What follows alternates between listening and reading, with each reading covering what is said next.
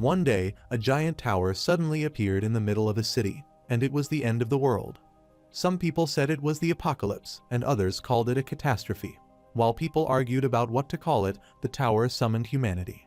The tower sent them notifications to respond to the tower calls if they wished to prevent humanity from annihilation. Those who were willing and able to fight back against the tower responded to the message. Some of the people were prepared to sacrifice themselves for humanity, and they called themselves Tower Walkers. The monster rushed out of the tower to annihilate those who responded to the tower's call. Although those monsters were fierce, the man against them had the will to survive, and with his single strike, he subjugated them. An item appeared after they killed the monster before them as they ascended the tower. The item was the regression stone. This regression stone turns back time and sends the user back to when the tower first summoned them. The user's memories remain intact, but the stone can be split up and used. The man who got the regression stone wanted to try it and tell them how it goes. The intense light appeared from the stone, which dazzled the other tower walkers' eyes, so they covered them. They were stunned as they saw the regression stone floating in the air and shining brightly. They wondered if their fellow had gone, and others assumed it might be the case as he was no longer with them. Now, they also had the option of going back in time instead of just climbing the tower or dying. Abruptly, the monster ambushed all of them and severely injured them, assuming they were doomed. The other man agreed, as he also wanted to use the stone and return to the past. Because of the terrifying situation and the fear of dying every moment, many walkers chose to go back. They sighed as they saw some more tower walkers in the dungeon and wondered if they were the last ones to go, and his fellow affirmed as he supposed they might be the last one.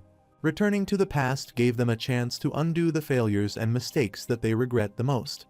Abruptly, a powerful monster appeared and they attacked it. After defeating it, Yi Huan instructed his fellow Yunuan to leave. Since he didn't get any response, he looked back and was shocked as he saw that his fellow was severely injured, and he was sitting along the pillar. Yi Huan saw the regression stone in his comrade's hand, and then he went to him and asked if he had done it. Yunuan apologized to him. Although most of the people returned, they didn't think about what the world they left behind would be like. Yi Huan was shocked and saw the colossal door opening. After he crossed the door, he was astonished and wondered if he was not coming back. Soon, he heard someone's voice, remarking that Yi Huan was a remarkable human because no one in the history of this tower had ever tried to beat the 99th floor by themselves. The protagonist confronted the giant monster and wondered if he was not returning to the past. He grabbed his sword, fetched it, and rambled with assurance that he would climb the tower. Meanwhile, the boss of Nightmare's tower watched the video of Yi Huan and his team attacking the monster. The demon grinned his teeth and assumed he was about to get his hands on something valuable. In the past, the man grabbed the packet of chips and listened to that day's hot news about the recent wave of yellow dust impacting weather conditions. While picking the chips up accidentally, the chips started pouring out, which stunned him as someone opened the packet. The cute little girl beside him looked at him and asked if he was a thief and if he ate those chips as she liked those chips. The protagonist leans forward to pick up those fallen chips and explains that it's not like that, as the packet is already opened. While on TV, the news anchor suggested that people should avoid spending too much time outside. Suddenly, the breaking news appeared, which captured his attention, and he stared at the TV. There was the news that an earthquake had occurred near Seoul. It was still small in size though, so there had been no causalities. However, seismologists reported that the scale of the earthquake was gradually increasing and warned that preventative measures must be taken as soon as possible. Suddenly, the floor started vibrating, so he stood looking outside, listening to the news more attentively while others were also concerned and wondering what was happening. Due to the excessive earthquake, the government has implemented crackle measures to prevent casualties. An earthquake occurred outside the mart, which worried them, and suddenly, a vast tower appeared from the ground. Everyone wondered what was happening, and they were screaming out of fear. The protagonist covers the little girl, and she starts crying after witnessing such a catastrophe. The mart was utterly damaged, and someone asked the other people if they were okay. He assured them that he had called for an ambulance, so it should be there soon. The protagonist, who was holding the little girl, asked her if she was all right, and she affirmed. With her teary eyes, she asked the man she mistook for a thief what it was, as they saw the tall tower outside the mart. Meanwhile, the tower has also appeared in countries like England and Japan. These enormous, mysterious towers popped up in cities worldwide, including Seoul, and the people called them Nightmare Towers. They all received the messages and were congratulated as they had been selected to become a tower walker and would save the world. They were asked if they would respond to the call or refuse it, and the man accepted the call and wondered what the tower walker was, but soon he was shocked. Those who responded to the call and joined the fight in the towers were armed for battle by the interface system. This gave them items and skills like in video games, but they soon realized this wasn't just some game. After responding to the call, they were shocked as the warning appeared, informing them that a towering impact would occur in their world in a moment. Everyone was shocked as they saw multiple video clips of people outside the tower and were astounded to know what was happening outside it. Some workers were constructing outside the tower and they were startled and wondered what it was. They saw the monster standing on one of the tower's doors and wondered if it was a person. They instructed the monster, whom they mistook as a human, that it shouldn't be up there as it was dangerous and requested others to call 911 for help. Suddenly, the monster's wings appeared, his nails became tall, and it opened its filthy mouth, showing its sharp teeth, and roared. With a single summon of that boss monster, several goblins and monsters emerged behind her and rushed to attack those people. When the monsters swarm into the world from the tower, it is known as a tower impact. The siren rang on the abrupt attack of that monster, and they caused massive destruction, and the people were rushed away to save their lives. Many military tanks appeared in the area trying to kill these monsters, but those monsters were so many in number that they swarmed around the whole city and were difficult to control. As a result of this monster invasion, a third of the world's population was wiped out, and the people on the tower could do was stand by and watch. They were shocked as they recalled the notification that appeared and said that they would save the world, and that they were now tower walkers. Those tower walkers decided to climb the tower and were confident they could do it, as it said they could save the world. They enthusiastically decided to progress as they wanted to screw it and give it a shot because the only that they could see to make this nightmare stop was to beat the tower. Armed with extraordinary power and skills, they were now humanity's last hope, and the tower walkers made their way up the tower to stop the destruction of humanity. They killed the tremendous monster and reached the point where the huge rock blocked the giant door. They sighed as there was no way they could get past this, while some of them thought there was no problem with it as they could break through it. The other tower walkers were shocked to know how naive he was, as this was not that simple, but they decided to try it. They started breaking the rock with the weapons and paved the way, which amazed them as it worked. One of the tower walkers was stunned as he saw a glittering item there and instructed his senior to look at it. They wondered what that thing was. The stone was glowing, and on checking its details, they realized that the regression stone had the power to turn time. They were amazed to learn that they could go back in time with this, and they couldn't believe it as this was too good to be true. The leader of the tower walker, Inchin Hwang, gathered everyone's attention and said he would try it and tell them how it went. With a dazzling flash of light that gleamed in their eyes, the leader disappeared in thin air, and they were shocked. They couldn't believe their leader had vanished in the air, and they wondered if he would return. They knew their leader had gone back in time, but they still thought he should be in the present too. Sakamoto, who was the former science teacher, settled his glasses and thought that Inchin Hwang would return in the present time. Sakamoto said he understood what was happening there and assured them that Inchin would return on time. But now that their timelines have been separated, he will never see them again. Sakamoto explained the situation based on several well-established scientific theories, such as the multiverse and parallel universe theories. According to him, their parallel universe has been divided into separate timelines. In other words, the moment Inchin Hwang returned in time, their world and his world separated utterly. They were all shocked to hear that and thought it was terrible. Judging from their expression, Sakamoto knew they didn't understand any of that and said it was okay. Whether they understood it or not, one thing was sure: Inchin traveled back in time.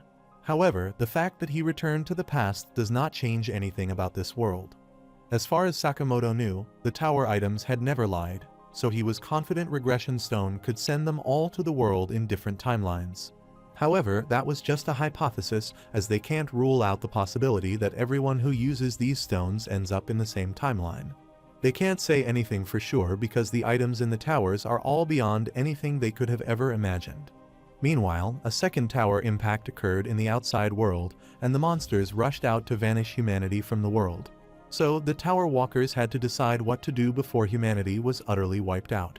It was up to the Tower Walker whether they used the regression stone to return in time or stay there and die. Inside the tower was an absolute nightmare, and the catastrophe caused massive destruction, and the people who were trying to kill the monster got attacked instead. They were brutally killed, and the remaining were asking for help, but they had no more hope as this was all over. The Tower Walker was concerned and assumed they were doomed, and his companion agreed with him as their life was already as good as over. They looked at them and apologized as there was no hope, so he used the regression stone to return to the past. Only one Tower Walker left knelt before the monster to get engulfed by it.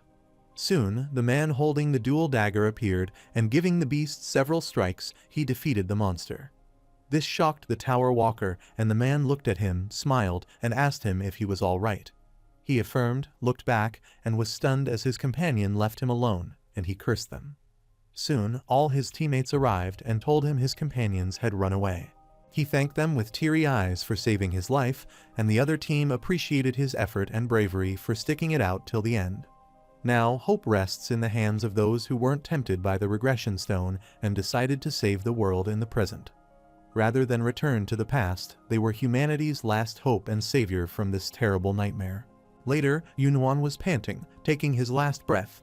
His vision got blurry as he could barely see Yihuan's face. Jaesuan was stuck with the wall, was severely injured, and wondered where it all went wrong. He remembered the time he defeated the monster with his companion, and the monster attacked Yihuan. So, Yunhuan rushed toward the beast and captured its attention toward himself, then instructed Yihuan to attack now.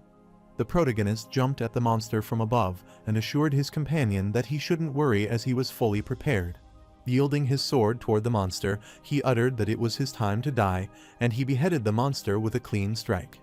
After successfully subjugating the monster, Yihuan asked his comrade if there were any causalities, and his fellow uttered that luckily there were no causalities this time.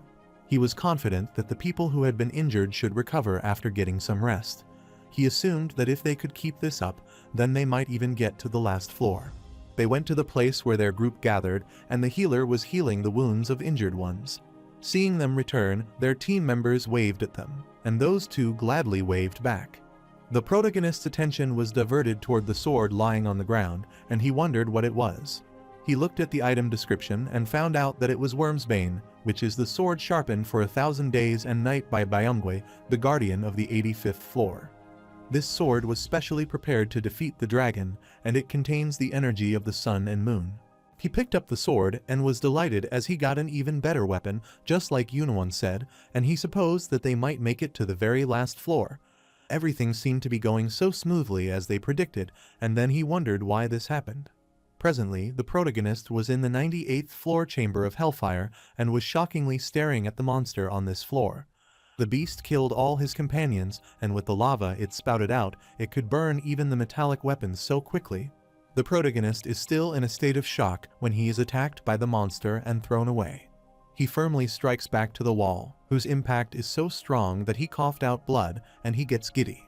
At that point, the protagonist realized it was all for nothing. Their effort and struggle till now all went in vain. All the time they spent climbing the tower together and their hope to survive and save the world. He wondered if this was what it was for, as that was all for a pathetic death like this. He saw the monster approaching him, and he was stunned as the beast opened its mouth to spill the lava at him. He felt helpless for the first time.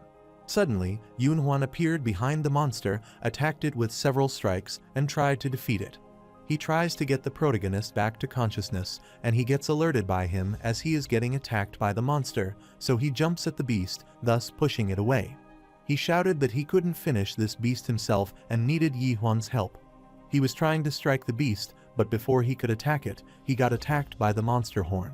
This infuriates the protagonist as he can't accept the death of his other comrade and wants to save him at all costs. The monster rushed away carrying Yunhuan's body, and the protagonist was a bit confused, but he grabbed his sword and rushed at him. He was shocked as he saw a string appear from his sword that wrapped around the monster horn, and he wondered what that light was and tried to figure it out.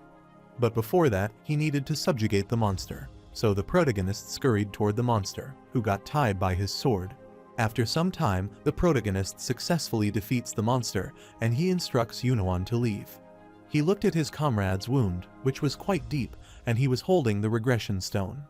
The protagonist was shocked and asked what he was planning. Yunwan apologized. Despite all the gloom and misery in this tower, Yunwan Kim always had a smile on his face. This is why the tower walkers nickname him the Smiling Knight, as he spreads a positive aura. However, the Smiling Knight lost his smile for the first time and was gloomy. The protagonist instructs Yunwan to leave and get out of there before he changes his mind and leaves. Yunwan was astounded as the protagonist noticed this stone and guessed his stone was truly too pitiful. With his filial body, he tried to leave. While ascending the stairs, he was amazed as Yihwan was more substantial than he thought. This was why he was sure that if anyone was going to reach the top of this tower, it was Yihwan, and he was delighted that this world had him to defeat it. He reached up and jumped from the tower window.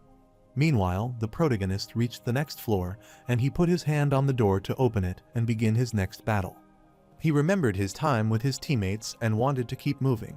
So he opened the door and was amazed. The place was surrounded by stone, which shocked him. Later, the protagonist entered the 99th floor, and with the intense wind pressure, he progressed forward. He got attacked by the 99th floor ice monster several times, but he managed to dodge the attack and rush away. The monster was amazed that that rat-like human being hadn't given up yet. Despite being covered with snow, the protagonist refuses to give up and asks if the monster is tired of playing with him, and the monster attacks him again. Later, the protagonist is inside the ice cave, hiding from the monster. To stay quiet, he puts a piece of cloth in his mouth and tries to thaw the ice on his arm. The monster roamed outside the cave and remarked that he was doing that useless hide-and-seek thing again. While Yihwan was concerned about being discovered, he wasn't in the state to fight back and needed some time to recuperate. It has been 10 years since he reached the 99th floor. Even though he faced numerous crises on the 98th floor, the level of danger on this floor was incomparable to any of the lower levels. The boss of the 99th floor was Ice Dragon Velchicus. The breath of this dragon, which came from the Forgotten Land, was hard to withstand even with cold resistance at the highest possible level. If it wasn't for the pieces of equipment left by those walkers who left, he was confident that he would have died a long time ago. He would have died without using the suppressing dragon sword he got on the 85th floor, the ice demon armor Yun Hwan gave him, and the Flame King's bracelet that Han Seo Yol gave him. On seeing his bracelet, he remembered Han Seo Yol. He closed his eyes and felt her present near himself. He apologized to her because if only he had been more assertive at that time when she got attacked by the monster, then he would have saved her. He was at the village and was indulged in his deep thought when a blacksmith called him. The man asked him if he was thinking of challenging again. The protagonist affirmed as that thing was for sure. Yihwan drank the tea and felt like he could beat it this time around. Jay, the Atopos blacksmith, was relieved to know that. Atopos was the village reclaimed after defeating the 50th floor boss, Altaminus. Although there were dead or injured walkers coming in every day, people never gave up on hope. The priest established emergency rescue units to rescue raiders who could no longer fight. The blacksmiths of the workshop created equipment for the walkers who fought for the sake of humanity free of charge. The protagonist asked Jay, as it seemed that he was now the last blacksmith in Atopos. Jay is sharpening his sword and doesn't want the protagonist to remind him about that because the protagonist is his only customer. More importantly, it seems like supplies don't come from the lower floors anymore these days, so he doesn't have many ores left. There were still some minerals until a few months ago, but now all the supplies are gone. The protagonist expected this because the tower had almost no more living humans. Yihwan didn't even know what year it was now, but he was confident that more than 10 tower impacts had occurred. And from some point in time, people no longer got summoned to the first floors, summoned to the ground, and climbed up the tower. So he guessed that the humans on Earth got wiped out and asked Jay what he thought about it. Jay inquired if nothing bothered him as he went up and down the tower these days. Even though the tower was the same as always, he wanted to know if there were any changes. The protagonist was startled as now, after Jay asked him to think about it, he recalled that there were some strange scribbles at the places where the return stone was discovered. The words written on them say it's a tower within a tower and a nightmare within a nightmare. He grabbed his head and assumed it could be the scribbles of another person, but he didn't know what it meant and wondered what those sentences meant as their meaning was vague. The protagonist uttered that he noticed nothing special in the tower. He was shocked when Jay informed him that grandmother Hylian had disappeared 2 days ago, and they couldn't find her anywhere. The protagonist knew they didn't age within the tower, and if someone disappeared from the tower, it was for one of two reasons: either they returned to the past or jumped off the tower. Hylian from Hylian Potion and Jay from Jay's workshop were the few rare support-type walkers that remained. Jay was worried about her and struck his hammer hard while thinking about the grandmother. After considering it, the protagonist looked at him and requested Jay to teach him the blacksmith skill, which shocked Jay. Soon, he returned to the 99th floor, and Ice Dragon Velchicus asked him if he was done with his hide and seek. Velchicus remarked that no human has ever made it to the 99th floor alone since the creation of this tower. He acknowledged that Yihuan was an incredible human, and he came to this floor by himself. The protagonist smirked, thinking the last thing to acknowledge him would be a monster, not a human. He stared at the monster and remarked that he would feel so empty after killing him now because he was the only one who acknowledged him. Velchicus apologized to Yihuan, saying that a mere human like him couldn't subjugate him alone. But the protagonist was confident and yielded his sword. He asked the monster how he could be so optimistic about it. He diverted the ice boss's attention to the armor he was so proud of, which started to crack. This infuriated the boss monster, and he was dumbfounded to know how arrogant that human was, so he clarified that there would be no more fooling around. The boss monster was prepared to attack him and opened his mouth for his breath attack, while the protagonist rushed toward his mouth to attack. After fighting for a while, the blood was dripping from the ice spikes that were wrapped around the protagonist's arm and injured him. The boss was amazed to find out that Yihuan was fighting to the end, but informed him that even if he tried to hold on persistently, the fate he would face was overbearing solitude and nothingness. Many of the arms emerged from the ice crystals, calling the protagonist, and the face appeared, which was crying. The boss was startled as the protagonist called him, and remarked that he talked too much. With a single strike, he cut all of those fake sculptures of ice that were stopping him from progressing, and he rushed to attack the boss monster. After all those talks, the boss was astounded as that was another thrust and suggested that Yihuan should give up as he couldn't defeat him with that skill alone. The protagonist doesn't give up and rushes to attack the boss monster with the aim of beating it. He started raiding the tower later than other people, and because of that, he missed things like hidden skills and classes every single time. That was why he cleanly gave up on different skills and focused on just one, which was thrust. He thrust repeatedly because he killed over 50 million monsters with his thrust. His comrades thought that his pronoun was thrust. Whenever he kills the dangerous monster, his comrades are impressed by his skills and wonder if he was a wasp in his past life. The protagonist felt his thrust was going through a change as it was becoming faster, more precise, and more robust. As a result, his thrust surpassed a simple motion and started to gain attack power comparable to a hidden skill. He never became tired because thrust wasn't a skill, and it didn't consume spirit power. Even if that was the case in the past floors, this was a formidable opponent to deal with, as he could impose a single scratch after hundreds of thrusts. While he was rushing to attack the boss, it opened its mouth to take his dreadful breath, which concerned Yihuan. He knew it was too late for him to dodge it, and was shocked as he saw the light string strike at the dragon's mouth and bind with it. That was the same light he saw on the 98th floor, bound at that floor's boss horn. Since that was the case, he firmly held his sword and fiercely rushed to attack the monster. After a solid strike to cut the dragon's mouth, he ran back, and the dragon was stunned. The dragon was furious as that mere human dared to attack him, and the protagonist looked at it, who was still talking. He wondered if that strike wasn't enough, as he supposed it should have blown entirely away his chin. The ice monster suggested he shouldn't get carried away after a single strike, and the boss wanted to finish him off for good this time. The dragon flew up and inhaled for a long time, then exhaled an intense and immense breath toward the protagonist. Yihuan managed to evade all of its attacks, but the monster attacks were increasing in number and were in midair, making him evade it difficult. He figured out that he had no chance to win at this rate and fell while rushing away. The ice monster approached him and remarked that it was unfortunate for him because if there were 10 more humans like him, he could have defeated it. The protagonist is frustrated and wants the monster to shut up, as he is acting tough when his chin is dangling. The ice monster uttered that if only his race hadn't been fooled by the Dream Demon Stone, their fate would have been entirely different, and he thought it was a shame for humans. The protagonist was astounded to hear the Dream Demon Stone and asked the monster what he was talking about. The monster didn't answer and continuously attacked him, but Yi Huan evaded his attacks, rushed toward the gate, and exited. He was leaning on the door and breathing heavily and knew it was close because even if that monster claw had managed to graze him, he would have done it.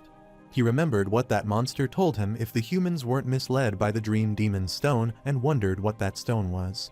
5 years later, on the 99th floor, the protagonist successfully defeats that monster and receives several notifications simultaneously. He acquired the new title of the 99th floor Nightmare and his level reached its utmost limit. Furthermore, his stamina, martial ability, and dexterity reached their utmost limit. The protagonist was sitting on the monster, scrolling down the notification, and sighed as there were so many main pop-ups after subjugating Velchicus.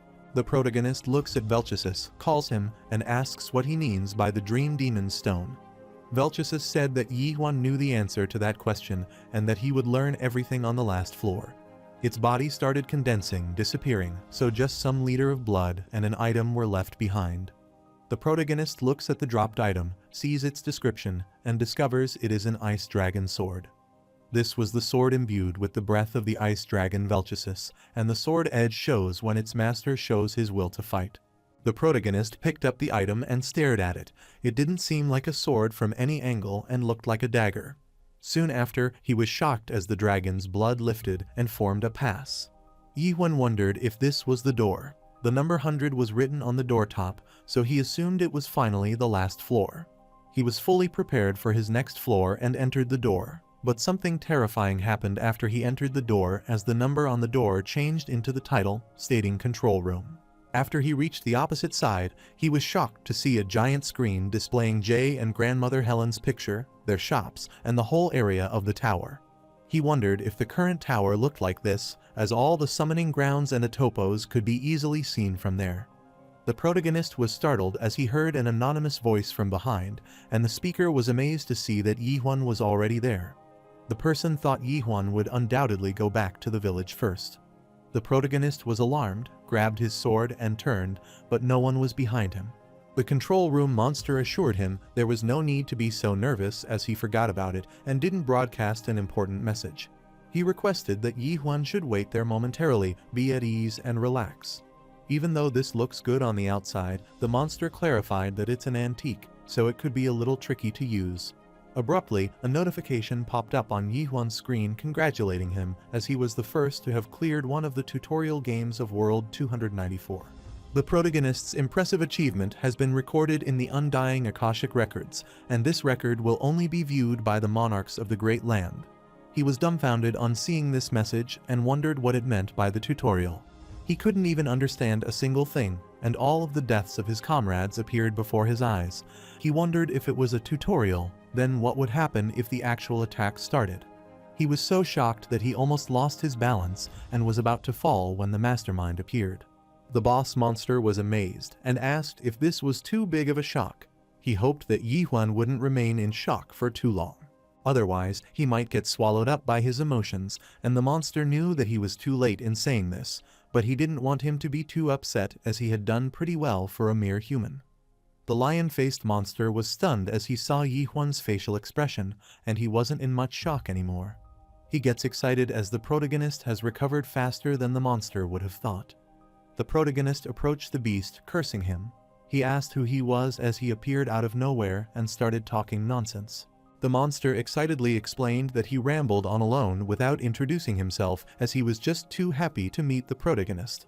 The beast never thought Yi Huan would reach the 100th floor by himself, as this had never happened before. The monster introduced himself as he was the Devil Beastrain and the master of the Tower of Nightmares that Yi Huan had just cleared. The protagonist has many queries, so he asks when he says that everything has been a tutorial until now, which means the real game has yet to start. The Beastrain was impressed by the protagonist's intelligence, as he was great at understanding things. Before further explaining this, he had something to show him first, and with the flicker of his finger, several videos of different tower walkers appeared. He showed Yi Huan the first clip when they entered the tower, where people wondered what this was as it looked like a game to them. The protagonist was shocked to see those clips as he saw his time with his fellows, who wondered what had just happened, what the door in front of them was, and if it could have been opened. Yihuan's eyes spread out with shock when he saw the video showing his fellows having decided that Xiao Yul would be joining the party this time. The Beastrain remarked that they all looked so fresh there, and it had been a while since he had seen this. Yunhuan asked the protagonist if he was alright with Xiao Yul joining them, as the three of them were better than two. After that, the clip of the protagonist introducing himself to other tower walkers appears, and he greets them and utters that he is from Seoul, Korea, and his primary weapon is a sword.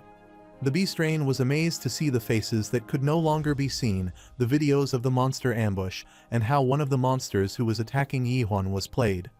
The Beastrain was excited as what he was waiting for was coming out soon.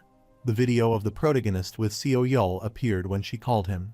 He was sure that they didn't expect what was coming next, and in the following clip, Xiao Yul and Yihuan were instructed to stop staring at each other and start fighting. After this appeared the tear-jerking moment when Xiao Yul got killed, and the protagonist was crying while holding her and requesting her to open her eyes. The Beastrain remarked it was the tragic future as he cried a lot when watching that too, and the video of Yunhuan apologizing to the protagonist played. The master of the game asked the protagonist how it was, if he remembered them all now, and if he had any anger, sadness, or regrets. It was natural for there to be useless emotions when faced with the past, but the Beastrain was willing to give him a new chance. He wickedly smiled and said that Yihuan could start this game all over again, and he thought it would be a fantastic benefit to him.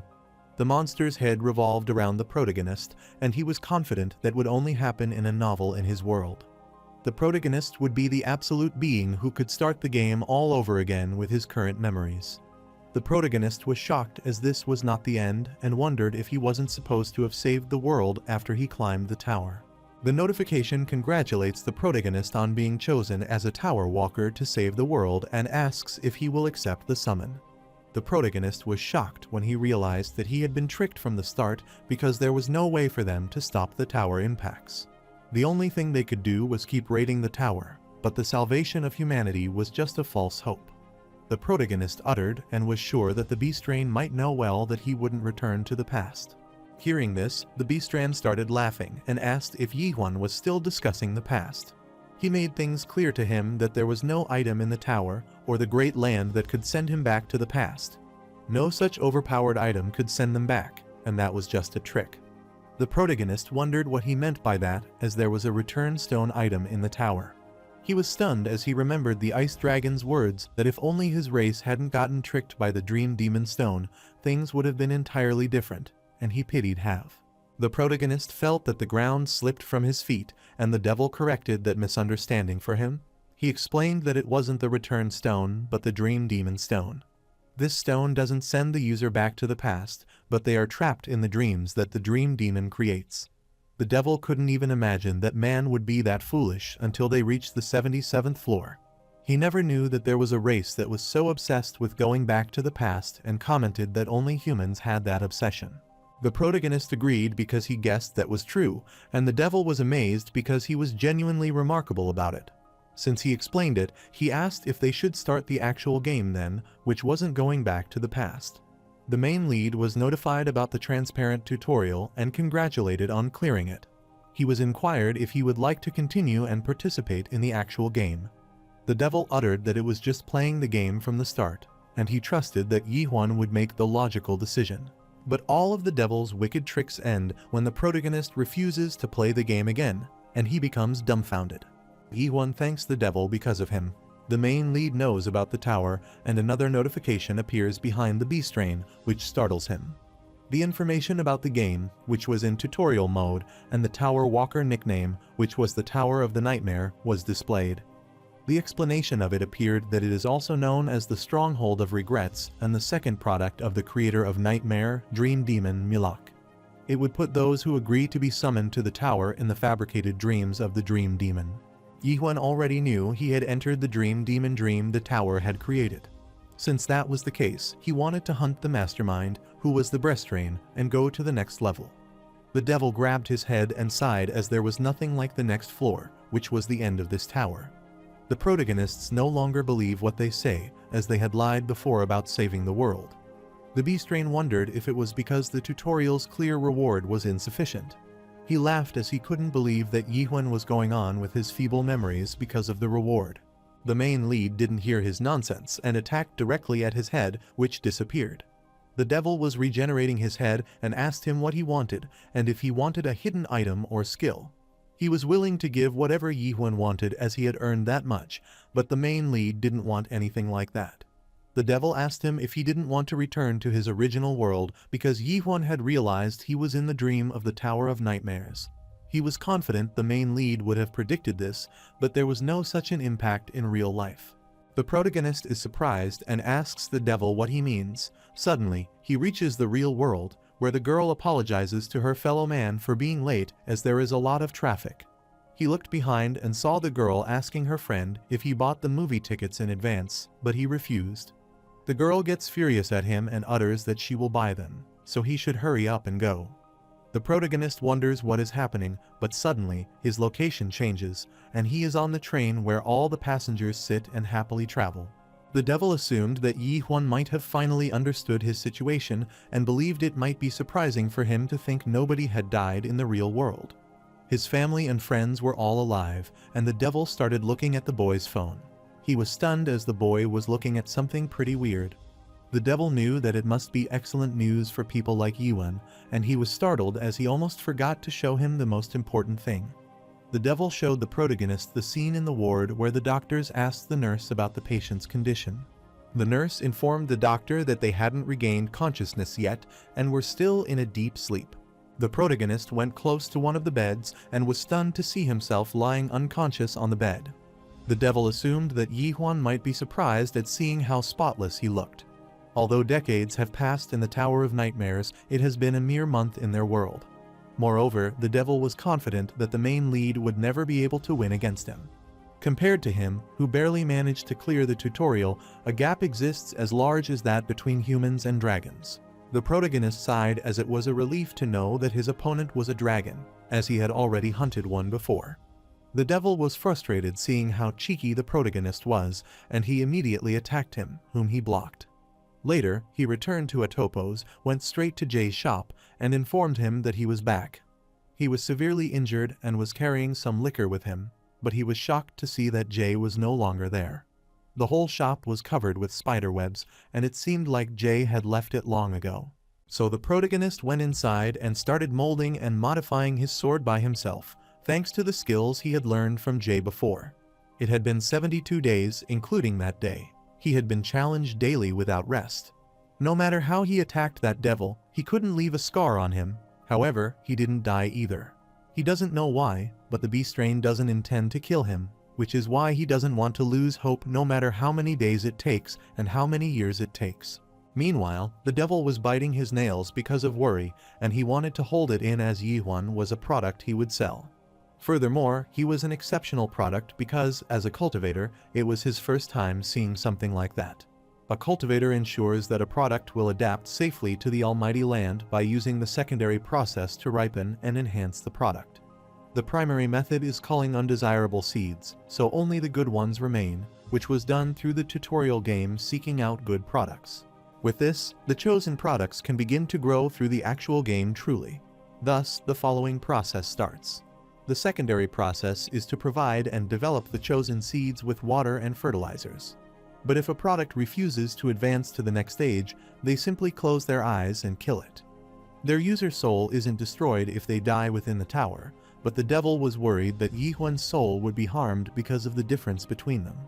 He was worried because he knew the harvesters wouldn't sit still if they found this out. So he wanted to raise Yihun flawlessly and sell him as it was the time for him to rise to a high-ranking devil. He also had to repay the loan for purchasing this tower, and Yihun was such a particular product that even the gods who didn't deal with devils contacted him. Suddenly, the protagonist appeared and attacked the devil, who remarked that he was driving him up the wall. The devil stopped his attack with a single hand and asked Yihun what he wanted, as he was confident he would have a reason for behaving this way. He asks the protagonist if he didn't get tired of this and explains that the situation would be different if he had listened to him and started the real game.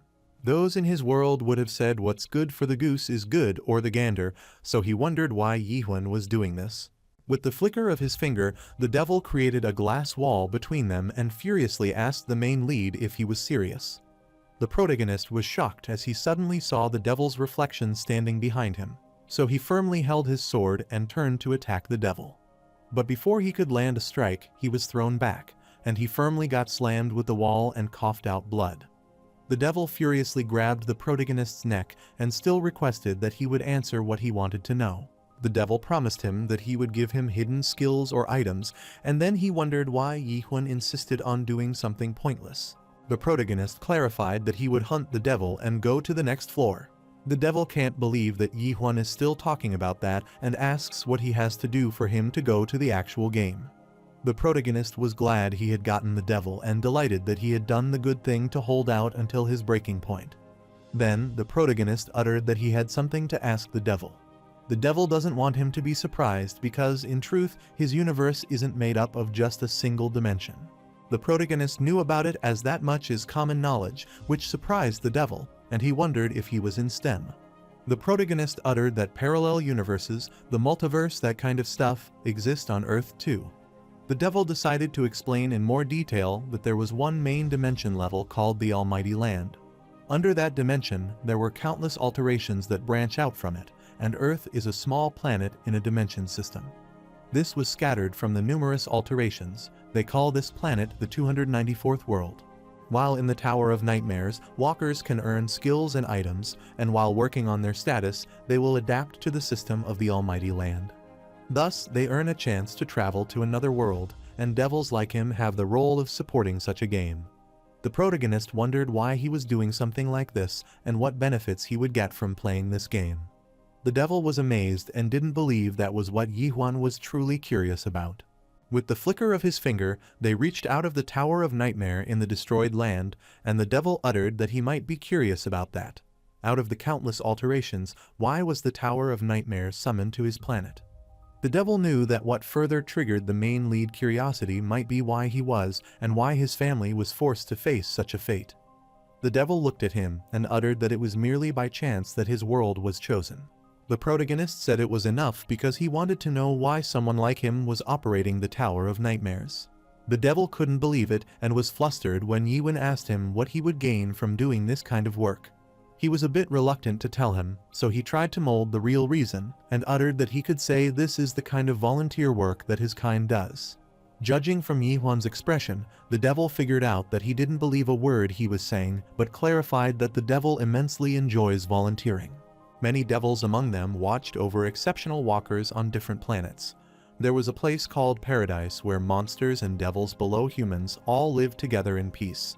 Different words started appearing at the evil head, and he worriedly smiled and hoped the main lead would believe him. The protagonist stared at the devil and knew that what he was describing was all rubbish and none of his words were true. A few days ago, the protagonist came out of the control room and looked at his status. He was at the 100 level, and his agility, strength, health, willpower, and mana were all at the maximum level. The protagonist is worried and drinks the potion. Although his abilities are maxed out, he still can't beat the devil. He lay down and wondered if stats like these were not enough for a human to defeat a demon, and assumed this might be this world's system. Abruptly, the protagonist had a strange feeling, and he wondered what it was as he had never had this feeling before, and if it could be because of maximizing his skills. He was shocked as he looked ahead and saw so many golden particles in the air, thinking it might be a hallucination. He reached out and grabbed a few particles and closed his hand, pressing those particles in his fist. Sometimes these particles were smooth and delicate particles, and sometimes they were rough and uneven like a sugar cube. Each time they changed, they constantly assumed different shapes and structures. At that moment, he understood instinctively that these particles must be the fundamental matter of this world. At present, the protagonist can see the particles above the devil's head describing his thoughts. Those words state that the monarch will cultivate and acquire supplies for him, and the protagonist is amazed to learn about the devil's volunteer work. The protagonist inquires about the master and whether they are like kings, which delights the devil as he finally shows some interest in his proposal. Devil Beastrain uttered that the masters are the beholders of the great realm, and those who complete the main game and go on to the great realm usually receive the party recommendation from the master. The protagonist is astounded to know about the party recommendation, and the devil affirms and explains that his future will depend on which master he chooses. He rushed toward the protagonist, grabbed him and rambled that if he would do just as he said, then the beastrain swore on his honor as a demon to do everything in his power to ensure Yi-Huan ended up with a great master. He poked Yi-Huan's cheeks with his nail and clarified that it would happen only if he voluntarily chose to play the main game. The protagonist commented that the devil seemed like a salesperson just now, which startled the devil, and he wondered in what way he seemed like a salesperson, as this isn't true. The main lead agreed to do as the devil said, so he would leave this place in 10 days. 9 days later, the protagonist was still practicing his thrust on the dummies, and the devil was watching him practicing and was fed up. He was going up with that stupid practice again, so the demon remarked that he was such an attention seeker.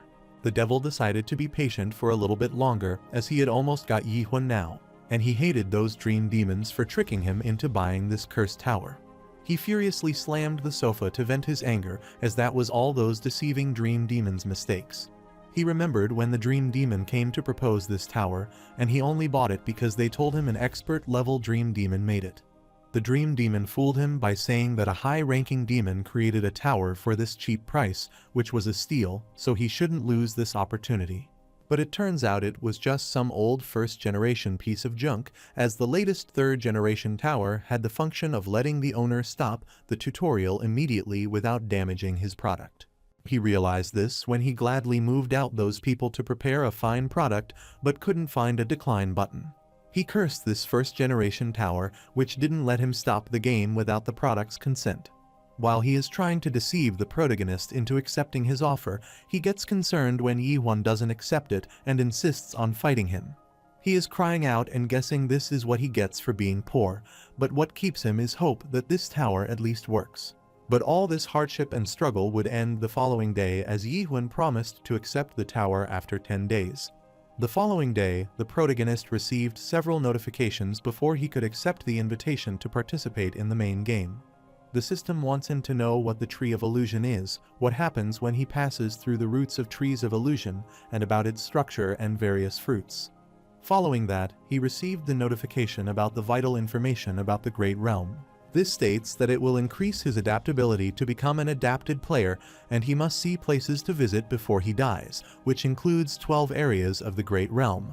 It also provides information about the monarch of the Great Realm and 101 reasons for him to go to the Great Realm.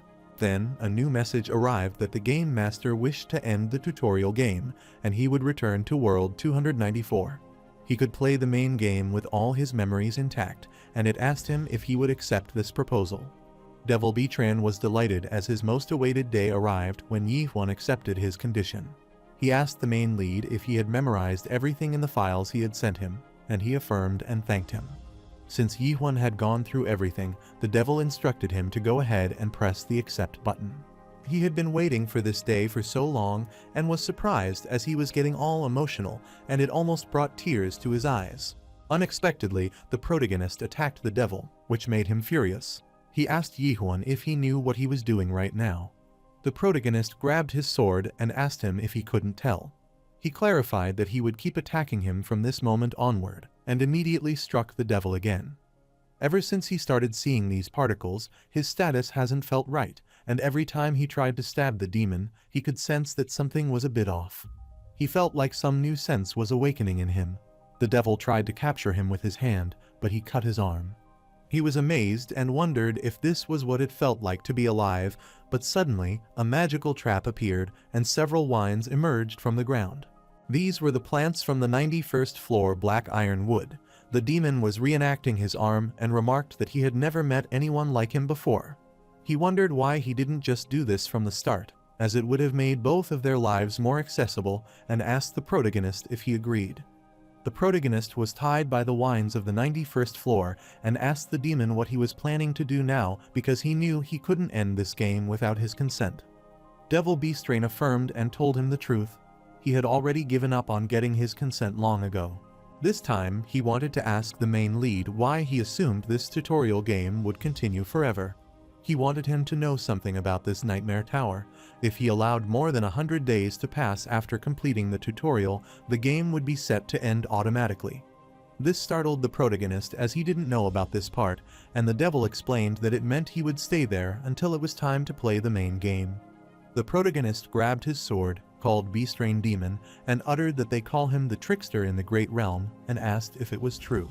This shocked the demon, but was more shocking when the protagonist said that he is 784 years old and has been to a total of 128 worlds. The demon has spent time cultivating the species in each world like the evil demon he is.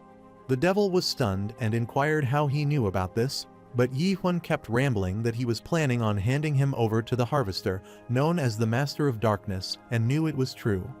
The demon gets concerned and wonders who Yi Huan is as he knows all of this, but he doesn't know that he is telling this when he sees the words appearing above his head. The protagonist looked at him and smiled as he asked him who he was. He rambled his words, saying that he was the product that he had been cultivating there for decades. Enormous energy appeared from Yi Huan's body, releasing him from the grasp of those wines, and he uttered that he was no longer his product. The protagonist's actions were more fierce than before, and after getting rid of all those wines, he immediately struck the demon.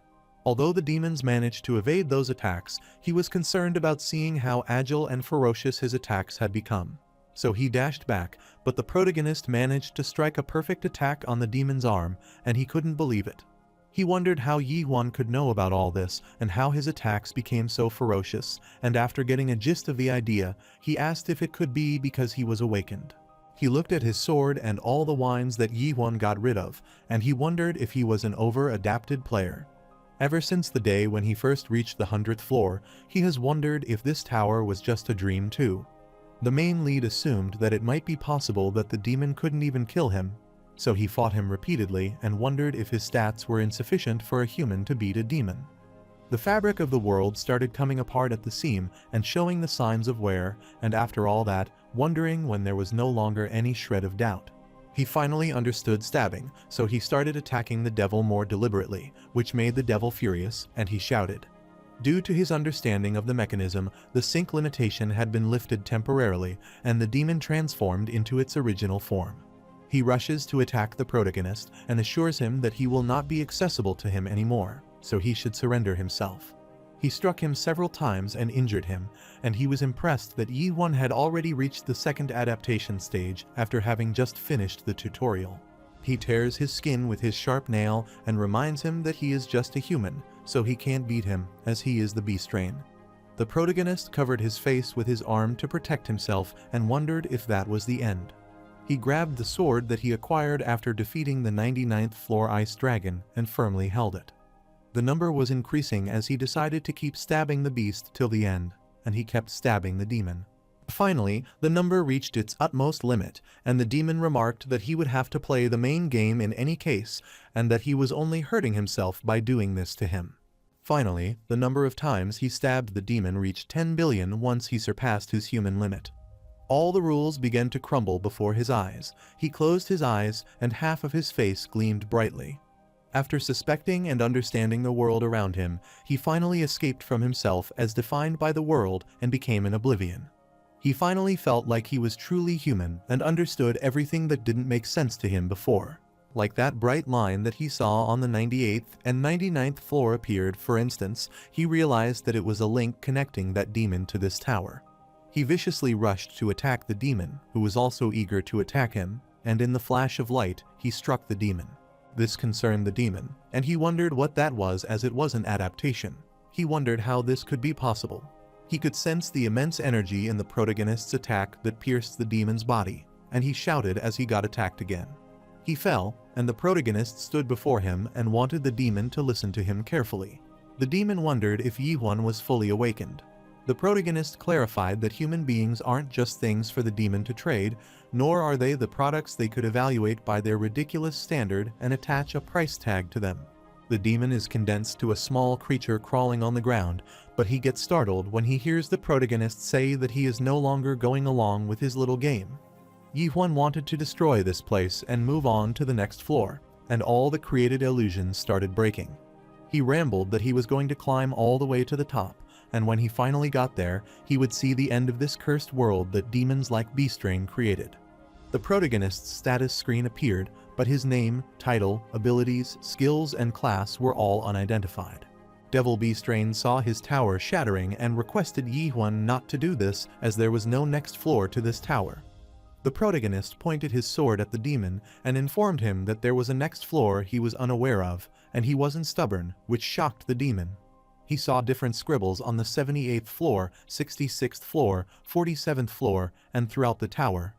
Ultimately, all nightmare towers were no more than imitations of the first nightmare at the top of the Tree of Illusion. He came across cryptic messages throughout the building, and he tried to encrypt these messages and wondered what the top of the Tree of Illusion was. He supposed there might be messages left by Milak, the creator of the Nightmare Tower, as it was the Fortress of Regrets, which is the second creation of the dream demon Milak. The protagonist asked the Beastrain if they were at the root of the Tree of Illusion, and the demon inquired what he planned on doing. He uttered that if these are the roots, there must be a trunk, so they could get at the trunk by breaking this ceiling. He lifted his sword and broke the ceiling, which concerned the devil as he destroyed his hard-earned tower. Soon, the notification appeared, which was calculating the tutorial game record, but an unexpected error occurred during the calculation, so the calculation failed.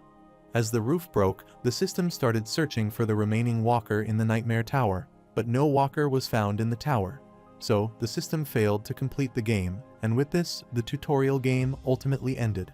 Soon, the protagonist was in the forest gasping heavily and was covered with sweat due to encroaching heat, and he finally found the footprints leading inside the forest. He finally reached the place covered with wild beasts and was surrounded by countless of that beast. Those beasts were fully prepared and eager to attack the protagonist and rushed to attack him, but with his shallow stab, he cut the wild beast in half. He was startled as he heard someone approaching from behind, so he looked back and saw the giant monster. Looking at him, he could tell his shallow stab wouldn't be enough to beat this one, so he grabbed his sword and attacked the beast with his normal stab. He went near the beast's head, pulled out his horns, and remarked that the monster there was indeed the fragile one. He was startled when someone called him and asked if he was human, and he looked at that person. He saw the Nok Myung clan member before him and remarked that he was a daring human as he got the precious horn and defeated the 5-horned beasts. Even with suspicion activated, he can't understand the structure of their language, so he points at his horn and asks them if they want these horns. He was okay with giving them the horn but wanted to make a deal and was willing to give it to them if they could tell him where they were. The Nok Myung clan member rushed toward the protagonist and made an unpredicted attack, which he dodged. He called him Antenna People and assured him that if he would try to strike him one more time, then he would undoubtedly kill them. Since the Nok Myung clan member didn't hear him, the protagonist blocked his attack and uttered that it was time for them to die. After some time, he quickly subjugated those antenna men and asked one of them what that place was. The Nok Myung clan member talked in a strange language that Yi Huan couldn't understand, so he pulled the creature's antenna, which made him cry, and he still spoke in a peculiar language. The protagonist wants him to say it so he can understand him, and the Nok Myung clan member utters that he will kill him. He pulled his antenna. Due to its excruciating pain, the Nok Myung clan member bit off his tongue and coughed out blood. They weren't strong but had more willpower than Yi Huan thought. He looked at his antenna, buried it in the soil, and left. He didn't get any information and wondered if it was helpful, so he looked around its body. He received the notification about getting the small dimensional backpack, which gives him more inventory space to carry items and provides up to 70 cubic feet of space. He looked at the pouch and, as amazed as this was like an inventory, hadn't had access to the interface system since he left the Nightmare Tower, so he assumed this might come in handy. He believed they had at least let him keep using his inventory and appraising items. He was frustrated with how liar they were as he thought he could use the system in any of the other dimensions, including the Great Realm. He puts the horn inside the inventory backpack and finds it a great thing that he can still see information about stuff with suspicion. He looked at the crystal on the ground, and using his suspicion skill, he discovered that these were the stones of a fallen soul, which could boost an adapted player's mana by a certain amount. He picked up one of the stones and started looking at them. They were all of different colors, but they each had one of the stones, so he wondered if they were jewelers or something. Whatever the case, he assumed these must be pretty valuable, so he put them in his backpack to use later. The protagonist looks at other items which seem to take up too much space, so he decides to leave them there. Suddenly, his ice dragon sword started vibrating, so he took it out, opened its giant mouth, and started eating those remaining items. He looked at it, enjoying its meal, and wondered what it tasted like. He saw some of the items left behind and asked what was this and found a map. He opened the map, which was the map of the Tree of Illusion Chaos, and he wondered what chaos meant as this wasn't in the file that the demon sent to him, and he crumbled the map while thinking. On the other side, a few people were ambushed by the group of monsters. Out of those people, the girl rushed toward the beast and threw her sword at the beast. But her weapon got struck at her fellow leg, which concerned her, and she apologized to him as she meant to throw it at the other, but it slipped. The man looked at her, smiled, and told her it was all right, although he was trembling while pulling it out, and the girl uttered that she would hunt over there. After she left, the man got furious and decided to let it slide at once because she was cute, and he wondered how she managed to hit his knees directly. Soon, she apologized to them again, and they wondered what she had messed up now, but they all were worried as soon as they looked behind her. They were concerned to know that she messed with a two-horned beast this time, and the beast was furiously approaching them. The girl was rushing toward them while all the other team members were instructing her to stay away from them as they didn't want to die because of her mistake. They were concerned and wondered how they should deal with this situation now, and one of them suggested they should gather around. The protagonist, watching this all from the cliff, figured out that the girl looked the strongest among them and wondered if they didn't get along. He realized they would all get killed at this rate and wondered how they beat the Nightmare Tower. The red-haired man activated his skill, the Fire King's Breath, and wanted the two-horned monster to bring it on as he was fully prepared for any attack.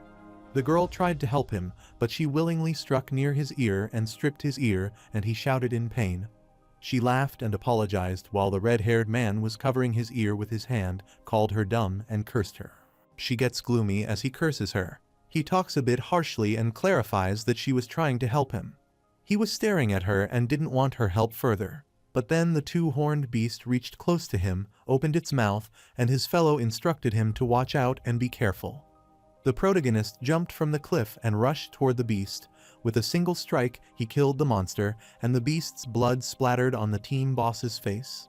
The dust covered the whole scene, and after it disappeared, they saw Yi Huan standing on the beast's top with his sword. They asked him who he was. Soon, they asked him if he was sure about this, and he didn't mind if their party took the monster's body as it was a two-horned beast. They wanted him to be their guest as they were pleased by his help. The protagonist inquired if those two horns were valuable. The team member affirmed that bringing down a two-horned beast usually takes 10 people.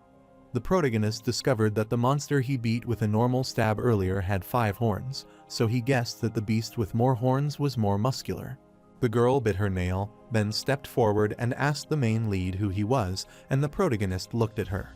The girl uttered that there were hardly any adapted players in all of the chaos, so she wondered who could beat a two-horned beast with just stabbing.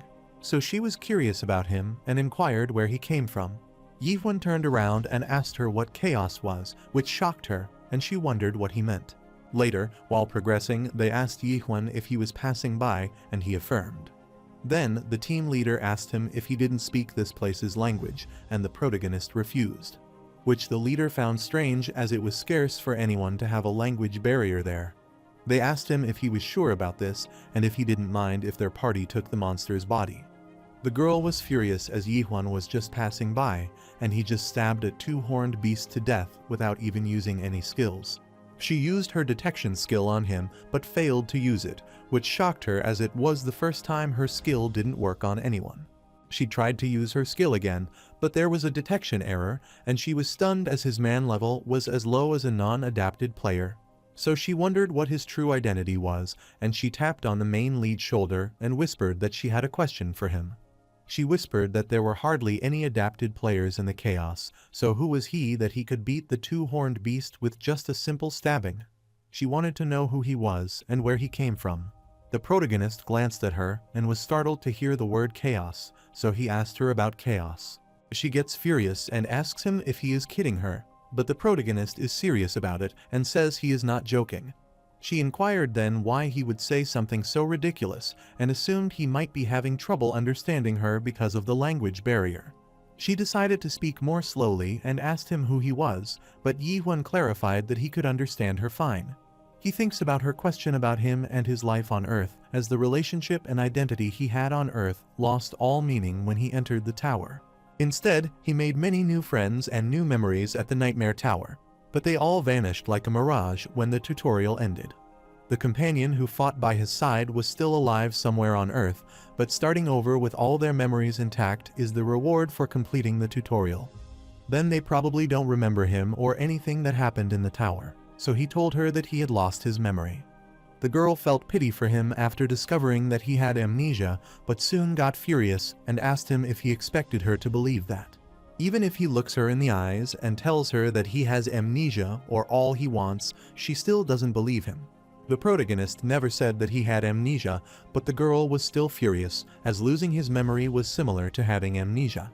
She rambled as if he was saying he was an abyss warrior or something. Yihwan wondered what that was. Suddenly, his sword started vibrating, and she asked if he could drop it. As soon as he took out his sword, it enlarged, which shocked her as this was a spirit weapon. The sword opened its mouth and started eating all the weapons, and she realized it might be the case that Yihwan himself wasn't powerful, but he had a potent weapon. She wondered what he was thinking, and if he showed everyone he had a spirit weapon. All other members looked at his sword and were astounded to see his spirit weapon, which was eating all sword and gear. She discovered that Yihwan had no idea what he was doing and was the target of their attention. The protagonist indulges in his world and asks his sword to return to its case form if satisfied. She couldn't believe that he ruined her mission, as she could have easily beaten that monster, and she got an idea. She agreed to him to assure him that she wouldn't ask him about himself anymore, but she wanted to propose something if he was interested, and this was her push skill and kind of trap. After briefly explaining the chaos to him, the girl who calls herself Mino starts telling him about the people she is with. She explained that those guys belonged to the Red Fox clan and were a mean bunch of thugs.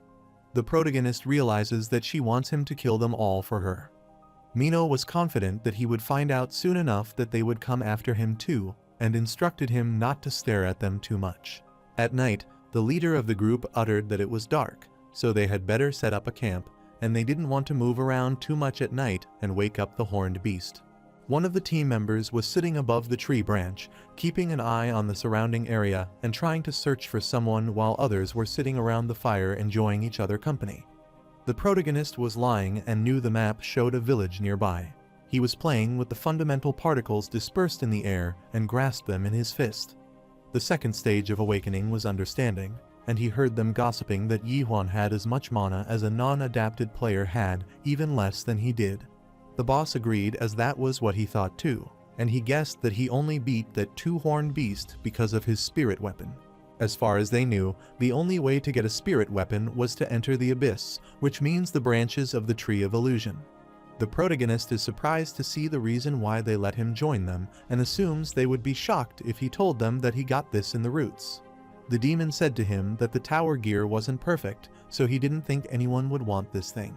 Whatever the case, he guessed this place wasn't the great realm he was searching for. Soon, he heard them approaching him, and Mino arrived, grabbed his collar, and asked him what he was doing as they were already coming.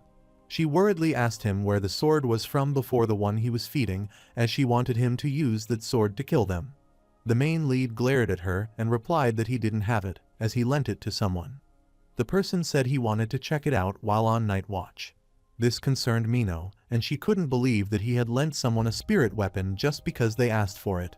She wondered how he could have done something so dangerous. All of the Red Fox clan members surrounded them and thanked Yihwan for his weapon and called him a moron. They did not need it anyway, as they were the Red Fox clan, and his clan members couldn't believe they called them there just to beat two people. They wanted to kill them immediately and return to their clan. Mino cursed them as if they wanted to fight her. She furiously grits her teeth, which amazes the protagonist as he assumes he can finally be able to see her in action. All the Red Fox clan members were dashing at them and were instructed by their leader to kill them. She furiously threw her daggers at them, which stabbed directly at their head, and they died on the spot. Then she rushed at them, kicked one of the members in his face, grabbed her daggers, and threw them toward the other members. After getting rid of most of their member, she returned to the protagonist and apologized to them, as she didn't mean to throw it so hard. She was just a little bit pissed off at them, and she retrieved all of her daggers, pointing them toward them. She uttered that they were about to be in a world of pain. The leader of the Red Fox clan had doubts ever since Mino managed to lure all those monsters to them. He figured out that she might be the Witch of Destruction and wondered who dared to send her from the Black Forest clan. Mino looked at him and smiled as if it didn't matter who sent her because chaos is complete of people who want them dead. After all, they go around killing clueless, non-adapted players. She threw her blades toward them, and the leader laughed. He knew the Black Forest clan wouldn't get involved just for people like that. Using the main lead spirit sword, the leader of the Red Forest clan quickly shattered her blades. He proudly held the spirit sword, rambled that someone might have hired her privately, and suggested that she shouldn't say her prayers because this was the end of the line for the Witch of Destruction. This annoyed Mino as her opponent thought he could take her on with one little spirit weapon. The leader of the Red Fox clan laughed as he got extra insurance to get rid of them. She looked around and discovered that they were all at least first stage adapted players, and they were around about 30 or 40 in number. That made it clear why she could hear so many footsteps. Her opponent remarked that they were dealing with a witch from the Black Forest clan and a guy who killed a two-horned beast in one hit. So he wanted to be fully prepared and asked her if she thought he would try to fight her without some insurance. He wouldn't have summoned the master. She was shocked to see that Black Fox was also there and assumed he might have a lot of free time lately. Black Fox Clint, third stage adapted player and master of the Red Fox clan, protrudes his tongue and wants the Witch of Destruction to consider his presence an honor. Black Fox informed her that half of the Red Fox clan had come there to hunt her down.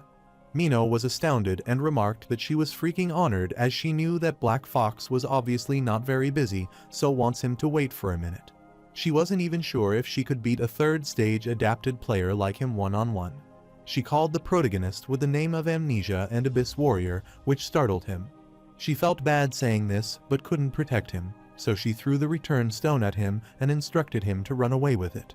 The protagonist caught the stone and recognized the Nightmare Stone, but still asked her about the stone. Mino explained it was a return stone that would take him to the nearest fortress, and she only had one stone, so she wanted him to use it and leave immediately, which astounded him. He was stunned to know this stone didn't send him back in time. It keeps them alive in the present, which makes him wonder. Instead of those useless stones that he found at the Nightmare Tower, what would have happened if he had given Yunoan one of these back then? The protagonist asked her if there was a way to return in time, would she return to the past?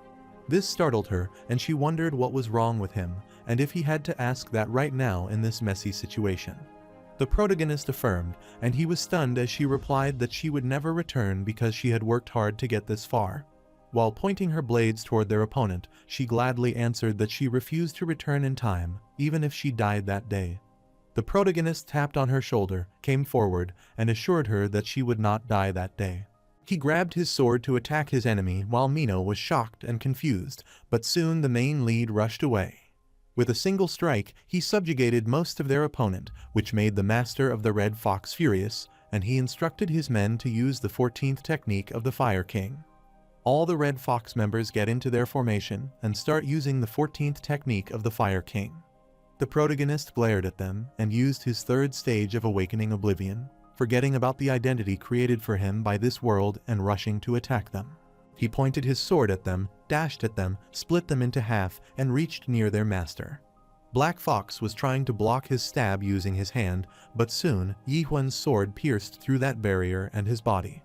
Blood splattered on the Red Fox group leader's face, and he was shocked and speechless to see his master defeated. He obediently handed the spirit sword to the protagonist, and after getting his sword, he turned toward the remaining group. All of them were rushing away to save their life, but the main lead pointed his sword toward them using a shallow stab, which released such immense energy that got rid of them all in a single strike. Mino was stunned, and she couldn't believe her eyes because the stab that Yihuan had used wasn't ordinary. She remembered the time when he voluntarily gave them the horns of the beast. Back then, she thought he was a moron. She thought he was a careless person as he willingly showed his spirit weapon to those gangsters, and they liked his weapon. He was utterly oblivious to danger when he, without any fear, gave his sword to them, but she was wrong about him. He was genuinely strong even without his spirit weapon. She called him and asked him again what his true identity was. The protagonist smirked at her question and asked if she had forgotten it because she was aware of his identity. This flustered Mino, and she wondered what he meant. The protagonist assumes she might have lost her memories as he thinks he is the only one with amnesia. Mino was amazed and so petty that he asked if he had to throw that in her face. She asked him to give her back the return stone that she had handed him to leave, but she was shocked to know that he had already lost it. She angrily asked him if he had any idea how much those stones cost. Yihuan suggested that she should have a look around if she wanted it that badly. Later, they sat around the fire, and the protagonist was pleased to have a peaceful night. While Mino was searching for her return stone in Yihuan's backpack, she was frustrated as she couldn't find it there. She was angry at herself for initially giving it to some stranger. The protagonist is feeding his spirit sword and asks how they are strangers as they already know each other. She turned and asked what they knew about each other as she didn't know who Yihuan was. The protagonist smiled and answered that he was human, which annoyed her, and she wondered what he was talking about. He asked her if she was also a human, and she affirmed that was obvious. After learning this, the main lead clenched his fist and mumbled that it should be enough for them to know. This startled Mino, and she wondered what was with that look.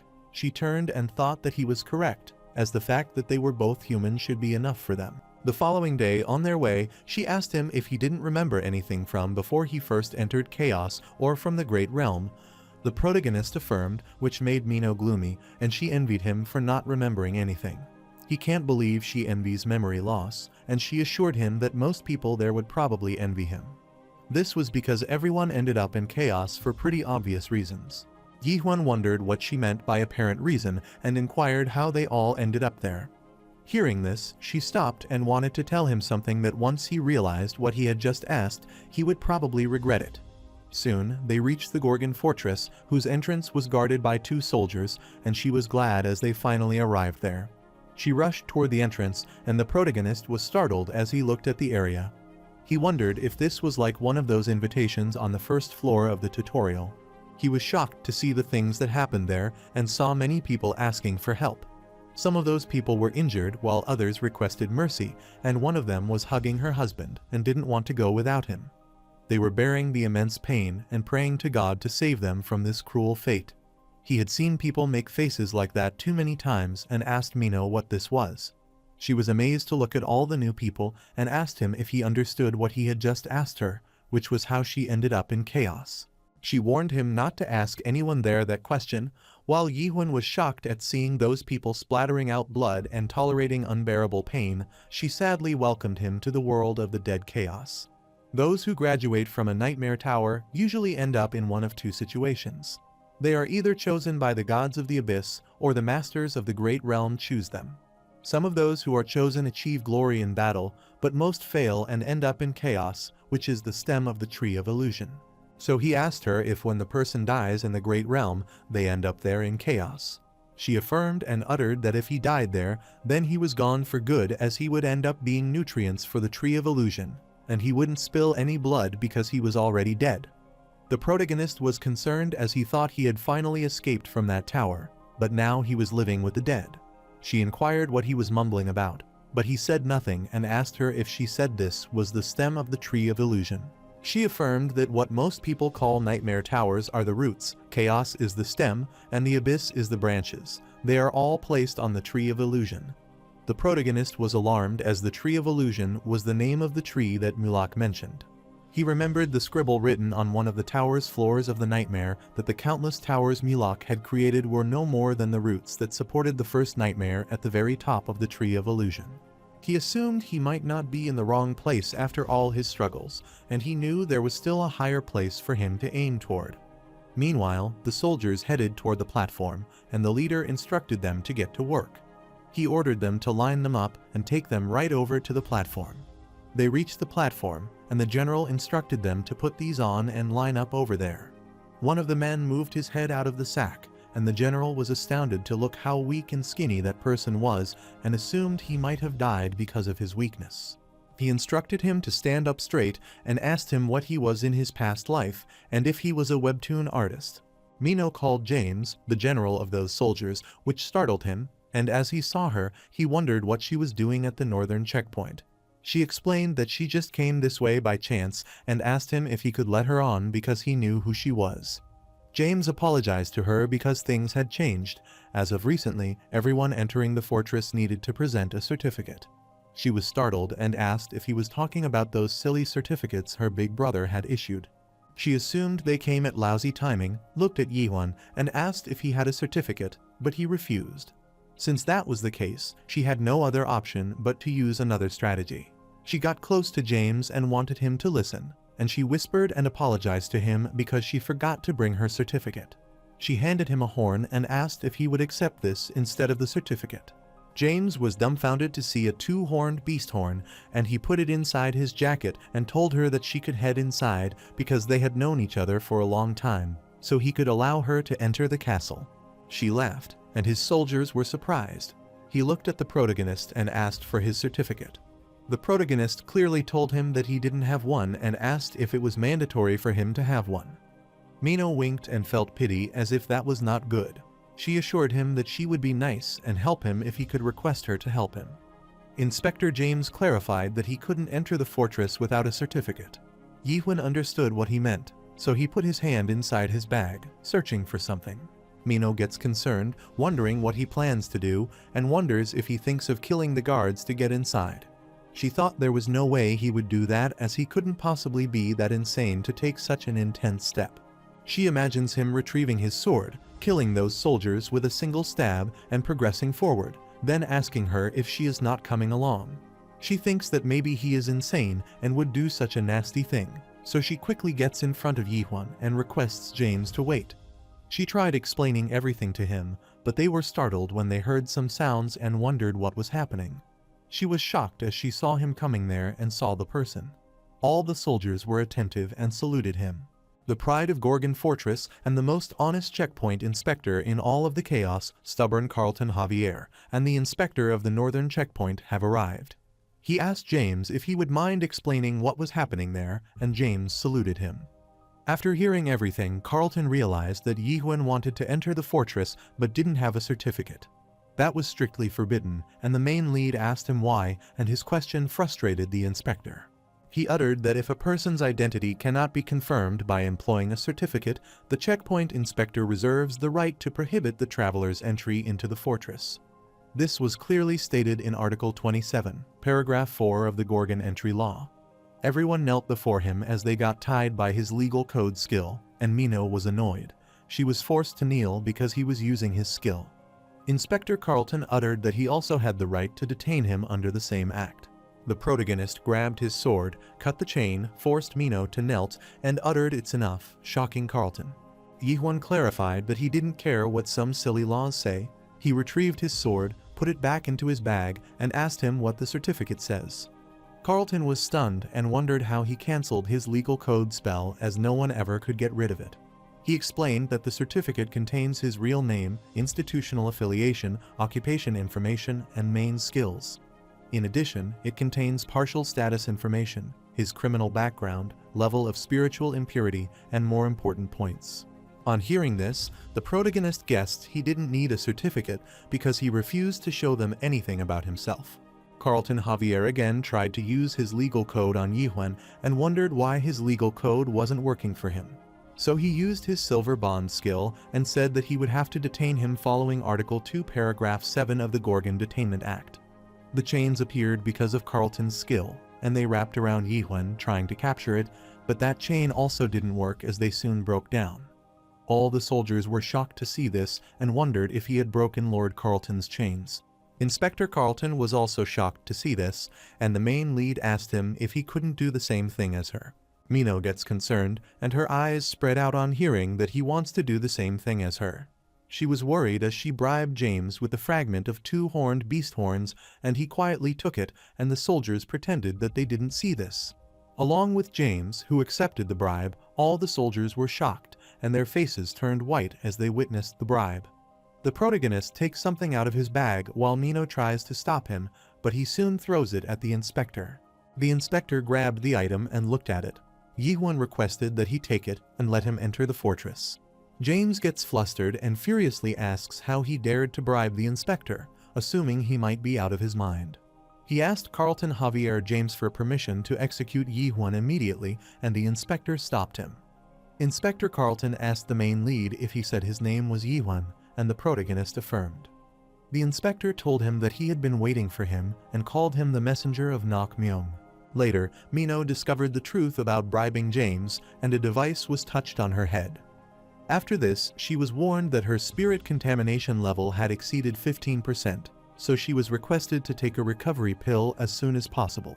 He told her that her spirit had been corrupted and asked her if she knew what that meant, and she furiously affirmed that she knew what this meant.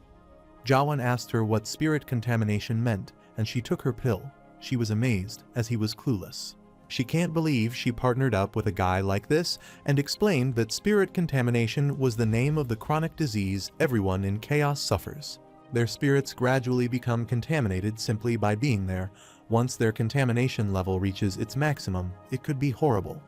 This was why the horns of the horned beast were so valuable, as he saw how excited Inspector James got just now. James saluted the inspector and informed him that all the newcomers had been safely evacuated to a village. She uttered that the horn is the only item in chaos that could hold off spiritual contamination, so everyone there needs it. Although she got one for free thanks to a certain someone, and she started chewing her pills. Inspector Carlton informed the protagonist that he would scan him now and move the device close to him. The device started scanning Yihuan, turned red as an error occurred, and started burping. The device could not measure spirit contamination level, which shocked them all, and they wondered what this meant. Inspector Carlton looked at the device, which showed 0 spiritual contamination, and he smirked as if he understood everything. He grabbed Yihuan's hand since he had finished checking these stones' fallen souls. He instructed him that he could have them back now. He returned the spirit stones to him, which shocked Yihuan as he didn't think the inspector would need them.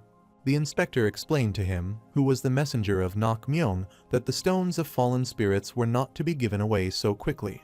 The main lead clarified that he is not from Nok Myung, or whoever he keeps calling him, and Carlton smiled upon hearing this and said he knows. After some time, they went inside the fortress, and James asked his senior if he would let him go like this. He asked James if he knew what stones of fallen souls were, and he uttered that it's an item that increases the mana of adapted players. Carlton affirmed because he was right, but that was not all. Then he took off his glove and showed James his hand with which he grabbed the stone. It started burning, which shocked him. He got worried on seeing the condition of his hand and asked him if the magic stones did this to him. He affirmed and explained that only people from Nok Myung family could handle stones of fallen souls. Nok Myung is the only one who can carry the stones around without being contaminated by them. Yihuan doesn't look like he is from the Nok Myung family, but apparently he could handle the stones. James asks him how he knew if he could trust him. Carlton doesn't trust, but he guesses James could say that he believes his soul. He asked James to remember when he tried to measure Yihuan's spirit contamination level just now.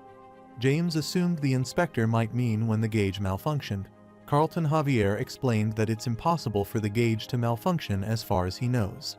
This shocked James, and he wondered then how this happened.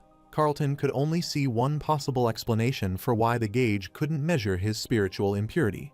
This means his soul is purer than any other in chaos, shocking James as he thought it couldn't be true. But it doesn't matter to Carlton whether Yihuan is actually from Nok Myung, as they need someone to handle those stones. He wants this matter to be handled by the inner council, and decide what they should do with Yihuan.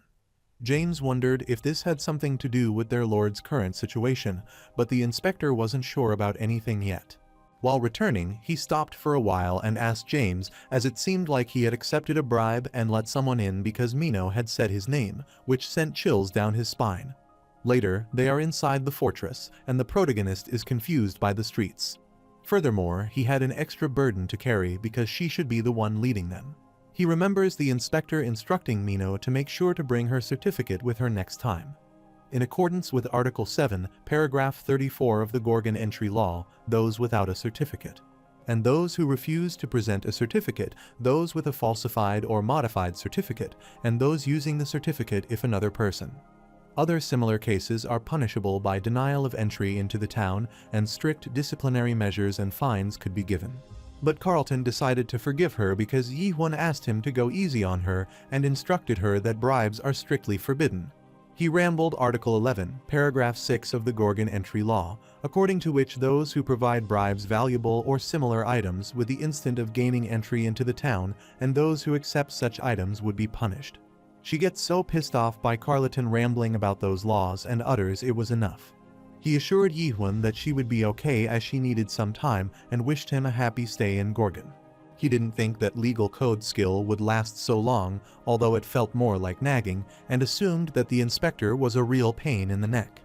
On his way, he saw the man and requested him for guidance as he was looking for a blacksmith, so he wanted to know who was good with swords. The man down the bridge heard him and quietly listened to their conversation. The protagonist asks the man if there is anyone confident they can handle a sword like his, and he shows him his spirit sword. The man doubted it, while the other cunning man down the bridge wickedly looked at his spirit sword and found it interesting. Soon, Mino gets back to her senses, and she bumps into him and asks him when they got into the town. He asked her if she was feeling well now, and then it was time for her to find her way. This shocked her, and she requested him to wait and asked him how he could toss her aside like that. She followed him and asked if he was still upset that she would leave him at the entrance to the town and apologized to him because she was joking. The protagonist uttered that she brought him there, so she had done enough and could only be a burden to him now. He looked at her and explained that he and Mino were different as he could see her damaged soul. He turned and uttered they should go their separate ways from there. This made her furious, so she gritted her teeth and rushed at him.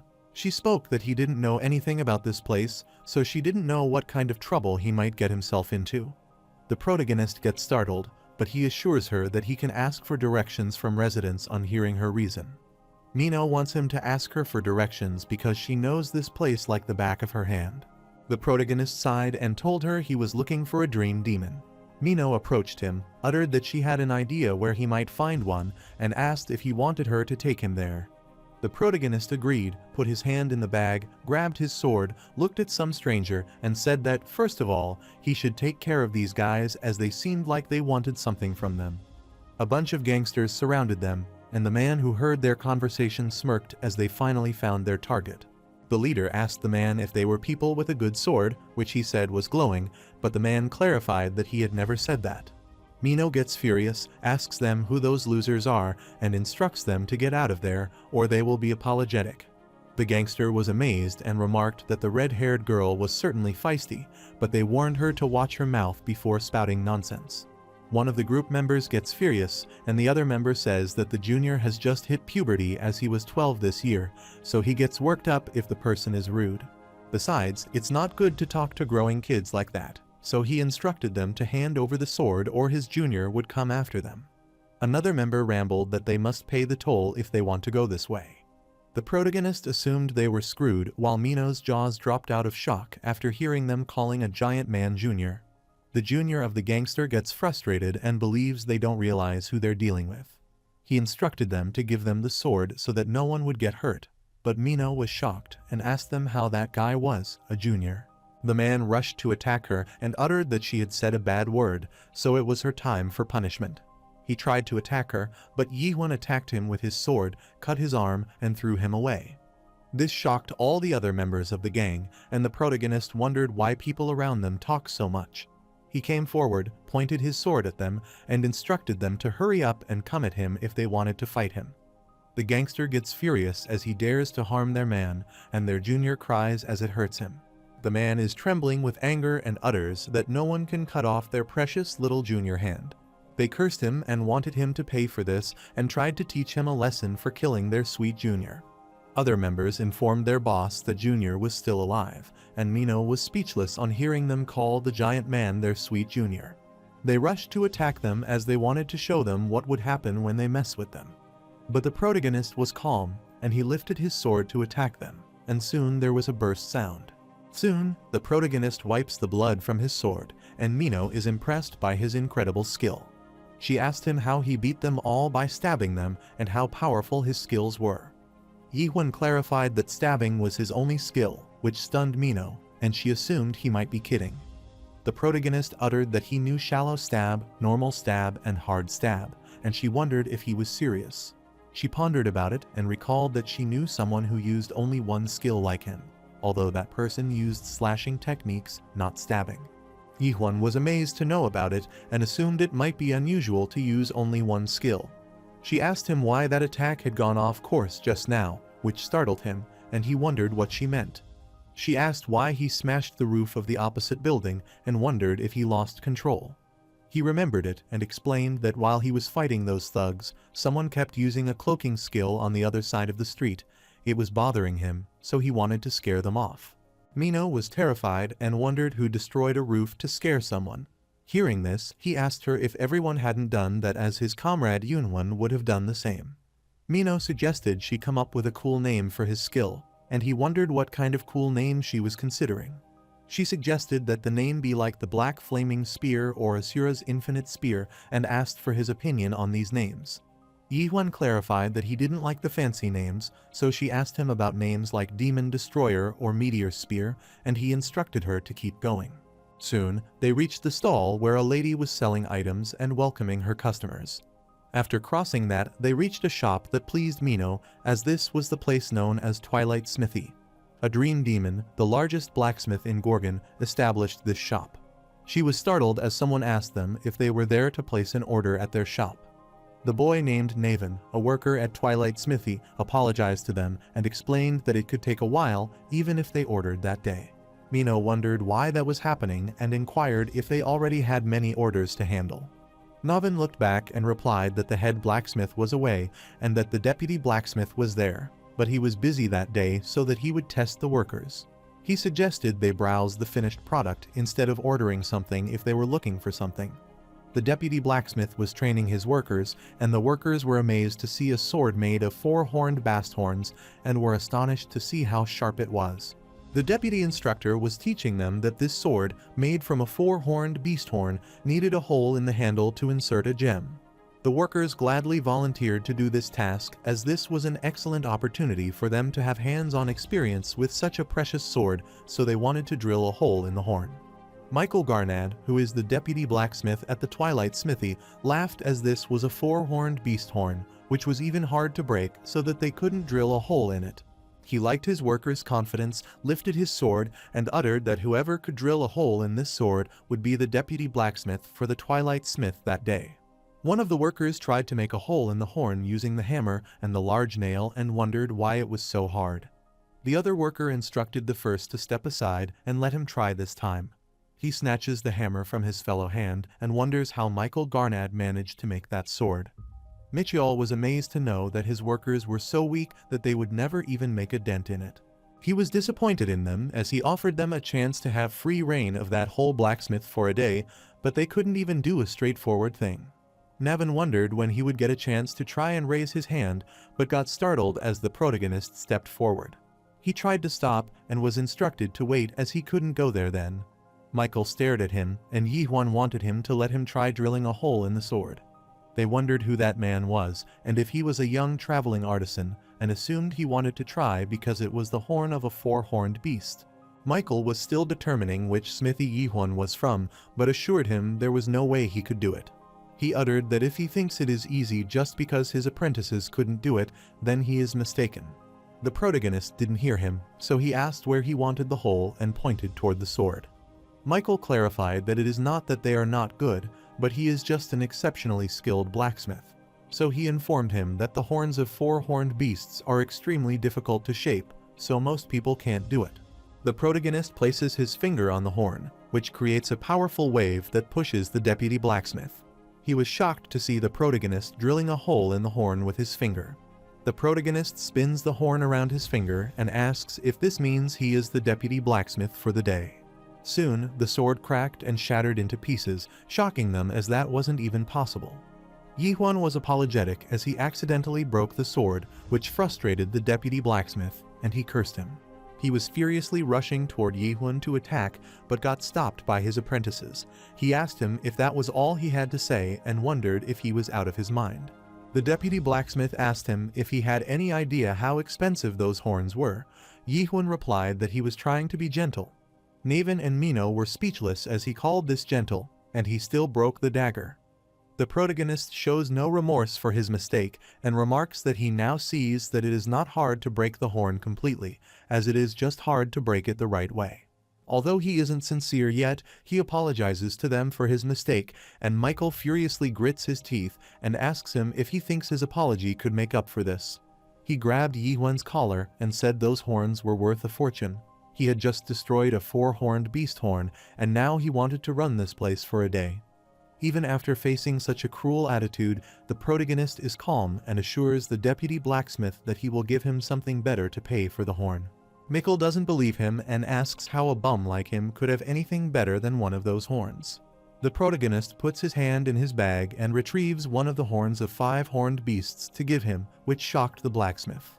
The protagonist said this one had 5 horns and asked if it was better than the previous one. This amazed all the workers as it was a 5-horned beast's horn, which they got from Garnak. The protagonist asks the deputy blacksmith if this covers their loss, as he doesn't have any of those 4-horned beasts' horns or whatever they were called. Michael Garad was stunned to see the horn and wondered if this was a genuine Garnak horn and answered the protagonist that it more than made up for their loss. The protagonist was astounded as he called him sir again and asked if he could use their smithy for a bit. Michael instructed his apprentices to close the door, and they obediently affirmed, and he led the protagonist to the place. Seeing this, Mino assumed that everything was okay there, so she wanted him to go ahead and start without her because she would stop by somewhere quickly. Soon, they placed the sign of closing at the entrance of the blacksmith shop. Michael informed him that this was the Twilight Smithy, the greatest smithy in Gorgon. So they had the best equipment and personnel around and wanted Yi-Huan to feel free to do whatever he liked since he was deputy blacksmith for that day. The protagonist expressed his gratitude for his help. Michael was curious and asked where he found a Garnak horn. He took off his cape and uttered that he got it himself, which astounded Michael, and he still inquired if he meant that he killed a 5-horned beast. Yi-Huan affirmed and explained that the monster who attacked him from them one beast was with 5 horns. Mikkel was astounded to know that Yi-Huan could hunt 5-horned beasts, as they rarely come across people like that in Gorgon or Chaos. The protagonist puts on his apron and asks Michael for help as he needs a sheath, but he has never made one himself, although he has repaired them before. Michael was stunned to hear this and asked if he wanted to make a sheath from a 5-horned beast's horn. He wondered what was so great about this sword, but was dumbfounded on seeing his spirit sword and assumed it might be a replica of a frostworm blade. He knew a dream demon made this sword, so it was rare and pretty to look at. Still, he thought using a Garnak horn seemed a bit excessive and suggested creating a new sword with the horn instead. While Michael was still holding the sword, it started vibrating and opening its mouth, which shocked him, and he wondered what was happening. The sword ate the 5-horned beasts and threw a piece of it at Michael's face, and he was speechless as he didn't know it was the real spirit sword. Judging from its energy, he discovered that it might be possessed by the soul of a much higher species, but he wondered how it ended up in this sword. He was astonished to see Yi-Huan's sword evolving, and seeing the way it was changing shape, he figured out it must be a significant evolution. Once that was done, he explained that Yi-Huan would have to rename the sword.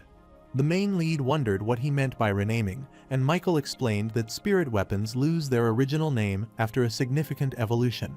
On another note, it looks like he would need to make the sheath out of something else. He furiously stared at his sword and uttered that he would call it the pig sword if it kept eating things without permission, but Yi-Huan was okay with this as he had another horn.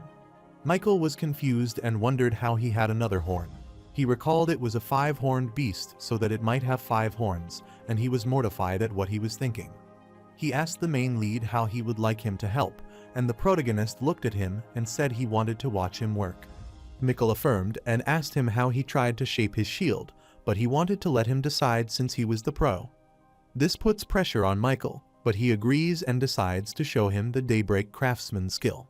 Meanwhile, in the Gorgon Inner Castle, the man apologizes to his superior and explains that after Yi-Huan killed those street thugs, he lost track of the target.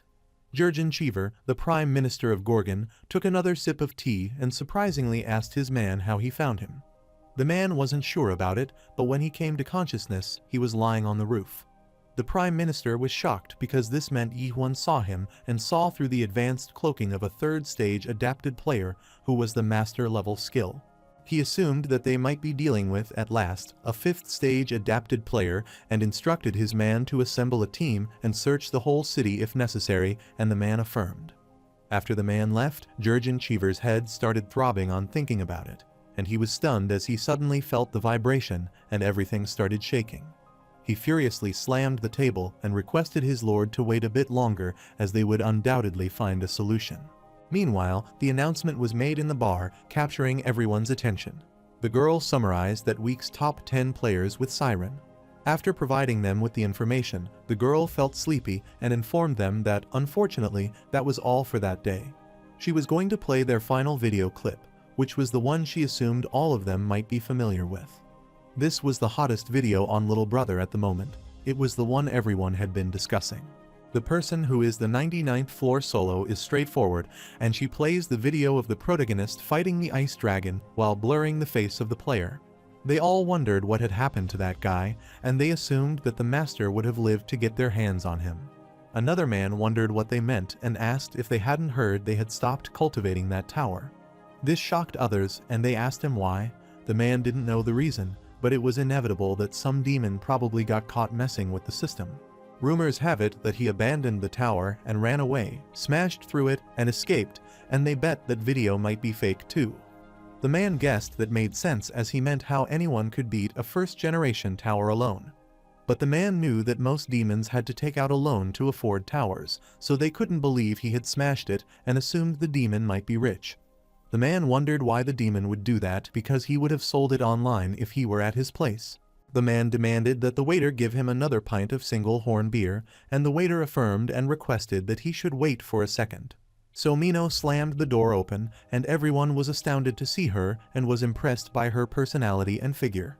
She sat on the chair near the bar attendant, and the man beside her tried to flirt with her, calling her pretty lady. He asked her if she didn't mind, then she should join him. Mino furiously stared at him. Using her killing aura, she instructed the man to get lost, and the man got scared, so he obediently stood from his sits and went away. Mino wondered why she was in such a bad mood, and she put the spirit stone on the table and requested the attendant to give her a glass drink, which would be enough to kill her immediately. After some time, she had drunk many glasses and bottles of drink, and pretending to be in a drunken state, she rambled that what she meant was that it was ridiculous. She is furious at Yihwan and thinks he is impossible to deal with as he believes he is some big shot. She kept rambling to the pub owner, Claire, to see if she knew what that guy had said. Claire affirmed as if she had already heard her enough. Claire knew that she was not even drunk, yet she didn't stop rambling. She asked her if she gets that annoyed with that guy, she should stop hanging around with him, and she was confident that she didn't have any trouble getting attention from guys. Mino doesn't know about this. Whenever she sees him, she angrily slams the mug on the table. She kept rambling about Yihwan, saying that he had smashed through everything, swinging his sword around as if 9 of the rulers were around their matter. She recalled when the protagonist told her that knowing the fact that he was a human being should be enough for them. She rambled that half the time, she didn't even know what he was talking about. He goes around picking fights with people without even knowing anything about chaos. Most people hesitate when the person threatens to leave them, but he doesn't care. He even says she isn't a human, and both are different. She stares at her mug with gloom and states that he made her feel like she is nothing, and she furiously scratches the mug with her nails. She knew that she, the pub owner Claire, and everyone else there had worked so hard to get where they were, and yet this guy just showed up out of nowhere. She recalled the time when she asked him why he was looking for a dream demon. He replied that he wanted to take revenge, and was sure she wouldn't understand even if he told her. She explained that Yihwan looked at her condescendingly and looked down on her, so whenever she saw him, she got annoyed. Claire patted her head, sighed, remarked that she was a silly girl, and instructed her to stay away from him from now on. However, she was reluctant and wanted to stay beside him. Claire uttered that if she stayed with him, she might end up dead for real. Mino wondered what she meant. She would die by staying beside him as she scared her for no reason.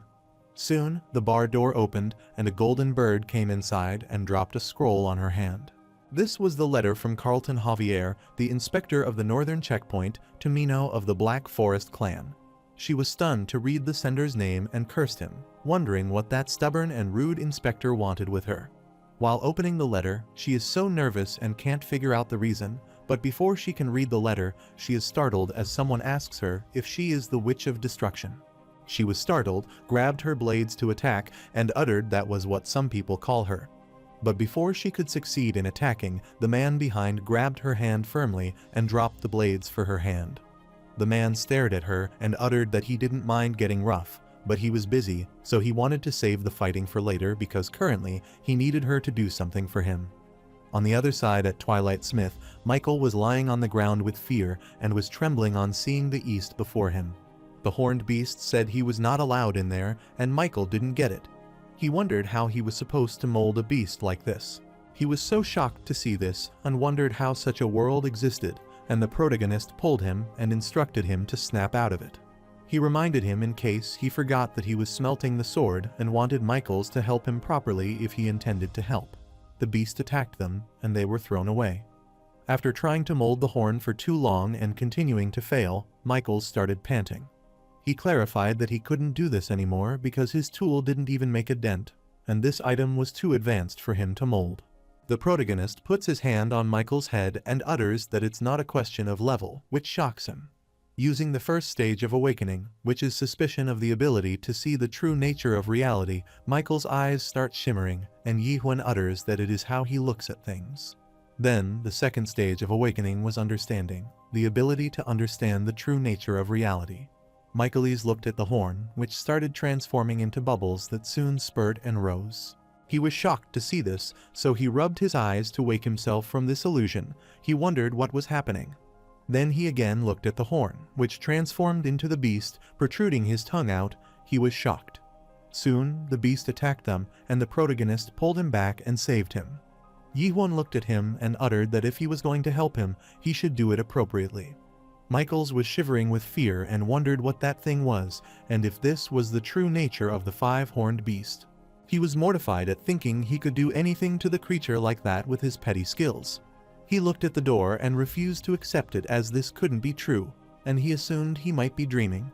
He wanted to wake up, cursed it, and started running away, rambling that it was just a dream. The protagonist tries to stop him, but Michaels doesn't hear. He opens the door and asks others to save his home and help him. His eyes spread out of fear when he saw the skeleton all over the place staring at him, and one of the skeleton's tongues protruded. He started trembling in fear when that skeleton asked him if he was already done smelting the items, and it called him Deputy Blacksmith. He heard someone calling him a fool as he didn't deserve to see this place yet and was about to cry. The Deputy Blacksmith wondered how this place could exist and how it ended in a world like this. On the other hand, the protagonist attacked the beast and slammed the hammer at it. The monster roared with pain, but he didn't stop and kept hitting. The beast gets out of his grasp, so Yi-Huan rushes at him and slams it with the hammer. Michael grabbed his head and shouted crazily, wondering why he was in such a horrifying world. Some things are a waste of time, no matter how many times they try, like a human attempting to imitate the abilities of a dream demon or overcoming their natural limits. He assumed he might be too old to handle a Garnak horn, so he thought he should have visited him sooner, or maybe he should have come to see the head blacksmith, the demon dream. Michael uttered. Unfortunately, the demon has been gone for a long time, so he was apologetic that Yi-Huan had to be stuck with a pathetic human like him. Michael has never made a tower, so he doesn't deserve to be called an apprentice. But it doesn't matter to the protagonist what species the deputy blacksmith is. He needs a sheath, so if he could do that for him, he should keep going. Michaels refused as he had already tried enough, and Yi-Huan was stubborn and wanted him to try another 1,000,000 times. This made him laugh after hearing it 1,000,000 times, and he remarked that Yi-Huan was still young, so he might think he didn't try hard enough, but he did try his best. For the sake of Yi-Huan, he tried sufficient, although he was unsure if he would believe him. He remembered Jay uttering that he had mastered every skill a blacksmith needs to know, no matter what kind of weapon someone brought him from a nightmare tower. There was a 99% chance that he could fix it, and yet when he reached that level, a strange thought occurred to Jay, and he thought he might not be striving for 99%. He assumed he might be desperately running away from that last 1%, and then Yi-Huan recalled this as the time when his abilities reached the maximum level. The main lead rambled, knowing that he might have tried harder than anyone, but he asked if he knew how the molding skill worked. Michaels replied that the answer to this question was simple, and uttered that the Dream Demon molding skill is one of the primeval skills. It has always existed like water or fire, so he wondered how humans could ever explain the origin of the world, and even if they could, there would be no point in this. The protagonist assumes he might be saying he has been using that skill without understanding what he has done this whole time. This left Michael speechless, and he said he meant he strengthened his hammer and chisel with mana, carefully shaped the horn using that power, and asked if this was not how it worked. Yihun pointed toward his apprentices and asked if it was that simple thing. Why did the other workers use the molding skill? Michael replied that it was because they had not learned the skill yet, and he was startled as he thought about it deeply. He wondered if the basic principle of the skill was that simple, then his apprentice should be at least able to imitate it even if they haven't learned it. The main lead was amazed as he didn't know much about this skill yet, but he was good at using it. This shocked everyone, and they didn't care about how skills worked anyway, as they were meant to be used. Michaels asked Yihun if he knew how molding works, and he pointed at the beast's horn and replied that he didn't know before, but he found out just now. They wondered what he meant, and the protagonist started molding it using his finger, which shocked them, and they wondered how he was molding them. He instructed them to watch closely and tell him what they saw, and they focused and said to him that it seemed like the particles were splitting up. Yihun knew it wouldn't be easy as all that hard work for them had hardened the walls around the world they saw. Michael inquired if he meant that he worked too hard. Yihun uttered that working hard wasn't a problem in itself, but supposed it was time for him to realize it. He should realize that if something does work despite his best efforts, there might be something wrong with the world, not him. Michael was surprised and had many questions in his mind. He wondered what he meant that there might be something wrong with the world. The protagonist assumed he didn't understand why it wasn't working despite doing well. He recalled when his master told him this was the dream demon's way of doing it, not the human way. Although he asked the dream demon how humans do it, he refused, saying he didn't know or care as he was a dream demon. The dream demon wanted him to blame the species he was born into, because, as a human, he would never be more than an apprentice. At one time he thought it was just a human limitation, but he refused as he was confident that he could be as great as that dream demon if he tried hard. He grabbed his head and asked Yihun what he was trying to say. He should fight this world. He thought it was a fair world that rewards hard work and don't find anything wrong with adapting to this place.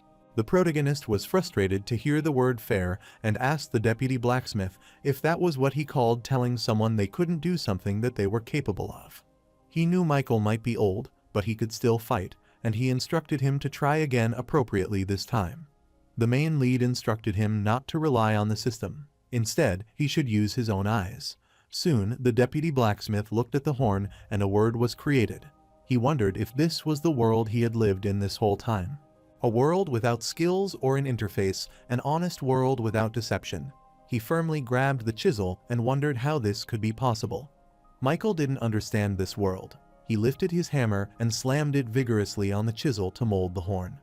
After some time, they ask the protagonist if he is leaving, and Yihun says he might as well because he got what he came there for. The protagonist looked at his sword and guessed it might be happy because it would have devoured the sheath again if it didn't like it. Michael asked him if he had decided on a name for his sword, but he refused as he still hadn't come up with an appropriate name. He asked the protagonist for permission to name it for him if he didn't mind, and Yihun nodded his head to affirm. He tried to come up with something good for him, which is Dokbol. Yihun was astounded as this meant the lone hero. Michael smiled as if that was right, and it seemed like the best name for that sword. Soon, they bid their farewell to Yihun, wanting him to take care of him and return as he was one of their best customers.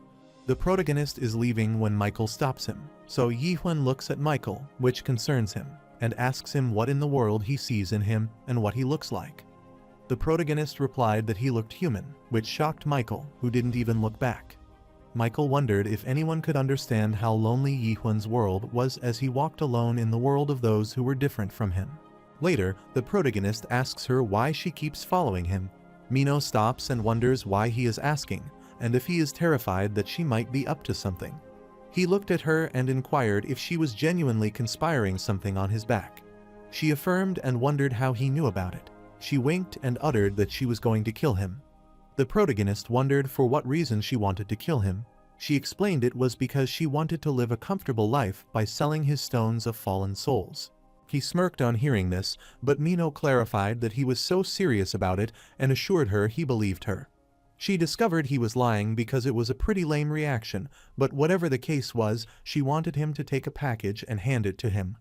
Yi-Hun wondered what that was, so she explained that they were clothes for him, partly as an apology and partly because she was tired of seeing him dressed like a bum. He understood, and Mino asked him about his plan for the future as he didn't get to meet the dream demon. The main lead informed her that Michael told him how he could find the demon, and when he did, he was going to ask about the Tree of Illusion and how to get to the abyss.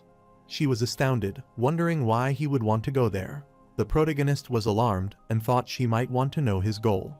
Mino imagined that if he got lucky and made it to the abyss, he would be one of those who returned and were known as Abyss Warriors. But she was stunned to discover he wasn't planning to return from the abyss. Instead, he was planning to stay there. She was stunned and asked why he would do something like that and what right he had to stay there.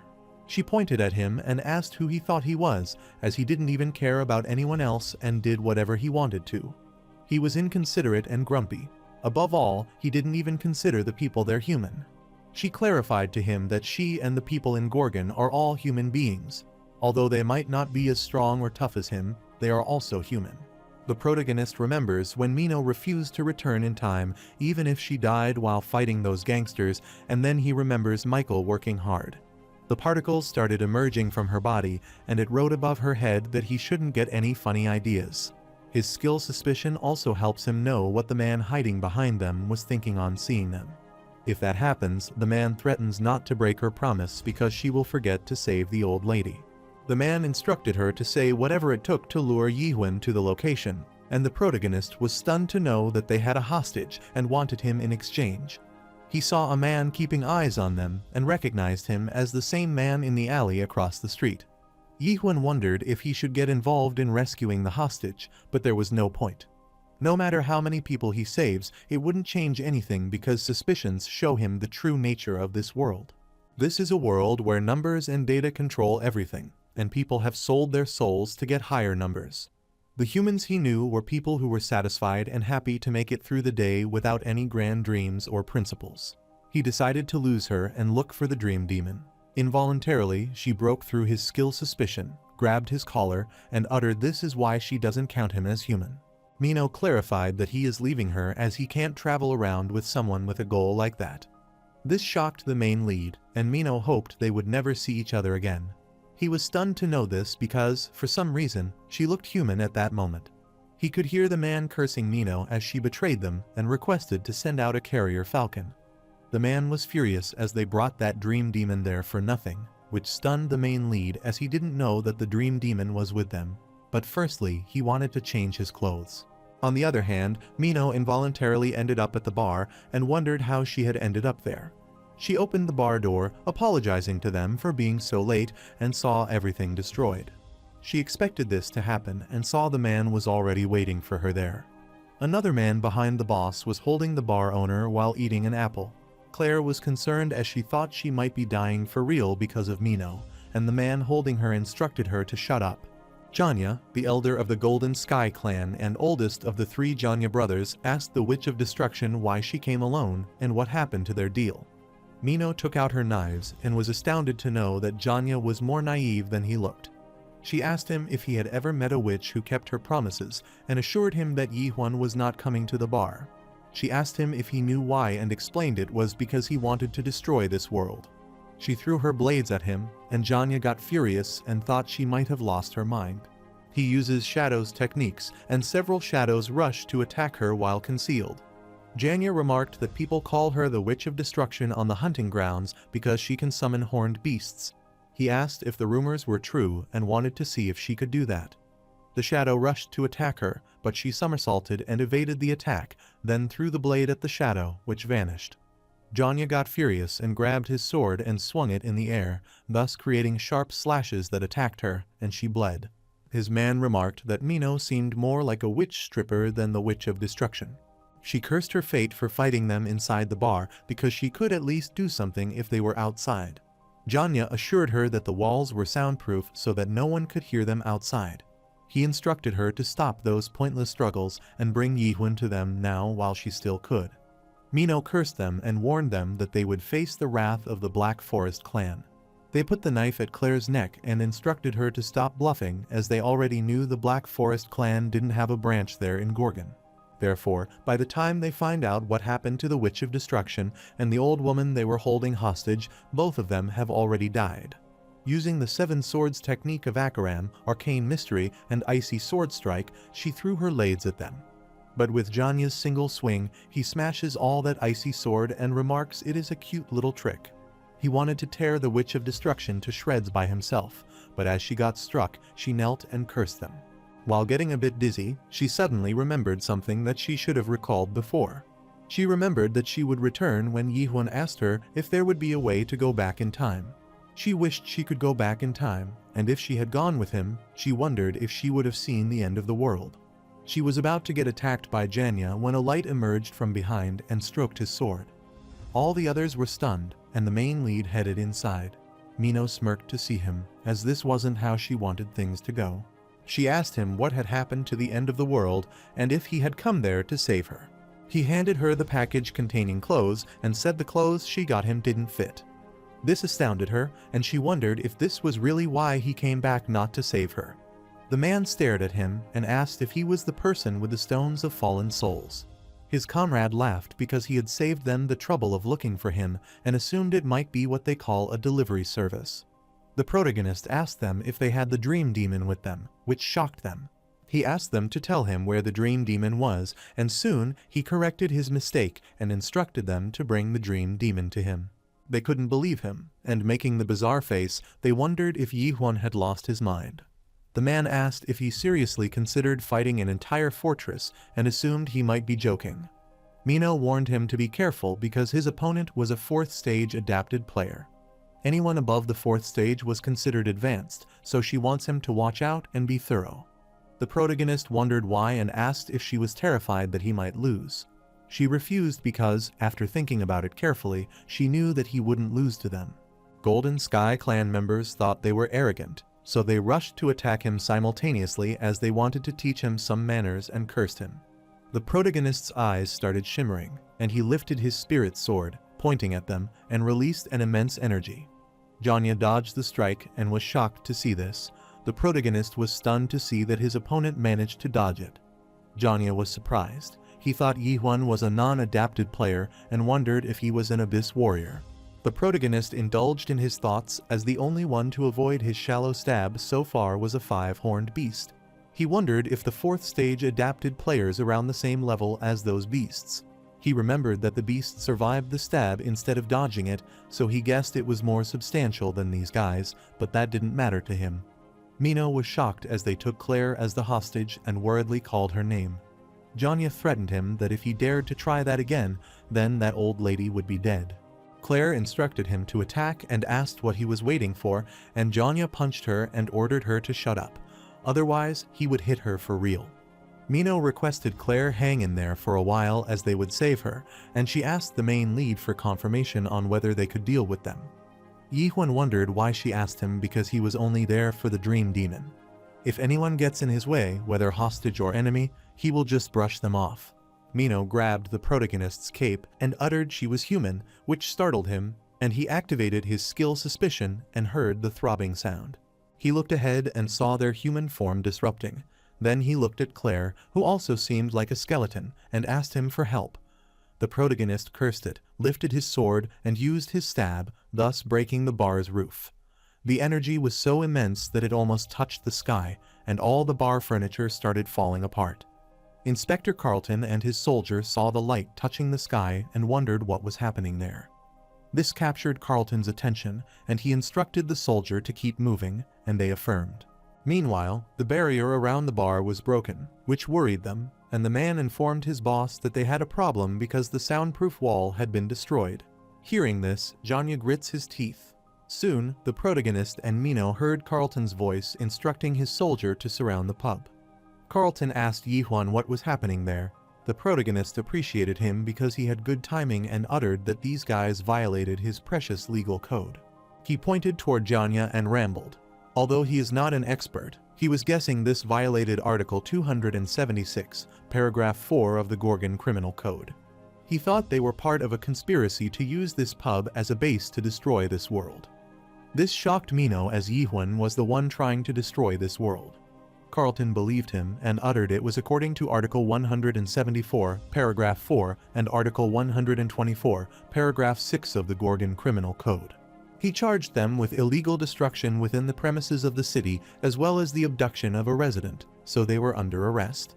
The man was worried as he recognized that gesture. Janya instructed them to retreat. Carlton used his skill, Silver Bond, and asked them if they thought they could escape, and they got bound with his chains and cursed their fate. Carlton summoned his trident and instructed them that resistance was futile, but Janya didn't hear him and rushed to attack him. The inspector blocked his attack, and both held their position and soon started trembling. After some time, Carlton's trident started cracking Janya's sword, so he jumped and tried to attack him while cursing the inspector for dying. Carlton threw his silver bonding chain, capturing and pulling him down. He put his trident at Janya's neck and gave up. The inspector told him this was a wise choice, and Janya guessed that it might be true that he was as naive as he was righteous, as he had thrown a bomb behind him. Momentarily, it started discharging the gas, and there was an explosion. The gas spread everywhere, so they rushed away. They were staring at the pub and couldn't believe that he just used the black cloud. His man told him as he discovered that his junior might have breathed in a bit of the black cloud. Janya cursed him, calling him a fool as he instructed them to wear his mask correctly. But he knew that he might live if he breathed in a little bit, so want his man to hang in there. The elder of the Golden Sky clan, expert seducer Seol Lang Hyuk, was surprised as Janya used the black cloud without the Ark's permission and wondered if the Witch of Destruction was that tough. He thought they agreed to capture her and bring her to him alive because he didn't want her dead. Janya explained it was not because of the Witch of Destruction, but because he had the silver bond on him. This stunned Seol Lang Hyuk, and hearing about Silver Bond, he assumed the annoying inspector might be there now. Janya affirmed, which pleased this clan elder as that stubborn guy breathed in the black cloud, which served him the right, and he supposed it might be quite the show. He was shocked when he saw the protagonist coming out of the pub carrying Mino, so he asked Janya about him. The protagonist retrieved his sword and attacked the tree they were hiding on.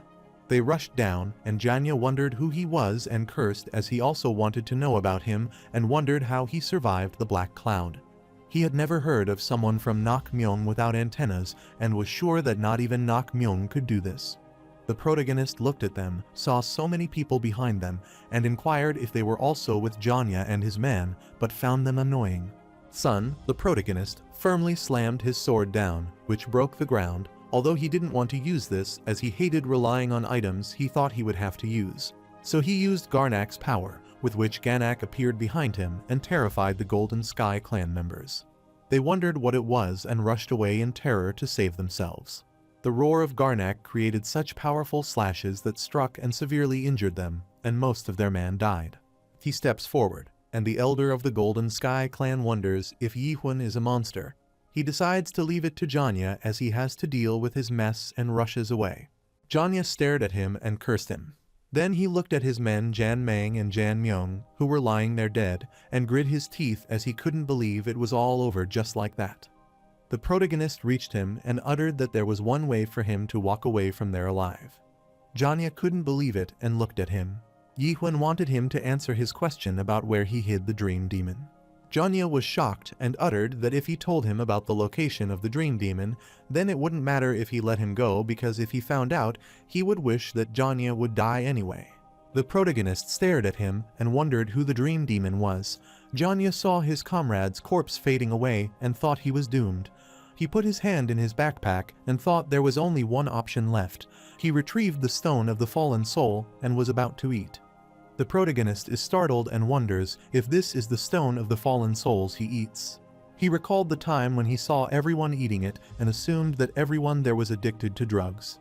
Mino could see why he might think that but assured him that those weren't drugs, as it was the only way to lower their spirit contamination level because no one wanted to become undead. At present, Janya started screaming as his facial vessels engorged, spikes emerged from his body, and he transformed into another creature. Everyone was shocked to see this and scared as they saw the undead before them, so they tried to rush away. But the undead lunged and attacked many of the innocent people, sucking out the life from them. He was shocked to see what this world looked like, and he looked at the sky, where he saw a giant eye. He wondered what good dignity is in a world like this and what he was so afraid of, and he laughed because now he could do whatever he wanted. He looked around and searched for the main lead. Finally, he found the protagonist and cursed him, then elongated his hand finger to reach him, but he was shocked to see him. He wondered how humans could exist in a world like this. The protagonist used suspicion and found it strange because even with this skill, he was unable to find the true nature of that guy. Then he looked at his spirit sword and recalled something, pointed it toward transformed Janya, and uttered, "It doesn't matter." Ji-hwan rushed toward him and pointed his sword at him, and immense energy was generated from his sword. Using his stab, he quickly beheaded undead Janya, and his head fell to the ground. His eyes spread with shock, and he recalled the past. It started raining there, and Janya's corpse began to vanish. After his body faded away, the protagonist pulled back his sword and wondered what that thing was. He steps forward and hopes one of those people from the pub knows where the dream demon is, so he goes there to interrogate them. Meanwhile, inside the pub, other inspectors arrived and instructed the man not to get close, and they were searching for their comrades. Mino returned to her senses and talked to Yi-hwan, and he was shocked to see that she was still sick. One of the inspectors called his subordinate because he found Carlton, who instructed them to sound the alarm in the castle. Mino grabbed the protagonist's cape and requested him to kill her while she was still herself as her veins were engorging, and she was about to transform into undead. The protagonist is shocked to find out that she is human. Still, he doesn't understand why suspicion wavers and oblivion seems to fade away whenever he sees her. He grabs his sword because whatever the case is, there is no room for emotions in this journey of his, so he doesn't want to hesitate. Abruptly, Claire grabbed the protagonist's hand and requested him to wait as it might not be too late. Inspector catches Claire and wants her to let him go as she needs to go to the hospital for treatment. Claire doesn't want to give up on Mino and requests Yi-hwan to wait a bit longer before taking any extreme step. Later, they were at the camp guarded by the inspectors, and they asked the doctor if he thought she would make it. The doctor replied that there was almost no hope if she kept turning into an undead like this. Meanwhile, the protagonist stood at the corner hearing their conversation but was startled as the warning appeared. This alert was for Gorgon level 4 because a minor undead appeared in the castle, so the civilians were requested to evacuate immediately. The civilians started running away, and few didn't even understand what was happening. One of the civilians asked the inspector where they were supposed to go without noticing that the inspector's vessels were engorged. The inspector transformed into undead, turned his head, and looked at the civilian with his terrifying face. Soon the spikes bulged out of his shirt and approached the civilian, and it penetrated his head and started sucking him out. At the same time, many other undead soldiers ambushed there and brutally attacked the civilians. Many other people appeared who started assassinating those undead to save the civilians, and another man came out holding a large and sharp sword and approached the undead inspector to subjugate him. The protagonist is peeking out of his camp when he hears Claire asking him if he is the guy Mino mentioned. He turned and looked at Claire, who kept rambling as if he was the guy who ignored all the rules around there. She said he judges their world according to his standards and decides who is human. She was very familiar with people like him because she had already seen some of them. She put her hand on Mino's head and uttered that people who haven't adapted to this place out of ignorance don't have a choice. The protagonist asked if she meant she lacked courage, which stopped her, and she wondered about courage and asked for what. She asked if he was talking about the courage for higher ideals and greater justice. She bet he would be seeking those kinds of things. She agreed with him as he might be right that she was not brave enough to know his thoughts. But she knew one thing. Courage is what makes him dangerous. He recalled the time when Mino uttered before getting unconscious that she wished he wouldn't leave this place. Claire uttered that he needed to go as seeing him gives people hope, so the longer he stays, the more miserable everyone will be. She angrily grits her teeth and utters that she can't stand people like him who give others false him, and he recalled Mino requesting that he shouldn't give up on this world. On the contrary, in Carlton's camp, James asked the physician how much medicine they had left. The physician worriedly informed that they had used most of it to stabilize the castle lord, so there wasn't much left. He cursed this bad timing as Carlton was transforming speedily, so James instructed his inspector to gather all the medicine they could find, and they affirmed. The protagonist saw them making the medicine, and he wondered if that was the horn of the horned beast. He didn't know they used it for that. After they fed Carlton the medicine made by the three-horned beast horn, they were worried that even that wasn't enough to cleanse him. His vessels were bulging out, and they requested Inspector Carlton to hang in there a bit longer. James was stunned and looked at the protagonist, who asked him if there was no way to turn someone back once they became undead. James' eyes filled with tears, and he glared at Yi-Huan and asked him if he thought he would be doing this if he had the answer. The protagonist grabbed Inspector Carlton, collar slapping him on his face repeatedly and forcing him to snap out of it as he wanted to ask him about something. This shocked James, and his eyes spread wide. He wondered how he dared to hit the inspector, and they started crying.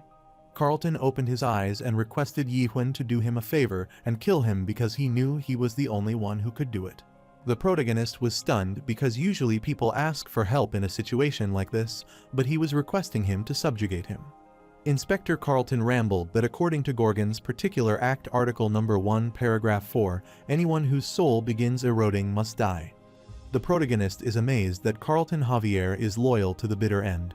However, he wants him to know that if he just had a few more people like him around, he wouldn't have been stuck in that cursed nightmare tower for 40 years. He dropped Carlton, and they heard a warning notice as the spirit contamination level reached 94%, so he would soon become undead. Jahir, captain of the Undead Eradication Unit, a 5th stage adapted player, entered the camp and instructed everyone to step back. James was shocked at the arrival of Captain Jahir. The captain lifted his sword and rambled the same article as Carlton to remind them. He informed them that he must immediately eliminate Carlton Javier, the inspector at the northern checkpoint. Chaos was a spiritual world, so no one ever dies of old age, but spirits in chaos become contaminated over time. Unable to withstand the pressure of endless time, spirits gradually become contaminated and lose their memories. If someone doesn't take a pill in time and the contamination reaches a critical level, they become undead. Even the weakest undead are as deadly as a three-horned beast, so when an undead appears, the 4 great fortresses of chaos immediately shut down, and eliminating the undead becomes their top priority. He immediately wanted to eliminate Carlton before he transformed into undead, and the situation got out of their control. He lifted his sword and was about to subjugate Carlton Javier, the northern checkpoint inspector, but the protagonist stopped him. He was shocked by this unprecedented attitude, and Yi-Huan informed him that he couldn't kill him because he still had some questions for Carlton. He was shocked as the main lead could block his sword with his bare hand. He uttered that although he didn't know who he was, Carlton would soon become an undead.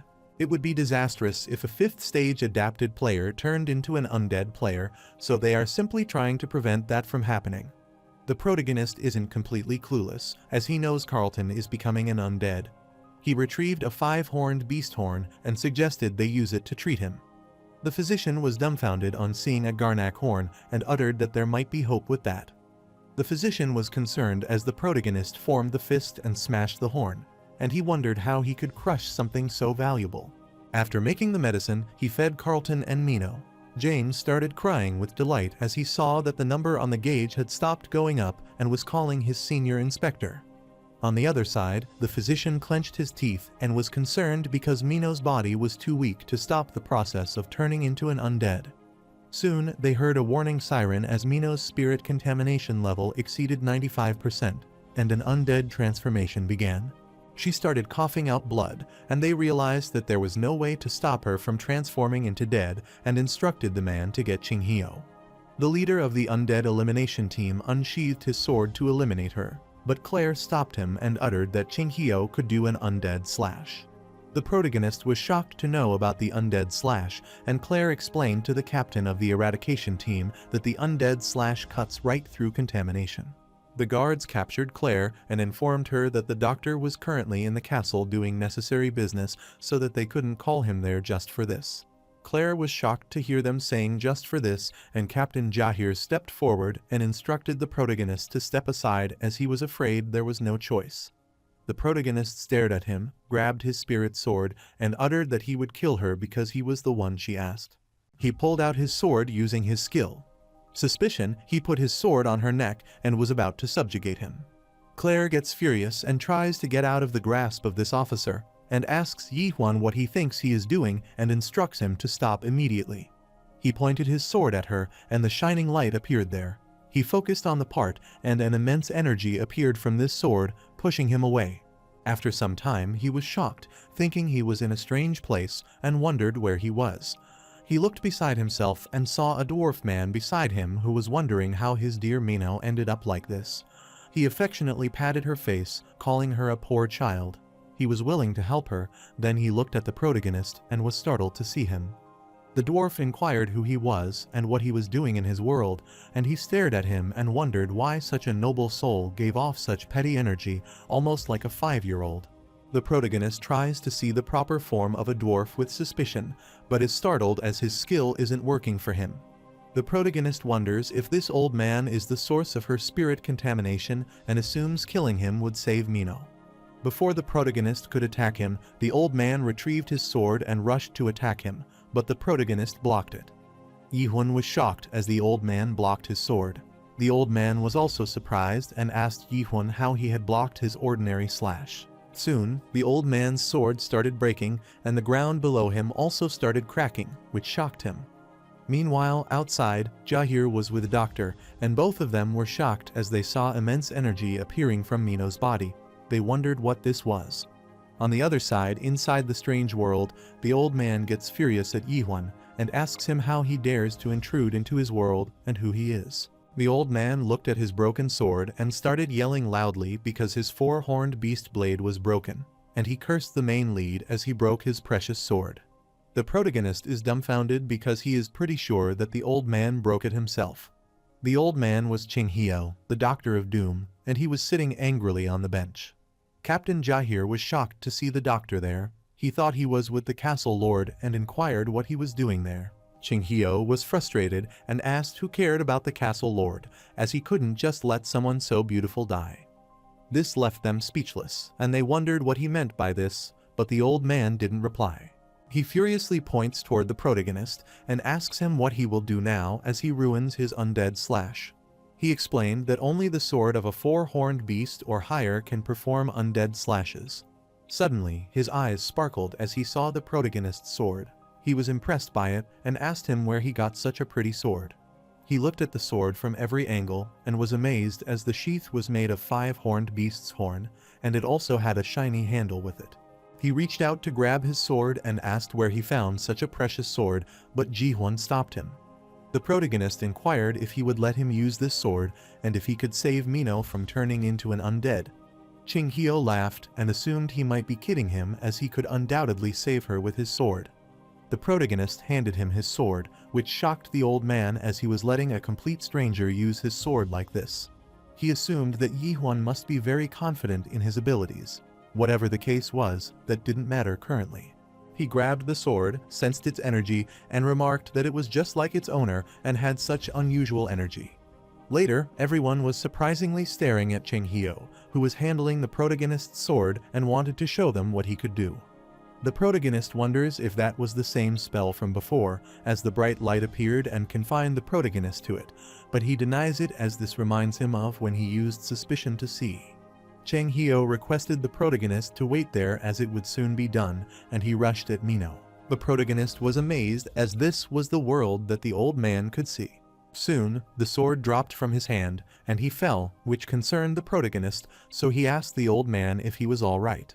The old man looked at him and answered that if it weren't for that cursed castle lord, he wouldn't end up like this as he doesn't have enough mana. The protagonist was startled as he felt the vibration, looked up, and discovered that the old man's world was falling apart. He looked at the drawing of Mino's smiling face, which was also fading away. This worried the old man, and he apologized to him as this was embarrassing for him. The protagonist picked up his sword, which startled the old man, and he remarked that he was a silly fool as he knew nothing about his world, yet Yihun thought he could copy his undead slash. The protagonist uttered that he is not good at slashes. He firmly grasped his sword and said he could try it even if it's just an imitation. Qinghio attempted to stop him because the undead slash wasn't a technique the average person could use. The protagonist recalled when Claire remarked that he seemed to be mistaken about something because he was not brave. He was just reckless so that she couldn't stand people like him. The protagonist requests the old man to be quiet as this is the first time in his life that he has drawn his sword to save someone. The ink started dripping out of his sword, which shocked the old man as if this could be true. After he recalled her, the protagonist tried to recall Mino's face, wondering what she looked like again. He tapped his sword on the ground and started drawing her face while remembering his time spent with her. He recalled that she was mischievous and stubborn, an assassin but also a softie. He kept drawing and knew he would never betray anyone. He felt something was missing, so he looked at her drawing and drew a mole underneath her eye. He thought she was someone who trusted others. Soon, he ultimately drew her drawing, and after some time, she thanked him for remembering that she had a mole. The world created by the old man started disappearing, Mino became conscious, and her spirit contamination level dropped. She looked at him and smiled. The doctor informed Jahir that her contamination level was falling, and the undead transformation seemed to have stopped. Jahir didn't believe this. Claire asks Mino if she is all right and starts crying, but Mino requests her to stop crying. Cheng Hio uttered that some of that petty energy had gone away thanks to Yihuan, and remarked that he still, after seeing this, looked like a 10-year-old to him. He asked the protagonist who he was and from where he learned to do the undead slash, or rather undead stab. Jahir was shocked and asked the doctor if that technique Yihuan used liked his undead slash. Cheng Hio hates admitting it, but affirmed that Yihuan's skills were similar to his undead slash. The other doctor was shocked as undead slash wasn't a skill, which is why no adopted players could learn it. This only means that the protagonist might be awoken like the old man. Awoken ones are people unaffected by the system's rules, and a few people have miraculously obtained great power by refusing to adapt. They are strong enough to upset the power balance within chaos potentially. There were only a few known new ones in the fantastic realm. This astounded Jahir as he discovered that Yihuan could do the undead slash because he was awoken like Dr. Cheng Hio and asked for confirmation. Cheng Hio instructed him to hold on as they knew nothing about Yihuan. This confused Jari as the doctor himself said that if someone else could perform his undead slash, they could save the castle lord. Nothing matters more than saving the castle lord's life, so they don't want to lose this opportunity. Soon, someone came inside the camp and uttered that they had the inner council's permission to be there, so they instructed them to step aside. This shocked Jahir. Captain Jahir looked behind and was startled to see the captain of the Dark Soul, who was the Prime Minister's guardian, a 5th-staged adapted player. He wondered what they were doing there as the Dark Soul unit had nothing to do with eliminating the undead besides the Undead Eradication unit, which had already dealt with the undead. The captain of the Dark Soul unit knelt before the protagonist and greeted him, as they assumed he was the messenger of the Nakmyeong clan, and introduced himself. He requested the protagonist to accompany them to the castle, shocking Jahir and Cheng Hio. The captain of the Dark Soul unit was also startled upon seeing Captain Jahir and Dr. Cheng Hio there and inquired what they were doing there. But both of them were shocked to know that Yihuan was a messenger of the Nakmyeong clan. Later, they reached the castle, where the Prime Minister was delighted to meet the protagonist finally. Before getting down to business, he wants him to allow him to introduce himself and utters that his name is Jurgen Cheever, and he is the Prime Minister of Gorgon Fortress. The protagonist uttered that he was Yihuan, which made the Prime Minister laugh as he was truly as quiet as Dr. Cheng Hio said. He wanted to get straight to the point and ask him if he was the messenger of the Nakmyeong clan. The protagonist refused as he wasn't the messenger, which shocked the captain of the Dark Unit, and the Prime Minister smiled and understood the situation. Cheng Hio wanted to ask him something, as he knew that stones of fallen souls are known for boosting mana. But they are also used to prove that someone belongs to the Nakmyeong clan, so if Yihuan is not a member of the Nakmyeong clan, then where did he get these stones? Furthermore, he was also curious about how he could handle them without his spirit being contaminated. The protagonist took out the spirit stone and uttered that he had found them somewhere and had never had any problem handling them.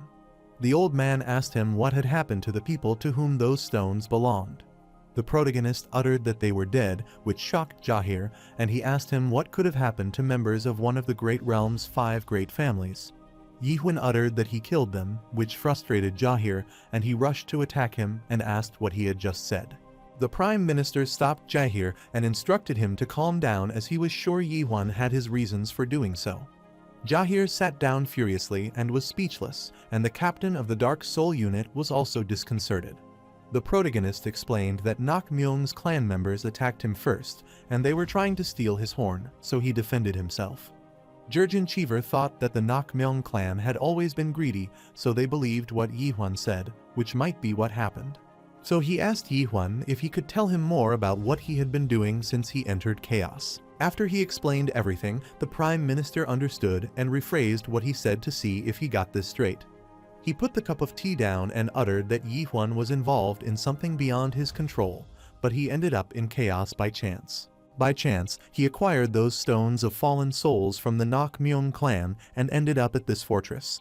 Then he was dragged into this latest incident by chance and met Dr. Cheng Hyo, and he copied his undead Slash after seeing him perform it only once. The protagonist nodded and affirmed, but Cheng Hyo didn't believe him and asked the Prime Minister if he could believe what this guy had said. The Prime Minister believed what he said, which made the doctor think that the Prime Minister bumped his head or something while the Castle Lord had been away. Jurgen Cheever laughed and explained that to gain someone's trust, they must trust them first. The Prime Minister asked the protagonist if he would mind if he asked him a few more questions, and Yi Huan allowed him to ask. The Prime Minister thinks for a while and asks the protagonist if his physical body is currently alive. This shocked Yi Huan. He felt that when he destroyed the Nightmare Tower, he left without proceeding to the main game. He was still technically a spirit, so there is a good chance that the Tree of Illusion mistook him for a dead person and sent him to chaos. He assumed that his physical body was probably still alive on Earth, and he asked the Prime Minister how he knew that he was not dead. He repeated his sentence, saying that he became involved in something beyond his control and ended up in chaos by chance. He uttered that no one in chaos described their death that way, and he asked Yi Huan if he was hesitant to reveal his true identity because he was concerned about a threat from someone. This startled the protagonist, and he rambled about whether it might be the case or not. The Prime Minister was astounded to hear his answer, anxiously tapping on his chair and urging that there was something he wanted to apologize for. The truth was that his men had been watching him for the last 4 days. The protagonist uttered that he knew and asked if that guy up on the roof was one of them. This amazed the Prime Minister. He already knew, and he opened his system screen, clicked on it, and searched for something. He remarked that Yi Huan was far more skilled than he had imagined, and it wasn't easy to monitor him, but he managed to find out a few things. He swiped the screen and showed the protagonist's day routine. He found out how he destroyed the northern market on his 3rd day and the estimation of damage he caused. How he encountered the Carlton and killed street thugs, went to the Twilight Smithy and threatened the deputy blacksmith, and how much damage he caused back there. He uttered that the target danger ranking was SS, the target power was unknown, and total damage was estimated at 380 million horns. He stared at the protagonist and asked if he knew what people call someone like that. Dr. Cheng said that someone was out of his mind, and Jahir didn't even know if he should call him a hero or a villain. The doctor shouted and told them that Yi Huan had lost it. This confused the protagonist.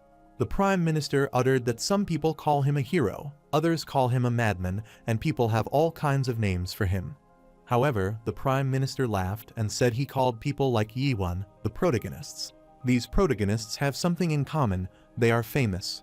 This astounded Yi Huan, and he wondered what the name of the protagonist was and if this was a webcomic or something. Jurgen Cheever remarked, although he named him the protagonist, he is not famous at all, which means someone is preventing information about him from getting out. He doesn't think they were doing this out of kindness to him, because if they were supporting Yi Huan. Because it was the case, Yi Huan wouldn't have had such a hard time getting in there because of some silly certificate. He is a protagonist who escapes to chaos by chance and is on the run from some compelling people.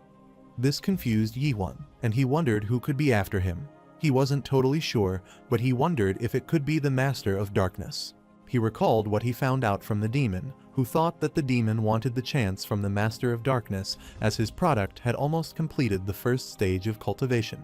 Master of Darkness, one of the 12 Masters of the Great Realm, made Yi Huan wonder how powerful the Masters were.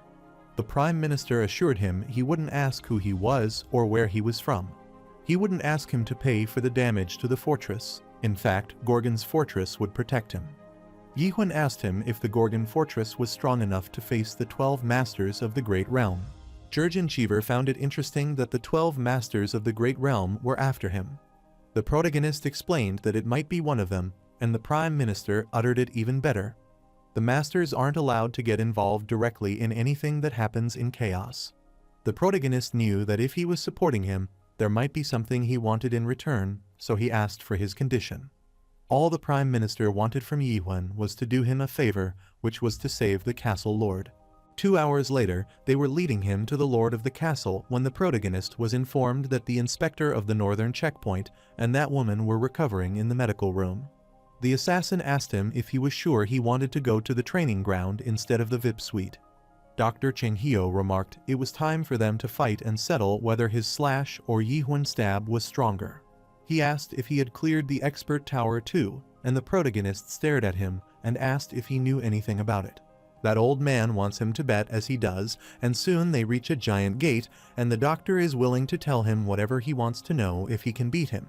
He was confident it might be impossible for a newbie like him to defeat a pro who has worked in that field for a long time. Later, inside the training room, the protagonist was startled as he heard the doctor's voice form a small hole. The doctor wanted to fight again. Yihun looked around the broken room and thought the fight was over. Cheng Hio disagreed as he hadn't used his finishing move yet and was convinced that the main lead would die if he used it, which was why he had been holding back as he was worried about him. The main lead was dumbfounded as the old man repeatedly said the same thing. Cheng Hio called Yihun a rude little brat and asked how old he was. The protagonist estimated his age and answered that he would be around 60. Cheng Hio gets furious and utters that he is 1,000 years old and remarks that even if he has been practicing that stab for 60 years, he can't beat someone who has been practicing slashes for 1,000 years. This impressed the protagonist as he didn't think the old man would have been practicing slashes for 1,000 years. The old man affirmed, and the protagonist commented that it seemed to him that he had barely been practicing for 10 years. The old man came out of the hole and jumped to attack the protagonist as he got furious at him for underestimating his skill. His sword was glittering, and the old man was confident in this skill and wanted to hear what Yihun had to say after that attack. He created the beast and rushed to attack the protagonist, who was fully prepared to counterattack. The protagonist stops his powerful slash and is pushed by him. Dr. Cheng Hio laughed and remarked that his skill was not bad. The protagonist couldn't believe it and wondered how he was this much stronger as he used a normal stab. The protagonist's techniques impressed the old man, who asked him what it was called. The protagonist uttered it was a normal stab, which left Cheng Hio dumbfounded as that was an arrogant name he called a normal one. He makes it sound like he has an even more vigorous technique than that, and the protagonist affirms that he has the more substantial skill. Soon, the protagonist decides to show him his more robust skill, the aura of which is terrifying, and he wants the doctor to watch his skill. The Doctor of Doom was shocked and wondered what it was, and on observing it closely, remembered the lone king of chaos, and he wondered who he could forget the terror of facing him. He was sweating as that technique reminded him of the lone king of chaos, and he wonders if he could cut through it. He was confident that it might be nothing compared to the real king, but still it would be difficult for him to deal with that kind of power. With the main lead single strike, the Gorgon fortress was destroyed, which terrified the old man. Seeing this, he got goosebumps. The protagonist leaned forward and uttered that he would come to him, but Cheng Hio instructed him to wait, telling him that he had won, and he gave up. Meanwhile, in the 5th zone of the area realm, the Steel Zone, Unbendable Steel, the Master of Steel Hio Yu asked his man to repeat what he said and asked him what the Master of Darkness did. The man uttered that, based on what he found out, the Master of Darkness was currently in contact with Chaos. Hio Yu wondered why the Master of Darkness would do that, as all the Masters of the Great Realm agreed not to meddle in Chaos affairs. The man started trembling and explained to the Master that the situation was quite complicated, so he decided to show it to him. He played the video of the protagonist of the time when he defeated the 99th floor Ice Dragon. Hio Yu remembered after seeing the video as that was the video that everyone had been talking about, which was the 99th floor solo clear video or something like that.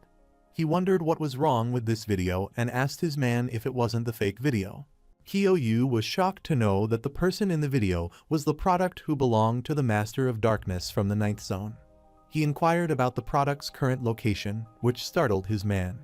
After refusing to complete the tutorial, the man explained that he had broken through the tower's ceiling and left.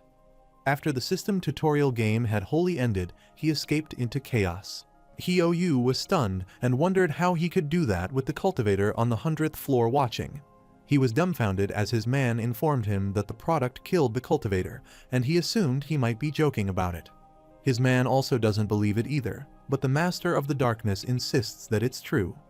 The Master of the Steel Realm was astounded and questioned if the people in the Ninth One had a connection in chaos. The man was startled and explained that he had just found out about this, and that the Master of Darkness had been interfering with chaos for a long time. Several of the 10 areas of chaos have been in contact with the Master of Darkness this whole time. Hyo-yu wondered what the Master of Darkness was up to, and instructed his man to send a letter telling them he would visit chaos. The man was stunned and asked his master if he was getting involved with chaos too. Hyo-yu refused, as he would keep an eye on what was happening, as he needed to see how things went. He instructed his man to send 10 gold-level elite guards and Hai-yong with him, and assumed it should be enough for a 5th stage adapted player. The man affirmed his command and was delighted as his master didn't yell at him that day. After the man left, Hyo-yu thought about the chaos and wondered how Dr. Chang-hyo was doing. He knew that Chang-hyo could have lived much longer if it hadn't been for his nasty personality, and hoped he was behaving himself in chaos. On the contrary, Chang-hyo shouts to stop, and he sticks to the protagonist's sword and urges that he won't let him do that, as Yi-hwan has to show his elder some respect. The protagonist agreed to him and requested the doctor to get off his sword, so he jumped down. He was speechless and wondered how he learned to do that after practicing stabbing for just 40 years. The main lead explained it was because he practiced it about 10 billion times. Chang-hyo didn't believe him and supposed he might be spouting nonsense, and inquired if he was saying that he did 8 stabs per second every single day without eating and sleeping. The protagonist clarified that he could do 100 stabs per second, not just 8. He knelt and asked the doctor if he thought he could only stab with his sword. Abruptly, countless spikes started appearing on his body, which shocked Chang-hyo. From the moment he first met Yi-hwan, he sensed something different about him and realized it was not just his vibe or his aura. He reached out to touch the spikes, and they were sharp enough to pierce his finger. He realized that when Yi-hwan stabs, it's like he does it with utter hatred of this world. He can't believe it, as this kid has become his stab, and wonders if he is stabbing this word constantly, even now when they speak. The doctor was dumbfounded to discover this, and the protagonist uttered that he had already told him he had done 10 billion stabs. He retrieved the agreement and asked the old man if he remembered it, which shocked Chang-hyo. This was the oath they signed when they fought, which says that whoever loses has to grant the winner a wish. He started reading the oath. The old man wrote that Chang-hyo, the Doctor of Doom, swore on every beautiful girl in the world and his honor. He will faithfully carry out the stipulations of this oath based on the given outcome. This frustrated Chang-hyo, and he cursed the protagonist and agreed to do whatever he wanted.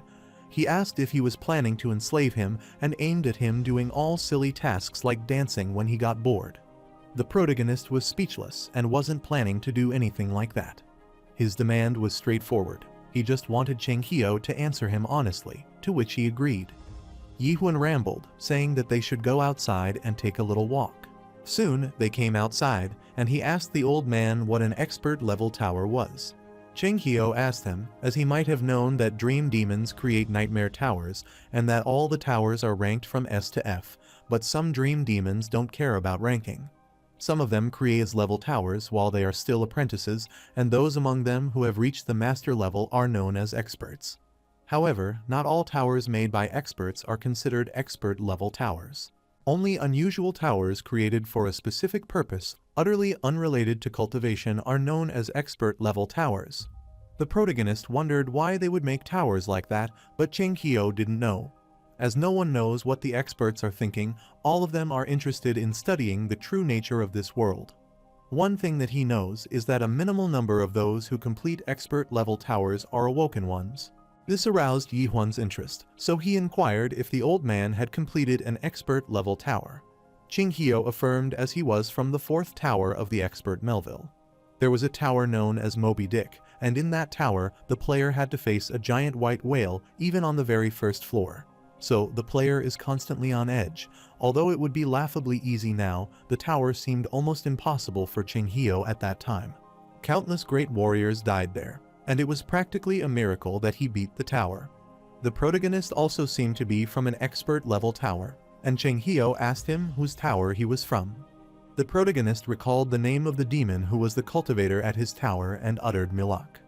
This startled Cheng Hio, who repeated the demon's name and spoke that he never thought he would encounter an awoken one who beat Milok Tower. The protagonist was startled and asked the old man if he knew that demon, and Cheng Hio affirmed as they used to be on the same team. The protagonist was stunned to know that Cheng Hio and Milok were on the same team. This was a long story for the old man to explain, so he turned, looked at Yihuan, and uttered that they should take a walk. Later, everyone had fun eating their meal at the restaurant when the waiter served them a single horned beast skewer. Cheng Hio grabbed his mustache, twisted it, and asked Claire to tell him if she was running an outdoor food stand now. This frustrated her, and she frowned and uttered while referring to Yihuan that if a certain someone didn't destroy her pub, she wouldn't have to do it. The protagonist was embarrassed, so he turned his face to the other side, and Claire served them 2 pints of beer. Cheng Hio remarked that she might be obsessed with money as she had already opened a new pub after losing her old one earlier. This further infuriated her, and she instructed the old man to drink up instead of rambling nonsense. The protagonist stared at the meat. Cheng Hio remarked that something didn't seem quite right and asked if that was the case, and he glanced at Cheng Hio, who was enjoying his meal wholeheartedly.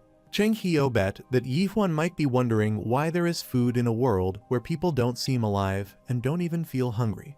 He drank the pint of beer and uttered that chaos used to be an excellent place of sweet rest for souls exhausted by the war in the Great Realm.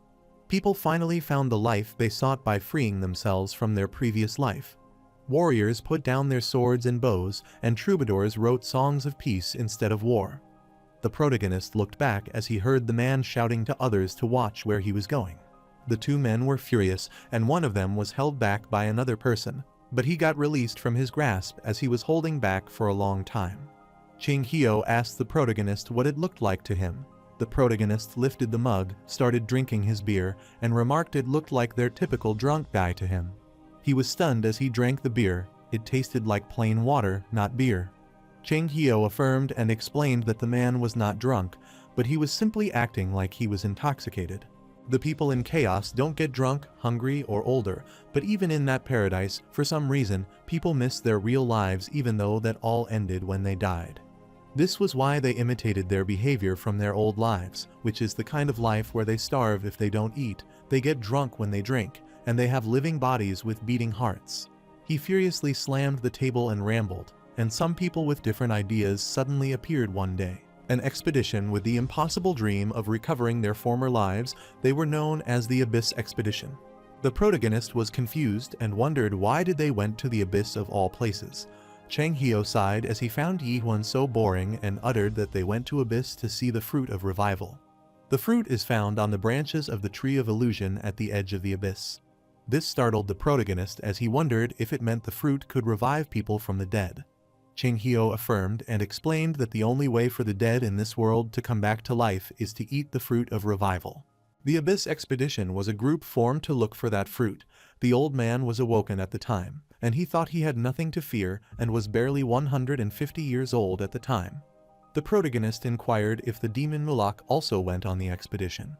The doctor affirmed that Milok led the expedition and was a very unusual guy. Milok was startled to find out that Cheng Hio had awoken and found it interesting, but he had only partially awoken with his emotions still intact. He remarked that Cheng Hio had chosen an unusual path toward awakening so that it would be a difficult journey for him. Cheng Hio doesn't want to hear his suggestion, so he utters that he should save it.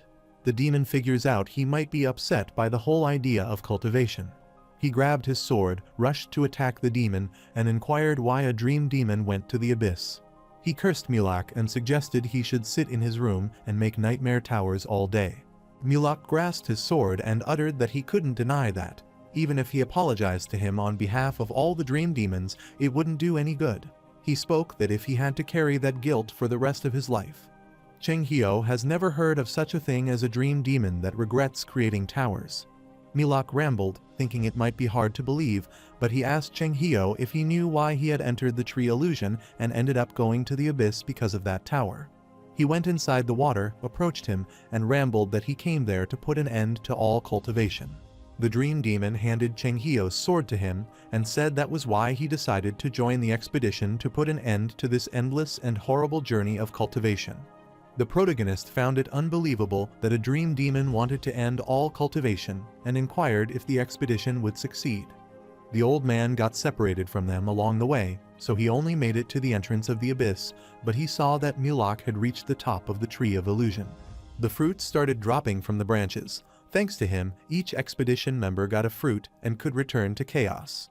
Yihuan was confused. If the old man had the fruit of revival, then what would he still be doing in chaos? Claire returned, heard their conversation, and remarked that Qinghio might be dead, but he shouldn't lie. She uttered that the expedition failed, and he knew that as well as anyone, which frustrated him, and he wondered how she would see as she wasn't even there. She served them their food, and the old man explained that they did manage to get the fruit, but at the entrance to chaos, those cursed beings were waiting for them. All the masters and family heads from the great realm were waiting for them there, and they didn't have the guts to go into the abyss. However, not even the lords of the 4 castles and 10 areas who went with the expedition were strong enough to defeat them. They were no match for them because those people were on a whole other level. Ultimately, they lost the fruit. Even now, those masters keep reviving themselves with that fruit every time they die. They have been doing that for the last 900 years and even have a place called the Recovery Palace.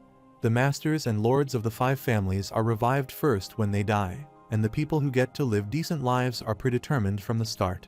The protagonist finally realizes why everyone in chaos looks so hopeless. They know they will never attain the real life they want or the fruit.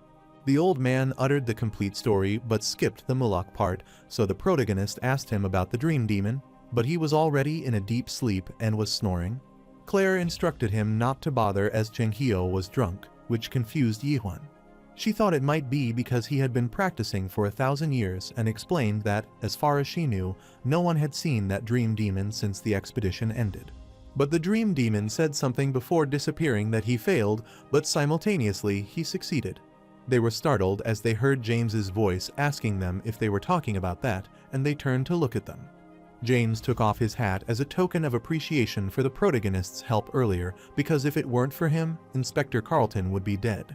Seeing Yihuan's expression, James wondered if he had forgotten about him. He laughed and uttered that whenever he visited Gorgon in the future, he should make sure to come in through the north as he knew his face so that he wouldn't ask for a certificate. He winked his eye and wanted him to keep this a secret from the inspector. He blushed and then turned to leave, leaving the protagonist speechless and continuously staring at him. Abruptly, Captain Jahir rushed toward them. He came from the palace and was searching for Dr. Qinghio. The protagonist was confused to see the captain and could tell from his face that it might be an emergency, but the captain explained they were in trouble.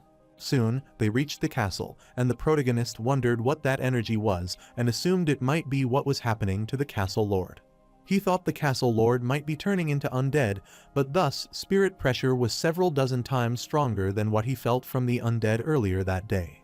That energy came from inside the castle, and most precisely, it came from the basement. He recalled the conditions that Prime Minister Jurgen Cheever had to protect him from the Master of Darkness, and that he had to help them to cure their lord. The protagonist informed Captain Jahir that he thinks their castle lord is turning into an undead. The captain affirmed and explained that those usually happen once a week, but for some reason that day the pressure felt very high. Jahir wants the protagonist to know that the castle lord is a good man who was practically a living legend until the undead transformation began. Because their lord and Dr. Qinghio are 2 of the only survivors from the Abyss expedition, which captured Yihuan's attention. Jahir called him and asked if he knew how to do undead / because the doctor was drunk, so he had to do it for him. The protagonist refused and explained that all he could do was imitate him, and he was nowhere near his level. But he was confident that if Dr. Qinghio would teach him, then he could perform it well. On their way, they stopped as the vibration increased. They felt strange energy around them, and Jahir wondered if it could be that the castle lord had already transformed. The wind pressure was so high that it was pushing them back, and Jahir cursed its timing. As he stared in front, he was shocked to see the 2 captains waiting for them there. Jahir wondered what they were doing there, as they were supposed to guard the other castle. The captain stared at him as if it had been a long time since they had met, and after seeing the protagonist, he thought he might be the guy who knew how to do the undead / without knowing that Yihuan could hear them. Captain Jahir instructed them to step aside as they were in a hurry and was sure they might understand why they were in such a hurry. The captain apologized as they couldn't step aside because they had their own order and they jumped down near them. Captain Jahir wondered who gave them the order and furiously asked them if they were defying heaven. The other captain jumped down and asked what he meant by defying heaven because the only heaven they obey is the golden sky. They rushed to attack them so quickly that it shocked Jahir and he wondered when they reached there. Captain Jahir instructed the protagonist to be careful as he was the one they were targeting. As soon as they reached the protagonist, Jahir rushed there and pushed the protagonist away to protect him. This surrounded the area with a mist, and as the fog disappeared, Yihun saw Jahir stopping them. He applauded Jahir's skill, which wasn't that bad. Captain Jahir didn't think the Golden Sky clan had extended their nefarious influence into the castles itself. He rambled that the outer castle people had nerves and asked if they realized who they were against. The outer castle captain were confident on their skills and warned Jahir not to think they are the same people they used to be. This frustrated Jahir and he cautioned them to think carefully about their actions. He assured them that if they pledged allegiance to the castle lord again, he was confident the lord would forgive them.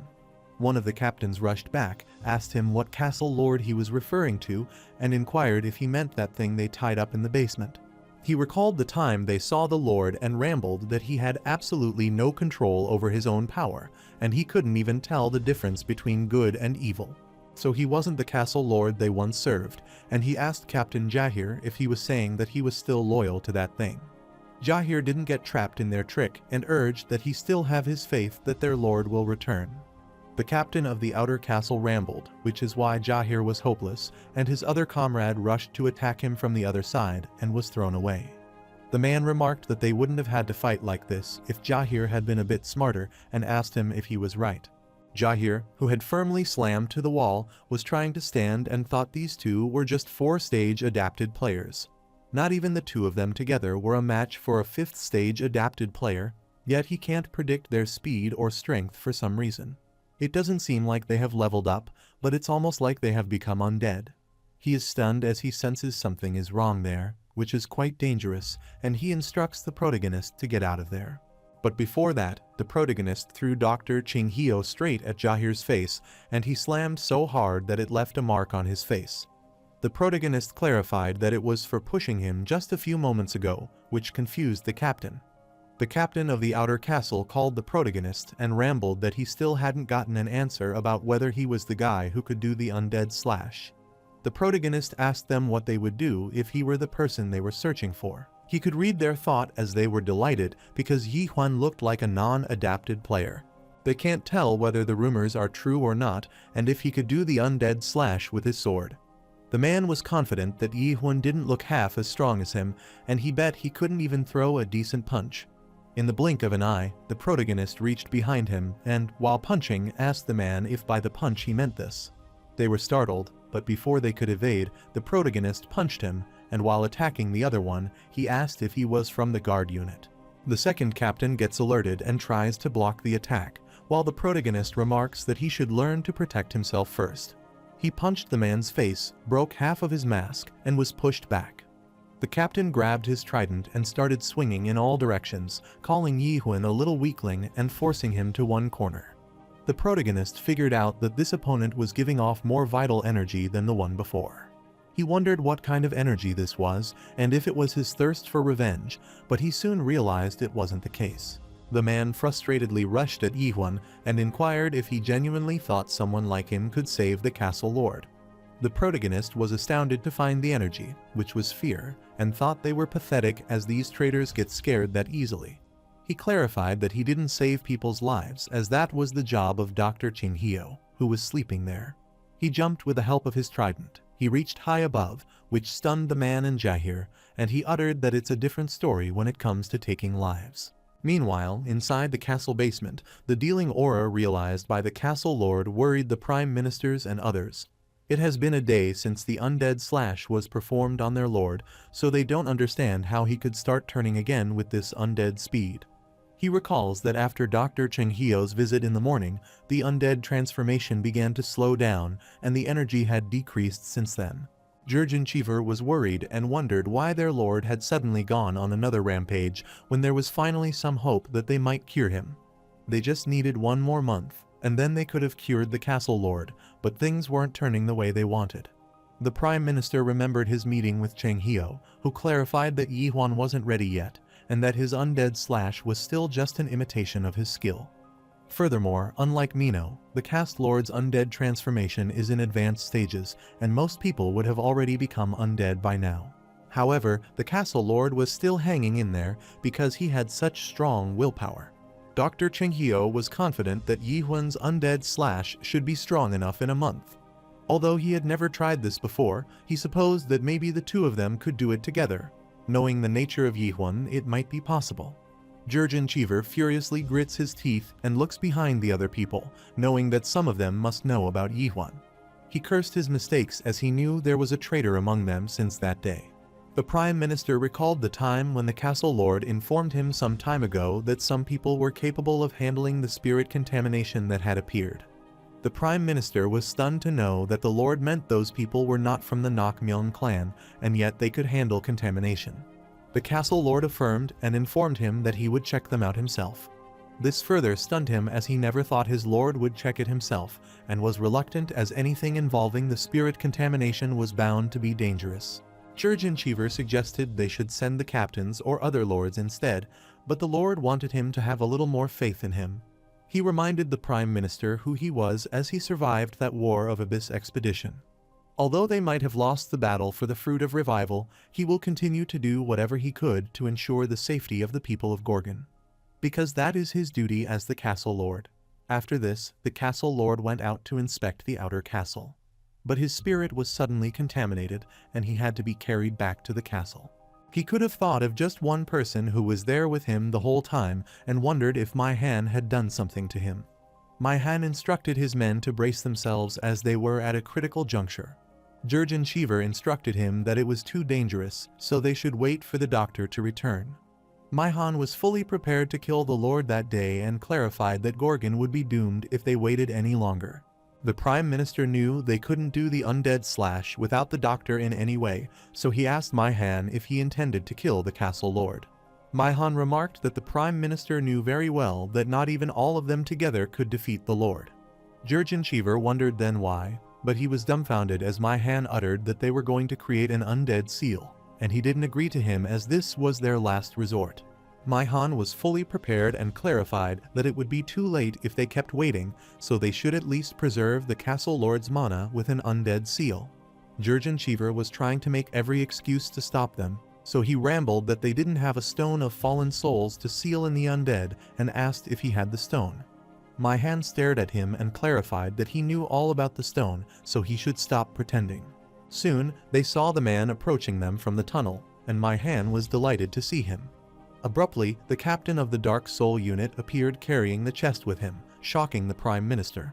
He doesn't believe what he is witnessing and wonders if the captain of the Dark Soul unit betrayed him as he worked for the Prime Minister's office. He looked at the box which contained Yi Huan stones of fallen souls that the captain had brought there. Mai Han rambled that the future of Gorgon was at stake, so he wondered why Prime Minister Jurgen Cheever hid the stone and kept it to himself. He asked him if he knew what would happen if the Castle Lord became an undead. He gazed at the Prime Minister wickedly and asked if he intended to turn the Castle Lord into a giant undead. As he saw it himself, he wondered how much of a threat even a single medium-sized undead was to Gorgon. So the giant undead is like a walking natural disaster, commanding countless undead enslaved people and destroying everything in its path, and asks Jurgen Cheever if that is what he wants. The Prime Minister furiously clenched his fist as he knew the Castle Lord did go on a rampage, and the doctor wasn't there. So it was a fair point considering the situation, but not just anyone can create an undead seal, even with a stone of a fallen soul.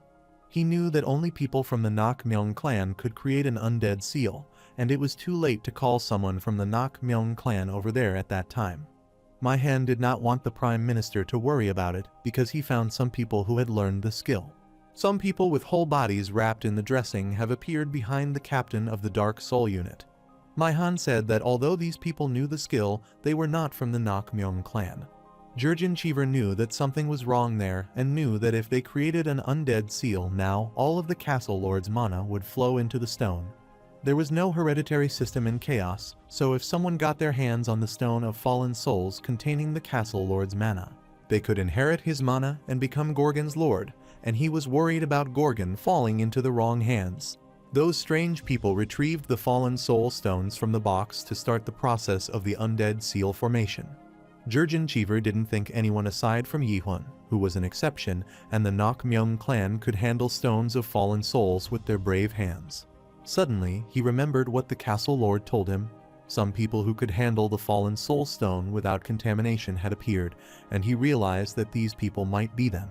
Over the last 6 months, the castle lord has gone from his initial spirit contamination to these uncontrollable rampages. So he wondered if Outer Castle Minister Maihan might have planned this whole thing. He turned and instructed his man to guard Minister Maihan and arrest him, but he was shocked to see all of their facial expression as they weren't on his side.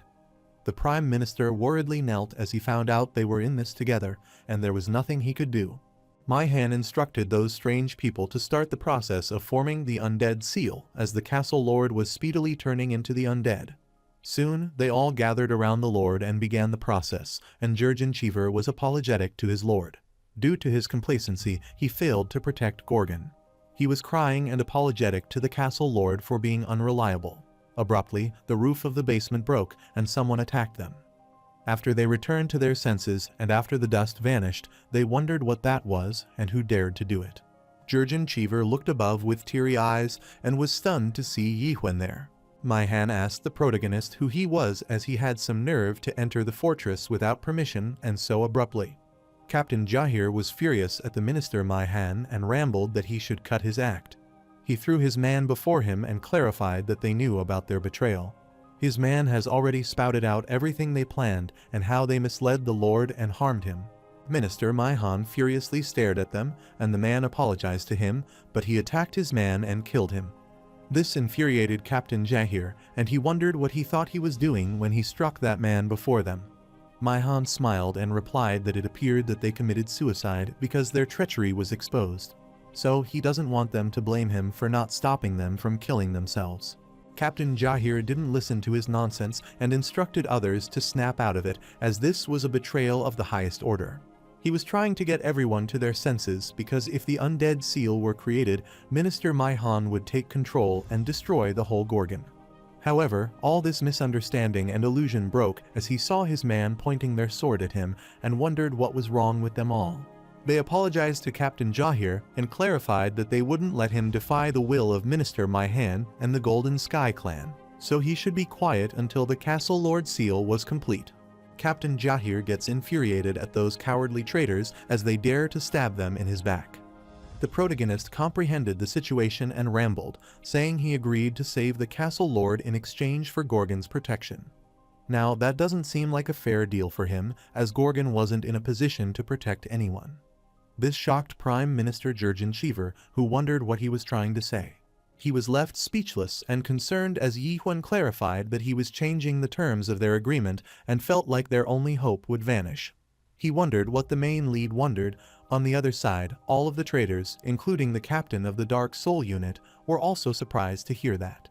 What was more shocking for those traitors was that the protagonist changed his condition and promised to save the Castle Lord and kill all those traitors for him. In exchange, he wants that old man Chinghio, as he was planning to create another Abyss expedition, and he wants their help to fulfill this task, which shocked all of them. Minister Maihan was stunned and wondered what that strange person who appeared out of nowhere and without any proper whereabouts was blabbing about. He had heard all about him, as he was the guy who killed Janya with a single stab after he turned into an undead. He didn't believe it at first, but Maihan guessed it was true. Judging from his action just now, he could assume it might be correct.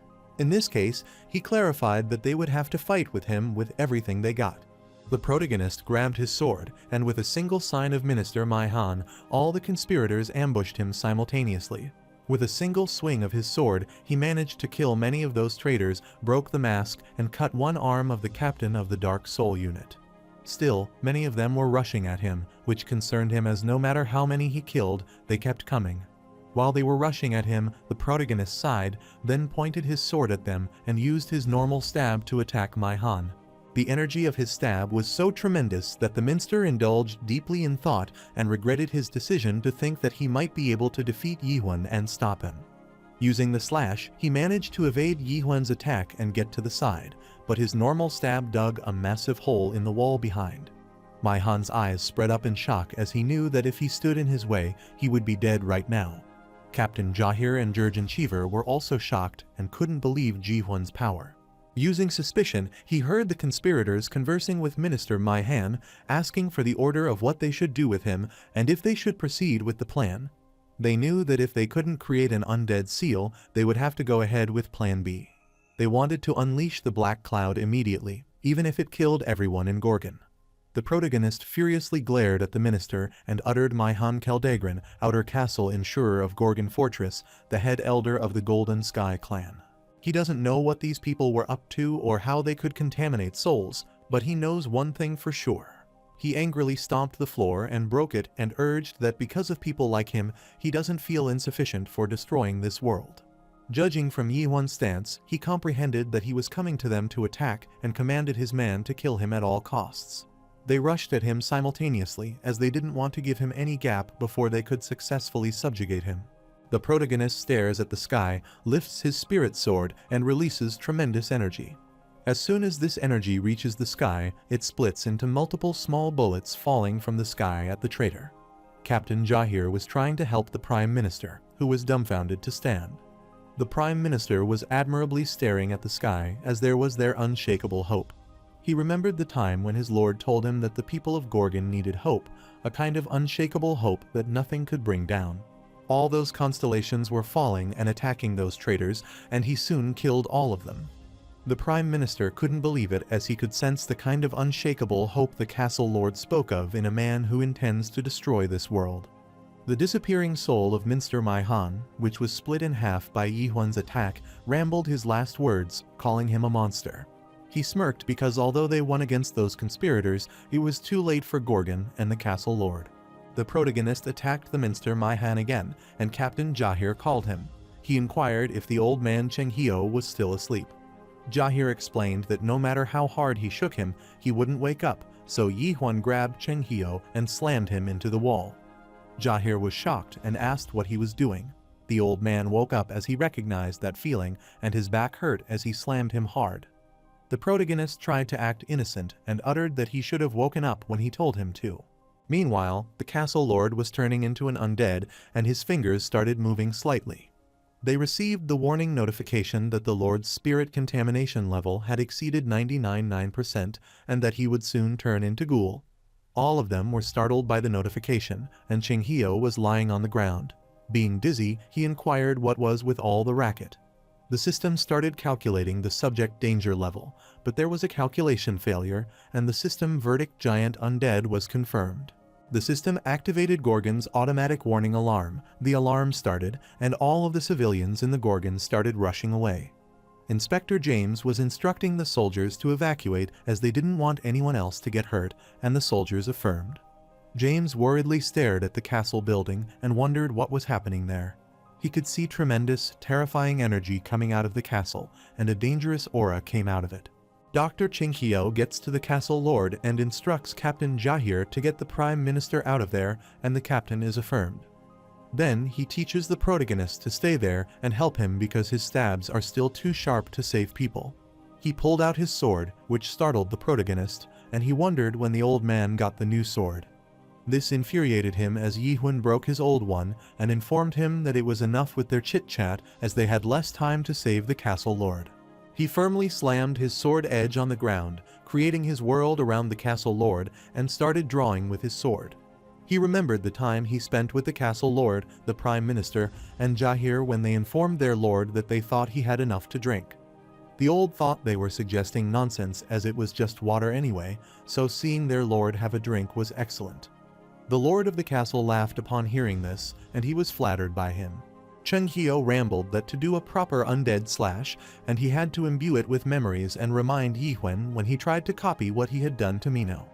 Once he has accumulated enough memories, he can halt the progress of the undead transformation.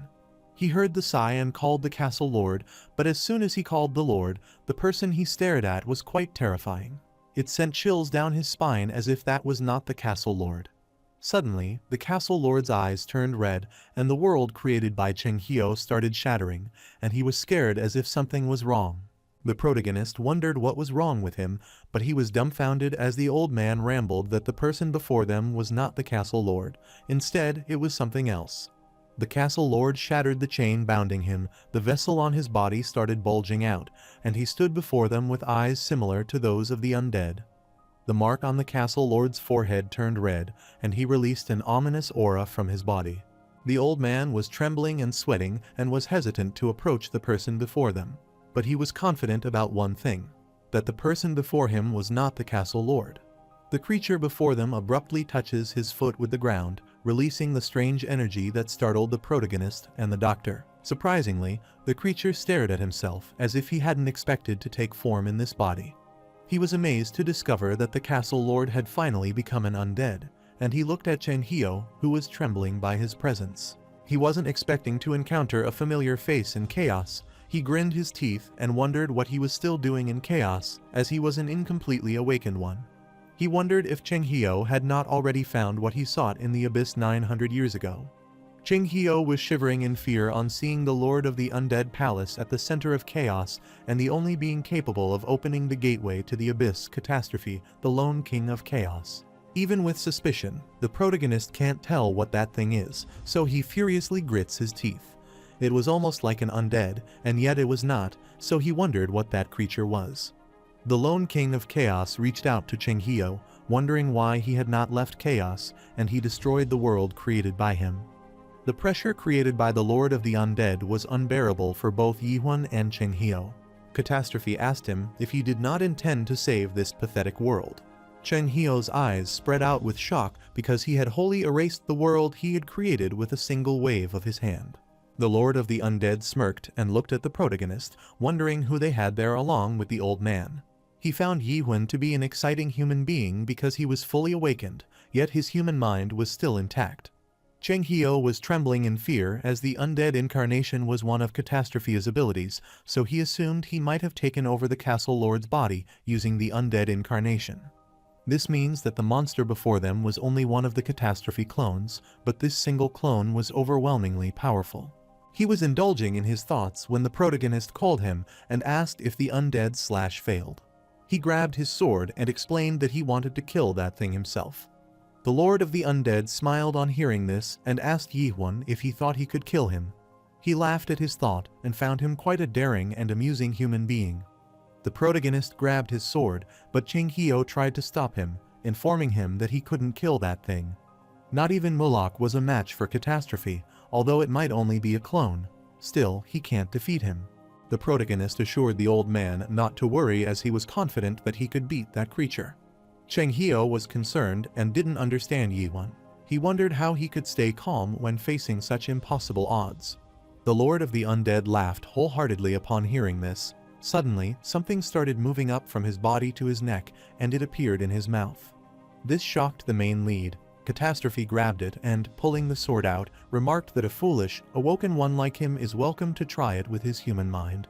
Cheng Hio was astounded to see the void blade because that terrifying sword instantly turned half of their expedition into undead at the entrance to the abyss, and he never thought he would see it again.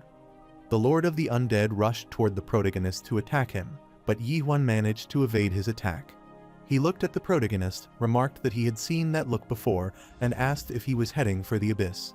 Cheng Hio was stunned to know that Yihun planned to head toward the abyss. He knew that kid was something of a mystery, but he never thought he had tried to go there. Catastrophe reached out to the protagonist and rambled that he saw some still wished to reach the end of this world. He grabbed his head, which stunned the protagonist, and rambled that he was too weak. He was not as strong as that dream demon 900 years ago. He lifted his blade and swung it to kill the protagonist. Yihun grabbed the hand of the Lord of the Undead, trying to get released from his grasp, but somersaulted to evade his strike and attacked his arm. The protagonist rushed back and was glad his opponent's arm was down.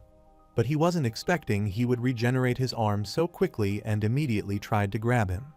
Exploiting the situation since the protagonist was diverted, he attacked him with his void blade and struck his arm. He immediately attacked him with his normal stab and rushed away, successfully avoiding his void blade attack. Lord of the Undead rambled that contamination is a sickness of time, and even the slightest contact with a void blade causes him to age by hundreds or even thousands of years. Hearing this, the protagonist worriedly looked at his wound caused by Catastrophe's void blade. The Lord of the Undead body part gets destroyed by the protagonist and starts regenerating. He delightedly explained that spirits cannot withstand the passing of time, so they age and become contaminated, ultimately turning into undead. The protagonist clarified that if he is talking about this wound on his arm, he stabbed it and uttered that he could just cut it off. Catastrophe laughed, seeing he had just cut off part of his contaminated spirit, and he admired his willpower. But he was confident that was all he had. Suddenly, several blades appeared from his body parts, which shocked the protagonist. He aimed all of that sword at him and attacked him. Cheng Hio behind him was terrified and covered himself.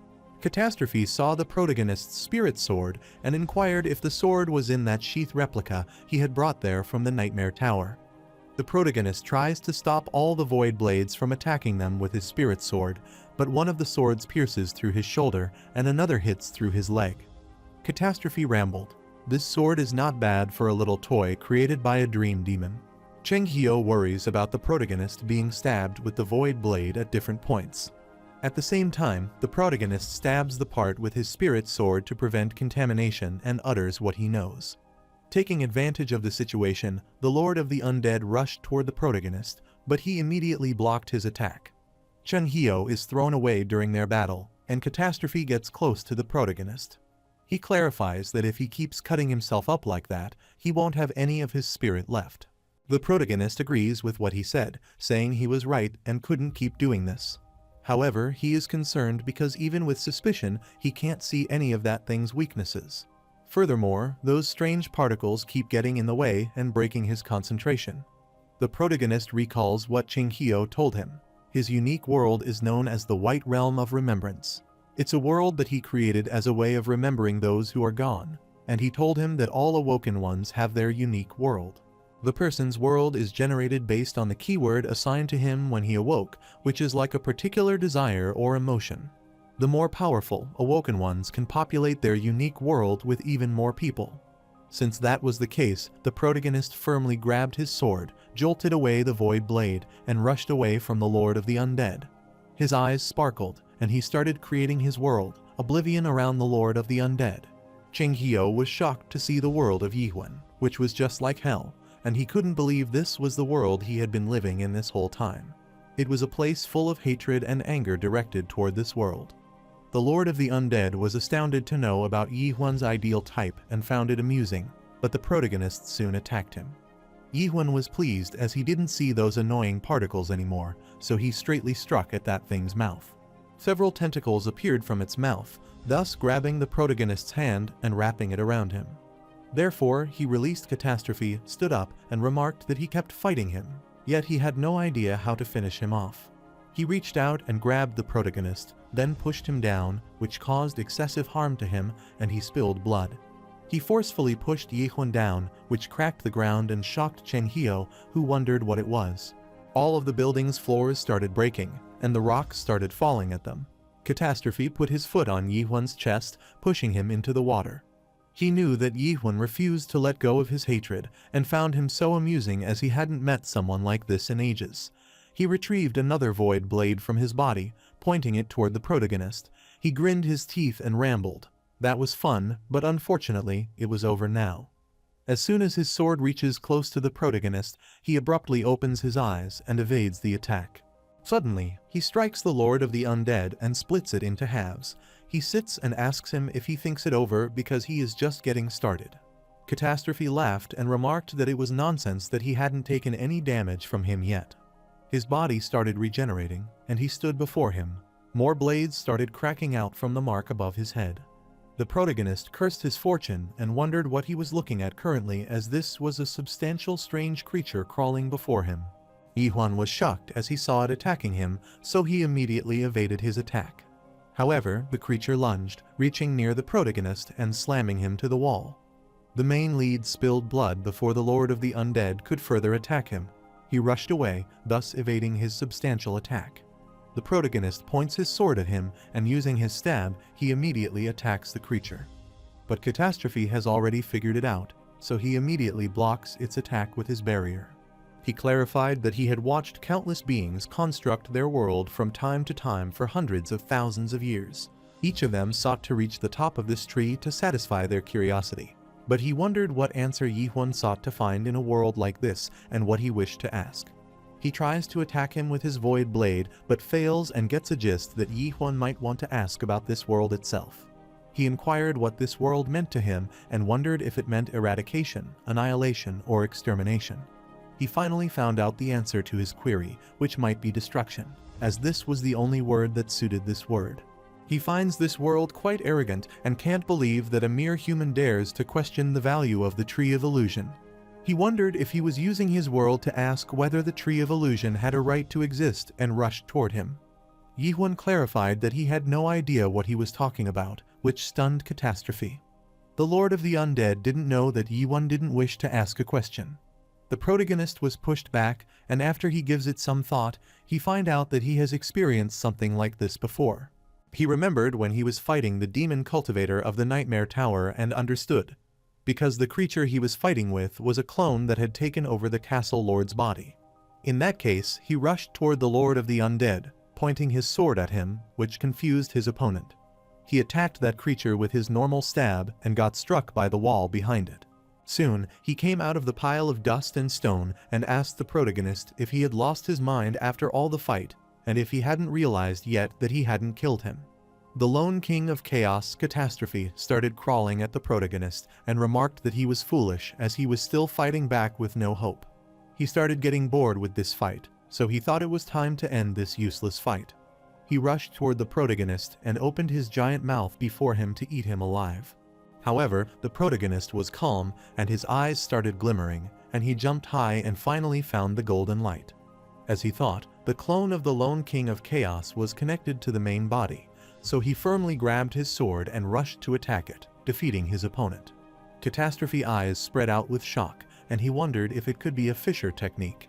During his last breath, the Catastrophe clone rambles to the protagonist, saying that he has chosen to walk the path of destruction and will be waiting for him at the entrance to the abyss. As soon as he defeated him, it started raining, and he inclined with the wall to take a rest while the castle lord turned back into his human form. From his current battle with the Lord of the Undead, the protagonist concludes that he needs to get stronger. He realizes that stabbing alone isn't enough to deal with all the creatures.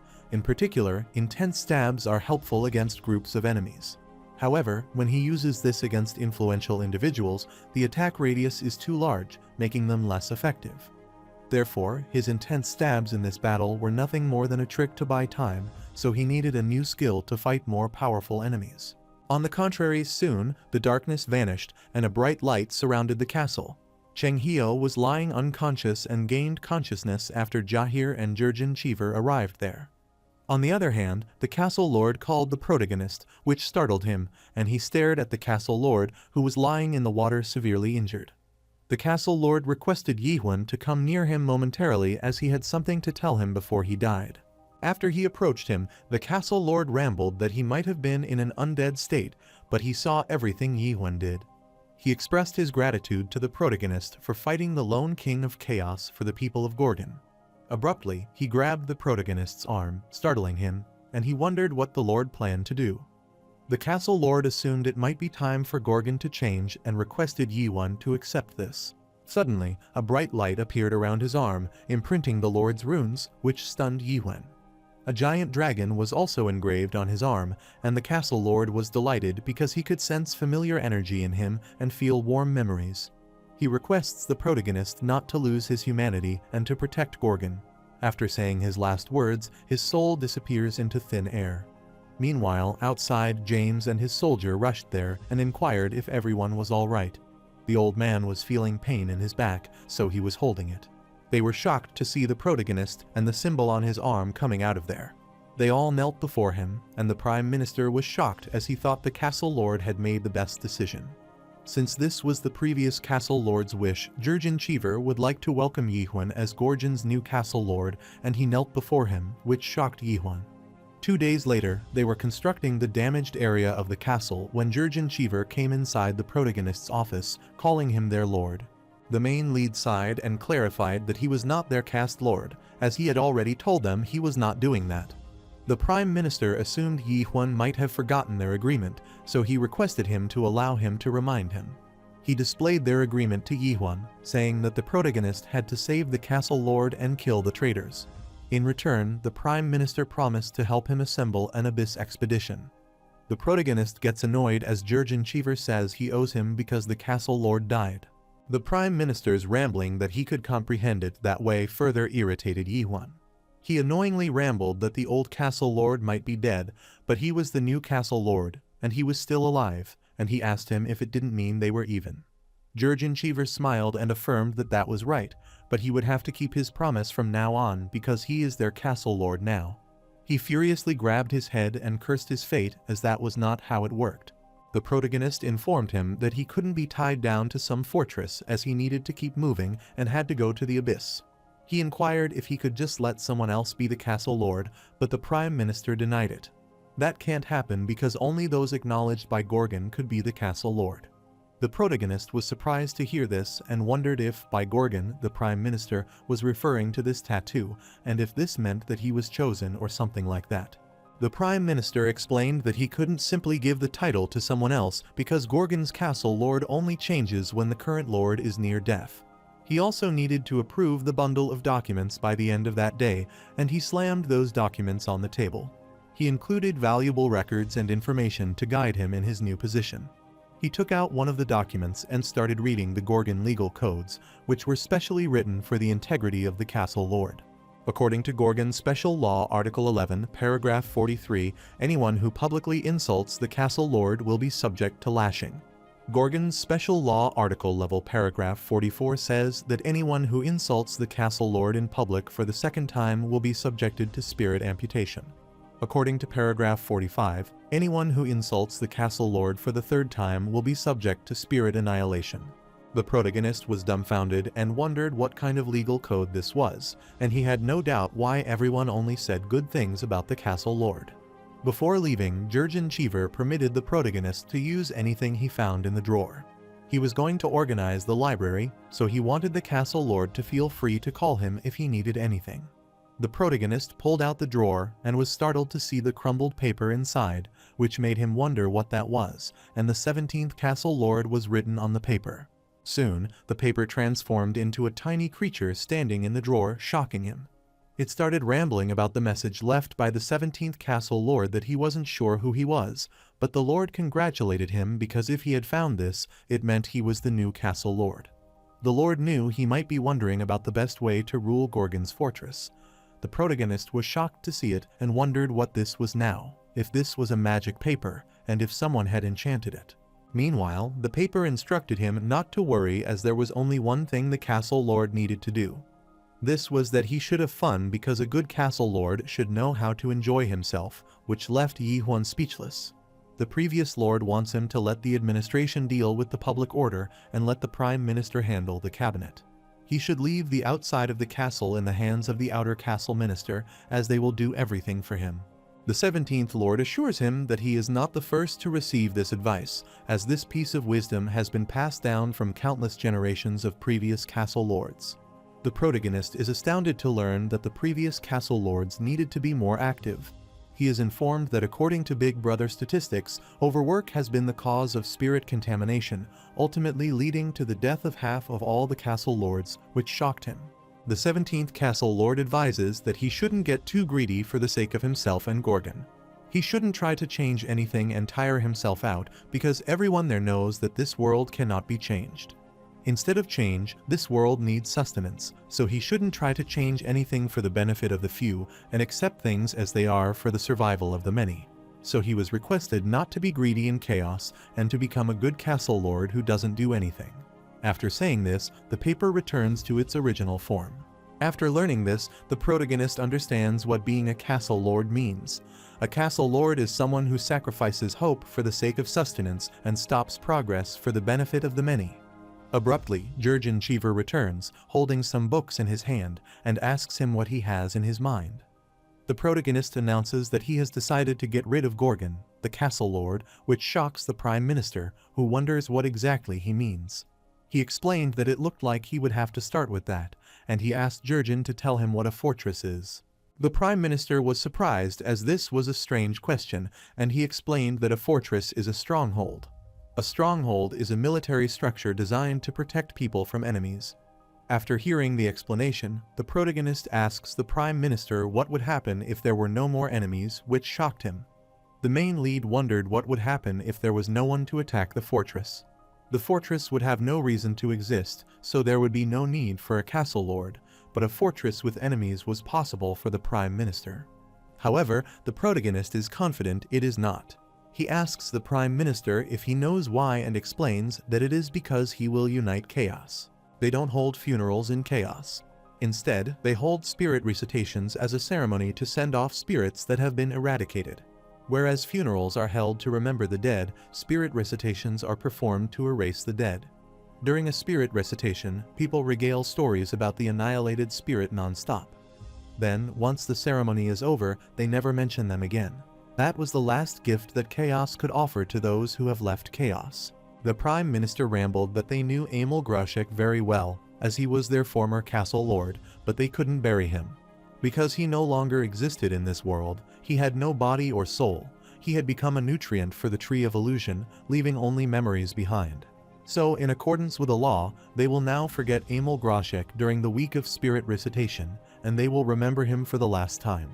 They will say everything there was to say about him until nothing is left during this period as a farewell to the departed. The protagonist was stunned to know that the former castle lord who made him the castle lord's name was Emil Groshek. The protagonist's skill suspicion was activated, which helped him hear everyone's conversation. Everyone was shocked that the outside standing in the last was the new castle lord, who was undoubtedly dressed like it. They were worried because he looked too young to be the castle lord, as they heard the rumors that he was not even 100 years old yet, and wondered if Jurgen was up to something. The protagonist was startled as someone suddenly appeared and remarked that he looked like he would be fun to fight. The protagonist stared at the lady standing beside him in a veil and smiling at him. Abruptly, another muscular man appeared. He greeted the protagonist and inquired if he was the new castle lord. Cheng Hio appeared there and remarked to the vice lord of the Ladies of Faith clan that she seemed too slow because the old raccoon from the Forest School clan beat her to him. The vice lord of Lady Faith's clan finds this exciting and asks the Doctor of Doom whom he is betting on. Cheng Hio was amazed to hear her asking who he was betting on and rambled that this wouldn't be much of a bet. The Forest School clan representative asks the protagonist if he doesn't mind if he can tell him how old he is because he hears that he is very young. The protagonist rambled that he turned 60 this year, which astounded the man, and he wondered if Gorgon is a hereditary monarchy and assumed Yi Huan might be the castle lord's son or something. This captures everyone's attention, and they think he might be talking nonsense, as Yi Huan couldn't be the son of their former lord. They can't believe that that old raccoon was being extremely rude, as the castle lord might be young, but even still, it can't be true. Even though he knew very well how people ended up in chaos, he was asking such a ridiculous question to their lord. The old raccoon reached out to shake hands with the protagonist as he was looking forward to getting to know him. He introduced himself. His name was Ilhan Zhang, and he was the vice lord of the Forest School clan. He smiled wickedly as he heard rumors that the newly appointed castle lord was a non-adapted player. He supposed he could finally repay the humiliation he suffered in Gorgon 10 years ago. 10 years ago, he was instructed to make sure to obtain the right to establish a branch in Gorgon at all costs. So he tried to bribe the Gors at the northern checkpoint, but uptight Inspector Carlton caught him. Inspector Carlton arrested him for attempting to bribe their guards, and the incident reached the castle lord. After all the commotion Ilhan had caused by trying to bribe their guard, the castle lord was amazed that he still had the guts to think of opening his branch there. The castle lord wondered how he could allow him to establish a branch in Gorgon. He cursed the former castle lord, who was just as much of a stickler as the inspector, and he didn't even let him in. But now, the castle lord is dead, the inspector of the northern checkpoint is sick, and some kid just became the new castle lord. He assumed this might be a gift from heaven to get his revenge for the past. As soon as the protagonist shook his hand with Ilhan, he activated the elite-level spatial distortion skill, which directly entered his mind and took him into the 8 gates of hell. The protagonist was dumbfounded to find himself in such a strange place. Abruptly, he heard a roaring sound behind him. As he turned to look, he was stunned. The beast had opened its mouth and was prepared to attack him with his hellfire. Meanwhile, outside that illusionary world, everyone was worried as they saw something was off about the castle lord. They wondered if Ilhan used the 8 gates of hell on him, and wondered how he could be that cruel, as that was such a mean thing to do to a kid who was barely 60 years old. Ilhan smiled wickedly and wondered what Yi Huan thought of his skill. He knew that the castle lord might have gotten caught up in his illusion, tasting the hellfire of the red dragon Tiamat right now. Pretty soon, he would be crying and begging him to make it stop, and then he would be under his command. He was stunned to hear the protagonist comment that he has an unusual way of shaking hands in chaos. He firmly squeezed Ilhan's hand and rambled that it was his turn to let him taste what he had. He sent that man into his world using oblivion. Ilhan was shocked to see his world and shouted as if this was absolute hell. Soon, he knelt before Yi Huan and started crying. Everyone was shocked to see this scene and wondered what was wrong with him, and if that kid broke free from the 8 gates of hell. The protagonist remarked that he should have been flogged for insulting the castle lord, but he decided to let this slide and instructed him to watch himself better from now on.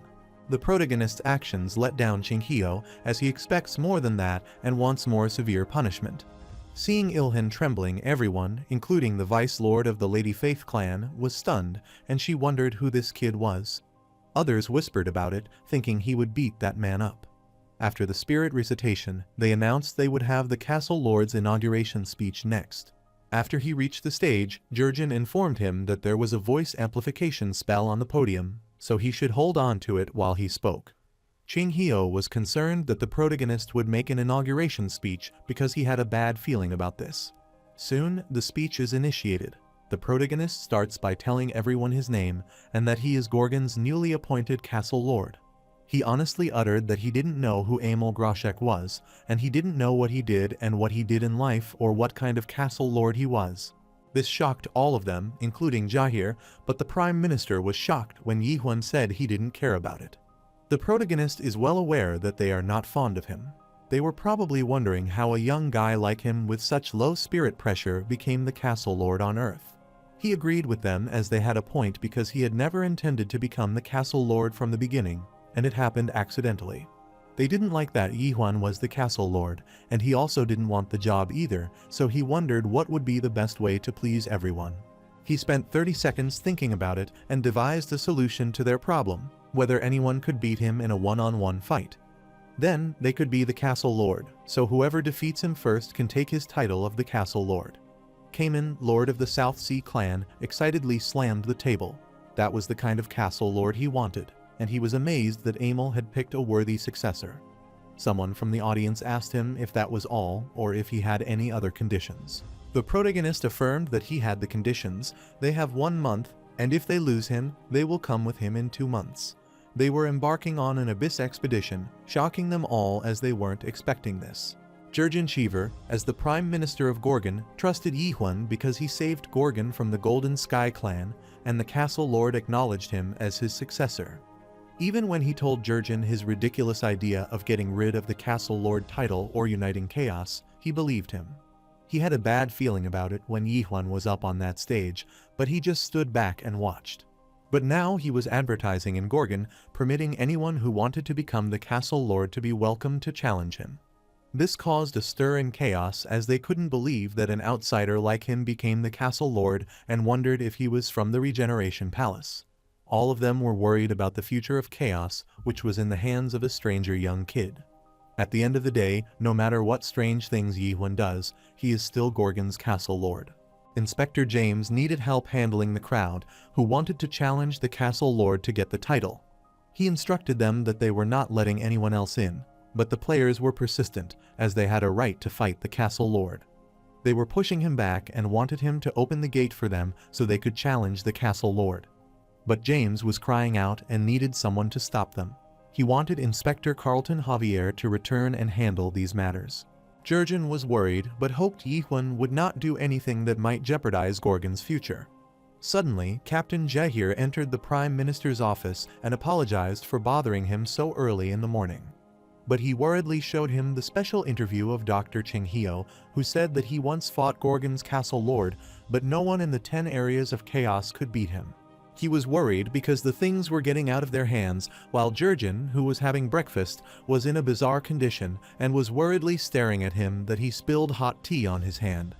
A immediately rushed out of his room and reached the castle lord's office. But as soon as he opened the office door, the documents started coming out of there, and he threw Jahir back. The Prime Minister was furious and wondered how long Yi Huan had been putting off work. Soon, he approached the table and remarked that it was too late to pretend he was working. The Prime Minister was shocked to see Inspector Carlton there and confusedly asked him what he was doing there, as he thought he would be in the hospital.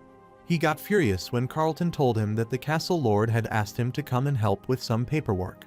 Jurgen Cheever furiously shouted where the castle lord was. He wasn't expecting such an irresponsible attitude from him.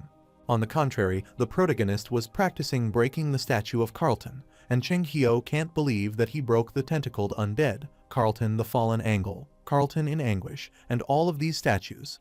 He asks the protagonist if he has any idea how much all these were worth, and he can't believe that Yi Huan was using the Carlton collection for this, as young women are obsessed with these.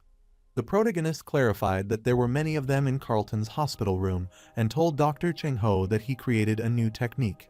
The old man wondered what kind of technique he was talking about, so the protagonist decided to demonstrate it. Cheng Hio found it interesting, and seeing his starting position, it looked gentler than usual. Judging by how Yi Huan moves his sword, it seems Cheng Hio's slash influenced him. He wondered what they should call this technique, and because his skill influenced it, he suggested Yi Huan should name it Cheng Hio's stab.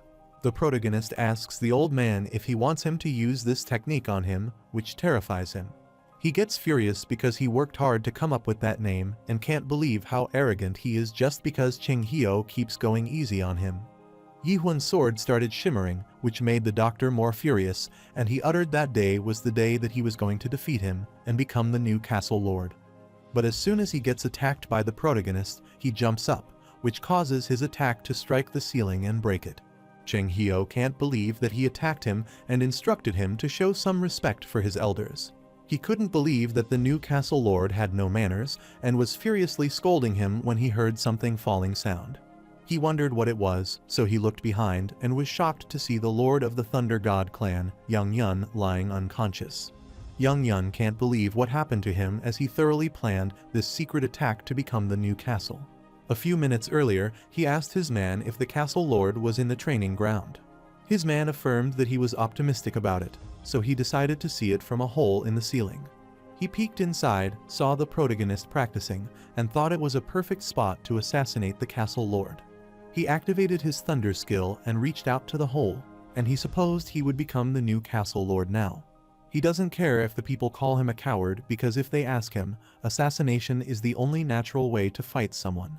Abruptly, he was attacked by something powerful, and after gaining consciousness, he found himself in the practice room. He shouts and sits, but suddenly, he encounters Cheng Hio, who inquires if he is awake, which further shocks him. Yang Yun wonders what the Doctor of Doom is doing there. The old man can't believe that Yang Yun and his sneaky little tricks haven't changed, and he knows this will happen eventually. The Lord of Thunder God clan asked the doctor who that guy was, and Cheng Hio replied that he was Gorgon's new castle lord. Yang Yun was startled because he had never heard of anyone like him in all of the chaos, let alone in the Great Realm. Cheng Hio agreed that this made two of them at the same point, which infuriated Yang, and he said this was why he was asking if this made any sense to him. The old man chuckled and refused as it didn't make sense to him. Nothing about Yi Huan made sense. Yang Yun was astounded to see Cheng Hio smiling, but whatever the case was, he didn't want to count this abrupt attack as his defeat. He was confident he would defeat the protagonist if they fought again, so he activated his thunder skill and urged that it wasn't fair because he attacked him before he was ready, yet he called himself the castle lord. Cheng Hio couldn't believe who was talking about fairness as Yang Yun himself tried to assassinate the protagonist first. The protagonist looks at him and is okay with giving him another chance, and then he gives them the sign to attack first. This frustrated Yang Yun, and he rushed to attack the protagonist. He strikes him first, but Yi Huan evades his attack, which amazes Yang Yun as his opponent is quicker than he looks. He firmly held his thunder scissors and wanted to see if the new castle lord could dodge this attack too. He attacked the protagonist with his best skill, but was shocked to see him unscratched. He didn't want to use his most powerful skill, but he was forced to the edge. Thus, he used his divine thunder strike, intending to finish Yi Huan off in one shot. But he was startled before he could strike him as Yi Huan disappeared from there and reached behind him. The protagonist asked him if he knew the problem with that technique and explained that his technique takes too long to get ready, and Yang Yun was shocked as he looked behind. Later, he saluted the protagonist and assured him that he would go around and tell everyone that the Lord of the Thunder God clan had barely lost to the Castle Lord. Cheng Hio applauded him as he did well, and the protagonist was pleased that they should start seeing some stronger challengers. It took him precisely 100 years to get there. The Yuan family was one of the 5 families of the Great Realm. Yang Yun was a member of their family, or rather, he was their slave who served them by doing his best. The rest of his teammates who cleared the tower with him became members of the family and lived out the rest of their lives together. But one by one, they were either sold into battle or died as enslaved people, and by the time he had been working there for about 100 years, most of his former teammates were dead. However, Yang Yun managed to survive by some miracle, having earned the family's trust over the course of 100 years, and he was appointed an official servant. But the day he was made an official servant, he resisted his fate for the first time. He couldn't spend the rest of his life like that, so he sold his 100 years of trust in exchange for raiding the Yun family's tome library. He stole Divine Thunder Strike, an elite skill. Learning this skill rejuvenated the cells in his whole body. The Yuan family's secret techniques allowed Yang Yun to freely use the Thunder God's power. As a result, he was hunted down by the Yun family for some 20 years, and eventually he got killed in the end. But after being summoned to chaos, he earned the 9th and lowest rank among the 10 areas after 100 years thanks to the Divine Thunder Strike. But then he met the protagonist, who wasn't even 100 years old, yet wondered how he became a castle lord in chaos. On top of that, Dr. Cheng Hio had been so gloomy ever since the Abyss expedition failed, and he had never seen him smile like that before. Cheng Hio, who had been gloomy all the time in the past, was happy, but he also couldn't believe that this guy was the castle, which didn't make any sense. He knew nothing about the protagonist made sense, no matter how hard they tried to understand him. Yang Yun was sadly pouting as he couldn't believe his defeat, but Dr. Cheng Hio wanted him to consider himself lucky. It was good that he met Yi Huan before he ever experienced true despair. On the contrary, the protagonist was looking at the last statue of Inspector Carlton on which he would practice. Meanwhile, Yang Yun makes a strange face upon seeing the protagonist, and Dr. Cheng Hio assumes that he might be wondering what is so special about him. The old man explained that a week before Yang Yun got there, Gorgon was almost taken over by the Golden Sky clan. This startled him, and Cheng Hio uttered that he was not sure how the Golden Sky clan had so many people in Gorgon on their side. But it looked like they had been planning to take over Gorgon for a long time. However, he asked Yang Yun if he knew who had rescued Gorgon from the near collapse and stopped the lone king of chaos when he had possessed the castle lord. That kid saved them all, and as a result, he became the current castle lord. This stunned Yang Yun, and he wondered why he hadn't told him that sooner. The old man explained it was because he burst in there and tried to assassinate him before he had a chance to say to him, so he didn't want him to blame him. They were startled as they saw Huang Kang, Lord of the Fire King clan, appear and say that he had come to request a duel with Castle Lord. He was there with the Lord of the South Sea clan and hoped the Castle Lord wouldn't mind if he fought him first. The protagonist said it wouldn't be necessary because they could fight him simultaneously. Since he was trying to train right now, he didn't have a day to fight, which shocked them. Cheng Hio witnessed this situation and assumed a few people would go home disappointed that day. Huang Kang agrees with the protagonist, laughs, and thinks the castle lord would regret saying that. He rushes to attack the protagonist using his particular flame skill, but the protagonist evades his attack and strikes back with the wall. Cheng Hio gets furious and asks Huang Kang if he is trying to burn down the training ground. Yang Yun reminded him that Huang was so worked up that he didn't even hear him. Huang Kang excitedly attacked the protagonist with his sword and asked Yi Huan if he feared his sword flame. The protagonist calmly refused as he wasn't afraid. He made a fist bare-handed and struck his opponent's sword. Yi Huan wants Huang to tell him this later too, whether he is scared of his stab, and he was shocked to witness this.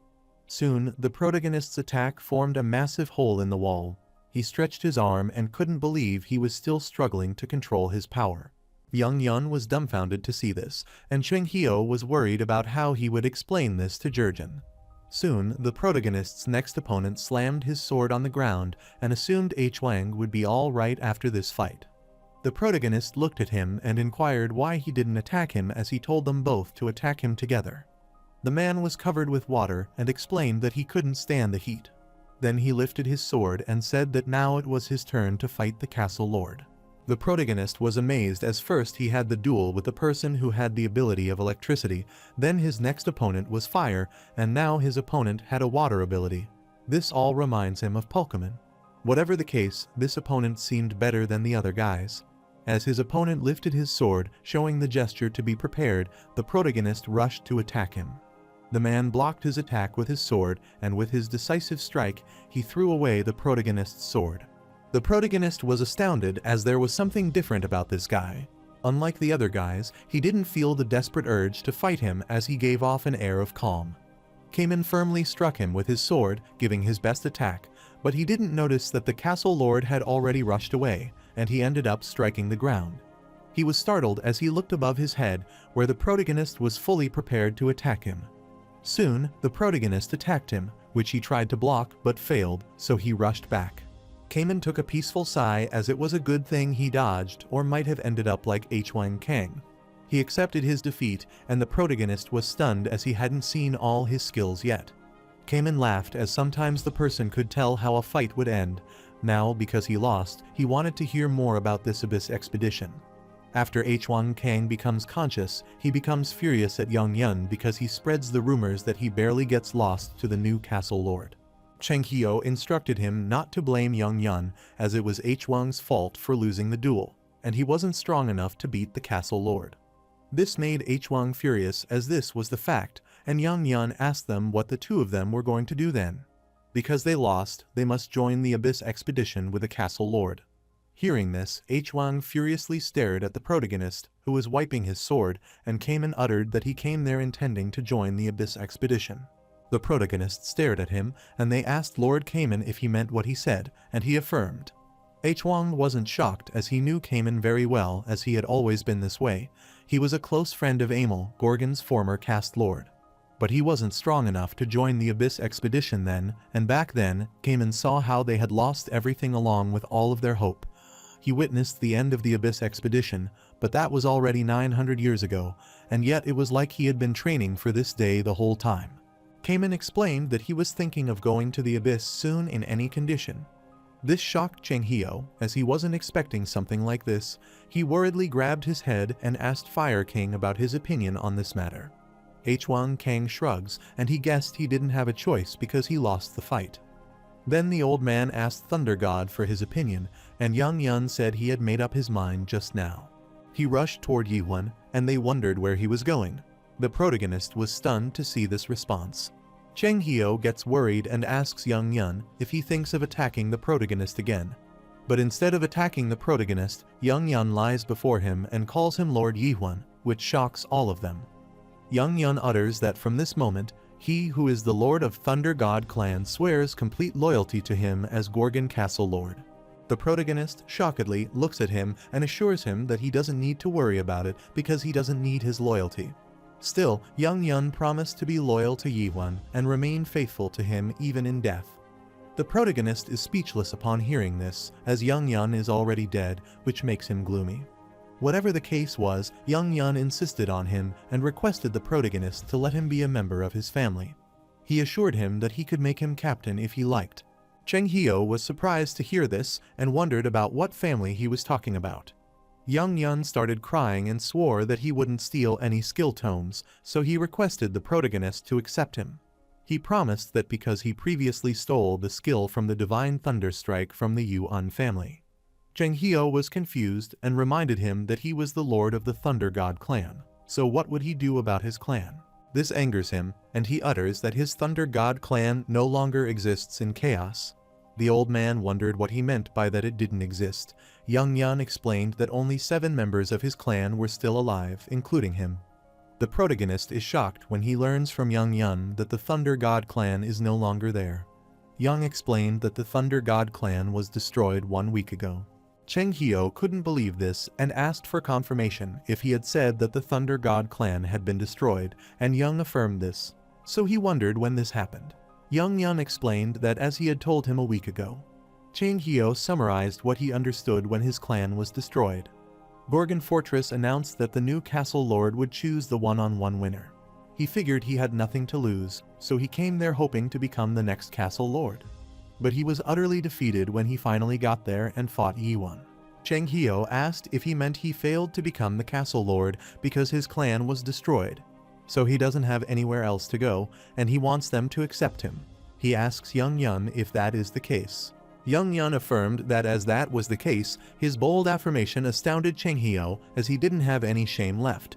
However, it was a bit confusing that if the Thunder God clan was destroyed a week ago, they should have heard about it by now. Cayman uttered that even if they considered the distance between Manticore and Gorgon 1 well, it was a long time. It was confusing that they should have heard if the Thunder God clan had been destroyed a week ago.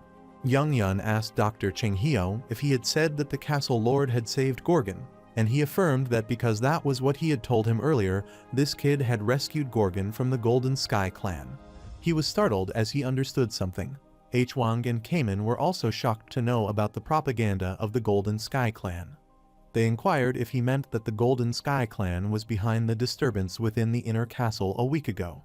Cheng Hio also figured out that they might be the ones who destroyed the Thunder God clan. Young Yuns affirmed and informed them that their clan wasn't the only one that was destroyed. The Golden Sky clan defeated the third-ranked Black Forest clan and the first-ranked Heavenly Dragon clan. This shocked Hwang and Cayman, but Cheng Hio wondered then what had happened to the Manticore Fortress. Young Yun uttered that a week ago they were also entirely conquered by the Golden Sky clan. So Dr. Cheng Hio got it, and he knew it would only be possible to keep this a secret for a week if they stopped the flow of information at its sources within the fortress itself. This can only mean one thing. After capturing the Manticore Fortress, the Golden Sky clan took control of the skill system and blocked all messaging skills. Hwang Kang grabbed his head and requested him to hold on a minute because he still didn't understand it clearly. He asked them if they were saying that 3 of the 10 clans in Chaos were destroyed in one night by the 10th-ranked Golden Sky clan. Young Yun affirmed that this was right. Cayman also heard that the Golden Sky clan was growing in power. But he didn't think they had become strong enough to conquer all of Manticore in a few years. The protagonist uttered that the lower the number, the stronger they are, which astounded them all. Young Yun looked at him and was dumbfounded. Yihuan was the castle lord, and he had just realized it. This made the protagonist furious, and with his killing aura, he asked them what they meant, which sent chills down their spine. Young Yun started trembling and trying to explain it to the terrifying protagonist. He apologized to him and requested that he not kill him. This calms down the protagonist, and he nods to assure him that he will not kill him. This relaxed Young Yun as he was saved, and Cheng Hio thought he was lucky that Yihuan had spared him. Chaos has 4 major fortresses, Gorgon, Manticore, Dryad, and Garuda, and 10 ruling clans, often referred to as the 10 clans of Chaos. But they are not all equal, and are ranked from 1st to 10th, and the first-ranked clan is the strongest. There was a vast difference between the lowest-ranked clan and the top 3 clans. But now the 9th-ranked Thunder God clan, the 3rd-ranked Black Forest clan, and the 1st-ranked Heavenly Dragon clan have all been defeated by the 10th-ranked Golden Sky clan, and even the Manticore has fallen to them. Young Yun had no idea who was helping them, but he was sure another group supported them. The protagonist ponders the Golden Sky clan scheme because he first meets their man in the pub when he hears that they have the Dream Demon with them. He thought they might be the ones holding the Dream Demon, but then they tried to take over Gorgon, and even Manticore fell into their hands. The main lead assumed that if they took over the other fortresses, they might be after the same thing as him. He wondered whether he would find the Dream Demon, and that person he mentioned in Manticore as he recalled the time when he asked the Golden Sky clan man about him. He uttered that if he would tell the protagonist about the Dream Demon, even if he would let him go, it wouldn't matter because if that person finds out, he will wish if he would be dead. Meanwhile, at the fortress of the Golden Sky clan, the lord of the clan beheaded one of his opponents and inquired his men about discovering that they failed to get a guardian horned beast. The Lord of the Golden Sky clan, Jin Hong Lim, assumed that it couldn't be helped and asked his other men if they agreed with him, and he delightedly stared at the body parts of the corpses of other clan men. Golden Sky clan members explained to their lord that they dismembered the Lord of the Heavenly Dragon clan and locked him in prison. The Lord of the Black Forest clan was still putting up a fight, but it should be over soon. Lord Jin Hong Lim grabbed his dagger, swirled it in his finger, and threw it at the head of other clan members. He picked up an apple, took a bite, applauded his man, and then inquired if they had captured the Lord of the Thunder God clan. His man worriedly told his master that they hadn't captured him yet, which frustrated Jin Hong Lim, so he threw his dagger at him, which struck at his shoulder. The man knelt, and with his trembling body, he apologized to his lord for the delay, but it didn't matter to his lord. He asked his man if they had figured out where the Thunder God clan lord had escaped, and the man beside the injured one explained that he appeared to be in Gorgon. Jin Hong Lim can't believe this, as he thought the clan lords would be eager to cooperate after he took over Manticore. He recalled that Gorgon was the place where some fool decided to hold a contest for the title of Castle Lord and was gathering people for an Abyss expedition. He can't believe there are still people in Chaos who think that way, even after the failure of the previous Abyss expedition. Although they didn't send as many troops there as they did to Manticore, Head Elder Mai-Han still worked very hard on that attack for a long time. Jin Hong Lim was ashamed to face the Master of Darkness after their defeat at the conquer of the Gorgon Castle. He summoned the screen, after which he saw the protagonist's video defeating his people. He asked his man the name of the new castle lords and asked if it was Yihuan, and his man affirmed that he was right. He looks closely at Yihuan's face, which looks kind of familiar to him. Abruptly, he receives a message and wonders what it is about. His man informed him that it was a message from the Master of Darkness. Jin Hong wondered if the Master was asking him to find that product again, the product that ran away from the tower. He cursed him as it was their fault for not taking better care of their stuff and wondered why they were asking them to find him for them. He instructed his man to reply to the Master of Darkness for now that they would keep looking for it, and his man affirmed. Jin Hong Lim started tapping on his throne, called his man, and uttered that the more he thought about it, the less sense this made. He meant that person was just some product, so it was unbelievable that he managed to kill one of the tower cultivators during the tutorial game. Meanwhile, the man whom he stabbed was trembling. He was having difficulty while standing as he excessively lost his blood, and his fellow was feeling bad for him. The Golden Sky clan lord laughed at the thought that the product would destroy the tower and escape to Chaos, and he stabbed his injured man straight in the head and killed him. The screen before he started disappearing, and he asked his man if it made any sense to them that a mere product could do that. The man refused, as that was what he thought, because there was no way something like that could ever happen. His man asked him what they should do about the Lord of the Thunder God clan who escaped at Gorgon. Jin Hong Lim was feeling a bit sleepy, so he decided to leave and instructed his man to let the Lord of Thunder God clan go, which shocked his man. His man was concerned because now that word had gotten out about the new castle lord holding a competition for his title, he heard that the clan lords of the 10 clan were rushing to Gorgon to compete. Jin Hong Lim thought they would have had to get rid of them anyway for their plan to unite Chaos, so this worked out well because the undead would soon overrun Gorgon.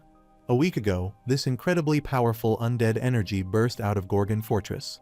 It must have been Catastrophe, the lone king of Chaos, but soon his energy disappears. Incarnation isn't the scariest thing about him. Since the undead can summon other undead, that energy appearance might have attracted several other undead in Gorgon. He wickedly smiled as he knew that Gorgon would soon discover how Catastrophe earned his name.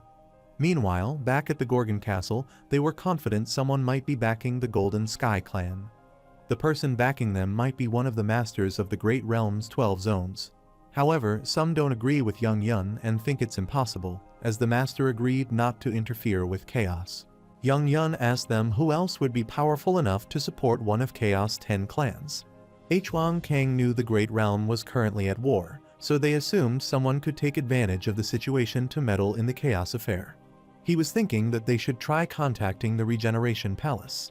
This startled Cayman, and he inquired if he meant that Regeneration Palace, where the masters of the Great Realm and the 5 families' lords are revived, and the group that manages all fruits in Chaos stay. Since one of the 12 zones is involved, they violated their agreement.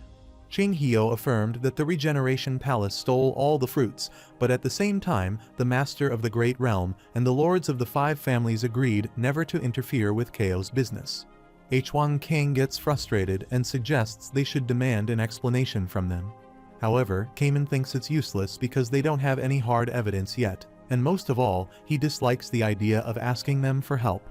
Furthermore, they don't know if the Regeneration Palace is included in this plan, so they can't take any risks. This worried all of them, and Cheng Hio looked at the protagonist and uttered that the problem was more significant than they thought, so he inquired what they should do now.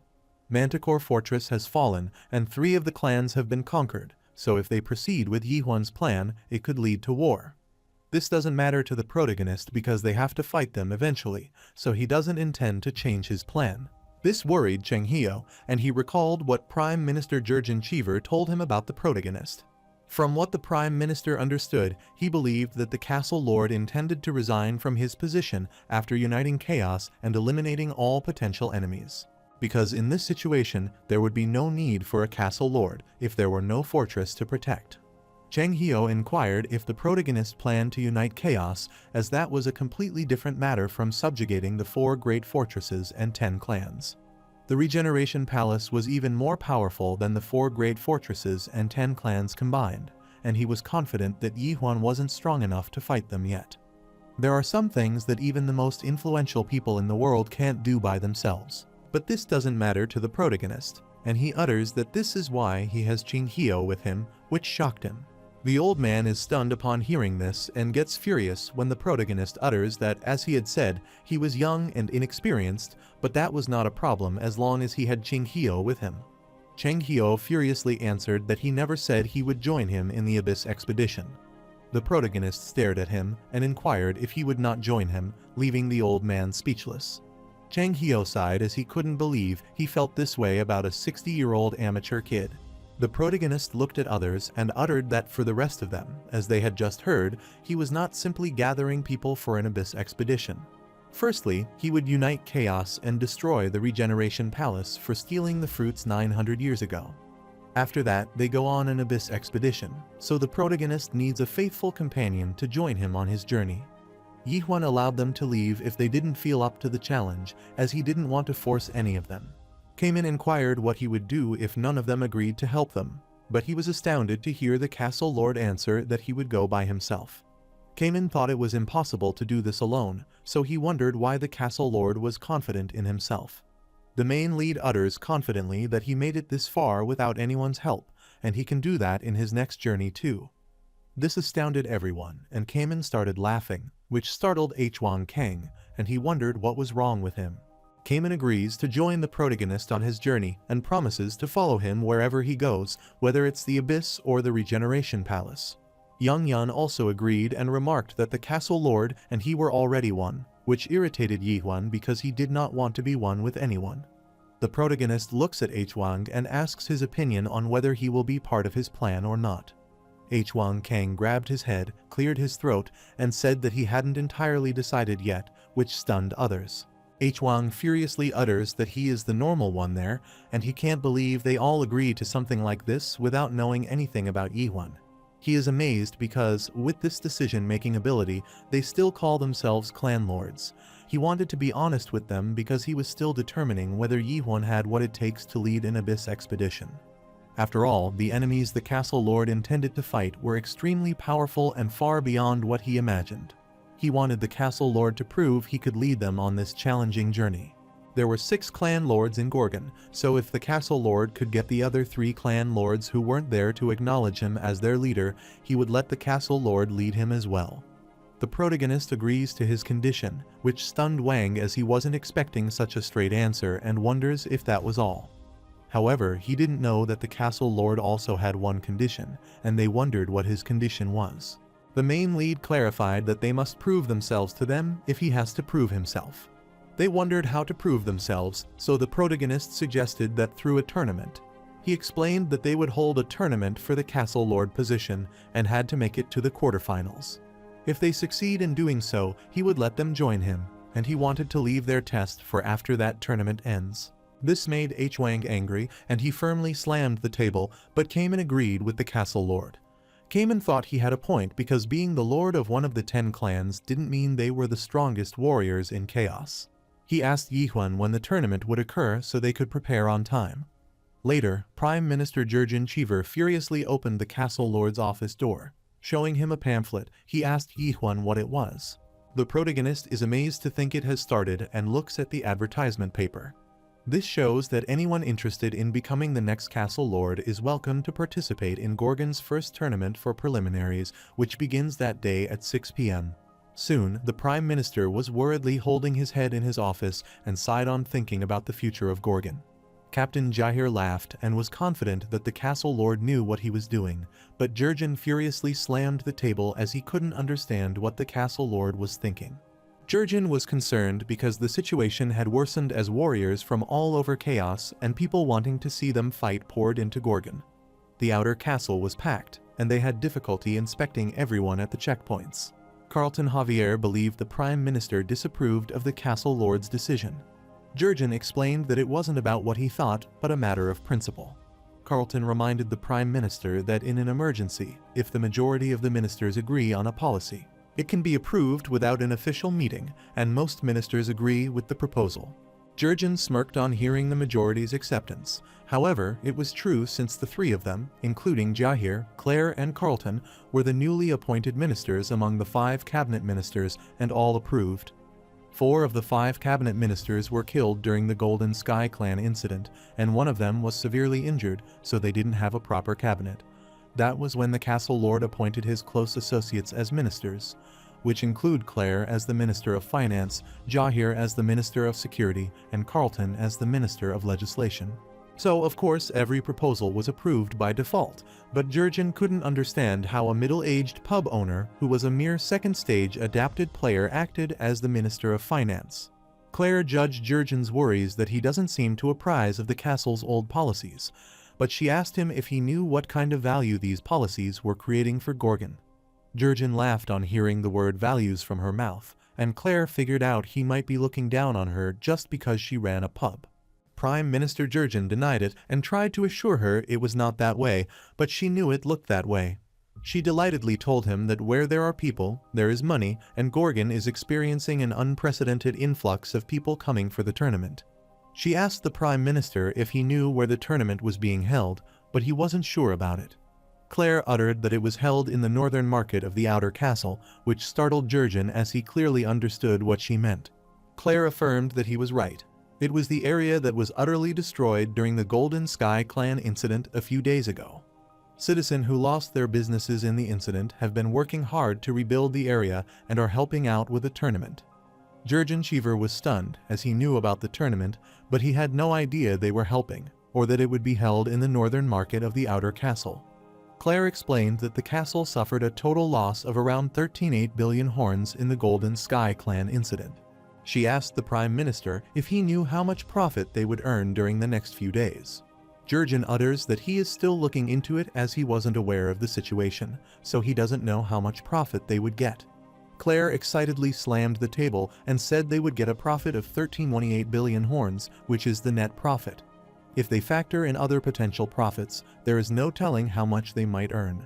Seeing Jurgen stun-faced, she asked the Prime Minister why he was so surprised. She clarified that she was also responsible for counting money in her previous life.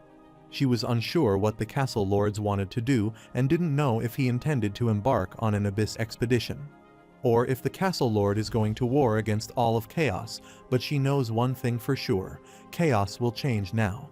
Southern Chaos, the Great Sea, and Dryad, the southern fortress, were located there. Dryad is a plant-type guardian horned beast, a natural fortress consisting of branches and secretion, formed by absorbing water from the Great Sea.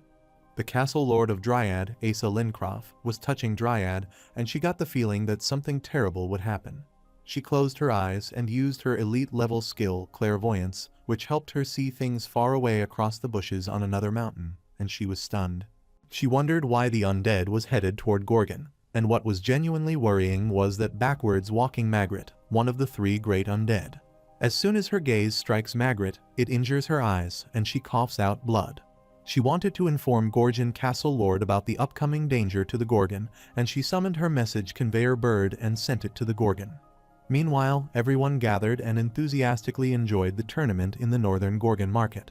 Mujuk Shin, lord of the Infinite Clan, was amazed as it had only been 3 days, and they were already down to 16 people, and this was all happening too quickly. He was startled to know that this was all because of Hwang Kang, and that he shouldn't have gone around shooting flames and boasting that he would kill everyone back in the preliminaries. Mujuk was delighted to meet Dr. Cheng Hyo after a long time, and the doctor felt the same way. The doctor was shocked as he saw the aura of Mujuk as he had grown since they last saw each other. Mugek was also astounded to see the growth of Cheng Hyo. However, Cheng Hyo was more surprised as Mugek loved fighting, and he didn't take part in the tournament. Mugek explained that he likes sparring, not dogfighting like those people. Cheng Hyo laughed as he knew Hwang Kang would probably start blasting flames again if he heard him say that. On the contrary, Hwang threw his flames at the opponent and wondered if he had hit her. However, he was startled as he saw his opponent above his head, fully prepared to give him a substantial strike. Her strike firmly slammed him, which threw him to the ground. She pointed her sword at Hwang, and with this, he lost the battle. Mugek Shin recognized the opponent's women's magic technique as it seemed very familiar and wondered if it could be what he was thinking. Cheng Hyo affirmed that one of his skills was the Azure Phantom Steps of Hyo Yu, the Master of Steel. Mugek gets furious and wonders what one of Hyo Yu's warriors was doing there as the masters promised not to interfere with chaos. Cheng Hyo also had no idea about this, but he knew that the master taking part in this tournament was up to something. With the defeat of Hwang Kang, Minister Jahir concluded the second round, and now the long-awaited quarterfinals were going to commence. Mugek was amazed as they immediately moved on to the quarterfinals and asked Cheng Hyo if this wasn't too soon. However, the old man explained that the castle lord was impatient, and soon the next participant appeared. Everyone was excited as it was finally the Lord of the Forest School clan's turn, and they were thrilled as they were going to see Chaos's greatest warrior in action. Myeong-yeagle, Lord of the Forest School clan, appeared and smiled, seeing the audience's enthusiasm. Then he turned and looked at Cheng Hyo, who was shocked to see him there and smirked evilly. This made Cheng Hyo furious as he was arrogant and wondered what kind of greeting that was, and he wanted to teach him a lesson later. Mugek tried to calm him down and suggested that he go easy on him as he was only 400 years old.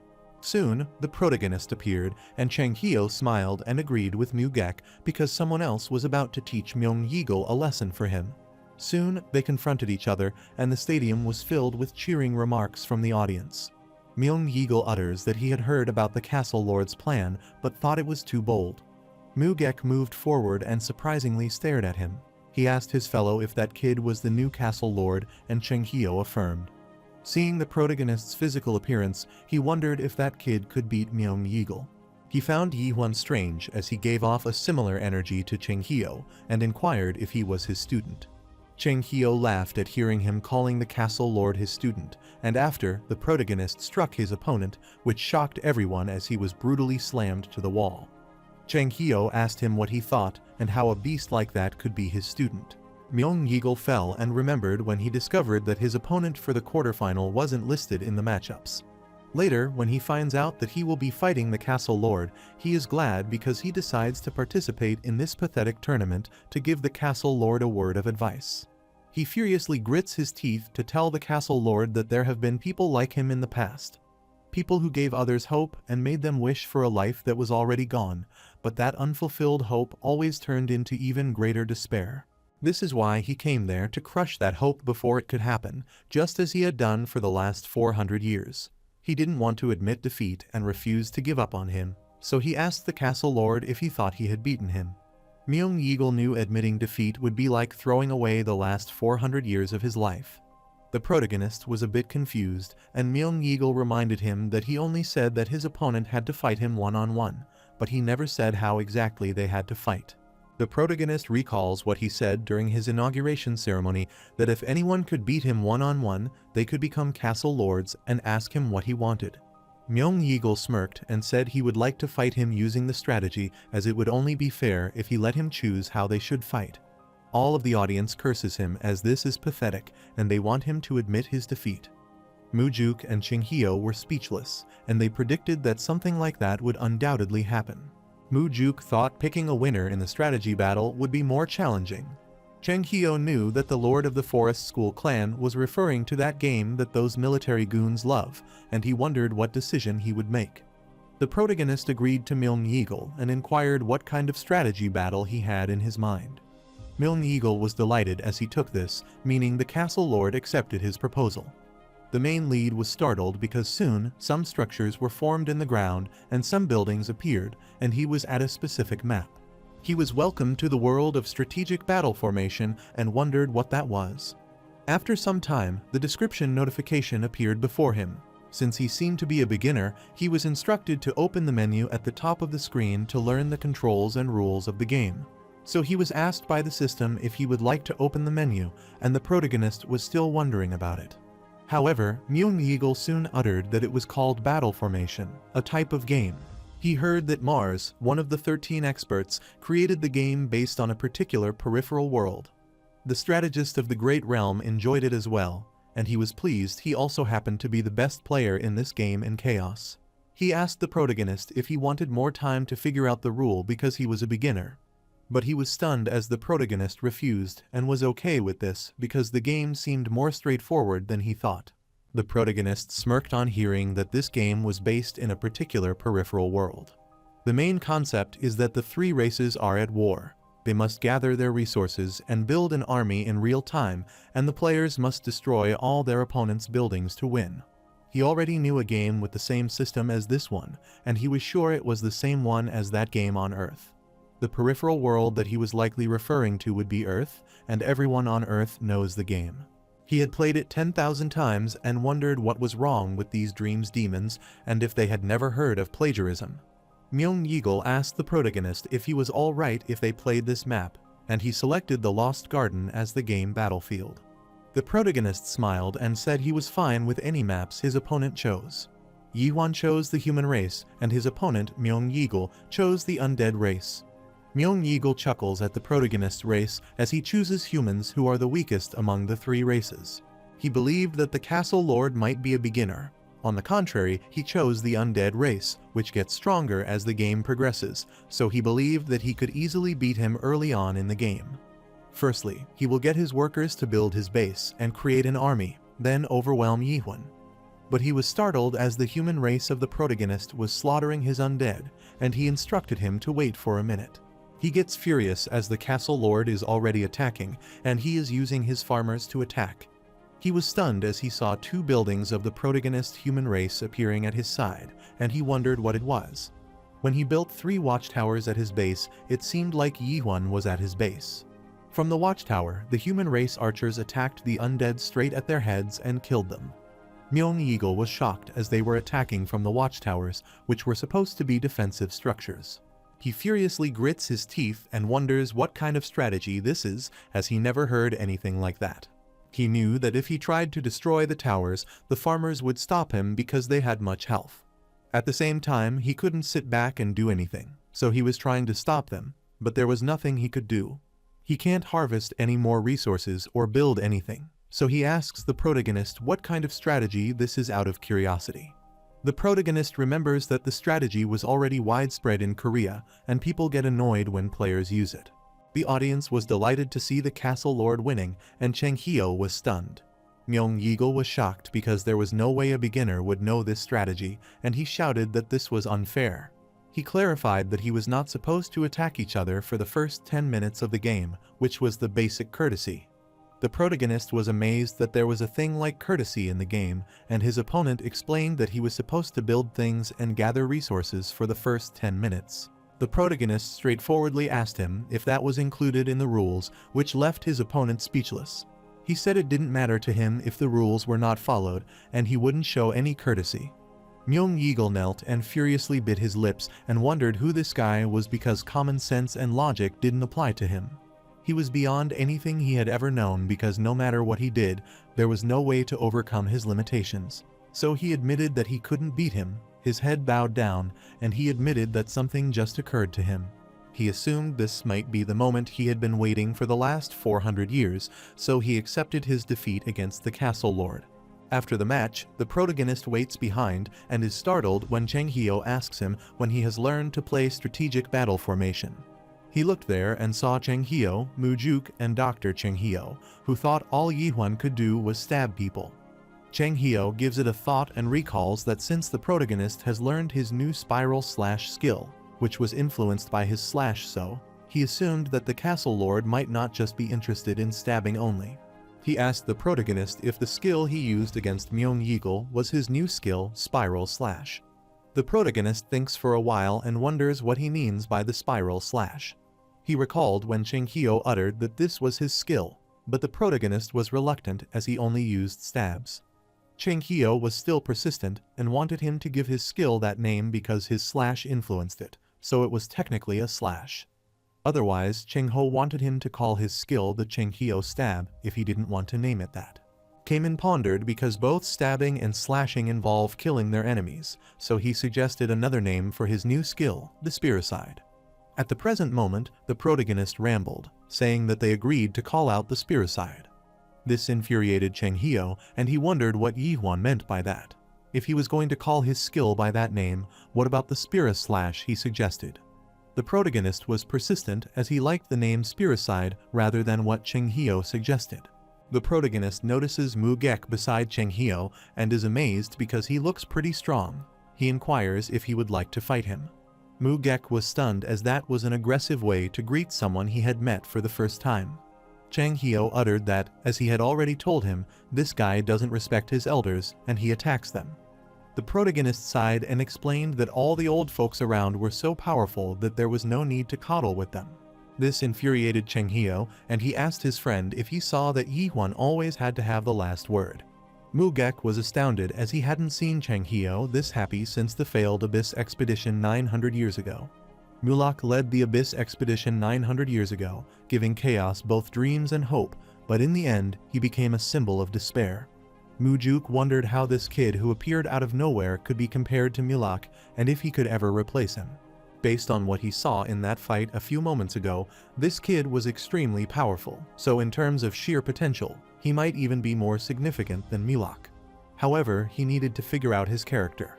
He doesn't detect a true sense of justice in him. Yihuan was the complete opposite of Mulak, who was so mature and kind-hearted, and on top of that, Mujuk wondered why he kept getting a threatening vibe from this guy. Mujuk was startled as he suddenly witnessed the protagonist's world and got terrified. He turned and looked behind, but nothing was there. He surprisingly asked Cheng Hio if the new castle lord was also awoken, which astounded the doctor as Mujuk had just noticed and uttered that he was utterly awoken. Soon, the announcement was made about continuing the next quarterfinal match. They would broadcast the live stream directly from the stage to make it more exciting to watch. Cheng Hio informed them that the net match was about to begin, and he noticed the protagonist heading toward the stage. He inquired where he was going as it wasn't his turn. Mujuk was still surprised to know that the protagonist was an entirely awoken one, because in that case it meant he had overcome the limits of the third stage of awakening. The protagonist looked back and said that waiting for everyone to finish fighting one-on-one would be a waste of time. Cheng Hio is shocked to see the protagonist on the stage and wonders what he plans to do this time. Soon, his opponents appear on the stage, and using his skill of suspicion, he realizes those three look pretty strong aside from Kamen and Young Yun. Especially the last girl with the chain scythe, which was the strongest because there was something about her that he could not detect even with suspicion, and he wondered what that girl's true identity was. Minister Jahir was startled to see him and wondered what he was doing there as it wasn't his turn. The audience was excited to see the castle lord step on the stage and asked if he would say something. The man in the audience instructed the newly recruited guy to turn on his recording skills. The protagonist snatches the mic from Jahir and wants everyone to listen to him, and he utters that he has seen enough of the participants, so he knows how vital everyone is currently. He was tired of watching all these fights and wanted to change things up. Abruptly, Juk Ryonja, Lord of the Ladies of Faith Clan, steps forward, requests him to wait, and inquires about what he thinks he is doing. She asked him what gave him the right to do this and what he proposed they change. The protagonist utters that he is removing the rule that everyone has to fight one-on-one. Juk Ryonja wondered if he was suggesting that they have a team battle. The protagonist affirmed because what he meant was something like that. However, the Lord of the Lady Faith Clan doesn't think it would be a good idea and asks him how he will choose the team and how they will decide the winner. The protagonist tried to clarify since she did not seem to understand what he meant and urged that he was not saying they should go to the trouble of dividing themselves into teams. There is only one team, and 6 of them will fight as a team against Yihuan, which shocked her as she wasn't expecting this kind of change. She wondered what he meant, but after she understood, she was dumbfounded as he suggested he would fight them alone. The protagonist affirmed that she was right, as he planned to fight them alone. He promised that whoever could defeat him would become the next Castle Lord of Gorgon. This stunned all of them, and the audience was excited at the thought that they would finally see the Castle Lord in action and wanted him to show them his actual skills. The girl with scythe chains laughed and approached the protagonist as she was wondering what he had in mind. The protagonist tries to see her skill level using suspicion, and she remarks that things will get interesting now. After making the announcement, he threw the mic toward Jahir. He was startled by this abrupt action and tried to catch it.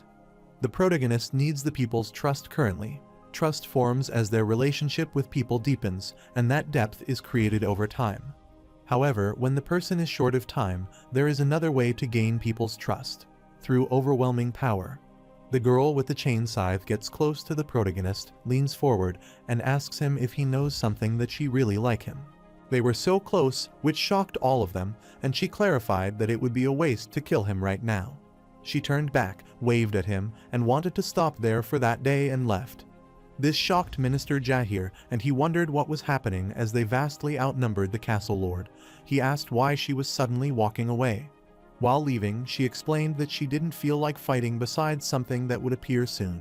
This shocked the protagonist, and he wondered what she meant by something specific. On the contrary, Young Yun called and said he would also like to withdraw from the fight. Young Yun explained that he was not nearly strong enough to fight his lord, and was delighted that at least he made it to the quarterfinals. The protagonist knows that Young Yun is a clever guy, and although he doesn't mind working for him, he still wants to perceive some of his pride. Kamen clenched his fist and clarified that he also wanted to withdraw from the match because he was not worthy of fighting him, as it was unfair to fight 6-on-1.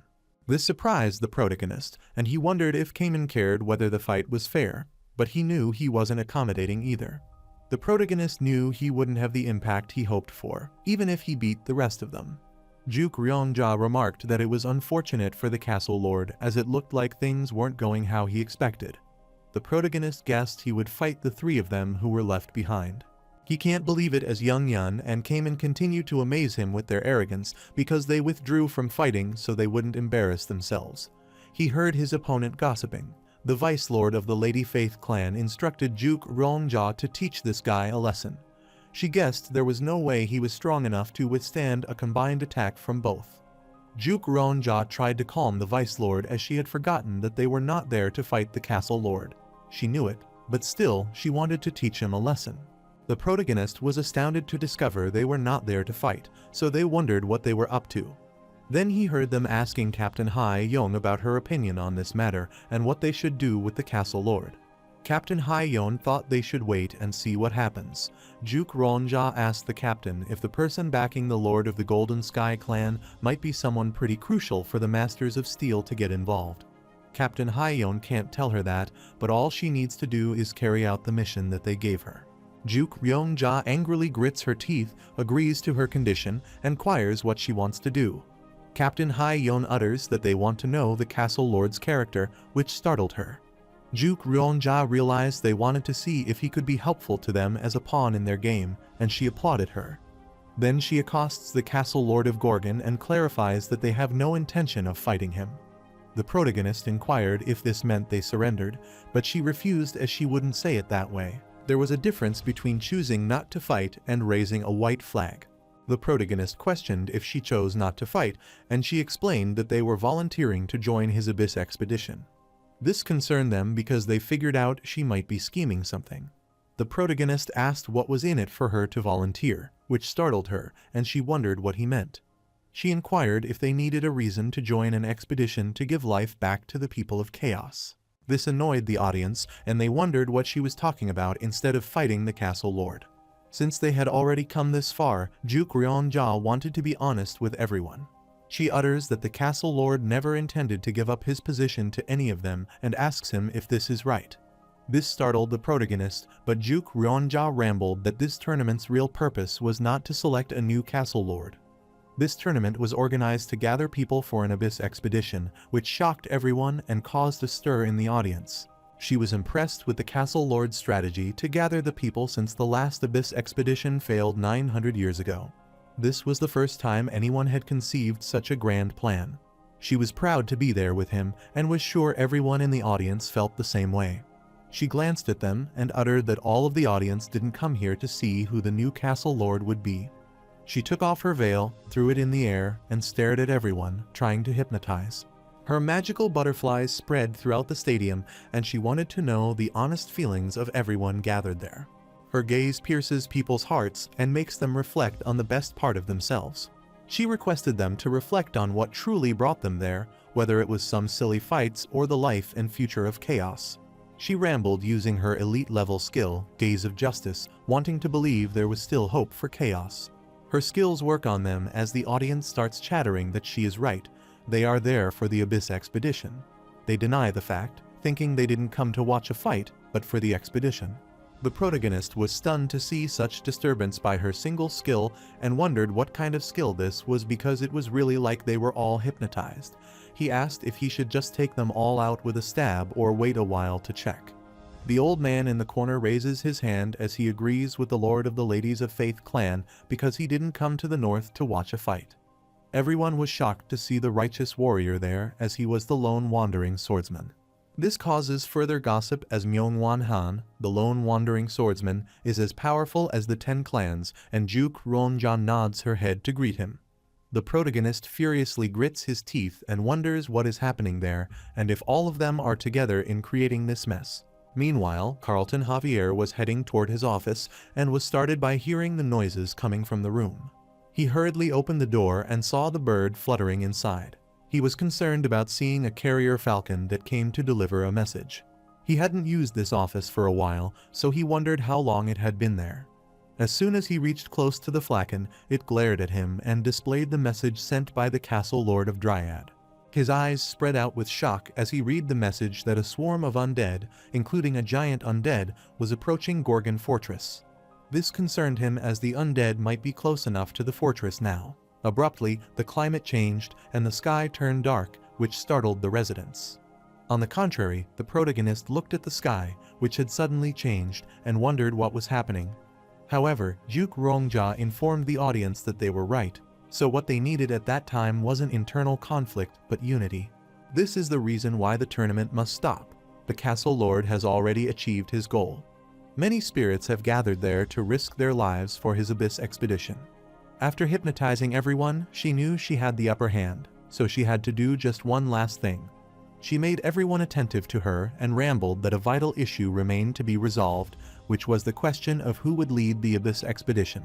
Cheng Hyo was worried as he knew she was up to something and trying to manipulate others. Mujuk affirmed as he agreed. Mugek stared at her and knew that she was using the Gaze of Justice and an elite-level enchantment skill, and after that, she started deactivating the skill again. He wondered what the Lord of the Lady Faith clan was up to as he couldn't even comprehend her intention of doing so. Juk Ronja mumbled that she would like the castle lord to lead the expedition for them. She suggested him because he was more substantial than the 10 clan lords and even more resourceful than the lord of the Forest School clan. There has never been anyone as talented as the castle lord Yihuan in all of chaos in history. Her manipulating conversation causes everyone to believe her, and they start applauding her. The audience remarked that this was like her because she always puts others above herself. Myungwan Han objected to what she suggested because the head of the expedition can't be someone who is merely solid and clever. She asked him what other qualities he thinks the head of expedition needs, and he utters the ability to care for a whole team of people. In other words, the head should have a strong character besides being clever and powerful enough to subjugate their opponent. That was why he thought they needed to test the castle lord character, and he wanted Juk Rongja to do that.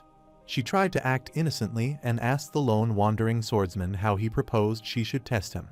Myungwan Han suggested that she give the castle lord of Gorgon a morality test, and she smiled wickedly upon hearing this. The audience agrees that a morality test would be the perfect way to test his character, so he wants them to start it quickly. Minister Jahir was worried because the Lord of the Ladies of Faith clan had requested a morality test, and he asked for everyone except the castle lord to stay back. Duke Rongja evilly uttered that she guessed she had no choice if everyone wanted this. She sends her butterflies on the ground, which starts creating a scenario for him, and she asks the protagonist what he says, whether he will take the morality test and lead the expedition or not. The protagonist looks behind and is startled when Chang Hyo furiously grits his teeth.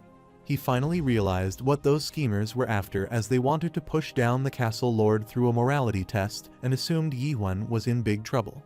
Mugek agreed, as almost everyone knew about Lord Duke Ryongja's morality test.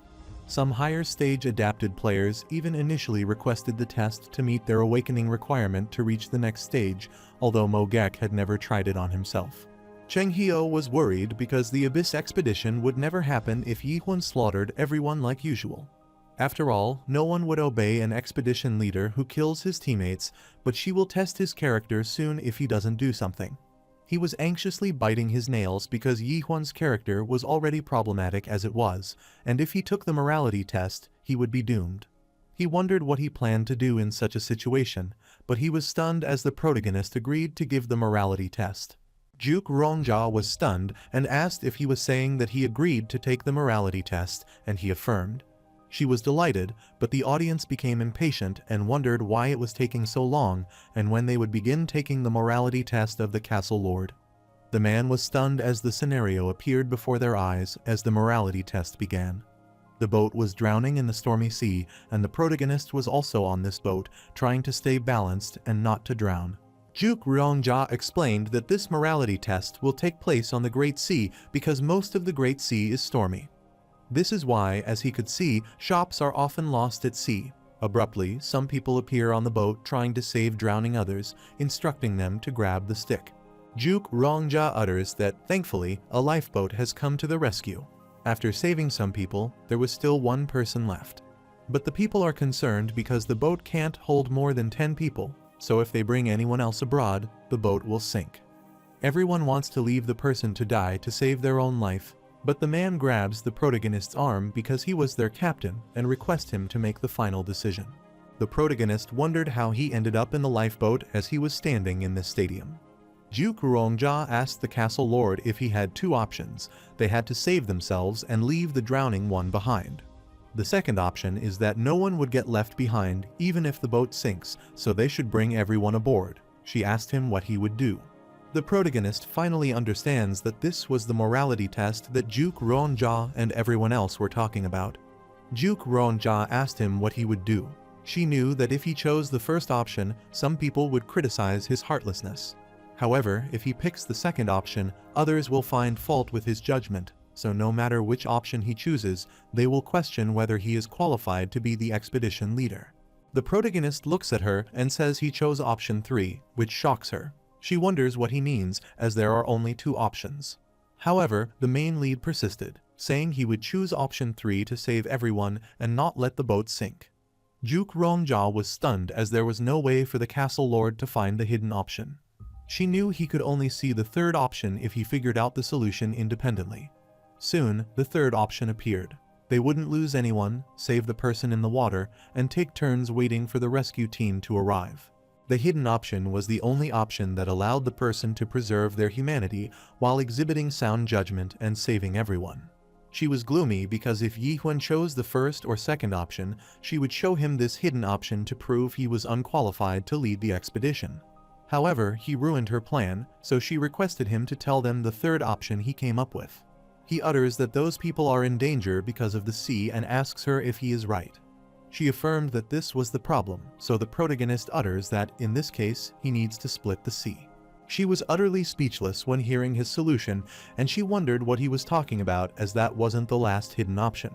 She asked if he had lost his ability to think straight from panicking. The protagonist took his position, exhaled heavily, and pointed his sword toward the sea. This worried Duke Ryongja. She tried to stop him, get him back to his senses, and ask what he thought he was doing. Cheng Hyo was concerned as she recognized that position, and he instructed everyone to run away. All of the audience started rushing away without understanding what was happening there. However, the protagonist's eyes sparkled, and he attacked the sea with his skill Spiricide, which concerned all of them. Due to his abrupt attack, an error in the system occurred, and a passage was created in the sea. All of the passengers in the boat were delighted and cheerfully shouting that they were saved through a miracle. They rushed toward the captain and hugged him to save their life. The protagonist instructed the lady to let him go. Soon, the whole map and people started disappearing while expressing gratitude toward the captain for saving them. Although they disappeared, their words of gratitude still resonated in the air and startled the protagonist. The system notification appears, informing him that the morality test is over. Juk Ruongjia shouts at him and inquires what he thinks he is doing. However, the protagonist furiously asked her what was the matter now. His aura sent chills down her spine. The protagonist approaches her and utters that it's time to stop messing around, which terrifies her. However, the warning notification soon appeared around the fortress, informing them that Gorgon Level 1 had been issued throughout Gorgon. Juk Ruongjia knelt before the protagonist out of concern, but was startled to see a warning alarm and wondered what was happening. She turned around and looked at the protagonist, who was rushing away, and started calling him. Meanwhile, the audience was also leaving the stadium, and they wondered what was happening now. The announcement was made that, as of the moment, all events are cancelled, the castle gates will be sealed, and all residents were requested to evacuate to the north as quickly as possible. The man asked the man beside him what was happening, and he instructed him to move soon because the undead were coming. All of the lords of the clans rushed to the gate, looking outside toward the ambush. Young Yun looked ahead and wondered if those black things were all undead. They can't believe it because the Thunder God clan was first destroyed in Manticore, and now they are facing an undead army in Gorgon. Young Yun was concerned about the thought that day might be his last day, and Hwang King stood beside him and chuckled. Hwang remarks that if this is enough to kill him, how did he expect to survive the Abyss expedition? Young Yun looked at him and said his legs looked shaky too, which made Hwang furious, and he instructed him to shut up. Ching Hyo smirked on hearing this and thought these kids weren't even born 900 years ago, and yet they were now the leaders of chaos. The Infinite Clan, South Sea Clan, Forest School Clan, Ladies' Faith Clan, Fire King Clan, and Thunder God Clan, 6 of the 10 Lords of Chaos, are gathered in Gorgon. Ching Hyo never thought he had lived to see this again, and he settled his hat and asked Mujuk if this didn't remind him of 900 years ago. Mujuk asked him if he meant their journey to the Undead Palace. Chang Hyo affirmed. He agreed that the Doctor of Doom was right. This was a lot like that time, although he wasn't sure what that thing was doing there. Chang Hyo worriedly stared at the swarm of the undead. He knew that the undead could summon other undead. Medium-sized undead summons small undead, and giant undead to summon medium-sized ones, and in Gorgon Catastrophe, the king of the undead appeared. They had to make the castle walls so high because of the upcoming calamity, which terrified all of Chaos and was on its way. Giant, undead, and backward-walking Margaret approached the Gorgon fortress, which was everyone's most substantial fear. The ambush of the undead caused massive destruction in the Gorgon, and everyone was terrified and calling for help to save them. They were trying to protect them. Some of them were injured, while one of the girl's limbs was amputated due to the undead attack. Being scared, they were shouting at them to stay away from them. But soon, the girl was stabbed in her mouth with the tentacle of the undead. On the contrary, Juk Ruongjia was dumbfounded upon seeing the tremendous number of the undead attacking them. Seeing the civilians of Gorgon being attacked and turned into undead, she can't believe her eyes and assumes it can't be happening. She was trembling with fear and thought everything was over now, and they couldn't be saved from this disaster. All of the residents of the Gorgon were terrified, and one of them was being attacked by another undead, which scared her, and she shouted not to do this.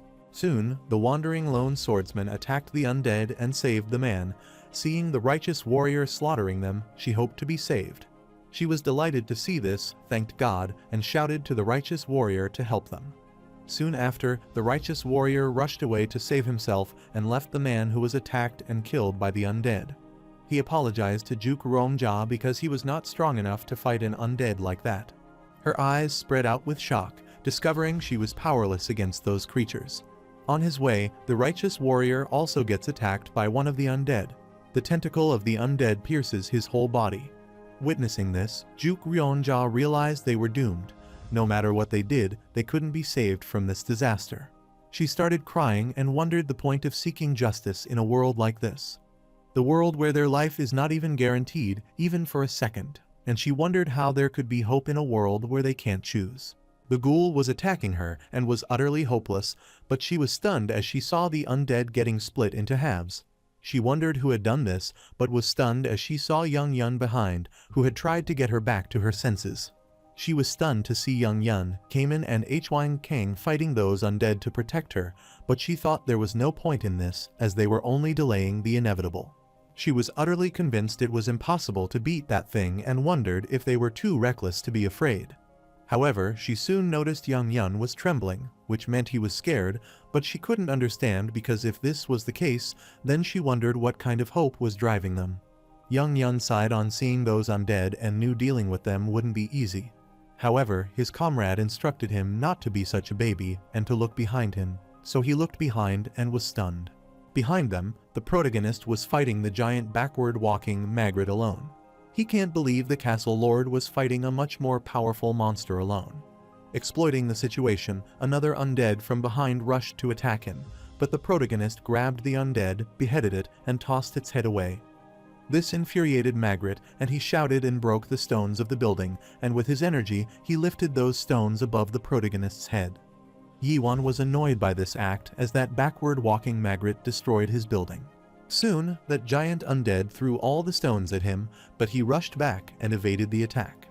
Before taking any further action, he got attacked by Magritte, who was trying to capture Yiwan. The protagonist is irritated by his skill. He furiously stares at the ghoul because he throws things at home whenever he tries to get closer. But if he got too far away, then Magritte started attacking him by screaming, which created powerful waves and caused massive destruction, and he barely managed to escape this attack. The giant undead didn't give up and still made a powerful strike to attack him, but this time, the protagonist decided not to escape the attack. Instead, he took it head-on, and soon there was a blast. On the other hand, Cheng Hio was trembling while facing the undead, and he cursed himself for being a coward. He recalled the time of Abyss Expedition 900 years ago when they faced the undead, and this sent chills down his spine. His condition in this situation was just like back then, and he wondered if there was nothing that humanity could do in the face of such overwhelming despair. They were utterly helpless when it came to facing those horrifying creatures as their power surpassed them. However, he was stunned as the light of hope fell on him, and he recalled the former Gorgon Castle Lord Amel's words that the people of Gorgon needed hope. This unshakable hope leads to a change in the entire Gorgon and the hope that nothing can bring it down. Cheng Hio was dumbfounded on seeing Yiwan, who had successfully killed backward-walking undead magic. All of them were shocked to see the corpse of Magritte killed by Yiwan, and the protagonist looked at them and remarked that he would have done that sooner. Cheng Hio couldn't believe his eyes and wondered how Yiwan defeated such a high-level undead. However, before he could get any answer, another small undead rushed to attack the protagonist, but Kamen also rushed there to save him. Cheng Hio was shocked to see all the undead rushing toward him to get revenge for killing their boss undead. The protagonist is annoyed to see how persistent those monsters are, so he lunges and uses his skill Spiricide to defeat those monsters.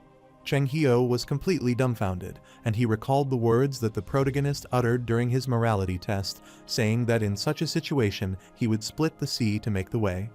The explosion caused by Yihuan's skill was so tremendous that it captured everyone's attention and stunned them. Mujuk was speechless on seeing how reckless the new castle lord was, and Cheng Hio affirmed but uttered that he had decided to protect his recklessness. Mujuk understood, but he wanted him to count all of them in too, since they all wanted to support him and gathered at his back. They all started attacking and subjugating those undead. Myung Yeagle also appeared there to help them, making Cheng Hio wonder where he had been when fighting those undead. On the contrary, Young Yun and Hwang were simultaneously subjugating their monster, and Young Yun abruptly called him. Hwang Kang wondered what the matter was with him as he was busy subduing his monster. Young Yun was embarrassed to say this, but felt he had to tell someone about it. Hwang Kang wondered what he was talking about and instructed him to tell him quickly, and he killed another ghoul. Young Yun, who was also killing the undead on his side, asked Hwang if he looked badass or something like that. Hwang didn't respond, which made him gloomy, and he asked if he could say something at least. However, Hwang was busy defeating the undead, and some other undead rushed to attack him. He could feel his body getting heavier from exhaustion. At this rate, he was worried he might be killed, but he was startled as someone threw the stone at the undead. He looked there and saw a girl staring at the monster furiously. After she captured the monster's attention, it started rushing at her to attack. She shouted that now was their chance, and some chains appeared behind her and captured the undead. Minister Carlton Javier and some civilians, Inspector James and Prime Minister Jurgen, were there to help them defeat those undead. This pleased H-Wang as it reduced some of the burden on him, and he immediately attacked the undead and remarked that it was more like it. All of them try their hard to defeat those undead. The protagonist is delighted to see them working with unity. He firmly slams his sword on the ground, its energy immediately covers the whole fortress, and he kills all those undead. 10 days later, at the Gorgon fortress, everyone worked hard to repair the walls and entrance, and they seemed delighted. It has been 10 days since Magritte, one of the 3 great undead, was slain, and all of Gorgon discussed it. The guy asked the man carrying the beast's horn on his shoulder, in his view, what had been the most significant change in the Gorgon since then. The man looked at the person, noting all the details, and rambled that life is easy in Gorgon now. The guy wondered how exactly it was now, and the man explained that 6 of Chaos's 10 clan lords had now moved to Gorgon. There has been a massive increase in the supply of resources like the horns of horned beasts, so Gorgon is wealthier than ever before. The reporter was a bit confused when hearing that life had improved, but then looked at the destroyed area and remarked that the situation was quite serious. However, the reporter noted that even in the worst situation, the people were in a good mood for some reason. The man knew that the reporter was only saying that because he didn't see the path of the waves. The path of the wave was the black wave of undead that was split by a single sword blast. It was like the people who saw it were possessed by something. They threw themselves into the wave's path and fought the undead. As a result, many people lost their lives, but they still couldn't figure out what they saw that day. The man didn't know what kind of possession that was, but he knew one thing for sure, that life in Gorgon was a lot better now, and that was a fact. The reporter wondered how there could be life in chaos, although the citizens of Gorgon had begun genuinely living for the first time. The reporter was startled as he suddenly heard the strange noise and worriedly asked the man what it was. The man assured him not to worry because it had happened all day lately, and the reporter stared at him in shock. It was only a mana battle between higher stage adapted players, which could cause that much rumbling.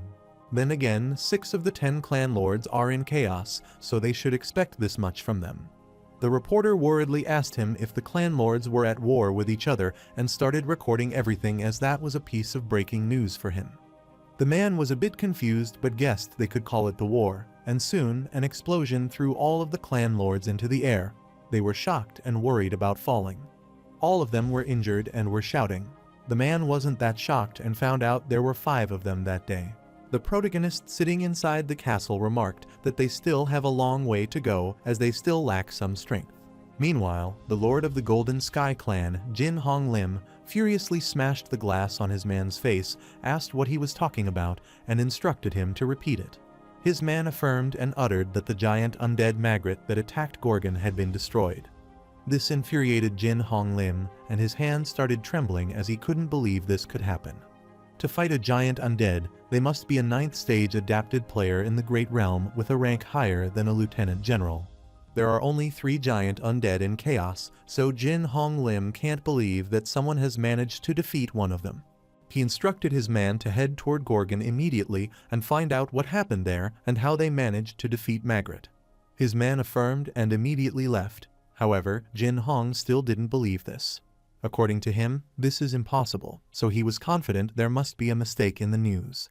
Then, 4 days later, they received word that the entire northern branch of the Golden Sky clan near Gorgon was annihilated. Meanwhile, inside the Gorgon castle, the protagonist remarks that all of them are very weak. He wondered what they had been doing for the last several hundred years, and all of them were mortified.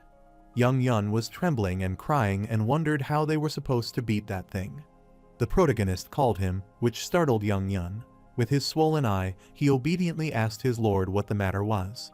The protagonist utters that the only good thing about him is his speed, which he already knows.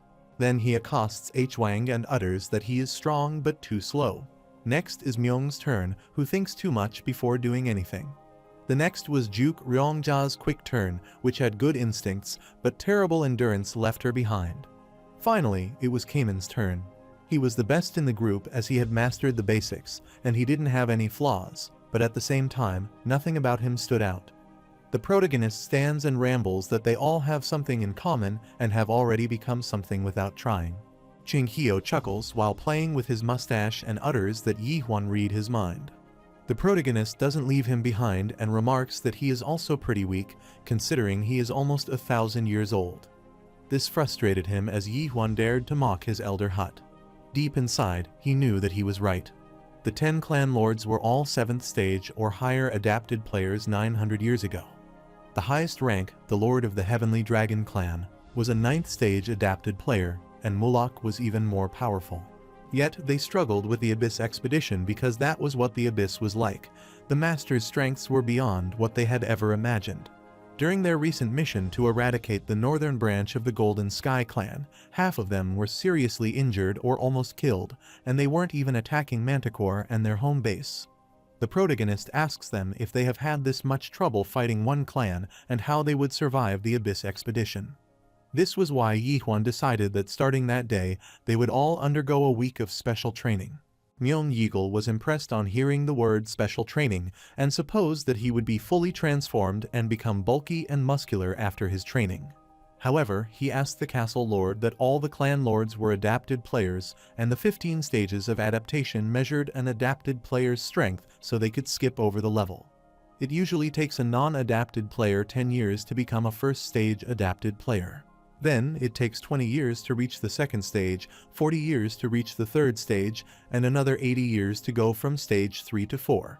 Most people die before then, so they refer to the 4th stage or higher players as higher stage adapted players. The protagonist instructed him to utter what he was trying to say clearly. Ming inquired if, by any chance, he was trying to turn them into Awoken Ones. Huang Kang was shocked to hear about Awoken One. Myung utters that based on what he had heard, Awoken Ones could reach higher stages through sudden awakening rather than by consistently accumulating experience. The protagonist affirmed that he was right and wanted to turn them all into Awoken Ones.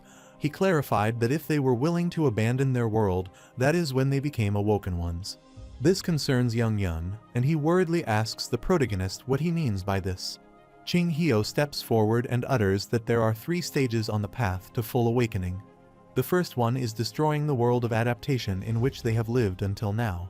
Those who reach this stage develop the vision to deconstruct and see the essence of this world. The protagonist wondered if he was talking about suspicion, and Young Yun was confused by the term destroying the world of adaptation. Juk Rongjia explains that she thinks he was telling them to throw away all the benefits they receive from the system, like skills and status.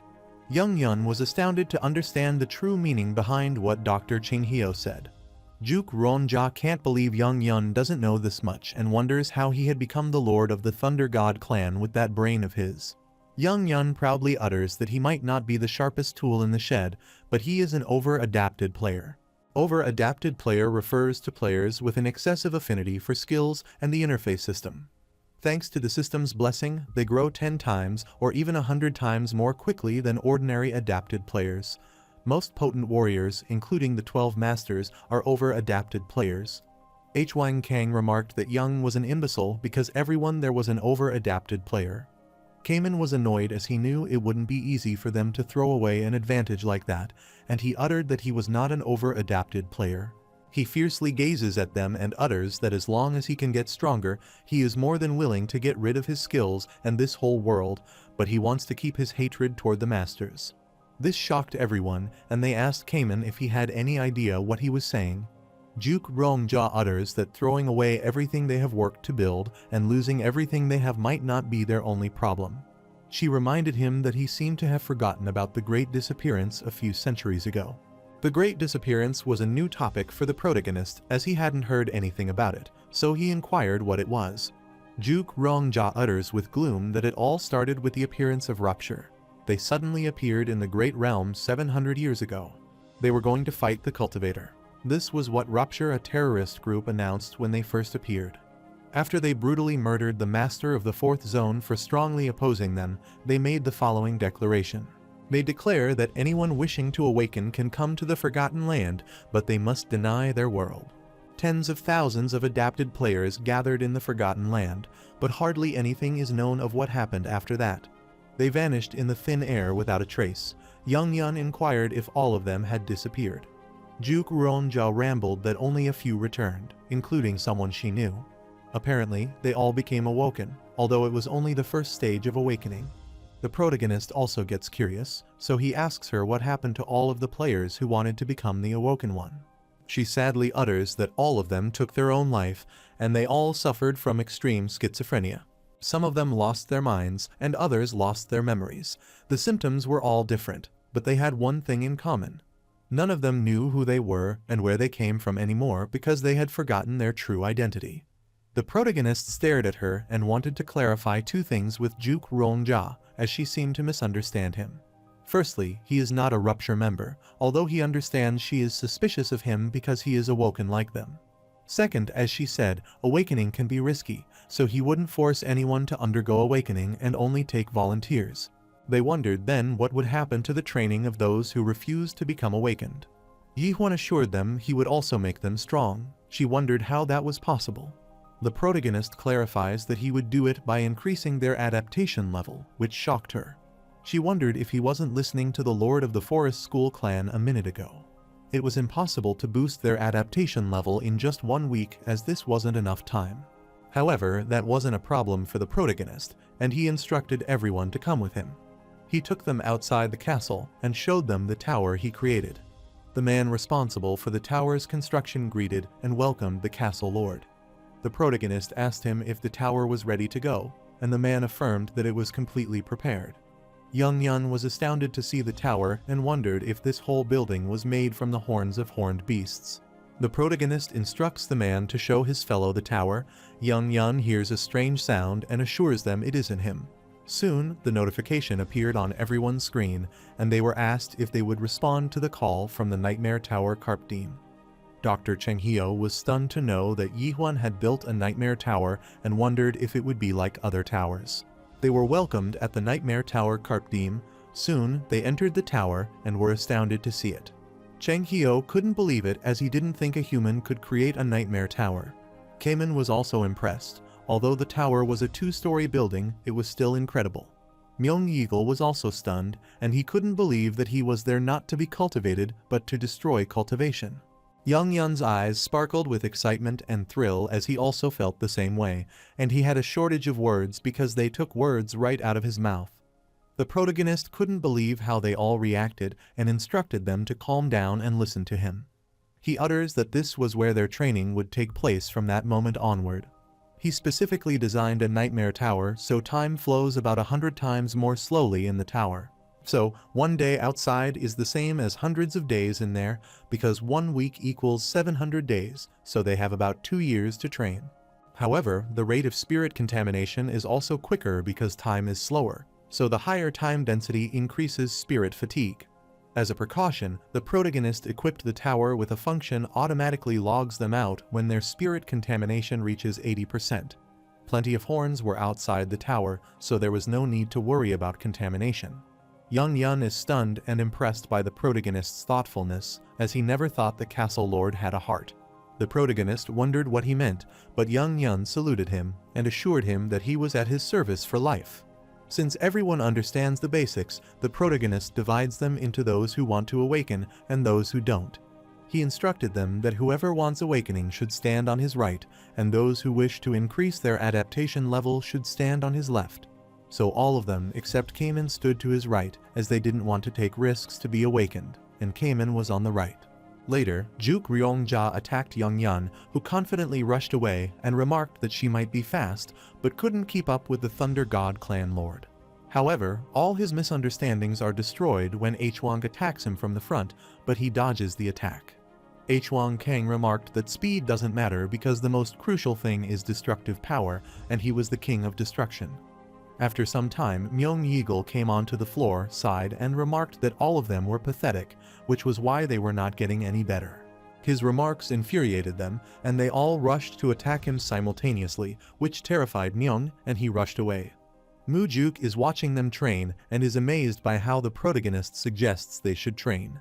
He recalls when they divided into groups and was stunned to see that Cayman was the only one who wanted awakening. Cayman confidently nodded, and Juk Rongja asked the protagonist how he planned to increase the adaptation level of those who didn't want to awaken. She knew it wasn't easy for higher stage adapted players like them to level up, because either they needed to reach a certain awakening level or they had to level up by learning a new elite level skill. Yihuan assured her that was not a problem, which shocked her, and she wondered if he had any idea how hard it was to find elite level skill books. She asked him what he suggested and if they were supposed to rob the safe of one of the 5 families. Her taunt straightly struck young Yun, as he had been at the safe of one of the 5 families and robbed the skill book. The protagonist smirked at hearing this and said they don't always need a skill book, as they could learn from a teacher. Juk Rongja wondered if Yihuan would teach them, but he refused, which shocked her, and she wondered who would teach them. She understood what he meant and surprisingly stared at him and uttered, "It can't be that." The protagonist smirked and affirmed that that was right because, from this moment onward, they would teach each other. Mujulk was impressed, and the idea of making them learn each other's skills was genuinely remarkable. The clan lord was so proud and arrogant that he was confident the idea never occurred to them. Thinking about this, he wondered who the strongest clan lord out of them was, and all of them simultaneously uttered that they were strong. Meanwhile, Myung Yeagle rushed away to protect himself from their attacks and called the fool. Mujuk wasn't sure if the castle lord's plan would work and wondered how Cayman was doing on the 2nd floor. On the contrary, Cayman was practicing on the 2nd floor with his sword and can't recall how many times he has repeated this same thing. He swung his sword and tried to remember if it was hundreds of thousands or millions of times. Then he refused, as he supposed he might have done this 10 million times. While indulging in his deep thoughts, Yihuan instructed him to hurry up as they had much more to do. Cayman swung his sword and asked the castle lord if he would get more substantial like this. The protagonist wonders why he is still asking, because he should be able to sense it now. While practicing, Cayman could see that golden particle, and the protagonist asked him if he was still afraid that he wouldn't be able to beat the other adapted players. Cayman utters that he knows better than anyone and has no talent. Yihuan refuses and recalls that he is unlike other clan lords, who were blessed by being over-adapted. Cayman reached his current level through hard work, determination, and earnestness, and he hasn't forgotten himself even after discovering suspicion. It isn't the talent that leads a person to awaken, it is that kind of willpower that Cayman had. Cayman doubts his skills and asks the castle lord if he genuinely believes he can do it. He is shocked to hear that Yihuan considers him. The protagonist wants him to trust his judgment and work hard. Cayman grits and then enthusiastically swings his sword. Later at night, the girl with chains, Seolha, drank water and sighed as she felt better. She stared at the tower as if Karpdim was a nightmare tower created by a human. She laughed because even after all these centuries, the people of Gorgon were still foolish enough to think they could change something. She looked to the side and asked her master if she was right, and Dr. Chinghio came out of the darkness. Chinghio furiously stared at her and asked Seolha what she was up to then, which made her return to Gorgon. She chuckles and utters that there is no way to greet someone they haven't seen in ages. She wants her master to return as everyone awaits and needs him. Chinghio already told her that he was not going back, and he refused to work with those inhuman masters.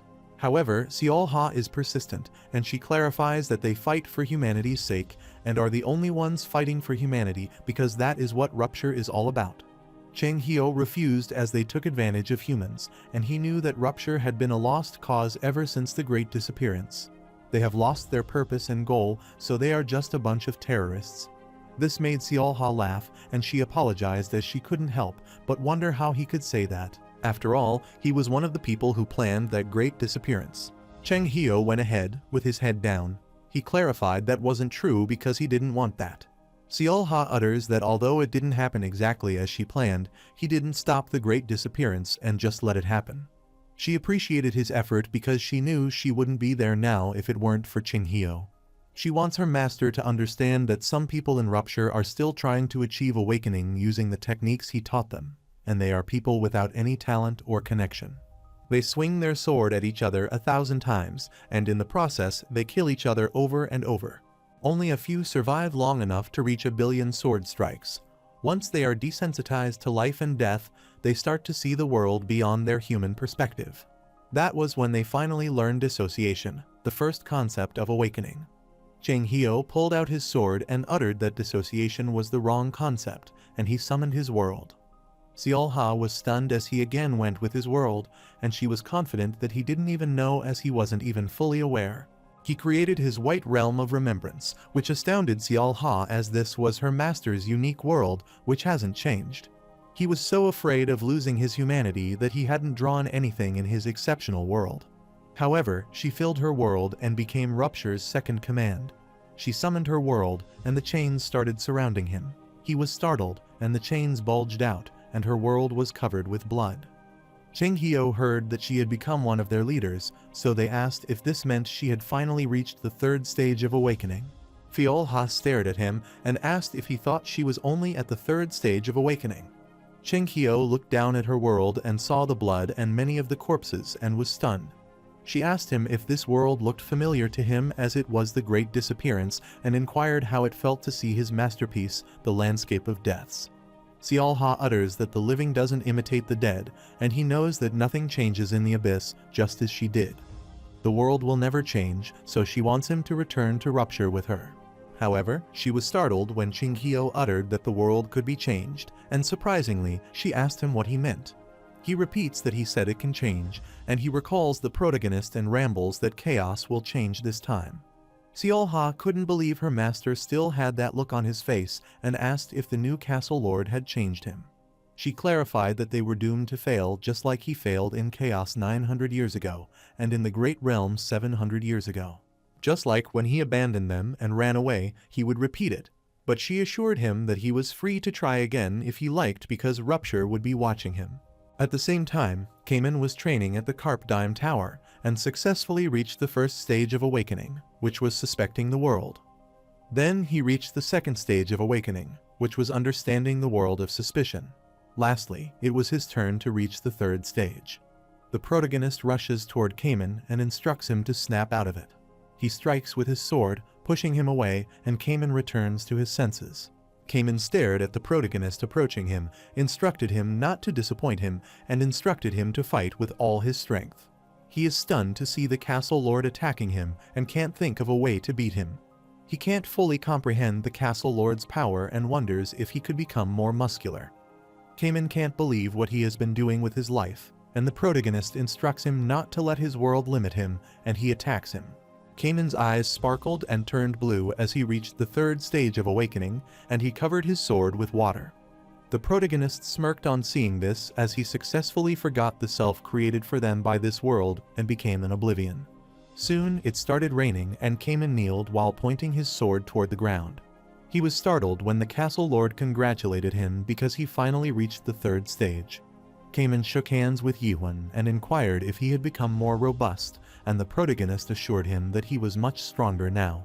However, the castle lord was only a third stage awoken one himself, and yet, no matter how hard he tried, he didn't think he would ever catch up to him. On the contrary, the three castles were assembled in the conference room within Gorgon's inner castle, and they discussed the disorganization of the current expedition. This frustrated other clan lords, and they inquired if they were refusing to acknowledge the castle lord as the head of the expedition. Still, other members were reluctant as Gorgon could not organize its expedition because that violated the Four Castles Agreement. However, they don't care about the violation because the Four Castle Agreement hasn't been in effect for ages. Young Yan gets furious as they never say a word while assembling the expedition and wonders why they suddenly complain about fairness. This makes the other lord furious, and he wonders how he dared to talk like that. Prime Minister Jurgen Cheever angrily grabbed his head and said they had gathered there that day because of the Golden Sky incident. He requested everyone to calm down to get back to the topic. Hwi Dong Gal, the cold-hearted castle lord of Garyuda, who was an 8-stage adapted player, agreed with him now that he mentioned it, so he would say what was on his mind. Asa Lincroft, the castle lord of Dryad, agreed that Hwi Dong Gal does have a point, and she wondered where is the castle lord himself because she was sure Yihun's was notified of their meeting that day. Jurgen Cheever agreed because they were right, as the castle lord was informed about this meeting. They sent out a notice that there would be an assembly of the three castles as soon as the castle lord left. Before they even had a chance to refuse, a carrier, Falcon, arrived with a message that the Garyuda delegation had already left. Everyone from the adaptation team has returned, but the Castle Lord has yet to return from the awakening team. Gorgon is under their control without their leader. HWI Donggal annoyingly asked them if they would trust some 50-year-old kid to organize an Abyss expedition. Still, they want to make the new Castle Lord the leader of the expedition. That is what has gotten into them all, or will they hand chaos over to some nobody? HWI Donggal was stunned as he saw Young Yun standing before him, pointing his dagger at him, and warned him to dare to say that again about their Castle Lord. Seeing his dagger close to his neck, HWI Donggal wondered what Young Yun thought he was doing, and if he suggested they fight this out. This angers all their opponents, and Huang Kang is furious and steps forward to protect their Castle Lord. Young Yun clarified that if they wanted to change the expedition leader, they had to fight them first because they had no intention of changing leaders. In the battleground, the fight begins between Huidong and Yang. Yang asks if Huidong is scared, but Huidong chuckles and says he will let Yang have the first strike. Yang says he was going to strike first anyway and tries to slash Huidong, but he dodges his attack with a swift movement and says Yang sure is quick. Suddenly, Yang tries to stab Huidong, but he stops his attack with his shield and says he is impressed that Yang has just become a 7th stage adapted player. Huidong pushes Yang back and says he admits Yang is stronger than he thought, but he tells Yang that no matter how hard he tries, he'll never be able to overcome the limitations of his adaptation level, and in other words, he can't beat an 8th-stage adapted player like him. Suddenly, Huidong says he is done messing around and attacks Yang with Golden Meteor Chakram, which worries Huang and Mujuk. Huidong says they all saw how the Lord of Thunder lost to him just now and says he won the fight, so they should fulfill their promise. Simultaneously, Yang gets up and says it is not over because he is still standing. Yang says Huidong must be drowsy since he is spouting nonsense now, so he says he'll wake him up with something more entertaining. Huidong gets furious that Yang refuses to give up and attacks Yang with a meteor blast, but Yang, while dodging his attacks, rushes towards him. Yang uses Fire King's 18th sword to strike Huang and the stealth blade of Myung along with his technique to attack Huidong, which shocks Huidong. He also uses the invisible trap, which is Myung Yeagle's technique, which makes Huidong wonder if this is Lord of the Forest School Clan's skill. Huidong can't understand how they gave away their skills to Yang and asks if they have no pride as clan lords. Yang says pride doesn't pay bills and manages to attack Huidong, which causes cuts on his body, so he decides to take this more seriously and creates Huidong's Eternal Sea Blast Destruction. Yang gets shocked, and the other lords decide to get away as far as possible because they could also get injured. Huidong, while causing destruction, says they should see if Yang can stop this, but suddenly he gets shocked to see Yang appear above his attack, and Yang says he is done messing around too. Yang says it was nice knowing Huidong and attacks him using the Azure Sky Sword Strike of Mujuk with his technique. He is about to kill him, but suddenly Mujuk stops him at the last moment. Mujuk assumes Huidong has accepted defeat and will not unleash the Guardian Horned Beast Garyuda, an anti-dead weapon against Yang. Huidong accepts his loss, and after praising Yang, Mujuk asks who wants to fight next, saying that anyone who wants to fight him should come down. Huidong asks Aya's Lincroft if she wants to fight and says anyone who wants to fight is welcome to come down on the battlefield. Suddenly, Jukryong walks towards Huidong and Mujuk asks what she is doing, to which she replies she is changing as they can see. But when Huang and Mujuk ask the reason, she replies she feels this side is more likely to win. Meanwhile, Chen Il-bang, a 9th stage adapted player, appears there and accepts the challenge to fight Mujuk. Jurgen is shocked to see a master between them and wonders if he is behind the assembly of 3 castles. He is the common enemy of chaos, who killed countless spirits 900 years ago and stole the fruit from the Tree of Illusion. Mujuk says he never thought Chen Il would step into chaos again, but he asks Mujuk not to be so bitter and come with him because the Master of Steel still misses him. Mujuk understands that Chen Il now works for Hyoyu, the Master of Steel. Chen says his master can't resist people from Muram, and says that the filth zone is like a little playground for him. Mujuk says Hyoyu must be desperate if he is willing to accept an idiot like Chin, but Chin-il asks Mujuk if he is still angry with him for what happened 900 years ago. Chin says Hyoyu forgave him quickly, but says Mujuk has not, and tells Mujuk not to be like this because they were all from Miram, the world of martial arts. Chin says they have been through a lot, but Mujuk gets angry and asks if he has the nerve to say that after betraying the Miram. Suddenly, Mujuk attacks Chin-il, but he stops his attack with his hand and says this is no way to greet someone he has not met 900 years ago. Mujuk, while attacking him, asks him how long they have been manipulating the lords of Durad, Garyuda, and the ladies of Faith clan, but Chin says he has no idea what he is talking about. Chin-il, while blocking the attacks, says they only help them make the best decision because the Lord of Gorgon, along with Mujuk and some others, were living in their little delusion. While Ayaz is watching the fight, Hyong suddenly appears there and tells Ayaz not to change her mind because she made the right decision. Ayaz remembers when Hyong came to her and told her that Jihuan was even more dangerous than the Golden Sky clan because trying to use the Abyss expedition to unite chaos. Hyong is the envoy of the Master of Steel, and he told Ayaz that Hyoyu has designated Jihuan as a threat. They used to call people a threat who wanted to bring change in chaos because every time a threat appeared, there was a sign of hope in chaos, which afterward turned into despair. Hyong told Ayaz that chaos would have a lot of bloodshed if they didn't get rid of Jihuan, and asked if she remembered what had happened 900 years ago. Hyong said they couldn't let any other tragedy like the last one happen again, and offered her to join them because in 1 week there would be an assembly of the 3 castles in Gorgon. At that time, Ayaz accepted to join the assembly of 3 castles, but now she wonders if she is doing the right thing. Meanwhile, Chin-il tells Mujuk to give up because he cannot attack him even once, but Mujuk uses the Azure Sky Sword, which Chin effortlessly stops with his hand because there is a big difference between the 8th and 9th stages of the adaptation level. He tells Mujuk to fight him after reaching the 9th stage and knocks Mujuk with a single hit on his chest, while saying he can't even scratch him until he has become a master.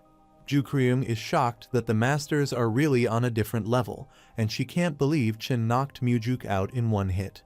Jukryung thinks the handsome master is not even one of the grand masters of the 12 zones, nor is he a general or a warlord, the most powerful rank of the grandmaster, but a lieutenant general, the lowest among the 3 top ranks. Jukryung wonders why the Cattle Lord is assembling another Abyss expedition with masters like these, thinking they don't stand a chance of winning. Meanwhile, Chin-il warns Mujuk to let go of their ridiculous hope because they cannot win and asks if Mujuk has not already risen high enough within chaos. Chin tells Mujuk not to try to reach the sky unless he can fly, but Mujuk tries to attack him again with his sword. Chin-il warns him to stop. Otherwise, he'll annihilate him. Chin asks what Mujuk thinks he is doing and asks if he is seriously going to keep fighting in a condition like this. So Mujuk stops and says 900 years ago, they had lost the revival fruit to them from the Regeneration Palace and lost their beloved companions as well. Mujuk says they haven't forgotten the humiliation they suffered that day. Not even for a second, so this time things will be different. After saying that, Mujuk uses Azure Sky Sword Strike Arcane Mystery and attacks with a Heavenly Smash, but Chin-il uses Hell Splitter and destroys his attack in between. Mujuk is shocked, and Chin says it is a shame that they lost again just like they did 900 years ago. Chin holds Mujuk's head, tells him they cannot change anything, and tells him to blame the Castle Lord for giving him these silly ideas. Suddenly, Cayman appears there, apologizing to Mujuk for being late, and tells everyone that the Castle Lord has some business to attend to, so he'll be late. Cayman, while taking out his sword, says he'll fight the Castle Lord's behalf. Jurgen wonders what on earth the Castle Lord is doing because the Abyss expedition is going to fall apart before it gets off the ground. Cayman tells the Prime Minister to relax because he has come and asks Mujuk if he is okay. Mujuk warns Cayman not to think of fighting Chin because he is no match for him, but Cayman tells Mujuk not to worry about him. Cayman tells Hwang and Myung to take everyone and stay as far back as possible, but Myung asks what Cayman is talking about. Myung is worried because even if they all try, they will not be able to beat Chen-il. But Cayman requests Myung to let him fight alone with Chen, and this shocks Myung. When Cayman says he is seeing Chen after a long time, Chen asks if he knows him and vaguely remembers that Cayman was the amateur from before who wanted to join the Abyss expedition, but couldn't do so because he wasn't good enough. Cayman says that was before, and Chen says, seeing that Cayman has the nerve to stand in his way, Chen assumes that his abilities have improved a bit since then, and Cayman asks if he would like to see himself. Chen attacks Cayman to see what he has got, but Cayman stops his attack with his sword, pushing him away. Chen-il gets impressed and asks him about the skill he just used, to which Cayman replies that it's not as powerful as a strong stab, but it's stronger than a normal stab, and it's called a full-force stab. Cayman tells Chen to try his hardest because if not, then he'll kill him, so Chen gets furious and asks if he is kidding. Chen asks if Cayman thinks someone as weak as him could kill him, and he furiously attacks with full force, but Cayman blocks it and says Chen will die here. Chen immediately attacks with multiple dark hands, but Cayman remembers the time Yi-Huan congratulated him for reaching the 3rd stage after doing 10 billion stabs. Cayman asked if he had really gotten stronger in just 2 years, to which Yi-Huan replied that time dilation inside the tower on the 2nd floor is different from the 1st floor where the other lords are.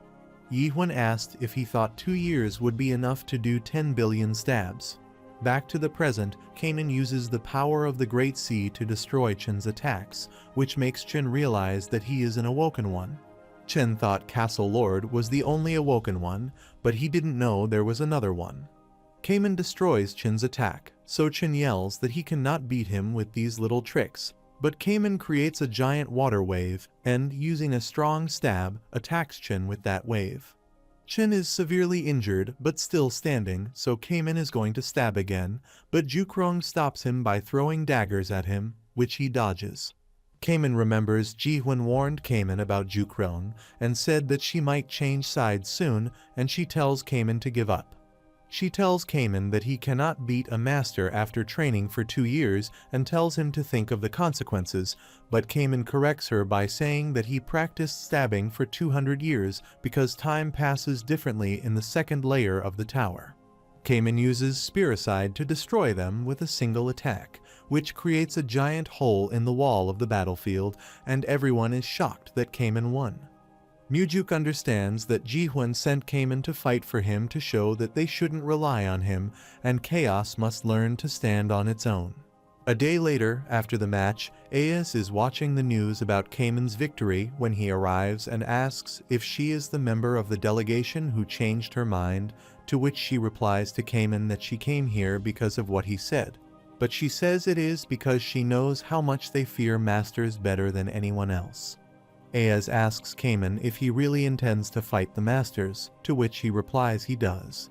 Aes says the Resurrection Palace is an incomparably stronger foe than the likes of the Forbidden Heaven clan. Aes says that while he defeated the Jade Mask Golden Monarch Qin, he was of the lowest rank of generals, the brigadier level, and more importantly, that meant he had to fight generals even stronger than him. Cayman knows this and remembers that he has already run away once 900 years ago, which is why he says they must not do that again.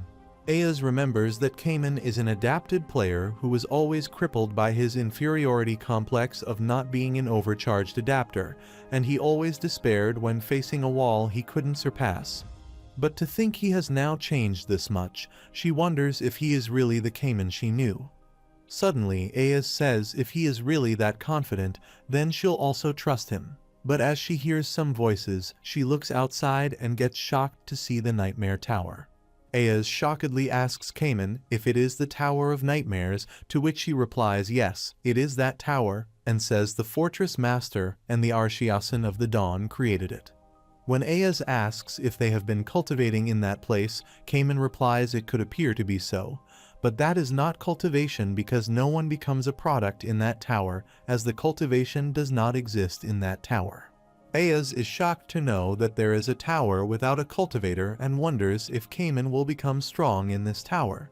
Meanwhile, Cayman shows her that the chaos is standing on its own feet through its own strength, and even the civilians are heading for the tower because they have been eagerly waiting to choose for themselves.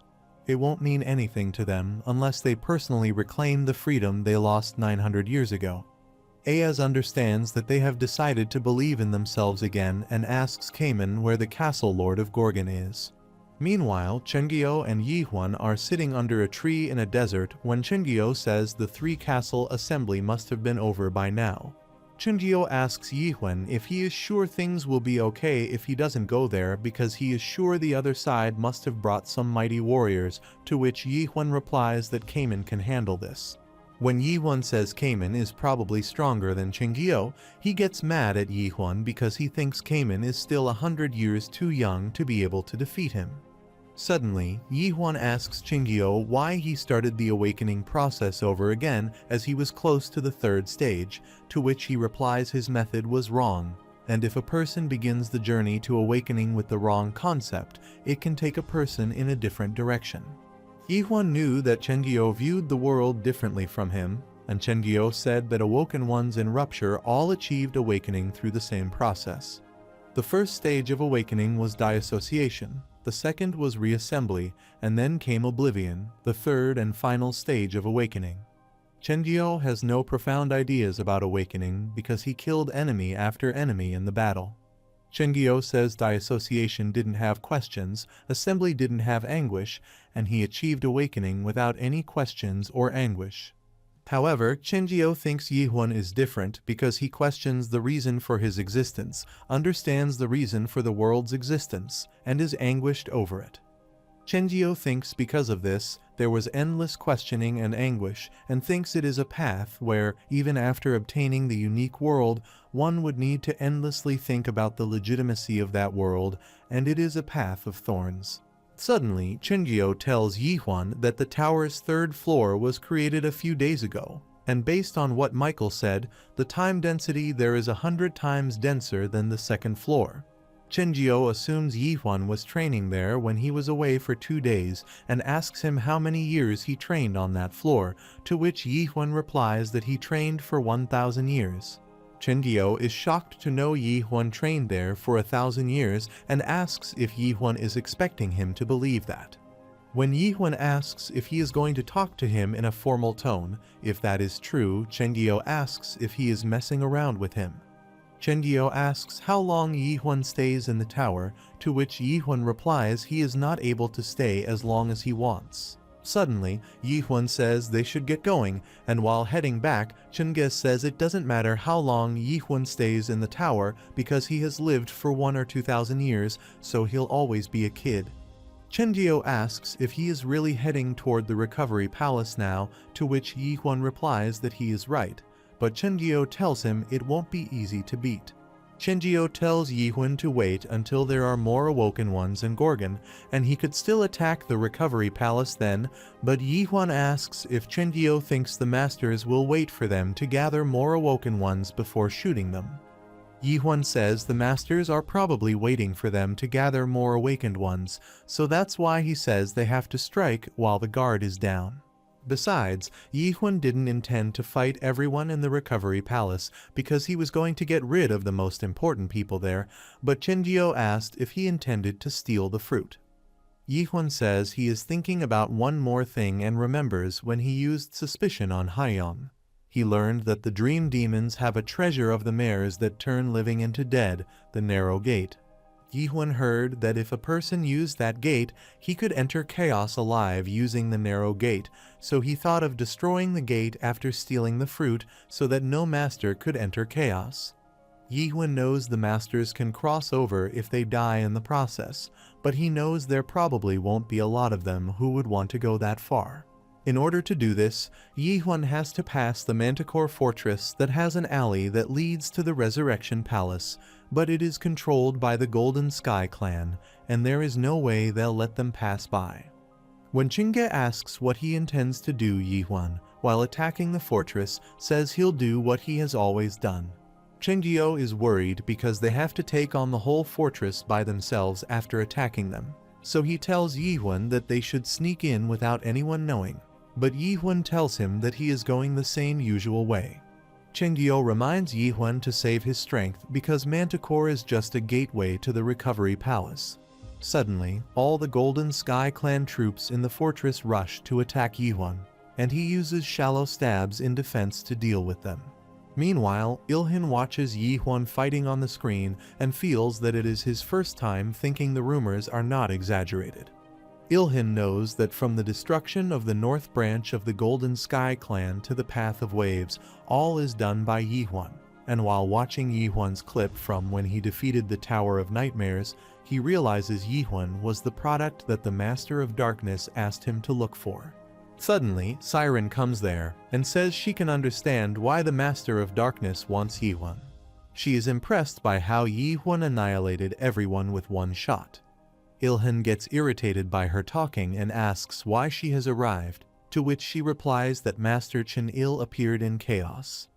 Ilhan already knows this because when his troops were about to take over Garuda, they all got killed, and the Master was behind that.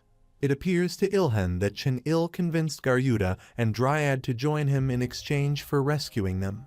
Ilhan says that first, the Master of Darkness and now the subordinates of the Master of Steel are stirring up trouble in chaos and fighting a proxy war.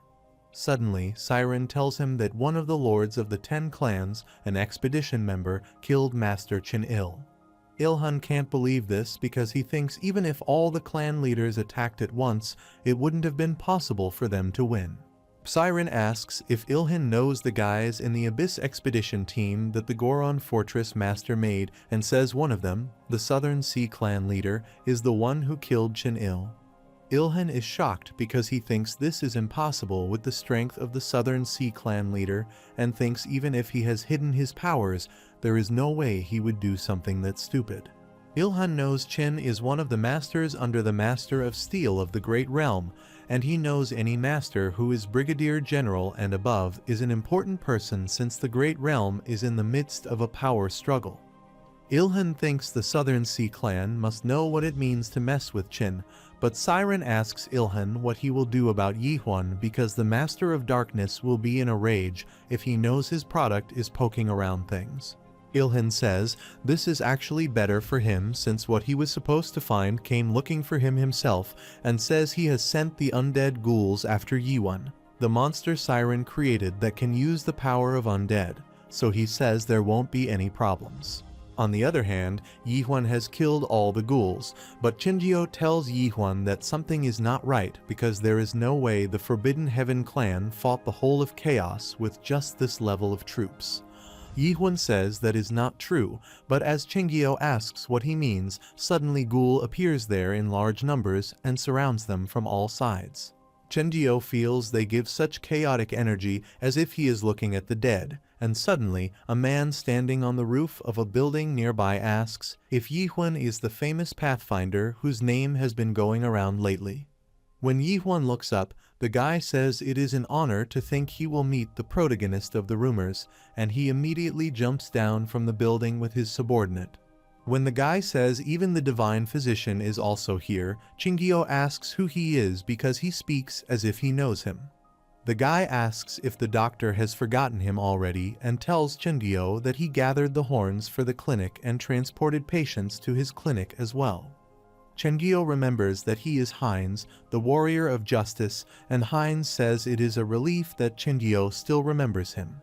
When Chenggyo, shocked, asks what Heinz is doing in the Golden Sky Clan because it is not suited for him, he furiously asks if the doctor is saying this despite knowing what he experienced in Gorgon. The doctor remembers that 100 years ago, Gorgon was at war with a now long-gone Crimson Warrior clan when he was away. They annihilated 50 or so guardians, and only Heinz survived, but he lost his eye. He requested the doctor to make him stronger as he was from Miram, but Chungay said he fully understood the sadness and despair that the weak felt. He said he had seen countless such people during the 1,000 years he had lived in chaos.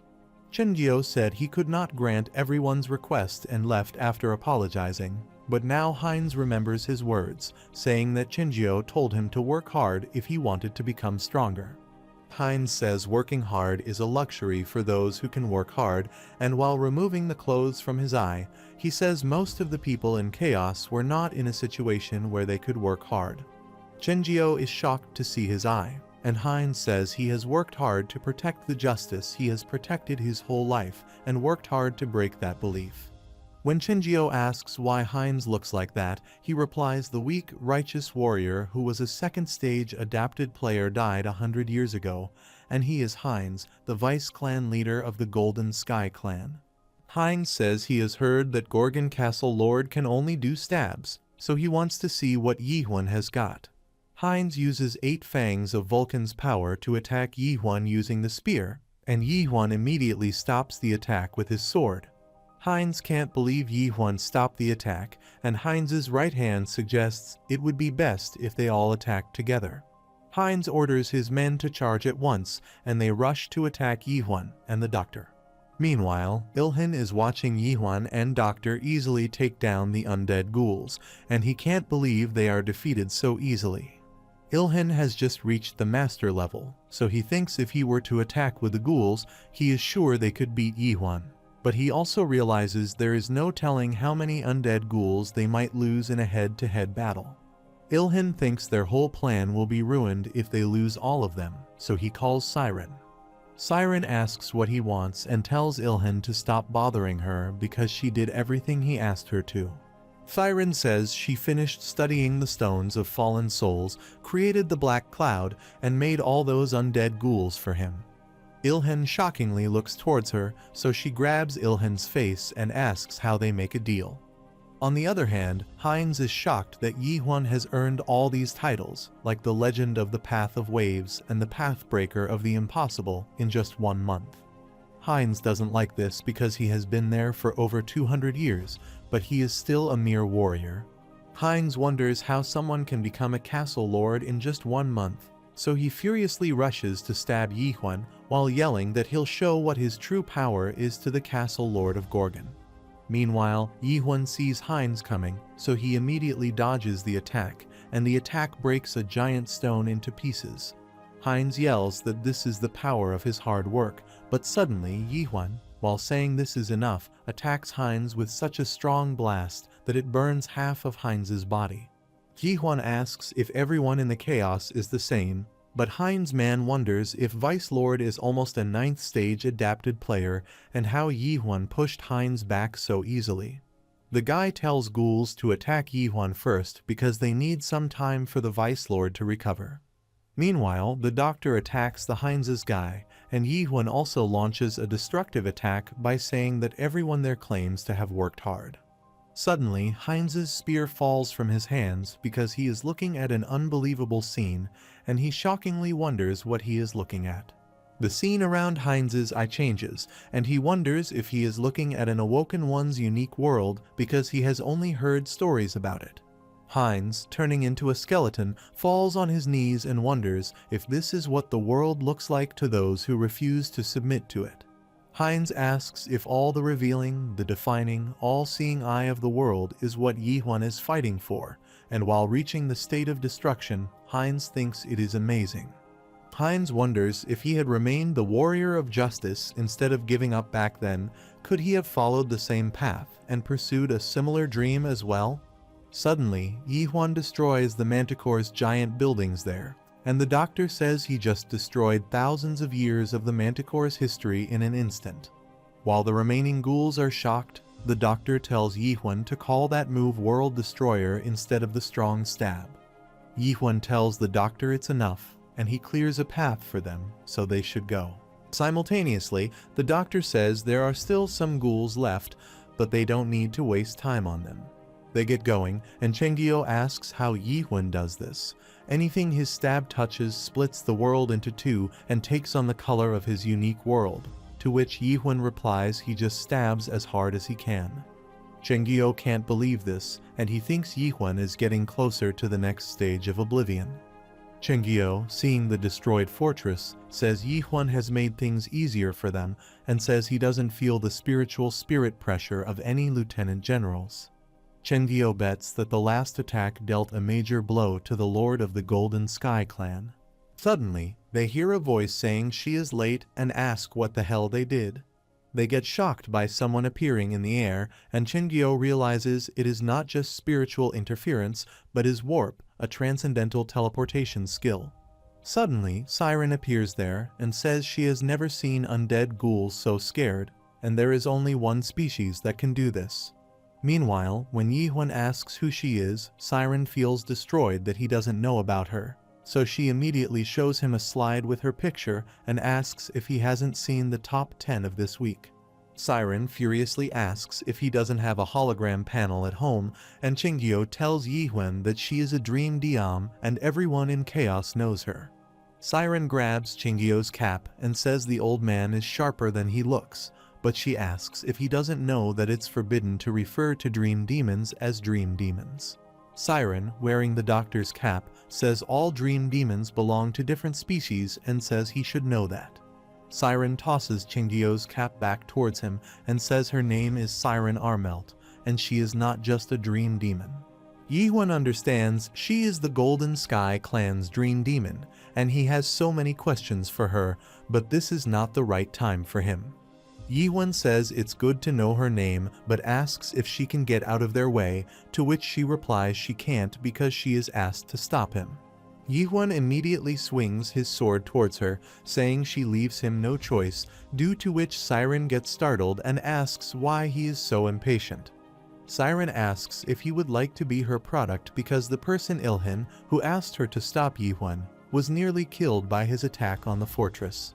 Siren says she is willing to forget her deal with Ilhan if Yihun becomes her product, but suddenly Yihun attacks her, which she barely manages to dodge. Siren says this was close, asks why Yihun is being so difficult, and says she knows very well what kind of situation he is in. Meanwhile, Yihun can sense some strong spirit pressure coming from outside the outer castle and thinks they can be the warlord masters he has heard about.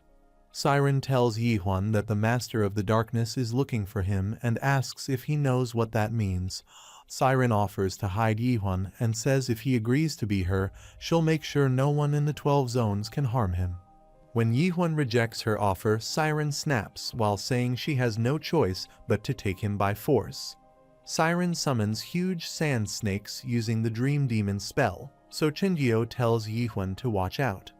The snakes surround them, and Siren tells Yihun to let her know if he changes his mind, so she will rather not waste her energy. The snakes try to attack them, but Yihun starts slashing those sand snakes, and Siren furiously yells at the snakes for what they are doing. Siren tells her snakes to move more to the left and surround Yihun and Chengyo, so they start doing that. Chengyo says that at this rate, there will be no end to this, so he tells Yihun to attack Dream Demon first.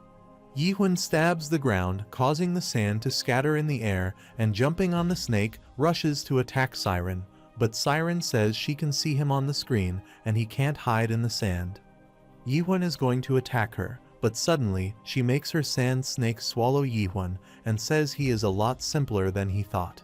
Siren tells Yihun to take some time to calm down and think about her offer while he is in the snake. Siren says this deal is way better for him than for her, and says people call her the Flame of Seduction, which is why she is voted first place in the little brother's popularity poll. Suddenly, Yihun manages to get out of the sand, snakes out, immediately grabs Siren's neck and slams her down. Yihun asks if she has had enough and thinks this dream demon doesn't have any hostility towards him, so if he spares her and takes her with him, she might help him on his way to the abyss.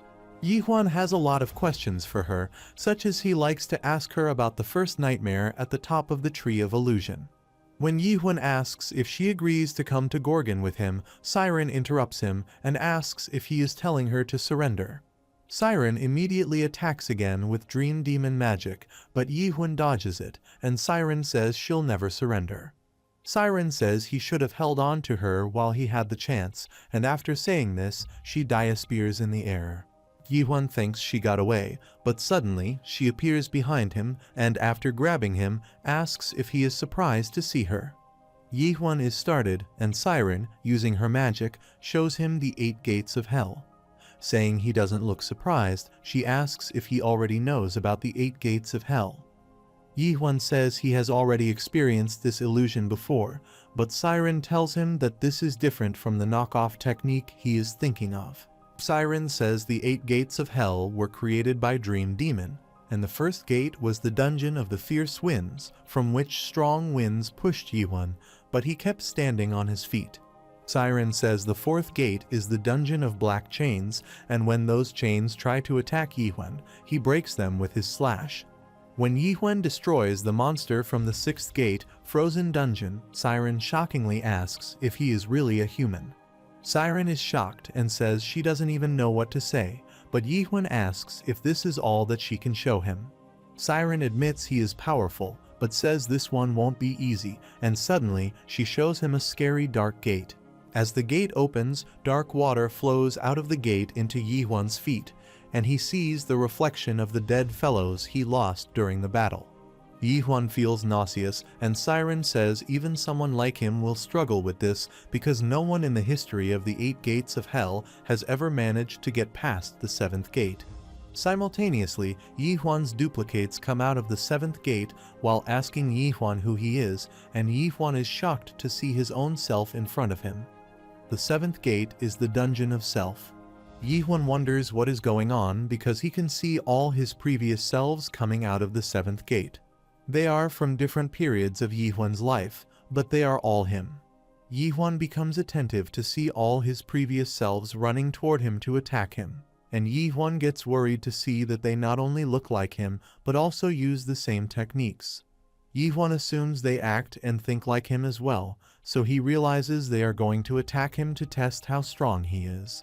Yi-Huan has no choice, so he has to stay one step ahead of them and beat them with pure skill.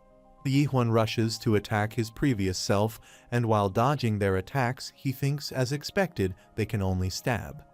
As Yi-Huan stabs one of himself, suddenly smoke starts appearing there, and he wonders from where it's coming. Yi-Huan realizes it's not just any ordinary smoke because suddenly one of his old selves appears behind him, but Yi-Huan immediately stabs through him. Yi-Huan's previous self gets close to him, which startles Yi-Huan, and it turns into smoke while telling Yi-Huan to stop. Meanwhile, Yi-Huan gets a flashback from his memory where his comrades are lying dead on the ground, and one who is standing with a gun in his and apologizes to him. Yi-Huan remembers it's something that happened not long ago before he entered the tower. Yi-Huan's comrade, while crying, tells him that he really tried, and after putting a gun under his chin, he committed suicide while Yi-Huan was telling him to stop. He was Yi-Huan's successor, a military advisor, and tormented by the bullying he experienced, he killed all the senior soldiers and commanders in his squad in the middle of the night. Yi-Huan was the only member of the squad who survived, and all the commanders were replaced, from the platoon leader to the battalion commander. Yi-Huan got off with a light punishment because they found out from the diary of the dead soldier that Yi-Huan didn't bully him. Yi-Huan was only locked up in the guardhouse for 15 days, and he wished he could have saved that soldier. Yi-Huan thinks that maybe that is when he started to hate the whole idea of the system. He thinks maybe he was already living in a system long before he entered the world of skills and stayed. Yi-Huan continues slashing down his other selves and thinks he lives in a world where a massive system oppresses individuals. As he continues killing his previous self, he gets flashbacks from that time of his life, and it's becoming difficult for him to control himself. Yi-Huan gets emotional and stabs down his youngest self. His eyes tear up, and Siren asks how he likes the 8 gates of hell. Siren asks, don't they call it oblivion? When awoken, one forgets themselves and adopts a new identity. Siren says oblivious awoken ones like him are especially vulnerable to the 8 gates, and sometimes even dream demons have a hard time bearing the weight of their own consciousness, and they end up killing themselves. Siren says she can't imagine how much more difficult it must be for a human like him. On the other hand, Chingyo tries to wake up Yi-Huan and tells him to open his eyes while wondering if Yi-Huan will be able to withstand the rush of memories that have been suppressed since he underwent oblivion. These are the memories Yi-Huan blocked out during the process of reaching oblivion, and in this world of dream demons, the only way to move forward is to destroy himself. Yihun feels that his conscience is hell in this world. He feels heavy, and he can't see anything. Suddenly, Yihun sees a memory in which Kamen asks Chungyo what on earth awakening is, to which the doctor replies awakening means learning to face reality, and it is the ability to see the world as it really is. Yihun wonders if this is the memory from when he taught Kamen and sees Chungyo tell Kamen that awoken one sees numbers, the true nature of this world. Chungyo says the particles that constitute it read data that adapted players can't see and end up seeing even themselves in a completely different way. Chungyo says that this is the oblivion stage of awakening, but awoken ones have to watch out for alienation.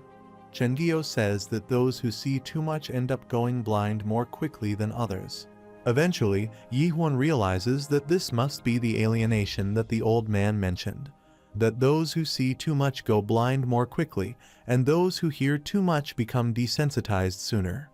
But Yihun wonders if this really matters because he tried his best, and he thinks no one else could have made it this far.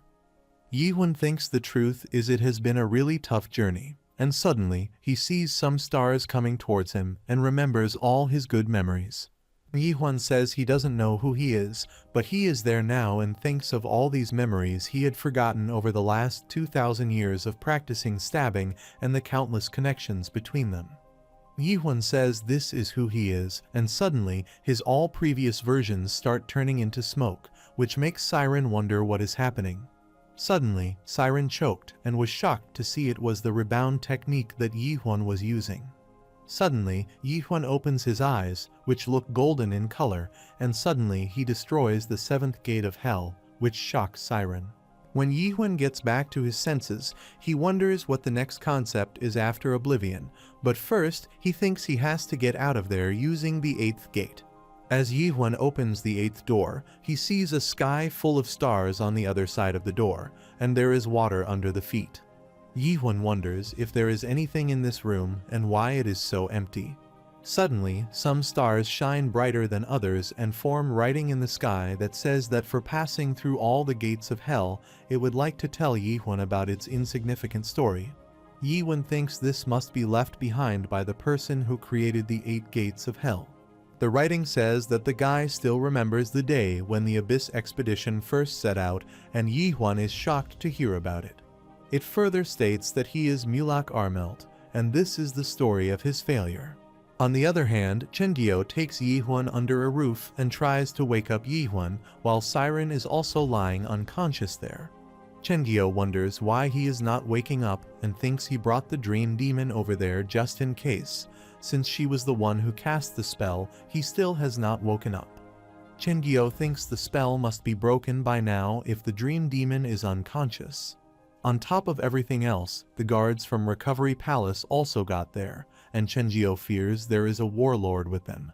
Meanwhile, the warlord asks the guards if they have found Yihun and the doctor, to which they reply they haven't, so the warlord tells them to search the whole area because they must be close. The warlord is Garam Samyong, the 11th stage adapted player and master of dark fragrance. Chungyo is worried about seeing Garam and wonders what he is doing in Chaos because he didn't expect one of the 9th zone's most powerful warriors to show up there. Suddenly, Garam looks towards the building where Chungyo is hiding, and when the guards ask if something is wrong, Garam asks if Chungyo thinks they can hide from him.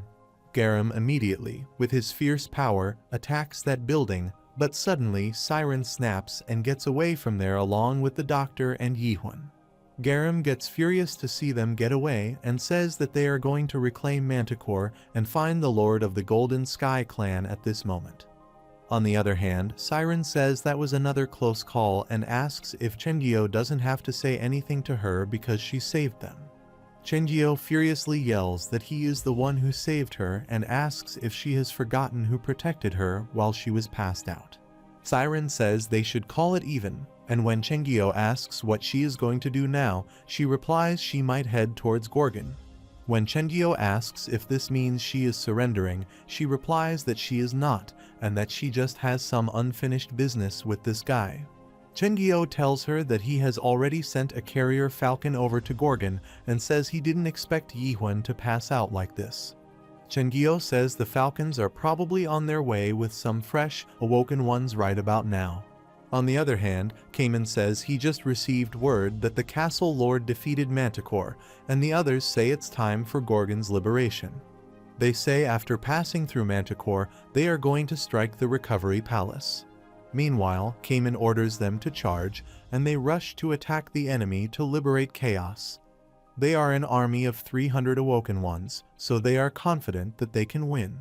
On the contrary, Garam says he can't understand why the opponents can't accept things the way they are, and suddenly, with a single punch, he blows away a large number of awoken ones including Myung and tells them to go back. The others gets terrified to see Garam's strength, so Young decide to attack Garam first, but Garam, calling them fools, starts pushing them away with the air pressure caused by his fist. Gorgon's liberation army, Karpdim, managed to drive the Recovery Palace's force back to Manticore. But after the appearance of Garam Samyong, the master of dark fragrance, the tables were turned completely, and a lot of lives were lost, so they retreated. 10 days later, in a conference room in Gorgon's inner castle, from the 3rd stage Awoken 1 and 1st Company Commander Carlton's unit to the 9th stage adapted player Mujuk Shin's 7th Squadron. They have lost over half of Karpdim, including other units, in just 10 days. Jurgen says losing 5 of their 3rd stage Awoken ones was a major blow to them, and Ayaz says they can't keep fighting this war because the Recovery Palace's forces have already reached Gorgon Fortress. When Ayaz asks why they can't just accept their offer, Hwang asks if she is suggesting that they give in to their dreams and sacrifice the castle lord and tower just to save their lives. Cayman says he is right. They can't give them the castle lord, and he says he knows Ayaz can see a lot with clairvoyance, but she can't see the future, so he tells her not to have too much faith in that skill. Cayman tells her to remember what the castle lord Yihun told them, and says he said they can create their own way.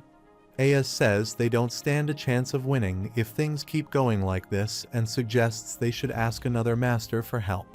When Jurgen asks if Ayaz means Hyoyu, the Master of Steel, she replies that he is right. Ayaz says all the masters fighting for Recovery Palace right now belong to the 9th Zone, the Master of Darkness. Jurgen says he is sure they are all aware that the Master of Steel and the Master of Darkness are longtime enemies, but the Jurgen says they killed the handsome master, the envoy that Hyoyu sent.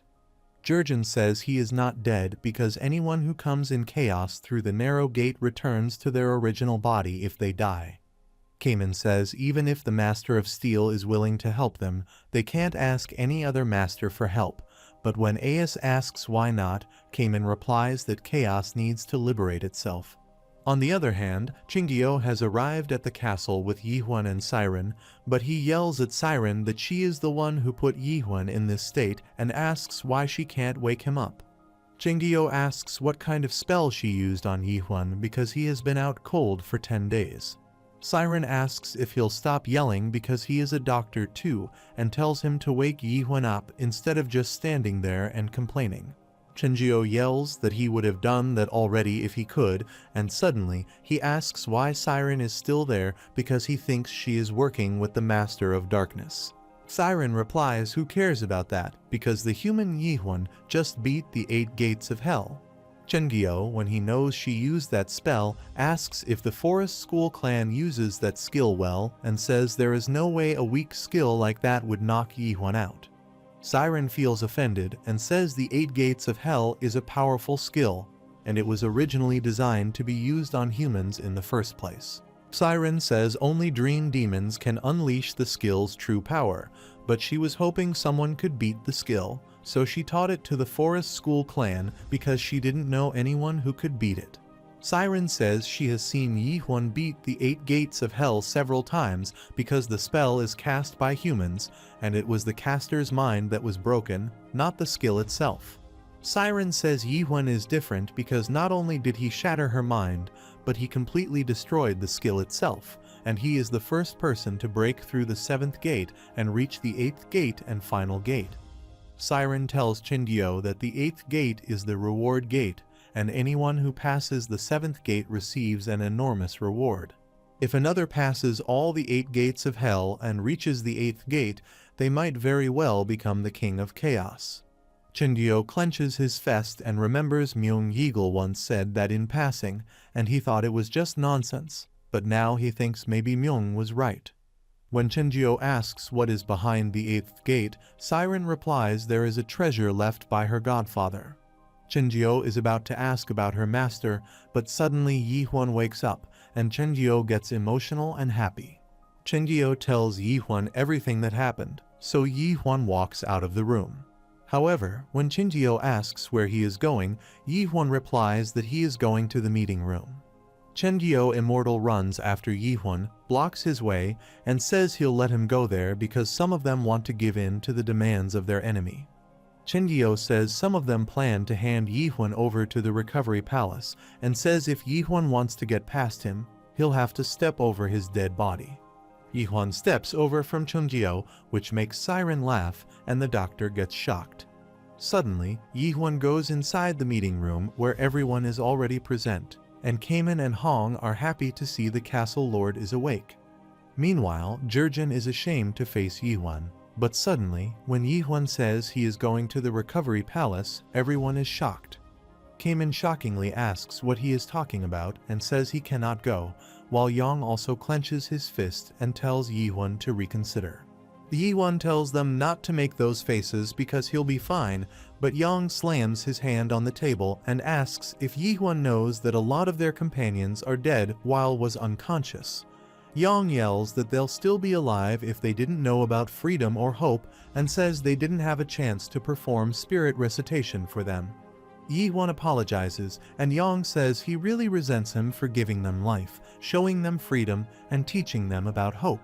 Suddenly, Yang bursts into tears and says he still really needs Yihwan, which he can't deny, and requests Yihwan not to go to the Recovery Palace. Yang requests Yihwan to stay there, and they fight together to the death, which shocks Chindio.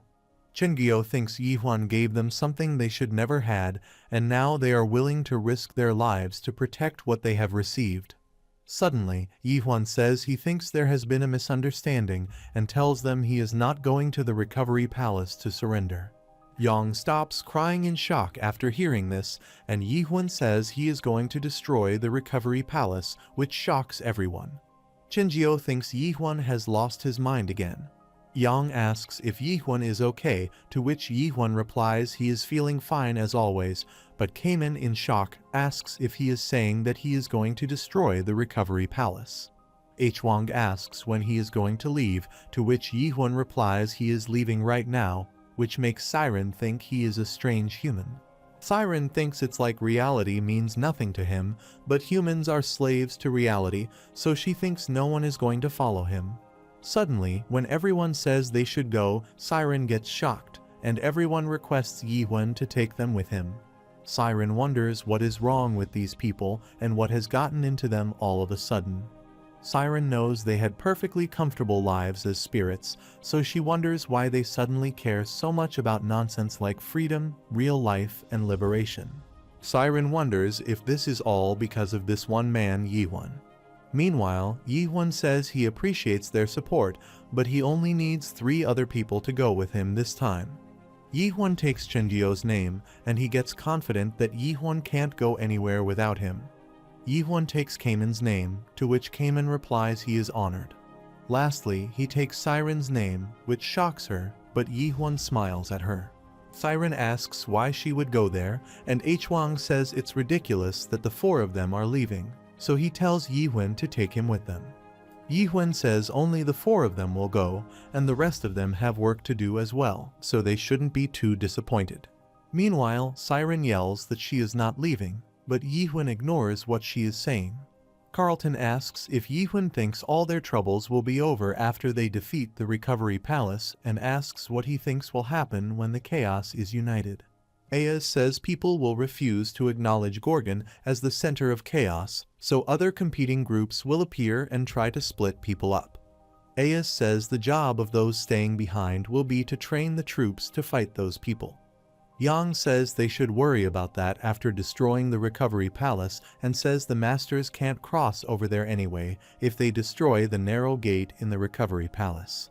Yihun asks if he is sure that destroying the narrow gate would end the war with the masters, because the narrow gate is not how people usually cross over into chaos in the first place. Yang wonders if Yihun is referring to death and says masters will never do that, but Yihun says they need to be prepared for every possibility. Suddenly, Siren grabs Yihun's collar and yells she is not going with him, but he asks if she wants to know what is behind the 8th door of hell. Siren immediately nods, so Yihun says he'll tell her what he saw there if she helps him. After some while, Siren takes them to her private workshop, and Cayman, while holding Siren's puppet, thinks it's really unpleasant because everything there has her picture on it. Simultaneously, Siren yells that she told them not to touch anything and says she doesn't make those things. Her master made them for her. Siren can't believe she is letting other people into her private workshop and thinks if only Yihun hadn't asked her to warp them to the recovery palace, and if only long-distance warps didn't require the warp drive in her private workshop, she would not have let them in. Suddenly, Chengyo tells Cayman to check out the tower Siren made, which looks like her, but Siren yells at them to stop looking at it. Siren tells them to stop laughing because she made that when she was only 1200 years old. Suddenly, when Yihun picks up a non-cultivating tower, Siren asks if they'll stop touching things because she is trying to concentrate. Meanwhile, Chengyo says that seeing all this doesn't bother him anymore and that he must be getting old. Cayman also says it has been a long time and that he can't say he feels good either. Simultaneously, Siren thinks they all used to be products trapped in the places she and people like her created. Siren wonders what it feels like for them to step foot in a dream demon's workshop where towers are created. Suddenly, Yihun asks her the name of a tower in her workshop, to which she replies it's called the World After the Fall. Yihun gets shocked, and Siren says it's not complete because she came up with the idea when she first saw Yihun. Siren can't even begin to imagine how Yihun feels after seeing the tower and realizes she never thought about the towers from the product's perspective. Suddenly, Siren prepares the gate to reach the recovery palace and tells everyone it's ready and they should get in. Siren feels strange for some reason and feels something is wrong, but she is not sure what it is. Siren wonders if this is how her master felt when he embarked on that expedition. On the other hand, in the Recovery Palace stronghold area, a guy is sitting on a rooftop watching people arguing for cutting in line, and he calls them fools. The guy thinks if they could be reborn, they would be taken straight to the fruit storeroom, not the waiting room line. The guy says they have been waiting for 6 months now and wonders why they don't just give up. Suddenly, someone calls this guy Lord and asks if it is true that the Lord has been there for 3 years. The Lord is the 72nd Lord of the Recovery Palace, Hickmeyer, Master of Mist. Hickmeyer replies that he is stuck there because he has to serve as the Palace Lord. But when others ask what the difference is in that he is in the same position as them, Hickmeyer calls them arrogant fools. Hickmeyer releases some mist from his hands and attacks them with it, which causes them great difficulty breathing. Hickmeyer asks what if he annihilates their spirit, but they start apologizing to him. Hickmeyer says now they have gotten him all irritated and says he wouldn't be wasting away here if it was not for the damn agreement. Masters who die in battle and come to chaos are obliged to serve as the Lord of the Recovery Palace and serve as the Palace Lord until the next master dies and appears in chaos. Hickmeyer wishes that another master appear soon so that he can get out of that damn place. Suddenly, Hickmeyer remembers there have been some rumors since the Handsome Master crossed over into chaos. Hickmeyer knows people say the Handsome Master was defeated by an Awoken One in Gorgon, and that they are assembling an Abyss expedition or something to attack the Recovery Palace. Hickmeyer thinks it's nonsense because they'll never dare to attack them, but considering that a bunch of masters from the 9th Zone recently came to chaos through the narrow gate, Hickmeyer realizes something must be going on. Hickmeyer is not allowed to leave the palace because of his title as the Palace Lord. Suddenly, Hickmeyer sees a destructive attack approaching him, which he stops with his strong breath and asks who this is. Hickmeyer thinks it's an offset interference, so he, while taking out his weapon, thinks whoever it is, he is as strong as him. Hickmeyer rushes to attack while asking if he is the Castle Lord of Gorgon, but he sees his stab is stopped by water, and this is Cayman saying he is not the Castle Lord. Hickmeyer gets furious to see Cayman, and Cayman says they are seeing each other after a long time. Meanwhile, Chingyo and Yihun also arrive there, and Cayman says he is there to get revenge for what happened 900 years ago. Cayman starts attacking Hickmeyer, but he dodges his attacks and blows a blast of mist from his mouth, due to which Cayman is unable to see. Cayman is furious because he is unable to find Hickmeyer in this mist after all the training and thinks he is useless. Suddenly, Cayman remembers Yihun's words, which is that he told him to trust himself and his senses. Cayman's eyes are closed when Hickmeyer tries to attack him from behind, but Cayman immediately opens his eyes and stabs Hickmeyer. Hickmeyer is shocked that he got stabbed and asked if Cayman heard him coming. Meanwhile, Yihun tells Chingyo that he'll head over to the Pavilion of Pleasure with the Dream Demon and says Cayman will be fine. Chingyo says the Pavilion of Pleasure hides the fruit, and the narrow gate is at the top of the Recovery Palace. The pavilion gives off an ominous vibe, so they should be careful. Chingyo says Cayman, and he'll try to reduce the number of masters heading to the pavilion as much as possible. Simultaneously, the Master of the Sun and the Master of Seven Terrors arrive at the Recovery Palace, and they say what a mess it is. Suddenly, the Master of Terror sees Chingyo's shadow in the smoke, and says he can see he is there, so Chingyo takes out his sword and rushes to attack them. Both of them dodge Chingyo's slash, and the Master of Seven Terrors says they were told to bring back the Castle Lord of Gorgon, so he didn't expect to run into Dr. Chingyo here. Master of Sun asks how dare they attack the Recovery Palace and asks if they have a death wish. Meanwhile, Chingyo is worried because they dodged his slash like it was nothing, so he decides to focus.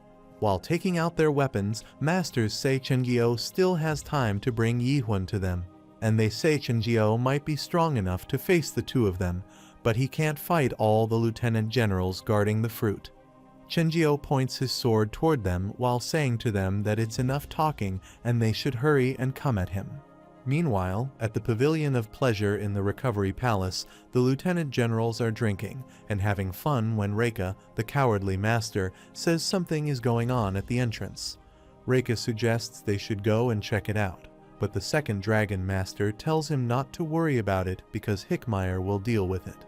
Simultaneously, the fourth dragon master says girls from Chaos are the best, and the third dragon master says he always stops by here whenever he visits Chaos.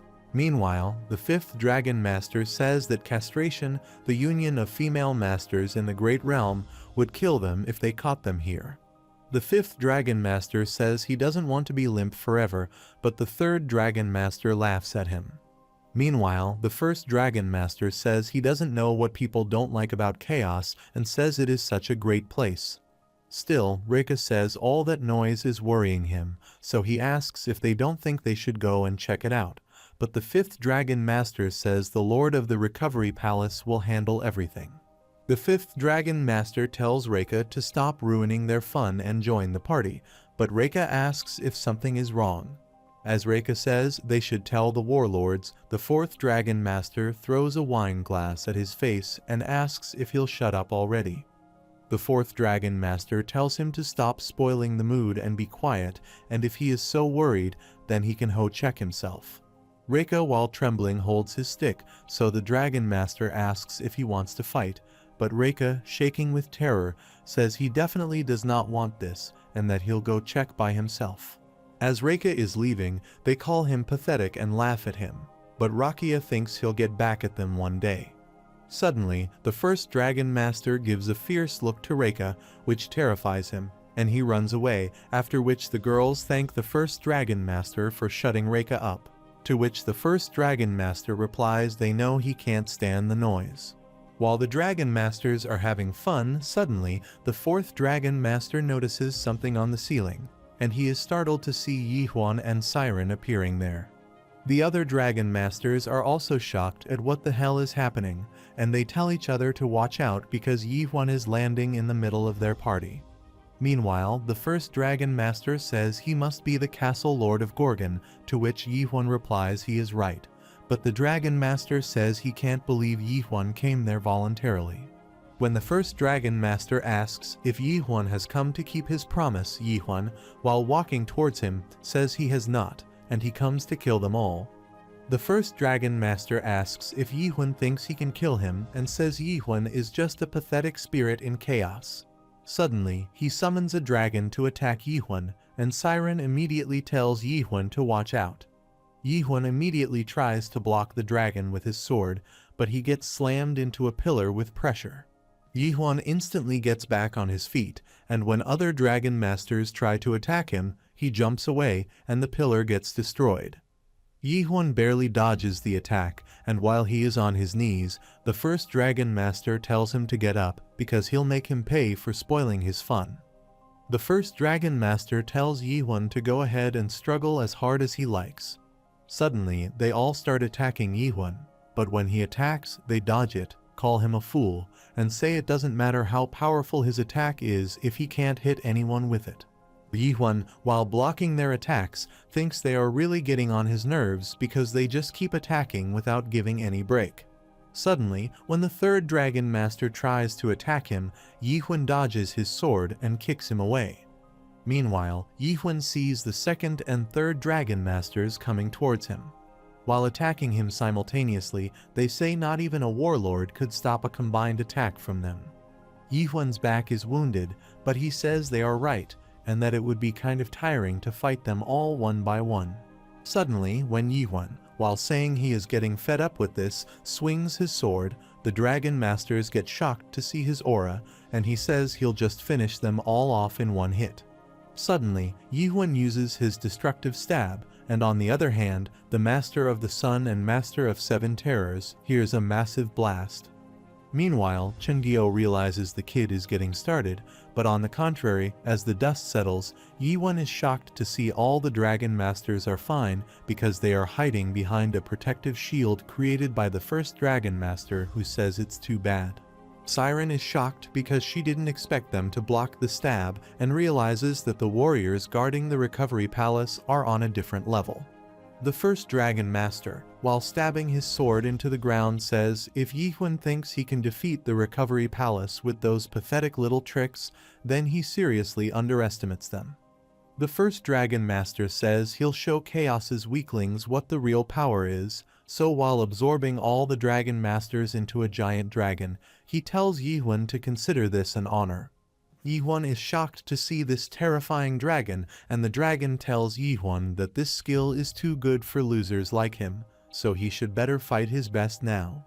The dragon tries to bite Yi-Huan, but he dodges the attack and tries to stab the dragon, but it doesn't even scratch it because of a shield. The dragon asks if Yi-Huan really thinks a pathetic attack like this can leave a scratch on him and pushes Yi-Huan away with the immense pressure of its aura. The dragon opens its mouth to attack with a blazing ball of energy, and Yi-Huan also tries to stop it with his sword, but suddenly a blast happens and Yi-Huan gets slammed into the wall. The dragon says it is a shame because Yi-Huan could have lived a bit longer if he stayed in his place. As the dragon says his arrogance is what killed him, suddenly Yi-Huan emerges from the dust, and after jumping at the dragon's face, says it is his turn. The dragon is shocked to see him all right and wonders how this is possible, but he also says Yi-Huan can't pierce his scales with his attacks. Yi-Huan says they'll see about that, and while focusing all his power at one point, he tries to stab the dragon, but the dragon realizes it could be dangerous, so it immediately pushes Yi-Huan away. The dragon, while trying to smash Yi-Huan on the ground, asks if he thinks he'll let him get away with it, but he is shocked to see Yi-Huan is not there. Suddenly, Yi-Huan appears behind the dragon and, after saying it talks too much, stabs it with a strong stab, which destroys the whole palace. Meanwhile, Cayman is glad to see this because he knows Yi-Huan can do it, and Chengyo thinks it is quiet now, so he wonders if Yi-Huan finished them off. Chengyo says it is a good thing he did not go with Yi-Huan because he thinks his body could not have handled the effect of that attack. Chengyo has dealt with the Master of the Sun and the Master of Seven Terrors, so now his body is sore. Meanwhile, the dragon is lying unconscious on the ground, and Siren thinks she thought Yihun was just being cocky when he first suggested that the four of them attack the recovery palace by themselves. Suddenly, the first Dragon Master reruns to his original form, but his arm is destroyed, and he swears he'll make Yihun regret this. While other Dragon Masters are lying dead, the first Dragon Master says he'll never forget this humiliation and yells at Yihun to never forget this is over because he'll be back to tear Yihun into pieces. When the Dragon Master says he cannot kill them, Yihun replies he knows they came from the narrow gate, which shocks the first Dragon Master. Dragon Master understands Yihun realizes what he has done and says Yihun might not be able to see it, but as long as their spirit and body are connected by the pineal gland, they cannot die. The first Dragon Master says they just returned to the Great Realm where their actual body is and that it is too late to regret it, but suddenly Yihun severs that connection. The first Dragon Master yells at Yihun about how he can do that, but Yihun asks him how it feels to experience real death. The Dragon Master asks how he severed the pineal gland and says he doesn't want to die. Suddenly, the first Dragon Master yells and asks what he wants, because if he wants status, skills, or points, he can ask the Grand Master to give him whatever he wants. The Dragon Master says the Master of Darkness will do anything for him, and he'll give Yihun whatever he wants if he spares him. The Dragon Master begs he won't bother the spirits in chaos anymore, so he requests Yihun to spare his life, but Yihun kills him with a final stab. Meanwhile, Reika is watching this, and he is shocked to see that Yihun has killed the 5 Dragon Masters. Reika heard a noise when he was on his way to the main gate, so he came back to check it out. Reika can't understand how Yihun severs the pineal gland and wonders who the hell Yihun is. Reika thinks he has to let the other warlords know about this, but suddenly Chenjio captures him from behind, asks what he is doing there and who he is going to tell. A few minutes later, Cayman and Chenjio appear before Yihun with the unconscious Master of the Sun and 7 Terrors and the Recovery Palace Lord. Chenjio asks if Yihun enjoys bossing people around and says that he is breaking his back on Yihun in old age. Yihun thanks Cayman and the doctor, but Chenjio says he did what Yihun asked and brought them back to life, although it almost killed him. Suddenly, Yihun notices Reika and asks who he is, to which Chenjio replies he saw Reika hiding by the entrance, so he brought him there. Suddenly, Siren remembers he is the cowardly master and says he received the mana of a lieutenant general through sheer luck, but his skills are terrible, so the other masters all look down on him. When Chenjio asks why Yihun wants them alive, Yihun replies it is because he wants to kill them once and for all. Yihun immediately kills the palace lord and the other 2 masters and severs their pineal glands. Meanwhile, Reika is terrified to see this, and he starts crying with fear because this is a nightmare for him. Reika knows the masters were granted immortality when the recovery palace was first created, and mortals count the time remaining until death because their lives are finite, but the masters stopped doing so once they became immortal by consuming the fruit. They didn't have to worry about dying for 900 years, but Reika is terrified because Yihun is about to kill him. Reika forgot how terrifying death is, but now he starts begging Yihun to spare his life because he never wanted to fight in the first place. While Yihun is standing quiet, Siren asks what he is doing, and if he is not going to kill him, to which Yihun replies he'll spare him because there needs to be a witness anyway. When Yihun asks where the fruit is, Reika gets excited that Yihun is not going to kill him, so he immediately points toward the ceiling because the fruit is there in a safe. Reika tells them the safe is known as Rebuse, and it was created by a master dream demon. Reika heard the password constantly change, and it was almost impossible to open it without the help of the Lord of the Recovery Palace, who died just now. Reika thinks an exceptionally skilled Master Dream Demon might be able to open it, so Yihun says he'll try to pierce it with a stab. Cayman tells Yihun not to use too much power, and he wishes only they had a Master Dream Demon with them. Suddenly, Siren says she is there, and she cracks the code, which amazes Yihun. Suddenly, the safe opens and everyone can see the light coming out of the safe, which makes them think that this is what the Abyss expedition tried to bring back. Cayman gets emotional to think so much time has passed, but this moment has finally come. They all catch the fruit falling from the roof, and Siren asks if this is all the fruit because it is less than she thought. Chungyo replies the masters have been using the fruit for the last 900 years, and they must have finally run out of it. Chungyo says it is not nearly enough for everyone in Gorgon, let alone all of Chaos. While Cayman is sadly looking at the fruit, Yihun tells him he can have it if he wants. Cayman is shocked, and Yihun says he deserves a second chance at life, so it's his choice.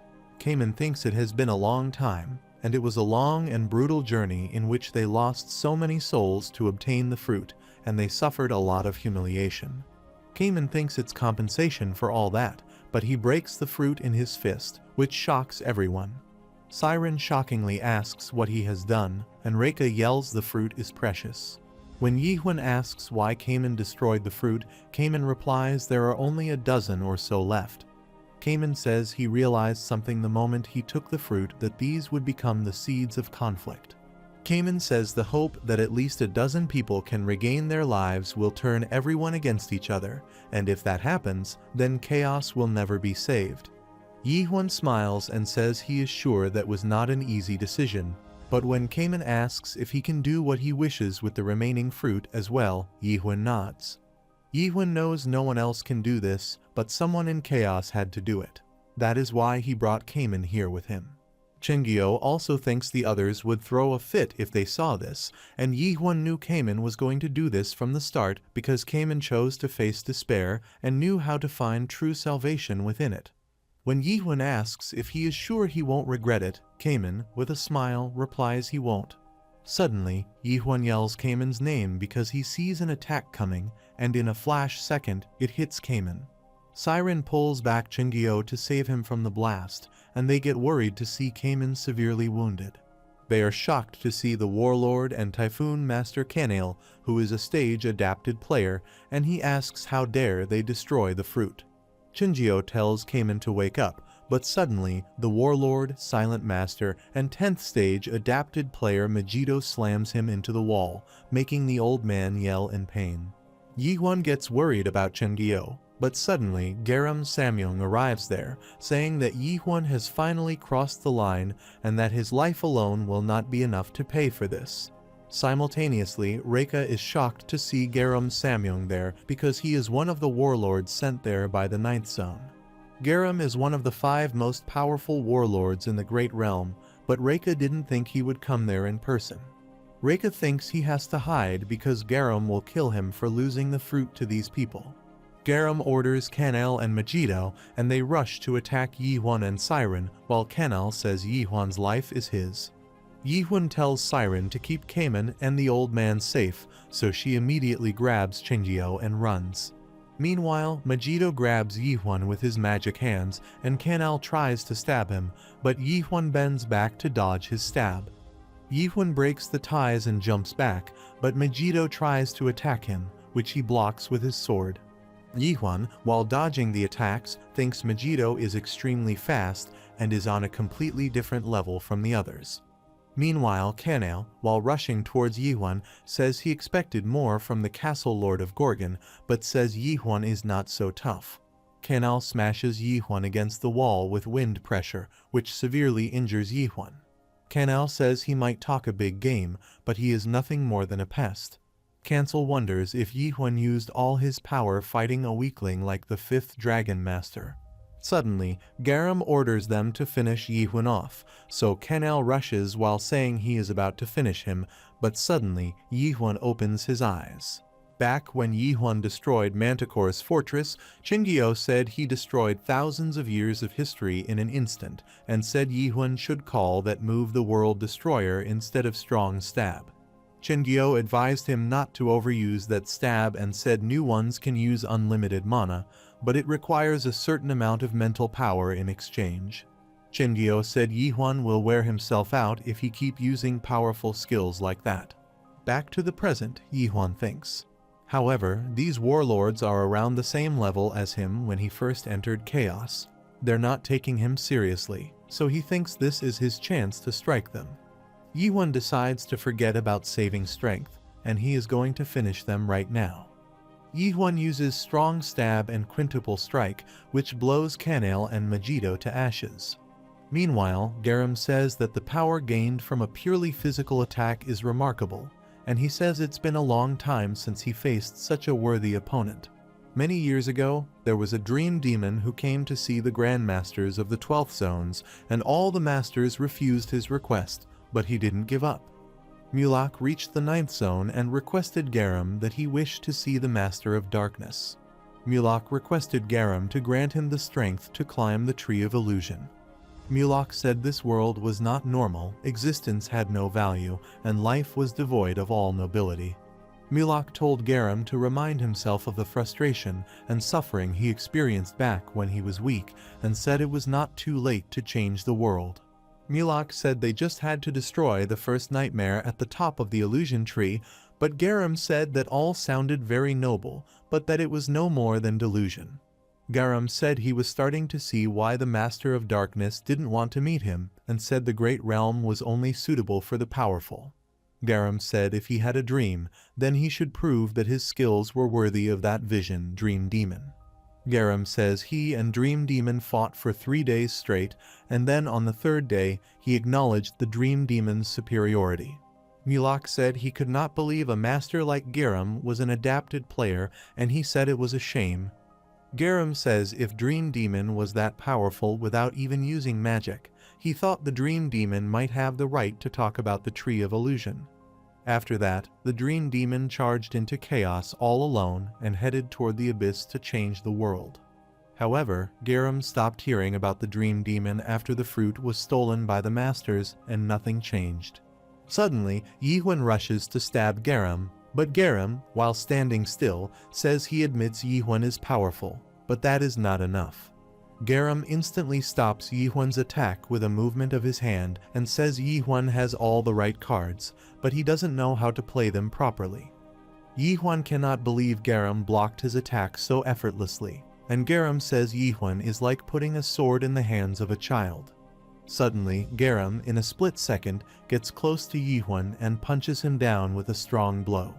Garam tells Yi-Huan to get up and asks if he thinks he is done, but Yi-Huan spits and furiously looks toward him. Garam challenges Yi-Huan to show him whether he is worthy of mentioning the Tree of Illusion. Yi-Huan realizes Garam is stronger than the other 2 warlords combined, and it's not that he is using any special skills. Yi-Huan checked with his suspicion skill and found that Garam had just boosted his stats a lot, but he wondered why he was so powerful.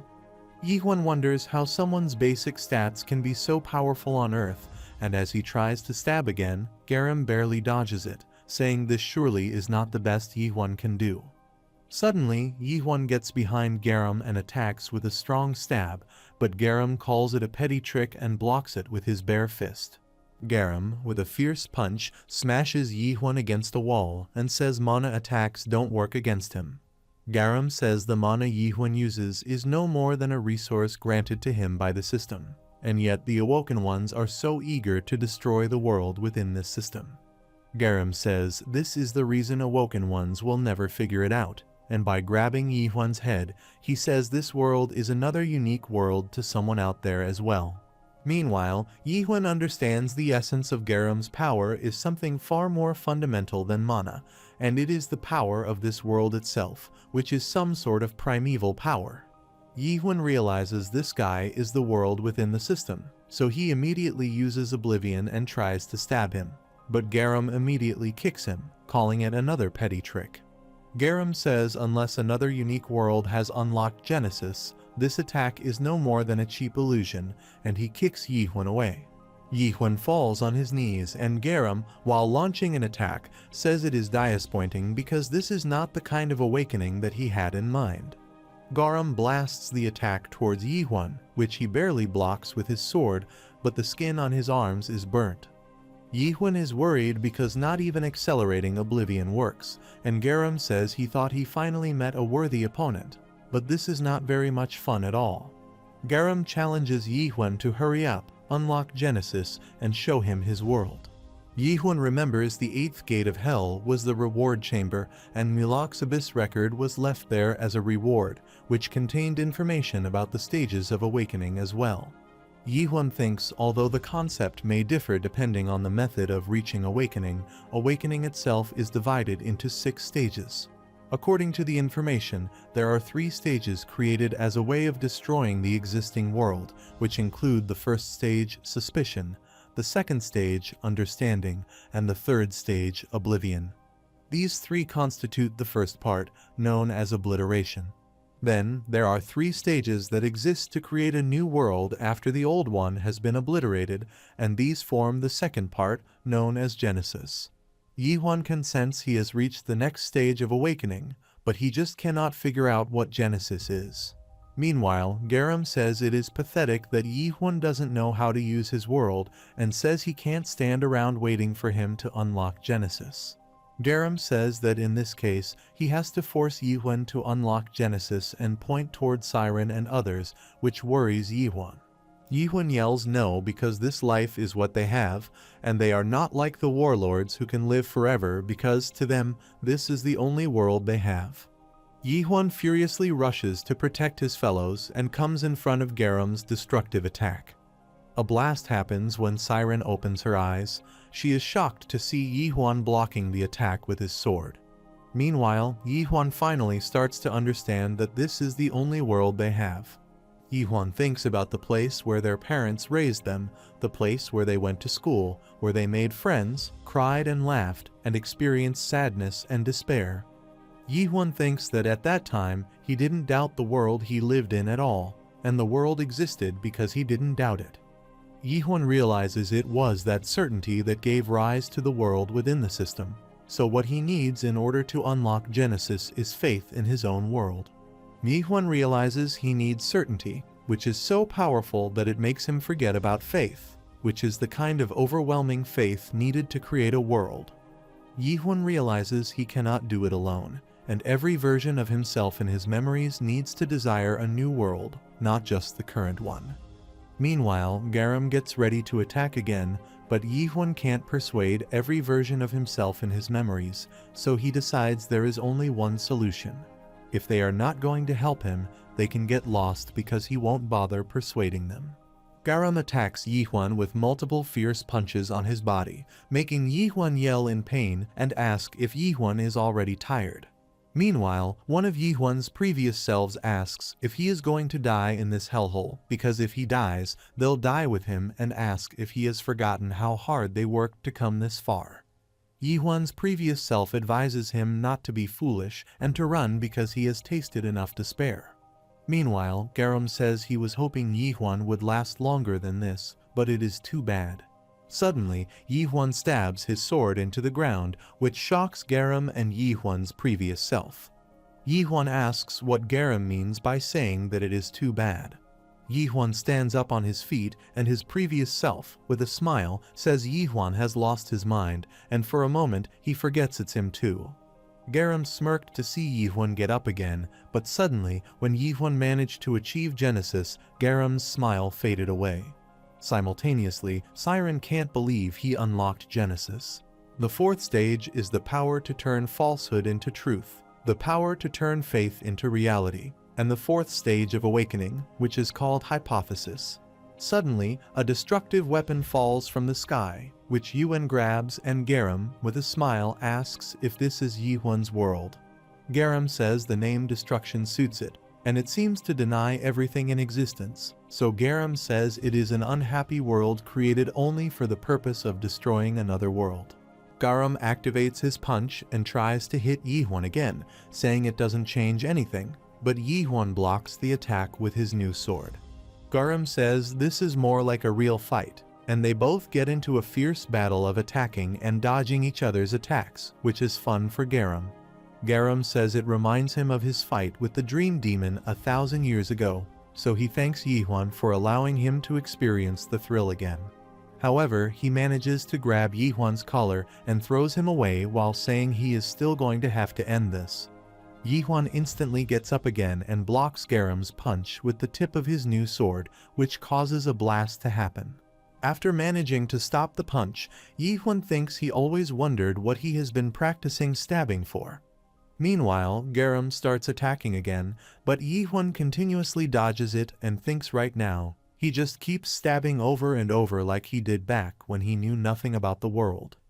Yi-Huan thinks he does it simply because he enjoys it, and suddenly Garam punches him in the face.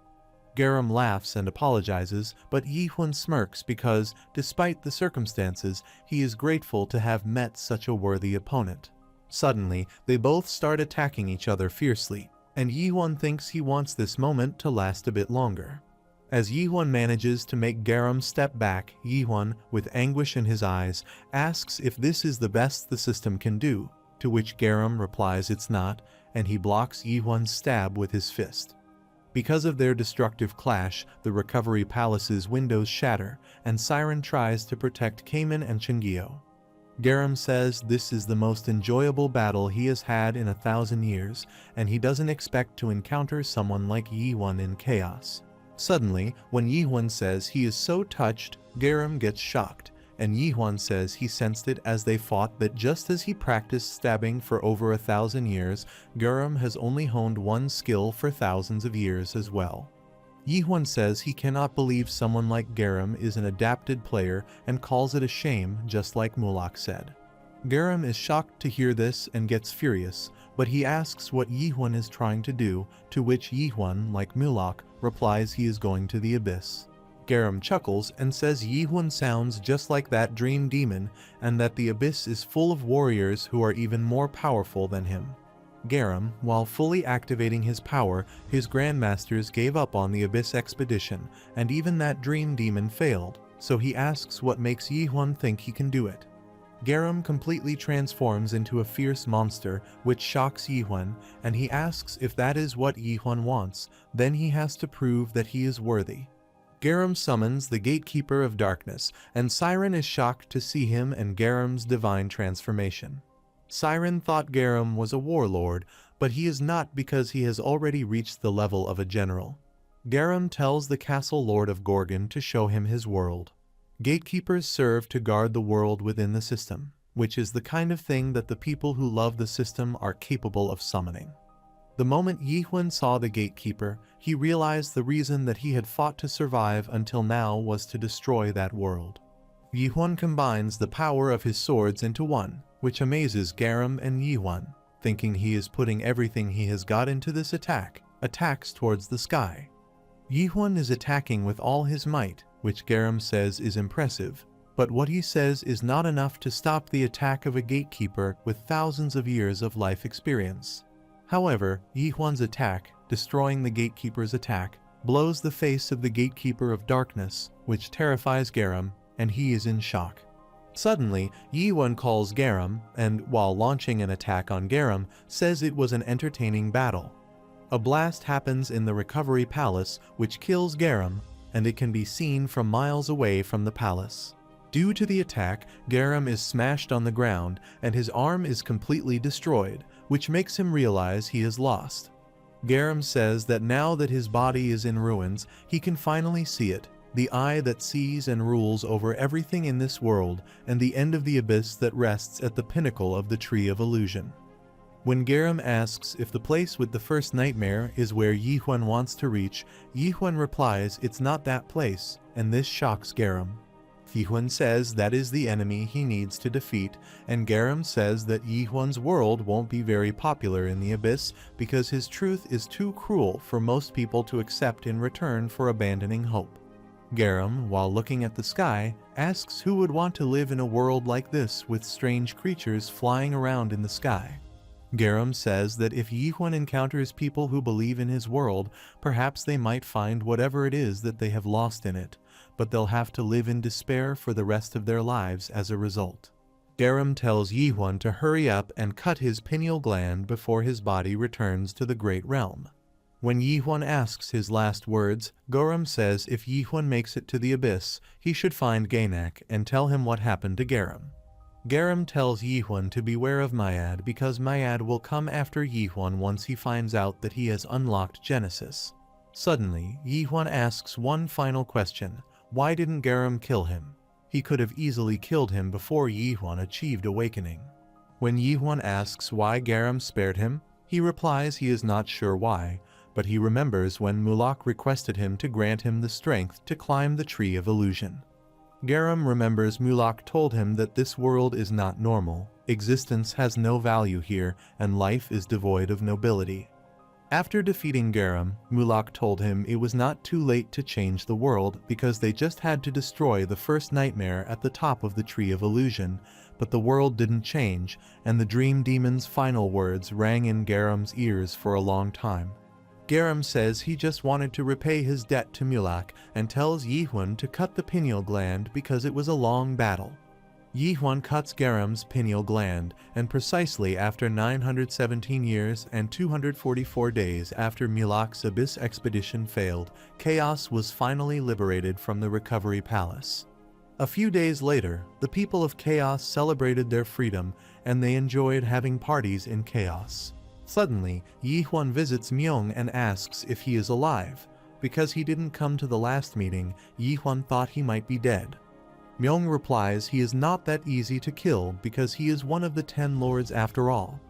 Myung says he heard that Yihuan defeated Garam Samyong and clenched his fist, saying Garam was a remarkable master in many ways.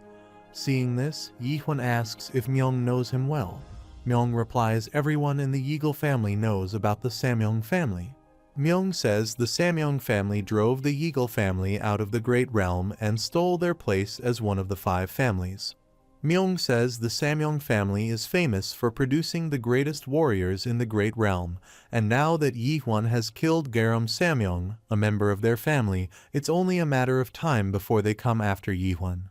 Yihuan tells Myung not to worry because they can't come here anymore, but Myung asks what he is talking about. Suddenly, Myung shockingly asks if Yihuan can take over the Narrow Gate, to which Yihuan replies that it is right, and they likely won't be coming to Chaos for a while since the Narrow Gate is the only way for them to come there alive. Myung says he would not be too confident about that because there are other ways to reach Chaos aside from the Narrow Gate. Yihuan says he knows what Myung is worried about, but says if they are willing to sacrifice their own lives to come after him, then they might just be worth fighting. Yihuan smiles, and while leaving, says he hopes Myung feels better soon, but after Yihuan leaves, Myung says he is still as mysterious as when he first met him. After some while, Yihuan, looking outside a window, thinks he has already been in Gorgon for a long time, and so much has happened since he got there. Yihuan thinks somehow he became the castle lord, which he never wanted, but it's been a real whirlwind of events. Suddenly, Chindio arrives there with Cayman and tells Yihuan that Cayman wants to drink with him, so he brings him there, but Cayman says he never said that and that it was Chindio's idea. Chindio, while yelling, asks if Cayman is saying it was Chindio's idea to come there and drink with Yihuan. Cayman replies it was. Chindio says he is right, which shocks Cayman, but suddenly Chindio asks if that is what Cayman wants to hear. Chindio tells Cayman to bow his head and agree when an elder says something, but Cayman says he'll bow his head if Chindio speaks the truth and says he is also 154 years old. While they are arguing, Yihuan smiles and thinks it is time to leave this place because it seems to have grown on him. A few days later, Yihuan, sitting in his office, is looking outside the window when Carlton asks if he is hearing, which startles Yihuan, and he asks what he is saying. Carlton replies he is telling him about the Dream Demon Tower Carpdeme, but when Yihuan asks what about the tower, Carlton says he really is not paying attention at all. Carlton says he thinks the tower time dilation might be too high, and a growing number of people trying to achieve awakening are committing suicide. Yihuan is not surprised because time is dilated by a factor of 100 on the first floor alone, and excessively concentrated time is harmful to spirits. Yihuan thinks it is certainly not easy having to withstand that pressure for hundreds of years, but he knows awakening can't be reached without going that far. Yihuan asks if Michael has adjusted the tower, to which Carlton replies he has done it. Yihuan says stabbing simply or slashing a bunch of times is not enough to unlock awakening, so he tells Carlton to tell him to remind the people of that. Yihun says they need a long-term system to produce Awoken, but whoever does not want to awaken should be excluded from the training. Yihun says awakening is not everything, and adaptation is another possible solution. When Carlton asks if he really believes that, Yihun replies everyone sees things differently, and awakening is not necessarily the best path for everyone, so some people find meaning in life from adaptation too. When Yihun asks if something is wrong, Carlton clenches his fist and says he recently achieved third stage awakening, but he still doesn't see a unique world. Yihun gets worried because that can't be true and thinks that although the appearances of the unique world differ depending on a person's individual abilities, every awakened one that reaches oblivion acquires a unique world. Yihun remembers Garam said that the mana Yihun uses is no more than a resource granted to him by the system, and yet the awoken ones are so eager to destroy the world within this system. Garam said that is why Yihun would never figure it out and said this world is just another unique world to someone out there as well. Yihun tells Carlton not to worry because his unique world might be the system itself, but when Carlton asks if this is possible, Yihun replies it doesn't completely seem impossible. Yihun says he is still getting to know awakening himself, but Carlton asks if his unique world is the system. Does this mean he will have to fight Yihun someday? Yihun, with a smile, says it is possible if Carlton wants to protect this world, and Carlton, with a smirk, asks Yihun if he really wants to destroy this world. Suddenly, Carlton slams his hand on the table and tells Yihun to take him with him on the expedition, but Yihun sighs because he doesn't expect him to say that, as do the others. Carlton says according to Article 3, Paragraph 14 of the Gorgon Special Act, all inspectors are obliged to protect the castle lord in the event of an emergency. Yihun tells him he is not the Northern Checkpoint inspector anymore and says besides that time, he won't be the castle lord anymore. When Yihun says he'll leave the castle in 1 week, Carlton asks if he really resigns from being the castle lord because, without him, Gorgon would crumble. In fact, when he says all of chaos will suffer, Yihun tells him not to worry because he has already taken all of that into account and says they should get going because it is time to complete his last duty as the castle lord. Yihun goes out to talk to the people while it's raining, and when Jurgen offers a cape because he is getting wet, he replies that it is fine. Yihun thanks everyone for coming this far with him and says they did very well in defending Gorgon. Yihun says he would like to honor those who sacrificed themselves to protect Gorgon as well as all the innocent victims, and he says that for the next 3 days he'll be holding a spirit recitation. Yihun takes the names of the martyrs Isaac Kendall, Rashiel Belder, and Kasim Hill, and they'll hold a spirit recitation for them. Suddenly, people see something behind Yihun there, covered with a cloth, and they wonder what it is. Yihun says he commends them all for fighting so hard, but as he is sure they are all aware, he says nothing is over yet. Simultaneously, 2 people remove the cloth, and the narrow gate stands in front of which Yihun says the war has only just begun. Everyone is shocked to see the narrow gate there. They wonder what it is doing there, and they tell the castle lord to destroy it immediately. But Yihun asks why they are all surprised and tells them that there is more. Meanwhile, Siren arrives there with Reika, whose hands are cuffed, and everyone is shocked to see he is one of the masters from the Great Realm. People recognize Reika, and as Yihun stands in front of him with a sword in his hand, Reika, in terror, says if he is going to kill him, then he should just hurry. Reika says Yihun will regret this because the Master of Darkness will never forgive him for this, but Yihun tells him to shut up and immediately cut off both his hands. Rakia yells in pain, and Yihun says he'll not kill him here because he wants him to go back and tell his master something for him. Yihun says Reika's master is welcome to come after him if he wants war, and says he'll be waiting for him at the top of the Tree of Illusion. The next day, while Yihun is having a walk, Siren yells at him that tomorrow is his last day as the castle lord and asks why the hell he would do something like that. Yihun is irritated, but Siren asks if he is really going to fight the Master of Darkness and says he should have just destroyed the narrow gate. Siren asks how he could let the cowardly Master Reika go like that using the narrow gate and then destroy it later. Siren is worried that the masters are definitely going to seek revenge against them. But Yi-Hun tells her to stop panicking because, at most, they might send a few generals. Yi-Hun says the Great Realm is at war, so the Grandmasters won't risk coming here themselves. Siren says she knew he wasn't right in the head, but he has completely lost it now.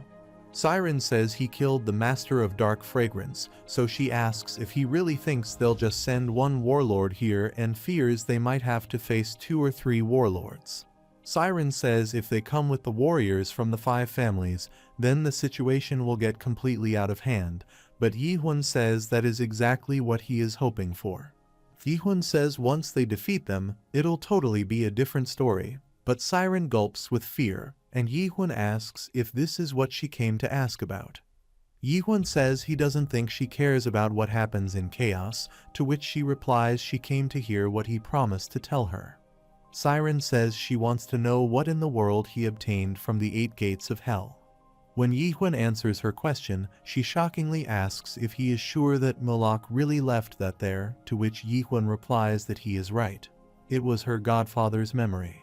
When Siren asks how she can trust him, Yi-Hun gets annoyed and says the words, "It is a cold winter," which startles Siren. Yi-Hun further says it was midwinter when he found the egg. The egg was at the roots of the Tree of Illusion in the 6th zone. These are the words of Mulak, and he further says that in that land of cold and sleet, a bright shining egg was waiting for him. At that time, Mulak was nervous because it was his first time picking up an egg, and he could never forget that moment. It was the creation of a being born of dreams that lives on dreams throughout the course of its life. Mulak said he could see the face of the little creature peeking through the egg's thin outer layer, and the moment he saw the face of the child born from the egg, he realized that his godmother was right.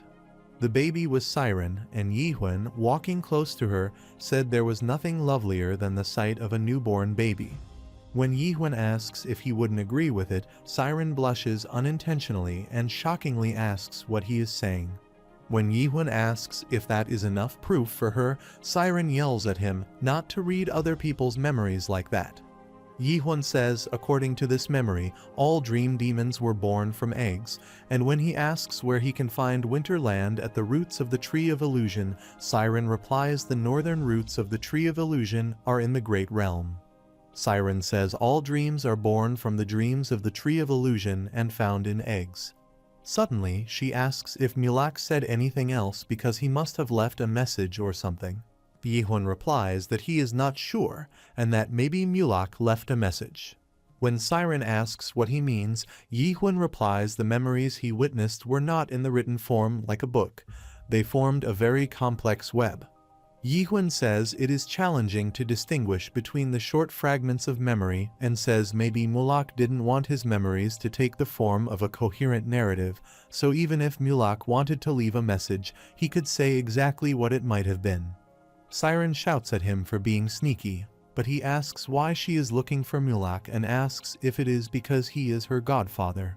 Siren replies that it is none of his business. Yi-Hun says if she needs Mulak's memories, he suggests that they should work together from now on because it'll be in her best interest as well. Siren is shocked, and Yi-Hun says the abyss is where Mulak disappeared anyway, and this seems like a good opportunity for her too. Yi-Hun, while leaving, tells her to think it over, but Siren is furious at him for not giving any information and realizes this is all a part of his plan from the beginning. Siren is furious that how dare he toy with her, but suddenly she remembers something from memories and asks if Yi-Hun is saying her godfather left information in the form of memories, to which Yi-Hun replies this is right. Suddenly, she says she has brilliant ideas and takes Yi-Hun to her workshop, but Yi-Hun reminds her that she'll never allow him in here again.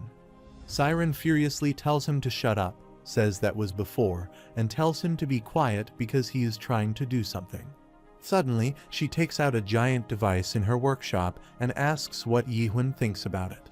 Siren says this will help them to perform the squeeze, but Yi-Hun doesn't understand what it means, so she explains, as the word implies, it means linking oneself to a spirit and squeezing the memories out of it. Siren says dream demons usually perform a squeeze when they run out of spirit energy and says it is a way of experiencing a condensed version of someone's emotions, memories, and general state of awakening. Siren says a single squeeze can give dream demons lots of ideas for quite a while and says she can't speak from experience because it is her first squeeze, but other dream demons describe their squeeze experiences in exaggerated, almost ecstatic terms.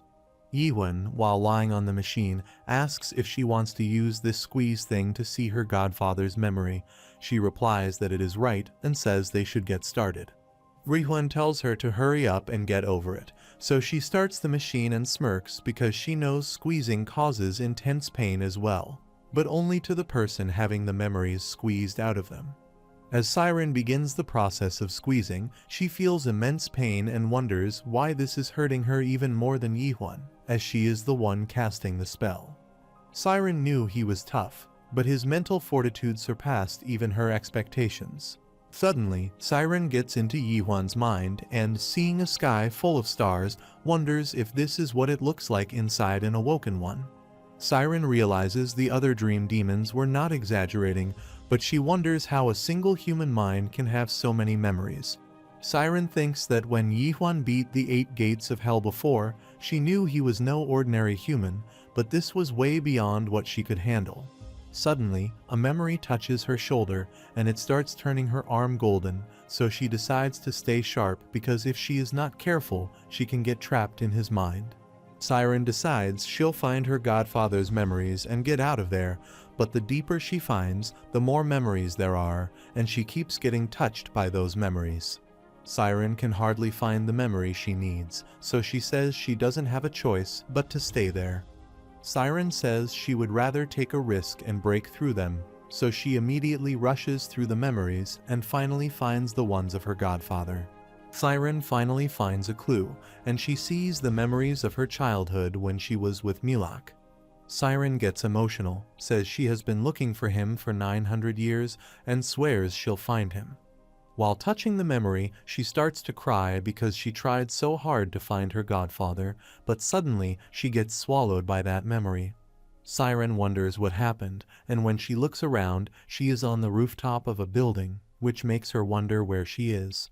After looking around, Siren says it's a good thing that she altered her appearance, just in case, and says she had her doubts. But now she is sure it's Earth. While walking around among people, Siren thinks dream demons sometimes ride the roots of the Tree of Illusion and visit for fun. Siren has done a lot of research on it and thinks that since previous dream demons guarded the Earth diligently, the cultivators have remained unaware of its existence for a considerable period. Siren thinks she must have fallen into an uncanny position based on planet Earth, and she didn't know Yihuan was from Earth. Mulak told Siren there are unconscious realms known as the uncanny within existence. Mulak told Siren that an uncanny is created based on an individual's place of origin, and every spell in their world is crafted based on the theme of their uncanny. Mulak told Siren that if she ever falls into an uncanny, there is only one way to escape, which is to find the guide.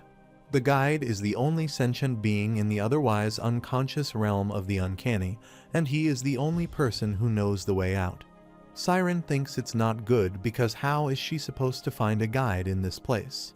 While she is passing from the front of an alley, suddenly, a boy running out of the alley yells at her to move and runs away in front of her.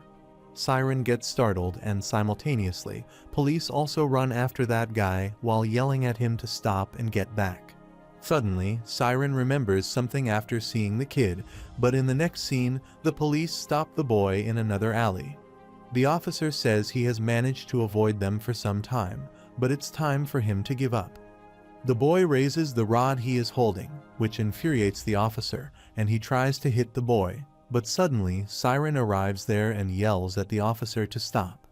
Siren asks the officer what he thinks he is doing because there is a kid in front of him, but the officer tells her to stay out of it as the boy is dangerous. The officer says this boy has refused to grow up, and refusing to grow up is a serious crime punishable by death. The officer says they are only trying to do their job, but Siren is shocked to hear that it's a crime to remain a child, and she didn't know Earth had a law like that. Suddenly, one of the officers tells the other that there is something odd about this lady because her clothes and accent seem strange. The other officer asks what he means and says maybe it's just a cosplay, but the other officer asks for Siren's identity card. Suddenly, when the other officer asks if there are horns on her forehead, Siren realizes she is doomed because she thought her horns were completely hidden. Siren remembers Mulak advised her never to do anything to draw attention to herself while she is in the uncanny.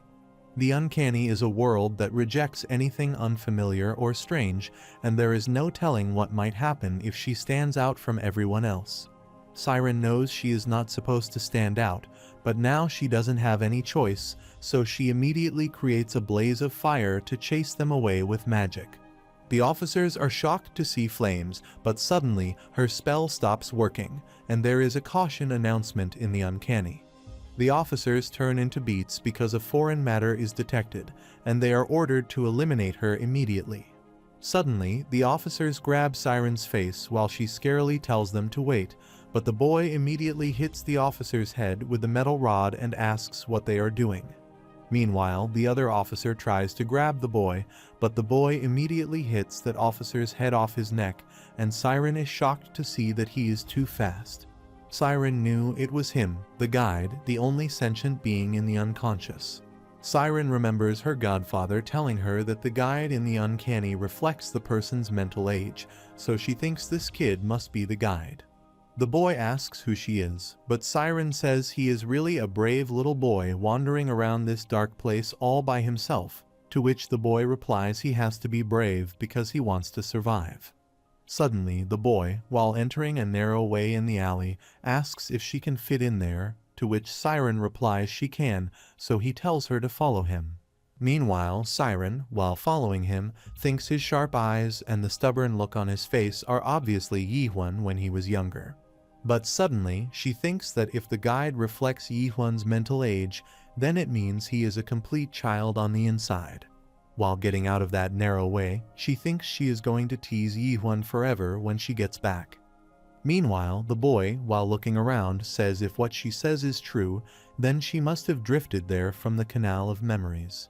The boy pulls out Siren from the narrow passage and says memory fragments sometimes get lost and end up here by mistake. The boy says this is the first time a being like her has visited here, and he asks why she is looking at him like that. Siren, while staring at him, thinks this world appears to be filled with adults, but this little boy is the only child there. Suddenly, Siren asks if he has always lived here with those officers chasing him, to which he replies that she is right. When Siren asks why this world tries to kill kids who don't want to grow up, he replies it is because everyone is an adult there. The uncanny is a world that eliminates anything that stands out because everyone looks the same.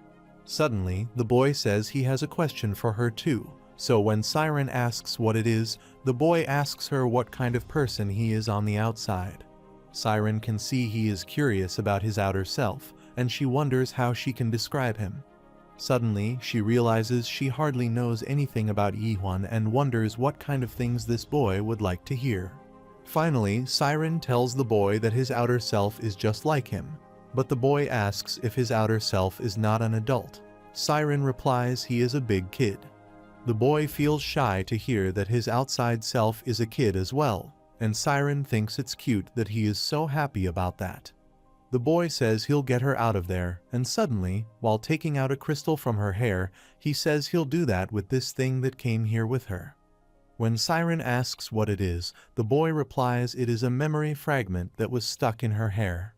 Siren shockingly asks if he is going to send her and this memory fragment out of here and asks if he knows how to do this. He replies that is what he does.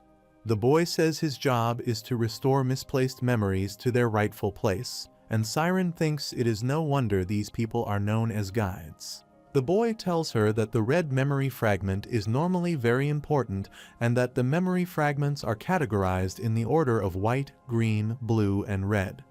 The boy says if he doesn't send this back to the canal soon, something bad could happen to the outside him. Meanwhile, Siren wonders if an urgent and important memory could have something to do with the masters of the 12th zone. Suddenly, Siren asks if he can send her back right now, to which he replies he can only send her back if the gateway opens.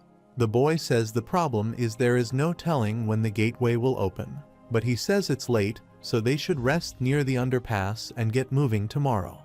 When Siren asks if he lives there, the boy replies he does, but when she asks how he knows if the gate is open when he is in the underpass, the boy replies when it is open, the Wi-Fi signal suddenly becomes unstable, and he tracks the signal using a device.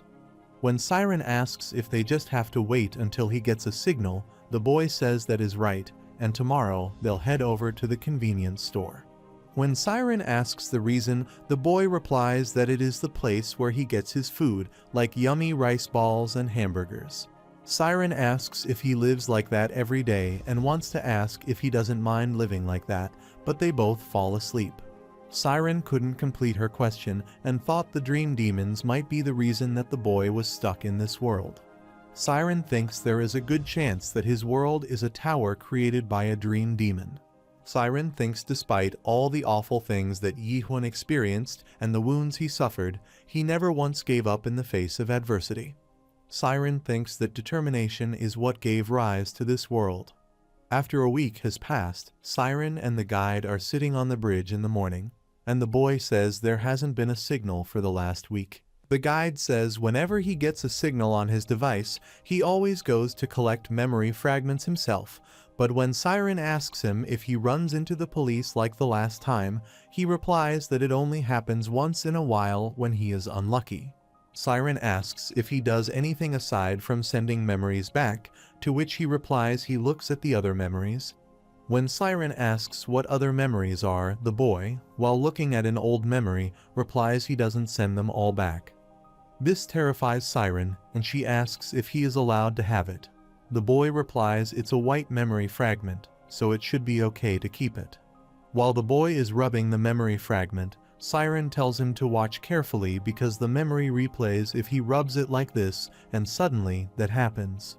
They both are shocked to see Yi-Hun's childhood memory playing in front of their eye, and when Siren sees the memory where Yi-Hun's mother is reading a book to him, Siren recognizes that book.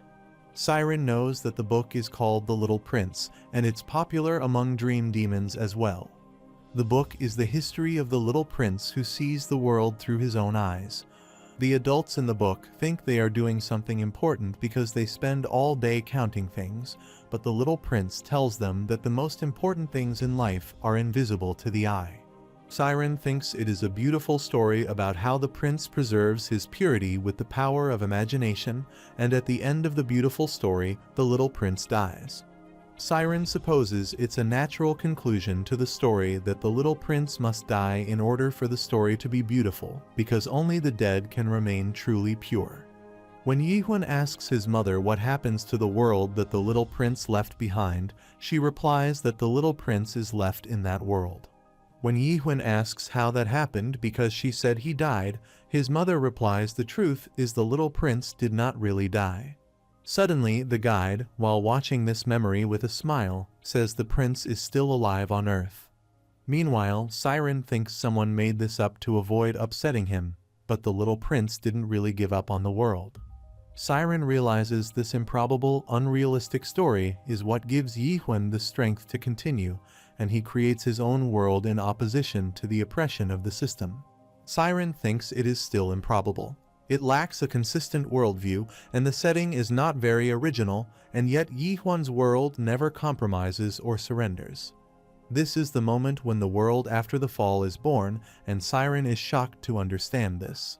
Still, Siren wonders why this memory is white because the guide told her that the white memories are not important. In that case, Siren wonders what on earth Yi-Hun is forgetting in order to stay alive. Suddenly, the guide gets a signal, and he immediately tells Siren that it has started and that they have to get ready. When Siren asks what has started, suddenly, a giant passage starts to open in the sky, and the guide says it'll be fully open soon. Siren is stunned to see this scene, and guide tells her that it is the gateway to the outside world. Suddenly, some people start following them, and Siren wonders if the gateway draws them here. When Siren asks why there are so many of them, the guide, while hitting those guys down, says it's because the gateway doesn't belong here, so the instinct of those guys tells them to destroy it. The guide runs towards an elevator with her and says the gateway doesn't stay for long once it appears, so they have to get up to the roof before it disappears. Suddenly, one of the guys following them grabs Guide's neck, but he kicks his face and kills him with the rod he has while getting inside the elevator. While beating others, he tells Siren not to just stand there and go away. Meanwhile, Siren is shocked to see how he kills those guys and wonders if this doesn't scare him, but she immediately realizes this kid is Yihwan's alter ego. While the guide continues killing the guys following them, Siren is sure he'll say he is not scared. They are just numbers, they are not real, and they are just this world's silly rules that adults decide on among themselves. Suddenly, they get in the lift, and after reaching the top floor, they run towards the stairs to find the exit while the guys continue following them, but they manage to shut the door after reaching the rooftop. The guide tells her to hurry up and go through the gateway while he holds them off, but when she asks what about him, the guide replies he'll take care of himself and she should not worry about him. Guide tells her to go before the gateway closes, but Siren tells him to come with her because they should get out of there together. The guys following them are about to break the door, and Guide asks what she is talking about, to which she replies that she doesn't want to leave him there all alone. Siren tells him to come with him, but Guide says he cannot do that. When Siren asks him the reason, he replies that this is his world and that he has to stay here. Guide pushes her away while telling her to go because he can't hold the door much longer, so Siren unwillingly runs towards the gateway. Before she leaves, Guide asks her a last question. Does his outside self has any friends? Siren, with teary eyes, replies that he does have a lot of them. The guide gets happy, and with a smile on his face, he says he is glad to hear that. Meanwhile, the door is about to break, so he tells Siren to go before the gateway closes, but she thinks she is going to tell Yihwan about this boy when she gets back. Siren thinks whenever Yihwan looks desperately lonely and dejected, she'll tell him that his version of the little prince isn't wrong because she has seen the little prince and he never gave up on the world. Siren is finally back in the canal of Yihwan's memories, and she thinks she'll have to forget about finding her godfather's memory because she doesn't even know the time ratio between reality and uncanny. Siren doesn't want to get lost there again, but she still thinks she got something out of the experience and thinks she can create a good tower when she gets back. Suddenly, Siren makes up her mind that she is going on the expedition, and she can hear more about her godfather from Yihwan. While holding the red memory fragment, she realizes she never checked this memory, and she knows it belongs to Yihwan, but she thinks it'll be okay to take a little peek. As Siren rubs it, she sees her godfather and wonders if this memory is about him. Siren sees someone in front of her godfather, and she is terrified to see it. It's Catastrophe, the lone king of chaos. Siren thinks while it is true that they have to pass Catastrophe to reach Abyss, they don't necessarily have to fight him. No one in Chaos is capable of fighting him, not even the Masters, which terrifies her, but suddenly she understands something and rushes to go back to reality to stop something. On the other hand, Chendio, after going to a place, says he has not seen this in 900 years, and Cayman, while holding Siren, who is unconscious, says they finally made it. Yihwan, while looking forward, tells them this is the last gate of the Abyss that he saw in Mulak's record of the Abyss, the Factor of Curiosities. Yihwan has reached the last gate of Abyss with all his companions, and Jurgen asks if the Castle Lord is heading in right now, to which Yihwan replies he is not the Castle Lord anymore. Yihwan makes it clear to them that he'll not babysit them all, to which Jurgen replies it is noted, but he says that Yihwan is still the Castle Lord. Yihwan told them all several times that they couldn't all enter the Abyss anyway, and yet there were 3,000 people who left, which was way more than he expected. Yihwan knows the people of Chaos have been dreaming of an Abyss expedition for ages, so he can't stop them, but it's a bother for him. Meanwhile, Yihwan thinks the women he really needs to bring all along still have not woken up from the squeeze, but dream demons have their uses, so he can't leave her. Simultaneously, when Jurgen carries Siren, the gate suddenly opens. Cayman says the hangar is open. When Carlton asks why it opened so suddenly, they notice some creatures coming out of the factory, and they wonder if they are horned beasts. Meanwhile, Yihun knows they'll not simply let them walk in there, and as the beasts rush towards them, Cayman tells everyone to prepare for the battle. On the other hand, in the ancient Palace of Darkness in the 9th Zone Rakia, while bowing to the commander of Dark Phantom, is trembling with fear. Despite losing his arm in chaos and enduring minor damage to his spirit, Reika managed to return safely to the Great Realm. What really scares Reika is what the Master of Darkness will do to him for being the sole survivor. Suddenly, the Commander of Darkness, while painting something, says Garam is gone, and he always knew Garam would end up like that someday. Meanwhile, Vargas, the Ice Master, and Masha, the white-haired master, are also present there. When the Commander of Dark Phantom, Hun asks what Garam's last moments were like, and if he looked happy, Rakia replies that he was right. Hun says it is good to hear, but he says he has lost the 5th Dragon Master, one of the warlords, as well as 17 warriors, Kanel and Megiddo. When Hun says Garam, the 1st warlord, the Master of Dark Fragrance, and one of his own relatives died, but somehow a mere lieutenant general managed to make it back alive, Reika's heart starts pounding with fear. Suddenly, Hun stands in front of Reika and tells him to raise his head, so Reika, while trembling, immediately looks up. Reika thinks Hun is terrifying and thinks Garam is a powerful warrior too, but this guy is on a whole other level, and he is the true master. Han Samyong, the Dark Phantom commander, tells Reika that a few days ago he paid a visit to the Roots because he simply wanted to break free from the suffocating environment for a brief moment. Hun says he had high hopes for the world since the Dream Demons worked so hard to keep it a secret, and it certainly didn't disappoint. Meanwhile, Reika wonders what Hun is talking about all of a sudden, but when Hun says he brought back a souvenir from there, and if Reika wants to see it, he immediately replies it would be an honor.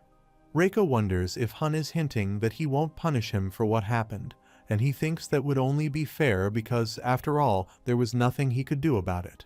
Reika, while walking behind Hun, thinks who would have thought that a mere product could be so powerful. Suddenly Hun, while showing a picture to Reika, says, "Isn't this impressive?" Reika replies, "It is remarkable." He has never seen such a style before, and the craftsmanship is truly astonishing.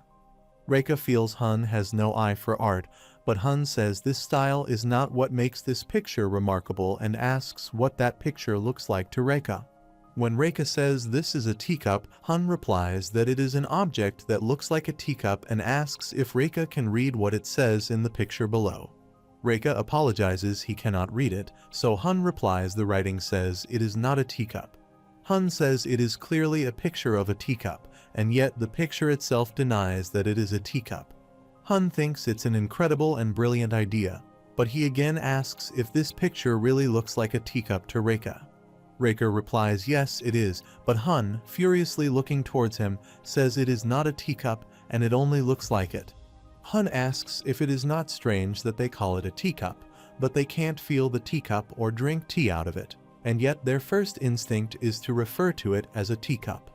Hun grabs Reika's face and says it is bizarre, to which Reika immediately replies, "It is bizarre and strange," but Hun, leaving Reika's face, says if Reika thinks about it, that is not true of this picture. Hun says there are countless teacups in the world, and they all look different, but they refer to them all by the same name. Hun says that by thinking deeply about the statement, they'll reach a new question. What in the world is a real teacup, and if such a thing really exists? Reika thinks it's both a teacup and, at the same time, it is not, so he realizes this picture is questioning the essence of things, but he wonders what the point of all that is.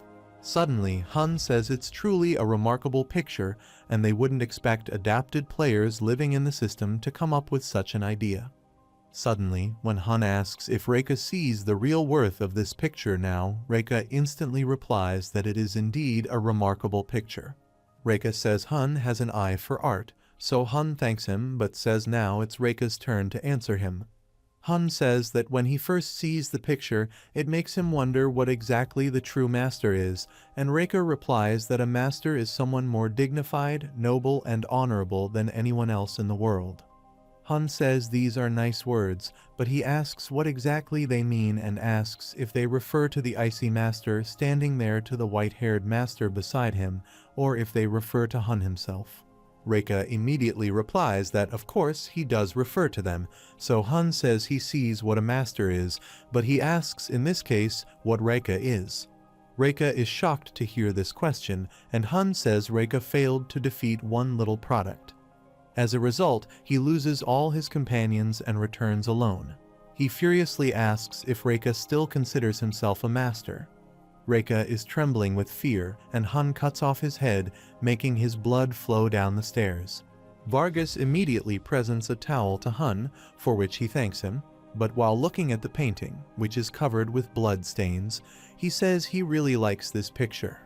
Hun has placed Reika's head on the painting, and when he asks what Vargas thinks about it, to which he replies it is remarkable, and Hun says he'll call it, "This is not a master." Hun asks where the Chaos people are right now, to which Vargas replies he thinks they have appeared at the Factory of Curiosities. Hun says they are getting close to the abyss, so he orders them to prepare for the battle, and tells Vargas to summon the 5th and 6th Masters as well because he is going to make Yi-Huan pay for his arrogance. Hun, while walking into a room, says the world 294 Earth keeps growing on him and says he likes his other souvenirs as well, but he is particularly pleased with his most recent addition. Hun, while looking at a chained person with a smile, thinks this is the reason for his latest trip to Earth. This unconscious chained guy is Yi-Huan, and Hun says the courage to die is a noble idea. As Hun says they should find out if Yi-Huan has that much courage, suddenly Vargas knocks on the door, but Hun gets furious because he tells them not to disturb him when he is alone. Vargas apologizes and says there is something he forgot to ask the commander about. As he mentioned earlier, Narrow Gate is closed, so he asks how Hun plans on crossing over into Chaos. Hun tells Vargas to remember what Yi-Huan said, and says he challenges them to come after him if they have the courage to die. When Vargas asks what Hun means, he replies they have to do what Yi-Huan says. Hun says that, as the first one to cross, he thinks Vargas will be perfect, but Vargas is shocked to hear this. On the other hand, the other lords, while killing the horned beast, say they can't believe the factory has been producing the horned beasts this whole time. Meanwhile, Cayman, while stabbing beasts, says he is going to have to replace his sword after this. Simultaneously, some ordinary people from Chaos are being killed by the beasts, whereas Yi-Huan uses his stab to kill multiple beasts at a time. Seeing this, Cayman says Yi-Huan never ceases to amaze him, and Chenjiao agrees with him. Suddenly, Chenjiao says Cayman seems oddly disconnected, so he asks what's wrong and if Cayman is worried that Yi-Huan will not take him on the expedition. Chenjiao tells him not to worry because he doesn't know about others, but Yi-Huan will never leave Cayman behind. Meanwhile, Yi-Huan, looking at his sword, thinks no matter how many horns he feeds it, the blade refuses to repair itself and thinks the last fight must have really ruined it. Yi-Huan thinks if this was not a spirit weapon that could heal its own wounds, he would have been better off making a new sword. Besides, he remembers that, according to Michael, spirit weapons undergo a total of 3 major evolutions. Michael said the weapon's innate strength and stats increase dramatically with every major evolution, but Yi-Huan thinks the weapon seems determined not to change. Suddenly, people are shocked to see a giant beast coming out, and Jurgen also worriedly wonders what it is because it is so far away, and he can still hear it from there. It is a giant 8-horned beast, and as it comes out stepping on people, people get scared and start running to save their lives. People are worried because a 5-horned beast is already a rare sight, but for an 8-horned beast, they need at least 3 7-stage adapted players to defeat a single 7-horned beast. They wonder how much stronger 8-horned beasts are, and they think it would take a lieutenant general to defeat it. Suddenly, the 8-horned beast heads towards the castle lord, and it looks very angry. Yi-Huan's sword also starts rattling. The eight-horned beast is angry because it lost its companions, and as the beast forms a blazing ball of energy to attack Yihun, Cayman worryingly tells him to watch out. Meanwhile, Chengyo asks Cayman if he is serious and asks if Cayman still thinks they need to worry about Yihun. Suddenly, Yihun, with a destructive stab, destroys the eight-horned beast and the other five-horned beasts, which shocks Cayman. Cayman feels Yihun has become much more stronger than before and wonders if this is the power of an awoken one who has unlocked Genesis. Yihun killed the beasts with a single attack, and he thanked the eight-horned beast for its horns. Suddenly, they hear the sound of someone telling them to leave the Garnax alone, and when everyone looks towards where the voice came from, they get shocked. Chengyo knows them, and he is furious to see that they are finally here, the elite horned beasts of chaos. The elite horned beasts say Yihun has become arrogant by killing some mass-produced beasts, and they say he is a remarkable human, but there is no master energy in him. They are the 10-horned beasts, and one of them says he hasn't seen someone fight off Garnax like that in ages. These three are the managers of the Factory of Curiosities, and suddenly Yihun's sword gets hungry to see these beasts, so Yihun gladly says there'll be enough horns. One of the 10-horned beast and factory manager Edsak says he wondered who was brave enough to venture into the abyss after all these years. The other manager, Beast Joniak, says this human's courage is admirable, but the third manager, Beast Ias, says this person is still a human. Meanwhile, Yihun thinks they are not as powerful as Garam Samyong, but they are definitely stronger than the Typhoon Master and the Silent Master. However, Yihun thinks that if all three of them attack him at once, it could be very difficult to defeat them. Suddenly, Chengyo tells Yihun that there is no need to fight them, saying that he might not like them, but that the factory managers are not enemies. Meanwhile, Ayaz says she thinks they have met before with the old man and says he has an iron will. Ayaz asks if he intends to return to the abyss after what happened to him the last time, but Edsak tells her not to be rude because they are the head factory manager's guests. They tell Yihun to head inside because the head factory manager is waiting for him. As Yihun goes inside the factory with Carlton and Chengyo, Carlton is amazed to see how all the horned beasts are created. Meanwhile, Chengyo thinks they are repairing the 8-horned beast that Yihun beat up outside. Chengyo thinks it worked well, the way Yihun said that he would stab the managers if they didn't let Chengyo and Carlton in with him. Suddenly, Joniak says after a long time, they have a strong visitor and asks what his name is, so Yihun says his name is Yihun. Joniak tells them Garnak is a valuable product, and they only make them once every 10 years because it's difficult to make. Yihun says he still expected there to be more than 8 horned beasts, but Joniak says the ghouls attacked the factory, and they lost many Garnak. Yihun is shocked that they have to fight undead ghouls, and Joniak says the ghouls attacked them, but they fought back and won. Suddenly, Yihun calls Joniak the Apostle of God who was once legendary in the Abyss, and says he never imagined he would see Joniak in the flesh. Joniak asks if he knows about him, to which Carlton replies, "Isn't he the Apostles of Deos, the great god of the machines?" Ayaz says it looks like the word gets around quickly nowadays in chaos, and suddenly Edsak, after taking them in front of a door, says this is the head factory manager's room. Edsak, while opening the door, tells them to come in, and they, while going in, are amazed to see the room is full of screens showing different scenes. The head manager, ENIAC, immediately turns to see Yihun is here and says he is the awoken one who unlocked Genesis. Yihun reads ENIAC's name written on its shoe, and the name sounds familiar. Suddenly, Yihun realizes he has heard the names of the other factory managers before as well, and they look more like product names than actual names.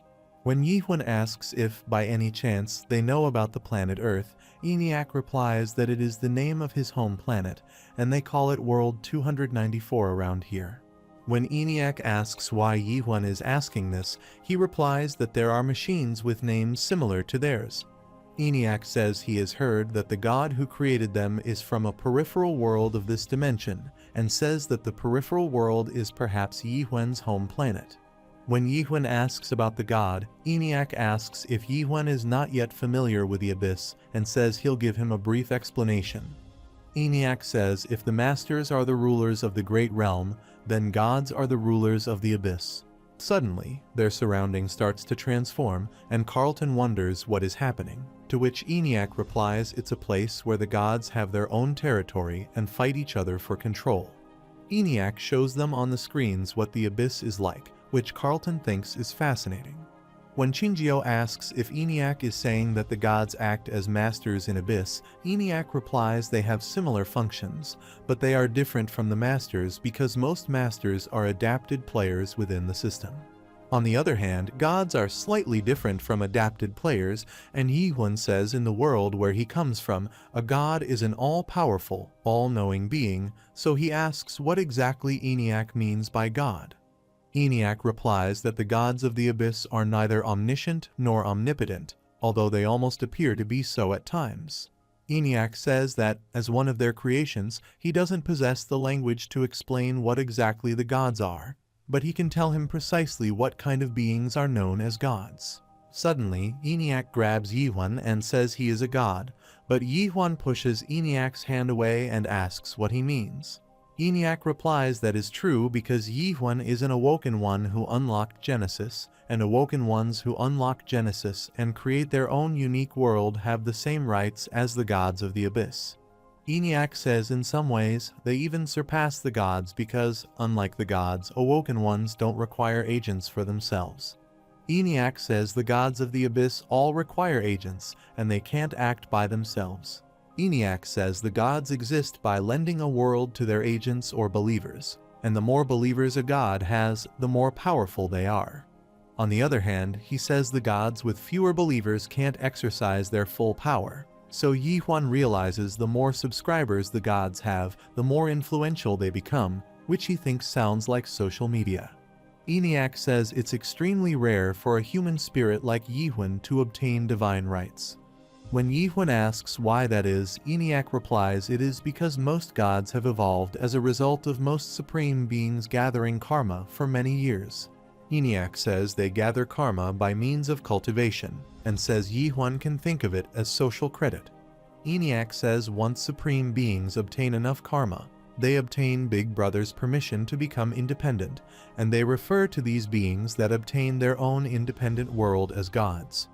Yihuan understands that even the gods need permission to become gods and thinks this sounds like a really important part of this world's story, yet he doesn't remember hearing about it. Yihuan wonders how it is possible that there was nothing written about this in the Abyss record if this is so important. When Yihuan asks what exactly a Big Brother is, Carlton replies that as far as he knows, Big Brother is the name of the organization that protects the system, and Shinjio also says that is what he has heard as well. ENIAC says it is natural for them to think so because that is what Big Brother is to ordinary humans. When Yihuan asks if this is correct, ENIAC says he'll not go into detail, and all he can tell is that Big Brother is a god. Anik says it is not just any god, but the supreme god and the guardian of the system. That is what Big Brother is.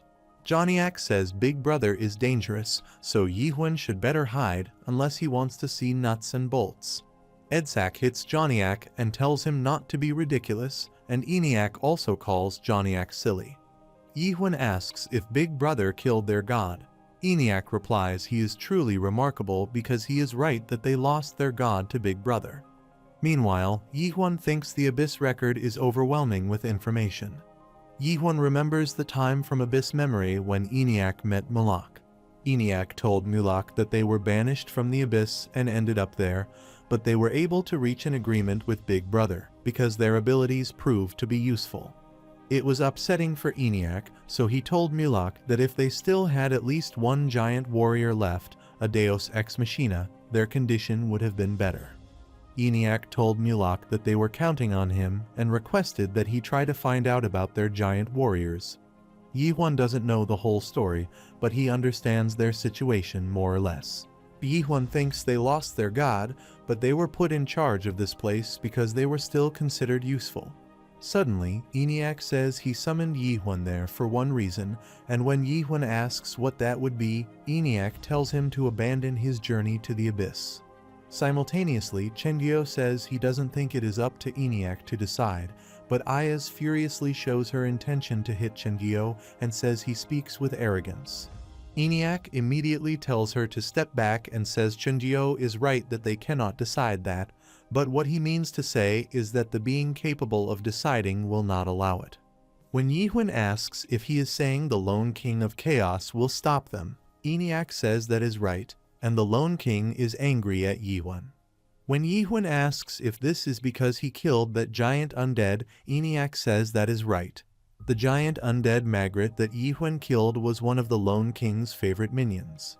Yi Huan says firstly, the Lone King is the only one who can open the entrance to the abyss, but secondly, he is pouting like a little baby because Yi Huan killed his little minion.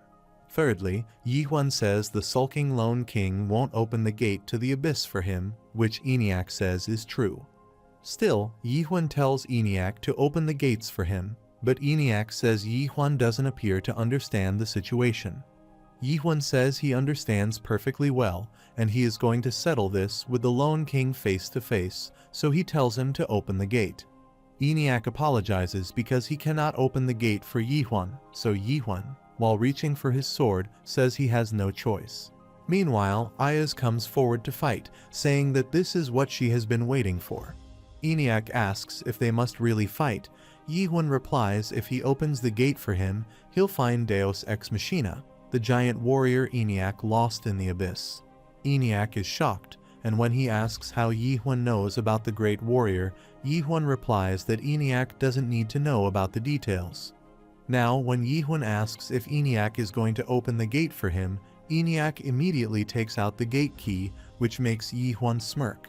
ENIAC takes Yi Huan inside and says he has finally made it here, and that he has never encountered a human like Yi Huan before. Yi Huan says he hears that a lot, but ENIAC asks if he really thinks he can persuade the Lone King. Yi Huan says he'll find out. ENIAC hopes everything goes well, but says Yi Huan appears to have the Deus mark on him, and yet he doesn't use it at all. When Yi Huan asks if he is talking about the tattoo, ENIAC replies that it is right and says those marks are one of the gifts that the apostles gave humans in the past. ENIAC says they originally gave them a 7-horned guardian beast as an anti-undead weapon as well, but says he doesn't see the guardian horned beast in Yi Huan's mark. ENIAC asks if it was lost in the course of transfer because if that is the case, he can fix his mark now, and then he'll not be attacked by the horned beasts if he activates the tattoo. ENIAC says if Yi Huan encounters them, apostles hiding in the abyss, he may earn their goodwill by showing them the mark. ENIAC fixes it, and Yi Huan says he'll remember it. After some while, they reach a bridge from where ENIAC says that Yi Huan must proceed alone from this point on. Yi Huan thanks ENIAC for showing the way and says he'll be back soon, but ENIAC tells him not to forget that he has to return in less than an hour. ENIAC says if he is not back by then, he'll have to seal the door shut no matter what. Yi Huan tells ENIAC not to worry because he doesn't intend to waste any time, and he starts crossing the bridge. Yi Huan remembers the question ENIAC asked if he'll be able to persuade the Lone King and thinks this time he is not sure himself. Still, Yi Huan thinks he has been planning this since the moment he first received the Mulax Abyss record, and this was the only way to solve every problem. Yi Huan thinks he has to walk this path in order to destroy this world, and suddenly he reaches the gate of the Undead Palace. The whole gate is made from the horns of the horned beasts, so he wonders if this is what they have been using to keep the undead locked away. While opening the gate, Yi Huan thought it would take a lot of work to build such a big gate. As he enters, Lone King asks if he has to come to face his death, but Yi Huan feels immense power and realizes this is not a clone but a real Lone King. Even the sound of his voice feels like it's tearing Yi Huan apart, and the Lone King says Yi Huan has some nerves when appearing here at the Undead Palace after killing his minion. Suddenly, Yi Huan tells the Lone King that he has come to make a deal. But Lone King asks what kind of deal he can possibly offer him because Yi Huan can't even set foot in his palace. Lone King calls him arrogant, But Yihun reminds Lone King that he was once a god, but now he is a meat king. Yihun says Lone King used to be the supreme god of the abyss, and now he has been reduced to a gatekeeper. Yihun says he knows how powerful Lone King is, but he asks if he is satisfied with his position, and if he doesn't want revenge against the one who drove him out of the abyss and trapped him there. Yihun calls catastrophe and says he repeats that he has come to make a deal. So the Lone King stops spreading the pressure of his power and says he can see Yihun is far more arrogant than he imagined. Lone King agrees to hear his deal and says he hopes it's worthy of Yihun's arrogance, because only then will Yihun be able to leave that palace alive. Yihun says he knows Lone King and Mulak made a promise to each other 900 years ago. But when Lone King asks how he knows about that, Yihun replies he would like to fulfill that promise on behalf of Mulak. Lone King asks if he fully understands what that entails. Yihun replies he does and says he'll take catastrophe to the end of the abyss. On the other hand, outside the factory, Siren wakes up and Jurgen says she was asleep for a long time. Siren asks where she is, and when Jurgen replies they are in the factory of curiosities, she gets shocked. Suddenly, she asks where Yihun is because she needs to stop him. Jurgen asks what has gotten into her and says the castle lord already went inside a while ago. Meanwhile, some people see flies in the atmosphere and wonder if they are seeing fireflies because it has gotten a little hotter. Wang tells them not to touch those fireflies, but Yang asks what the big deal is because they are just flies.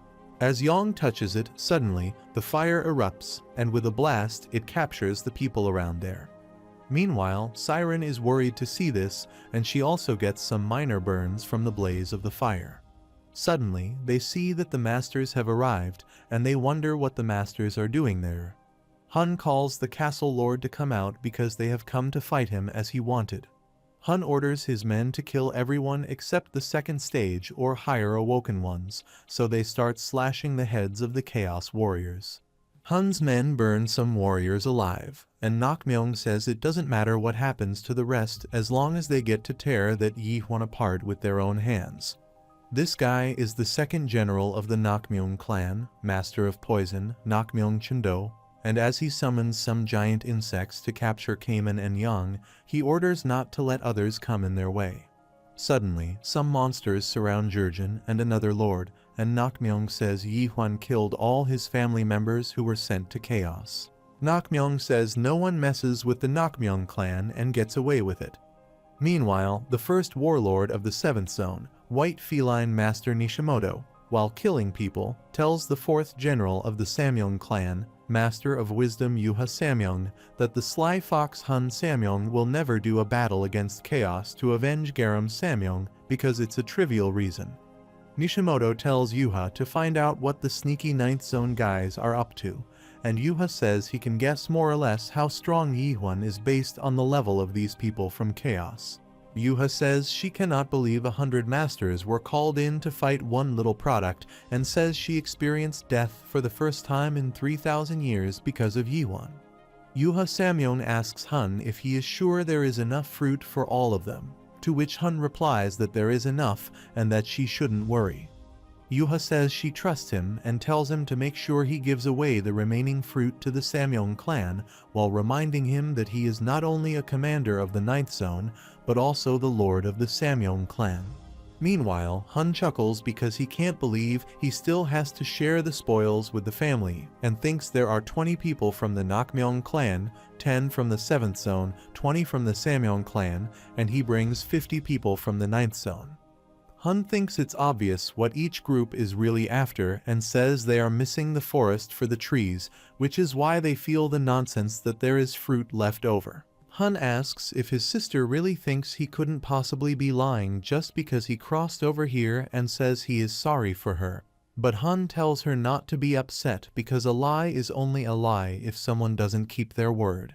Hun says he knows how to get more fruit without going to the end of the abyss, and says another way to obtain fruit is by making a deal with the 7 divinities, the 7 supreme gods that rule over the abyss. Under normal circumstances, Hun could have never made a deal with them, but they are already the most powerful beings in the abyss, so they can have anything they want. But there is one thing the gods want: awoken ones, because they need agents in order to exist. For them, awakened ones who embrace a new world without any resistance are an exceedingly valuable resource. Hun thinks that thanks to Yihuan, this place is overflowing with just the kind of awoken ones that the gods want, so he tells Vargas to take the troops and find the product. Hun says other masters don't appear to have noticed yet, but once they realize how valuable the product and his tower are, the jerks from the 7th zone and the Nakmyeong clan will despair to steal Yihuan from them. Vargas rushes with his soldiers to find Yihuan because they have to capture him before others do, and Hun thinks the tower Yihuan created in order to protect chaos ended up turning all of chaos into an ideal nightmare tower. Hun says that using the tower Yihuan created, he is going to mass produce awoken ones and secure an exclusive deal with the gods of the abyss for their fruit. Hun thinks that with all that fruit, he'll turn the 9th zone into a recovery palace and thinks that a monopoly on the fruit will change everything. Hun thinks the 9th zone will become the only place in the Great Realm with masters who don't fear death, and even the masters who were once their enemies will surrender to the 9th zone in order to be revived.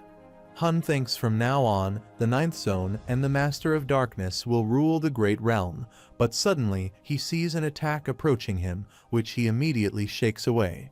Hun sees Kamen fighting, so he says he has some nerves, and while fighting, Kamen tells everyone to group up because they have to stick together. Kamen says until the castle lord finishes his business, they are not letting anyone into the factory, but Hun says it is time to put an end to these little maggots and their pathetic struggle. Nakmyeong orders his monsters to go and bring Yihuan to him, but simultaneously Hun lands on the ground, which startles Kamen and Hwang, and says he just noticed the foolish dream demon among them. Hun says she betrayed darkness because of her own selfishness, and Siren gets worried because there is another general from the Master of Darkness, not just any general, but the strongest of them all. Hun, while walking towards Nakmyeong, tells him that it's enough, but Nakmyeong says he can't just stand by and do nothing because he is itching to fight. Hun says he is in charge of the operation, so Nakmyeong should sit back and watch, but when Kamen and others rush to attack him, Hun asks if Nakmyeong knows what to do with the persistent souls. Hun immediately runs toward Kamen, creating a strong shock wave by just waving his weapon, which pushes everyone away and they get slammed against the factory walls. Hun says Nakmyeong has to crush them like this so that they never dare to raise their heads again. Suddenly, Hwang, wounded with injuries while trembling, grabs Hun's leg and says he'll not let him go. Meanwhile, Hun sees others also getting up again and says they sure are determined because of how they refuse to stay down. Hun frees his leg from Hwang's grip and tears his hand into pieces by stepping on it, and says they'll be so much fun to squash. On the other hand, when the factory shakes due to the fighting outside, Chinjio wonders what is happening, and Ayaz wonders what kind of trouble those humans have gotten themselves into. Edsak says he doesn't think it is just the humans causing the commotion, so ENIAC orders Johnniak to find out what is happening outside. Johnniak uses his skill and sees that armed people have arrived outside, which is why humans are in danger. Chinjio realizes the masters have arrived, so he and Carlton run outside in a second. Carlton asks if this is what he thinks it is. Chinjio says Yihuan was right that they might run into the masters before reaching the abyss. Chinjio wonders if the masters have already built the narrow gate because it is not possible, and it would have taken at least months. Chinjio wonders if they really sacrificed their own lives to come over there and realizes they are going to crush chaos to ensure chaos never rises up against them again, just like they did 900 years ago. Chinjio remembers the friends he lost in the last battle, and one of them told Chinjio to take the fruit and told the people in chaos that they didn't lose. They brought back the fruit, and the Abyss expedition didn't fail. After Chinjio returned from the expedition, he told everyone that they didn't fail. He told everyone who would listen that they succeeded in obtaining the fruit. As though he was hypnotizing himself, he suffered through so many years of humiliation and shame, but now he is furious those filthy masters are trying to take everything again from them. As Chenjio and Carlton come out of the factory, they are shocked to see their people dying, burning in flames. Carlton calls Chenjio, but he is lost in his anguish, and Chenjio thinks he won't let those masters push him around like before.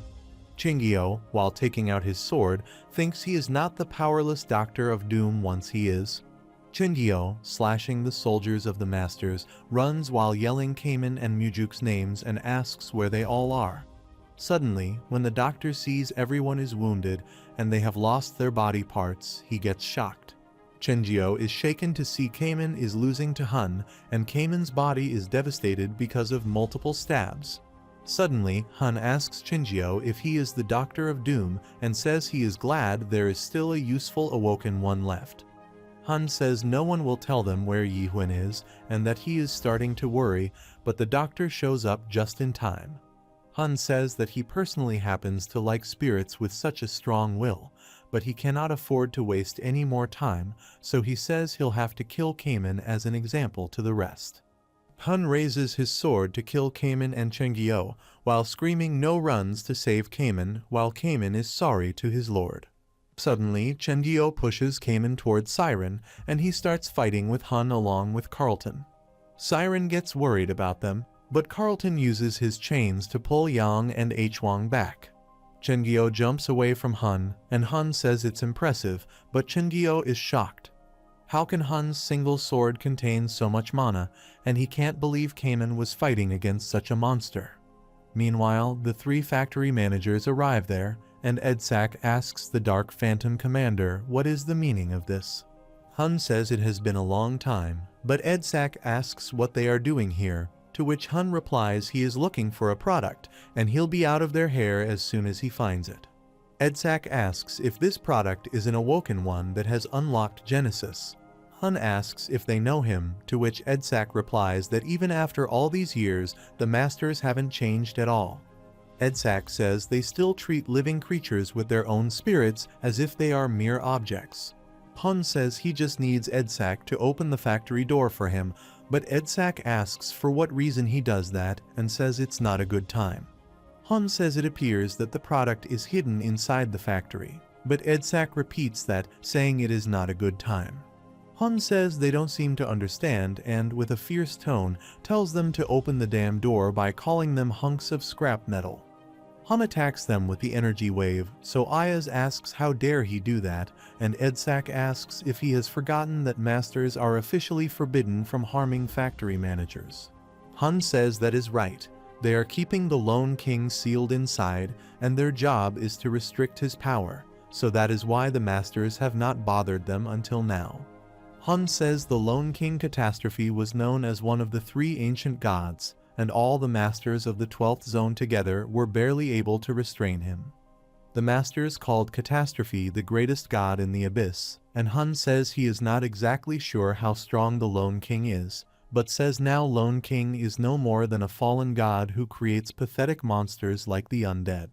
Hun says that tens of thousands of years ago, the Grand Masters of the 12 zones were much weaker than they are now, and he says he is far more than the 12 masters back then. Edsak says Hun is making a mistake and warns him to stop this at once, but Hun says he is the Dark Phantom Commander, and why should he listen to the tin cans? Ayaz tells him to shut up and rushes to attack while Edsak tells him to wait, but she says it is too late. Ayaz is about to attack Hun, but Hun immediately summons a giant dragon, which terrifies everyone, and they are shocked to see it. Ayaz is also terrified to see the dragon, and suddenly it smashes her on the ground. Chenjio is worried about seeing Hun's power, and suddenly Yang asks Chenjio if he is the doctor and asks what is happening. Chenjio sees Yang crawling on his feet and asks how he can still not understand what they just saw. When Yang raises his head and asks if they still have a chance to win, Chenjio is shocked to see Yang has lost his eyes and realizes why Yang asked such a question. Chenjio thinks that if Yang had seen what was happening himself, he wouldn't have even bothered to ask. Chenjio thinks it is impossible to defeat a beast like that, and suddenly he remembers the time when Seolha asked if he was going to run away again. Chenjio thinks he is not going to run away, but he is scared, and his body can't stop shaking. Chingyo thinks he doesn't understand Yihun and wonders, despite facing all those powerful people, how it is that he never once surrendered to any of them. Yang asks Chingyo if the castle lord has not returned yet. Chingyo remembers Yihun went to see Lone King, and for all he knows, he might be dead. But Chingyo thinks one thing is certain. Even if Yihun is dead, he is sure Yihun didn't give up till the very end. Chingyo tells Yang that the castle lord hasn't come back, but while picking up his sword, Chingyo says they have not lost yet. Yang, while getting up, says if that is so, then it means they can still fight them. As others also stand up for their feats again, Han is shocked because he thinks that after the display of his power, they should have lost the will to fight. Han wonders why they have not given up yet and thinks there is no master who has dared to look at him like that before. Han is shocked to realize that it is the sublime look of those who have decided their own fate, and despite not being masters, they are sublime. Han realizes they have their own dignified nobility, and they exist by denying that the master is standing in front of them. Han realizes that it means they are saying that the masters don't exist and wonders if all the awoken ones from that tower are like Yihun. Han wonders if he'll ever be able to sell them in the abyss, and suddenly he tells Vargas there has been a change of plans. Han says he has changed his plan about the awoken ones here and says he decides to kill them but spare only the tower and the product. Han is going to finish them all with an attack, but suddenly another attack destroys his attack. Han says the product has finally arrived, and Yihun, while holding both his swords, arrives there and apologizes because he didn't mean to be so late. Yihun tells everyone that they did great, but now get back as far as they can. Han asks if he is really the castle lord of Gorgon, to which Yihun replies that he is right, but Han wonders how this grubby, dirty man is the castle lord of Gorgon. Han is shocked that this is the guy who caused so much trouble and wonders if the impure energy radiating from Yihun's body is a remnant from the Lone King. Han can't believe Lone King spared someone like Yihun. Han is shocked that this is the guy that the people of Chaos have placed their trust in because he thinks Yihun looks like a damn bum. Meanwhile, the 6th general of the 9th zone, master of Dragon Kick, Serum, asks if it is really him, to which the 5th general of the 9th zone, master of Dark Clouds, Megata, replies he also can't believe they came all this way just because of this one little product. Megata calls it a joke, and Yuha asks Han if he really needs to bring her here just because of this guy.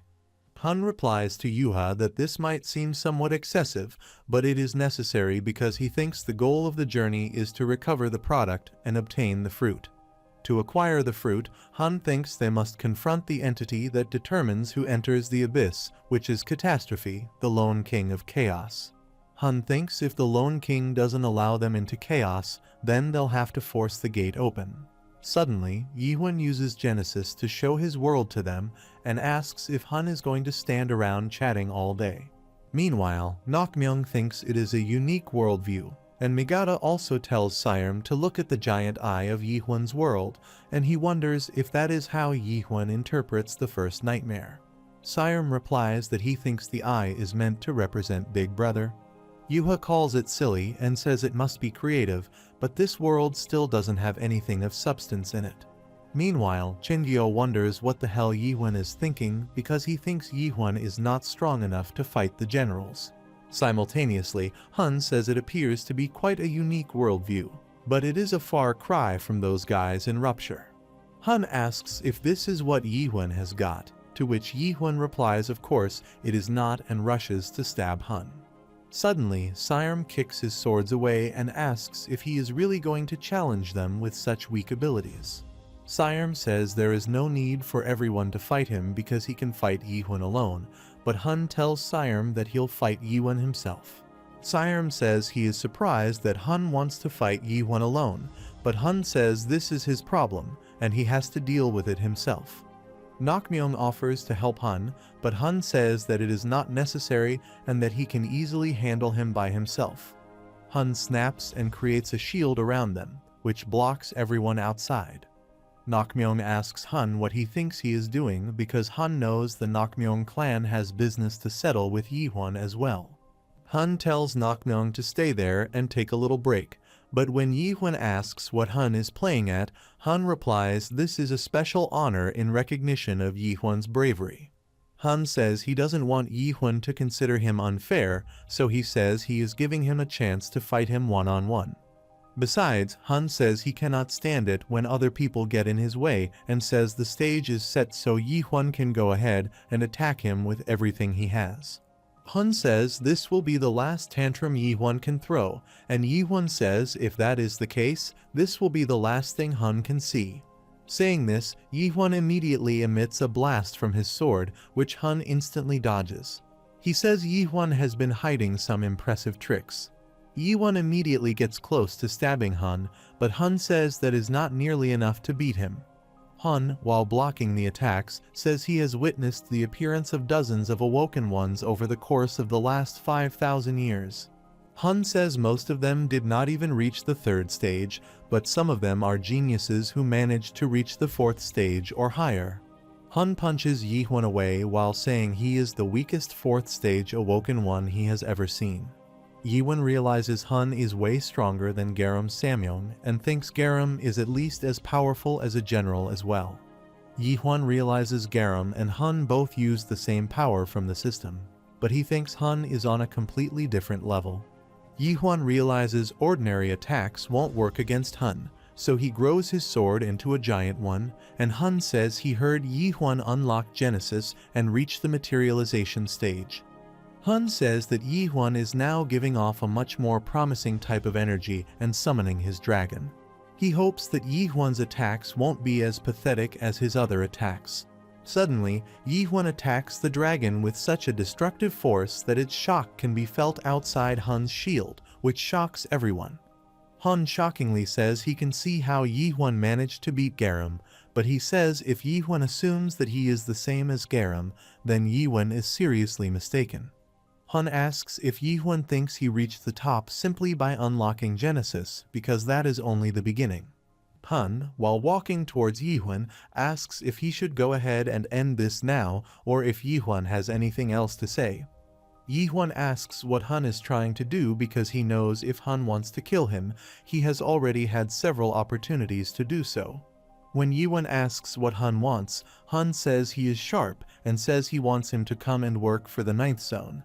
Hun also wants Yi-Huan to bring the Tower of Awakening to the 9th zone, but when Yi-Huan asks what if he refuses, Hun says he doesn't think that'll happen, and he snaps.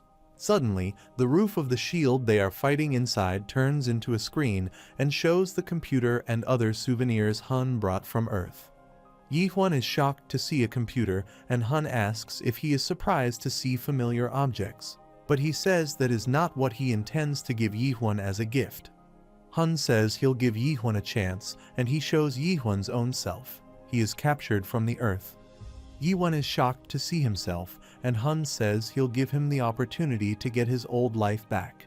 Hun asks if Yi-Huan doesn't miss his life and says there is still time for him to restart his life. Hun offers to give Yi-Huan the position of the 8th general, but that is not all. He also offers to return the time Yi-Huan has lost. Suddenly, Yi-Huan says he is not going back, which makes Hun laugh, and he says he knew Yi-Huan would say that. Hun says judging from Yi-Huan's past record, he can tell how much Yi-Huan despises regression. When Yi-Huan asks him why Hun is offering that, he replies that what he is offering Yi-Huan is not regression. Hun says it would not make the nightmares Yi-Huan has experienced go away, so he asks what the point of going back in time would be. Hun says even if Yi-Huan goes back to the past, his wounds will never heal, nor should they, which shocks Yi-Huan, and Hun says it is because those wounds made Yi-Huan the person he is, and they are a part of him. Hun says maybe that is why Yi-Huan chose the present over the past, even back in the tower. Hun says he wants to give Yi-Huan his lost present, not past, but says something just occurred to him if Yi-Huan really wants the present so badly. Suddenly, Hun himself says that is not the case, and he is sure that the time Yi-Huan wants to revive, the present took away from him is not here.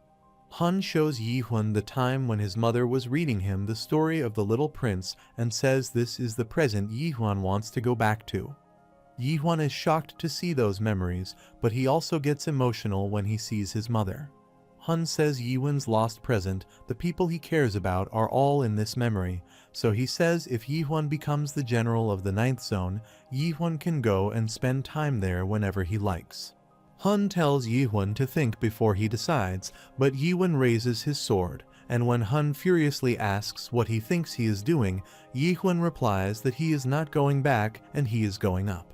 Hun asks if he doesn't miss his loved ones because he finally has a chance to retrieve his lost present, and furiously asks if he is going to throw it all away. Yihuan wonders if he is throwing it away and thinks Hun might be right because he definitely feels nostalgic and misses his loved ones.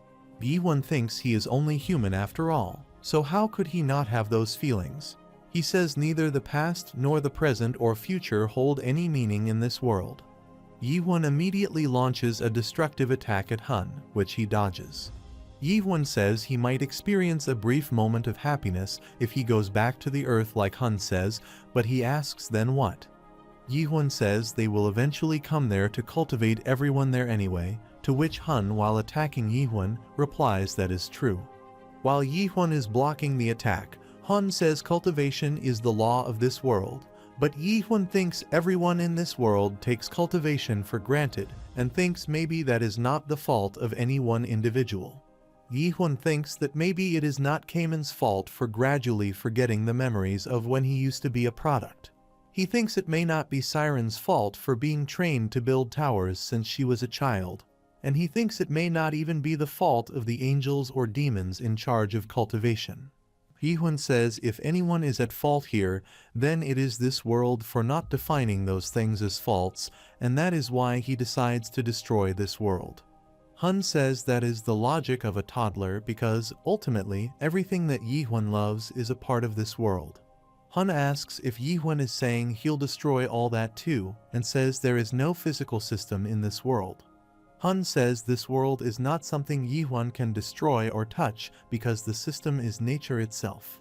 Suddenly, Hun attacks Yihuan with a strong energy wave, and Yihuan thinks he is not strong enough to beat him. Yihuan thinks he doesn't have enough time to strengthen his world or himself, but he thinks there is one thing he can do. Yihuan, taking out a red crystal, thinks it is the reason he came all the way here, and if he can't defeat Hun himself, he'll have to borrow a stronger power. Yihuan immediately eats the crystal, which gives him immense power. Carlton and Chengyou can also feel outside the shield, and they wonder what is going on inside. Meanwhile, Hun thinks Yihuan is a fool because he should have obeyed him and realizes Yihuan has come to chaos as a living one, so he is connected to his pineal gland, and if he dies, his spirit will return to his original body. Meanwhile, Yihuan thinks his attack might damage Hun's spirit, but he'll have to send him back to the Great Realm forcefully. Suddenly, Yihuan creates strong energy ripples from his sword, which affects Hun's body and terrifies Hun, and it also starts covering Hun's shield. Meanwhile, Chengyou, seeing this, thinks it can't be true and wonders if this is why Yihuan didn't eat the horn despite all the impure energy radiating from his body. Chengyou thinks Yihuan is going to pay for borrowing this much power and wonders what the hell Yihuan is thinking. Yihuan summons monstrous creatures which are so terrifying that Siren wonders what those terrifying things are. Everyone is shocked to see Yihuan has also half transformed into Lone King, and Yihuan, with a smile, says, "Long time no see, little vermin." This is the appearance of Catastrophe, the Lone King in his true form. Suddenly, in a group chat, everyone is shocked at what just happened because it felt like an earthquake, and they wonder if the seal is broken. Meanwhile, a person appears in chaos, and he, with a smirk, wonders if this is the place where Seolha is. Simultaneously, Hun can't believe what has just happened, and he is shocked to see monstrous creatures appear there. Hun remembers that the Lone King was sealed away by the Grand Masters of the 12th Zones, and he is sure that is what the Akashic Record said. That is why it seemed excessive to come here with 100 masters, and Hun wonders if the Akashic Records were wrong.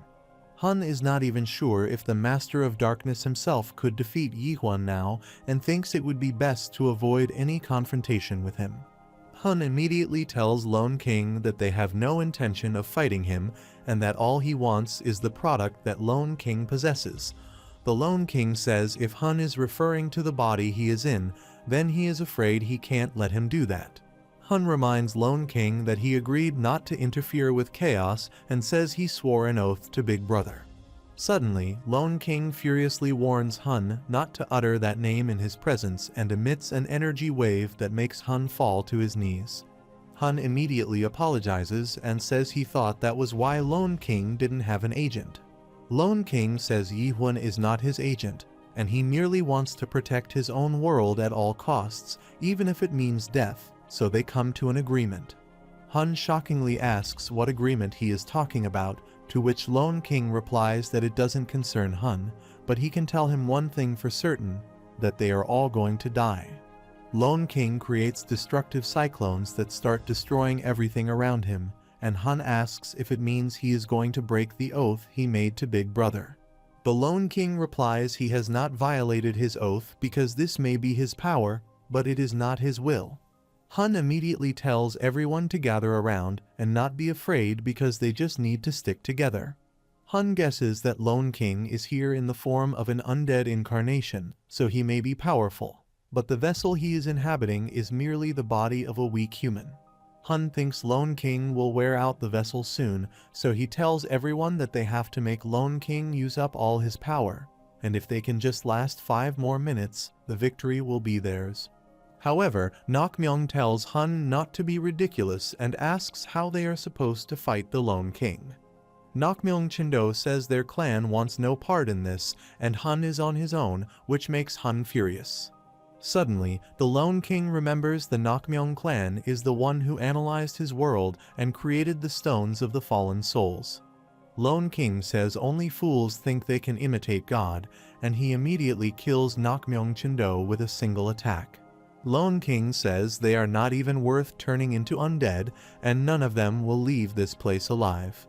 Lone King summons high tides, which start drowning the people there, and says he heard Hun's nonsense a moment ago. So he asks if Hun thinks he is more powerful than the Grandmasters were tens of thousands of years ago. Lone King, with a taunting smile, asks if Hun truly believes that, which makes Hun wonder what the hell is going on, and he tells his fellows to focus. Simultaneously, Yuha yells at everyone to not just stand there trembling like cowards and says if they don't do something, they'll all be slaughtered. Yuha and Seem are pushing the water cyclones away, and Seem says the commander is right. They just need to hold out for 5 minutes. Seem tells everyone to attack, but Lone King grins while saying he admires their courage. Hun looks towards Yuha, and she charges with Seem while their soldiers start to fight against the tides and monsters. Hun thinks it is okay as long as they don't lose their fighting spirit. They still have a chance, and he knows they'll suffer some pretty heavy losses, but it is better than losing everything. Hun thinks the Lone King must have consumed a good amount of power with his attacks, but it is too early to tell who the winner is. Suddenly, Lone King says he has high hopes for Hun after all that bluffing about the old Grandmasters, but while blowing out Seem and Yuha with the tip of his finger, Lone King says he is extremely disappointed. Hun with devastation falls to his knees, asking how this is possible, but suddenly, he starts laughing like a maniac and asks what the hell just happened. Hun thinks they never had a chance of stopping this calamity from the very start, so he accepts the Lone King wins, but says he cannot get what he wants.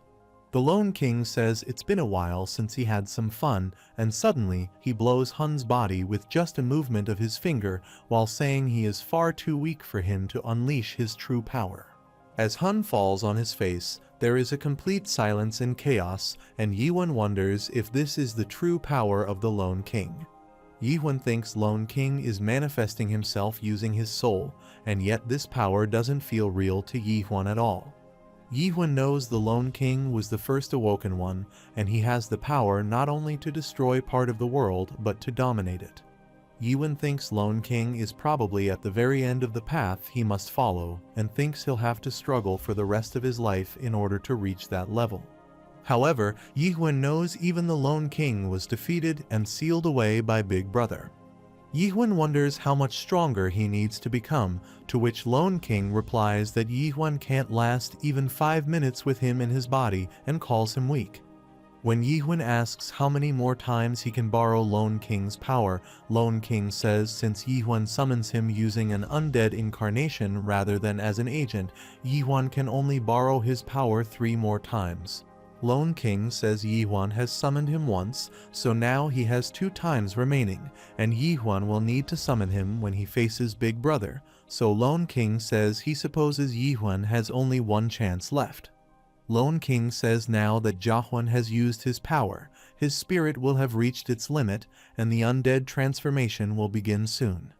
Lone King says this is the price Yihun must pay for his choice, and he must resist the transformation because he has to keep his promise to him after all. Suddenly, Yihun feels immense pain as soon as the link is severed and feels like his body is being ripped apart. Suddenly, Yihun realizes as the undead transformation begins, he'll gradually lose his memories. Losing memories is like losing himself, and once he loses himself, he'll cease to exist. Then the person becomes all undead, so Yihun wonders if that is what will happen to him. Yihun wonders if he is going to turn into an undead, but suddenly he falls into the water and sees his memories flowing back into him. Yihun sees the memory in which Cayman asks Chenggyo what he likes about the Castle Lord, to which Chenggyo replies that what is there to like and says the Castle Lord is reckless, immature, inconsiderate, and ill-mannered. Chenggyo says the only thing Yihun is good at is cursing his elders, but still, there is a reason that he stays by Yihun's side, and that is he doesn't want him to be alone. Suddenly, Yihun returns to his original form, and while he is unconscious, Chenggyo tries to wake him up. Chenggyo continues calling him a kid with tears in his eyes, but suddenly Yihun asks when he'll stop calling him that. Chenggyo is happy to see Yihun awake, but he says Yihun could have turned into an undead person, so he asks what the hell he was thinking. Yihun replies he knew Chenggyo would wake him up with an undead slash, which infuriates Chenggyo, and he tries to jump at him, but Chenggyo pushes him away and gets up. Yihun asks if it is all over and sees they took a lot of damage, but most of the expedition members survived. Yihun thinks awoken ones will keep appearing among them, and they'll be fine even after he is gone.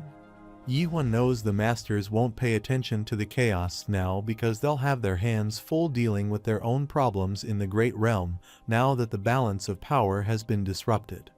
Yihun thinks chaos is finally going to be truly free, but suddenly some people of Gorgon come to him and ask if he'll explain this.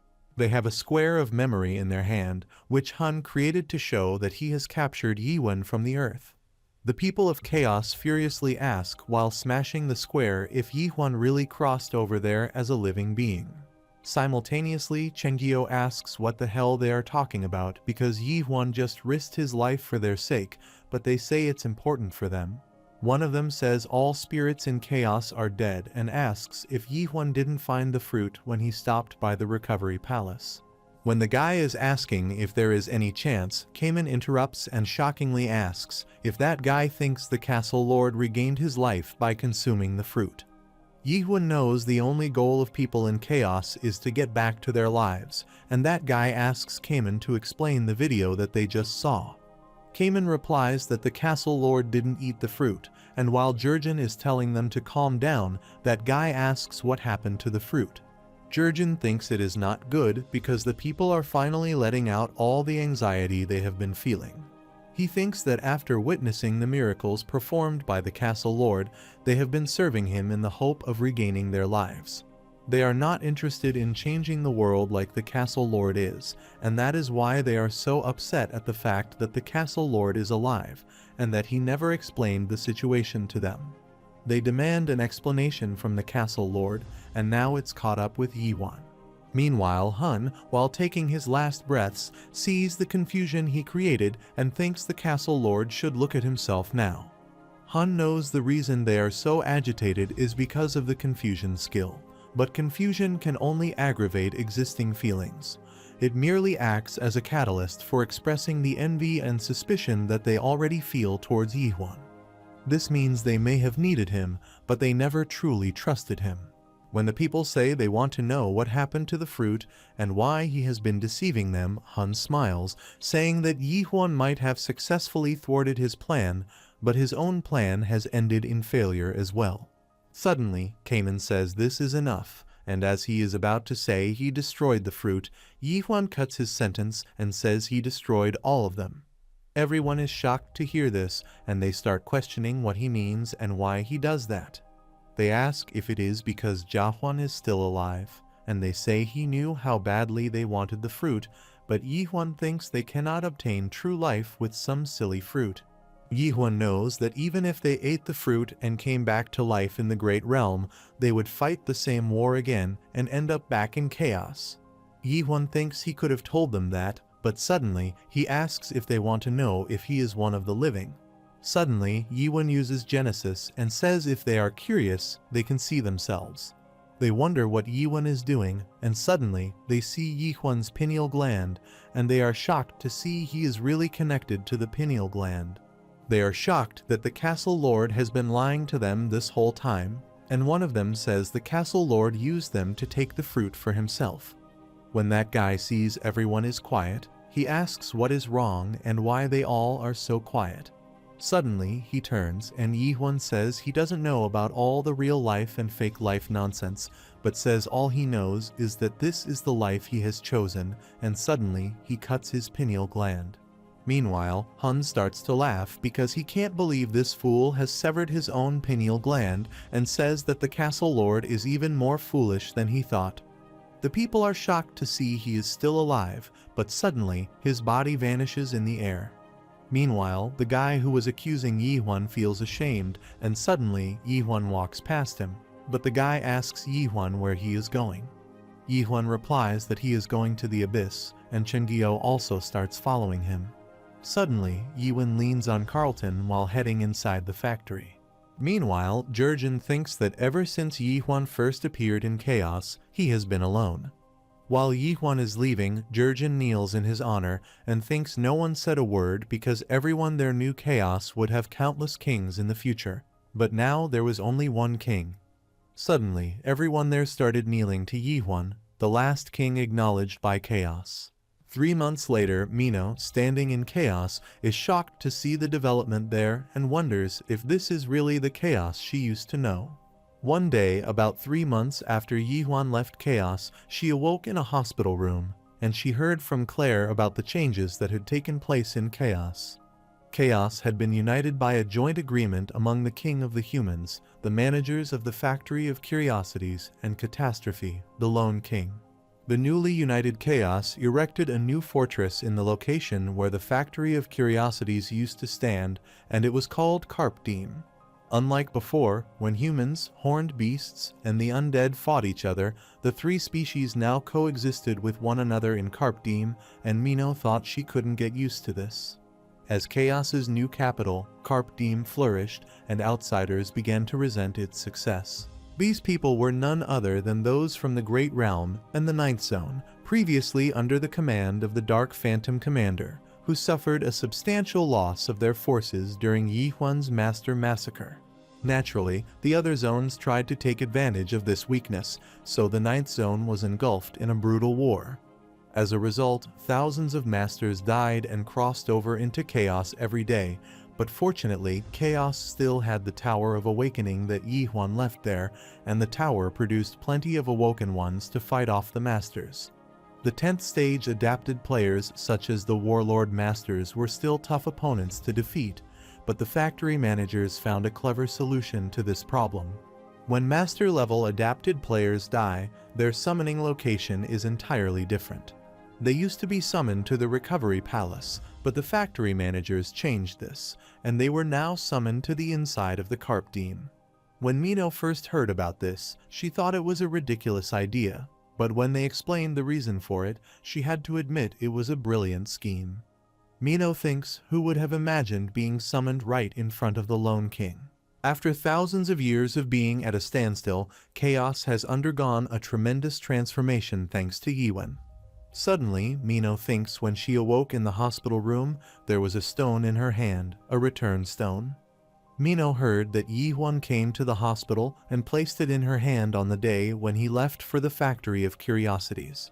Mino wonders why Yi Huan saved Chaos. He didn't seem to like people that much, and there was not really any reason for him to save it. Suddenly, Mino remembers she told Yihun not to give up on this world, but she immediately shakes off that thought because that can't be the reason, and there must be some other reason. Mino really wants to know why Yihun saved this world and wonders if the answer is in the place he left behind, the Tower Carpe Diem. She goes outside the tower, and while watching people, she starts to understand how people feel when they enter the tower.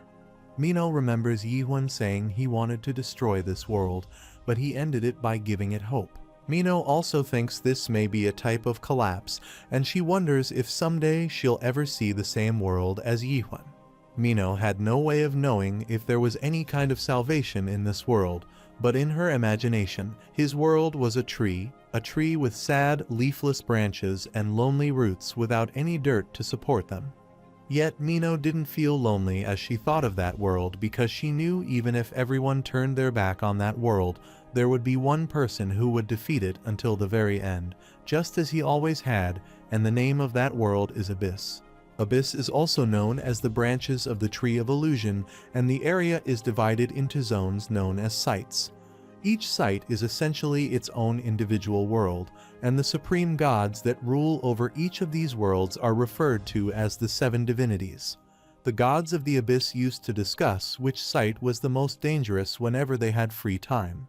Some gods said that the first site, created by Big Brother, was the most dangerous, while others cast their vote for the fourth site created by the Mad God. There was also a mythical being that even the divinities hardly ever saw, so the most dangerous place that scared even ordinary gods turned out to be somewhere else entirely.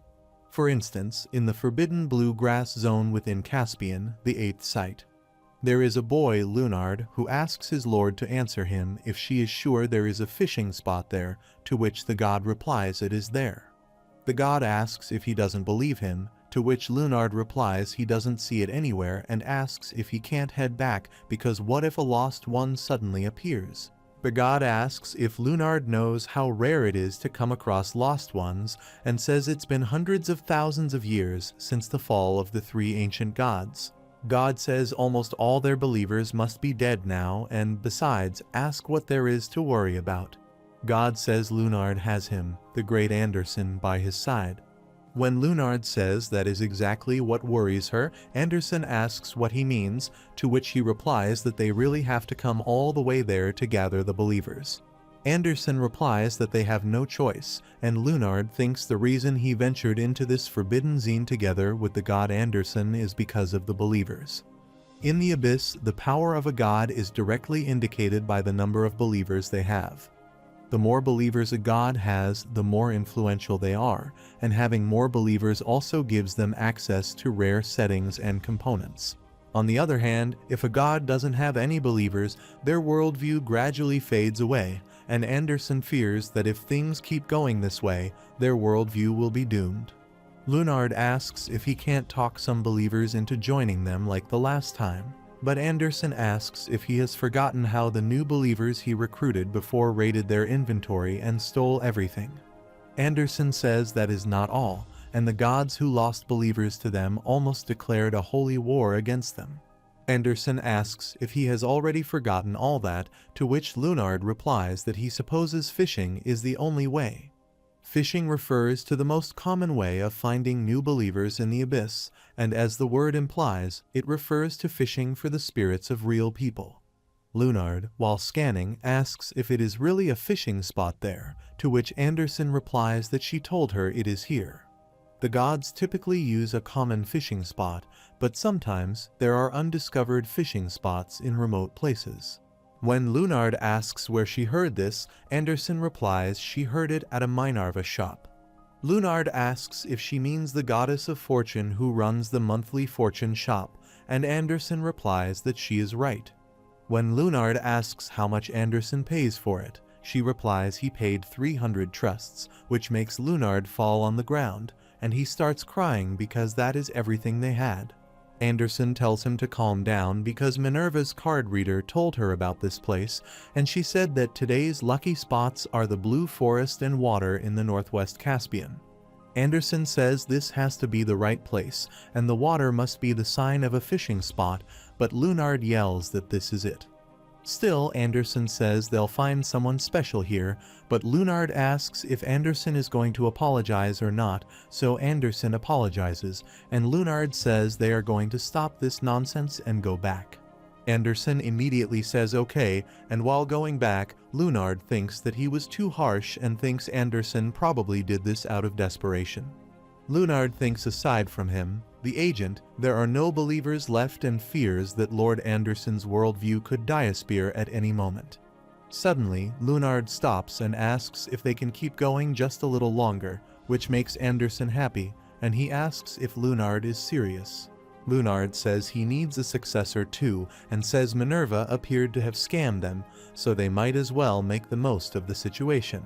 Anderson says it is good thinking, and Lunard thinks every time he hears this voice, he gets sentimental because this voice reminds him of his younger sister he lost when he was little.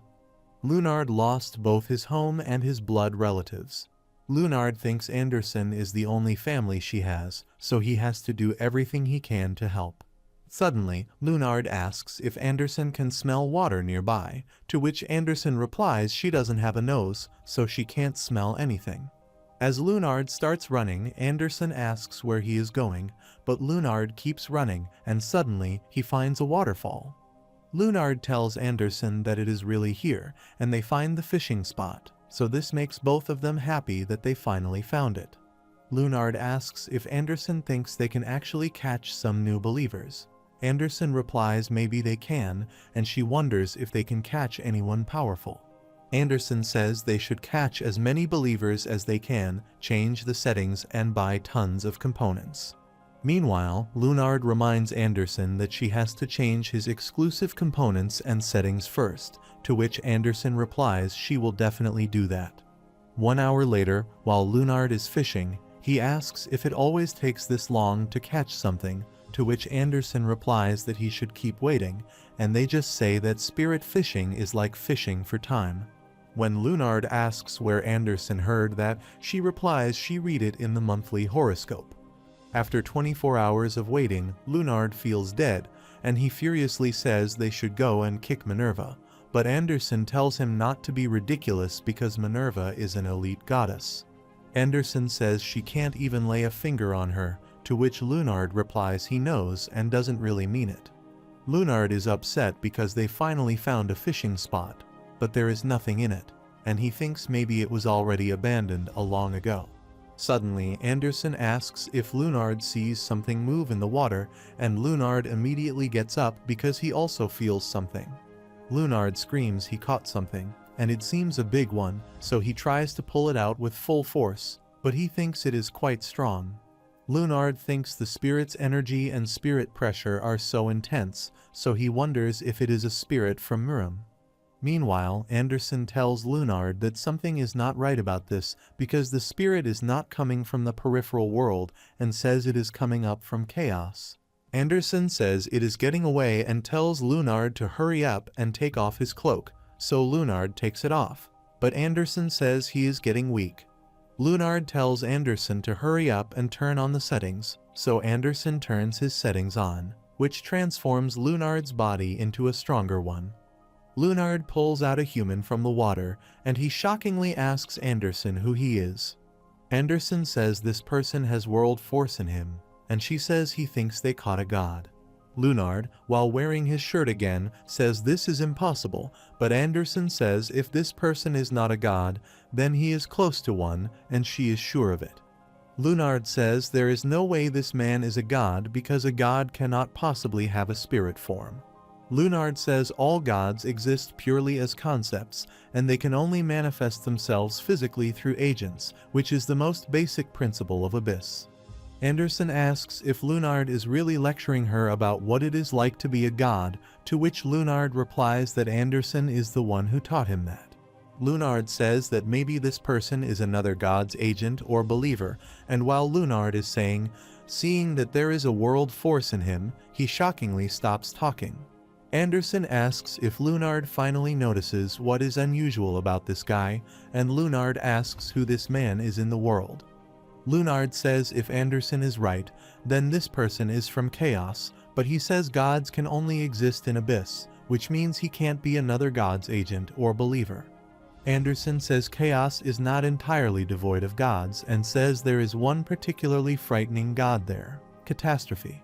Anderson says that God would never use an agent, so they can safely eliminate that possibility. Cunard asks if Anderson is sure that this person is a spirit from chaos, to which Anderson replies that he swears on his honor. Lunard asks if Anderson is also positive that this person is a god. Anderson says if this person is not a believer or an agent, then he has to be a god himself.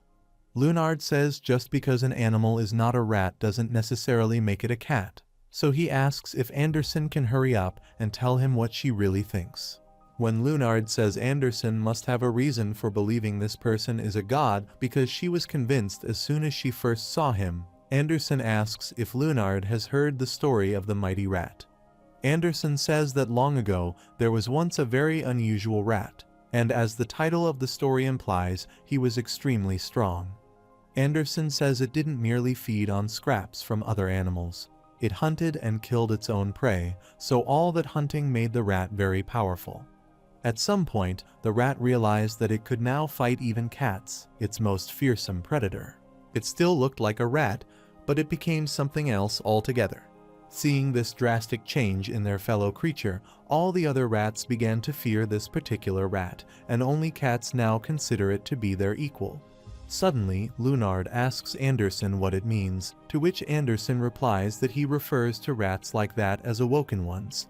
Anderson says beings who have transcended the limits of their own species and attained the level of the gods are like mutant rats that create their own world, but are also capable of acting as their own agents. Anderson says they are the system's mavericks who have become strong enough to fight even cats, the top predators, through their own hard work.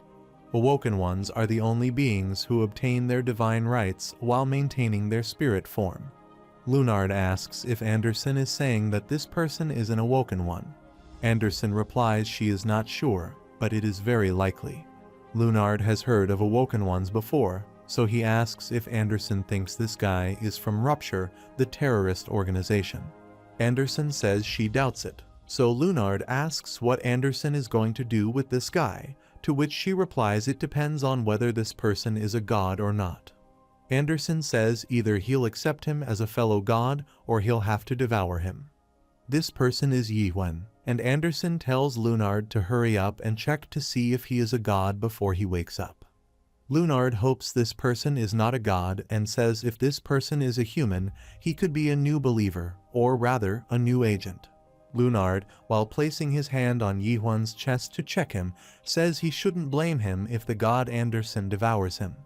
Lunard thinks in a lawless world like Caspian, it is not uncommon for gods to devour each other, and he knows that cannibalism is banned in most sites, but it is the only way for gods to strengthen their own world aside from gathering more believers. While Lunard is checking Yihwen, a golden light emits from his hands, and Lunard thinks he doesn't want to miss a chance to finally have a new companion.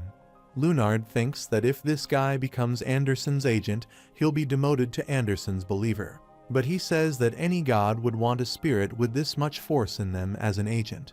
Lunard is sure Anderson will prefer this guy as well. But while he is checking Yihwen, suddenly, a strong wind blows, and Lunard wonders what is happening. Lunard tells Anderson that something is wrong, but Lunard realizes he lost his connection to Anderson. Lunard wonders if Anderson breaks the link between them, but he also knows she can't do that. Lunard tells Anderson to answer him, but there is no reply, and Lunard also doesn't know that some people are keeping an eye on him. Lunard is devastated because he didn't just lose the link. He can't sense Lord Anderson at all anymore, and this makes him wonder what the hell is going on. 3 months ago, when Jiahuan went to the Abyss with Carlton Chenjiao and Siren, Catastrophe told them to go through a gate that would take them to the Abyss.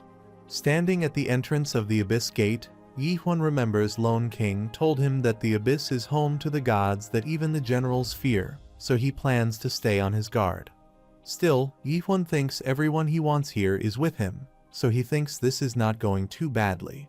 Yihun wishes he could have bought Cayman with him, but there was no other choice because he was the only person Yihun could trust to take care of the chaos. Yihun thinks all they need to do is leave for the abyss, but suddenly some smoke appears and Chenjio wonders what it is. Suddenly, everyone gets shocked because Yihun disappears in the air and is teleported to another place.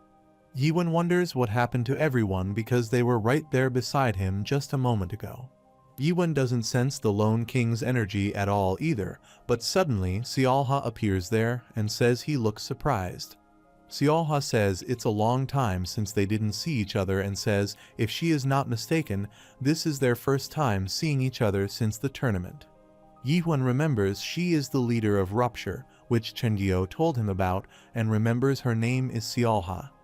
Yihun guesses she must be a general at least, so he approaches his sword and asks what she has done. Xiaoha tells him not to worry because she only created a barrier because she needs to tell him something. Suddenly, Xiaoha's man tells her that the barrier won't last long against the Lone King, to which she replies she knows and says it'll only take a minute. Xiaoha tells Yihun that Rupture has been keeping track of his activities in chaos and says she didn't expect him to recruit the Lone King to slaughter the masters like that. When Yihun tells her to get to the point, she says he sure is impatient, so she won't beat around the bush and offers him to join Rupture. Yihun is shocked to hear this, and Xiaoha says they have not interfered with him until now because his goal is not so different from theirs, but that technique he used recently changed their minds. Xiaoha says she doesn't know where he learned it, but serving, the act of cutting a person's pineal gland, is a technique that only the captains in Rupture know how to use. Yihun doesn't know anyone else knew this technique and asks if she is upset that he used her technique. Yihun asks if that is what this is about. Xiaoha replies that the technique is dangerous and capable of annihilating spirits, so only Rupture is allowed to use it. Yihun asks if he either to join them or they'll kill him, then he refuses, but Xiaoha asks if he thinks she is messing around. Xiaoha says he couldn't possibly fight her in his current state, and Xiaoha's man asks if she is going to really fight him because the barrier is going to wear out soon. The boy tells Xiaoha that if Yihun uses serving against her, she'll be trapped here, but Xiaoha asks if he thinks she is going to lose, to which the boy replies that is not what he meant. Suddenly, Xiaoha turns his back on Yihun and says he is going to regret turning her down. Yihun wonders if she is backing down and thinks it would have been dangerous to fight her in this state, so he guesses he should be relieved. Yihun thinks he wasted too much time because of this woman, and he sees the entrance to the abyss is closed. Yihun thinks it looks like the others made it through the gate safely before it closed, and is sure he'll see them again once he reaches the abyss. The only question is how he'll get out of there, and he thinks the problem is that he no longer has any control over his body. Yihun thinks all that fatigue must be catching up to him, and he feels like he is going to collapse at any moment. Suddenly, he hears the Lone King's voice, who says he sure is a handful and tells him to follow the nearest light. Yihun wonders what it means, to which Lone King replies he'll find out soon enough and says if he is lucky, he'll be in abyss when he comes to his senses. Suddenly, Yihun sees some water coming towards him, and as he gets drowned in it, he wonders what just happened and if his body finally gives up on him. Yihun feels like he is underwater, but for some reason he feels at ease and wonders if he is turned into a fish or something. Suddenly, Yihun opens his eyes underwater, and he sees the light above him, so he wonders if this is the light Lone King is talking about. Yihun thinks this may be his last chance, so he swims to get up there. Suddenly, someone shouts near Yihun while unconscious to wake him up, and as he opens his eyes, he wonders where he is because it doesn't look like abyss. Yihun thinks it looks familiar and thinks this must be his own unique world, but suddenly, a girl there yells at him and asks if he is listening to him.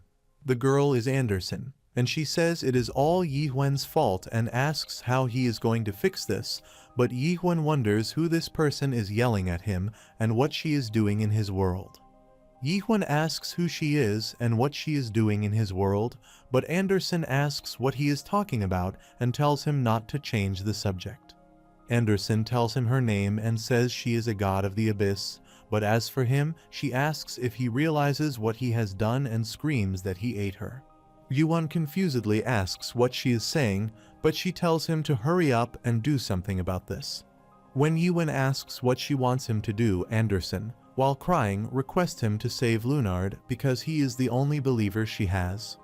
Meanwhile, the assassins follow Lunard as he runs away and carries Yuan on his back. Lunard thinks it is not good that these people are hiding in the forest, and now they are chasing him, demanding him to hand over the guy he is carrying. Lunard wonders why this has to happen when Lord Anderson is not responding. Suddenly, he reaches the end of a cliff, and the people following him say they have caught him now. One of them says he told Lunard to hand over the guy, but Lunard, seeing that guy's weapon, recognizes its setting, and that it is Bergane's scythe. Bargain is a mid-level god known as the god of scythe, and he is known for his cruel, underhanded beliefs. Lunard heard that Bergane recently changed sites to Caspian. Lunard didn't think Bergane would be here in the forbidden blue grass zone. Lunard says this man belongs to him and his god, but they ask what Lunard is talking about because Lunard caught him fishing illegally, so they tell Lunard to hand the guy over and get lost. Lunard thinks if he hands over this guy to them, he'll lose Anderson as well. Lunard knows if he loses her, he'll become a lost one and turn into a monster wandering the Forbidden Zone. What scares Lunard most is the thought of losing Anderson, because she is the only god who rescued him from the abyss. Suddenly, a guy chasing him tells Lunard to put Yuan down and get out of there, but Lunard says he cannot let them take this guy. As Lunard puts Yuan down, one of the guys kicks him and says that he'll just have to change Lunard's mind. The guy is about to hit Lunard, but suddenly, that guy's arm cuts off and falls away. Lunard is shocked, and while the Bergians guys wonder who did that, suddenly, Yuan gets up and says at least he had some rags on when he first arrived in Chaos, but here he is, starting off completely naked. As Bergane tries to attack Yuan, he stabs through their bodies and kills them with a single stab. Lunard is shocked, and Anderson realizes he wants to know where the naked thing comes from. In the past, Anderson told Lunard that she received the setting from someone else, and when Lunard asked from whom she received it, she replied she received it from one of the ancient gods, a real beast. When Lunard asked what the beast was like, Anderson replied he was violent and merciless, he was really heated wearing clothes, and he refused to let anyone wear clothes in his presence. Anderson told Lunard that people tried to run away from that guy, clutching their clothes, and whenever he appeared, they cried out in honor that the naked god had gone.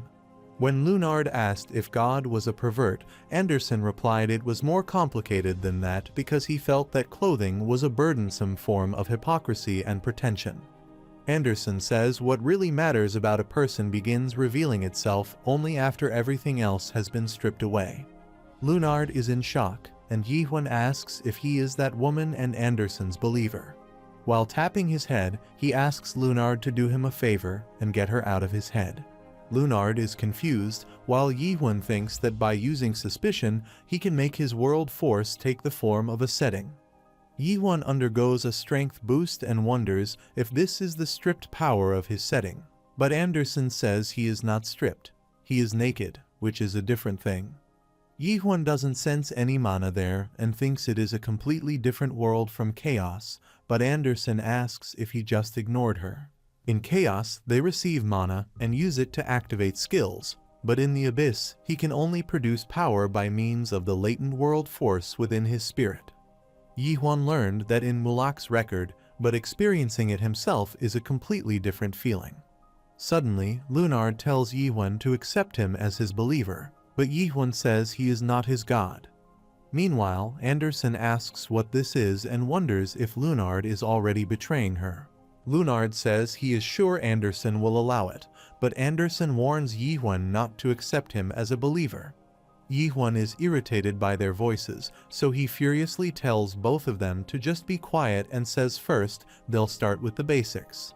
Yuan says if the Great Realm belongs to the Masters, then the Abyss is God's territory. The difference between them is that the gods of the abyss are much more careful about managing their territory than the masters of the great realm. The gods refer to their territory as sites, and sites range in size from large ones that belong to the elite gods who rule the abyss down to the village-sized smaller sites that belong to mid-level or lower gods. Yi-Huan asks if these sites are like lands, to which Lunard replies it is kind of lands, but they are a bit different. Lunard says sites are more or less just pieces of land to mid-level or lower gods, but to high-level gods, they are like holy grounds. Lunard says it is because high-level gods can materialize their unique world using sites, and to them, the sites themselves are essentially weapons. Yi-Huan thinks chaos may be one big site for catastrophe and wonders if this means that there are gods like catastrophe here with almost unlimited power. Lunard says high-level gods have a hard time exercising their world force throughout the whole site, so most gods use something called setting. Lunard says that is the reason why Lord Yi-Huan is naked, and says it is a kind of setting. Yi-Huan furiously tells Lunard not to call him a god, and when suddenly Lunard assures if Yi-Huan is not going to kill Anderson, Yi-Huan understands Lunard is following him because he is afraid he might lose his god. Meanwhile, Anderson asks if Yi-Huan is going to kill her now because she has already been consumed by his unique world, and she could be wiped out at any moment. Yi-Huan remains quiet, so Anderson says she saw this coming, and she could sense it as soon as she entered him. Anderson says she can't believe he is the one behind that notorious master massacre. Meanwhile, Yi-Huan remembers he saw a memory when he absorbed Anderson, from which he came to know she was a cultivator. Yi-Huan asks why she would do something like that, and if she was so eager to become a god, to which Anderson replies that she knows he'll say this is pathetic, but she is not sure why she did this. Anderson says all gods lose their memory from when they were cultivators, but Yi-Huan asks if she thinks that erases the things that happened. Anderson says she knows what he is saying, and she has no intention of denying the things she did. Yi-Huan thinks that in Mulak's record, supreme beings like angels and demons were said to be born only to become cultivators. Yi-Huan says maybe these people never had a chance in the first place, but he still can't forgive her for what she did. Anderson says he can kill her, but she requests him to accept Lunard as his believer because he'll be all alone. Yi-Huan asks if a former cultivator is worrying about someone else and says he never thought he would see this. Anderson says she didn't expect him to understand her, but he should not shun that boy simply because she is a cultivator. Anderson says the relationship between her and that boy who was once a product may seem strange to him, but not all gods are what he thinks. Anderson says she may have been created for a particular reason, but her emotions are her own. Suddenly, Lunard coughs blood and wonders why he is bleeding all of a sudden. Meanwhile, Anderson is worried about Lunard because she can't do anything, but she tells Yi-Huan that Lunard is turning into a lost one. Yi-Huan wonders what she is saying because he remembers factory managers also calling themselves lost ones because they lost their god Deus. Yi-Huan thinks aside from a very small number that maintain reason like ENIAC, they said most people who lose their god fall into despair and become mindless monsters. Yi-Huan realizes if he doesn't do something, this boy will turn into a monster, and meanwhile, Lunard begs Anderson to please save him. Anderson says Yi-Huan is a human being like Lunard, so he requests him to save him, but Yi-Huan wonders if he is still a human being, and if he still has the right to call himself that. Anderson tells Yi-Huan that there is not much time left, so he asks what he needs to do, to which she replies he just needs to accept Lunard as his believer. When Yi-Huan asks what he'll get in exchange, she replies he can erase her permanently from his mind, and she won't put up a fight. Yi-Huan says she should keep her promise, and he accepts Lunard as his believer. After some while, Lunard opens his eyes to Yi-Huan's unique world and wonders where he is because this is not Caspian.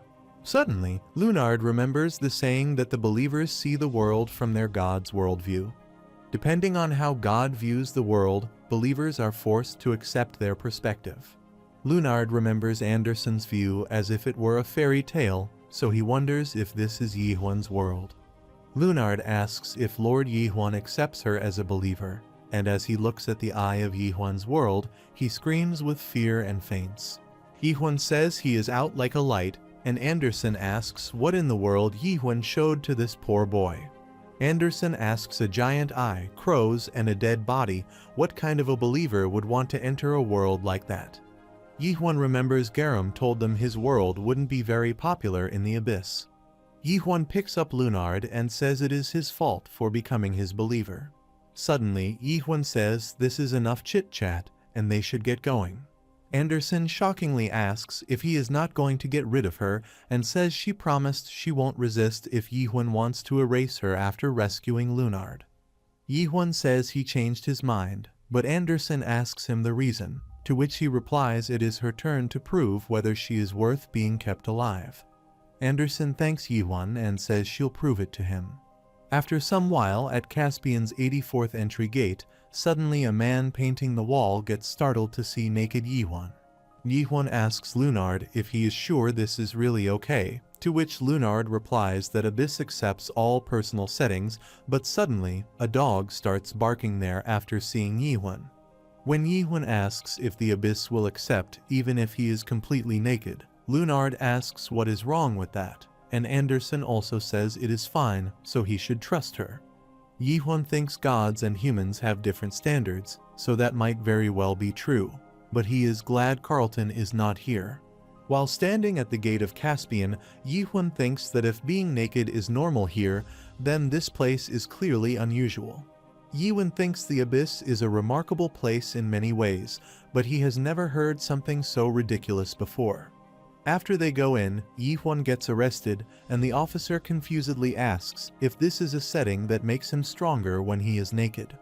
The officer asks who would use such a thing and asks why don't keep that creepy setting to himself in his own world. When the officer asks why he'll share it with everyone, Anderson says it is strange because this is a completely normal setting. Yihwan furiously says he'll kill her, but Anderson tells him to wait and says she registered the setting herself. Suddenly, another officer tells the senior officer that he thinks Yihwan is telling the truth because the record shows that the setting was registered 2531 years ago.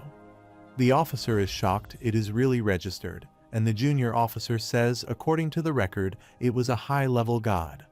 Yihwan wonders if Anderson is a high-level god, to which she replies that it was a long time ago, and now she is nobody.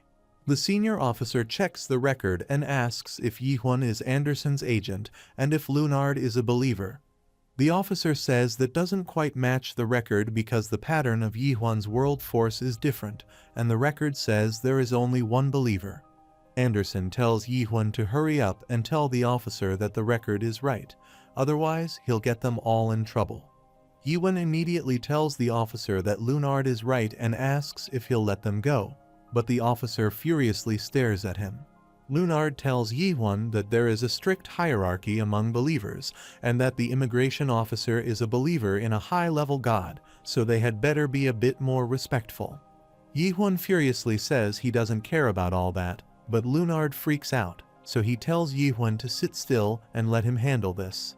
After some while, they made it inside Caspian, but Lunard was exhausted because he did not expect the immigration officer to question them like that, because normally they don't interfere with the settings of other gods. Yihwan thanks Lunard because they got in without any problems and says he has a real gift for words. Yihwan says he likes him much better than a certain useless someone, but Anderson tells Yihwan not to talk about her like that because, strictly speaking, he got in because of her. Yihwan says they were almost arrested because of her, but she says he is an illegal god, and if he was alone, he would be in prison right now. When Yihwan asks what an illegal god is, Anderson says that is how they refer to gods like him who have not been registered in Big Brother's Akashic records. Anderson says that people are automatically registered when they obtain divine rights, but Yihwan is a different case. Anderson says Big Brother's factions would never acknowledge someone like Yihwan as a god. Yihwan calls it an annoying world, and suddenly they see an officer telling some prisoners to keep moving because the gods are waiting. The officers hit prisoners with hunters while saying if anyone drags their feet, they'll be sent to the workhouse. When Yihun asks Lunard who they are, he replies they are the newly captured spirits from the fishing spot. Lunard says it looks like they're being taken to a temporary prison before being put up at auction. Suddenly, Anderson says she knows it is inhuman, but there is a reason for it, and newly captured spirits may degenerate into monsters very quickly unless they find a god. Anderson says most of the time, they are spirits from peripheral worlds of the Tree of Illusion. But once in a while, he'll find a soul that died in a nightmare tower among them. Suddenly, a believer kicks a stone unintentionally near Yihun, and when Yihun looks toward the prisoners, he is shocked to see him. Lunard asks what the matter is, but Yihun is lost in his thoughts, and he remembers his best friend Yunwan, who committed suicide in the tower. Yunwan sees Yunwan in the newly captured believers and shockingly wonders what he is doing there. The officers send these people inside a room, and they say it's finally over, but Yihun is standing still after what he saw. Suddenly, the officers, while walking past him, discuss if there is anyone useful among the new believers, but one of the officers says they all look weak, and they will probably be sent straight to the workhouse. Yihun immediately asks Anderson how many believers he can have, to which she replies he can have as many as he likes, so Yihun grabs his sword, and Anderson asks if he is going into the room to save his friend. On the other hand, while the believers are locked in a cage, suddenly, a guard arrives there and tells them to listen carefully, and that this is not a Miram or the middle world. The guy tells them that this is not some place with silly names like Pangea or Asterium, which they think it is, so they should shut their mouths, or he'll kill them.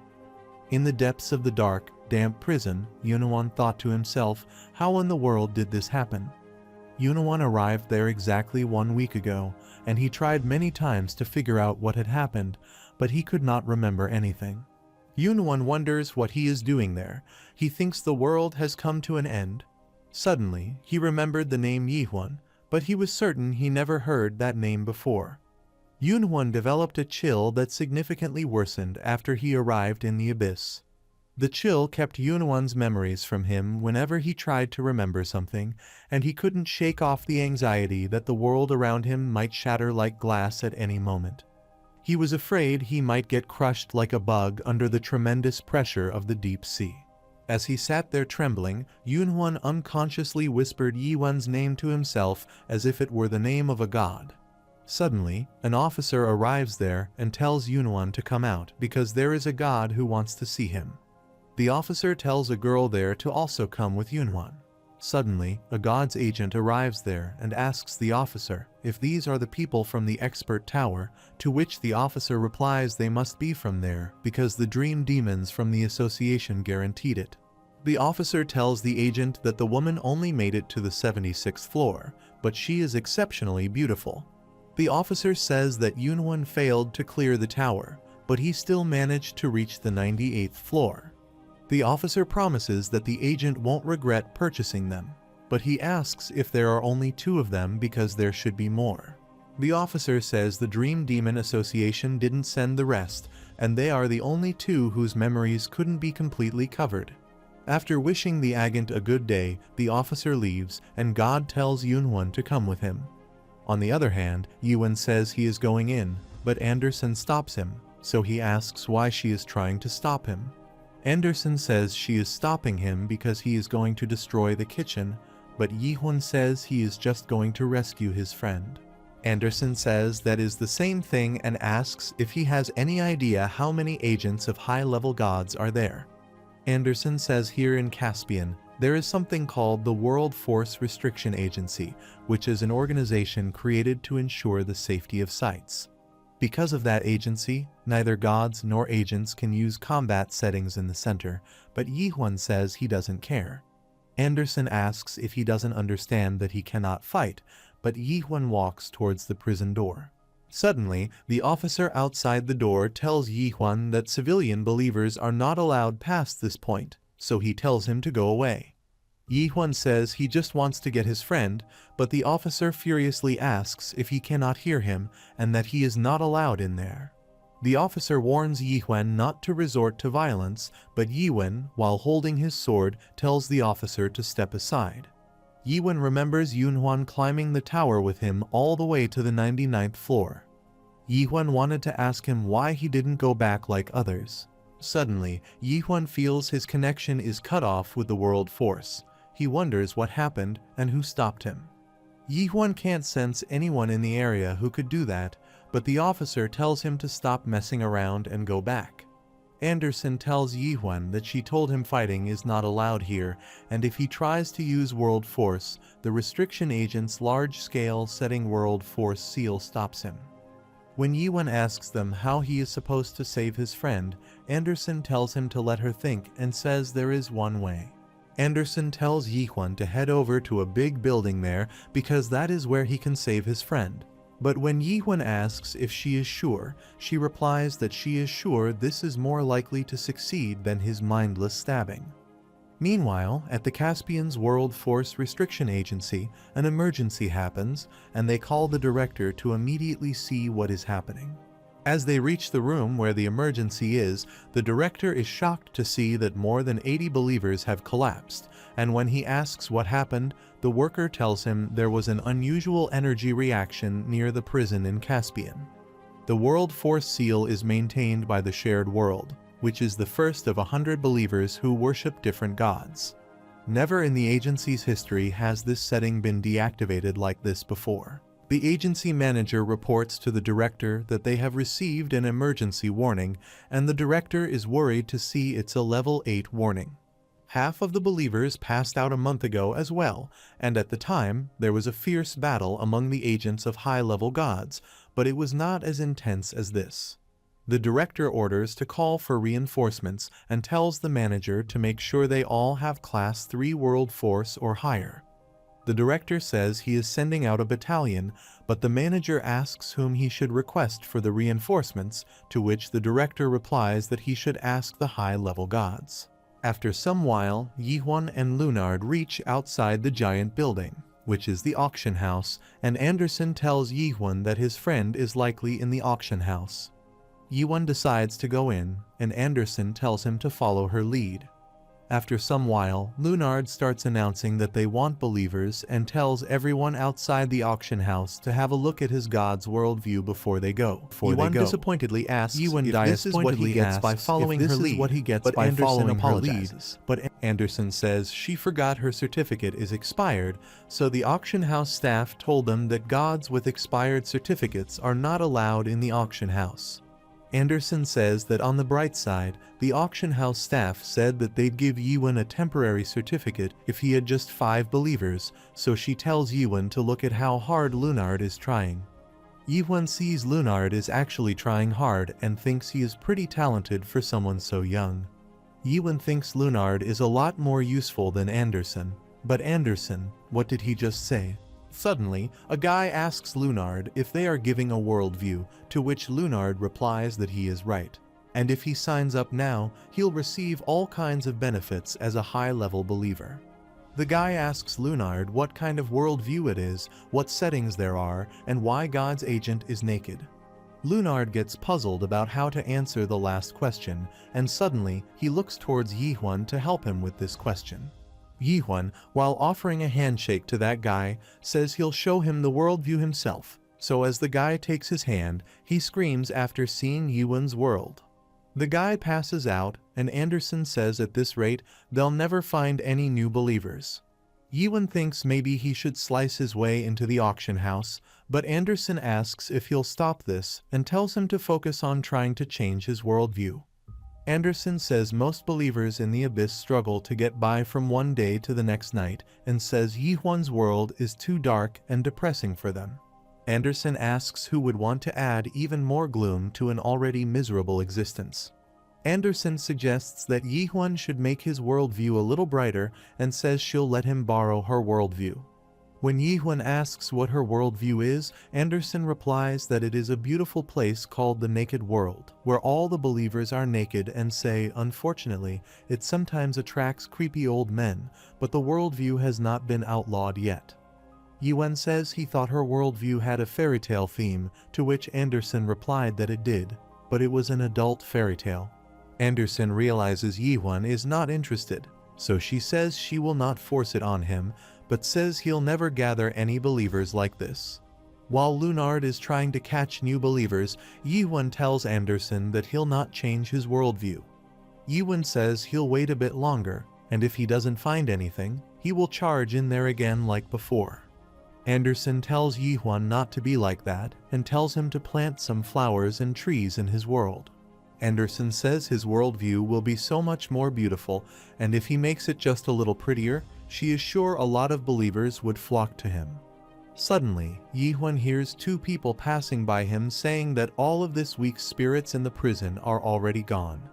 When the guy asks who took them, the girl asks if he doesn't know that the metaverse gets their share this week. The girl says they'll be taking all the spirits from the public fishing spots for a while. The guy is furious because he is worried about how they are going to make a living when suddenly Yi-Huan puts his hand on that guy's shoulder. As the guy looks back, he is startled to see Yi-Huan naked, but Yi-Huan asks him where the spirits from the fishing spot went. The guy shockingly asks who he is and why he is naked. After some while, they reach a grand place, and Yi-Huan thinks this must be the place that the guy told him about. Meanwhile, Yi-Huan, while looking at the building, asks what it is doing here, to which Anderson replies that the Abyss is a vast and varied place with lots of weirdos in it. And for some strange reason, some people want to experience the suffering of being a product. When Yi-Huan asks why anyone would want to experience that alone in the world, Anderson replies that when a person lives in a palace with so many different world views for so long enough, he begins to long for a simple, intuitive world sometimes. Yi-Huan said he had never expected to see a nightmare tower here, and he remembers seeing writing similar to the one outside the tower in the Abyss. The writing said that long ago, a tower was created to reach the tip of the Tree of Illusion, and an old dream demon made the tower to reach the end of the world, the metaverse, an ideal tower. Yi-Huan asks Anderson how much she knows about this tower, to which she replies that he has been inside once a long time ago, and it is a place where the most despicable ghosts live. When Yi-Huan asks if that is all, Anderson says the last time she was in the tower, she lost everything she had. Suddenly, an officer arrives with the spirits from the fishing spot, and their hands are tied. Yi-Huan recognizes those as the people he saw earlier and wonders if Yunhuan is among them. Yi-Huan says that the guy he ran into at the entrance to the auction house was right, but Anderson warns him not to waste his energy. Anderson asks if he has not forgotten what she told him back at the restriction agency. When Yi-Huan asks what will happen to these people, Anderson says they'll likely end up being puppets for the gods. Anderson says that is what they call the agents, miss, who have lost their spirits, and all the puppets from the tower lose their sense of self and become gods' playthings. Yi-Huan says he thought the gods wanted to gather as many believers as possible, to which Anderson replies that is usually true. But as she said, the Abyss is a vast and varied place, and there are many bizarre gods in it. Anderson says Metaverse Tower is inhabited by gods who despise believers more than anyone in the Abyss. Yi-Huan tells Anderson to tell him how he can save his friend, but Anderson says he'll die if he goes in there. Yi-Huan, while grabbing his sword, tells her to hurry up, so she replies that she'll tell him, but he should take his hand off the sword. Anderson says if he wants to save his friend, he has to participate officially in a metaverse event and reach the 7th floor. The 7th floor is where the puppet auction begins, but it is an extremely dangerous place, so Anderson suggests he should reconsider. Meanwhile, Lunard tells Yi-Huan where the normal entrance is and says they have to buy tickets to get in. Yi-Huan tells Lunard that this could be dangerous, but Lunard says he knew he would have to face this place eventually. When Yi-Huan asks why it is, he replies that it is because this place is connected to Lord Anderson as well. The gatekeeper of the tower says it costs 50 trusts for the day, and if they want a week-long pass, he'll give them one for 250 trusts. When Yi-Huan asks what trust is, Lunard replies that it is the currency they use in the Abyss, and it is basically a crystallized form of a believer's faith. Suddenly, Anderson tells Yi-Huan not to think about it because she'll not give him any, but Yi-Huan snatches it from her, and Anderson calls him a thief. Yiwen, while giving 2 crystals to the gatekeeper, says this is all he has, and these are 200 trusts. Yiwen says this enough for the 2 of them to spend 2 days in the tower, but the gatekeeper warns he might regret it later and asks if Yiwen read the warning carefully.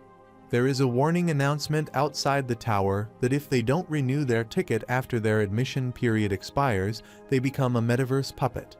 After Yiwen reads the warning, the gatekeeper tells Yiwen to head on over to the normal path there and says he'll be struck by the lightning if he goes through the high path, so he should stay away from there.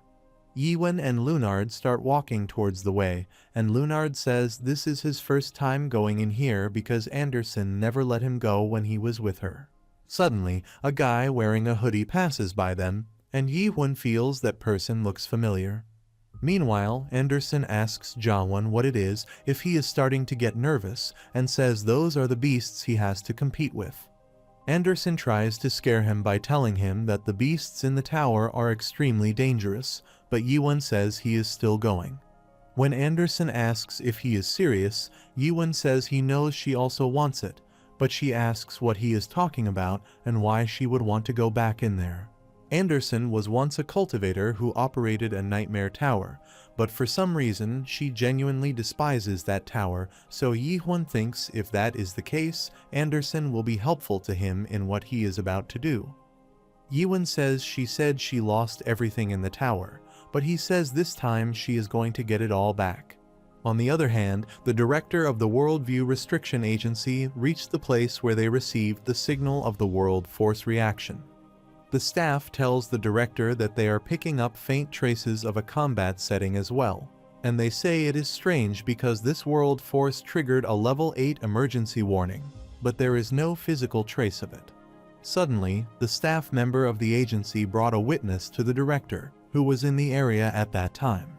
The witness is the guard who was standing there that day, and he tells the director that he didn't witness a fight or anything, but all that happened is that some naked weirdo caused a little trouble. The director asks what trouble he is talking about and if that guy killed someone, to which the guard replies that the naked guy didn't kill someone, but he just grabbed his sword. Meanwhile, the subordinate of the director furiously says he didn't bring the guard here to discuss such nonsense, but the director tells him to stop and asks the guard when this happened.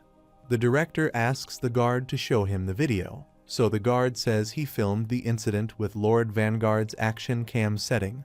As the director sees the video, he gets shocked, and the subordinate says that is the time when the World Force was detected. Everyone is shocked, and they say this can't be true because they cannot believe that the naked guy really triggers a level white warning simply by grabbing his sword. The director thinks he wishes he could say it is impossible, but there are so many warriors who defy imagination in the abyss. The director can't draw any conclusion yet, and just last month, there was this awakened boy who managed to escape from the followers of a high-level god and vanish. Suddenly, when the director asks the guard why the video quality is so poor, the guard replies he is not sure. The director wonders if it could be video interference and thinks then it must be an elite-level god, or in the worst-case scenario, the director thinks that guy might even belong to the 7 divinities. Still, the director thinks if this guy is that powerful, they would have noticed at the checkpoint. The director immediately orders his men to gather all the checkpoint inspectors who have experienced unusual incidents in the last few days. After some while, a staff member brings the inspector who interrogated Yiwen at the checkpoint. The inspector tells the director that there was recently an unusual agent who went around naked, saying it was his worldview, but he was a beginner, and his god was a low-level god, so the inspector says he didn't really think much of it. After hearing that nakedness is part of that guy's worldview, the director asks if that guy's god is Anderson, to which the inspector replies that it is right, but he asks how the director knows. Suddenly, when the director asks where Anderson's agent was last seen, his subordinate replies they saw him at the gate of the metaverse. The director thinks it is amazing how things change over time and wonders if young people today haven't even heard about Naked Anderson. The director gets worried to think that if this person is really an agent of Anderson, then Caspian might be headed for a real disaster in the near future. On the other hand, in the hallway of Metaverse, Anderson asks if Yihwan will listen to her and says determination will only get him so far here. When Anderson says there is also a child with them, Yihwan tells her to shut up, and Lunard is excited to see the inside of the Metaverse. Anderson swears that she'll not help him because he has been warned, and Yihwan says he'll climb the Metaverse without her help. Yihwan reaches a crossroads and tells Anderson to be quiet, but she says it is the wrong way and he has to go to the right. Yihwan says he thought she was not going to help him, to which Anderson replies that it just slipped out of her mouth because she has been here before. Yihwan and Lunard head to the right, and Nee says she sounds like someone who has returned to the past, to which Anderson replies that youngsters these days could say that. But suddenly, Yihwan says that since she failed to climb the tower, he should call her a failure, and that he hopes her experience as a failure will be helpful to them. Anderson furiously calls him a jerk and says this way is faster because it has not changed since she was here last time. Yihwan says he sure is helpful for someone who grumbles so much, but Anderson tells him to be quiet because she is only helping because she doesn't trust him to find the way. Suddenly, a message window appears in front of Yihwan, but he can't read it. Anderson says he is an awoken one, so the system interface doesn't recognize him, and that is why she lets him borrow her vision to read the message. Anderson says if he doesn't read the message here, he'll be in trouble, so Yihwan reads with the help of her vision. The tower system welcomes him and notifies him that he has entered bus stops number 1 and 5. This is the first floor of the Metaverse, and Yihwan doesn't see anything, but suddenly Lunard screams that something is happening as he sees some changes happening to their surrounding. The system notifies them that they are currently a passenger on the first floor, and seeing the buildings and people appear around them, Yihwan wonders what this place is. Lunard says he thinks they are finally in the Metaverse, and the system notifies him that they are currently in a safe zone. The system says Yihwan's world force is displayed in real time, and anyone may see his world force, but he has not yet been assigned a ranking, so the system starts measuring his world force. Yihwan thinks this sounds like mana, and they can display world force in numbers. Suddenly, the system notifies that his world force can't be measured, and Anderson says it looks like the system cannot measure his world force because he is an awoken one. Anderson says this cannot be helped now, so she tells him to check the screen of passenger rules for now. The first rule is that the Metaverse consists of 10 floors in total, and he may advance to the next floor by completing the challenges on each floor. The second rule is he can warn Trust by completing challenges because Trust can use to purchase items and upgrade his worldview. The third rule is that the resident passengers may use stations to travel to the floor below them, but if he descend more than one floor, he'll have a penalty. According to the fourth rule, he may get off the bus by pressing the stop bell on each floor. However, if he gets off the bus on the 6th or higher floor, he must pay a fee of 1,000 trust, and he loses half of the trust earned on the bus. The fifth rule is that only 9 people can reside on the 9th floor, and these people earn the right to attend the final floor. The sixth rule says that the passengers who reach the final floor may ask the driver, the master of the Metaverse, for one wish. Yihwan thinks the rules are pretty basic, and there are essentially 3 things he needs from this tower. One is to rescue Yunwan from the tower's 7th floor. The second is to experience firsthand how gods fight, and at the top of this tower he needs a clue left by Mulak about how to reach the end of the Tree of Illusion. Yihwan remembers that according to Mulak's Abyss record, he passed through this tower as well. Suddenly, the girl appears there, and he tells everyone that their favorite streamer, Renee, is back in the Metaverse for another attempt at climbing it. Renee announces it is not just a promotion because hardly any god watches her channel, so she asks who would offer her something like that. When Yihwan confusedly looks at her, she asks if he really thinks she looks like Siren, and thanks him while saying she is a huge fan of hers. Suddenly, Renee says she has prepared new content for them all and says today's special event is hazing a Metaverse newbie. Renee tells everyone to see that guy over there while pointing toward Yihwan and says he is totally new to the metaverse. Renee says that is not something they see very often nowadays, and says that from his appearance to the way he keeps looking around, they can tell that he is new there. Renee says she has been keeping an eye on him since he came in and says she'll see if she can get an interview with him. Simultaneously, Yihwan is offended while hearing all this, but Lunard tells him to calm down. However, Anderson says she has heard about people like that, but it is strange to see one in person. Suddenly, Renee asks if she can interview Yihwan and tells him not to be too nervous about appearing on her show for the first time. Suddenly, Renee gives him 100 trust, which shocks Yihwan. She says it is a gift from her, but if people like Yihwan, she says she'll give him more. Simultaneously, Anderson asks what he is doing because he should hurry up and give Renee an interview. Lunard also starts convincing Yihwan, and Anderson asks Yihwan if he is not going to pay her back the 200 trust he borrowed from her. Yihwan says he didn't borrow the trust ad and that he couldn't care less about trust, but if that woman is really live streaming, he says this will help him find Yihwan. Yihwan goes for an interview, and Renee asks if he could tell them their name and why he is climbing the metaverse, to which Yihwan replies he is Yihwan, and he is there to save a friend. Renee says it is touching that he risked his life and entered metaverse to save a friend. Suddenly, the system shows the comments that a small number of gods wonder if his story is fake and a small number of gods that at least he is handsome. Yihwan is offended, but Renee says he cannot be someone with a story like that go off by himself. Renee offers him to join her, but Yihwan refuses. Renee says she thinks he doesn't realize how dangerous this place is. Renee says even the normal route is crawling with dangerous creatures, and some of them actually take pleasure in slaughtering innocent people. Renee tells him to stay away from those people no matter what because they are the kind of people who don't even hesitate to stream themselves murdering innocent people. Renee asks if he understands now and says that is why he should join her, but Yihwan thanks her advice and asks if that doesn't apply to her either because how can he trust her? Renee gets shocked, but suddenly, with a laugh, says he is quicker than she thought.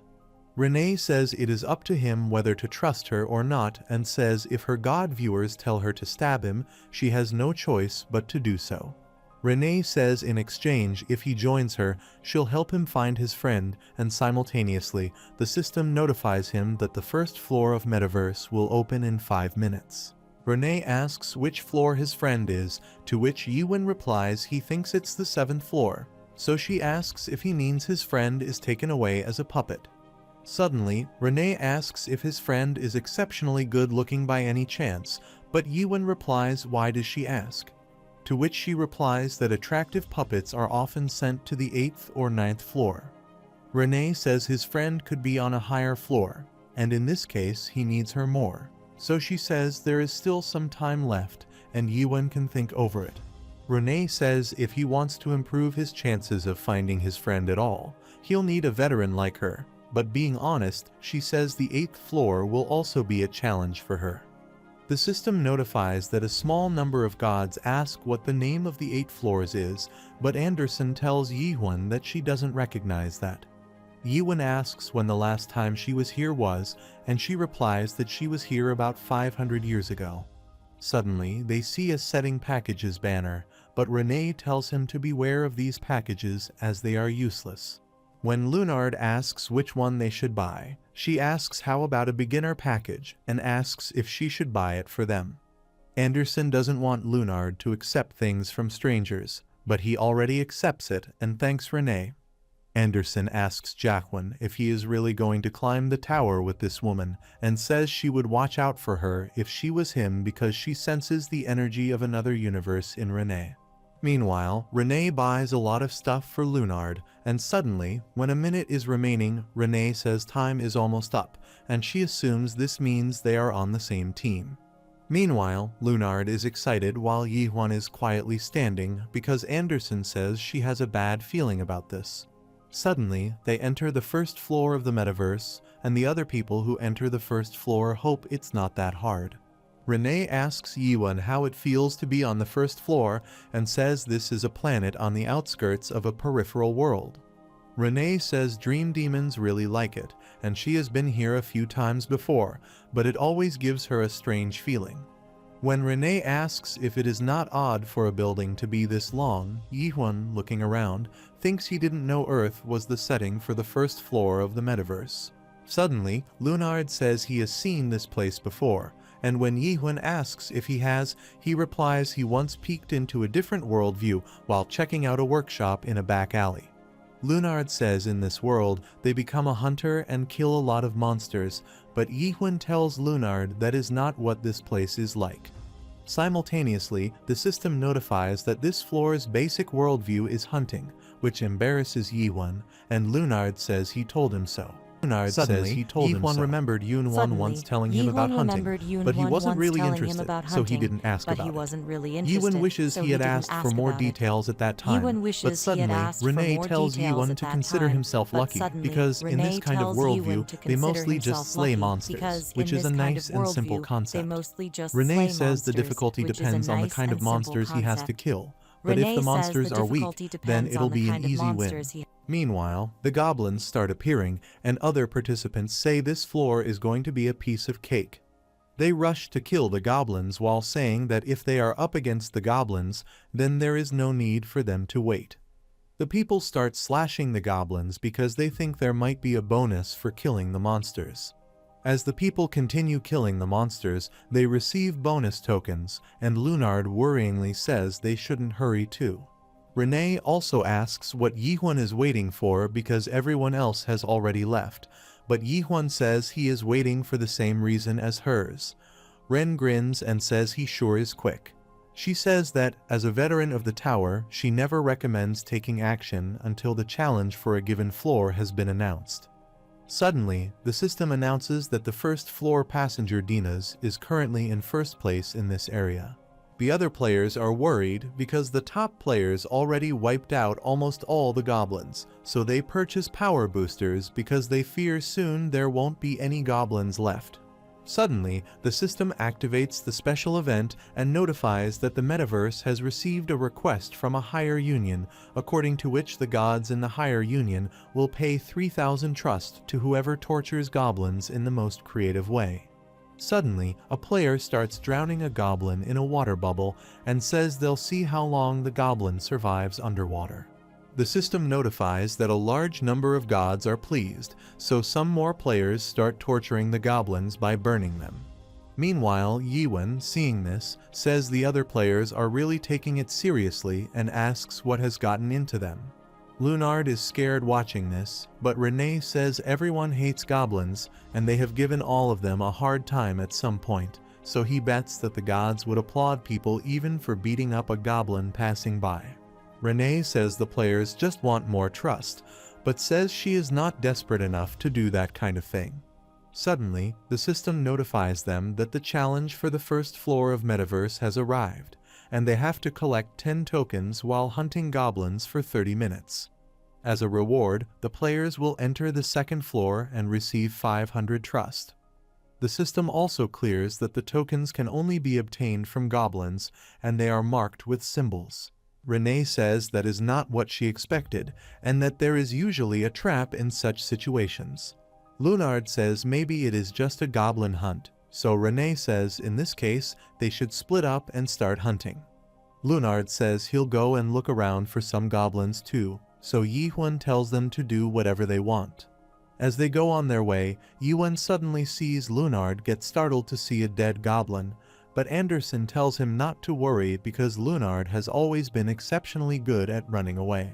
When Yiwen says he is not worried, Anderson taunts him and says that he is right, but she asks if he is going the right way because she doesn't see any goblins there. Yiwen immediately starts running and says that he'll better look around as quickly as possible because he needs to collect 10 tokens, but the question is whether there are that many goblins left or not. Meanwhile, the system asks if he wants to purchase the goblin respawn location map, and Anderson asks if they have any trust left. Yiwen replies they don't have any trust, and when Anderson asks what they are going to do, Yiwen uses the first stage of awakening suspicion and the second stage of awakening understanding. Yiwen finds one goblin with the stamp and says it is not too far away, but Anderson, feeling jealous, says awoken ones have such an unfair advantage and says she can't believe he can do it. Yiwen, while running towards the goblin, asks her if gods can't do that kind of thing. She replies that she is sure some gods can do something like that, and Yiwen understands she can't do it. Meanwhile, a player collects 10 tokens, which worries other players, and the system announces that passenger Aim Beast is the first to gather 10 tokens.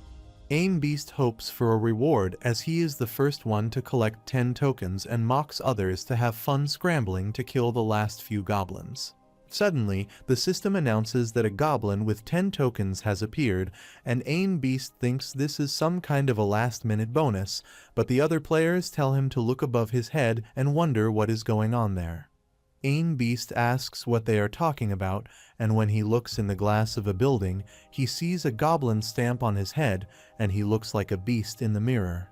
The system announces that they can obtain all the tokens gathered by this goblin if they kill it, and any additional tokens can be turned into trust after this stage ends. Aim Beast gets terrified and asks why there is a goblin symbol at his head, but when he sees the time left until the next floor is 20 minutes, he understands this is the reason, but it's too late and other passengers attack him. Aim Beast runs to save his life while the other passengers chase him, and they plan to drive him into a corner. Meanwhile, Yiwen is watching all this, and suddenly, a passenger manages to trap Aim Beast, which terrifies the Aim Beast, but the other passenger says they should get over with it quickly. Aim Beast tells that passenger to wait because if he kills him, he'll also become a goblin, but that passenger asks what he is talking about because they just need to hold out for 20 minutes.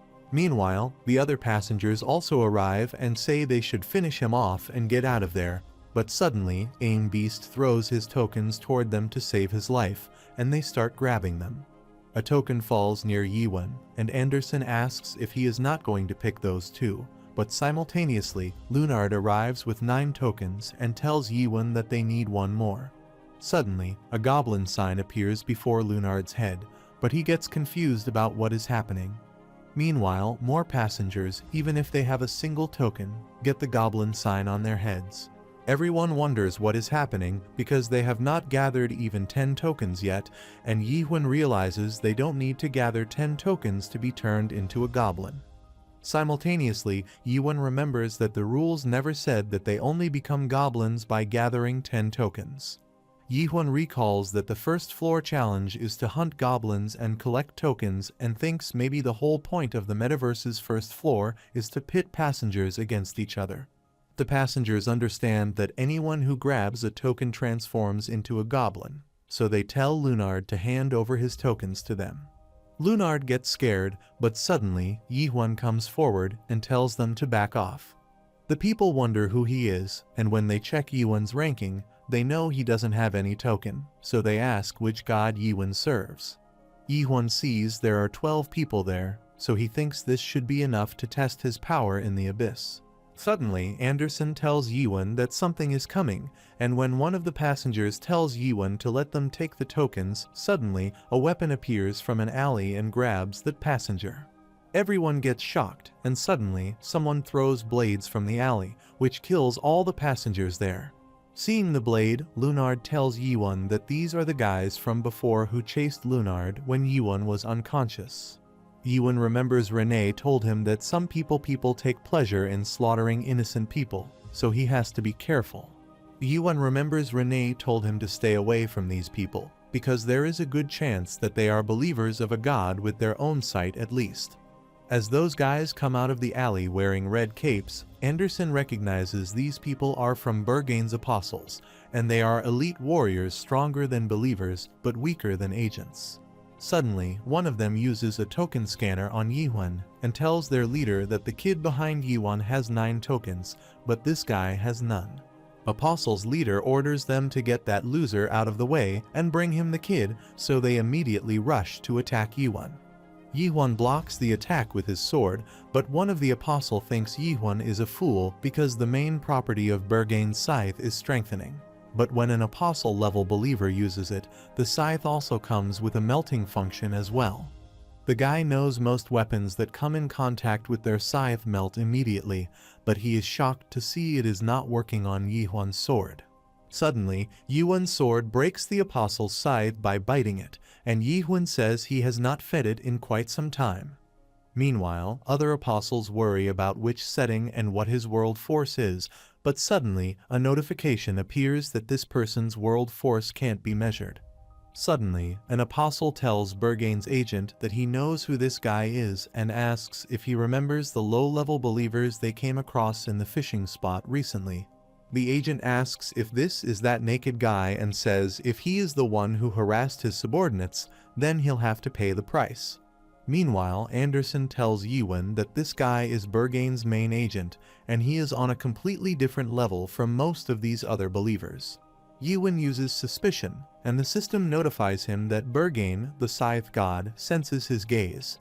Suddenly, Yihun senses Bergane's presence, and the system notifies Yihun that Bergane strongly dislikes him. Yihun wonders if he is losing his edge because he cannot get a clear sense of how strong the main agent is, so Anderson tells Yihun that the main agent can use 90% of God's power. Anderson says low-level and medium-level gods are very different from one another, so he should try to avoid a conflict with the main agent.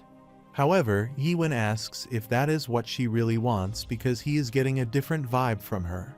Yihun says he thought she wanted to see him fight with that main agent, to which Anderson replies she does want to see him tear that agent a new one as punishment for picking on Lunard.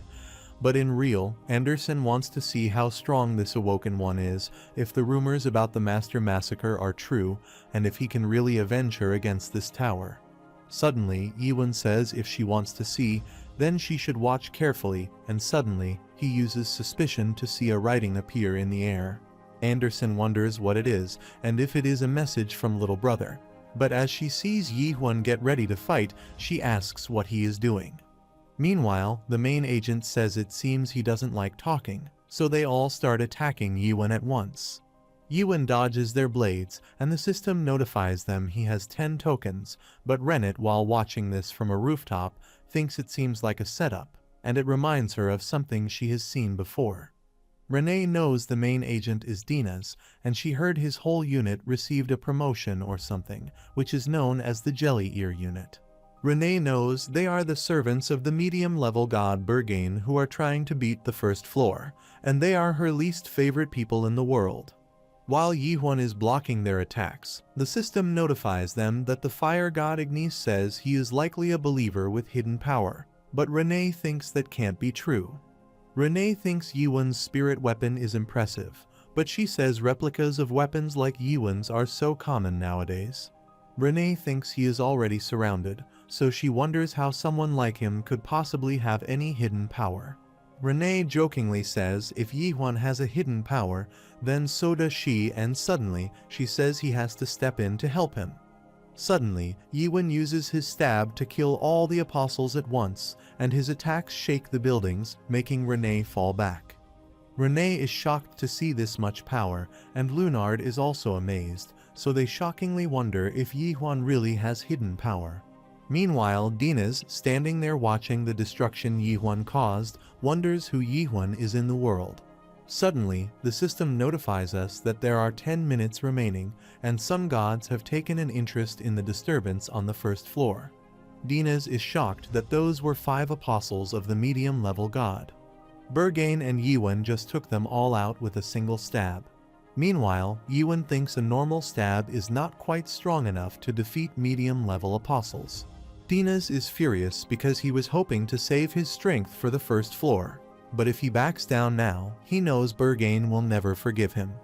Meanwhile, the system notifies that Bergane expresses his dissatisfaction at the powerlessness of his apostles, so Dina's says he doesn't have any other choice than to fight himself.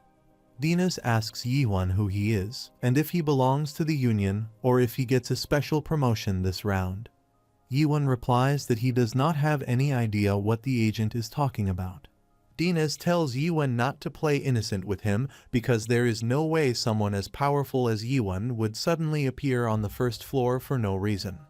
Dinas says if he tells him the truth, he might consider sparing his life, but Yiwen asks how high someone like Dinas will go in this tower, but Dinas wonders what Yiwen is talking about. Dinas says he can reach the 6th floor by himself, to which Yiwen replies it is disappointing, he can reach and says he guesses the tower, let anyone reach the 6th floor. Dinas says Yiwen has a real gift for getting on people's nerves, and while furiously saying he'll tear him to shreds, he rushes to attack Yiwen. After some while, Dinas is still trying to hit Yiwen for once, so he tells Yiwen to stop running away and asks what has happened to all of his confidence. Yiwen avoids his attacks, which infuriates the Dinas, but Yiwen tries to see how strong the people are on the 6th floor, so he waits until the Dinas unleashes his true power. Dinas wonders if Yiwen is waiting for the timer to run out, but Yiwen keeps jumping from one building to another, and Dinas continues to attack him but fails. Dinas thinks he is an elite player who received a promotion from the Metaverse's Jelly Ear Union, so he cannot let Yiwen slip away without leaving a scratch on him. Meanwhile, the system notifies that Berghain is furious with this situation, so Dinas, while saying Yiwen won't get away with this, grabs his locket. Anderson tells Yiwen that Dinas is about to do something, and Dinas says he is going to show him the difference that having a powerful backer makes. Suddenly, the system notifies that Dinas has equipped a skin, and Dinas, while transforming, asks if Yiwen knows why they say that the wealth gap is more extreme in the metaverse than anywhere else. Dinas answers this question that it is because there are products that make it impossible for poor losers like Yiwen to beat the wealthy. Suddenly, Dinas's attack power, speed, defense, and movement speed increase by 20% due to the effect of the skin, and he changes into Garam. Dinas tells Yiwen that this skin is one of those products, and the system also announces that it is the rare grade skin of Garam Samyon, Master of Dark Fragrance. Yiwen gets furious to see this and asks why Dinas looks like Garam, to which Dinas surprisedly replies that even a nobody like Yiwen knows this skin. Dinas says in this case, Yiwen must also realize that he doesn't stand a chance against him, and in a split second, he gets close to Yiwen and punches him. Suddenly, Berghain also offers his full support to his agent, and the system notifies him that the sync between Agent Dinas and Berghain, the Scythe God, has increased. Anderson tells Yiwen that Dinas' sync rate has gone up with Berghain's help, so he should stop being stubborn and unleash his power. Otherwise, he might really lose. Berghain activates amputation from Berghain's setting to help Dinas and blows Yiwen with a destructive attack. Dinas says Yiwen should have just handed over the tokens and gotten lost, but he dug his own grave.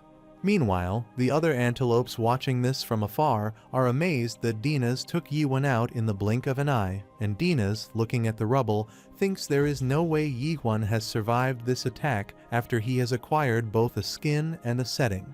Dinas thinks he didn't mean to get so worked up because he has used too much energy on the first floor.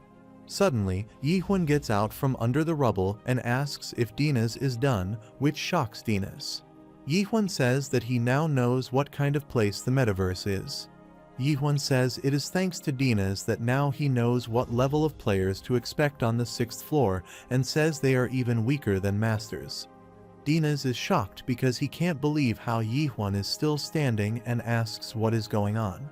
Yiwen, while getting ready to attack, says the warlords of the Great Realm withstood 4 blows of this attack, so he'll see how long Dinas will last. Dinas sees the attack coming and immediately tells the antelopes to connect with their world force because, with Berghain's support, they can summon his holy ground. Dinas tells them not to be afraid and attack, so they immediately run to attack him, but Yiwen uses a strong stab attack, which blows them into shreds, and Dinas, while dying, calls Yiwen a monster. Meanwhile, the system notifies that Berghain is both furious and terrified, while some other gods are interested in making Yiwen their believer. Yiwen picks up the last token and time up, so the system announces he has passed the first floor of Metaverse, but Anderson asks what the heck he has done, and it is not even supposed to be possible. Yiwen asks her if there is a problem, but Anderson asks if he is really asking her that. The system notifies him that he has obtained 106 tokens, and Yiwen says he cannot keep fighting everyone who gets in his way until he reaches the 7th floor. Yiwen says if this tower is a world like any other, then he should be able to destroy it, and ask Anderson if he is right. Yiwen says that is why he smashes through it, and simultaneously, the system notifies him that he has reached first place for collecting the most tokens. Meanwhile, Renee, watching Yiwen, says she thought he was just a beginner with a whole lot of attitude, but she didn't expect him to break right through the metaverse, so she says he is more entertaining than she thought. Suddenly, Lunard arrives running, calling Yiwen's name, and Yiwen sees that Lunard has managed to stay out of trouble. Anderson says that when it comes to running away, Yiwen doesn't need to worry about Lunard.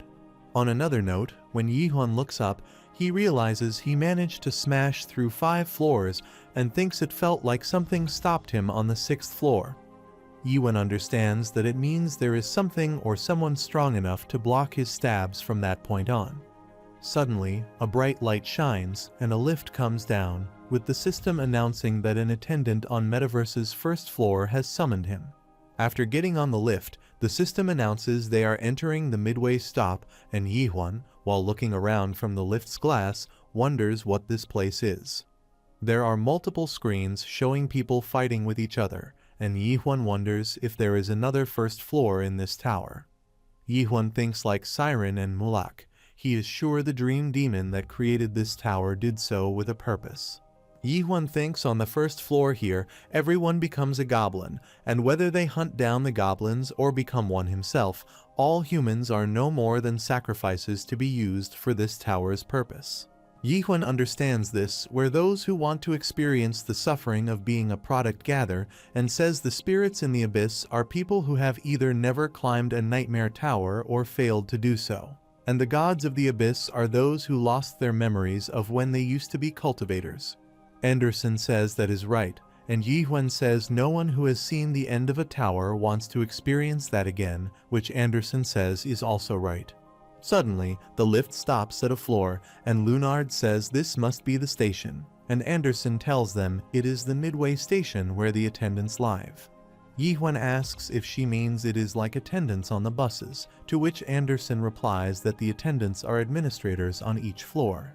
Suddenly, a stone tablet appears in front of Yiwen, and Yiwen says it looks like a list of the highest scoring users in the metaverse's history. Yiwen reads the name Rashlian and thinks that name seems familiar for some reason. Yiwen immediately remembers Rachel was Anderson's former agent, and suddenly Lunard asks why Yiwen's name is not on the list because he just set a new record. Suddenly, an attendant appears there, saying it'll be added soon, which startles Yiwen and Lunard.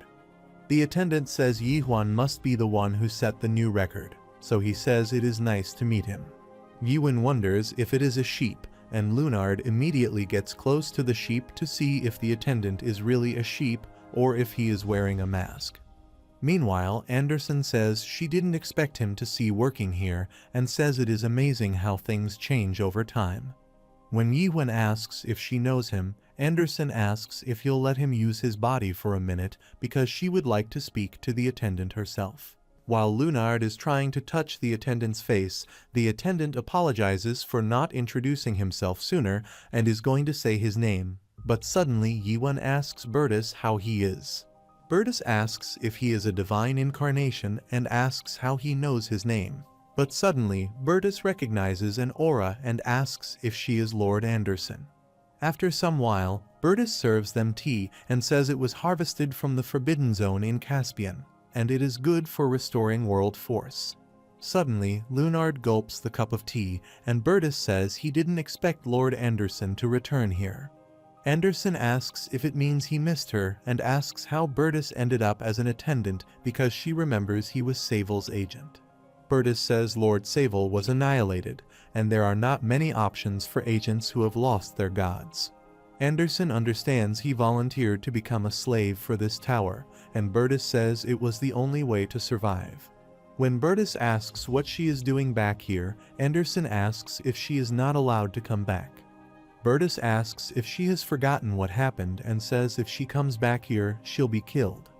Bertus says she made a promise to the Union, but Anderson asks if the Union keeps its promise to her. Anderson says she saw the products being sold in the tower on her way here and furiously slams on the table while asking how this happened. Anderson, while pointing towards a screen there, asks what kind of products these are, asks when the metaverse sells the rubbish like that, and asks what is with the ridiculous slogan.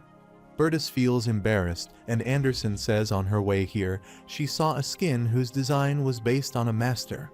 Anderson asks if Bertus made skins out of her old champions and, by grabbing his collar, asks what'll happen to all her believers. Anderson remembers Bertus said he'd let them all go, so she furiously asks what he did to them, but Bertus says the truth will only hurt her. Anderson furiously yells at Bertus, so he also yells at her, saying it's been 500 years, and that is plenty of time for a high-level god. Bertus says he is not sure what upset her and made her decide to come back all of a sudden, but whatever she is looking for is not here. Anderson leaves Bertus while saying she knows, and that is why she has come to destroy this place. Anders furiously says that damn Union and the people who betrayed her are going to pay for this, but suddenly the system identifies her as a stranger and blocks her world force. Anderson faints and Yi-Hwan's body falls on the table, but when Lunard worriedly tries to wake Anderson up, Yi-Hwan gets up in his body. Lunard gets startled, but Yi-Hwan says he thinks she is asleep, and she probably began buffering because she ran out of the world force. When Bertus says he could have never imagined her to do such a thing, Yi-Hwan says it seems he knows her pretty well. Bertus glances towards the roof, which is full of his picture frames, and says it has been 500 years since he last encountered her agent. When Yi-Hwan asks who is on the top floor of this tower, Bertus replies there is Driver, who is known by many names, such as the Driver of the Metaverse, the Leader of Pantheon, the Heir of the Heavenly Kingdom, the Teacher of the Stars, and the One who remember the Ancients. The Driver is also known as the Slothful Master, and that is not all. Bertus says the Driver is the only person here who knows how to reach the top of the Tree of Illusion. Yi-Hwan is shocked and asks if he will be able to meet that person if he goes to the highest floor, to which Bertus replies it is likely, so he tells Yi-Hwan not to recklessly destroy the tower. However, Yi-Hwan says it'll be faster to climb if he destroys it, but Bertus warns him that if he destroys the Tower of Pitiful Gods, then he'll pay the price. Bertus says Yi-Hwan can't understand what this world means to the gods, and says he heard that Yi-Hwan came to this tower to save his friends. When Yi-Hwan asks Bertus where his friend is, Bertus replies that he doesn't know, but the gods on the higher floors will know. However, they don't like his current actions, but Yi-Hwan says his task is to entertain people. Bertus says Yi-Hwan's task will give comfort to someone, as this is a place where gods and believers can get away from the tiring sanctuary war. Yi-Hwan asks if Bertus is telling him to become their entertainer. Bertus replies no, but he is telling him to become a hero. Yi-Hwan says he doesn't care because if he destroys the whole Metabuse, then those stuck up by gods will eventually reveal themselves. Bertus says he acknowledges his strength since breaking through the floors of this tower was unusual. However, Bertus says it wasn't a precedent and says several hundred years ago, something similar happened. When Yi-Hwan asks what happened several hundred years ago, Bertus replies when the Lord of Chaos came here, he also did the same thing, and this time he heard that one of the members of the Chaos joined in. Still, Bertus says no matter how strong Yi-Hwan is, he cannot skip the floors, and suddenly a golden writing appears in front of them, so Bertus says it's unexpected and he'll give them a special high pass, as there is a god who asked for Yi-Hwan to meet him. Lunard gets shocked, and Bertus says it seems like there are gods who are after Yi-Hwan, and someone from the upper floors has given him an offer for promotion.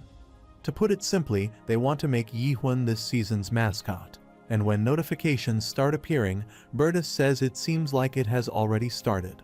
Yi-Hwan reads a notification that the Fire Alliance is offering him a promotion and he'll give him 2 million trust, but the condition is during the promotion period, Yi-Hwan must use 70% of the trust on the items that Fire chooses. The other notification is that the Death Alliance is offering him a promotion of 15 million trust, but the condition is that during the promotion period, he must use 50% of the trust on items that Death chooses. Another alliance, Oblivion, is offering him a promotion and 17 million trust with a condition that during the promotion period, he must use 60% of the trust on the items that Oblivion chooses. Lunard is surprised, and Bertus says, as first floor guide, this is his first time seeing such a large amount. So when Yihun asks if it is amazing, Bertus replies it is more than that, and it's a very unusual occurrence. Bertus says it seems like the souls of the abyss will gather here after looking at Yihun's road to success. To further explain the promotion, Bertus shows the summary of the item to Yihun, and a notification appears that a gacha skin event is currently being processed. There is Thor, the god of thunder's skin, and Ignis, the god of fire's skin, are available. Bertus explains it is a type of costume, and Yihun's outer appearance changes to that of the skin he has chosen, and he can also use the skills related to his skin. Bertus shows Yihun the most popular skin, which is a new legendary grade skin of the ugliest king Kim Dokja. This skin increases the movement and attack speed by 40%, but Yihun thinks Dokja is a strange name. Lunard is excited, but Yihun asks why they want him to buy a skin with the money they are giving him. Bertus replies it is probably to promote it since there'll be gods who will see his skin and buy it. When Yihun asks if it is not unfair competition because he saw someone saying that the tower is a fair place, Bertus replies that it is not something Yihun should concern himself with since it is not an offer that is not disadvantageous to him. Suddenly, Anderson wakes up and says she woke up after nodding off, and something unusual is happening. Anderson tells him that he doesn't need to earn sponsorship and that she'll warn him herself. Yihun tells her to calm down, but Anderson asks if he understands and says she won't let it slide if he accepts it. Bertus asks if he is really going to leave, to which Yihun replies that he is leaving, which makes the gods speechless. Bertus realizes Yihun's strategy is to increase his worth without choosing a sponsorship organization and says Yihun is a scary person. Bertus tells Yihun to think however he wants, but no matter what happens, as he said before, Yihun should not destroy the tower. Yihun nods because he also thinks nothing good will come out of antagonizing the gods when he doesn't know where Yunwan is. Suddenly, Bertus says although Yihun declined the sponsorship, he hopes he takes his reward and says this is the reward that is only given to the highest scorer on the floor. Suddenly, an outfit covers Yihun's body, and the system notifies that it is Reinholtz's combat outfit, cape set, and its grade is S. Its functions include special grade endurance, waterproof, excellent build, self-remediation, shock absorbent, ability to change quickly. Bertus tells Yihun that he can comfortably change clothing at any time with the clip-on button. Meanwhile, Lunard excitedly shows Yihun that he got a suit too, and suddenly, Bertus says an additional reward has also been given to Yihuna, so he should take a look. As an additional reward, Yihun has obtained 2,000 trust and an entrance ticket for the 6th floor. When Yihun asks if he can go to the 6th floor right now, Bertus replies he can go because a certain god has given him a special pass, and he says Yihun doesn't need to pay them back, so he can head there. Yihun says there is no need for him to decline this, so he heads towards the 6th floor with Lunard, and Bertus tells him to take care of Anderson.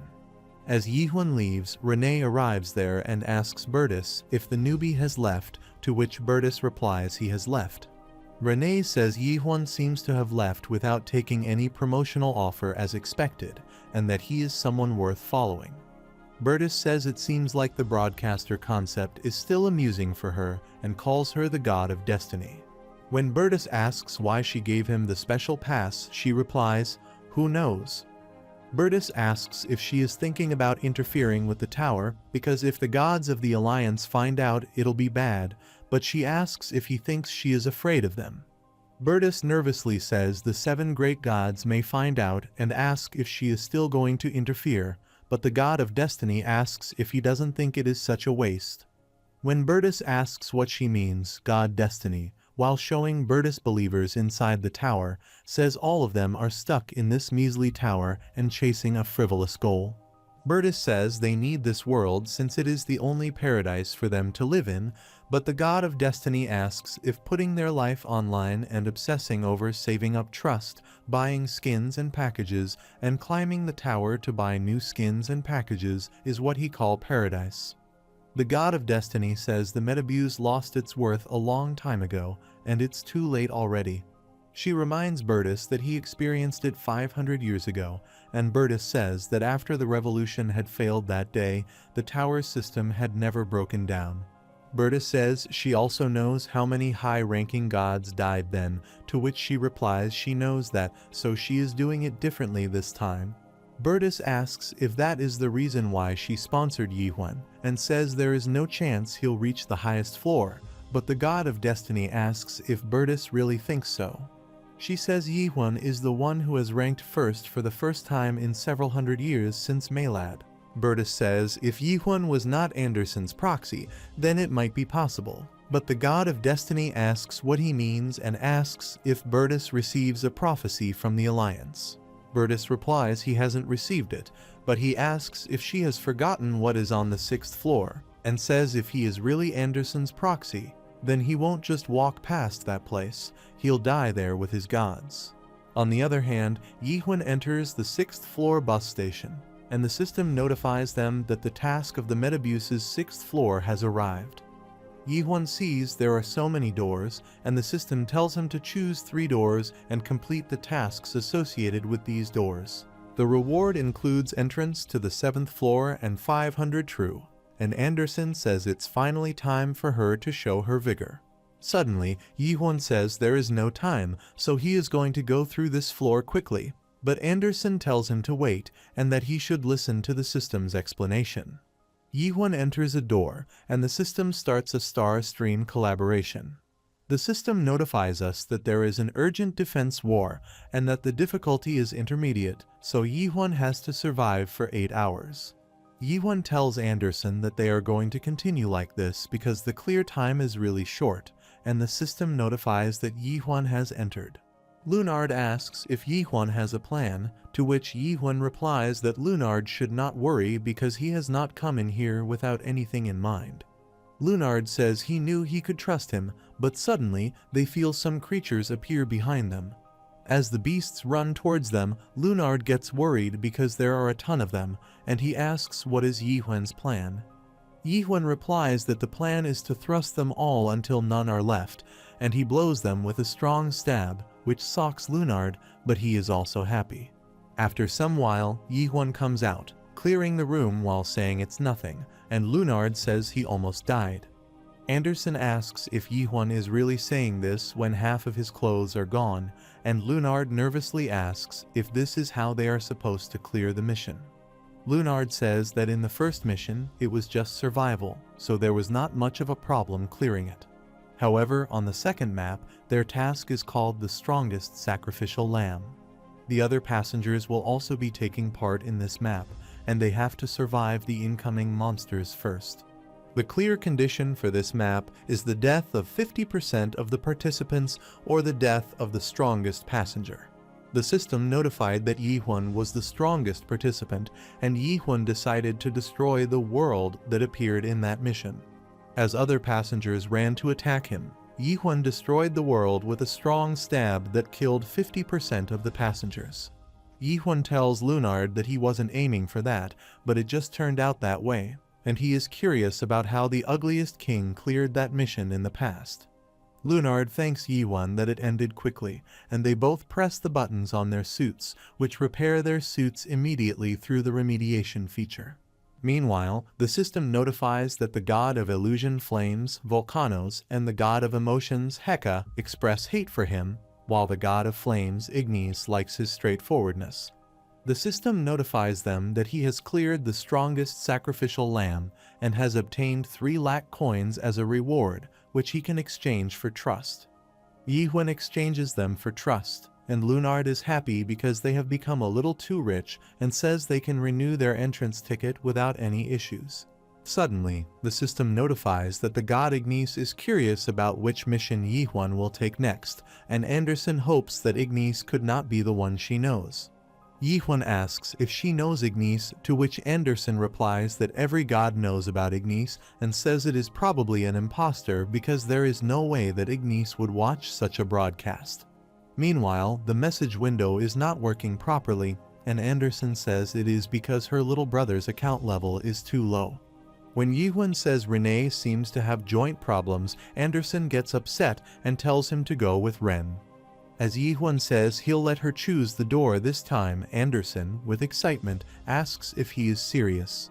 Suddenly, Lunard tells Yihwan that the event maps that haven't been cleared are all locked, and they only have normal maps left. Yihwan wonders if the last mission is made in such a way that they cannot choose an event map for this. Suddenly, the system notified that each level on this floor was a different version, and Yihwan realized the version they were in was an old version.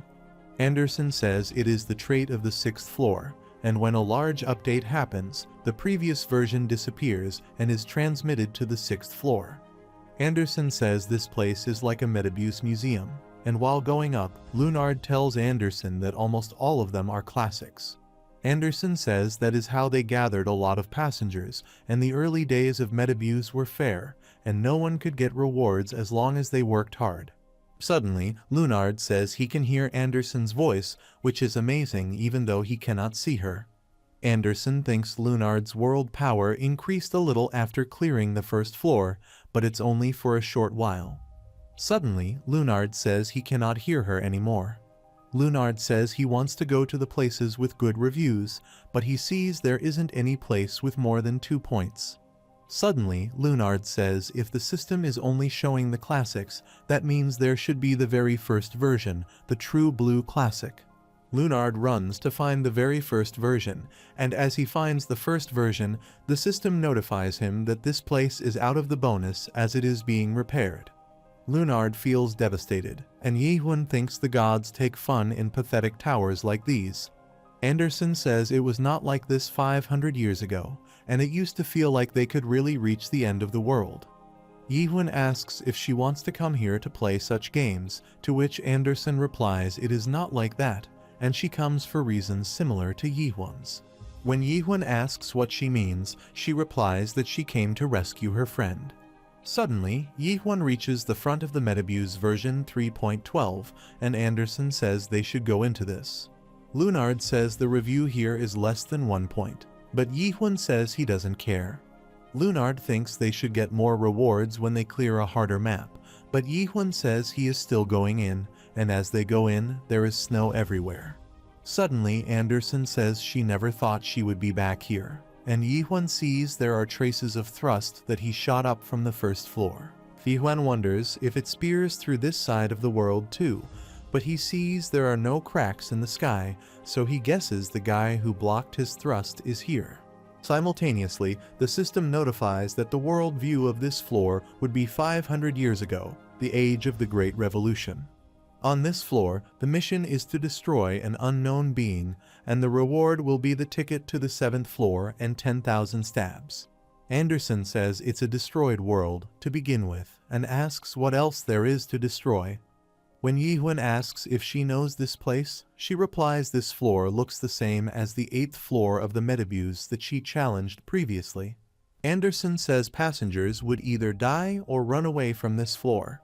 Suddenly, Yihwan sees some flames far away and wonders if there is a village, but since he doesn't have any hints about the mission, he needs to head over there now. Suddenly, Lunard says it was said in the review that they shouldn't go into the village, but Yihwan says they'll find out when they are there. After some while, when they are walking towards the gate of the village, the guards of the village warn them to stop where they are and ask who they are. Meanwhile, Yihwan, while grabbing his sword, tells them to step aside, but suddenly his sword starts vibrating, and he asks Anderson what she is doing. Suddenly, energy appears in the air, and Yihwan thinks it is warm, but the guard gets shocked when he feels Anderson's presence in Yihwan's body, and Anderson is shocked to see it is Hans. After some while, they are in a house where Hans brings them tea and some things to eat, so Anderson thanks him. Hans pats Lunard's head and is glad to see the new believers of Anderson. But when Hans asks if the new body Anderson has descended upon is the new avatar, she replies that it is right. Hans says she has finally returned to the tower again, but when she asks what Hans is doing here, he replies he has just been living his life out. Hans says as she sees it, it's nothing much, but he is living happily, and when she says others are about to come here soon, she asks who else is here. Hans tells her that Christian, Marion, and the rest are also here, and they are all out for work because it is midnight now. When Anderson asks who is making them work, Hans tells her not to be mistaken, and they volunteer to do this in order to maintain this world. Suddenly, Hans says it seems they are back, and as they go outside, they see others coming. When Anderson asks what they are carrying, Han replies they are ores that are found in the ruins or corpses of hunted monsters nearby. Anderson asks why they are carrying those, and Hans is about to reply, but suddenly a gate appears, and a guy coming out says he didn't want to come here because the nut job is here. Another guy coming out of there asks his fellow what other choice they have, and says there are no other sane people among the survivors of the 500 years. The guys say they don't have a chance because they need to come back here as well if they want to meet their quota. When Anderson asks Hans who they are, she knows that gate can only be purchased in a store. Anderson understands it means they are from the 7th floor and above, so she asks what they are doing there. Suddenly, Hans runs towards his fellows who are arriving. Those two guys ask his fellows if they have what is needed for the quota today. Hans's friends get scared to see the harvesters, and when one of them says these few ores are all they have, a harvester kicks that guy and asks if he is kidding. The harvester asks if they want to get away with this submission, which won't even allow them to make 5 strengthening stones. Meanwhile, the other harvester stops his fellow to not mess with these people, but the other harvester asks what would happen because he doesn't see the nut job there. Suddenly, they hear Hans running towards them while telling them to be understanding because the monsters have not been appearing that much these days. The harvester says if that is so, then it can't be helped because they need to meet the quota with something else instead. The harvester says they'll take 2 of Hans's friends with them, which terrifies them, but the other harvester reminds his fellow that they cannot take people from this place. The other harvester calls his friend a coward and says they are all idiots, so who would care about them? Hans tells the harvesters to stop it because if they continue, they'll also have to do something, but the harvester asks what they'll do. The harvester says they must look like pushovers because they are being nice and ask what these godless bastards like him can do. When Hans makes a furious face, the harvester burns Hans' shoulder and asks what face he is making. The harvester asks if he has any complaints, but Hans, while bearing the pain, tells them not to do anything to the others and continues burning Hans' shoulder to see how long he can last. The harvester says they are nothing but vermin that couldn't protect their own good and asks if Hans thinks anything will change just because he wants to protect his pride. The harvester tells them to start begging if they want to live and is going to burn them, but Anderson grabs the harvester's hand and tells Yihun that she'll be using his body. The harvester wonders how this guy is so strong and asks who he is, but Anderson pushes him away. The harvester asks if he knows who they are, and Anderson asks if they are the minions of the Alliance. Suddenly, a notification appears that the God of Flamers has caught on to Anderson's existence, and Anderson furiously asks how dare the household of that lowly scum dares to mess with her people. Meanwhile, the harvester furiously rushes to attack Yihun and tells his fellow Mason to help him because they are going to deploy the sanctuary and they are going all out. Based on Mulak's record of the Abyss, all the gods in the Abyss have their own unique worldview. It uses the faith of the followers to manifest physically, and the avatars of God within those manifested worldviews would have close to absolute power. Powerful gods would use this worldview to fight in actual fights, and that is known as the sanctuary deployment. The harvester uses Flamer's sanctuary, which creates destructive flames, so Lunard gets worried for Anderson and Yihun.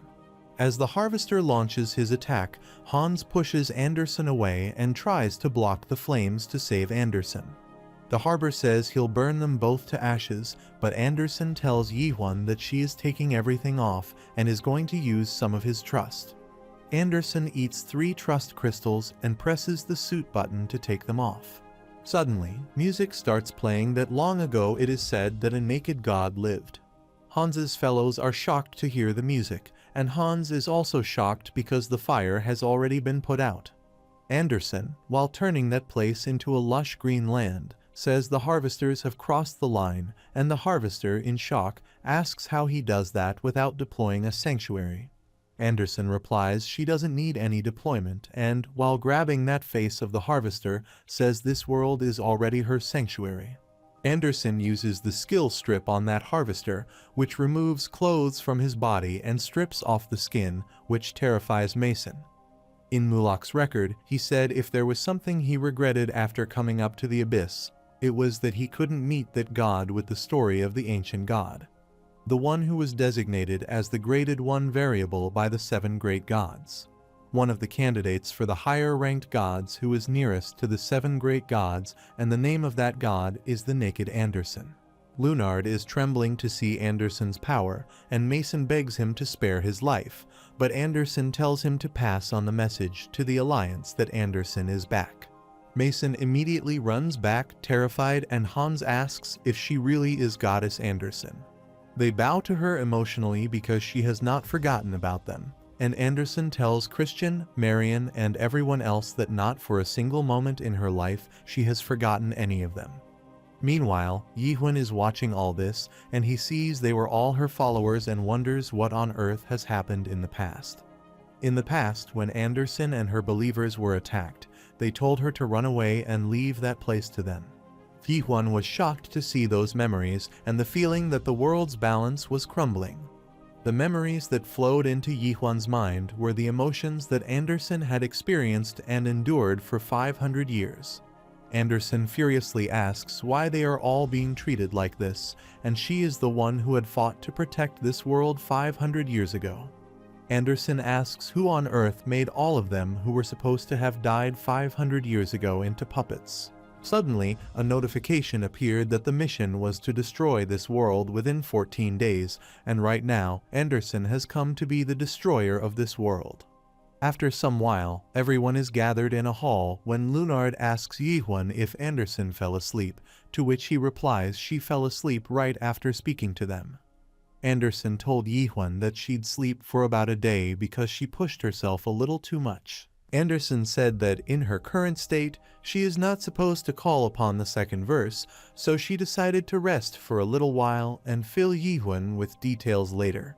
Anderson tells Yi-hwan not to do anything weird while she is not around, but Yi-hwan thinks it's unpleasant that she treats him like a child.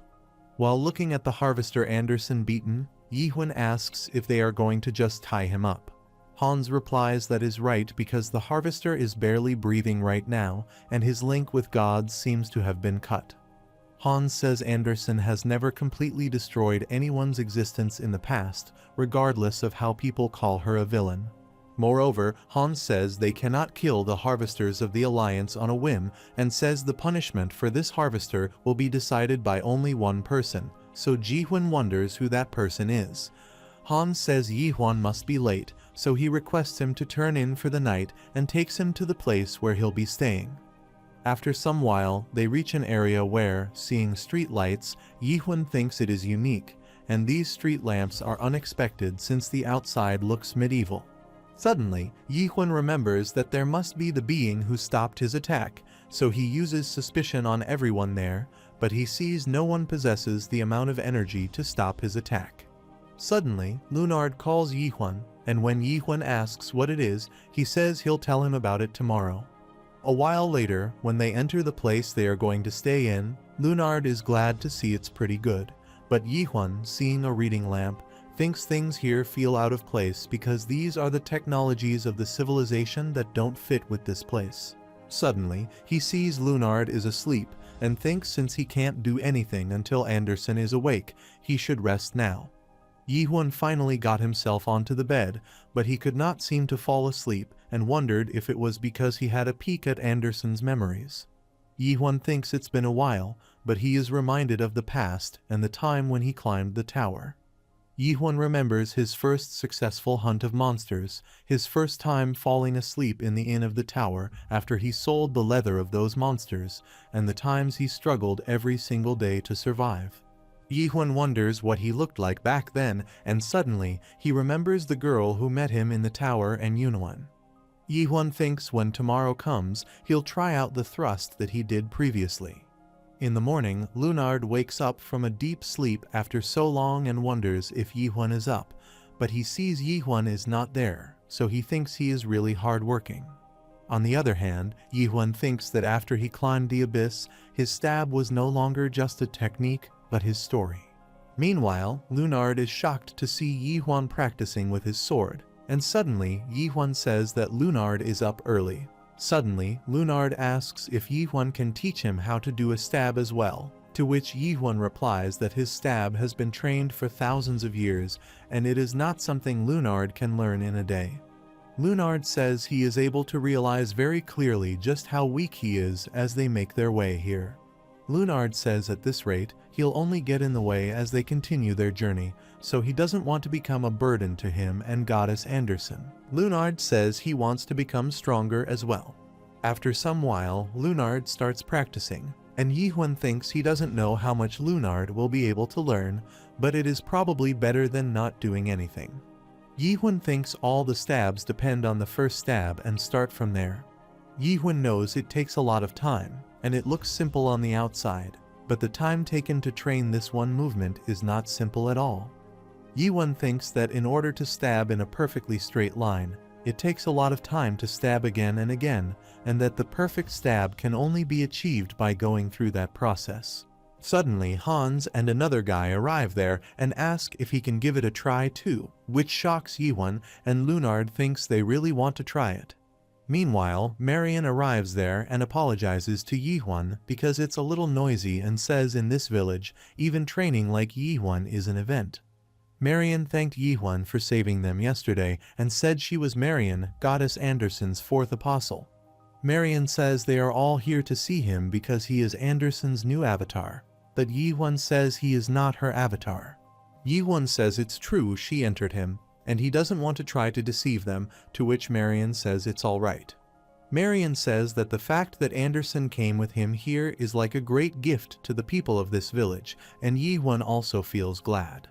After training till evening, Han realizes it's late and says they should go, but Yi-Huan asks where they are going.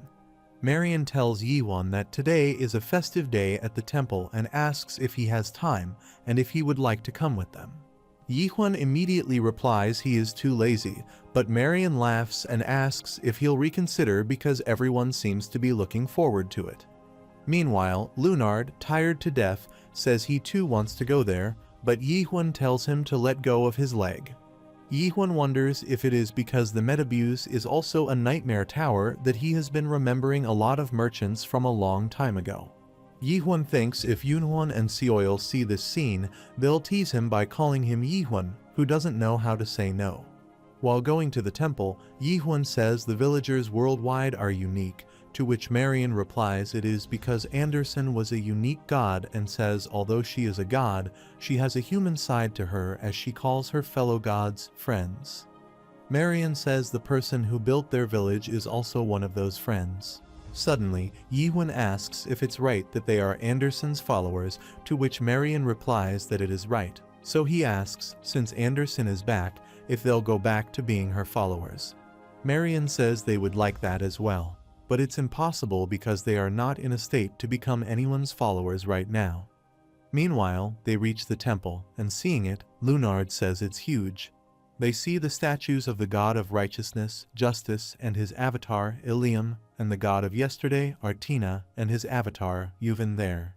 Marion shows them a broken statue of the god that doesn't have an avatar and says it is Eden Cart. Marion says these are to honor the four gods that went through the 500-year revolution with Goddess Anderson. Yi-Huan asks if there are gods without avatars. Lunard replies that he heard of him a long time ago and that there was one god in the Metabuse who did not have an avatar, but he never expected him to be a comrade of Anderson. Lunard says somehow it doesn't feel real to think Anderson would be this incredible. But when Yihun asks if Anderson tells him anything, Lunard says she always avoids speaking of what happened 5 years ago. As they go inside the temple, they see people worshipping Anderson almost naked, so Lunard says it really seems like her temple. Suddenly, Yihun presses the button of his suit, saying it's only respectful to have the right dress code appropriate for this place. Suddenly, when they ask Hans who is praying where he and Lunard sit, Hans replies they should sit beside him, but when he looks up, he is shocked to see them naked. Meanwhile, the other people also feel embarrassed, and Hans says they cannot do it here. When Yihun asks if they are not supposed to take it all off here, Hans asks what he means, to which Yihun replies that Anderson's worldview is one of getting naked. When Yihun asks if this is not right, Hans replies that the heart of getting naked is important, but there is no need to take off all their clothes. Yihun immediately wears his clothes back and thinks he'll kill her this time. Simultaneously, Lunard, wearing his suit, says it's been a long time since he visited a temple and says in his village he couldn't enter the temple because the nobles would prevent them from entering, so he likes the fact that anyone in the abyss can have their own god. Yihun thinks he roughly knows about Lunard's past from the memories that flowed into him. Yihun knows Lunard got chased as he stole a loaf of bread, and his life got threatened as he got chased by nobles while protecting his younger sister. Later, Lunard was dragged into the Tower of Nightmares that suddenly appeared, and the souls were pushed into something that they could not handle no matter how hard they worked on their own. They had no choice but to rely on God in the end. Suddenly, Lunard asks if Yihun has tried praying before, to which he replies that in the Tower of Nightmares that he cleared, there was someone who was part of a religion from another country. Yihun sat in that person's village. There was a device that chanted prayers for them, and even if they didn't know how to speak their language, if they turned the device, it would chant a prayer for them. Lunard thinks that is a unique device and says it's interesting, but he is not sure if that counts as a true prayer. When Yihun asks what is a true prayer, Lunard gets confused, and Yihun thinks everyone is praying to something, but he wonders about those who are not Anderson's followers, who they are praying to, and what they pray for. Lunard decides to take a look, and he is shocked to see what Anderson's words mean. 500 years ago, she lost all of them, and to die in the abyss means that their soul will really vanish, a shell of a transparent soul with nothing inside. Yihun can feel them praying for help and wonders if this can be considered a prayer, but suddenly, when Hans asks what is wrong, Yihun sees they really are puppets. Suddenly, Marion arrives there, saying she has waited a long time for this day to come, and calls Yihun a foreigner who possesses Anderson. Marion is also a puppet, and she asks Yihun if he can say a few words of blessing for everything in this place, but Yihun is nervous about seeing their real status. On the other hand, Renee announces in her broadcast that they have entered the 6th floor, and a notification says that the god of flames, Ignis, says her new clothes look good. Renee says it is one of the new skins that came out recently, and that it's not an advertisement because she bought it on her own. Meanwhile, when the god of flashes, Ray asks her for the name of the skin, she replies it is Moonlight Girl Yu Sanga, and she got it from a gacha collaboration event in the Starstream. Suddenly, when Ray asks how she even climbed up to the 6th floor, she replies what he means by how she did it and asks if he knows how difficult it is to climb all the way here. Meanwhile, a god, Higmaton, says he is certain she brought the special high pass, but Renee replies she doesn't have money for that. However, she says she brought her drone Bulbul with the money they all gave him and says the reason she is here is because of the newbie that appeared in her previous stream. Renee asks if they remember the newbie, so Ray asks if she is talking about the naked guy, to which she replies he is right that the newbie is the person everyone has been talking about for the past few days. Renee says he is the one who brought everything to a stop in the Metabuse. Suddenly, Renee says she tracked down that newbie to this floor and says it seems he has come to quite a unique worldview. Renee says, as all of them already know, the 6th floor of the Metabuse is a mix of old versions of maps. Ignis says that this is where the puppet pervert lives, and meanwhile Renee says her drone Balbal has located the newbie. On the other hand, when Marion tells a foreigner who possesses God Anderson to say some words, Yihun gets up and says he is not Anderson. Suddenly, all the puppets there start asking Yihun if he'll pray for everyone here, and Lunard asks Yihun why they all are acting so weird. Yihun realizes that they are not properly able to comprehend what he is saying right now because they are just answering with the memories injected into them. Yihun understands Anderson's words, and he suddenly remembers the religious person who died in the Tower of Nightmares. That guy asked Yihun if he'll occasionally turn this musical box in his stead if he die. Yihun wonders if that person's god heard the melody of the musical box he left behind, and if his god did hear it, would his god be able to say something to him? Yihun thinks maybe even if his god did say something, he wonders if there is any meaning to say it to the musical box. Yihun wonders if gods are not lonely, and suddenly he understands why these people keep praying. Yihun thinks just like why the religious person in the Tower of Nightmares kept praying, it's probably the same reason for these puppets too. Because gods only exist when the followers are praying, and that is probably why they have been praying without rest for 500 years, so that their god will continue to exist in the world, so that they'll be reminded of their god, and so that they'll remember their god. Suddenly, Yihun tells Hans that it's okay to stop praying and says all of them have been fervent in their prayers, so they should have a good rest now. Still, Hans, like a puppet, asks if Yihun will pray for everyone there, which infuriates Yihun, and as he holds his sword, Lunard, with worry, asks what he is trying to do. Suddenly, Anderson tells Yihun to stop and ask what he is doing right now, to which Yihun replies that they are no longer who she remembers them to be, so he says it's time to free them. Yihun says she is just greedy for wanting to keep them, but Anderson asks if his friends became puppets like her followers, and if she could do otherwise. Yihun furiously replies that when that happens, he'll kill him with his own hands, but Anderson asks if he'll do that even if there is a way to return the puppets to who they used to be. Yihun immediately stops and asks if there is a way to do that, to which Anderson replies that there is a way, but she is not certain. However, Anderson says it could be possible for the maker of these puppets to suddenly, the maker, enter the temple. The girl says it's been a while since a stranger has visited this place, and she asks Yihun who he is. Meanwhile, Yihun is sure he has seen her face before and remembers Bertus's picture with a lady. Yihun asks if she is the former avatar of Anderson, Rachel Yang, and Rachel feels a familiar energy, so she says she knows who he is. Suddenly, Rachel transforms into a fierce entity and says it's been a long time, but Yihun realizes she is just an empty vessel like the other puppets. Yihun wonders if a god is occupying this vessel, and suddenly Anderson furiously asks how dare Rachel do this and warns she'll kill her. Anderson releases her energy wave, but Rachel says it looks like Anderson likes the presents she has prepared for her, and she destroys Anderson's energy wave, saying Anderson has gotten way weaker over the last 500 years. Meanwhile, Anderson furiously asks why on earth Eden turns Rachel into a puppet, and Yihun tries to remember who Eden is. Eden is one of the 6 strongest gods in the current metabuse, and the first puppet maker.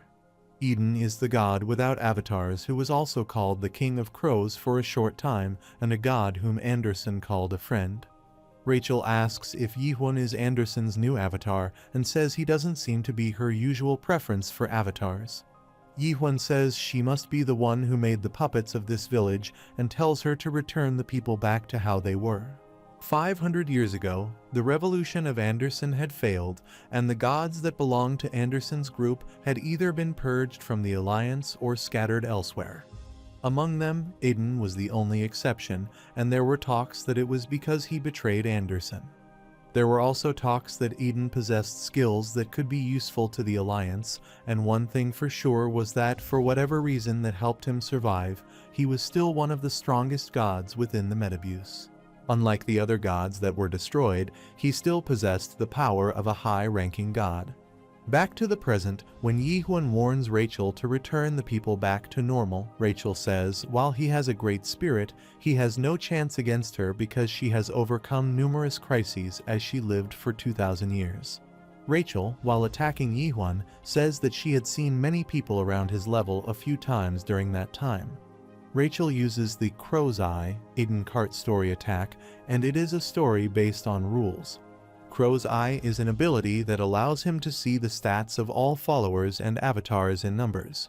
DIDN's forte was being able to select avatars or followers that had better stats, and up until now, numerous avatars have been caught by his eyes and turned into puppets.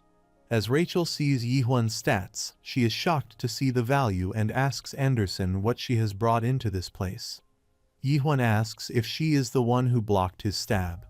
Rachel gets shocked, and Yi-Huan says the scratch on her sword is the one that only his stab can leave behind. Rachel thinks this cannot be true, but Yi-Huan tells Anderson not to let her guard down this time round because he'll kill DIDN and climb up to the 7th floor. Rachel asks if he wants to have a fight with the world power because she says it has been a few hundred years since she did this. Rachel starts attacking, so Yi-Huan tells Lunard to be careful and not get caught in this. But Rachel asks if he is just going to talk and why he is not attacking. Rachel asks if he is scared that his attack will be blocked again. Suddenly, Rachel sees some puppets run away, and she thinks it's ridiculous that he is waiting for the puppets to be evacuated. As Rachel looks back toward Yi-Huan, she is shocked to see he has generated 2 destructive attacks. Rachel tells him to wait a second, but Yi-Huan has already launched more attacks, and this attack is called World Stab, which consists of 7 consecutive shots. Suddenly, a blast happens inside the temple because of these attacks, and the building is destroyed. Rachel manages to save her life with Crow's armor, but it is cracked now, and Raist asks what his name is, to which he replies it is Yi-Huan. Suddenly, Anderson tells Yi-Huan to be careful because DIDN doesn't usually ask for the names of the followers. When he asks for someone's name, it is because he wants to make them into their own puppets. Meanwhile, Rachel laughs and says Anderson has brought an incredible avatar to her, but Yi-Huan says he is not an avatar, which shocks Rachel, and when he asks who he is, he replies he is Anderson's comrade. Rachel is shocked, and she asks if Anderson still has comrades because he thinks all her comrades died on the battlefield 500 years ago. Rachel furiously yells that every single one of Anderson's comrades is dead, but Anderson tells Yi-Huan DIDN was crazy 500 years ago, and he still is crazy. Yi-Huan says that is not insanity, and DIDN is acting crazy because Yi-Huan knows the moment his stab went out, DIDN blocked all the exits that the residents went out from. Yi-Huan says he doesn't know why, but DIDN is trying to protect those people, so he, while walking towards Rachel, says he doesn't know why he is doing such a terrible thing, but a world that has disappeared won't come back just because DIDN create fake followers by making them his puppets. DIDN asks what the hell Yi-Huan knows and says their prayers were all real at one point. In the past, Seoil said that one day everyone would say it was a lie that a tower had appeared and destroyed the world, and then humans would be able to return to the past as a group. Yunwen said that people would say those things only happened in a novel, and Seoil asked who would believe that those things actually happened to them. However, Yunwen said those who came to that tower will remember it. Yunhua and Seoil, who used to say those things while laughing, have now forgotten what happened back then.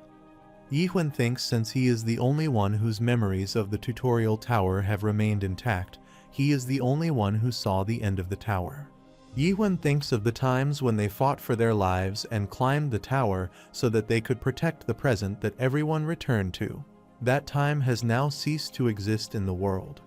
Yi-Huan thinks that if DIDN has not been able to forget the past 500 years, like how he still remembers those times, maybe that is why he hasn't been able to leave this world. DIDN says Yi-Huan won't understand because this is not something a mere human could comprehend. He says that if Ji-Huan is truly Anderson's comrade, then he should prove it to him. DIDN spreads his wings and attacks with sanctuary deployment. Yi-Huan tells Lunard to run away. This is a crow grave view, which worries Anderson, and suddenly, some hands start grabbing Ji-Huan's legs.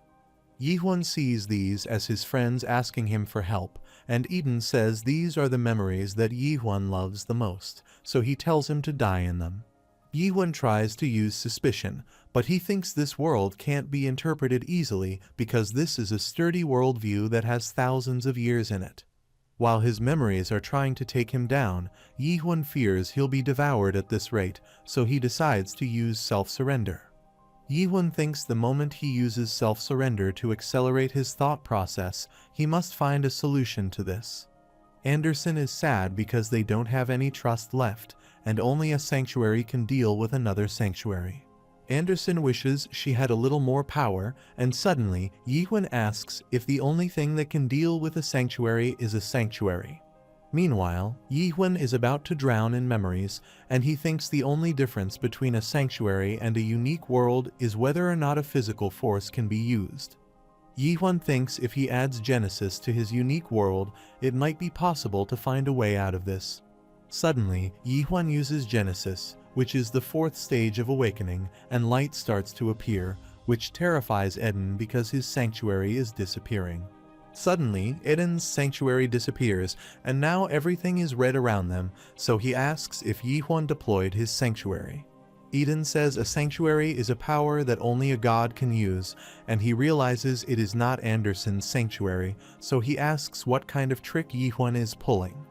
Yihun asks if that is important, to which Eden replies that it is if the world he chose belongs to Anderson.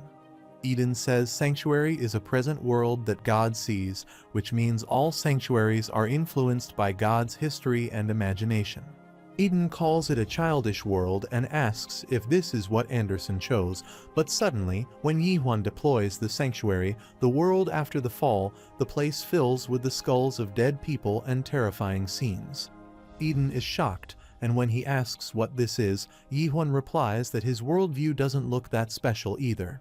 Suddenly, Yihun rushes to attack him, but Eden realizes it's Yihun's world, so he surrenders. Yihun stops as his sword reaches Rachel's neck, and after some while, when they stop fighting, she says he ought to do this much to restrain him. Yihun has tied her with a world suppression tool and a restraining chair, but he asks Anderson if he cannot just kill her. Anderson tells him to hold it in because Eden is willing to obey them, and he might not look like it, but he is one of the Metabuse's 6 gods. Anderson says he is not weak, and Lunard says Eden is a god that he cannot phantom at all because not only did he suddenly surrender, but he also sold them his own products after he asked them to restrain him. Anderson says Eden has always been like this, and no one could have phantomed him 500 years ago either. Suddenly, Marion arrives there and asks if he intends to kill Eden, to which Yihun replies that he is the one who turned them all into puppets, so he asks why she is worried. Marion says that is because they asked Eden to do this, and Hans says that's true, which shocks Lunard, and Anderson says that was probably so that she could live. Anderson says, as Yihun already knows, that gods that are not remembered in the abyss for a long time would disappear. Yihun thinks the source of a god is a concept, and it is natural for a concept that most people have forgotten to disappear. Yihun thinks it could be because the puppet's prayers helped, but he thinks Anderson didn't disappear even after the seal was released, and finally, she returned to this tower. Anderson says that although she was scared that her followers would become Eden's puppets, he had never forced others to undergo puppetification. Yihun thinks Eden is not as bad as he thought, and Anderson says she said he was crazy but never said he was bad. To begin with, Anderson says Eden would even ask followers who are about to die if they want to undergo puppetification. When Yihun shockingly asks why she went crazy wanting to kill him, Anderson says Eden crossed a line by messing with her former avatar. Yihun asks why Eden did not explain to him earlier, causing him to misunderstand. He replies it is because Yihun didn't give him a chance to tell. Suddenly, Eden says that, as he is completely restrained, Yihun can ask him anything he wants to know. Yihun says his friend has been dragged and captured into the abyss, and he heard that he was dragged into this tower as a puppet. Eden says that is a common occurrence, but Yihun says he wants to find his friend, so Eden says it's a touching story, but he can't help him because he doesn't buy souls to turn them into puppets. Yihun heard Eden was the first puppet maker, so he said he must know some other puppet makers inside the tower. Eden says there are ways to find out, but he asks why he helps him. Yihun replies if he doesn't, he'll die, but Eden says if he kills him, the puppet will die too. Yihun gets furious, and Anderson says Eden is acting up again. Suddenly, a fire breaks out in the direction of the village storage, and Yihun remembers they tied the harvester there. The villagers rush to put out the fire, and after some while, when they manage to do so, they see the harvester burn to death. Yihun asks Anderson if she has any idea who did this, and she replies the Alliance is behind this because the stigma on the harvester's body belongs to the Alliance. Anderson says it was a divine punishment, and she saw this 500 years ago. Anderson says that back then, all the villagers who carried the stigma disappeared without a trace, so she says it was a declaration that they'd punish the villagers if anyone dared to challenge them. Suddenly, Aiden furiously asks what the hell Yihun and his comrades have done to his village. Eden says he needs to tell them two things, that the Alliance will be here in a week, and that would spell the end of this village. Yihun says he heard Eden is one of the stronger gods in the tower, to which Eden replies that is true, but when Yihun says they should then fight and win, Eden furiously says if that was possible, he would give a position in the Alliance already. Eden says he wants them to leave the village before Alliance arrives unless they want to die with everyone else. Suddenly, Eden says he found Yihun's friend Yunwan's records, and for now, he is certain Yunwan has been moved out of the Caspian confinement capacity. Eden says that since the only Metabuse transaction record was his, he should have been transported to this tower if nothing went wrong. When Yihun asks if Yunwan is still alive, Eden replies that one doesn't die just because they have become a puppet. Eden says there are puppets on higher floors that still possess their souls, and there are also quite a few who have sophisticated hobbies like living puppets. Suddenly, Yihun says he only asked if Yunwan is alive, so Eden replies that Yunwan has not become a puppet yet because he looked at the list of the names that went through puppetification recently, and he didn't see Yunwan's name in the list. Yihun thinks it's a relief, and it means there is still a chance he can save him, but Anderson asks if he'll be alright.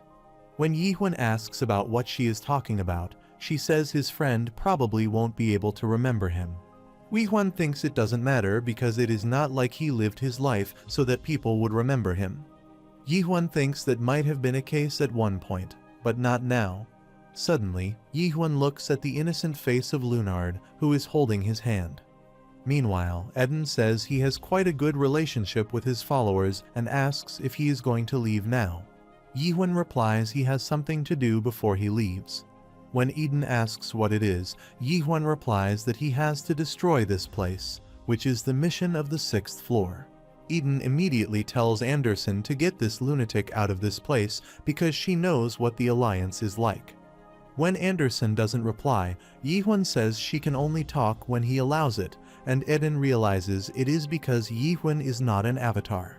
Suddenly, Eden says he has an item that he was experimenting on a while ago, but he didn't put it on sale because he didn't think anyone would buy it.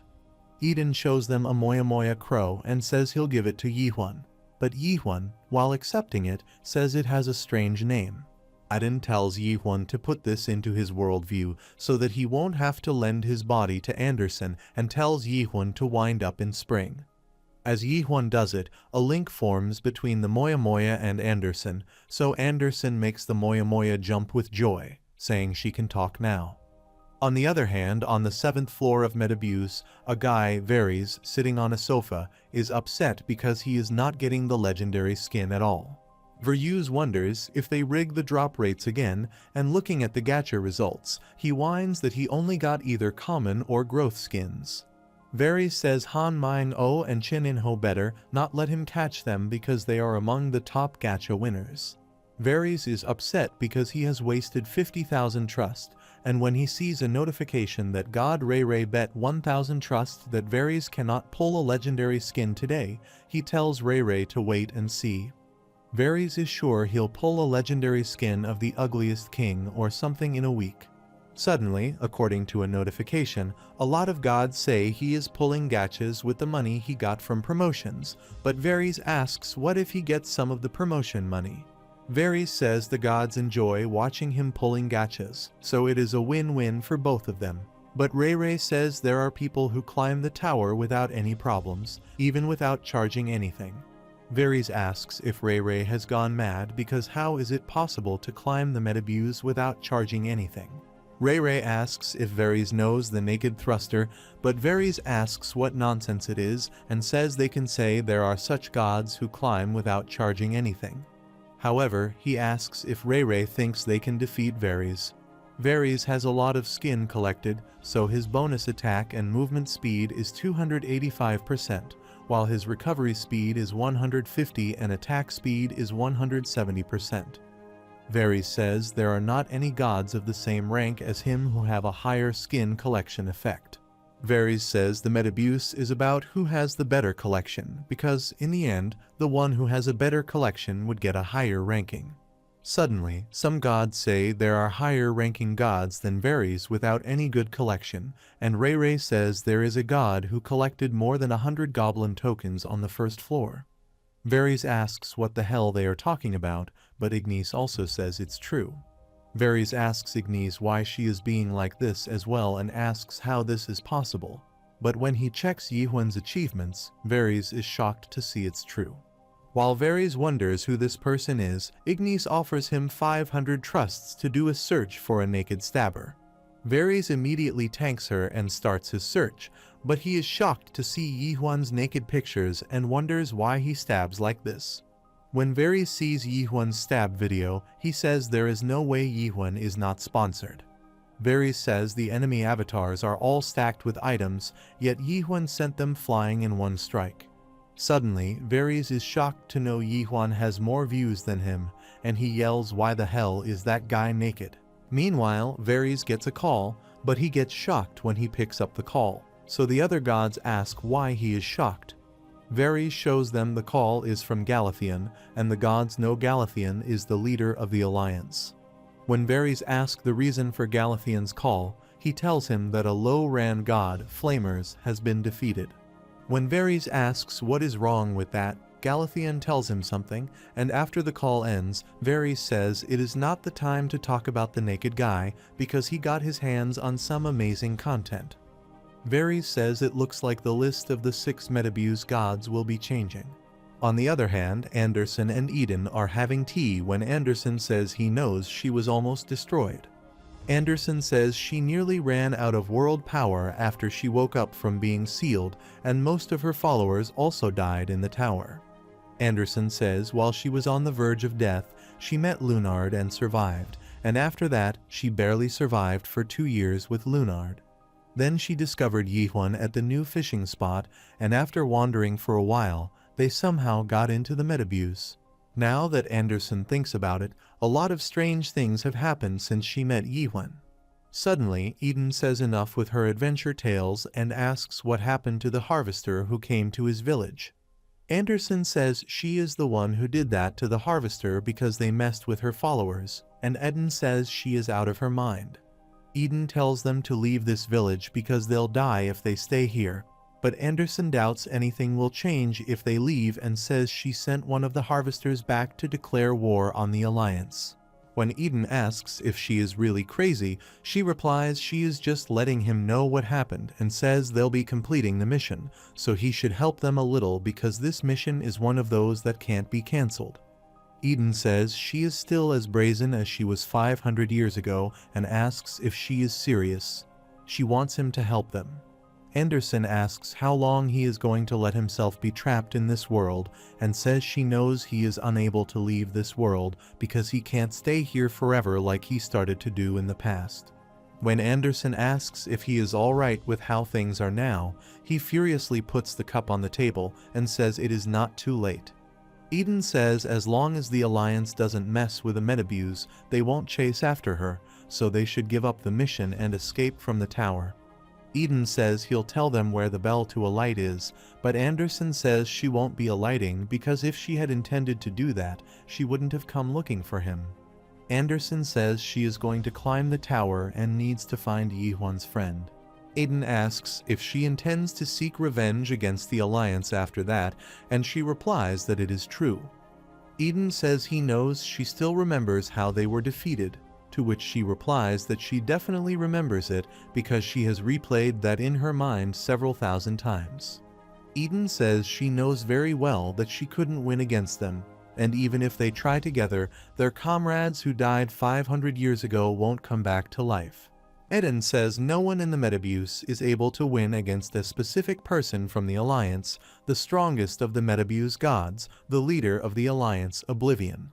Eden says that after Oblivion appeared, the title of the strongest in the Metabuse never changed hands because fighting him would be equivalent to making enemies with one of the 7 great gods. Anderson says she doesn't care, but she asks if there is any way to bring back Rachel and her other followers using dolls because they are truly dead. Eden says that is possible in one way, and Anderson asks if it is possible through Metabuse and the driver who moves this tower. Within the passenger rules of the Metabuse, there is a famous clause that everyone knows about, but is impossible to achieve. The 7th clause of the passenger rules that the passenger who reaches the last floor can make a wish to be granted by the driver, the owner of the Metabuse. Anderson says all the deaths have taken place in this place, which is not a reality but an illusion, so she says if one is able to control everything that occurred within the Metabuse, then a chance is possible. Aiden asks if she is thinking that maybe the dead can be brought back to life and tells Anderson that the times are different from 500 years ago. Eden says she doesn't have any followers or comrades, to which she replies she has one, and she has Eden too. Eden thinks after experiencing that horrible past, she still sees the world in the same manner and wonders how she is able to still remain positive and have disillusioned faith that something can be changed. Eden wonders how she is able to see the world like this, and Anderson tells him not to be afraid because it might be much easier than they think. Anderson says it is because they have someone who dreams of an even more ridiculous world than them. After some while, Eden agrees to help them and says it is not because he wants to, it's because he doesn't have a choice. Suddenly, a notification appears that Metabuse has been declared in the possession of the Alliance as of this moment, and all the passengers are advised to leave that map in 5 days. Anderson is shocked they are taking back the map and says the Alliance is still behaving like thugs. Eden says that since they are giving out notice to leave despite Anderson having interfered with Alliance members, they are acting more cultured right now. When Anderson asks what Eden intends to do, he says it is about time and that everyone should be anxious after hearing the news. Eden says that he intends to bring the dolls out of this world after he has confirmed that Anderson is still alive. Anderson asks if he'll climb with them. Eden replies that he'll do that, but they must not clash with the Alliance because they'll be defeated if they fight them now. Eden says they must clear the mission before the Alliance arrives and move on to the 7th floor so that they'll have a chance of winning. Anderson says it looks like he has a plan, to which Eden replies that there are still gods on the 7th floor who remember her, so they need to borrow their strength if they want to go against the Alliance. Yihwan says the condition to clear this floor is to destroy this world, so they need to destroy everything now. Eden asks how long it'll take and says if he is thinking of piercing through the ceiling, he must stop it because he is the only one capable of blocking his stab. Eden says the floors above this floor have sturdier ceilings and floors in between, so he won't be able to destroy it, but he is shocked to see Yihwan has already broken through the ceiling. Suddenly, the ceiling starts to recover again, and Eden says he told them that it is hard to destroy a world with a stab. Eden says this world was not made for people to clear it in such a manner, so Yihuna asks if there are any other ways, to which Eden replies that 500 years ago this world was destroyed once. Eden says the volcano is located in the center of the map, and it all started when a meteor hit that volcano. To put it simply, Yihwan can destroy this world if he causes that volcano to erupt, and it won't be easy to activate it again. Eden says there is a chance of achieving that if a powerful lump of world power is dropped in its crater. The size required will be more than just a few more stabs of Yihwan. Suddenly, they see lightning in the sky and get worried because Alliance is already here. As they appear, one of them tells the other that he told them there was someone who had pierced through the ceiling and climbed the Metabuse. This guy is very smart, and he says he was sure Yihun would try it again. He, with a smirk, says he finally found the naked stabber. As the Alliance rushes to attack them, Yihun immediately uses World Stab Compression, which hits a lot of Alliance fighters. Meanwhile, Eden is creating Crow's grave, and Yihuna asks if he is not done. Eden replies that he is already done creating it, and suddenly, he starts converting the whole village into his sanctuary. Meanwhile, an Alliance member understands that they are going to turn the whole village into a worldview, hide within it, and then escape, so he tells his men to go after them. Simultaneously, Eden asks if Yihun is really thinking of executing that ridiculous plan, but Jahun says Eden himself said there is no other way. So he grabs Lunard and starts running, saying they have no choice but to try the only way available first. Meanwhile, a lot of gods join Veri's live stream, so he welcomes them and says today's stream won't be gacha because in today's stream he'll be clashing with the rumored naked stabber. When Ignis says it is another stream of bullying the weak, Varys asks how they are weak and says his target is the naked stabber. Varys says his fellow gods must have heard of Anderson, the disaster from 500 years ago, and the god who killed 3 of the 6 Metabuse gods. Varys says the naked stabber is Anderson's avatar and says there are rumors that one of the current 6 Metabuse gods, the King of the Crows, is colluding with them. Varys asks the gods if they still don't understand what is going on and says this diabolical group is once again scheming to throw the whole Metabuse into chaos again. Varys says the situation was far more from ramblings that sounded real, and the Alliance doesn't consider the situation to truly be that serious. Varys says that, based on the results from the World Power Measuring Center, Anderson has dropped to a lowly ranked god, and while the naked stabber is a little worried, he is just a mere avatar. Varys says the only opponent that is concerning would be the King of Crows, but Varys says while Eden is one of the current 6 Metabuse gods, the last time his powers were checked was 500 years ago. Varys says Eden was isolated for 500 years, so there is a close to 0 chance he would be able to maintain his strength from his prime days when he had not even recruited any followers. The only reason that Varys is still making such a big fuss despite all that is because he'll earn some bucks. The Alliance Death Squad has given him 500,000 trust, and Varys says the leader of the Alliance Death Squad, Gallatin, has already warned him about this situation in advance. Varys says that's why Gallatin dispatched forces to this place where the King of Crows is located and warned Varys that the revolution that took place 500 years ago would reenact. When Ignis asks if Alliance is the one who is attacking first, Varys replies that they all know who killed their harvester first. Varys says they are just here to seek the justice they deserve, and suddenly he ends the stream while saying the other gods are so obnoxious, acting like they are all high and mighty. Varys says in the end, they'll like his stream and applaud them when they start. Suddenly, Varys asks Jai-Han if Gallatin is not here yet, to which Jai-Han replies that Gallatin will be at the cleanup party since he is meeting with the other 6 gods. Jin-Han is the avatar of the god of whirlpools High Circle. Jin-Han knew 500 years ago that Anderson murdered 3 of the 6 strongest gods in the Metabuse and almost pushed past the door of the 10th floor, which the Alliance was guarding. Jai-Han thinks that if Anderson comes back with strength from her prime years, and even if the whole Death Squad were here, they would not be enough to stop her. Varys is shocked to hear Anderson is this string, but Jai-Han says that was 500 years ago, and right now Anderson is just a low-ranking god, so there is nothing to worry about.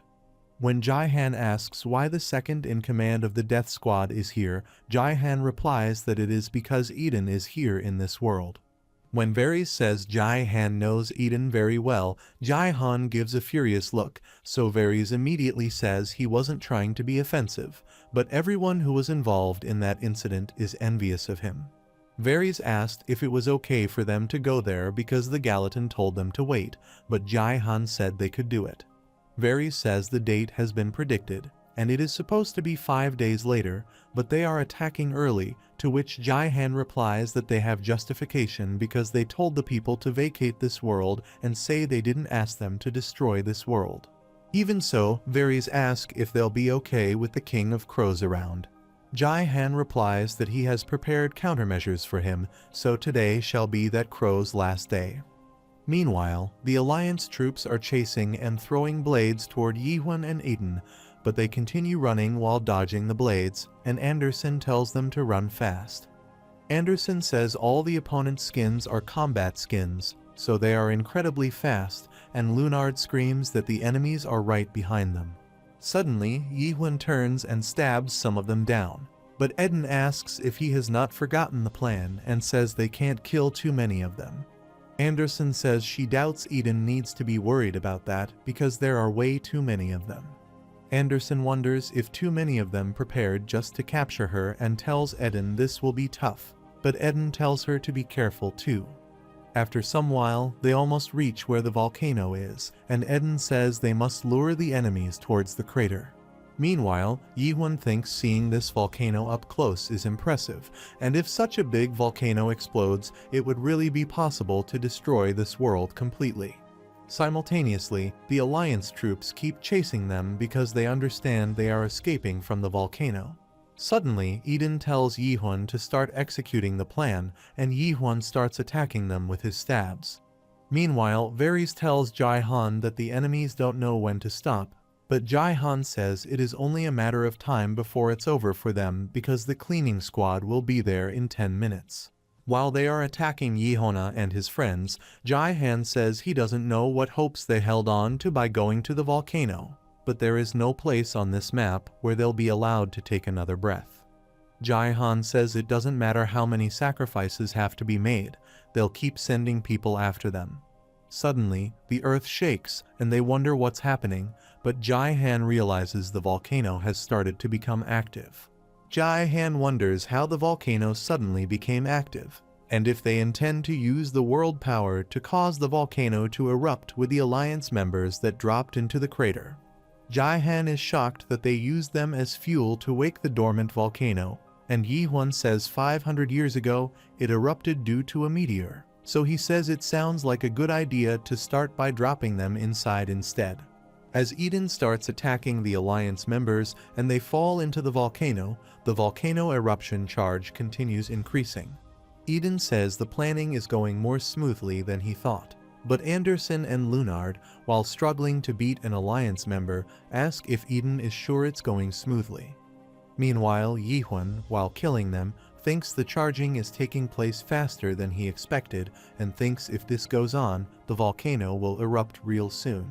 Suddenly, someone attacks Yi-Hun, but he blocks the attack, and that guy tells Yi-Hun to behave himself because he is just a free-to-play player. Luard is shocked to see that guy and says that it is the Star Stream collaboration, the ugliest king Kim Dokja's skin. Varys has equipped this skin and says this is the skin beggars like the Naked Stabber can never get. While Varys laughs, this skin is the best. Anderson asks Lunard if he seriously wants this skin, to which he replies it's popular among skin maniacs. Meanwhile, Yi-Hun thinks he cannot understand what's so ugly about that skin because that guy looks pretty handsome. Meanwhile, Jai-Han says it's been a long time since he saw Eden, and Eden says he was not accepting the Alliance to send him here, so he asks if it's another order from Gallatin. Jai-Han replied that it was not, and that he came here because he wanted to so that he could settle his past debts. Varys says Yi-Hun did a great job surviving until now despite not having a single skin, but says Naked Stabber made a mistake going against the Alliance. Varys attacks with his blades while saying it's time to die, but Yi-Hun dodges the blades and kills the Alliance members. Varys is shocked and wonders how this guy is so fast without any skin on. Suddenly, Yi-Hun reaches close to him and, by grabbing his mouth, slams him down. Varys thinks it is impossible that this guy defeated a legendary skin that boasts of having the best abilities, and suddenly, a notification appears that this skin's durability is extremely low when he is trying to equip it. Yi-Huan is about to kill him, but Varys begs him to wait, and Lunard wonders how shameful it must be for him to beg for his life in spite of his stubbornness.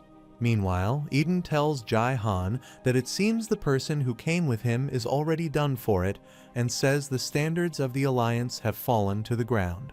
Jai-Han tells Eden not to worry about that, because he wasn't expecting Varys to accomplish anything. Jai-Han says he has heard the rumors that Eden has been capturing puppets recently and calls it nostalgic. Jai-Han says 500 years ago. He also enjoyed witnessing their creation while he was his avatar. Suddenly, Eden says it looks like Jai-Han has been getting good treatment from the Alliance, to which Jai-Han replies that it is all thanks to him.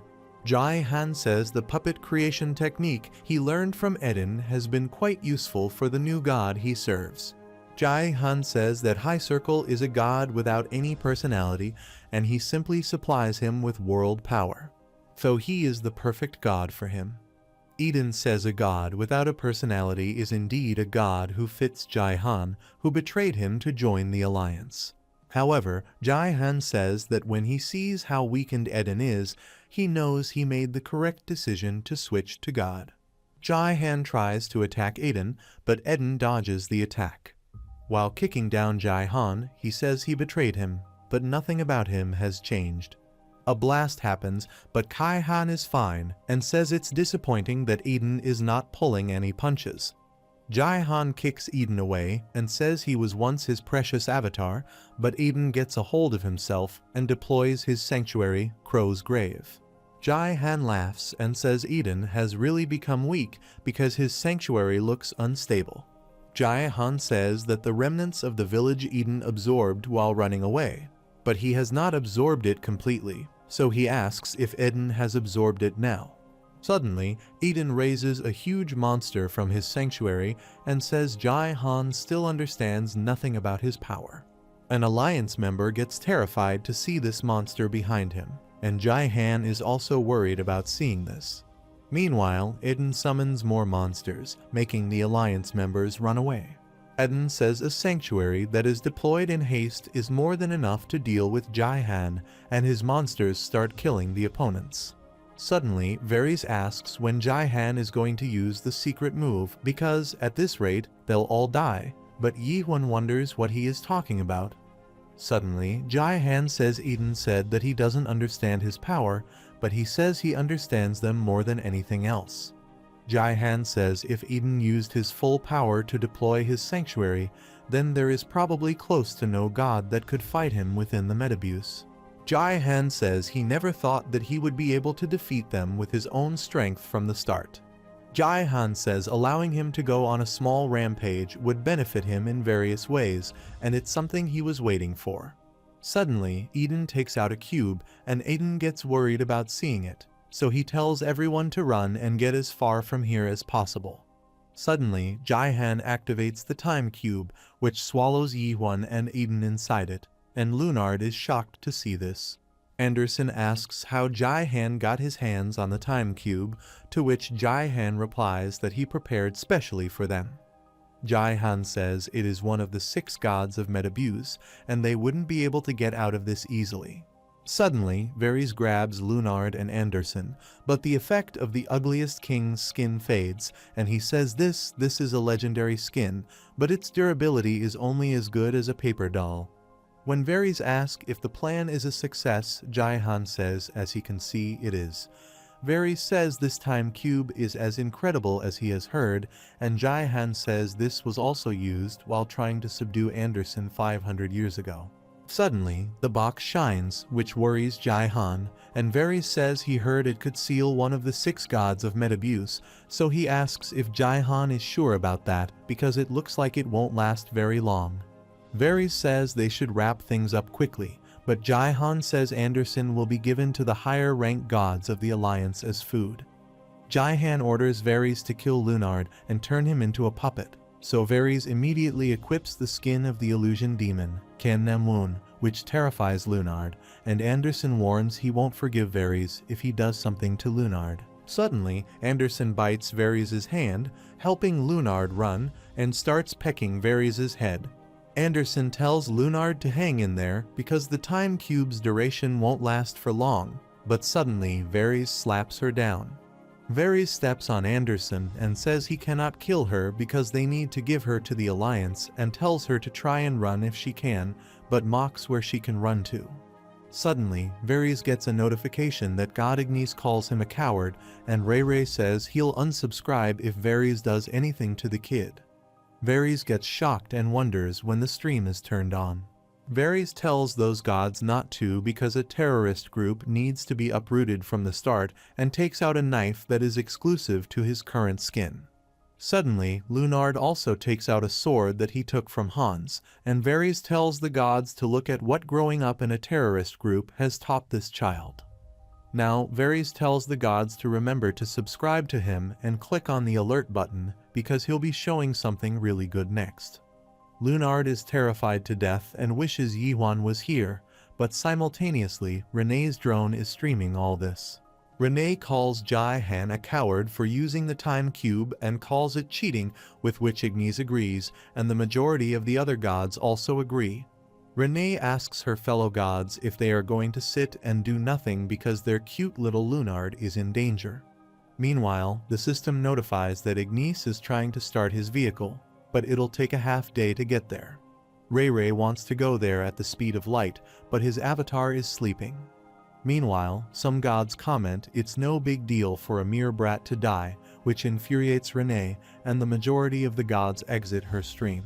The streaming platform of the gods' little brother appears to be a public platform that challenges Big Brother, so it includes a lot of nonsense, as it is supposed to be a collective intelligence platform that can face off against the 7 great gods, but in the end, this is how they are. Renee says she is trying not to get involved because of her promise to the information girl, but she can't lose the newbie and his part here. Suddenly, someone inquires about Renee's current location, so she is happy that someone is interested in helping and is going to tell her location. However, she is shocked to see that Siren TV has inquired about her current location.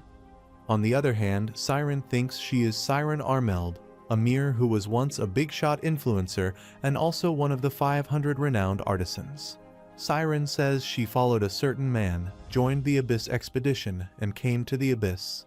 She had been looking for that man after they got separated unexpectedly, but 2 years have passed since then, and she has become a pirate. On the 5th site, Ragnarok, Siren, sitting in her flying ship, sees the red sky is pretty. Meanwhile, Carlton arrives there and tells her that based on the unofficial management law, Clause 8, one is prohibited from putting their feet on top of the dashboard when they are traveling.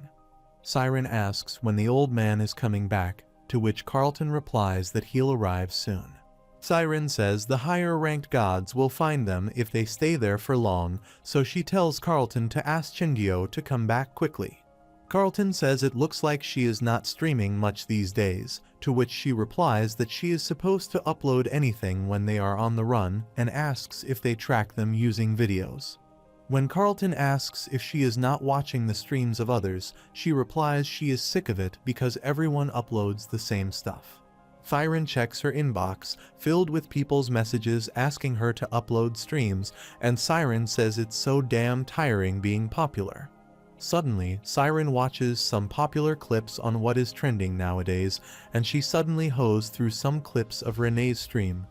Siren thinks Renee is copying her style and tells Carlton to take a close look at how her hairstyle is similar to hers, and even what Renee wears is similar to her clothes. However, Carlton says he can't really tell and asks if there are not a lot of people like her, but Siren tells him to forget it because it's not like he watches her streams. Siren says this person deserves to be taught a lesson with some malicious comments, but Carlton tells her that being malicious is breaking the rules, to which Siren replies that being a pirate is also a crime. Carlton gets a reality check, and Siren suddenly sees a clip of Renee's recent stream in which Yihuan's back is visible. Siren is shocked to see the clip, and when Carlton asks what's wrong, she shows him that the silhouettes of the guy look familiar.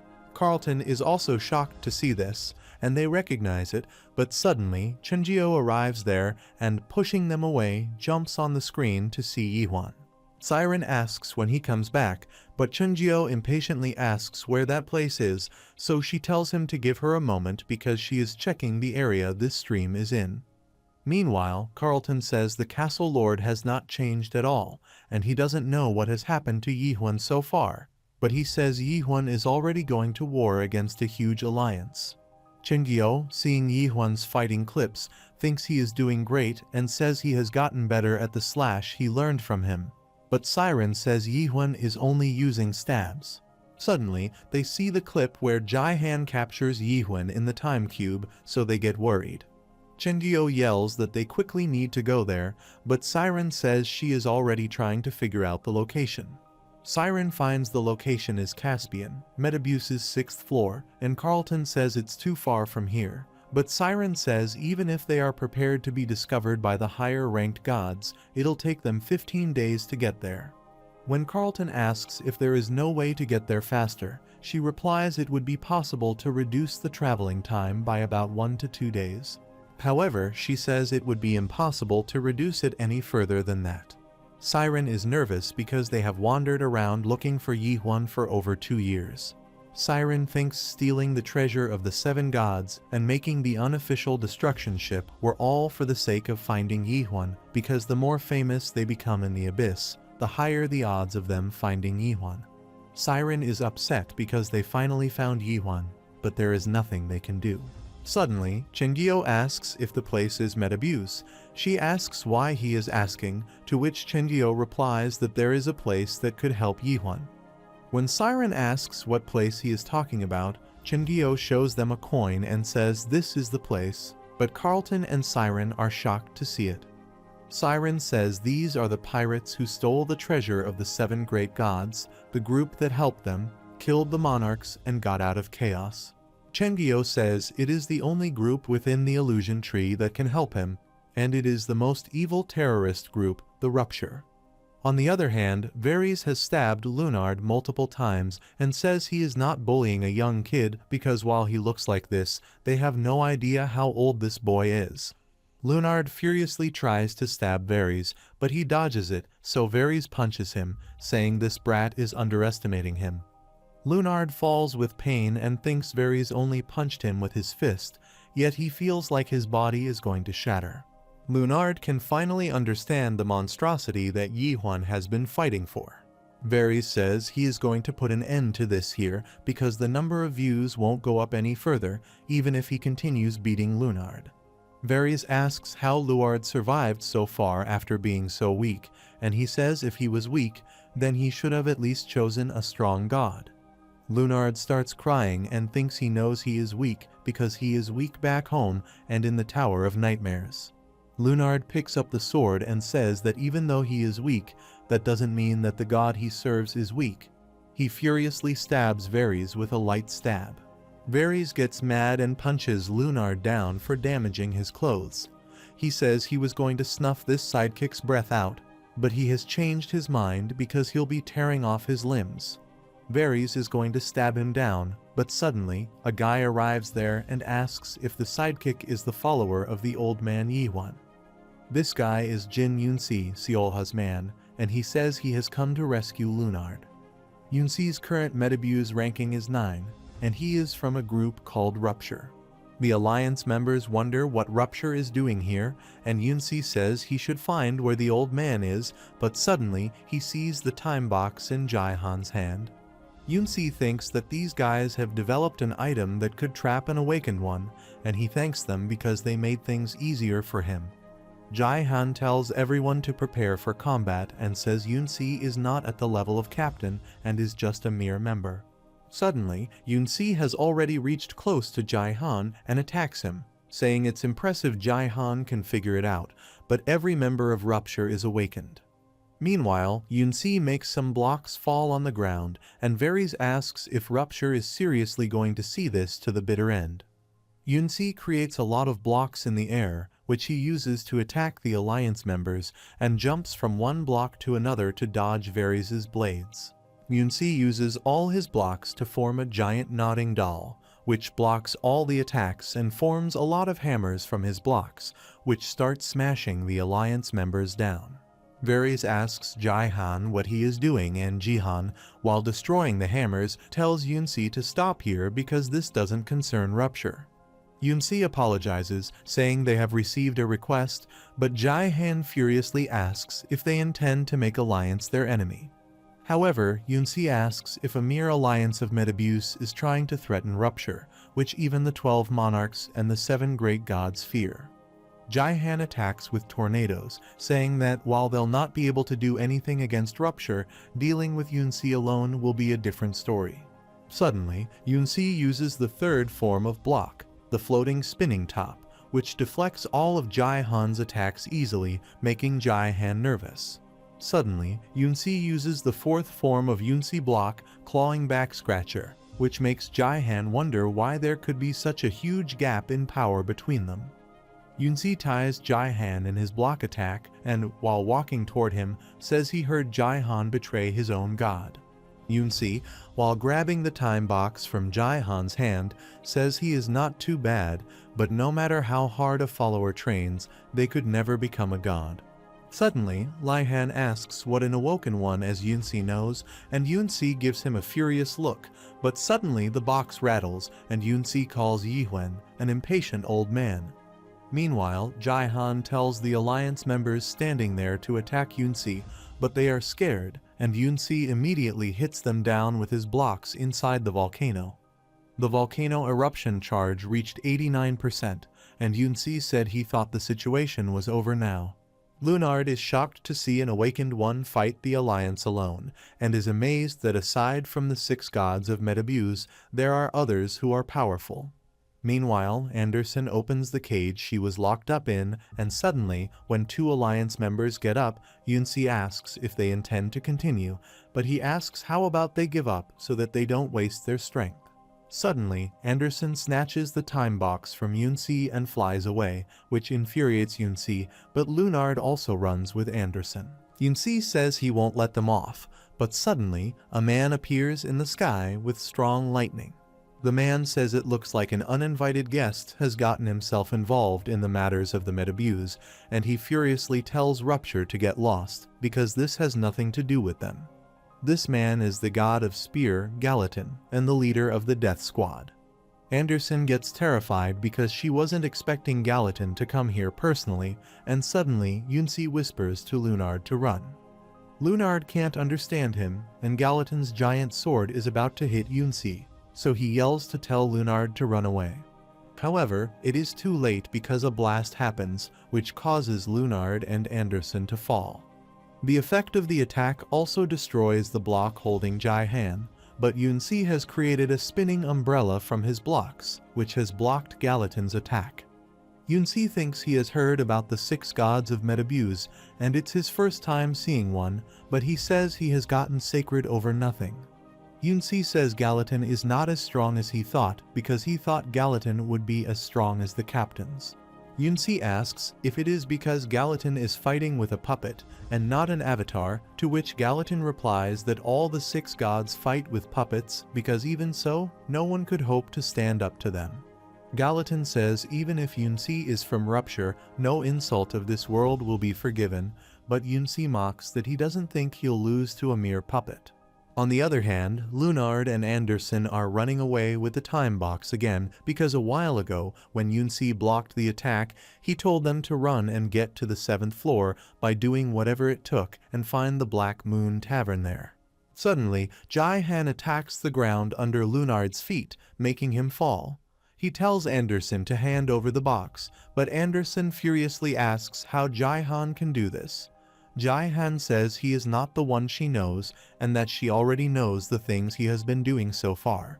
Anderson tells him to let them go and says she doesn't know who he is with the Alliance, but he isn't like this. Jihan says they'll die if they hold on to the cube, so they should hand it over and leave. Jihan says if they do that, he'll spear them and guarantee the safety of the King of Crows, but Anderson asks how she can trust him. Jihan swears upon the gods of Whirlpool and says if they don't hand it over, then he has to use force. Meanwhile, Varys also reaches there and asks what Jihan is doing because this is not the time to act relaxed. Varys tells Jai-Han to retrieve the cube immediately because Gallatin is waiting, but Jai-Han says Varys doesn't need to worry about that. Varys gets shocked, and Jai-Han blows his body, saying he'll not hand over the cube to Alliance. Lunard and Anderson are shocked, but a notification appears that God Varys is furious at the death of his puppet. Suddenly, Jai-Han says he can't wait any further, so Anderson asks if he is trying to get revenge on Eden, to which Jai-Han replies he doesn't need Eden, but he needs the man that is inside the cube with him. Jai-Han says he'll devour him and become awakened, but Anderson furiously asks if this is the path he has chosen, and if he has forgotten the oath he made 500 years ago. Anderson says everything disappeared because of his desire to create a world where gods and humans are equal. But Jai-Han says rats and cats can't become equal. Jai-Han says that if rats and cats want to become friends, then there is only one way for the rats to become as strong as the cats. Anderson says he is a mere avatar and he can't devour gods like the other gods, but Jai-Han says it seems she has forgotten who he is. Jai-Han says puppet creation is not the only thing he learned from the King of Crows. Jai-Han tells Anderson to choose between her followers Lunard and Yi-Huan, who are inside the cube, but Anderson gets worried. On the other hand, Yunsi tries to attack Gallatin with his block hammers, but Gallatin breaks his hammer with his lightning sword, which scratches Yunsi's shoulder. Yunsi says now it's becoming a real fight, and Gallatin asks if he is trying to buy time so that Anderson and that boy run away, and says it's useless to hold him here. When Yunsi asks what he means, Gallatin replies he is not the only Metabuse god who is here, which shocks Yunsi. On the contrary, Jai-Han warns Anderson to choose quickly and says he is only waiting for a short while since they had some history in the past. Suddenly, the sky cries and Jai-Han is shocked to see another main force arriving there. A god appears with his squad and asks if Jai-Han is trying to kill Varys' puppets and steal the cube from the Alliance. This is the god of assassination, Rakers, the leader of the Alliance's secret fire and one of the gods of Metabuse with rank 4. Jai-Han didn't think the two of the leaders of the Alliance would be here, and he knew they wouldn't let him go. Rankers takes off his necklace to choke him and asks if Jai-Han wants to go against the Alliance, which terrifies Jai-Han, and he furiously yells at Anderson to give him the cube because they'll all die if she doesn't. Meanwhile, inside the cube, Yi-Huan is trying to break it, but Eden tells him to give up because if a large power is used in this place, it'll suffer a backlash from that power. Eden says there are signs of interference shown in the creation setting of the manipulated world, and it looks like it was created by an incredible artisan. When Yi-Huan asks if it is made by a mare, Eden replies it is possible and says it seems like the tears of the time waterfall were used to turn this space into a sanctuary, though he is not certain. When Yi-Huan asks how they can get out, Eden replies he can't think of that now, and even if he tries to disassemble this place in his own way, it'll take at least 10 days. Yi-Huan says if they are stuck here for 10 days, then there won't even be a fragment of Anderson and Lunard's soul left, and he won't be able to rescue Yunwan. Yi-Huan says he cannot wait, but Eden tells him that the flow of time is different here, so he shouldn't worry because even though a day has passed in here, it's only a minute outside. Yi-Huan asks if that is why he is taking his time and watching Trust Shop, to which Eden replies that this is one of the ways for him to survive, and he has to eat trusts in order to maintain his existence. Yi-Huan says that doesn't seem to be the case with other gods because Anderson ate trust to charge up world power urgently. Eden replies that gods who have followers don't need to eat trust since their world power will increase and recover by doing nothing, but he says he is different as he is a god without an avatar. Eden says the world power of gods that don't have followers doesn't increase or decrease because it'll simply decrease when time goes by. This is why Eden doesn't charge his world power with other methods. His existence will be erased, and Yi-Huan understands that is why Eden avoids fighting with him. Yi-Huan understands Eden doesn't have an avatar because he can't bear the hurt of betrayal, but Eden reminds him Jai-Han was his avatar 500 years ago who betrayed him. Eden says Jai-han stole his puppet production method and that he was the one who jumped boats over the alliance to betray them. Yi-hwan says he is not interested in the story, but Eden tells him Jai-han was not a bad person, but his decisiveness is going in the wrong direction. Yi-hwan asks if all the gods in Abyss talk so much, to which Eden replies some are like him, but some are different. He says most of the alliance members didn't have any avatars. Eden says the gods of this tower don't like followers because they think of them as insects that eat away their existence. Eden says those gods want to become gods alone without followers and avatars, and that is why they make puppets to use as their avatars. Insects that are living off them won't need to have their own will. Yi-hwan understands that without those insects, these gods won't exist, and Eden says that is right, but Yi-hwan calls it pathetic. When Yi-hwan says the followers know all this and still serve the gods, Eden replies all followers need gods because a worldview is needed to survive in the abyss. Yi-hwan knows this, but he asks why they don't become followers of better gods and says he hates to admit this, but Anderson is a good god. Yi-hwan says she is kind in terms of cherishing her followers, and Eden says he is right. There are kind gods in Abyss too, but not all followers want gods like Anderson. Eden says the followers need strong gods in order for them to prove their worth, but Yi-hwan asks what he means. Eden, as if he thinks the followers only act on behalf of their god, and asks if he ever thought that the gods could actually be acting on behalf of their followers. Yi-hwan understands that the followers' value depends on which god they have. It is just like God needs followers. The followers also need gods, and to act on behalf of a certain god also means it aligns with their values. Abyss is a world where those who can't do things for themselves rely on each other to reveal their own existences. Eden says that the reason why the followers, gods, and monarchs dispose of Yi-hwan is because he acts for himself. But Eden says after he saw his sanctuary, he became curious as to whether Yi-hwan truly acted for himself, or if he was just a follower who acted on behalf of his worldview. Yi-hwan remembers that Garam Samyong said that an adapter and an awakened are just opposite sides of a coin. They simply believe in a different world, which means that just like Garam was just a slave of the system, Yi-hwan thinks he might also be a slave of the world that he believes in. Eden asks if Yi-hwan can really say that his world is completely his, to which Yi-hwan replies that he'll know when he sees it in person. Suddenly, Yi-hwan shows his world to Eden, which shocks him, and he asks if Yi-hwan has been living while seeing such a world every day. Eden, looking at the eye of Yi-hwan's world, says he knows what this eye represents, to which Yi-hwan replies that everyone who sees it says something similar. Eden says that is to be expected because everyone in Abyss knows what that is and would try not to look at it directly, but a very long time ago, Eden saw someone who had that in the sky like Yi-hwan.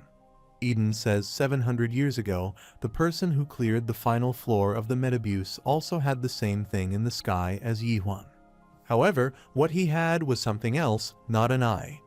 Yi-hwan wondered who the god who had the same worldview as him, and suddenly Eden said that person was from the worst terrorist organization of the illusion tree, the Rupture Sovereign. Eden says that the guy's worldview was very dark as well, like Yi-hwan's, and if there was something different, it would be that his worldview was not simply dark, there was also loneliness.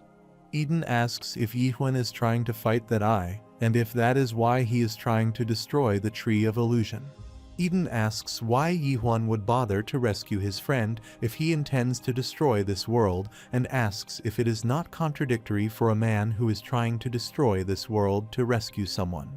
Suddenly, Yi-hwan raises a nightmare tower, which is his worldview, and says he wants to save Yunhwan because he deserves to see the end of this world.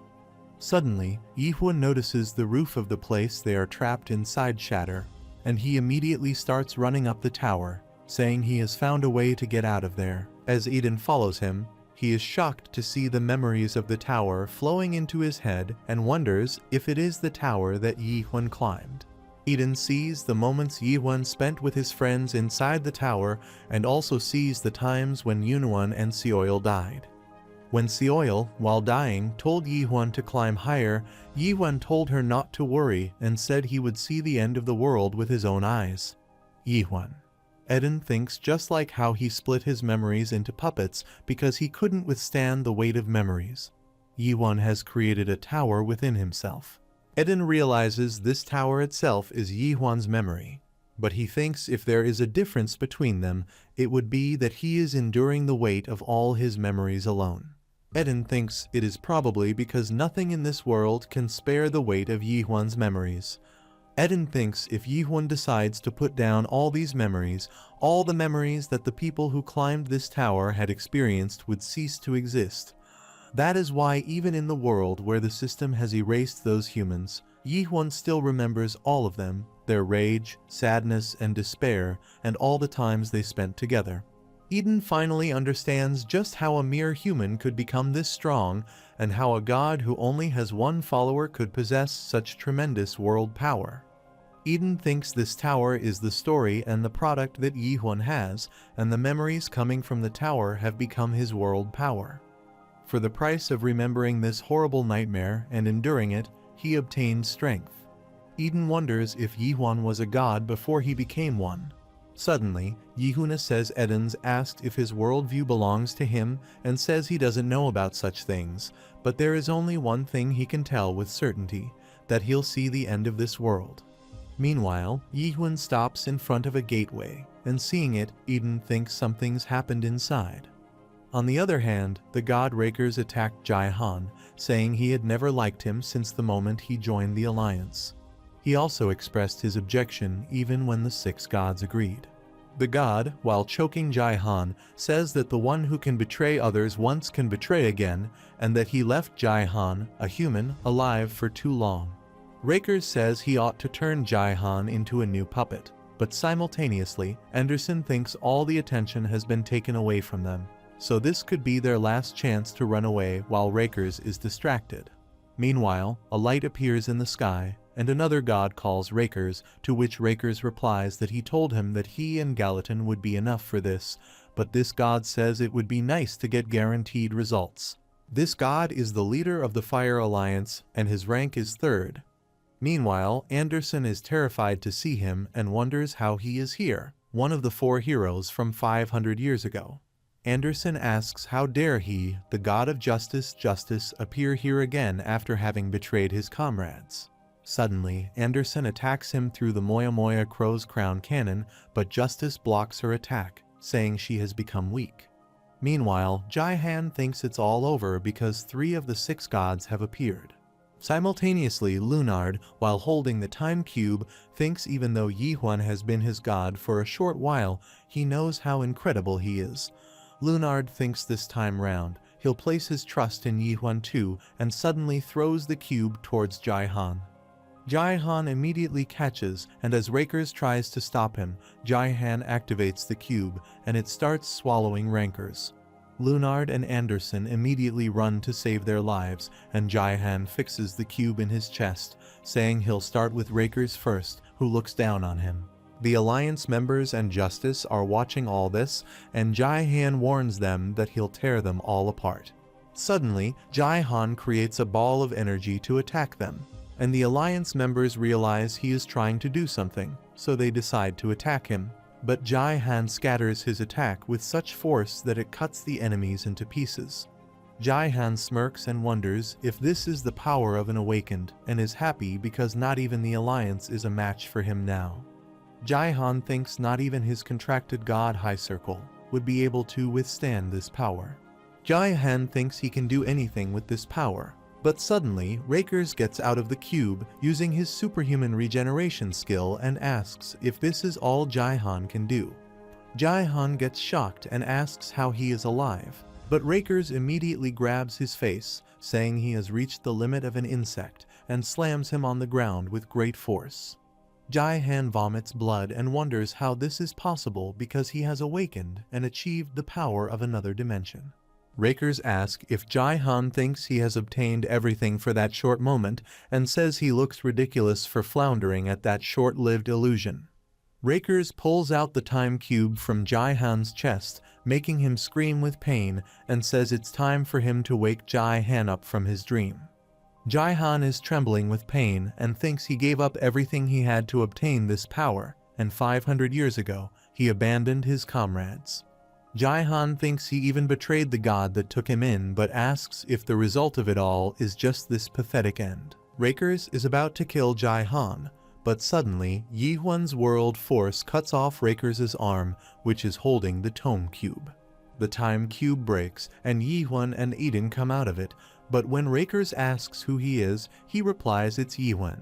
Rakers thinks it has been 542 years since he entered the Metabuse.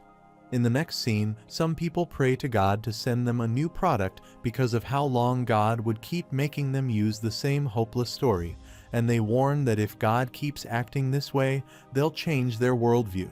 The Metabuse is a place where followers would run away, even though they have done nothing but make requests every time, so in order to survive in this place, Rakers sold away the followers that followed him. Rakers remembers he sold away his beliefs, and all the gods that trusted him teamed up with him. That is how he became one of the 6 gods of Metabuse 542 years ago. However, 500 years ago, he saw a great revolution happen, and he also protected his position from the 6 powerful god candidates who would appear once every 10 years. When a new skin appeared, he would go on stream and get promotions. Rakers would reinvest the trust that the Alliance earned and grow his world power. It has been several centuries since he lived that way and ruled as one of the strongest 6 gods, but he is now sick of everything. Rakers says he had thought the only one capable of entertaining him here would be the King of Crows and says Yihuan must be the naked stabber. Rakers regrows his arm, saying it's interesting, and says he has waited a long time for someone like Yihuan to appear in this place where no one challenges me. Rakers says this unprecedented strength that he is feeling from Yihuan is getting him all excited, and he wonders how strong Yihuan is. Rakers summons Giant Hands and asks how much entertainment Yihuan will provide him before he disappears. Rakers deploys his sanctuary, shadow of countless weapons, and he creates different kinds of weapons to attack Yihuan. He says he'll taste the savor of his soul while he is alive. Yihuan feels it's a technique that affects his vision, and he guesses it is indeed difficult to see through the territory of one of the 6 gods with suspicion. Yihuan cannot see anything at all, not even his fingertips or his feet, and feels his vision is not the only thing that is affected, but his hearing is as well. Yihuan has no idea how he is moving or where he is looking. Yihuan says all he sees is pitch darkness, and it feels like he is being imprisoned within a really dark shadow. Yihuan thinks the only fortune thing would be he can still feel pain as he gets stabbed in his arm. Rakers says he has got no intention of easily killing the prey that he finally chanced upon after such a long time. Rakers says he'll slowly savor this moment in the darkness, and he starts stabbing with multiple swords. Suddenly, a sword is about to pierce Yihuan's eye, but he stabs it down, which confuses Rancor because he thinks Yihuan should not be able to see anything. Rakers wonders how Yihuan deflected the sword in that short instant and says he has got good reflexes. Rakers thinks the hunt will only be entertaining if he is capable of pulling a few tricks. Rancor says he'll make an exception for Yihuan and he'll get serious because he is worth the effort. Rakers summons more blades and attacks Yihuan, telling him to avoid these if he can, but Yihuan immediately uses Sword of Destruction. Yihuan's sword eats Rakers' blades and transforms into a stronger sword to devour all the blades. Rakers furiously asks how dare he take his weapons and says he'll kill him, but Yihuan says they mattered to him so much that he should not have thrown them around. Rakers use strike skill to attack with lightning blades, but Yihuan dodges it, and Rakers asks if he thinks he can dodge it forever. Suddenly, Rakers uses infinite lightning strikes, but Yihuan continues dodging them and says even with Rakers' best efforts, his strength is only around that of a lieutenant general. Suddenly, Yihuan uses a destructive stab to attack Rakers and destroys Rakers' sanctuary. Rakers, while falling down, thinks it is not a fight between 2 sanctuaries. He is just fighting a mere story, and he can't believe his sanctuary has been broken. Suddenly, Lunard and Anderson arrive there, and the system notifies them that this stream has been selected as the most popular live stream of Little Brother. The gods are watching the stream through Renee TV. and they wonder what'll happen to the gods of the Metabuse. Meanwhile, the system notifies that the driver of Metabuse is paying attention to the result of this fight. Simultaneously, Rakers, while trembling with exhaustion, says this can't be happening, and there is no way all the strength he gained over such a long period of time would only amount to this much. Rakers thinks he cannot fall here, and he must kill Yihwan, but he can't deploy his sanctuary because it's refusing to be deployed as if it is sacred to Yihwan. Rakers asks who the hell Yihwan is, and suddenly, something he hears crosses his mind. Rakers heard a monster that was totally out of the world, who would flip the tower upside down, appear in Metabuse every few centuries. 9 years ago, it was legendary Mare who saw the last floor of the Metabuse, and 7 centuries ago, it was Mulak who completely destroyed the 9th floor of the Metabuse and annihilated the 6 gods. 6 centuries ago, it was the chief commander of the current alliance who was given his nickname as one of the 7 gods and united the alliances of the Metabuse.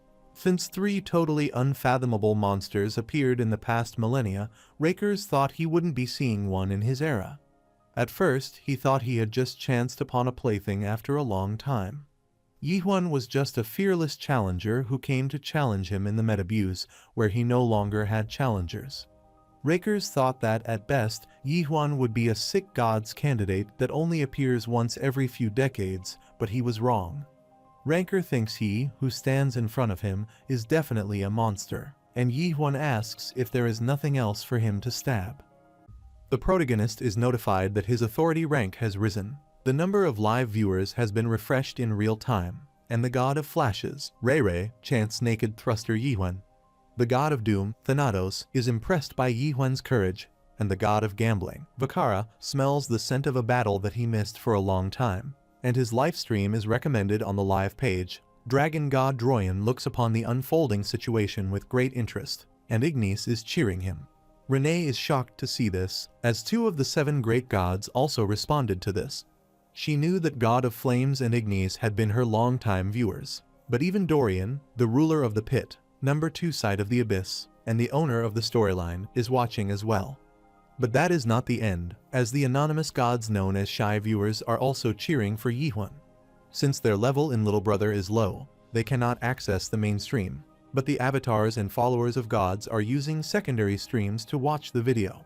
The secondary stream of news was the defeat of Rakers, which caused a change in the lineup of the 6 Metabuse gods, and the third stream is about the 6 gods' war, which is impending now, which is too hard for Rakers to believe. The defeat of Rakers, one of the 6 Metabuse gods, is enough to create huge news that would only happen once every few centuries. However, this fight garners all the attention because it wouldn't end with just a change in the 6 gods lineup.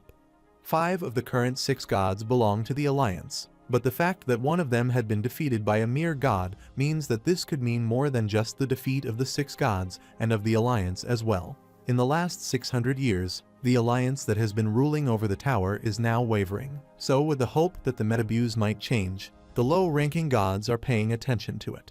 Renee accosted her viewers as she thought what was happening could be a bigger deal than they expected. While the kid was fighting his opponent and knew it wouldn't be easy, it turned out to be more troublesome than he thought. The god realized he was tired, which startled the kid as he was being attacked again. Suddenly, he sensed the ground shaking and remembered the volcano he had forgotten because he was too focused on the fight.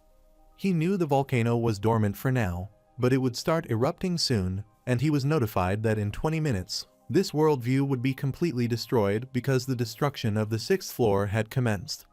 He gets annoyed, so he opens the portal and tells his opponent that it doesn't mean he has lost, but he is retreating because he doesn't know when the volcano might erupt. But his opponent curses him. Renee saw this, so she wanted her fellow gods to know this is bad, as she thinks the kid from the crack near the crater has lost. She gets infuriated because if that is how it is, then even if the fakers were defeated, the situation would still be bad if Gallatin joined up with them. Even though they have Yihwan and the King of Crows, she is not sure they could win against those 3. So even if Yihwan defeated Rakers with his skill, they might be able to overcome this situation. Suddenly, Renee sensed something, so she looked above and was surprised to see it. Meanwhile, a god kneels before the protagonist and can tell that the person standing before him is undoubtedly a monster. The protagonist wondered if there was nothing else for them to do, so he immediately ran away. Eden realized it ended before he could even help. The protagonist asked his follower if he was all right, and his follower smiled and clarified that he was okay, so he wanted to know about him, and that Yihwan was good. Eden is infuriated on seeing this and utters, "This is such a warm sight to see, unlike someone who got betrayed by his followers." The crow told her not to be jealous, even if it had been 500 years. Abruptly, the god of justice appeared in the sky, and he didn't think they had the time to reunite. He asked why they were chatting around, as if it was all over, and the crowd got infuriated. Shortly, they were notified about the destruction of the 6th floor, so the ground started shaking, and Yihwan supposed the eruption had started. The god, supposed Yihwan, ran out of time to play his friendship games and is wasting time standing around, which is good, as it seems like they are back to full fighting power. Since the third god joined them, Yihwan's followers worry about whether that kid is crazy. The god of justice is thankful to Yihwan for showing them an interesting fight, as he wasn't expecting the sanctuary rakers to be broken without a sanctuary deployment. He wanted to suggest one last proposal, and asked if he would join their alliance, as they would give the best conditions for him to join their alliance.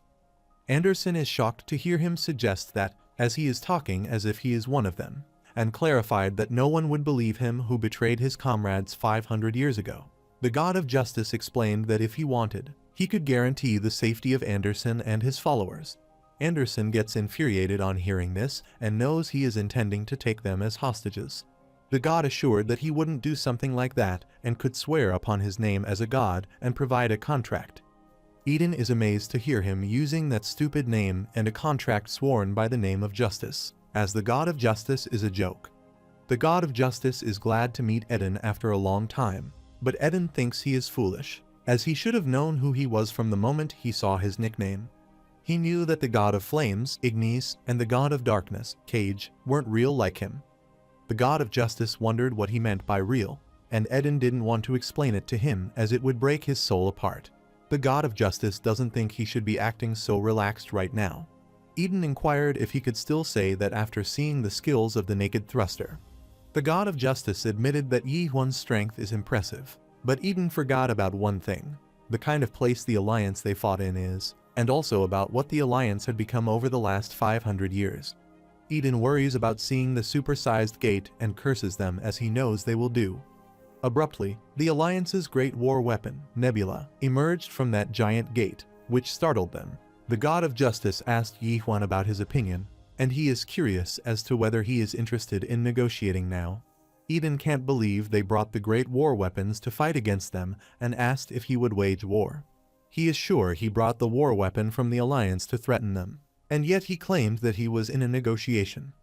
The protagonist uttered that his attitude in negotiating is wrong, as his leader would not have come if they intended to negotiate. The god of justice wondered if he didn't grasp his current situation. The protagonist firmly slammed his sword on the ground and gave his opponent 5 minutes to bring him his friend, whom they had dragged to the 7th floor as a puppet, so that he would spare his life. The god of justice remarked that it sounded ridiculous in this situation, but he agreed and asked for the name of Yihwan's friend. The protagonist clarified that his friend's name is Kim Yoon Hwan. The god of justice asked if he was sure he was there, as he was not appearing in the search result, and he might have registered as a puppet or was on standby for registration, so he didn't see his name on the list. Yihwan supposed he didn't intend to negotiate, but the god of justice clarified that his friend's name is there. The protagonist clarified that he would know when he climbed up to see if his friend was there. The god of justice couldn't believe him, and Yihwan clarified that his business is on the top floor of this tower. The god of justice wanted to know why he was trying to go there, and the protagonist reminded him that he had business there. The god of justice clarified that whether it's wealth, glory, and power that he wants to acquire from the top of the tower, they could also give it to him. The protagonist refused as he couldn't give it to him, and the other god beside him guessed their conversation was meaningless from the start, so he launched an attack on him. The protagonist jumped higher with the help of a crow and rushed away, thus dodging his opponent's attack. The god of justice realized he was just an arrogant awakener, as he thought this was their first time dealing with an awakener. He launched a powerful strike toward the protagonist, but the protagonist took out his sword and tried to land a thrust at him. which he hardly managed to evade. The protagonist finds it a pitiful situation as he tries to pierce through his head. The god of justice smirked, telling him that prayers weaken them the most when a human becomes a god. He decided to use Nebula, so he opened it with a concerned Yihuan follower, and a huge image appeared from it. While the protagonist is falling, Anderson rushed forward, wanting that illusion to escape, and the wave transferred toward the protagonist. The protagonist heard some voices that wanted the naked thruster to die, which kept getting into his mind and made him fall. The god of justice grins on seeing his condition and asks him for his opinion of the world of a god. He explained that some gods can hear the voice of justice while others can listen to the voices of those dying. Just like how there are gods who hear voices that talk about assassination, there are also gods who are only interested in naked bodies. However, no god can hear all the voices, as they could survive in this world by choosing their storyline and closing their ears to all other prayers. The weapon is a specialized anti-awakeness storyline weapon that forcefully opens the world of a god in an awakener's mind. Therefore, awakeners like Yihuan, who read, disassemble, and reassemble the world of the illusory tree, cannot avoid hearing these words. But to never listen to them, Yihuan needs to shut down his senses, but awakeners would be unable to use their awakened powers. The god of justice kept explaining that a long time ago, after the second leader of Crack turned the Metabuse upside down, the Alliance developed this weapon to deal with awakeners, but he never thought they would use it. But thanks to it, their alliance also obtained an Awakener puppet. Abruptly, he saw Yihuan standing, so he wondered how he did that, and he knew this couldn't be possible. But if he was a god who had chosen his storyline, then it could be a different situation, but an Awakener can't resist this attack. Since they would lose their mind and break down among the waves of prayers, they become normal humans who shut down their senses. Abruptly, Ignis cheered the protagonist, and Ray Ray was shooting at the Alliance for resorting to cowardly methods. A considerable number of anonymous gods were cheering for him as well. The god of justice admitted that he is a good material, but they can't control his soul, so it's better to wreck him, as they can't have him. He wanted Yihuan to die among the prayers that he could not ignore, and he intensified the prayer's sound, but the protagonist kept moving forward. The numerous messages that flood his mind and the pain that makes him feel like his head is exploding come over him. But Yihuan doesn't know his storyline, unlike other gods. But a god that can hear stories that aren't his own and an existence that possesses a mind that doesn't break amid those prayers. The protagonist was told not to resist it as the world isn't that bad to live in, and he was told that he was a good guy, so he shouldn't do it. Several other voices roamed through his mind. But he isn't the god of nakedness or the god of thrust, but he is just a human who walks across a fallen world. As they said, the protagonist told those voices that he is not a good person. He lifted his sword and generated the massive energy, pushing back those waves, but he knew he was at his limits. The protagonist has wasted a lot of world power so far, and due to the flood of prayers, a good part of his mind has been disrupted. Therefore, he knew it had been hard to do it with just his power. And he remembered all of his comrades, as he knew if they were there, they could provide a little strength. While he is still pondering that, his follower and Anderson rushed toward him to support him, so they started discharging their energy. Anderson clarified that even if they die, they are dying together, so they helped him with all their might, thus empowering his thrust. The god of justice thought they were just fools, as they believed this insignificant amount of mana would change anything.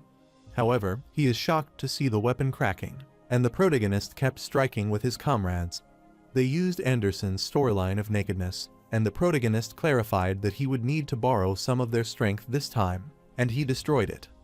On seeing this, the god of justice is dumbfounded, as that is ridiculous, and asks his comrades what they are doing, as they need to keep pushing them back. They kept enhancing it, thus forming another wave again, and this time, DIDN stepped in to get rid of it, which startled him. DIDN is stunned to learn about an exclusive awakened weapon and discovers that beings that aren't gods live tiresome lives. The god of justice asked him if he intended to stand in his way again. DIDN remarked that it is hard to say that Yihuan is a good person, and he doesn't know how to respect his elders, as he uses harsh words and takes off his clothes no matter where he is. But he doesn't dislike that about him. The protagonist is dumbfounded as DIDN has insufficient world power. DIDN clarified that he said he had no followers, but never said he didn't have enough world power. The god of justice gets infuriated on seeing him intervening. The protagonist discovered that Eden wasn't bluffing when he said he had held back while fighting him, and he supposed he was as strong as Samyung Garam, or at least at a lieutenant general level. The god of justice got worried and started rushing away and accosted Rakers, Galadian, to protect the battleship. Even though it might be a battleship, it will become dangerous if it keeps getting damaged. Despite this, Eden's mana struck the god of justice. The god of justice reminded Eden that he had already lost 500 years ago, so he wondered if he could stand up against the alliance now. Eden accosted Justice, asking if he knew what he had been doing for the past 5 years, and he kept using his trust to strike him. Justice is shocked, wondering how Eden gathered so much trust. Eden clarified what happened when he was isolated under the alliance, so he bought and sold numerous items and wanted to show him what being one of the 6 gods is like now. He converted around 400 million trusts into world power and kept attacking. The protagonist realized that the scale of his sanctuary is on an entirely different level than before, as that is the true sanctuary of Eden Cart. Justice commanded them to come out of the battleship, as he would deal with Eden. He wanted them to get rid of the Awakener and capture Anderson alive, and his comrade came out. Eden supposed Justice has forgotten that this place is the world where they fought 500 years ago, so as long as his sanctuary is in effect, the numerous followers that are asleep in this place will endlessly come back to life. Since they were at war, he doesn't intend to lose, and he is in the form of King of Crows, who is ranked 4th among the past and current 6 Metabuse gods. One of Eden's followers is ready to attack and is glad that the day has finally arrived, so they want to fight together and keep attacking the Justice men. Justice admitted that Eden's ability is troublesome to deal with in war and knew that defeating puppets is pointless, so he needed to defeat Eden, who is providing them with world power. Eden gets near him, asking if he has time to be distracted, and remarks that he is confident, and he knows he has always hated him. Justice doesn't want Eden to be mistaken because he still hates him. Eden didn't want him to worry, as he hated him too. Then he grabbed Justice's face and clarified that's what he had always liked about his mindset from the time they fought together. But he thought he would never betray his comrades. So he wanted to know why he did that, and why he betrayed them for this strength, and wanted to know if he betrayed them to become a pet of the Alliance. He substantially attacked him and threw him away. Justice realized that Eden had been hiding at this place and restored his strength to its prime. While he indulged in his thoughts, Eden kicked him in the face, grabbed his hair, and wanted him to get up. After lifting Justice up, he thought this was when he got out of his rebellious phase. Justice wanted him to shut up as he knew nothing, but Eden clarified that if he didn't stop, then he would have no choice but to kill him. He is sure that Eden has no idea what he has to do to climb to where he is now, and he doesn't know what he can do to achieve his goals. Eden is dumbfounded to hear this, wondering how he became like this, and wants to know what the Alliance promised him. Since he betrayed his comrade, who took Justice when he was at the verge of death, and also stabbed the back of his comrades, he met again. So he wondered if Alliance promised them a valuable thing they needed to spill their blood, and if he would wag his tail to them to act like a big shot in this tower. Justice grabbed Eden's hand and clarified that there is no way that could be the only reason. They were immediately notified that only 10 minutes were left until the volcano erupted, and Justice deployed his sanctuary. He hugged him, telling Eden that he was the one who turned him into this, as he took Anderson away from him, and he stabbed him. A long time ago, Justice was defeated in the Holy War and chased out of the Metabuse. He dreamed of a comeback together with the remaining followers in this place. At that time, one of his comrades, Benzin, told him it was not over just because they had lost the Holy War, but because they needed to grow stronger in this place. Therefore, if they work together to cultivate a worldview and develop their storyline, they can make it even if they head outside, and he knows they can do it as long as they are with Justice. Justice thanked Benzin, and because of the followers who trusted their god, and the young god who still had passion and fighting spirit, he got a motivation. But what awaited them was the cruel reality of the Metabuse. While all of his comrades died, Justice told Benzin it's too early for them to give up, and he is sure that even if it takes a longer time, and if they walk the right path, they will eventually reach their goal. But he was startled as Benzin apologized to him and clarified that he was sick of the whole Justice act that he had been going on, so he left. That was how Justice lost his followers and was betrayed by them. He was on his way to become the god of defeat, But what saved him was Anderson, who asked him what he was doing there, and she asked him if he had lost his way. Justice is slightly annoyed, so he wanted her to get lost, which infuriated Anderson. Later, he started his journey with Anderson, and after cutting the bread, he realized that the piece of bread Anderson had was about 5 mm bigger.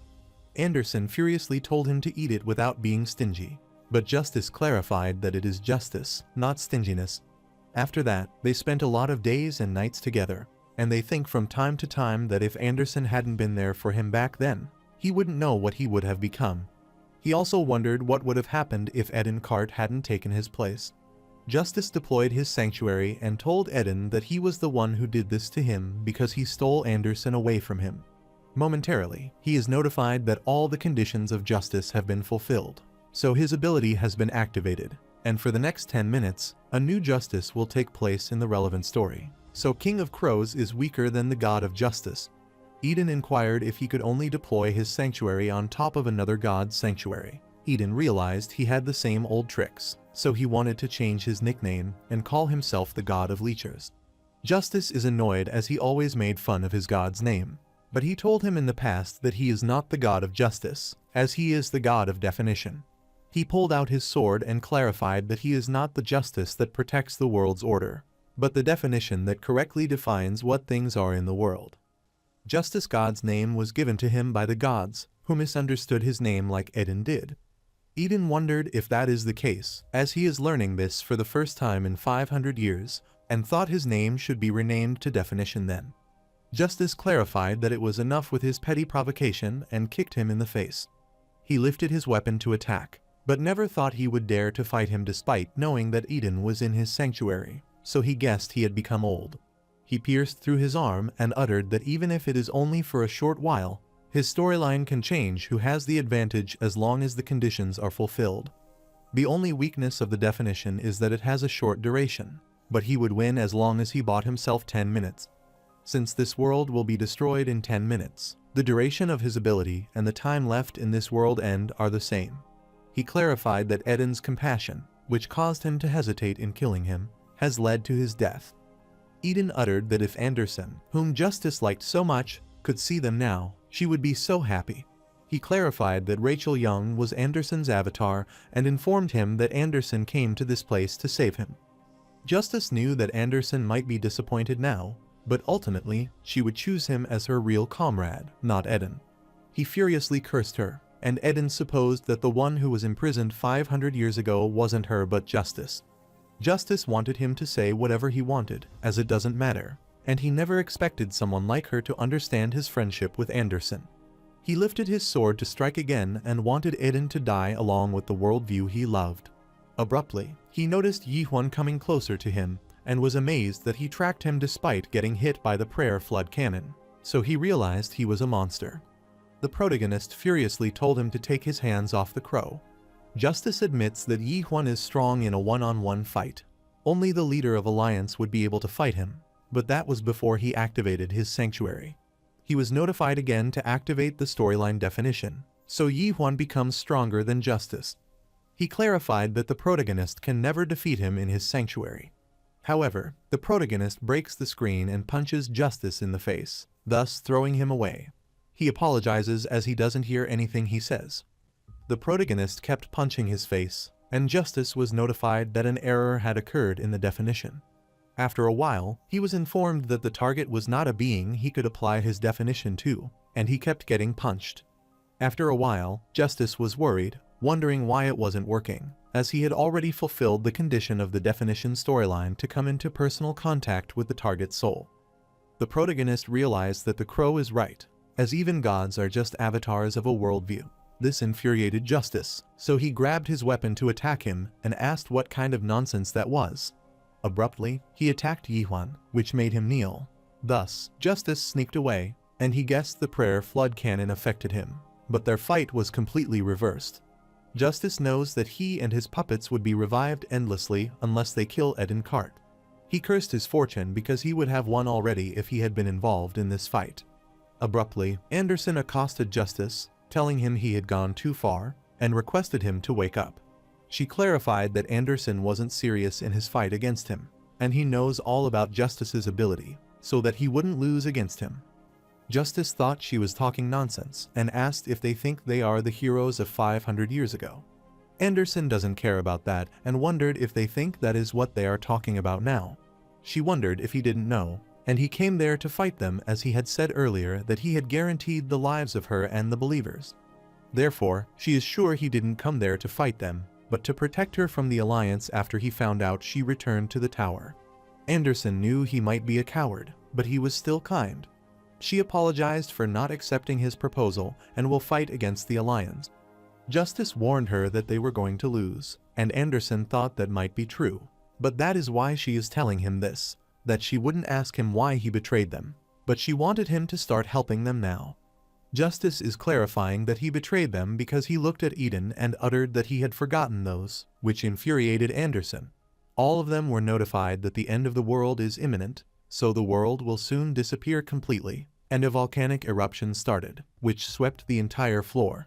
Many of the followers tried to rush away, but the majority of them were swept away. Justice knew this world was about to end soon, so if they climbed to the higher floors, then all of them would die, which is why he wanted them to get off the Metabuse now.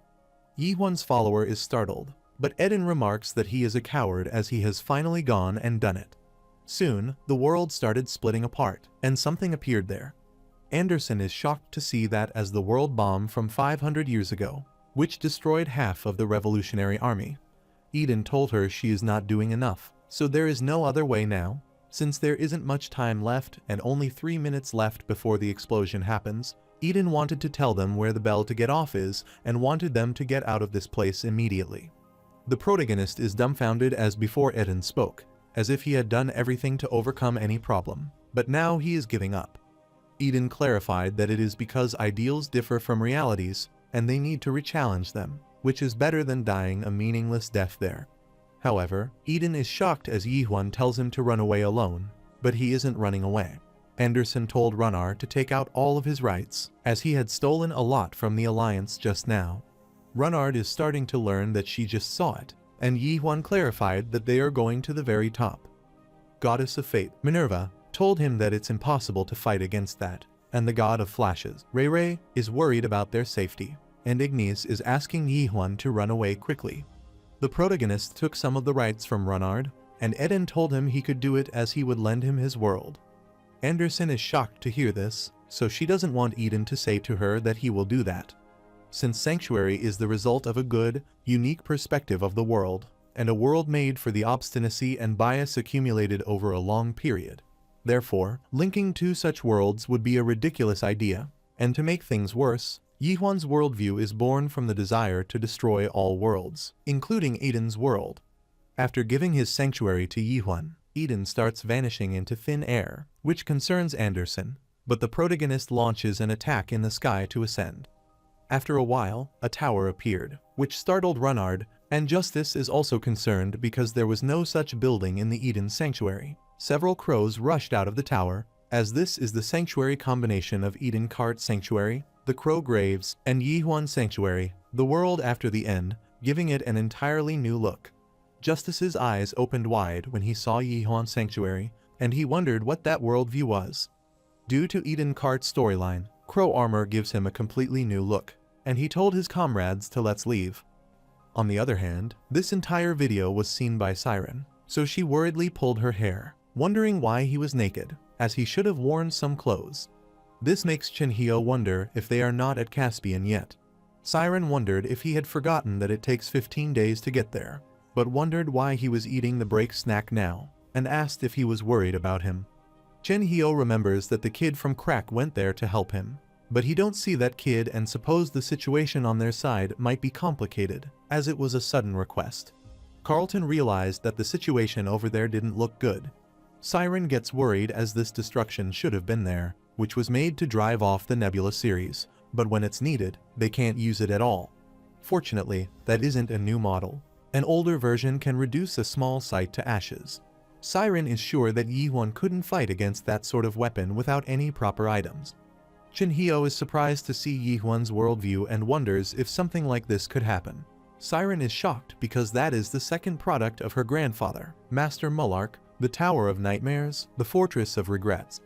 Ray Ray also thinks he has seen that tower somewhere before, and Droyan asks if that is a famous tower.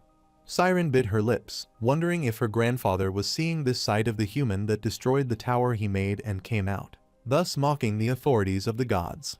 Several anonymous monarchs entered the live stream, which startled the men, as even the monarch started watching the Fortress Master's live stream.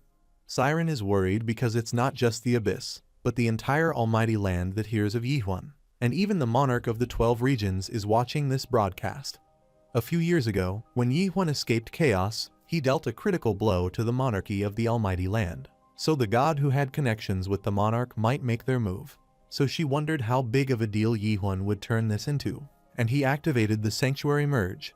Sanctuary merges if different from the god devouring, which consumes another god, completely accepting another person's world.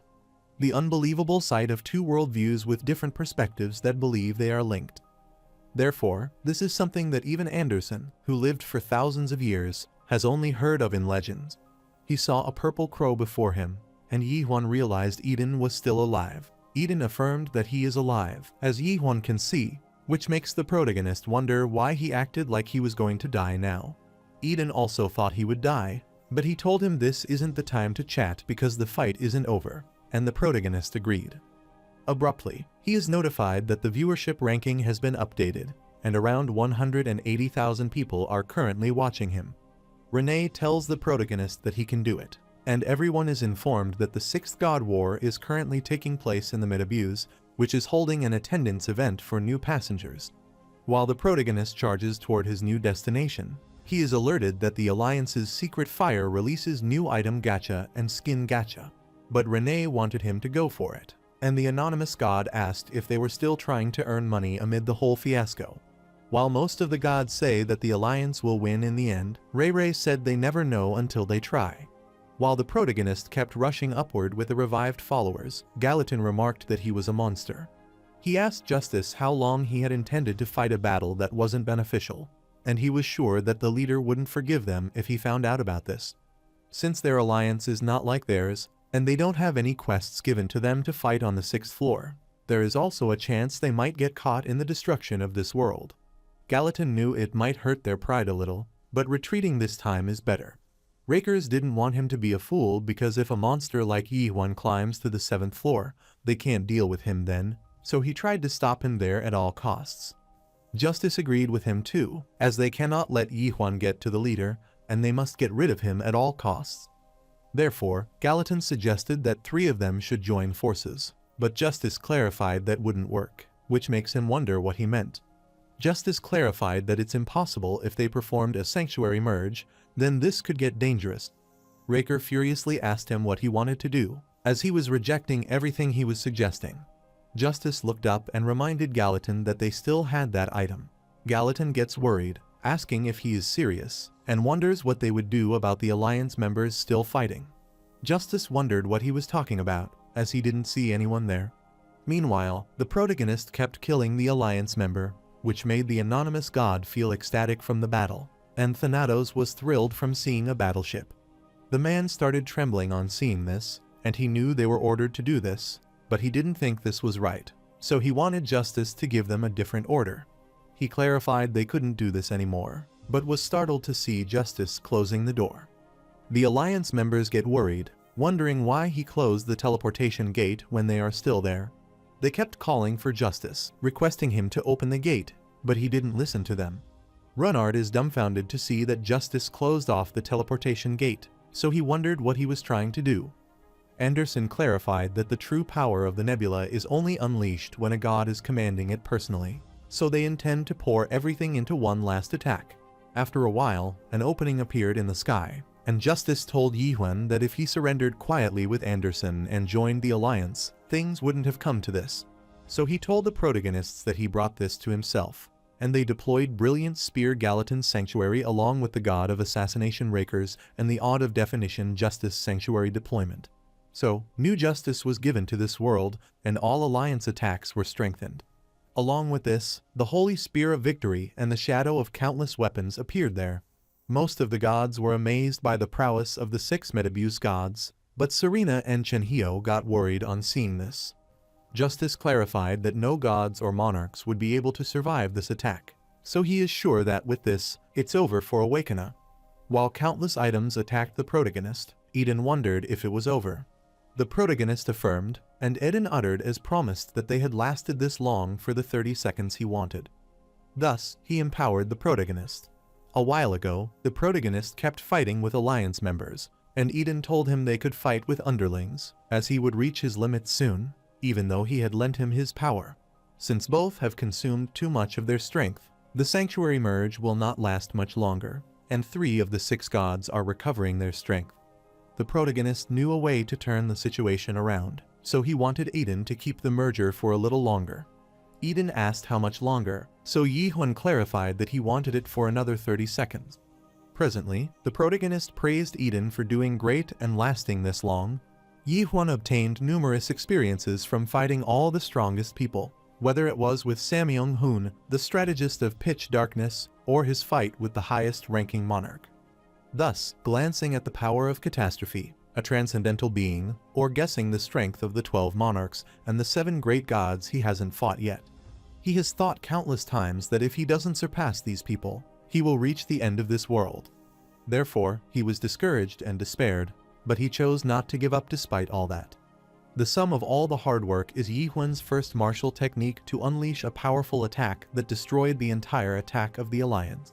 Justice thought this was impossible as he took on the attack made by 3 of the 6 gods. Eden explained to Justice that they didn't just combine their worlds, but also accept each other's worlds. The protagonist strikes again using the Constellation Mutilation, which removes all the weapons and aims to hit him. He is also getting rid of Nebula, and his power penetrated it, making Gallatin disappear.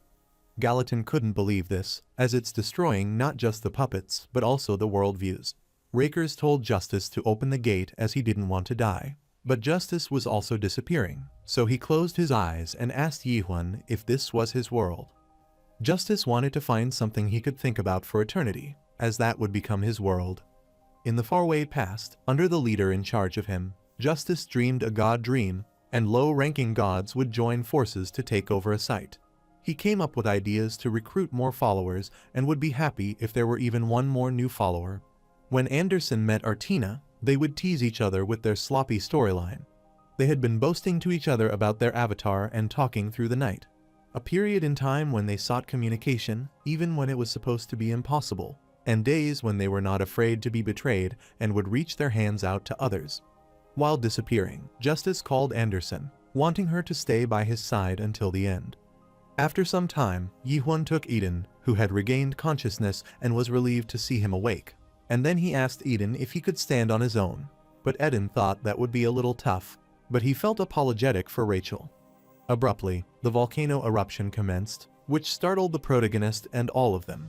Eden is startled to see this strange eruption reaching the sky and asks if he created this view in all worlds, as he clearly remembers the world he saw when they performed the Sanctuary Merge. Eden clearly remembers that world, which is scarily truthful and lonely. But no followers would live in that kind of world. He hopes that the humans of this world would never see his, and that the end of his realm will never come to pass. The protagonist uttered that he should stand if he had the strength to spout nonsense, but Eden hoped Yi-Huan would be less lonely.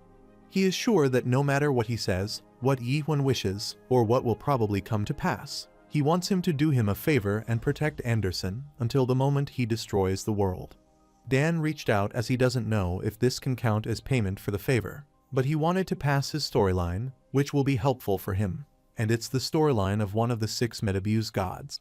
The protagonist heard him, so he wanted Eden to stand up by himself, but Eden clarified that their business isn't done there, so he wanted them to leave first, which infuriated Anderson. Eden was going to gather the puppets and leave together with them, so he wanted them to go ahead first, and he had something to ask Anderson. So he started emanating tremendous energy. Anderson's eyes welled up on seeing this energy, and Eden clarified that Rachel still hasn't completely become a puppet.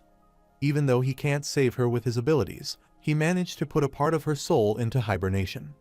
Anderson started crying and understood that the reason he moved the puppet of Rachel Young personally was.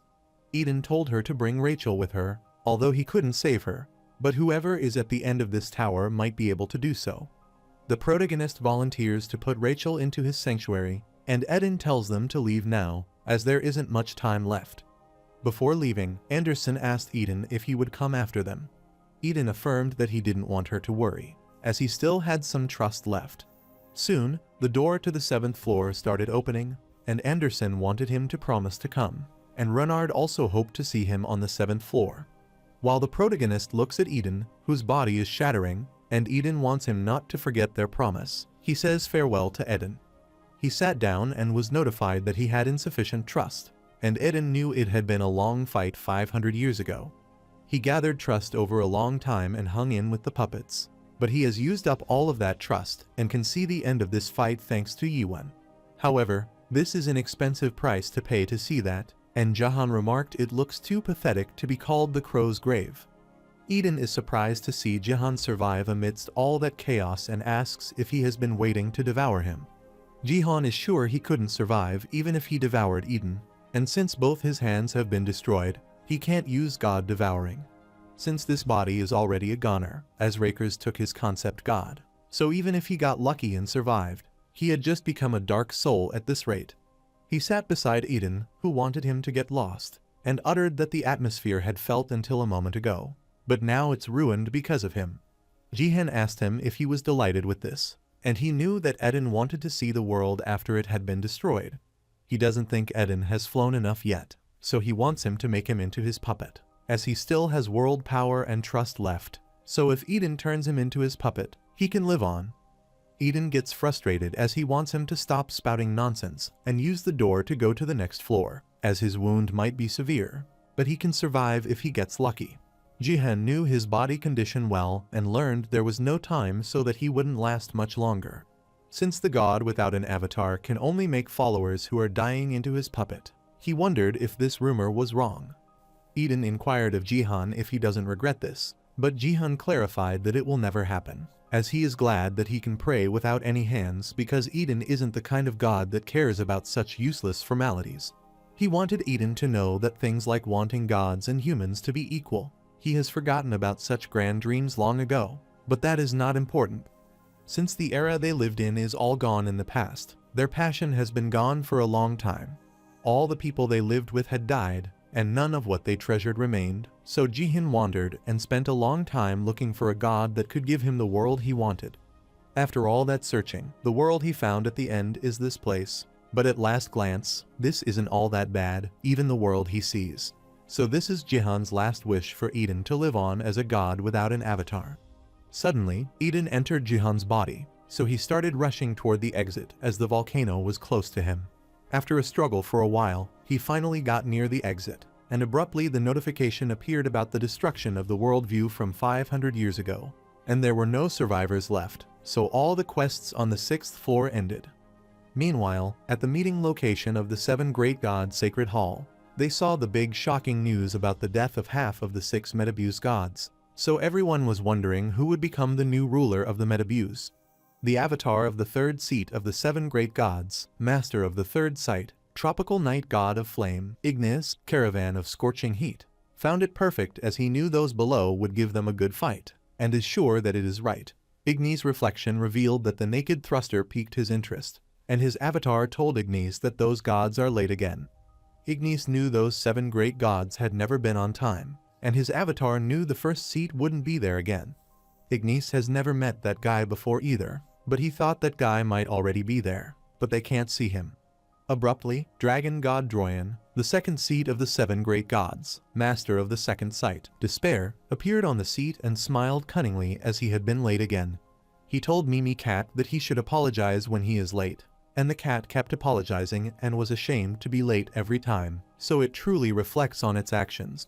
But Mimi Cat, Droyan's exclusive item, knew they were also at fault for choosing to meet at this time despite knowing they would be late.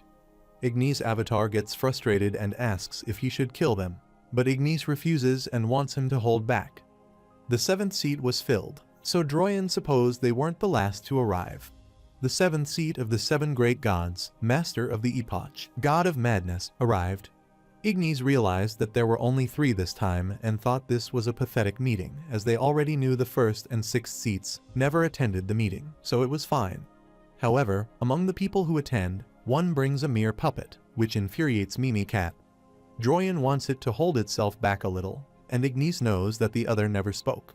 Ignis' avatar wondered why the 4th and 5th seats were not there, but he called everyone there because of the recent commotion. Droyan knew it was because of Caspian's metabuse, and Mimikat agreed with him. He heard that the 3rd seat is obsessed with the naked thruster these days, and Mimikat thought the 3rd seat is a crazy guy. Droyan wanted Mimikat to help him tell them that it's so rare to see Ignis supporting an Awakener, and Mimikat thought Ignis' heart had changed. So Caravan is poor. Caravan clarified that it is not like Ignis supports him, but he observes him a little. Droyan asked if he was saying Ignis wasn't supporting him, so he wanted to know if it was all right for them to have him instead. Caravan told him to do as he wished, but Ignis gets infuriated and wants them to do it if he has a death wish. Since the situation turned out like that, Droyan thought it was time for him to see if the Black Flame Dragon was superior to the Red Flame Tortoise, and Mimikat also wanted to see who was exceptional. At the same time, they were about to fight. The God of Madness shouted, which shocked both of them as the god with no name opened his mouth for the first time in 2 centuries. Mimikat is cheering the God of Madness and saying that he can do it, and the God of Madness knows they didn't call him there to chat like this. He wanted Ignis' followers to take his childish war elsewhere, and Caravan realized he did his best there. Caravan clarified that he had called them there because one of the 7 great gods broke the neutrality treaty, which infuriated Droyan. The neutrality treaty states that the 7 great gods don't interfere in the matters of the site designated as the neutral region, and the location mentioned in the treaty is the 8th site, Caspian. This makes Droyan wonder who this guy is, and Caravan clarified that it is the 5th seat, the god of time, Kronos. Droyan wanted to see the evidence that proved it, and Mimikat wanted the definitive evidence as well. Caravan is sure they have heard of the Caspian Alliance, and they knew that the alliance had been controlling the metabuse for 6 centuries. The leader of that alliance is the right-hand man of the 5th seat, Kronos, but the leader isn't on the level of one of the 7 great gods. But when people talk about who the top 50 strongest gods are within the abyss, his name would undoubtedly be mentioned. The alliance, led by the leader, has earned more than 100 billion trust within the metabuse.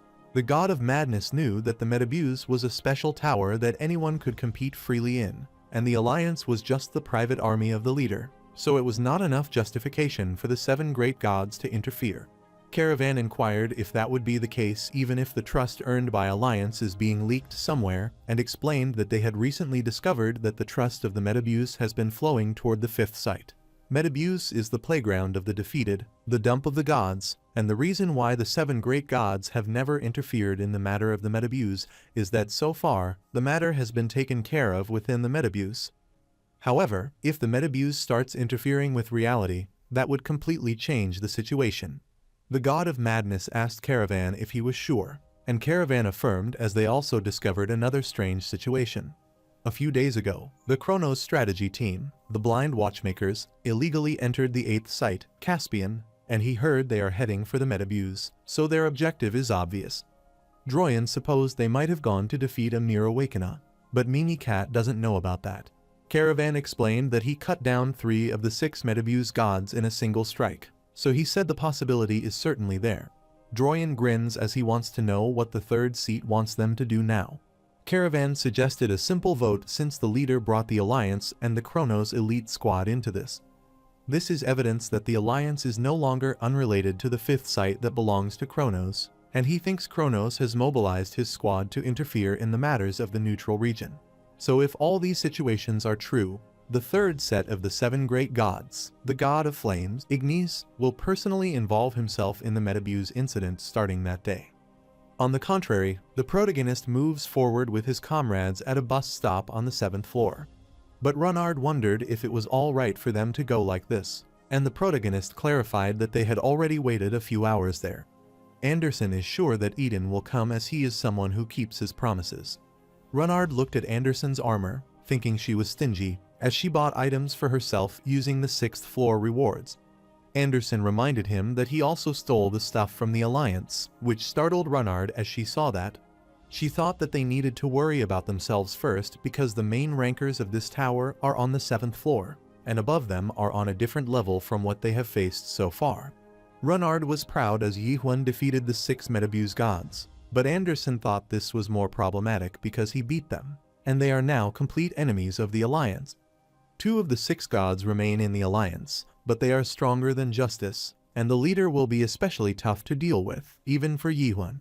After hearing this, Runard wanted to know what kind of god the leader is, as she mentioned that the revolution 500 years ago failed because of him.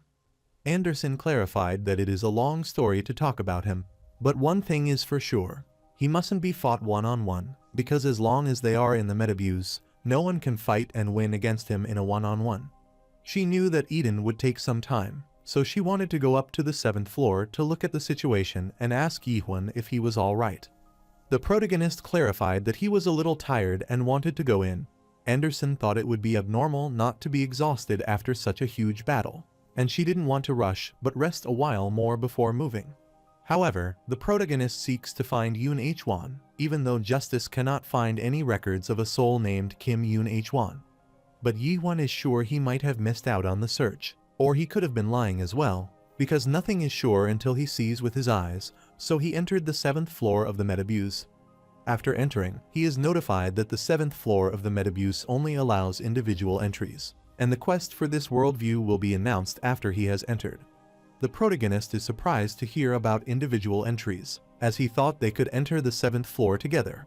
Before entering the 7th floor, Yi-Huan is asked if there is something he is searching for in the Metabuse, and the protagonist thinks about what he is searching for. Abruptly, his eyes spread widely as he found himself in an anonymous place. His clothes and sword were from what he had in the tower, and he also saw the tree on the 50th floor. Abruptly, Yi-Huan is accosted, and Yoon H-Wan asks him what he is doing, and the protagonist finally realizes this is where his friend is. He immediately rushed toward Yoon H-Wan, asking him if he felt fine, and wanted to know if he remembered him, as he might have forgotten all his memories in the Tower of Nightmares. Yoon H-Wan doesn't understand what he is saying and wants him to come quickly, as it's time for the strategy meeting. The protagonist is shocked to see the other alive and wonders how they are all there. Sakamoto asked him if he was still out of it, as it looked like the succubus from the previous day had gotten him good. The protagonist knew that the science teacher, Sakamoto, taught him about parallel universes. Hirin tells him everyone is waiting for him, and the protagonist recalls that she is the potion maker who always gives him good quality potions. There was also Jay, the blacksmith, who always helped him with his weapon, and Jay wanted him to teach himself together as Seo Yul was coming later, and soon she arrived. Abruptly, Seo Yul gets on the protagonist's back and asks if he is still dreaming, and if that succubus is that pretty. The protagonist is surprised to hear about the succubus, and he remembers that they cleared the 66th floor and got out of the dream of the succubus they met there. Seo Yul asked him what dream he had, and he was in a daze for a while, and the protagonist clarified that he had a long dream. So Seo Yul inquired what long dream he had, and the protagonist thought that the dream he had was about him climbing the Tower of Nightmare alone. He believes that in that dream, Sakamoto returned, Jay and Hirin left, and Seo Yul and Yoon Hwa died. But Yi-Huan finally reached the 100th floor, descended the tower, and went into chaos, the roots of the illusion tree. In that place, he met Mino, Old Man Chinhyo, Carlton, Siren, and the people of the Gorgon Fortress. He fought with the monarchs, chased after the traces of the Merimolarch, and arrived at the branch of the illusion tree, the Abyss. As he climbed the Abyss, he met Runard, Anderson, and Eden. Then they fought the Alliance of Gods, and he calmly told those stories to the people of the tower. Sakamoto is surprised that he has quite the imagination, which could happen in a parallel universe. That is the time when they thought the 100th floor of the tower was the end of their tragedy. Seo Yul asked the protagonist if he was saying there were other worlds at this tower's end, including Chaos and Abyss. He knew then that only despair was available, and they could barely breathe. That was when they could only talk about the future as they stepped on those small despairs, and when everything was a nightmare to everyone, which was his warmest past. The protagonist wanted to be honest, to the extent that he liked to act like he believed this, which makes Seo Yul wonder what he is talking about. The protagonist is sure that it might be how his teammate, who was deceived by the return stone, had felt, and they chose a sweet time and decided to live it as their reality. But unfortunately, he wouldn't be deceived. Therefore, he took out his sword to comprehend the question. knowing that awakening is a curse that doesn't allow him to do that. Seo Yul is startled to see this, wondering what he is doing, and the protagonist used a powerful thrust, thus getting rid of all those illusions and destroying that world. He clarified that it was enough with the prank, as he had faced so many illusions that he was bored with them. Abruptly, he was told that his expression didn't look like he was bored. The protagonist wanted the illusion creator to come out, as he would kill her. The god of yesterday never thought that a human like Yi Huan would exist and supposed it was based on the result of the investigation. She apologized to him because he could destroy this world with his strength, and all 5 senses should tell him that this world is real. The world started healing, and his comrade appeared again, so he kept calling him, and he was notified that this world is real. So all the emotions that he felt and all the things that he heard in this world are real. So he was asked if he didn't trust himself. The protagonist firmly grabbed his sword again and launched another attack, thus killing them again, and the protagonist is told that it's not too late, so the god wanted to know how he is certain. The protagonist's eyes sparkled as he knew this place wasn't real, and the god asked if he was denying what his senses were telling him. After killing that illusion, the protagonist asks the god of yesterday where she is, but she doesn't respond, so he firmly slams his sword on the ground, and several slashes come out from the ground.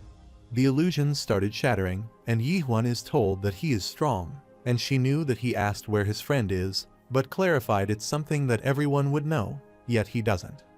She clarified that his friend should be dead by now, whether he is in the metabuse or the confinement facility. There is no way a being that doesn't have a follower would still be alive. The protagonist guesses she doesn't know where Yun Huan is either, and he started attacking again. The god clarified that he couldn't change anything with a strength filled with such loneliness. Abruptly, the protagonist is notified that he has passed the entry quest, and the 7th floor of the metabuse is a team quest, and his team is decided based on how he has passed quests so far.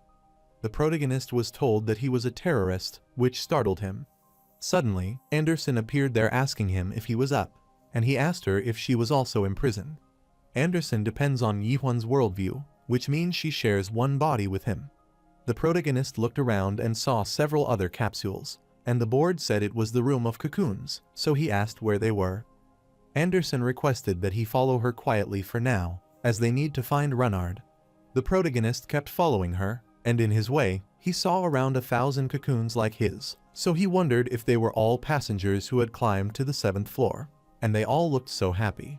Anderson explained that this is the power generation room of the metabuse, which either produces the thrust given as a product or extracts world power needed to maintain a critical worldview. The protagonist never thought it had a system that extracts world power from the passenger to keep the tower running, and he didn't know a place like this might exist, but he didn't expect it to be running on a system like this.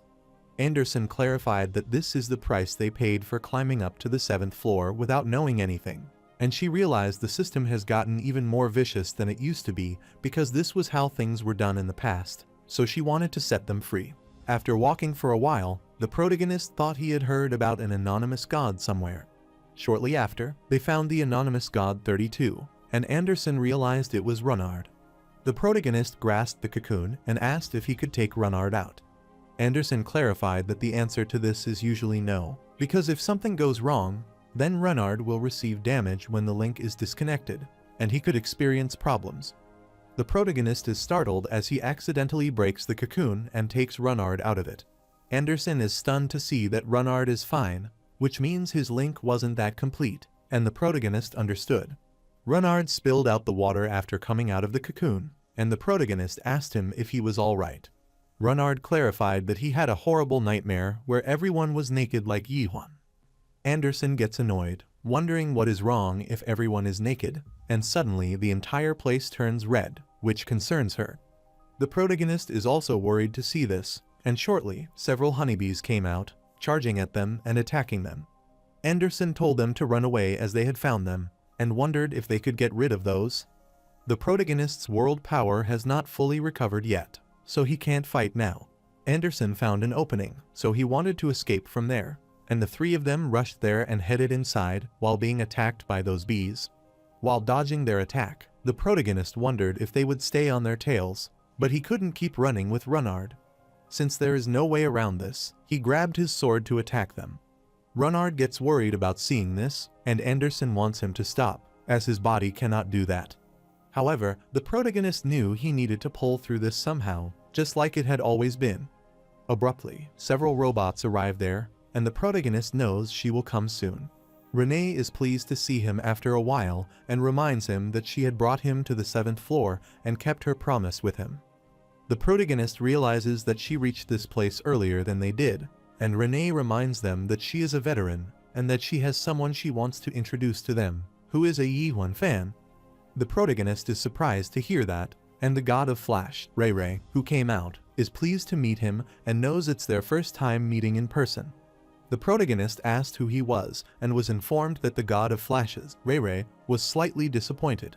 Ray clarified that he is disappointed as he rooted for Yi-Huan so much, and Anderson's eyes dazzled, so she wanted him to take those eyes off his head.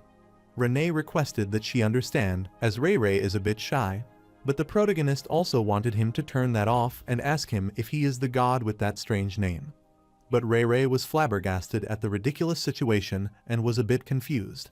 He wondered why that was a peculiar name, but he wanted to tell Yi-Huan that he had seen his journey in this tower and never expected him to defeat 3 of the 6 gods in one go. Ray clarified that the other passengers have been looking forward to his arrival on this floor.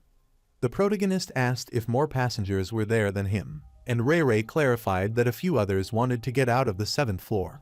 They have all gathered at the safe areas known as the Black Moon Tavern. The protagonist is surprised to learn about the Black Moon Tavern, but Renard knows that, like the person from Crack who saved him, he was told to go there if he climbed to the 7th floor. Ray is glad that they came out in this vicinity, which is near them. Abruptly, they looked above where the moon started getting covered with the black clouds, thus opening a passage. Ray wanted to get moving for now, as they don't know when the drones will appear again, and they entered the safe area, the Black Moon Tavern. Soon they entered the safe area, and Renee asked for everyone's attention, and told everyone, this is the person that everyone has been waiting for. The majority were pleased to see the rumored naked thruster, and thought they would be able to succeed this time. Renee told the protagonist that although these people are not as famous as he is, they are also quite renowned. She uttered that the big guy is Gale, a middle-ranked god who is quite good at fighting, and the god of storms. Gale wanted to fight him one day, as he was just a middle-ranked god, but rank didn't matter in the fight. Renee tried to tell him it was best not to talk about his rank there. She introduced the next person, the avatar of Drake Pilgrim, and the god of the Crimson Dragon. Pilgrim remarked that Yi-Huan's sword is excellent, so he wanted to know if he had killed a dragon before. The world pressure that the protagonist was feeling from them is intense, especially from Pilgrim, so he is not far off from the 6 gods. Renee clapped as that was enough with the greeting, so they should get started, as they had all been waiting for a long time. She clarified that the quest content would be announced soon, so she requested that those who hadn't read it do so. Abruptly, the 7th floor quest arrived, according to which they could choose to join the game as the state or the terrorist, then lead their team to victory and obtain the authority to rule over the 7th floor, and its reward was the 8th floor. They have become a terrorist, so the following explains how a terrorist can win. Firstly, they need to occupy the plant and announce their name to the residents of the 7th floor, so the more plants they release, the more notorious they will get. Secondly, they must release the resident imprisoned in the plant and obtain supporters. Thirdly, 24 hours after the quest starts, an election will occur, and fourth, if they win the election, his team will win. Anderson realized that the 7th floor is almost the same as it was 500 years ago, but it was probably tough to rebuild from the 7th floor upwards. The protagonist wondered if she intended to be of some help this time, and Anderson was shocked as he was rude when she had been helping him so much. But Renard's confused, wondering what a plant and an election are. There were so many difficult words in this quest that he doesn't understand. Anderson didn't want him to think of it in a complicated manner, as it means occupying a plant and releasing the residents to win the election, which is easy. She wanted him to look outside that window and explained that a plant was in a power room that they passed by. The residents are passengers trapped in the cocoons, as Renard was trapped in, so they will attack the plants and free the trapped residents. However, Renard wanted to know about the election, and Anderson would explain. But Renee wanted everyone on her team to come out to the corridor. Since the occupation would start after 5 minutes, They were requested to wear the combat uniform that had been distributed to their teams. Anderson told Renard it would be faster to understand when he experienced it himself. They were said to occupy the plant of 56 in 30 minutes and cut off the power. And the team members are Yi-Huan, Renard, Renee, Ray Ray, and Pilgrim. Renee gets ready, so she greeted everyone in her live stream that is starting and told everyone that they have some special guests that day. So Renard excitedly looked at the screen. Anonymous God 158 shouts Yi-Huan's name, and several other anonymous gods think he is the real 6 gods of the Metabuse and that it's a revolution. The god of doom, Thanatos, knew Yi-Huan would do well from the start, but Ignace is criticizing Thanatos for a change of attitude. Renard is starting to see many messages and God's praise of Yi-Huan. Renee is pleased to see that Siren is there again, which makes the protagonist wonder if that could be the Siren he knew. Siren asked Renee to put Yi-Huan on screen, and some other viewers thought it would be alright if Renee were the only one on screen, and another was chanting out laws as if he were praying.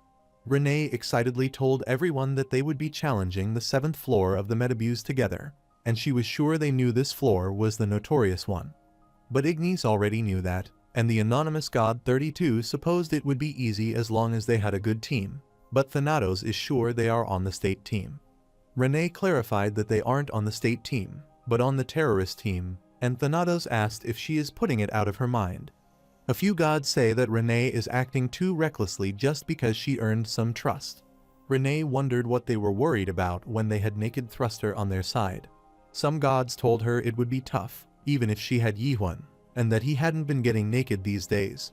Renard wondered why everyone is acting this way, and being a terrorist is that disadvantageous. Anderson confirmed that it is not the case, but it's pretty troublesome, which makes him wonder which part is problematic. Anderson ended that on this floor, if they choose the right team, they don't need to do the quest, and the king, who is the state team's leader, can always open the door that leads to the 8th floor anytime. Anderson is shocked to hear they should change their team now, as it's better. But Anderson inquired who would be the king of the 7th floor. Abruptly, Renee looked back, telling everyone it's time to head out and explaining that her team's strategy is simple. They will take over the pass of the perimeter with the team gate and the other teams. She uttered that they would start from plant of 56, where she was expecting ferocious battles to take place, and then they would take over the central area with Yi-Huan. But to take over the plant, they need to occupy its 5 points and cut off the power. Pilgrim got the strategy, so he started leaving, and he had high hopes for Naked Thruster, but rushed away to leave first. While the protagonist has recovered a good portion of his world power, his comrade agreed as they were heading out, too. Pilgrim wanted to break through in one sweep, and Ray Ray wanted to do that as well, but he knew there were too many of them. The other, who chose the state, was blocking their way, and one of them wanted to deal with Pilgrim to test whether Drake's was as strong as rumors say. While the other one wanted to take Ray Ray, he was startled to see something, so his comrade asked what was wrong. The brown-haired god wanted him to look at the back as he saw the Naked Thruster approaching them. He cursed his fortune as he had already taken off his clothes, which meant he intended to butcher them all. He remembered the rumors of Yi-Huan taking off his clothes one by one when he is serious, so they started running away as they didn't know the Naked Thruster would be there. Renard is surprised to see them all running away after seeing Yi-Huan naked, and Anderson has already told them they need to make sure they know who he is. Renee thought this response was normal as Yi-Huan defeated 3 of the 6 gods, a symbol of fear in this tower, and several anonymous gods shouted for Yi-Huan. She realized that Yi-Huan's reputation in the Metabuse has now surpassed that of the 6 Metabuse gods, and everyone is cheering for him. After entering the plant, Renard is shocked to see all the passengers who failed to clear the entrance quest. Anderson clarified that half of them make Renard wonder about the remaining half, and she explained that they are teammates chosen by the state. Those who prefer the state become the residents of the 7th floor, with the condition of supplying the world with power to the whole Metabuse. She reminded him that she told him earlier that he doesn't need to do the quest if he chooses the state team, and they can obtain Eternal Yesterday. Renard heard about Yesterday for the first time, so Anderson explained it's the name of the dream that they are dreaming of. The screen in the plant shows Yesterday's several anonymous gods, and numerous dreams were in that place. In that place, some become the high-ranking gods they want to be in their dreams, and some meet their beloved followers again. From the beginning, Metabuse is a tower where such people gather, and is a place where people who can't get what they want in reality gather to run away from something or get something they don't have in reality. The passenger who arrives at the last floor can make a wish to the owner of the Metabuse, the driver. Therefore, they had chased after a miracle that might be true, and that was what all the passengers came there to find. While some of them find what they wanted in that dream of theirs, Renard is infuriated on hearing that this is wrong, which is fake. Anderson asked him what is real, which puts Renard into deep thought, and Yi Huan clarified that real things don't need to be proven. Renard agreed that that is right, so the only thing that needs to constantly prove themselves endlessly would be the fakes trying to compare themselves to the real. But the real can naturally sense that they are authentic. Anderson pointed toward the screen, as that expression doesn't say they are unreal, and Renard is dumbfounded. The protagonist knew that some of these passengers knew what they saw was an illusion, but they were still happy because they managed to find what they wanted in yesterday's illusion, like how they used the return stone. Renard pointed at one screen as people have the same dream, and Anderson explained that it is the place known at some time ago, which maintains yesterday. That is where the people who are trapped in yesterday gather, and the vast building is the castle of the state, and the person who stands on the castle terrace is the king. The protagonist asked if she knew who that was, and Anderson affirmed that she really enjoyed attention 500 years ago, and this is what she has become now. So she is now known as the god of yesterday, her past comrade, Artina. God of Yesterday Arena is the leader of the Alliance Prayer, one of the 6 Metabuse gods, ranked second. The protagonist realizes she is a god like Anderson, Eden, and Justice, 2 of the 4 hero gods from 500 years ago. She is also the culprit who threw him into an illusion during the entrance quest. Renard is astounded as he notices that some people aren't happy, and they all look like they are busy quarreling and tearing each other apart. He saw another person from some time ago typing something, so he wondered what he was doing. Anderson thought he might be browsing as Little Brother is a site where many people are addicted to it, and there they can be anonymous. Abruptly, the anonymous god scoffs as he says that the naked thruster is not real either, as all he did was deliver the last blow to the 6 gods that the Eden and Jin Yun Sai had already weakened. Renard gets infuriated when he hears this nonsense, but the anonymous god says that Yi Huan defeated Rakers by his luck, and that all gods know that Raker was fluff. Some other gods were surprised at the rumors, so they asked if that was true, and anonymous god 88 says he can guarantee that. The protagonist supposed that it might be yesterday that people wanted to find out, but Anderson was unsure. Renee accosted them as she found the power so that she would cut it. After closing it, the plant's power was cut off for a few minutes, so they had to free the residents within the plant. Renard still thinks being trapped in such a world is wrong, and he is sure they would listen to them if they persuaded them slowly. He is sure it had been taught, but they will come to their senses when they wake up from their dreams. Abruptly, he opened the case, saw a man opening his eyes, and asked if he was all right, but the man asked about this place. Renard didn't want him to be surprised as he was, in that cocoon and dreaming this whole time. The protagonist sees them conversing for a while and thinks he might not be easily persuaded.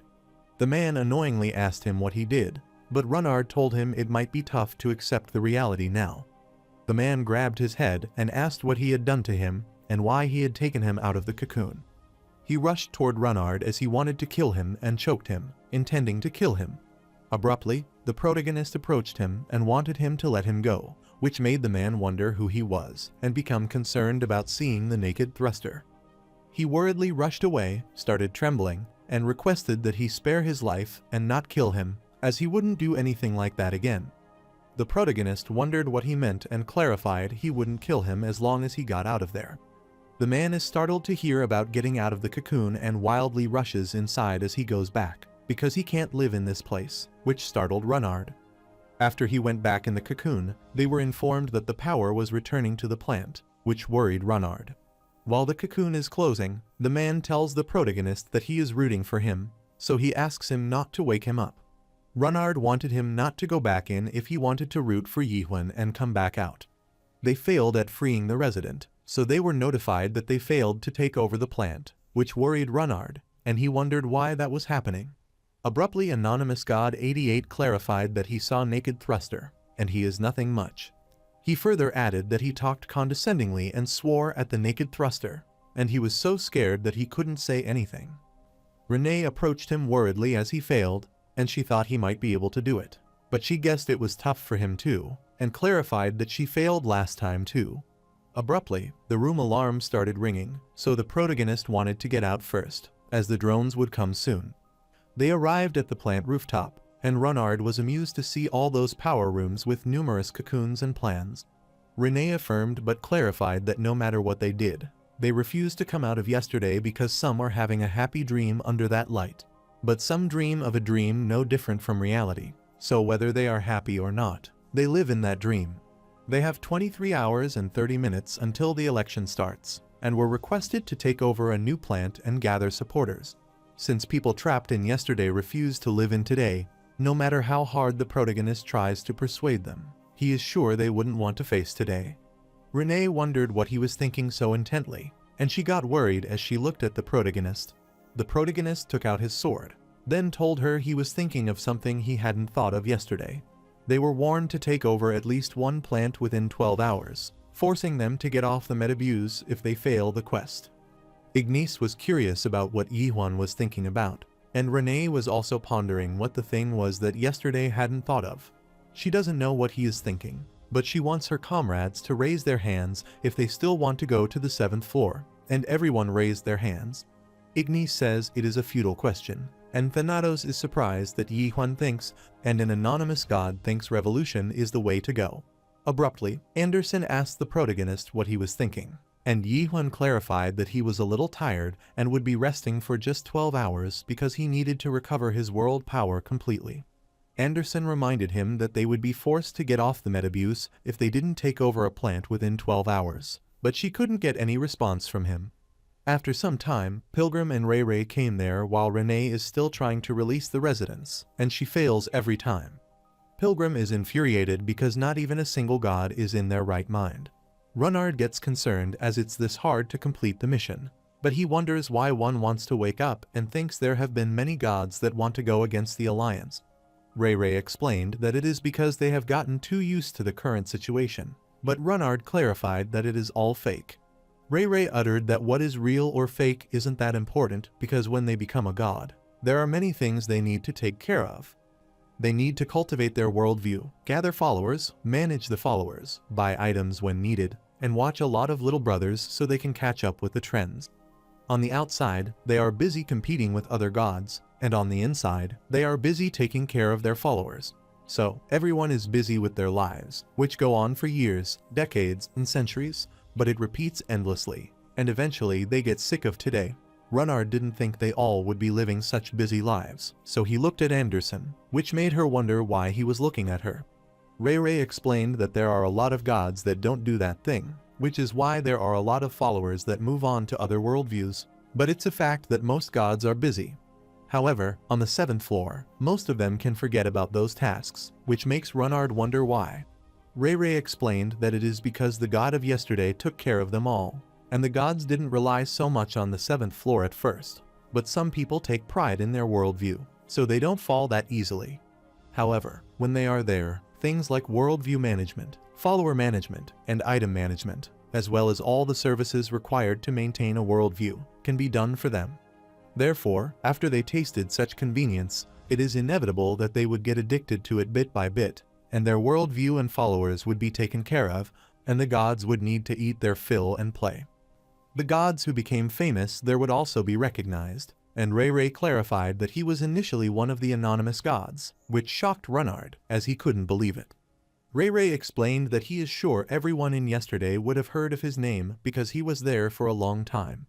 Renard wondered why he came out, but it's a little complicated to explain the reason, but he felt like he was living life in the wrong manner.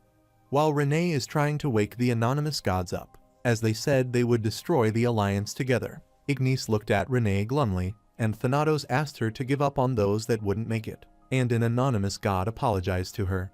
Renard wondered if her goal was to drive the Alliance out of the tower.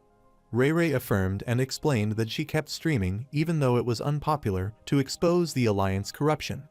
But now that she has the naked thruster, it is no longer just an impossible dream as long as they somehow manage to take over the 7th floor. since this floor overlooks most of the revenue of the Alliance. If they can take over this place, bringing the Alliance down would no longer be just a dream.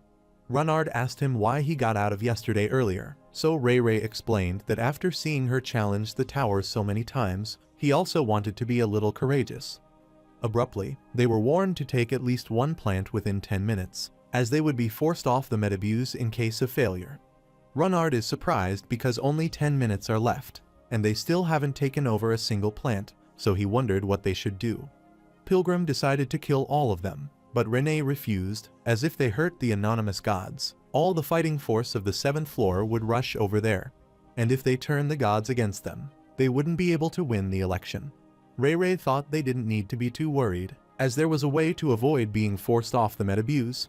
He clarified that right beside the warning message, there are some tiny words, so he wanted them to read them. Those words say they can obtain an additional 12 hours if they pay 3,000 trusts.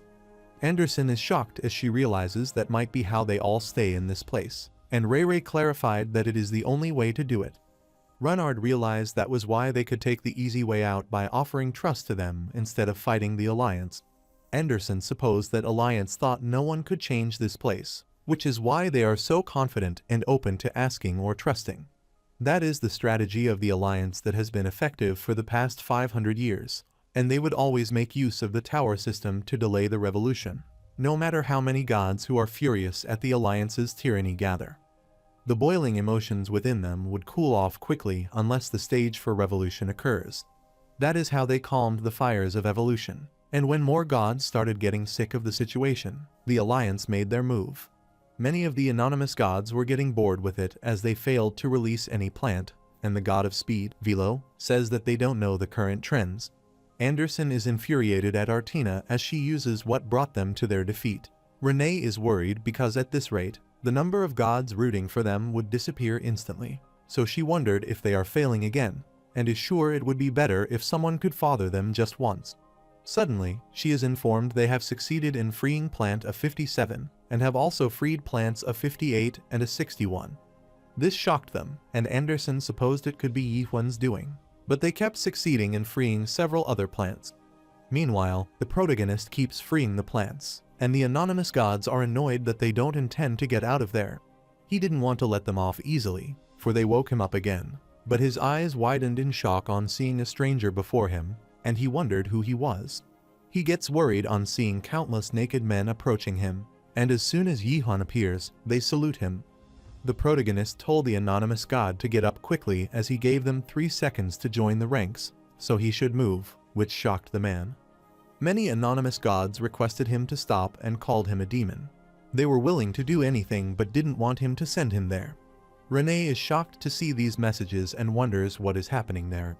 Abruptly, they were informed that the condition for election had been fulfilled, and several residents supporting the terrorists had crossed a certain threshold, so the election was going to start. Renee is shocked as this is the first time they have gotten to phase 2 this quickly, and Pilgrim is glad it's finally starting. Renard wondered what was beginning, as Yihuan wasn't back yet, but Anderson told him to look up. They were told to select the candidate for the election, and the candidate will be given the declaration document of candidacy. Renard has become influential enough to become a candidate, so he is requested to write his declaration of candidacy. Anderson knew that the second phase was the election, so the terrorist who gained enough influence in the first phase would run in the election as the king candidate in the second phase and gain votes. Renard wondered if they could become the king after winning the election, and Anderson affirmed. Renard supposed that might be why she told him to make sure the gods don't feel hostile toward him, but he wondered if it was all right for him to write the declaration. Anderson clarified that it doesn't matter, as they wouldn't know who would become the candidate, so Renard agreed to declare his candidacy. Later, they gather at the plaza, and everyone is thrilled, but Ray Ray feels nervous. The candidates are about to say their election pledges, and Renard requested the gods to trust him.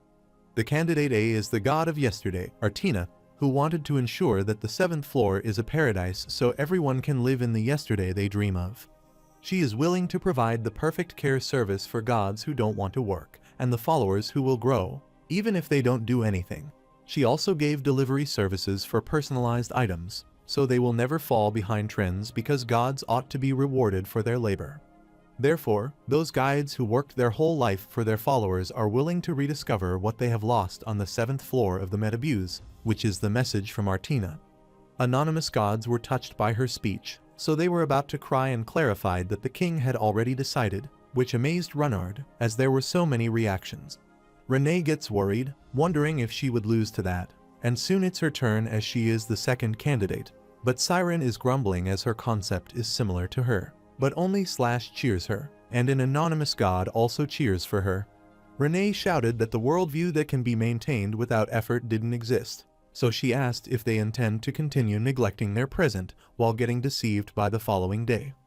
While giving her speech, Renard realized that she is good with her words, and Anderson agreed, as that is the honest pledge that doesn't lie about what can and can't be done. Pilgrim clarified that it would be more disadvantageous, which startled Renard, wondering why that was the case. He explained that Rien is talking about the truth of the 7th floor, which will cause the gods to turn away from her even more, because what people want to hear is different from the correct thing. Many anonymous gods shouted that this was a fake video, that they would not fall for such instigation, and that it was so painful to watch. Still, Renee clarified that the Alliance is exploiting their trust, so she wanted to return it to them. Renard is shocked to see the response, but Pilgrim clarified that they cannot be helped, as no one likes facing reality. He knew that Renee's pledge wasn't wrong, but saying the pledge that the voters want to hear is an essential strategy, which is why he had a pledge that would bring them back to their side. So Pilgrim wanted them to leave it to him, and his pledge started. One of the anonymous gods is looking forward to the Pilgrim pledge. Pilgrim clarified that he is Drake's avatar, so if he becomes the king, he will rebuild the caste with dragon bones to uplift the reputation of dragons and hold dragon hunts twice a week while increasing the welfare they enjoy. Which makes the anonymous god wonder what Dragos has to do with them. Pilgrim confidently clarified that he had said the pledge everyone wanted, so he told them to choose him as they talked about the almighty dragon there. Next is the candidate D intermediate god, Gale, but the anonymous god wanted him to get lost, as he is the intermediate god. Next was Ray Ray's turn, who is a bit shy, so he can't say a line properly, which makes the anonymous god wonder why he is stuttering so much when he is usually so good with his words, and wonder why someone who can't talk properly is allowed to be there. While descending, Ray Ray cursed himself as he couldn't speak properly, as it was his first time speaking before so many gods. But Renard told him it was alright, as he did great, and Anderson also wanted him to cheer up. Abruptly, Renard went on the stage as he was the candidate F, and everyone was cheering for him. Renard clarified that if he becomes the king, he will give them 1 million trusts to all the gods on the 7th floor. After his speech, everyone was told the real-time vote result would be shown shortly, so they were all waiting. Renard wondered if they would win the election, and Ray Ray clarified that even if Renard won with that ridiculous pledge, he wondered where he would get all that trust.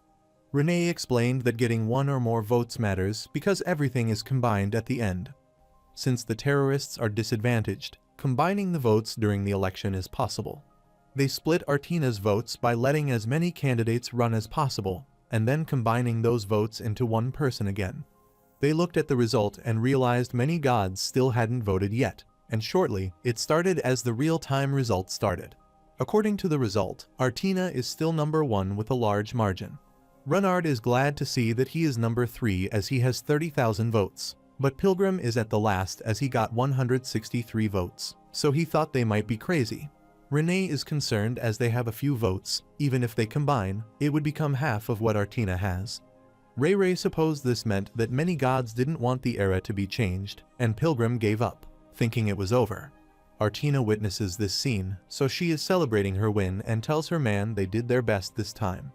They were gathered at the castle, midday of tomorrow, and Artina is counting on all of them to keep up the good work until the election is over. Her advisor wanted her to leave everything, including manipulating the voters' opinions, to them, which pleased her. However, she wondered if they had killed Justice and realized that Anderson had changed so much. She wondered if she still dreamed of something like a world where gods and followers are equals. She remembered that Anderson thought everything would be peaceful if everyone were equal, but she was wrong. In the past, during their battle, their warriors died as their opponent didn't want to let anyone live. The gods Artina has seen are trash beyond help, Conflicts will never cease to exist unless they give up on their worldview, so that she will get rid of conflict in her way. Therefore, if she can't get rid of all the trash, she will make a garbage dump where she can control it all. That's how the God-rearing project has stood firmly for the last 500 years. She wanted to trap all the gods that came into the Metabuse on the 7th floor and keep the Alliance running by supplying it with infinite world power from them. She wished to break their spirit with conveniences and entertainment, eventually turning them into anonymous gods. She can make the entire Metabuse think what she wants them to believe just by controlling the anonymous gods, and is confident that the kingdom of yesterday will not fall, no matter who appears. They were notified that another candidate had appeared, and Yi Huan clarified that yesterday was over. Artina is shocked to see Naked Thruster and wonders what the cube is doing in his hands. The anonymous gods started running away as they knew he would kidnap them with the cube, as most of the gods had been dragged out of their cocoons and were caught by him. The protagonist wanted them to know this isn't a pledge because all of them will live in their present from this moment onward.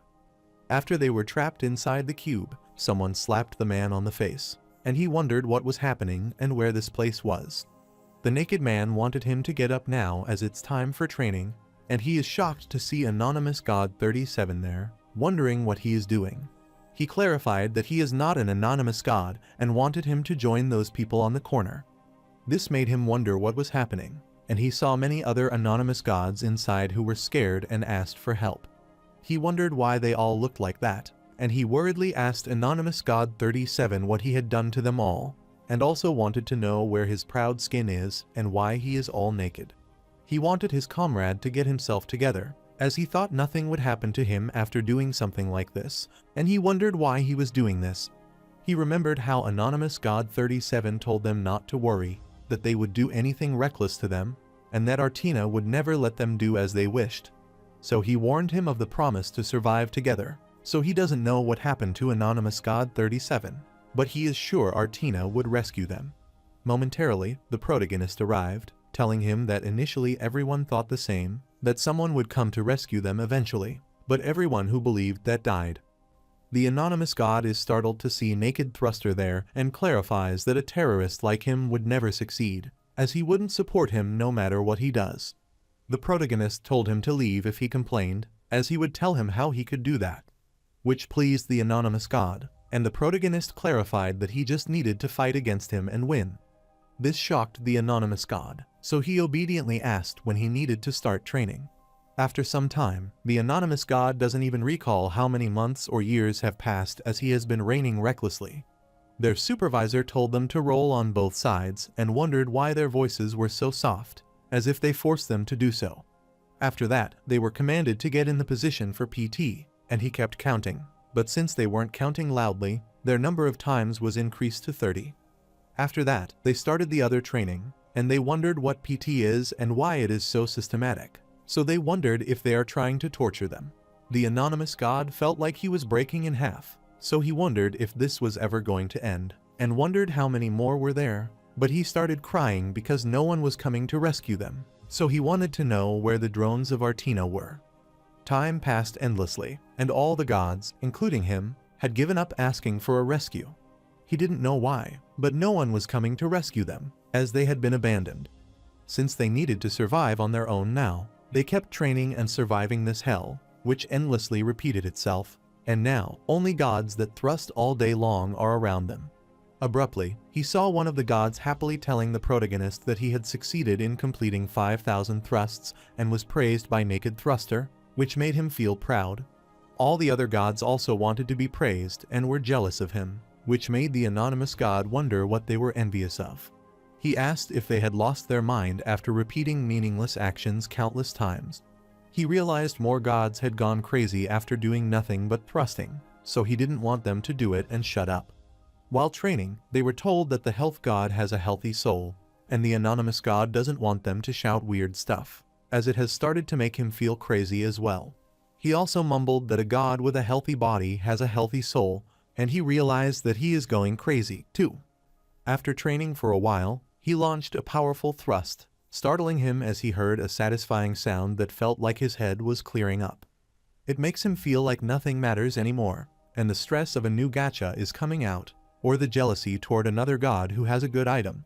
He feels like none of that matters anymore, as he has returned to when he roamed the abyss by himself. Abruptly, he is asked if he is finally back, and he is surprised as the voices of the followers he has forgotten about are coming into his ear. His followers missed him as he is the god of the grassland Martis. After that, the protagonist praised him for his great work, so he told him he could leave now, which startled Martis. The protagonist clarified that he would understand once he did that, and a door appeared behind him. Martis approached the door with shock, and after he came out of it, he saw the fluid around him. He heard the anonymous god shouting to run away, and Yihun would kidnap them with the cube, as most of the gods had been dragged by him. Martis is shocked, as this was how he behaved right before he got dragged away, and he realized that time on the outside barely flowed at all. He is astounded to see that the cube isn't sucking him in now that he has been sucked into it once, which means if he wanted to he could go back to yesterday again. He looked at the cocoon because time hadn't moved much, and he was still there, so nothing had changed. Abruptly, his comrades asked him if Martis had completed the training, so he was tasked to help them wake up the rest, instead of standing there as they needed to help them feel as refreshed as they did. Martis realized something had changed, so he smirked upon hearing this, took off his dress, and agreed to help them. At the same time, the protagonist is notified that the durability of the time cube has almost been depleted. He guessed the cube had its limits, but he tried to make it like how he made the Tower of Nightmare and succeeded. Currently, the time ratio of the time cube is 10 years for every 10 minutes, which means 10 minutes outside would be 10 years, and each team would have exactly 10 years. Yihun wondered if such training would be sufficient, but it was effective. Meanwhile, Martis excitedly released the anonymous gods and informed them it's time for training. Artina gets infuriated as idiots like them have ruined the 7th floor. So she wondered what kind of god could do such a thing and how many years that person said he spent in the cube. Seeing Artina infuriated her, her advisors started trembling in fear and clarified that a total of 200 years and all the gods in that area plant are supporting him. Therefore, the approval rating of the naked thruster is rising quickly, which worried Artina, so she told them to prepare the last sequence of the election, as she will show them that yesterday will not disappear that easily. Meanwhile, Gale is pleased to see the vote, and Pilgrim knows that the naked thruster could do it because, at this rate, they could win when their votes are combined. While Runnard is worried as he wants to be helpful this time, Anderson tells him there are things he cannot do as he is not a god, which infuriates him. Abruptly, they were notified that the candidates' current public opinions were being revealed, which startled Pilgrim. Renee wanted everyone to be careful because this isn't just any public opinion, and she suddenly started hearing the negative voices that wanted them to shut this broadcast down, as they can't believe a third-rate streamer like her could make it there. While Ray heard voices who were surprised to know that he stutters when he always acted like he was above others since he was in yesterday. They wanted to see him humiliated there. Anonymous God 548 wanted Renee to explain herself, and she wanted them to wait a minute, as she had never said anything like that. She was asked if she was upset now, and if she was looking down on everyone now that she had earned some trust. Runnard also has difficulty dealing with those voices, as he is a follower of the naked thruster, because if they were in his place, they would have left him alone. They wanted Runnard to have some conscience if he isn't going to be of any help. Then he should get off the bus, and he knelt. Anderson told him to stop the messages, and she told Artina to stop sending those messages. Artina smiled cunningly as she wanted her to stop when she had just started, and asked if she thought that the matter was something that could be prevented. She wondered if they were thinking of becoming the king of the 7th floor with that weak resolve. She clarified that the messages they are hearing are just a small fraction of what she hears, yet they already want to give up.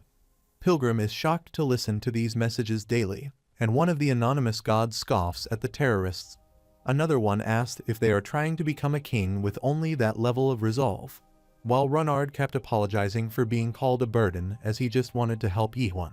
He was told to stop pulling down others and get lost. Abruptly, the protagonist arrives there, so he clarifies that it is enough, and Runnard is surprised to see him there. Anderson wondered why he was so late, but Yihun's comrades told God of yesterday that she crossed a line there, and they wanted to stab her to death if she hurt their captain's teammates, which surprised Anderson. Artina asked them if they tried to stop her when she didn't start this. The protagonist wondered when he started it, and Artina reminded him that he destroyed her cocoons, put weird thoughts into them, and corrupted them. Yiwen clarified that he didn't do anything, but they were the ones who chose to live today. Artina wondered if they decided to live in today, so she asked her fellow gods if their time living yesterday was so insignificant. However, they wanted her to shut up as she exploited them, and Marty's shouted that they would still have been in yesterday if she had done a proper job. Artina couldn't believe they thought she exploited them when they were happiest and had yesterday's services. Marty's clarified that they have changed and decided to live today with their strength. This sounds great to Artina as they want to live their best life today, but she asked everyone if they lived their best life yesterday. She is sure they all could have easily done that yesterday too, and no one forced any of them to spend their life in vain. Marty's is trying to explain why that happened, so Artina asked him if he thinks he can live today after all this time. She cunningly told him that if he wanted to live properly today, he should have done so first yesterday, because only then would he be able to live properly the following day. However, she wondered if those who cannot live in yesterday without her can live today. She inquired if they would throw away everything they left from yesterday, because today will become yesterday after it passes. She wanted them not to act like they had gotten an epiphany and snap out of it, because the sense of freedom they felt right now might not be real soon. She asked them if they had forgotten what kind of place the abyss is like, as they had been driven out by the vicious competition previously so that they would fall behind again. She is sure they will remember yesterday again after they get tired from the competition. Then they will wander around looking for comfort and miss it. Then they will think about what it would be like if they had stayed in yesterday. She didn't want them to do anything. They will regret it, as there is nothing wrong with only remembering the happy things in life. While everyone has been shaken, Artina told them it's alright not to live such a hard life, as that is not the only thing that can bring happiness, so she hopes they can remember how precious their yesterday was. Renee gets worried about seeing this, so she tells everyone to pull themselves together as they mustn't fall for it. Abruptly, the protagonist stepped out of the way and told them to return if they want to do so, as he wasn't expecting anything from them. He can't do anything for all of them because he is not their nanny, so they should return if they prefer their comfortable past, which startled Anderson, wondering what he is doing. Yiwen already knew that it's useless to keep telling them to live in today, as that was how it was when he thrusted all alone. His comrade thought nothing would change even if he thrust all day long, so they preferred to use that time to find a good skill. Those who said that have all fallen into the realm of a mare after being deceived by the return stone, just like anonymous gods are being deceived now. Since most gods there don't know how to live in today's world, he taught them how to thrust so that they can use that as they try living in today. The today that appears in a trash place like yesterday is just an illusion given to the gods to make them think they are living a proper life. But the real today is made by living through hellish days and enduring them. He is sure that among them, there wouldn't be many who will live today because there is no guarantee that today will bring more happiness than yesterday. Abruptly, Artina saw him doing something, so she asked what he was trying to do.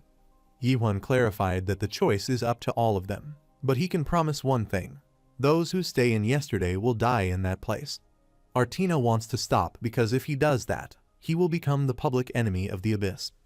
Everyone gets worried thinking he might not do that, no matter how insane he is, and wants him to thrust if he wants. Artina asked him if he wanted to wage war against the whole abyss, and anonymous gods asked him if he was threatening them now, but thought it was just bluffing. Renee tried to stop him because if he crossed, he would return from it, as he couldn't handle such a sin. The protagonist thinks that she might be a good god since she is trying to save them by not giving up on all of them, and she is trying to stop him because she knows what is right.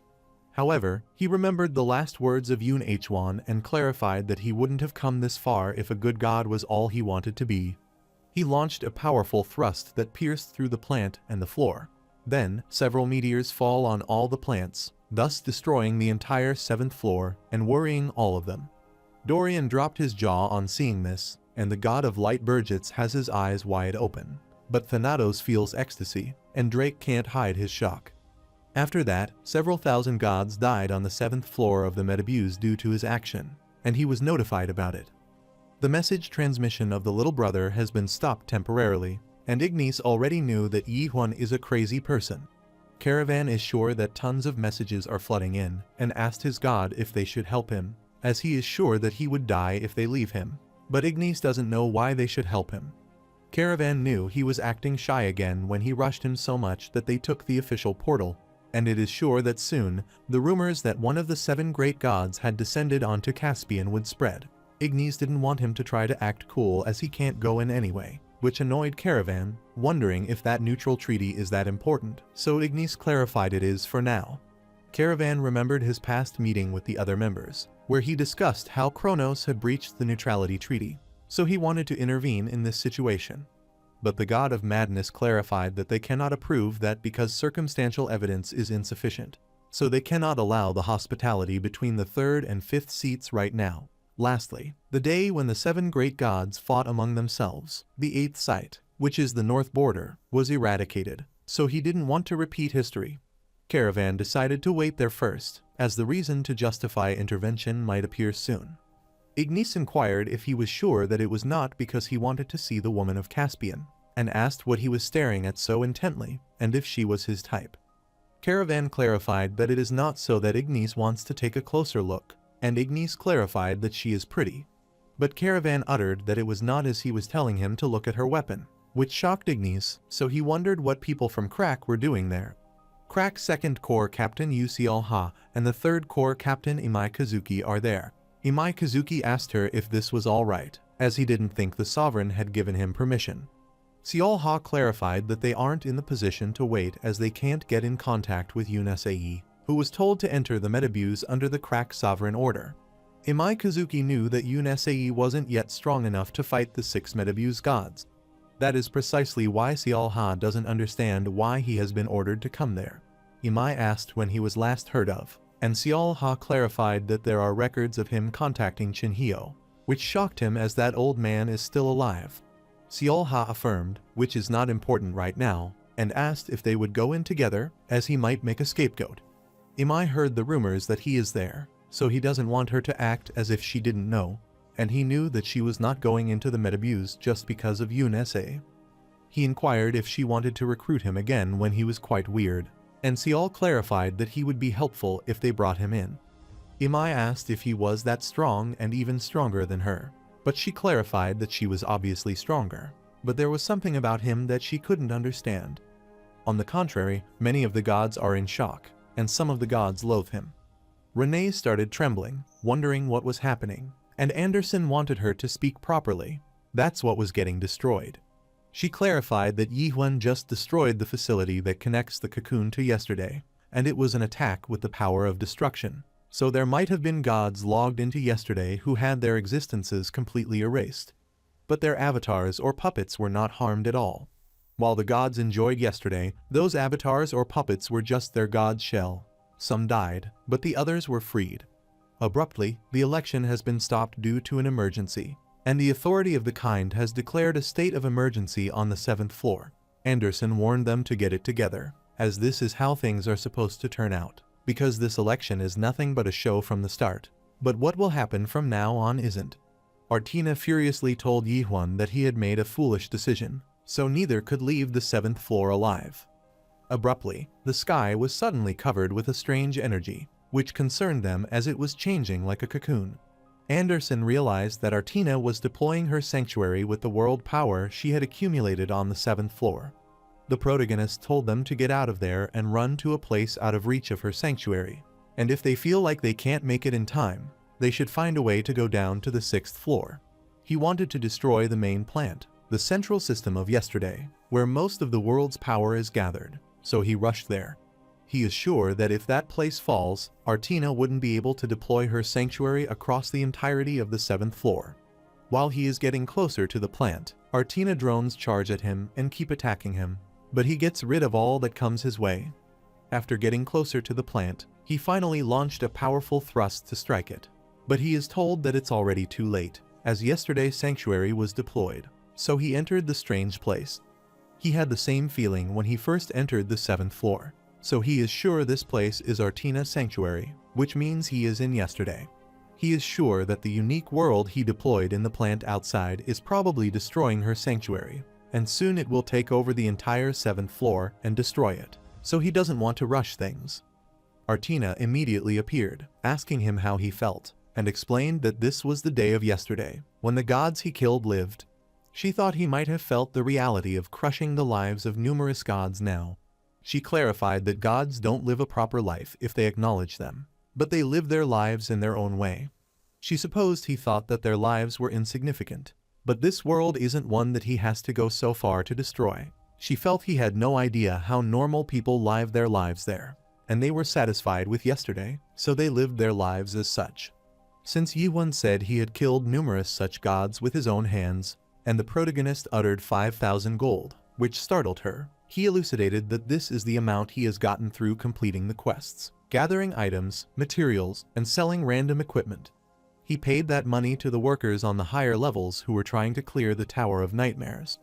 Artina found it interesting that he also went through such a time, so she asked if he missed those times after seeing this place. The protagonist smirked upon hearing this and clarified that everyone who had taken his money had chosen to return to the 77th floor. Artina thought he might blame them, and that's why he loathes the god of yesterday so much. But she clarified that this place isn't the Tower of Nightmare, so she wanted him to join the alliance, as he could create the world he desired if he worked with them. The protagonist confirmed that it is similar to what they told him when they also took his money back. Artina wondered where he was getting his confidence from when he struck his sword into a plant outside. She commanded the Royal Guard's vanguard to get that man, as she would give 100 new skins gacha voucher to the one who defeats him. All of them charged at him and kept attacking him, but the protagonist evaded all the attacks and grabbed the hand of one of them. While the guard behind him tried to attack him, he dodged it and struck all of them, thus injuring them. They started trembling in fear, and the protagonist broke the tooth of one of the guards, thus knocking him out. The other guards stood to fight him again as he approached them. Artina wondered what they were scared of when they had only one opponent, so she commanded them to tire him out and kill him, and they charged at him simultaneously. The protagonist remembers when Shinhyo told him that he was strong, but he didn't acknowledge that he had his weapon with him. He clarified that someone with real skill doesn't need a weapon, as he also practiced slashes with his bare hand, and he is shocked to see the protagonist's skill. Presently, Artina is shocked to see the protagonist landing slashes with a bare hand, so she wonders what that was. His attacks subjugated all her comrades, and half of her castle was blown away with his overwhelming slash. The protagonist clarified that with opponents at her level, he doubts he will need his sword, and he used the world power, Sanctuary. Artina doesn't intend to win from the start, and he is sure the chief commander on the above floor also knows that. Her role is to tire him, who will fight the chief commander, even if it's just a little, so she wanted to injure him and slow him down, which would be sufficient for her role. The protagonist asked her if she thought she could do that, and Artina clarified that she had made backup plans for a day like that. The protagonist is startled to hear about a backup plan, wondering what she is talking about. Suddenly, Yunesei came out, so she asked him how that was and asked if he could fight against the Anai form crack. In the illusion tree, awakening is defined in various ways, which include the monarchs calling it the system error, and the gods calling it the way mortals become gods. Depending on the group they belong to and the rules they follow, awakening could be described with a totally different concept. In that case, awakening means that the awakened is free now, and Yunesei vividly remembered the moment he heard that sentence. He endured hellish training for a week and finally arrived at his awakening, and he can fight against the god with human souls without being restricted by the rules of adaptation. Since that is the kind of existence Yunesei has become, he thought he would be free now, but he found himself trapped somewhere, so even after dismantling and assembling, he couldn't figure out where he was kidnapped. He had heard tales of awakened beings kidnapped by the monarchs of the 12 regions or the god of the abyss, but he didn't know who kidnapped him and what he was doing last. Abruptly, he saw his reflection telling him that this would happen as he acted all strong and should know that Metabuse isn't an easy place because a kid is just a kid in the end. His reflection told him that he is sloppy for running his mouth and saying that the 6 gods of Metabuse are nothing much. Yunesei kept hearing a strange voice that didn't want him to be bullied, but they knew he had killed countless gods, so they didn't want to go easy on him. Abruptly, he worriedly covered his ear, wondering what was happening and where he was, and he couldn't remember who he was or what he was supposed to do. He was told this place is yesterday, and that he is Artina's puppet, so he was commanded to kill Yihuan. Artina smiled cunningly as she asked the protagonist if he could fight someone from crack. The protagonist wondered if he thought he would be scared of her, and asked if she made Yun Sae into her puppet. Abruptly, Anderson came here, which made him wonder what she was doing here, and Anderson reminded him that she was at his party, but she supposed he had already started fighting. She thought for a while, then requested him to give her some time, so the protagonist gave him 3 minutes. Anderson told Artina that she would be killed in 3 minutes, so she told her to stop before she ended up in an even more pathetic state, and hoped she didn't want to die like Justice. She knew it was trying enough for Artina to maintain her sanctuary because the plants had stopped supplying her world power, so she inquired how long she would keep going with her tough act. Anderson didn't believe the rumors of Artina becoming the king of the 7th floor because she knew Artina wouldn't imprison and exploit other gods. Artina clarified that she had never stopped any god from leaving yesterday. Anderson affirmed that the gods have become so sick that they can't get up on their own. Artina added that even if they got out, they wouldn't get the life they wanted because what awaited them outside was the Metabuse. Anderson uttered that they should have gotten off the Metabuse too, and Artina clarified that she cannot do it, and neither could Justice, so she is sure those frail gods can't do it either. She asked Anderson what she thought would happen if those gods were freed right now, and she clarified that they would use the opportunity to seek personal revenge and crush innocent avatars or puppets, since they wouldn't hesitate to take any lives. So she asked Anderson if she believed that kind of god could turn over a new leaf, but she didn't think so because trash should go to the rubbish dump, so the abyss needs a place where trash should go. The protagonist told her 3 minutes were over, so he started approaching, and Artina commanded Yun Sae to fight him. Yun Sae emanated strong energy and then rushed toward the protagonist to fight. Anderson told the protagonist to be careful, as Yun Sae is a famous ranker who awakens like him. The protagonist quickly punched Yun Sae in the face and slammed him to the ground, which amazed Anderson, so he clarified that he had no hard feelings. Artina reminded him that she isn't referring to scaring him of crack when she reminded him of where Yun Sae is from. She explained that Crack is an organization possessing the most awakened in all of the illusion tree and is also grouped as the wariest awakened. So she is confident that he could never win against that child, and Yun Sae deployed his sanctuary, which is the world without adults. The protagonist's body transforms as soon as the sanctuary is deployed, which startled Anderson. The protagonist's soul is being dismantled and dispersed elsewhere, and he knew the only way to defend against a sanctuary is to deploy another one. But he cannot protect against this because he activated his sanctuary outside this place. So he wondered if Artina came up with this plan while his world after the end is eroding her yesterday. After he was taken away, Artina wanted Anderson to see this as the awakened she had put her trust in had been defeated, so a worldview where all adults are erased. This is a sanctuary that only works on human beings who are awakened, where the concept of an adult exists. She is pleased to defeat the monster who defeated the 6 Metabuse gods and protected yesterday, but she is shocked to see the protagonist coming out. The protagonist found this worldview interesting because his world only has adults, so this is his first time seeing a child. He approached Yun Sae, asking him if there was no one else there and if he knew someone named Siren. Artina was shocked to see this, as he should have been erased, so he wondered where that kid came from. She wondered if it was an illusion or if Yihuan's original body was a child to begin with. Yun Sae asked him who he was, and the protagonist confirmed that the outside world called him Yihuan. Yun Sae is startled to hear his name, so he starts remembering the past, which worries the protagonist, and he asks if he is all right. Artina asked Yun Sae what he was doing, saying he should eliminate the child before him. He deployed his ruthless storyline, Yun Sae block, and second form toy hammer to strike the protagonist away. After throwing away the bat, the protagonist holds it and asks Yun Sae if he wants to play with toys, but he clarifies that he doesn't have any toys because he lacks money. Yun Sae rushed toward him to strike, but Yihuan stood, and as soon as his opponent's energy was about to attack him, he blocked it with the bat and asked if he was an idiot. He got rid of his slash and asked if he didn't know who would win when a toy hammer hits a baseball bat. Yun Sae is in awe of seeing this, and Yihuan apologized for breaking his toy, even though he tried to be gentle.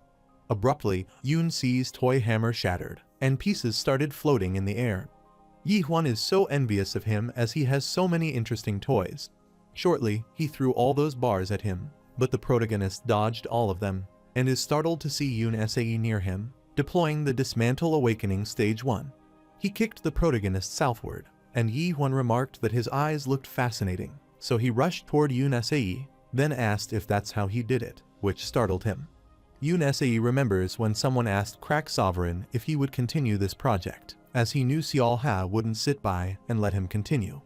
Crack Sovereign clarified these necessary experiments to confirm the limit of awakening, so he cannot give up on a project that can improve the awakened, since all awakened are made by going against the system. But not even the awakened can completely escape the system. That is why Crack thought what would happen if they awaken children who are minimally influenced by the system. But the project failed, and Yun Sae survived. Yun Sae started crying while remembering this, and Yihuan is sure it might be tough for him, as the adults have mistreated him, which is why he developed such a worldview. Artina gets infuriated on seeing this, so she tells him to kill Yihuan instead of standing around and asks if he intends to go against her order. Yun Sae started hearing strange voices calling him a useless fool as he could not even do a single thing, and he wanted those voices to stop. The protagonist hit his head with a bat and asked why he was listening to him. Yun Sae clarified that it's because he would get punished if he didn't listen. Yihuan knew that was how adults are, as they keep saying that children need to hear what they say, but adults are not always right, so he can become an adult now too, as it's okay not to follow what people say if he doesn't like it. Artina gets pissed on seeing this, wondering what Yun Sae is doing, as he should start attacking and kill that child. The protagonist approached her and wanted her to shut her blabbing mouth, and Artina asked who she was to tell someone. The protagonist pointed his bat toward her and asked if she couldn't see that he was a child. Meanwhile, outside the sanctuary Artina, drones were attacking all the protagonist comrades, and Thanatos asked what was happening there. Ignis also asked about Naked Thruster, but Ray Ray replied they don't have time to explain the details. Meanwhile, Renard is fighting with the drones. Some of them tried to attack him, but Renee rushed there to save him. She wondered why he was still there when she asked him to stay away. But Renard is infuriated as Yihuan and Anderson went to yesterday without him, so he is worried. Renee knew that, but they can't help him now, as the situation is bad there, and the number of gods choosing to betray yesterday and join today is slowly decreasing. Marty's gets annoyed by this, so he summons some wines, as he barely got back today and wants to fight them to the end. But suddenly, one of the drones attacked him, thus throwing him down in an injured state. The number of gods joining today is decreasing in real time, but Marty's continued to protect and fight for today. Marty's already knew that the concept of today isn't great, and the time he spent thrusting could not change his life. He knew that the feeling of excitement he had was merely a temporary one which his realization of his reality had brought him. But still he stood because he wanted to die today, so he rushed to attack. The rest of the gods are also like him. Despite all that, they are fighting there because they want to create a tomorrow with the day that they have finally gotten back. However, this isn't the situation that can be solved with resolve, as Artina's sanctuary was deployed using the world power she accumulated for 500 years, so the only solution is to hand in there and hope for its release. The gods can no longer hold the battle lines, so he asks Renee if they can do something else. Renee clarified nothing, as it would be good enough, and Marty's knew that's what she could do, which shocked her. Marty's uttered that most of the anonymous gods have watched her stream for a long time, and would know that she is the god of fate. Renee guessed that people would find out about it one day, but she never thought it would be at this place. She is sure that if she deploys her sanctuary and dominates fate, they could overcome this crisis. But the problem is that fate has a long cooldown time, and the conditions to use it are not very easy. She gets worried that if her decision to use it is wrong, she will be unable to use it elsewhere. Then everything she has done till now will be pointless. Even so, she knew she didn't have a choice. Therefore, she decided to use it. But suddenly, tremendous energy was released, which broke the plant away and dazzled all the gods' eyes. Everyone is startled to see the strange light coming from the tower and wonders what is happening. All the towers on the 7th floor were removed, which startled Renee and Ray Ray, who wondered if it could be Yihuan. As the dust faded away, the protagonist came to them in his child form and soon transformed into an adult. Renard is glad to see Yi1 there and realizes that he did it. The system started calculating for the 7th floor, and the guide fixed the calculation errors. Anderson supposed the temporal error occurred in the system because the entire plant area got destroyed. The system conducted the emergency inspection of the 7th floor of the Metabuse for an hour. Artina knelt as she faced defeat, and she started shooting crazily, then requested her fellow gods to help her band together and kill the one who destroyed yesterday. So, she wondered where they were when their world was falling apart. But an anonymous god clicked his tongue and said that she was pathetic. Her eyes filled with tears as she saw many messages from the anonymous gods who were worried about themselves, as they could not live there. She cursed them all as they were nothing but trash, and then she vanished in thin air. After some time, she opened her eyes as she was called and saw herself in bed. Justice uttered that it was unlike her to sleep in when she needed to leave early that day. Eden couldn't believe there was a god who could wake up later than Justice, and Artina was surprised to find herself in this place. Abruptly, Anderson came there and asked her why she looked like she was about to cry and if she felt unwell.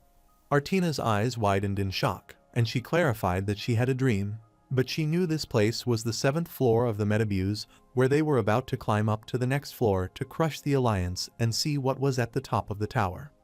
Justice would talk to them about the tower rancor in his unique voice, and Eden would dig his ears to signal that Justice is being noisy, and Anders would smack both of their back hard as they bickered.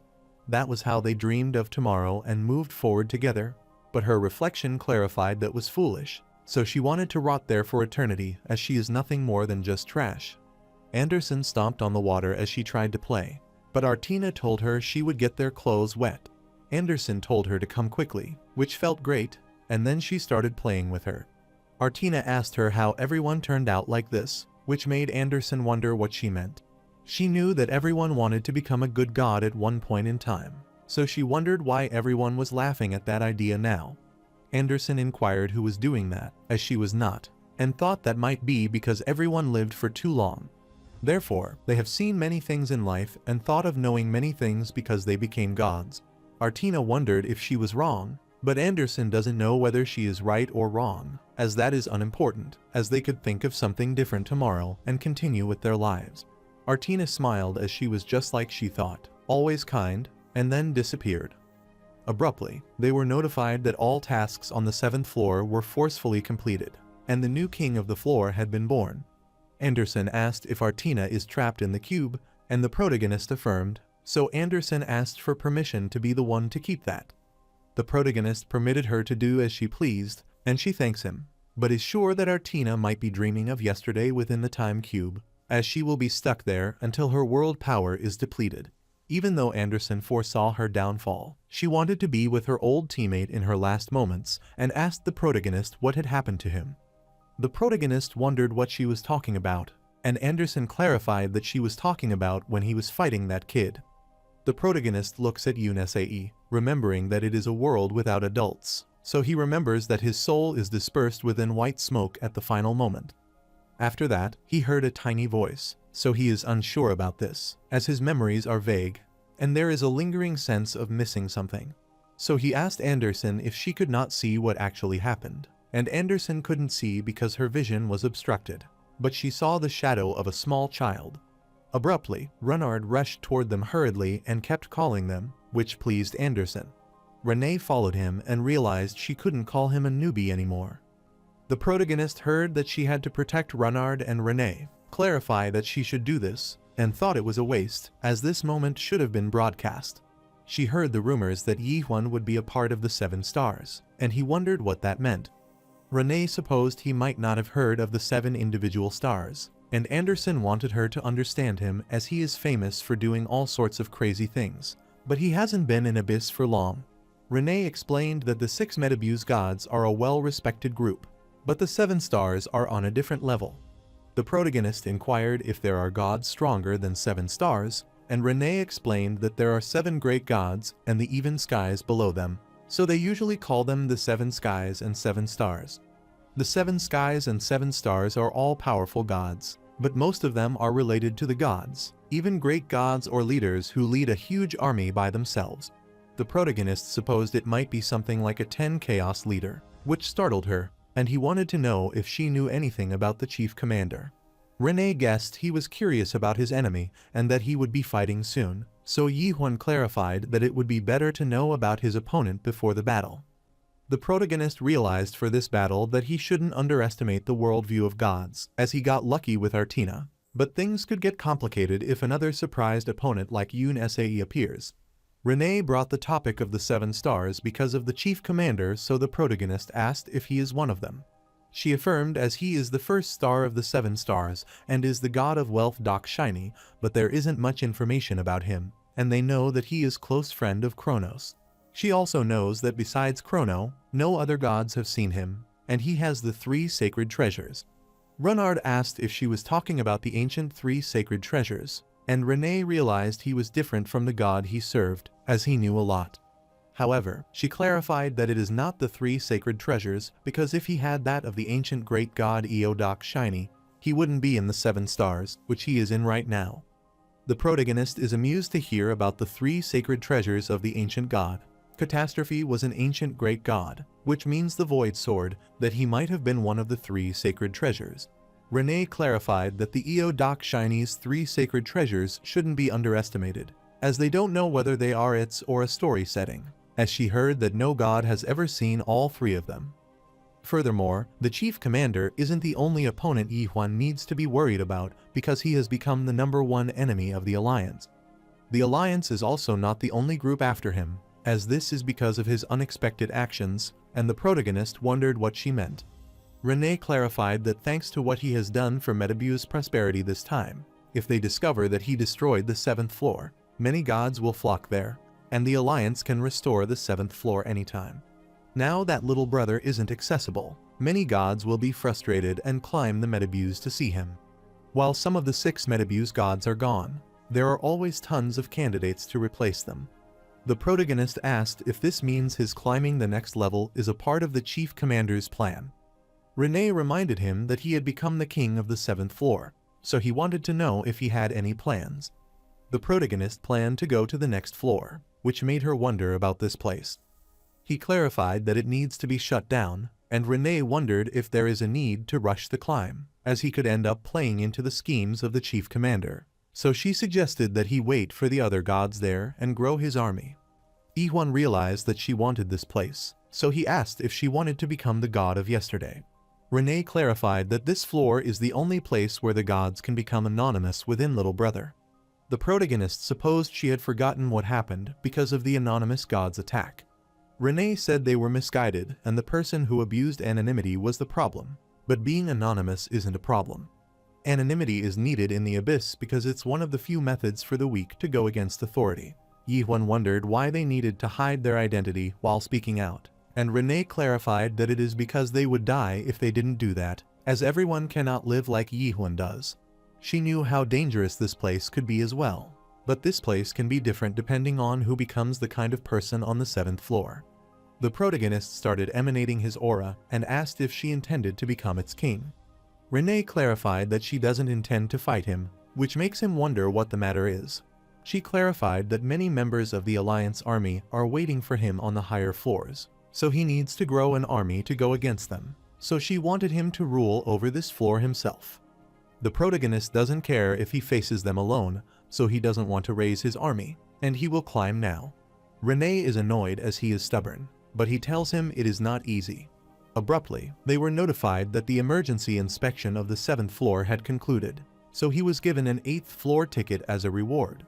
He also obtained 300,000 trusts as a reward and has been given an additional reward for achieving the regression. A portion of the world's power has been accumulated on the 7th floor, converted to trust, and sent to him. Anderson is glad as they are right, but Renard reminded her that belonging to her as she shares one body with him, so it is fine. The protagonist remembers that the Alliance is reaping tremendous profits by staying there. The protagonist inquired why the Alliance is getting the profits when the driver owns this tower. Renee expounded that the driver also gets profit because there are costs for running the tower, and the driver is always busy, so the Alliance plans the event in his stead, and he approves their event, then splits the profits with them. The protagonist realized that the driver, the one who appreciates things, told her to turn on her stream for him, which startled her. As soon as she turned on the stream, Ignis was relieved to see him again, and Droyan said he was there first, but Edge complained that he had taken too long. The protagonist introduced himself, and they knew that he had killed 3 of the 6 Metabuse gods on the 7th floor and destroyed yesterday. Ignis cheers him, but Droyan makes a curious face, and most gods are shocked at what Yihun said. The protagonist clarified that an event wouldn't take place on the 8th floor of the Metabuse in 3 days, so whoever wants to come can come. But he isn't forcing anyone, so they should come willingly. Runnard is astounded to hear about the event, and Anderson wanted him to stop, even though she doesn't know what he will do. The protagonist wanted to give a small token in return for coming, and Drake is intrigued by his generosity. However, Ignis says he wants to go even if there is no token, and the majority of the gods are asking for the exact details of the event. The protagonist clarified his similarity as he wanted them to be witnesses of a particular match and to think carefully, as it was an opportunity that wouldn't return. The guide is taken aback at what he said, and the driver of the Metabuse takes an interest in his declaration. The protagonist clarified that he would fight the chief commander for his position in the 7 stars in 3 days, so he wanted them to witness that match. Ignis looks forward to how Alliance will respond, and Droyan requests a fair and square match. Thanatos wishes to participate as a witness, and the god of the Northern Sea Glacier wishes to participate as a witness, and many of the gods are searching for a way to enter the Metabuse. Anderson told Renee to turn off the live stream, and after she ended the stream, she worriedly asked him how he would handle the consequences. The protagonist reminded her that she had been reckless in fighting the entire Alliance, and it would be even reckless if he gathered all the gods in this place, so it's better to force them in one-to-one fights. Renee is shocked to hear that he had thought it out, but she wondered if they would accept his proposal. The protagonist gave them 3 days, so he is sure they have no choice but to accept it. He knew that at first the Alliance wouldn't accept the proposal, but after a while, many events would take place because of his proposal, so they would start thinking of the profits they could earn and begin to negotiate with the driver. After a day or so passes, all the gods will start getting excited, and the Alliance will realize that accepting his proposal will also benefit them. Renee thought it would be better to ask the viewing gods to join their side because they will give away the trust. Anderson started crying on hearing this as her trust was going away, and Runnard tried to calm her down as he had already told her it belonged to Yihun. The protagonist is sure that many gods wouldn't follow a side if they were forced, regardless of the money, and many would betray them for money. Renee finally realized that might be why he wanted them to be witnesses, and wondered if the chief commander would fight him alone. The protagonist remembers saying he is the strongest among the stars, but Renee clarified that being strong doesn't mean he is not a coward. He is sure that if he does that, he would have to live on while being ridiculed as a coward for eternity, because the match is announced publicly, and many gods have seen the announcement, so it will be hard for him to reject the match, as it will affect Metabuse's profit.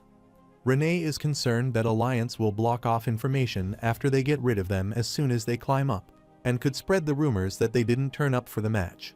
The protagonist looked at her, telling her that's why she is there, as he trusts her a little.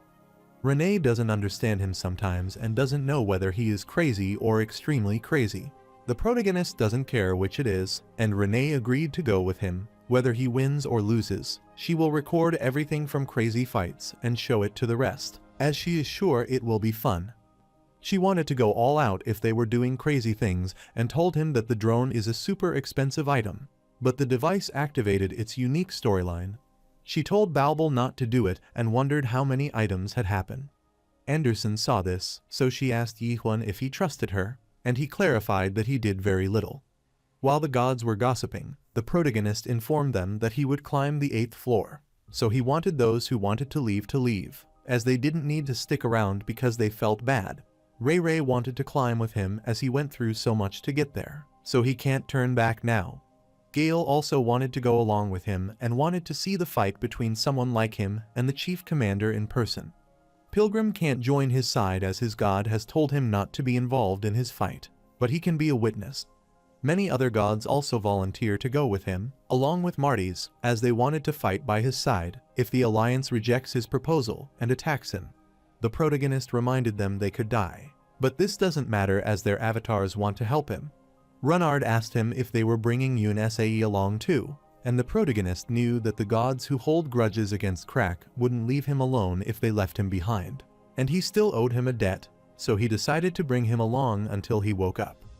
After the portal appears, the protagonists don't know what lies beyond that door, as the army of Alliance could be waiting for them, and they could be bombarded and get wiped out as they climb up.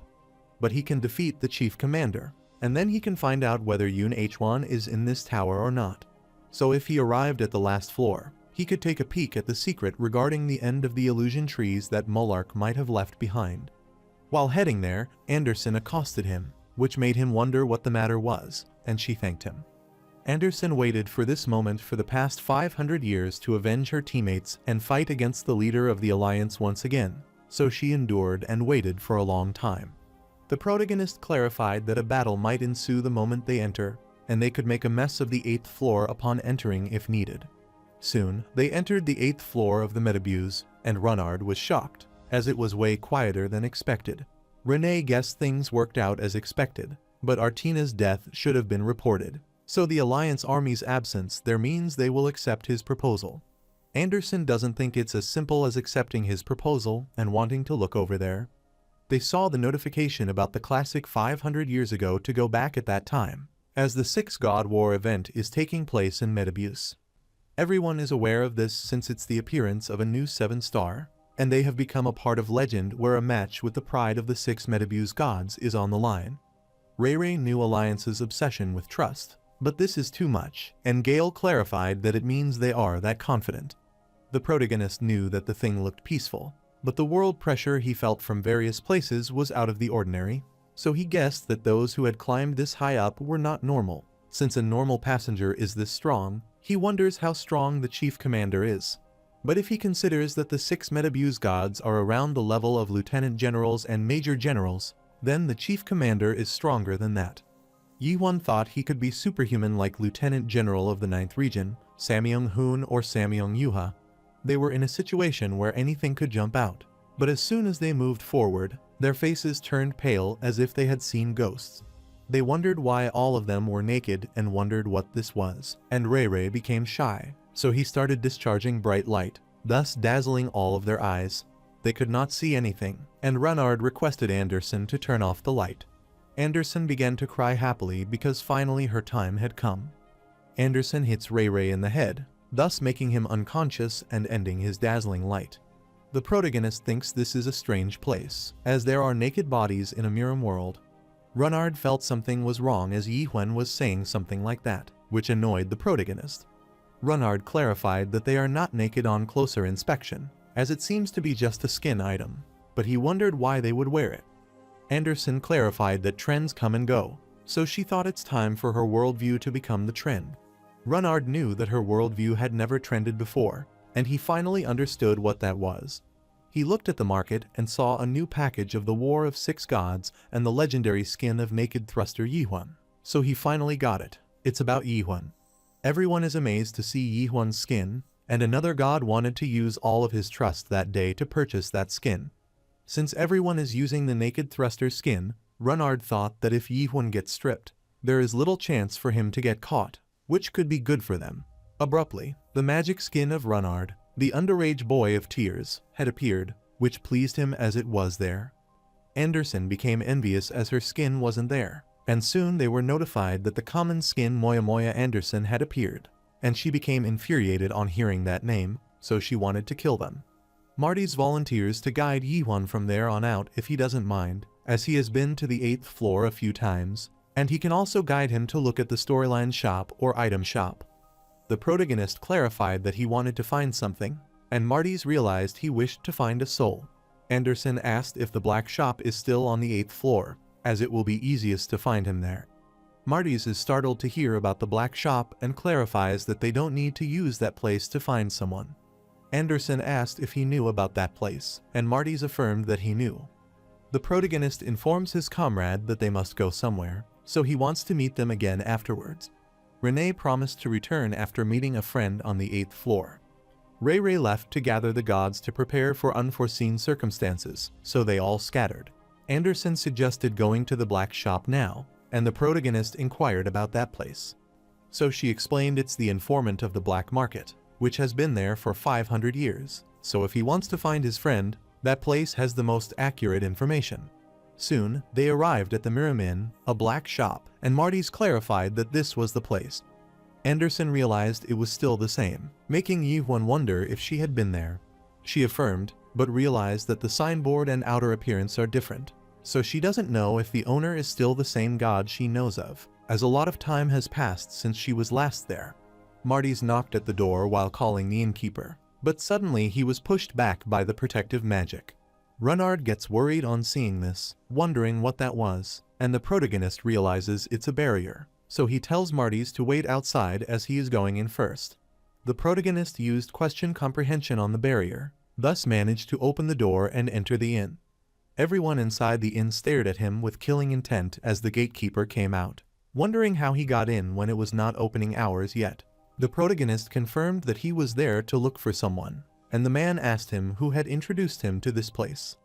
The protagonist clarified that Anderson told him and uttered the crow's name on his shoulder. The gatekeeper couldn't believe he came there on the recommendation of a crow that looked like that, which infuriated Anderson, asking what he meant. The gatekeeper Beak-O told him that he was a lunatic, so he commanded his man to kill him. All of them rushed toward him at once, but Yi-Hwan grabbed the chopsticks and started attacking, and Anderson kept cheering him. He kept stabbing them in a split second that they cannot even comprehend what he is stabbing them with. But another man clarified its chopsticks. After some time, he got rid of all of them, and Renard worriedly asked if he was going to kill all of them. The protagonist clarified that he didn't kill them as he couldn't kill the people who would find Yoon H1 for him. Beak-O used his Crimson Palm strike manipulation type storyline to strike the protagonist, which concerned Renard as he broke everything again. Beak-O inquires about his identity since the protagonist easily stopped his attack, as he has never seen anyone like him on the 8th floor before. The protagonist admitted that he is strong and not an opponent, so he can't deal with him using chopsticks, as he will use more strength and doesn't want to die. Beak-O was shocked to see this energy, wondering what was happening, but soon his master came out and requested him to wait momentarily. He supposed that his disciple had acted disrespectfully toward him, so he apologized on his behalf and requested him to withdraw his attack just this once. The protagonist withdrew his attack, so the all-knowing sage thanked him. Anderson is pleased to see the all-knowing sage after a long time and asks if he has forgotten her voice after 500 years. The all-knowing sage, Hyo-Pung, clarified that it has been 514 years and told Anderson that she is late. Anderson realized his memory is still good, even though he might have aged. Hyo-Pung thought Beak-O was a fool, as he couldn't recognize that face when he was the gatekeeper of the black shop. Beak-O wondered how he was and if he was one of the 6 Metabuse gods, and Hyo-Pung couldn't believe that he didn't even watch his little brother when he was so young. Beak-O furiously reminded his master that he was the one who said that stuff causes brain rot, so he asked him about the progression. Hyo-Pung clarified that he is the most famous guest in the Metabuse, the god slaughterer, Yi-Hwan. Anderson clarified that she was there for the clothes she had entrusted him with 500 years ago. Hyo-Pung asked her if she was serious, and Anderson affirmed that it was time for him to repay his debt to her. Currently, everyone in the Abyss uses Little Brother to search for information, but in the past, that wasn't the case, so they can only be sure that the information is real if they went around gathering it themselves. In those days, only trained professionals or experts could be trusted to do that job, and the god of that era purchased information from the black shop. Anderson clarified that the old man was the best back then, so if he requested any of the information items or storyline, he would get back to him within 1 week at the latest. Hyo-Pung clarified that it was all in the past now, but Anderson uttered that his survival ability is to be recognized, as he survived under the Alliance rule. Hyo-Pung clarified that it's tough to curry favor with others, as he has also barely survived recently.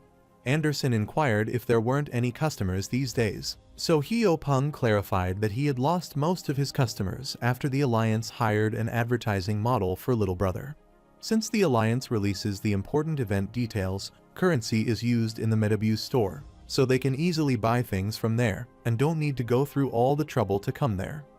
Anderson suggested that he sell the information to Little Brother, but Hyo-Pung had already tried that, and the result was not good, as there were already a lot of established businesses, so it's hard for them to put an advertisement with the amount of funds they have. Anderson already told him to quickly establish his position because he can't be obsessed with being an expert. So he needs to make himself known so that more guides will learn about his skill. Heo Peng cannot refute that, but he doesn't think this is about getting exposure. Anderson wonders if someone slandered him, and the all-knowing sage clarified that there are businesses that would do so. But the problem he is referring to is something more fundamental.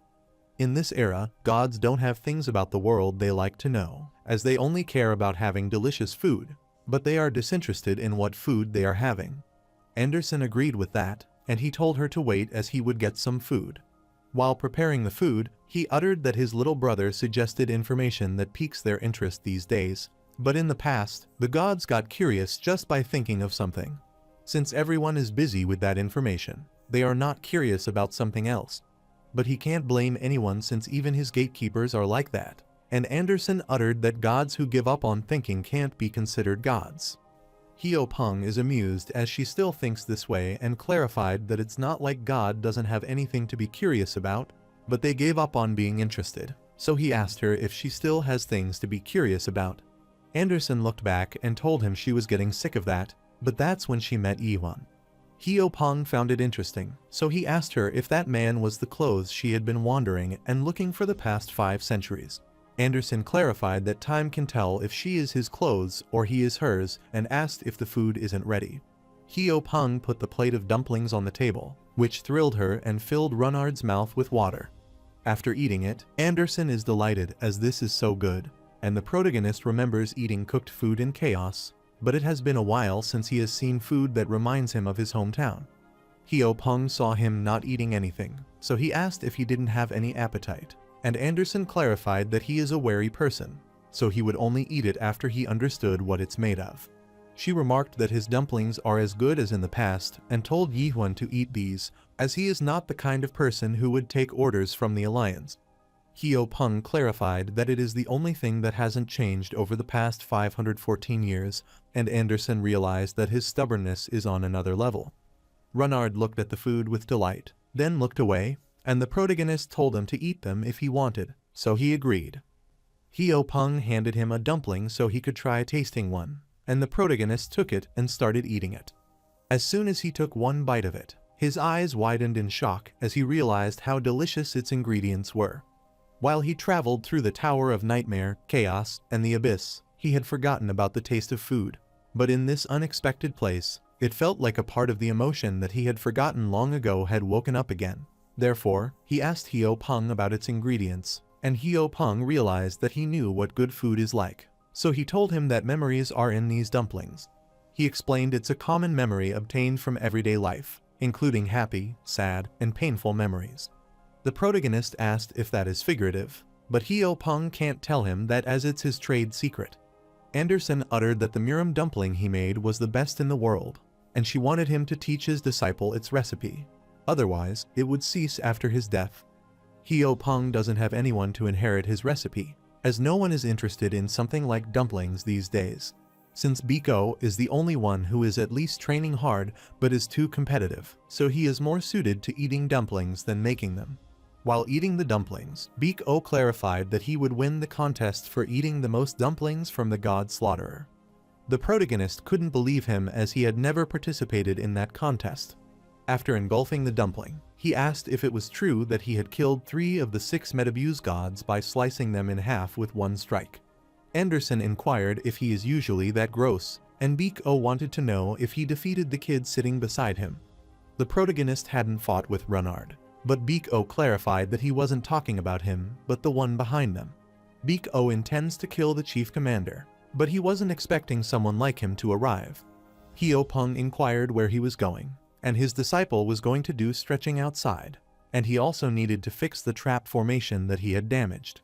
Anderson is angry and wants him to stop, but Heo Peng requested them to understand, as his disciple doesn't have many peers who are as strong as he is. He was strong enough even to fight Gallatin, one of the 6 Metabuse gods, so he is greatly shocked by losing to Yihuan. Heo Peng asked him why he came to the shop, as Anderson had given her the right to him. The protagonist wondered what kind of right. Anderson explained that this old man owes her a debt, so he can ask him anything he wants on her behalf. Heo Peng clarified that whether it's a secret of the world or any other information that he wants, he can ask away as long as it's something in the black shop, can find out he will get it for him. Yihuan claimed he was looking for his friend, as he had heard he had entered this tower. Heo Peng had heard of it already, but he was surprised that there was someone who would climb a bus for this reason, so he asked if he was a close friend. Yihuan clarified that he was his teammate who had climbed the Tower of Nightmare with him. Heo Peng realized that the greed of the gods had called forth an apostle of destruction, and he requested to feel his pulse a bit, as it's a necessary process for him to use his ability. While checking his pulse, he asked for his friend's name, and after the protagonist told him Yun Huan's name, the all-knowing sage told him to think about his friend. The protagonist inquired if he needed to do that, and Heo Peng uttered that it's a necessary procedure as it's hard to find him with just his name. The protagonist starts recalling all of his memories with Yun Huan when he asks what wish they should make on the last floor. He wondered if they should wish for everyone to revive or for such a tragedy never to happen. That was the time when they thought the last floor was truly the top, and he couldn't answer him back then, as he wanted to delay giving him an answer. But he wanted Yun Huan to survive. He wanted his friend, who was considerate and good at talking, to wish for humanity on the last floor of the tower on his behalf, but that is a pointless talk now. Heo Peng wanted to wait for a moment as it had been a while since he had smelled such pure memories. Anderson explained that his story is all-seeing eyes, so there is no being in the abyss who can escape those eyes of his. Heo Peng clarified that his friend was not in this place, and the protagonist said he was sure, as there was a chance he would be on the ninth floor. Heo Peng clarified that his all-seeing eyes could see everything within the metabuse and uttered that his friend was still alive, but he was not in this place, and he might not be far away. The protagonist inquired if he had found out where he is, and Heo Peng told him to wait for a second. He realized that Yun Huan is cold and in pain as he is imprisoned in the room. It's a room with an exit, and someone is beside him, but it doesn't seem that person is trying to harm him. While looking for further detail, he is told to get lost, and his power is so overwhelming that it makes Heo Peng cough up blood. Anderson gets worried, so he asks what happened and if he is okay, and the protagonist sees the reflection of a guy before him and gets startled. Anderson asked Heo Peng if he had contact with someone, and if the chief commander interfered. Heo Peng apologized, saying that he couldn't tell him anymore, as that was out of the scope of his abilities, but that was being above the chief commander. So he told the protagonist to give up on his friend, as he will die if he gets involved with him. The protagonist asked about the person who kidnapped his friend, as he wanted to know about it right now, which terrified Heo Peng. Heo Peng inquired if his friend is also awakened like him, but the protagonist refused, so he asked if he also came from the special Tower of Nightmare. The protagonist clarified that he went from the Master Tower, which startled Heo Peng, as products cultivated in a Master Tower are viewed as highly valuable, especially for the people who graduated from the first-generation Master Tower. The protagonist didn't want to hear these useless talks, so he asked about the information he found, and whether that person is stronger than the Soul King Catastrophe. Heo Peng inquired if he was talking about the ancient god of chaos and explained that even the 12 monarchs or the 7 great gods can't recklessly go against the ancient god, so he wondered what he was thinking when he asked that. The protagonist wanted to know if that person is not as strong as he claims to be, as he doesn't care who it is. Heo Peng thought he might be out of his mind and apologized as he doesn't think he can tell him any more than this because his talent is too precious to throw his life away in vain. Anderson supposed that person might be extraordinary, as Heo Peng talks about him like that. Heo Peng could tell him about only one thing: that person isn't that far from there, and he only saw the surroundings roughly. Because he couldn't find the program's friend, he considered his debt unpaid, and he also wanted to tell him other information that might be useful for him, as the Alliance has already made its move. Anderson is shocked, wondering if the Chief Commander is leading them there. Heo Peng clarified that the Chief Commander doesn't fight in a group or participate in wars personally, and only stops passengers who try to go to the 9th floor. He is sure Anderson knew, since she has gone through this herself, and Anderson affirmed. Peng Heo explained that the advisor ordered the move, and the task of the 8th floor has been updated, and it hasn't been revealed to everyone, but he can show that in advance with his all-seeing eyes. The Metabu's 8th floor task is to make it to within the top 8 in the branch climbing events that are taking place in 3 days, and the ladder is the entrance to the 9th floor. Branch climbing is a mobility competition where participants run the designated course and reach the goal first. Since the competition will start in 3 days, special buffs exist that can increase special abilities. The passengers who obtain the buff could increase mobility speed and stamina recovery. After killing a passenger, a buff could be obtained, and they could steal the bonus buff of that passenger. The competition starts in 71 hours and 40 minutes, and the list of passengers with a buff includes Yihwan. Anderson gets infuriated when he sees this task, as he can't believe the driver approved it. Runnard wonders what is wrong, as it is good to have a buff when it starts. The protagonist is sure that he would be chased by everyone who wants the buff after this task is revealed, so it would be disadvantageous for him to lose more stamina when fighting the chief commander. He realized they devised the fantastic idea to drive him to the corner without being criticized for avoiding a fight. Heo Peng supposed they schemed it with the driver, and he knew that Yihwan was strong, but the chief commander was no longer the only problem, as everyone would try to kill him after the event started. Since 8 people can go to the 9th floor, it's obvious what people will try to do to rank within the top 8. Anderson told him that Yihwan was someone who had taken 3 Metabu's gods and was also a top candidate for the 7 stars last spot. Heo Peng knew that, but he wondered if Yihwan could still be confident if his opponent was also one of the 7 stars. He heard the news that 2 of the 7 even stars had already entered outer space, and there was also information stating that the 7 skies had moved as well. There are also rumors that the underling of the 12 monarchs is climbing the tower now, and he realized Yihwan has made a lot of enemies in the illusion tree. The protagonist has destroyed the narrow gate, so he is sure it shouldn't exist anymore, making him wonder how Monarch came there. Heo Peng clarified that some people in Abyss possess a cramped gate, which is not as good as the narrow gate, and being like the 12 monarchs, they cannot use it to travel, but the monarch beneath could easily use the gate.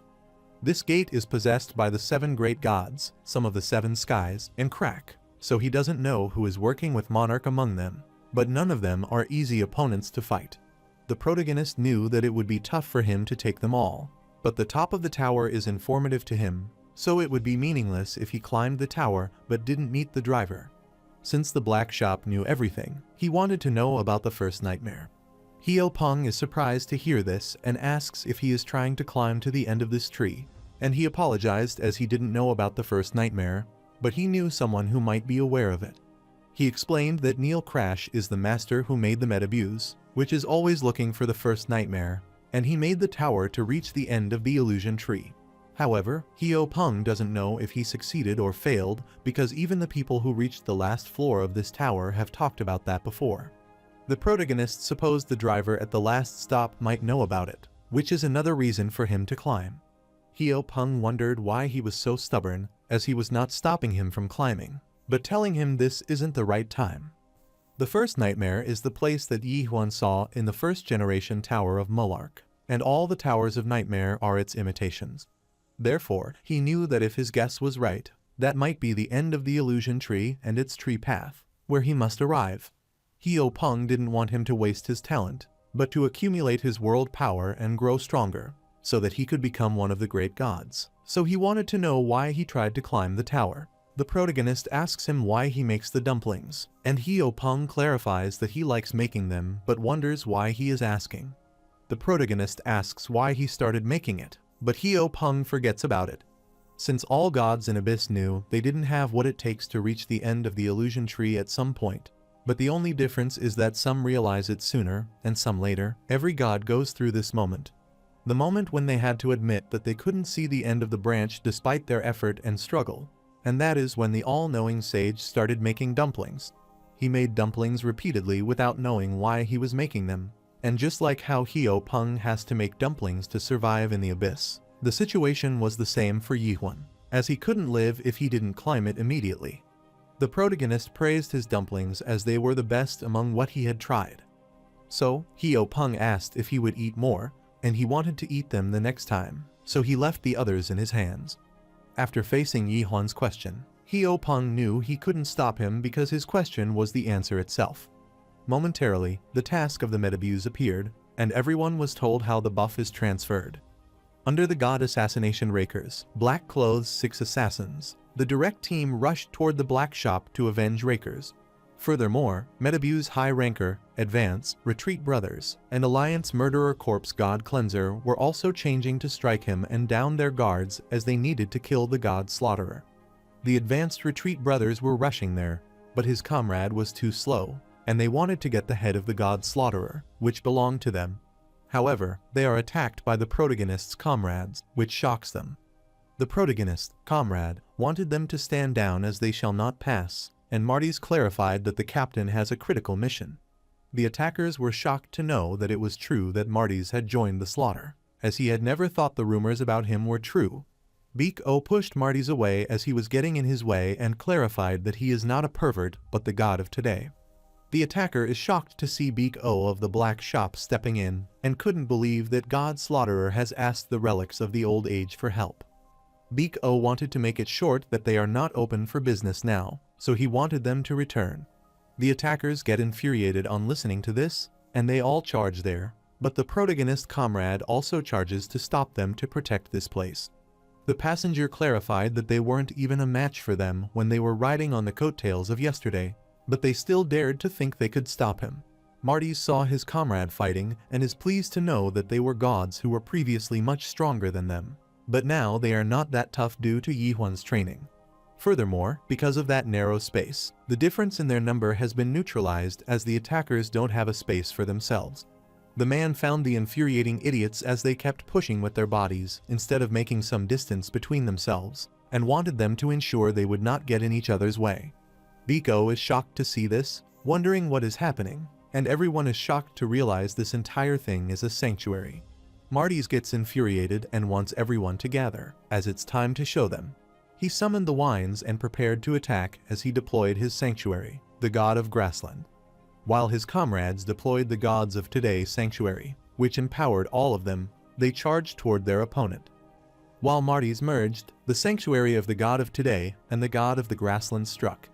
The sanctuary merge is a temporary technique that combines the sanctuaries of God who loved different lives.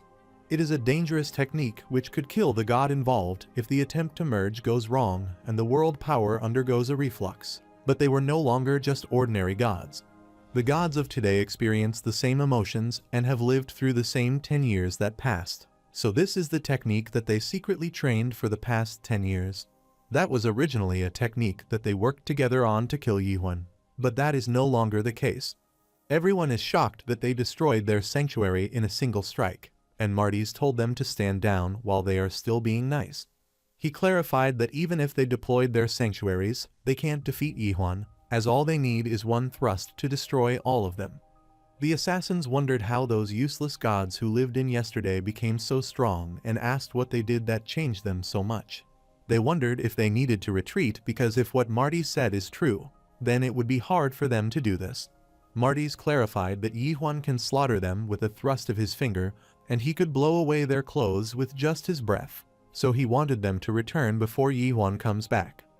While Marty's warned them, one of the gods came forward, worried about the assassination, and commanded them to step aside. His aura was overwhelming, which made Marty's tremble and made everyone kneel. The man knew those anonymous gods had just gotten out of the sewers, and Marty's wondered what he was doing there. The man wondered if he knew him, and Marty's clarified that all gods within the abyss see him, as he was the person who was called a god killer or god slaughterer before Yihuan appeared, as he is the 5th star of the 7 stars and the god of deep seas. Russell looked at Biko, asking about Heo Peng, who made Biko wonder if he came with a request. Russell refused as he came there to meet the god they are hiding, and Biko clarified that he is currently meeting with his master alone, but Russell doesn't care about it. Biko clarified that even he would have a hard time against all of them. But Russell summoned a massive wave of water with sharks that bite Biko's arm, and he felt chills down his spine, so he looked at his unharmed hands. After that, Russell told him to finish what he was trying to say and clarified that if he didn't step aside, then he would leave him with no choice. He captured all of them in his water ball to have fun playing with them before he met the god Slaughterer. They started feeling suffocated as they couldn't breathe inside the water. Russell wanted to tear them apart slowly, but he saw Marty's laughing and wondered if he was going crazy. The fear of death that struck Marty's heart made him understand that he was about to die, but it helped him realize that he was truly alive. The sensation he had never felt when he was in yesterday made him laugh, but simultaneously, he cried because he knew he couldn't feel such a magnificent sensation tomorrow. Marty's wouldn't regret dying while fighting for Yi-Huan, but he thought meeting him a little earlier would have been great. While he thinks this might be his last time, the protagonist rushes in and attacks Russell, thus releasing all of them. He praised Marty's for doing well, so he wanted him to go into the inn as the innkeeper's dumplings are amazing. Beak-O wanted him to be careful as he was fighting with one of the 7 stars, who was known as the God Slaughterer before he appeared. The dolphin started biting the protagonist's arm, and he tried to jerk away. Russell asked if he was the one who inherited the nickname God Slaughterer after him. He was looking forward to meeting the one who had replaced him. Still, he couldn't believe he was just a kid, so the protagonist asked Russell about his rank in the 7 stars. Russell furiously told him that ranking in 7 stars doesn't matter, as it was given by busybodies who knew nothing except the rumors that they heard from Little Brother. The protagonist supposed he might be one of the lower-ranked ones, which infuriated Russell, so he warned Yi-Huan that he wouldn't spare him if he cut off when talking again. However, the protagonist ignores him and rushes away, infuriating Russell, so he commands his men to chase him. They all start chasing the protagonist, but he grabs the pillar to turn back and kills them. After a while, they stood again and were shocked to see that Yi-Huan wasn't there, so they wondered where the God Slaughterer was. One of them started searching for him, but there were too many people there that he couldn't tell who was who. While everyone is startled to hear the commotion and supposes it might be about the naked thruster. Abruptly, some people saw a shadow rushing away, so they wondered what that was. While rushing away, the protagonist realizes that it is the stage that he will use for the branch climbing. Since the end of that tree is headed for the top of the 8th floor, he is sure the chief commander might be waiting for him there.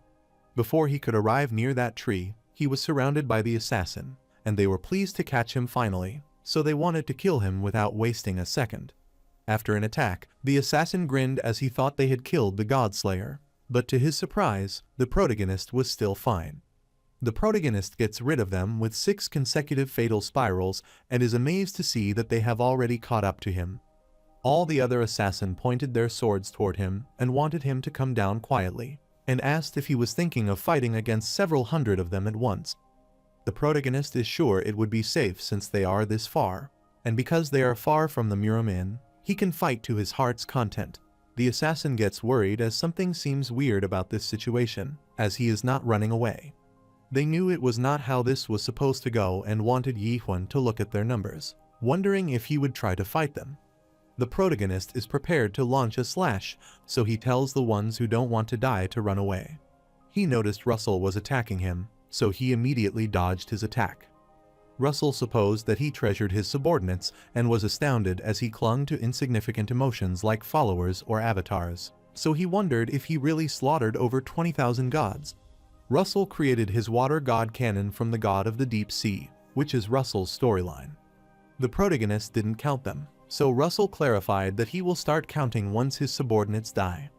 Yi-Huan gets rid of those water cannons with his word, but Russell kept creating more to attack him, and he rushed away to dodge them. Russell is speechless as Yi-Huan defeated a few of the 6 Metabuse gods with that skill level, and he kept attacking him. He realized that the protagonist knows how to dodge, but his attacks are simple. Russell knew it was praiseworthy that Yi-Huan made it this far with just thrusts, but he is still too weak to deserve the nickname of the God Slayer. He tried attacking the protagonist, but was startled to see him dodge it and land a surprise attack on him. However, despite blocking the attack, he is still thrown away, and the protagonist realizes that his opponent is certainly as strong as he is confident that even if all 6 of the 6 Metabuse gods attacked him together, they wouldn't defeat him. Russell smirked as he had seen enough of his skills, so he wanted to get started for real since they had done some light greetings. He summoned water waves, which startled the assassin, wondering what that was. Russell deployed his deep sea sanctuary weapon to show him the technique he used to defeat 3 of the Metabuse 6 gods, which tore the skies apart, as he will die if he doesn't show it. The protagonist grabbed his sword and knew that God Slayer used to be Russell's nickname, but he guessed he had been fighting weak gods. Russell started controlling the water from his sanctuary, which even took the assassin in its grasp, thus injuring them, so they started running to higher grounds to survive and avoid getting caught up in that.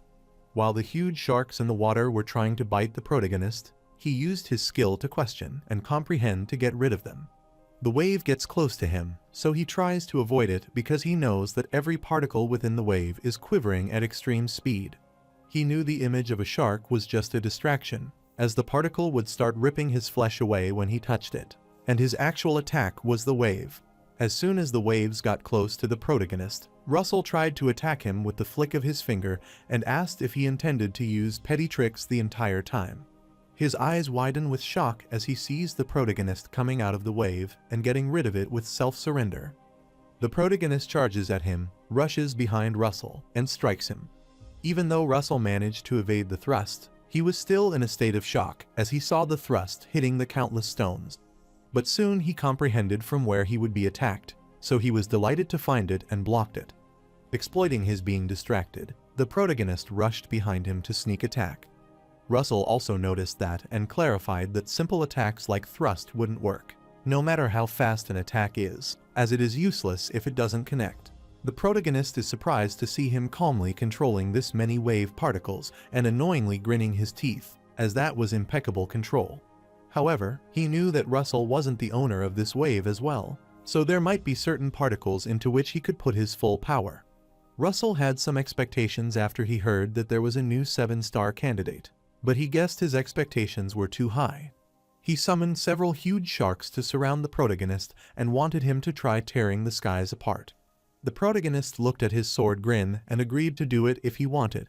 Russell figured out how each particle moved for the near infinite number of wave particles. Yi-Huan felt like he understood the training Russell had undergone until now, just as he did. Yi-Huan had used thrust daily, while Russell interacted with and comprehended the particles and practiced controlling them repeatedly, so this was the fight between those who had trained harder. Therefore, the protagonist is confident that he wouldn't lose in such a fight because the time that Russell had spent watching Yi-Huan constellation through the mutilation of his little brother amounted to less than a week. However, Yi-Huan, who had trained in the time cube that happened 200 years ago to surpass the thrust speed that was limited by his physical body, had repeatedly questioned his thrust, and this technique was the eventual result of that. As the range of impact can be limited, the smaller it is, the more power the constellation mutilation would have, which is a technique that moves later but has a faster impact. As the protagonist is attacking Russell with his skill, he is sure that if Jinhyo had been there, he might have said something like that. He completely understood the principle of allowing others to make the first move before suppressing them. Since that is the fastest thrust that Yi-Huan could perform right now, he immediately struck Russell using the wave's path, Yi-Huan's second form. The assassin was shocked to see this, as that is wild, as he managed to defeat Russell, and wondered if one of the 7 stars had just changed out. Everyone saw Russell kneeling before the protagonist with his amputated arm, and Ignis remarked that it had been a long time since a fight was this good. Droyan wondered what happened when he went to the toilet, and Ray Ray explained that a new 7-star had been introduced. Some gods have given the protagonist 500,000 trust for his battle, and some congratulate him on his victory, but some look at him with jealousy. The protagonist asks Russell for his last words, and Russell smiles. He then tells him that he is the new god slaughterer from this moment onward, and he collapses. Everyone was utterly silent on witnessing this, and the protagonist grabbed Russell's hand, threw him down, and wanted someone who knew him to bring him to get treatment. Ness, the god of the lake, clarified that he had helped her before, so she asked if it would be okay for her to bring him to get treatment, and the protagonist told her to do as she wishes. The reason why Yi-Huan cut off Russell's link with his avatar and left him alive was because he felt slightly guilty for killing numerous gods to the extent that he gave himself the nickname of God Slaughterer. That was also because of the look in Russell's eyes at the last moment. But even if he doesn't know the exact reason, that doesn't matter. The protagonist wanted to kill the next one who fights him, then run away or get off the mountain. He is sure they just saw that he can cut off the links of the gods and damage the original bodies of the gods, so he inquired if anyone wanted to go next. One of the assassins didn't want to be scared of him, as even if he is strong, there is only one of him. He is sure that Yi-Huan might be exhausted after fighting Russell, so that they can defeat him now. The protagonist jumped down, telling them it's right that he has used quite a bit of his strength, but he still has enough strength left to destroy the 8th floor.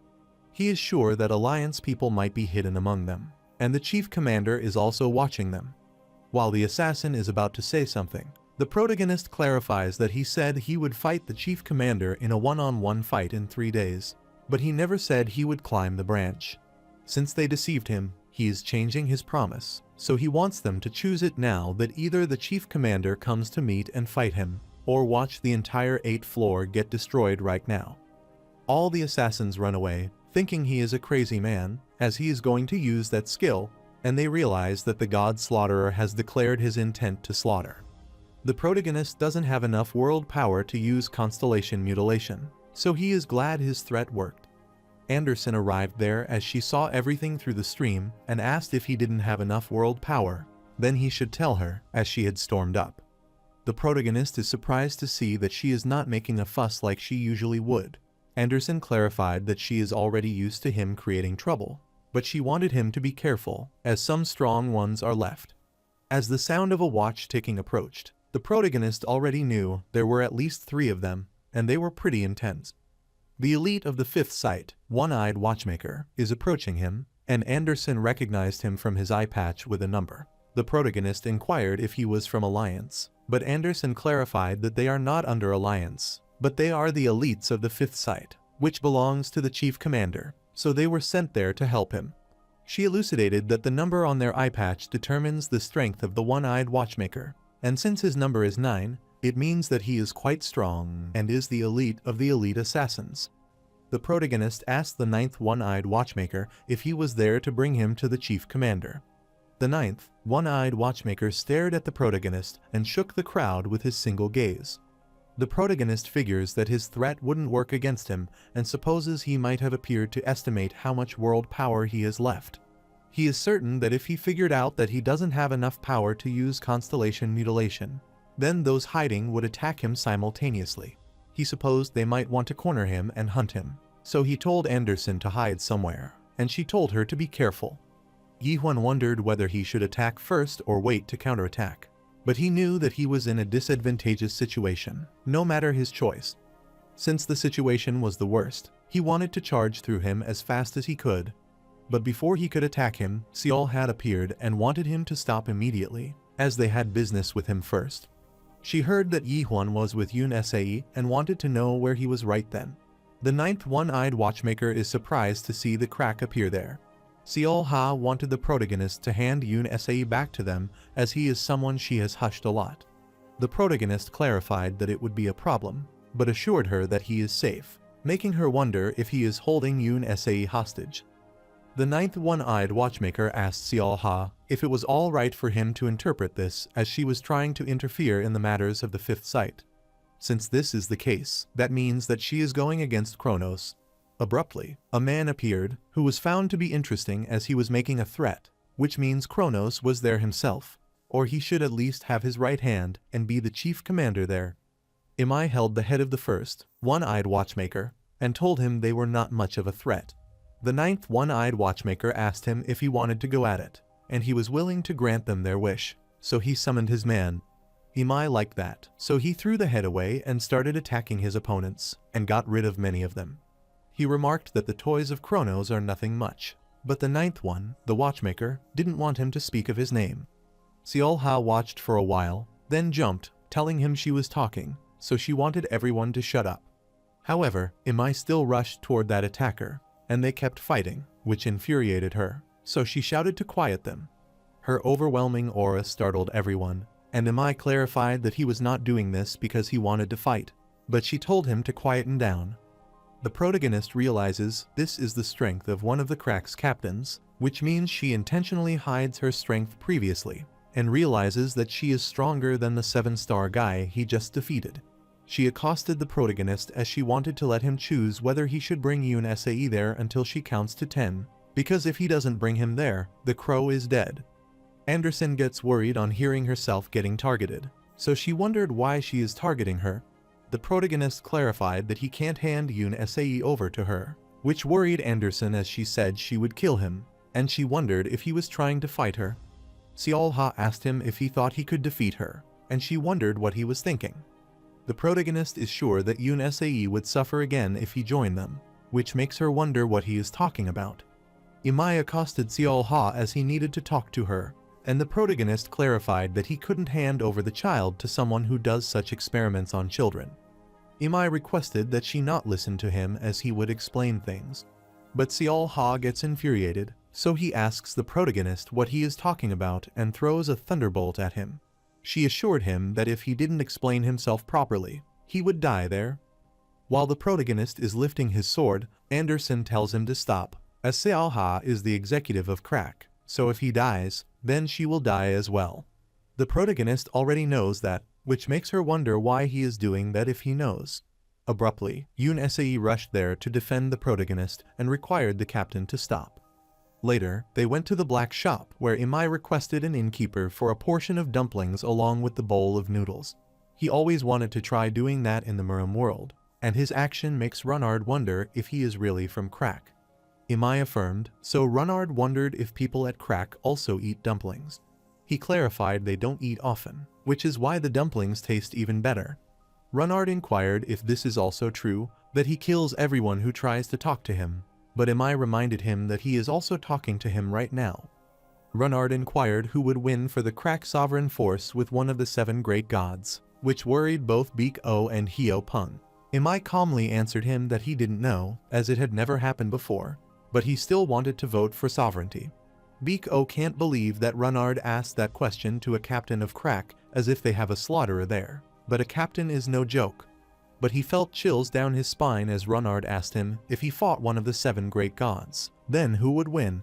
Hyo-Pung gets worried, so he puts the dumpling on the table, where they can talk later and enjoy the food first. Runard asked the protagonist for permission to eat the dumpling, but the protagonist told him he didn't need to ask for it. While Imai warned Seol Ha to try this too, as it's really delicious, she wanted him to have a lot of these himself. After a while, she sighed as she heard from Yoon Sae, but the protagonist still didn't want to return Yoon Sae to them. Seol has clarified it's not something that needs his permission, and Yi-hwan reminded her that the same goes for her, as there's no need for him to go back. He told Yoon Sae to come back anytime if he doesn't have anywhere to go. Yoon Sae welled up as he thanked the protagonist, but he needed to return as he wanted to resolve this with his own hands. Imai wanted Seol Ha to ensure that Yi-hwan gets Yoon Se's captain position, as he is still there, yet he dares to scout him. Seol Ha wanted him to shut up and knew that previously things hadn't ended well between them. The protagonist thought there was no reason it had to end well, but Seol Ha didn't want him to worry, as she would take care of him. She added that her offer from back then is still available, so she asked for his opinion about joining the Crack. The protagonist had already told her that he wouldn't join them. Seol Ha wondered why he would do that, as she would give him a great position, and she promised to make him the 3rd captain, which shocked Imai, as that is his position. The protagonist clarified that he doesn't need that, which makes him wonder why he is resisting, as she could tell he hates God from his actions, so if he joins them, he could fight them to his heart's content. She doesn't know why he is denying, but it's not too late for him to join them first, then decide, and added that the Crack sovereign wants to meet with him badly. The protagonist remembers DIDN talking about Crack sovereign, as he also has something similar to Eye in the Sky. Seol Ha inquired if he had any change of mind, but the protagonist wanted to deal with them himself. She asked if he was serious, as there were dozens of people coming after this inn right now, and she was sure he knew what would happen the moment she left this inn. But this doesn't matter to the protagonist, so Seol Ha decides not to force him anymore. She needs to repay him for saving Yoon Sae, so she asks if he wants her to take care of the Alliance underling. Runard is surprised by Crack's offering to help them, and Anderson agrees as she thinks that as well. The protagonist refused to get any help from her and wanted her not to come in his way, which infuriated both of his comrades. Seol Ha asked if he wanted her to kill the chief commander, which shocked Imai as he couldn't believe her. She wondered why he was startled, so Imai reminded her that she had lost to him in the past, but that was a long time ago, so she was sure to win this time. The protagonist recalls that her name was in the ranking back then, meaning she might have challenged the tower before she came there and climbed to the top floor. Suddenly, they sensed the strange energy no one spoke about, but everyone knew that a moment ago, The strongest god within the Metabuse arrived on the 8th floor. Seol-ha never thought that the day he would personally come to the 8th floor would arrive. Imai realized there were more numbers now, so he supposed it might be the Hour Hand squad that was there for revenge. After entering the inn, the Hour Hand squad clarified they are not there to fight, which shocked Imai, wondering why that was. Anderson wondered what he meant by why, as that is good if they are not there to fight. Runnard agreed with her and thought it was true that he kills everyone who talks to him. Imai gets annoyed as he can hear them from there and clarifies that he doesn't kill people because of that. The number 12 looked at the protagonist and told him that the chief commander wants to meet with him. After he came out, everyone is cheering the god Slaughter, and Seol-ha realized that his popularity has increased, but still it's less than theirs. The protagonist wondered why they were following him, and Seol-ha clarified that it was because she was bored, but they didn't mention anything about them following him. Meanwhile, everyone is cheering for him when one of the guys rushed toward him from the crowd, as he was his fan, but he was stopped by his opponent. They were amazed to see such a passionate fan, and the man asked him how he could become as strong as he was. All the guides have a strong pride because they have fought in Big Brother and have built their own worldview. So only gods that are stubborn and opinionated can protect their wonderful view in the storm of the abyss. But such a being is foregoing their own pride to ask that question. His fan cried, wanting to become strong enough for his followers to rest easily. The protagonist clarified its thrust, and the man is already doing that, so he wondered how many times he needs to do it. Yi-hwan doesn't know that either, and on hearing his answer, some criticized what was said, some laughed, and some nodded in agreement. The gods of yesterday also nodded, but some doubted him, some understood, and some were disappointed, which was the only difference. After some time, the protagonist arrived at Alliance headquarters, the High Palace, number 12, which clarified that this is where the rest of them must stop, because only the god Slaughterer can proceed from there. Seol-ha asked the protagonist if he intended to fight the chief commander, and the protagonist affirmed. Imai told him not to do anything stupid, as he would lose, but he was surprised to realize that he had already reached the theory, so he asked when that happened. The protagonist clarified that it happened a few years ago. Imai realized he could deploy his sanctuary and have considerable high-quality world power. He told the protagonist that if he trained for a few more centuries like this, no one in the illusion tree would be his match, but not right now. Even though they are both from the 7 star, the difference in the strength of Russell and Doc Shiny is on an entirely different level, as he could even fight with one of the 7 skies who are above the 7 stars. The protagonist realized they knew a lot about the chief commander, so they inquired how he would be compared to them. However, that is the tricky question for Imai to answer, as he will know the answer after fighting him. This sounds plausible enough for the protagonist, which annoyed Imai as he is going ahead of himself just because he has become one of the 7 stars. Suddenly, the number 12 told them that the rest of them should stay there because only the god Slaughterer can proceed from there. Later, the protagonist enters the mansion, and on his way, he sees Serpent Lance and a green dragon crescent blade, along with a true artisan twin dragon sword and sword piercer. Anderson explained that these are the items the chief commander has, but they are either original items or replicas that are close to the original. The protagonist realizes that the security is loose, but Anderson clarifies that it is because they are confident that no one will be able to come this far into stealing them. Abruptly, they saw an item, thought of a Metabuse, and saw that Mullark had ended the world.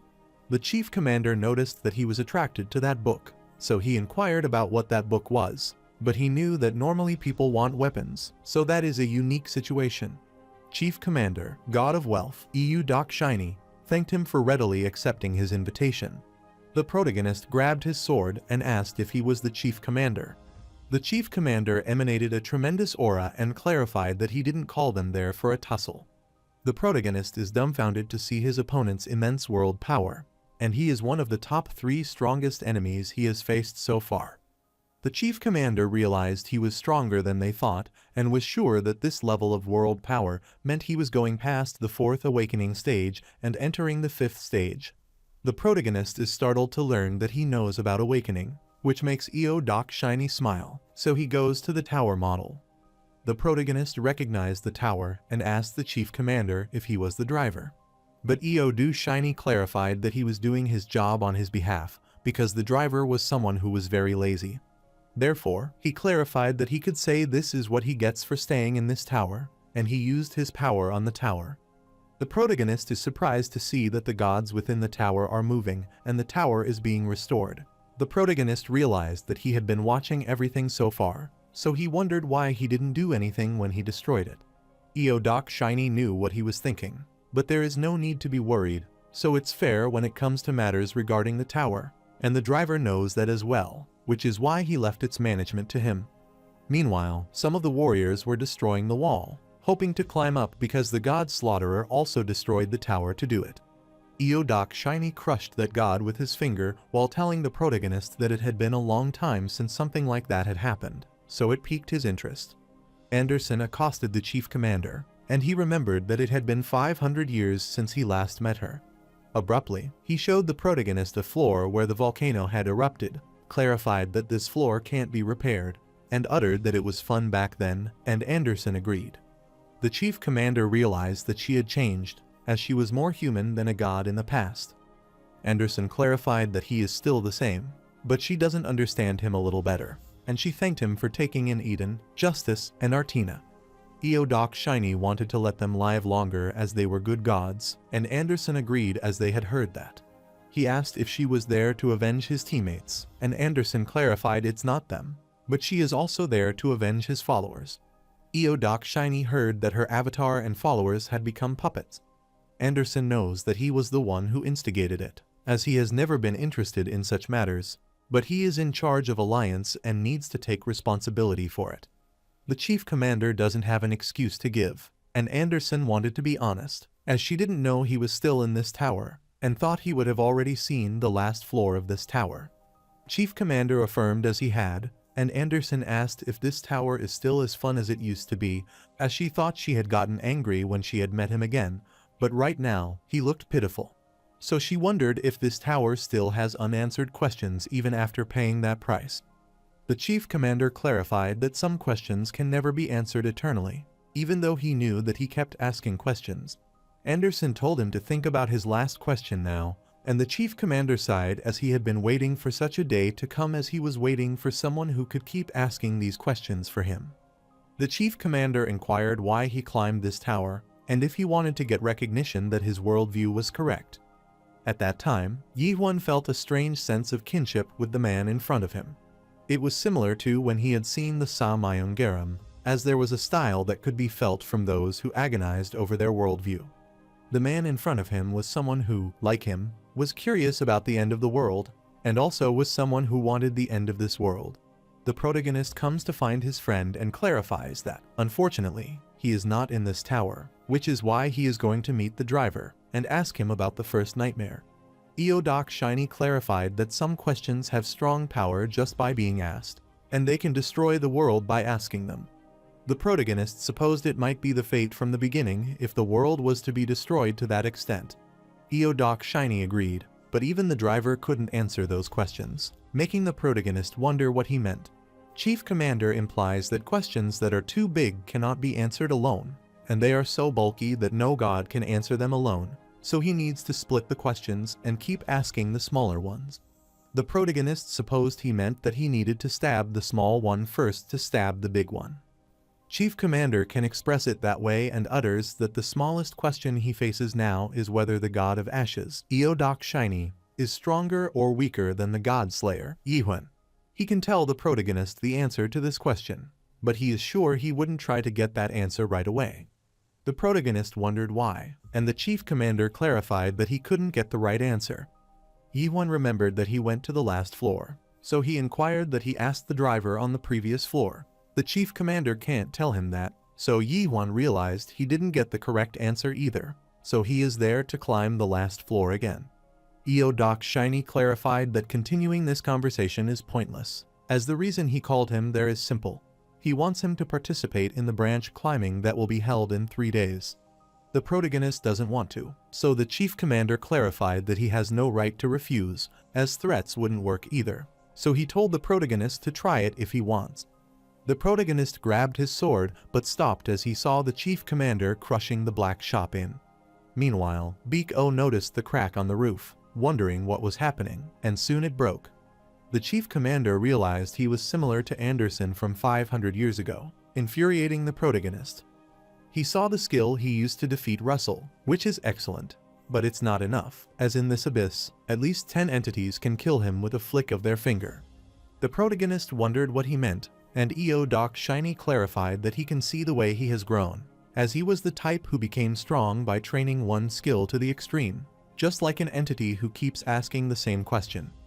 Yi-Huan asks questions better than anyone else in this world, but he is so obsessed with that question that he misses all the other questions.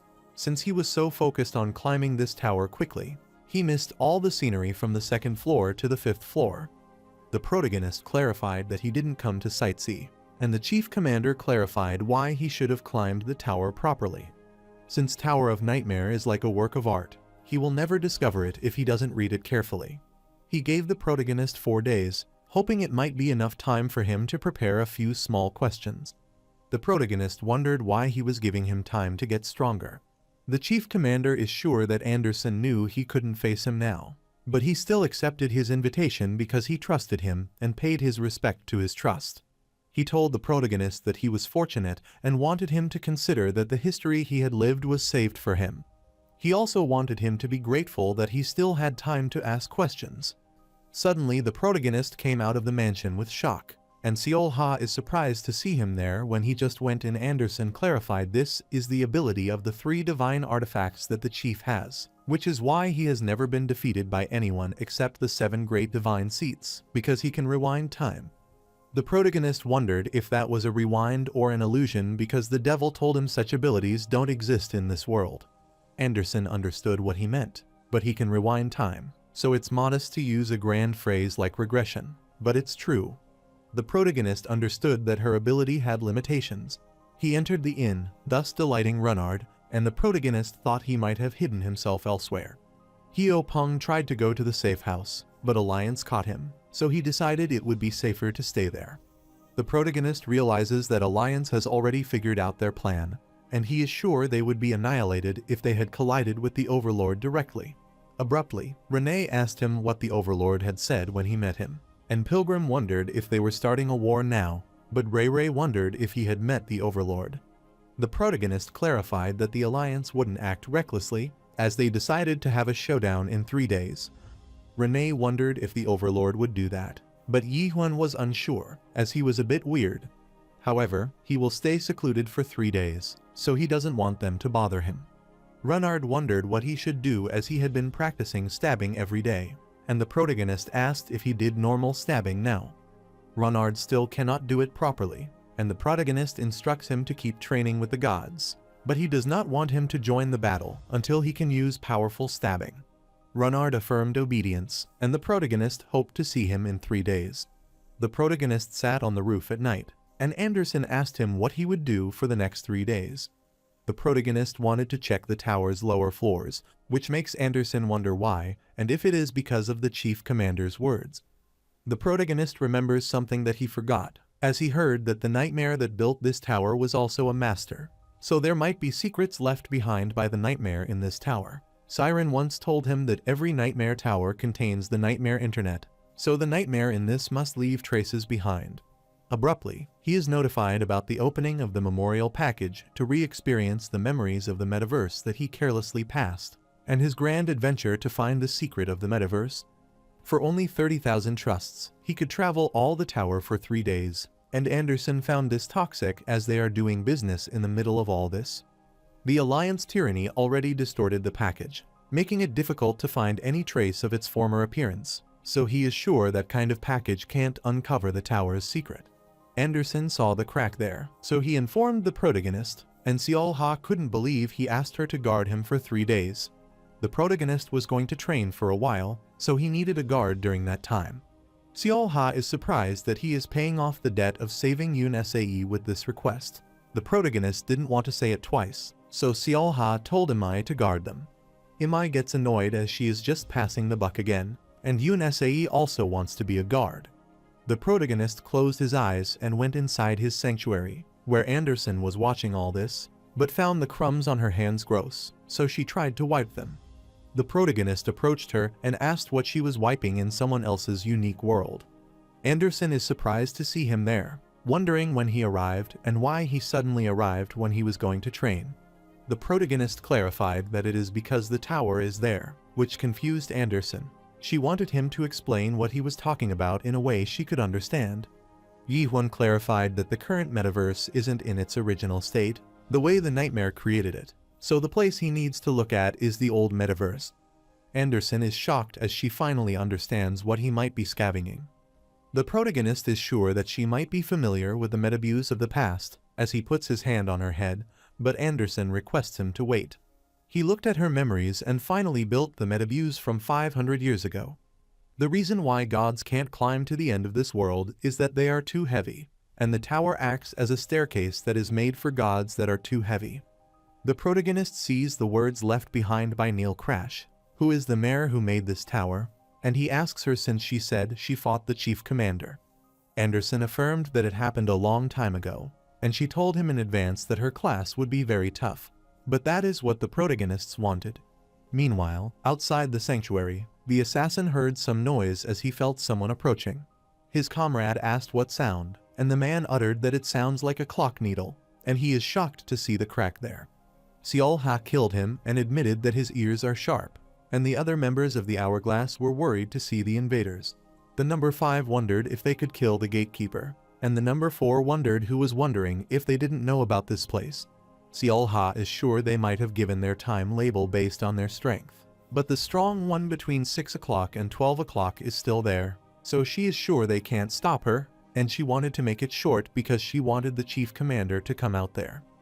The man wants them to stand down as he doesn't know what is happening in the crack and why they are making such a ruckus there, but if they don't stop, they will mobilize the Alliance's troops. Seol-ha inquired if he was the new military advisor of the Alliance, and knew that he was stronger than the 6 metabuse gods, but not at the level of the 7 stars. She is aware that he is the one who ordered the kidnapping of Yoon Sae on the 7th floor. The advisor realized she didn't want to stand down, so it couldn't be helped, and he commanded the Alliance to get her. Seol-ha captured all of them in her chains and got rid of them in a single strike, which worried the advisor. Then she rushed to strike the advisor and wanted to tell the chief commander to get out there. The advisor asked her if she thought they would be afraid of crack, and several other Alliance members rushed to strike her. Seol-ha supposed the reputation of crack had hit rock bottom, and she summoned her sanctuary, the Sea of Blood, filled with corpses. She killed all of them easily and thought they were all pathetic, as he didn't even know that he had been decapitated, so she stomped on her head. Then she accosted the remaining 2, telling them that she would spare their lives if they got lost now, and they rushed away. Seol-ha cannot let them die because she needs someone to inform the others about this. Chief Commander killed the Hourglass group members who were rushing away, and was pleased to see her after a while. Seol-ha was surprised to see him coming out before they reported this, and she had also seen him after a long time. The Chief Commander wondered why she came there, which made Seol-ha wonder how long he intended to play as the Crack Sovereign, wanting to return as he had kept waiting for him long enough. She clarified that a few things have gotten weird over at Crack, and she is sure that he knew it was hard for the Crack Sovereign to handle everything by himself. Doc Shiny told her they cannot be on the same side again. Seol-ha supposed that might be why he crawled into the 5th site, and she heard he had stolen the time flyer from Kronos, so she had Nate do time travel to 700 years ago to save his dead sibling. She also wants to get rid of Crack and the 7 great gods while he's at it, and turn everything to the time when gods and monarchs don't exist. Doc Shiny wanted to do that, but that isn't easy to accomplish. Seol-ha knew he was trapped there as a criminal, as he couldn't do anything, and wondered if he still asked weird questions by himself. The chief commander still asked questions, but recently he has been doubting his reason for asking questions, which is why he is pondering other people's questions these days. Seol-ha wondered what kind of question he was talking about, but the chief commander wanted her to return and never return, as he would see her as his enemy if they met again. Seol-ha was going to leave, but now she feels better if she kills him before leaving, and she wants to get rid of the former 2nd Corps Captain Kim Seun there. The chief commander tried to activate his storyline, but Seol-ha clarified that it wouldn't do anything to her, so she rushed to attack him. However, she is startled to see him taking out a cube and supposes the time manipulation was a trick. After taking out the cube, he captured her inside, which infuriated Xiao Ha, but it was already too late. The chief commander wanted her to rest inside, as the 3 days would end soon. After 3 days, everyone is notified that in 5 minutes the branch climb will start, and everyone gathers at 3. Carlton came there as it had been a while since he had seen such an atmosphere, and his comrade asked if he had arrived. Carlton affirmed, but he climbed in a rush, so all the trust they had saved up was used. Siren gets worried about seeing this as they took so long to save them, but she knows it's not the time to worry about trust, so she asks if he has found Yihun. Carlton didn't see him, so he wondered if she was sure he was there, and Siren affirmed as she heard he was in contact with people from Crack, so that he might be in the vicinity. Abruptly, he heard a group keep talking about slight thrust and normal thrust, so he supposed they were all the followers of the Fortress Master. Yihun's followers guided one of the comrades about his posture and told him he could learn a strong thrust.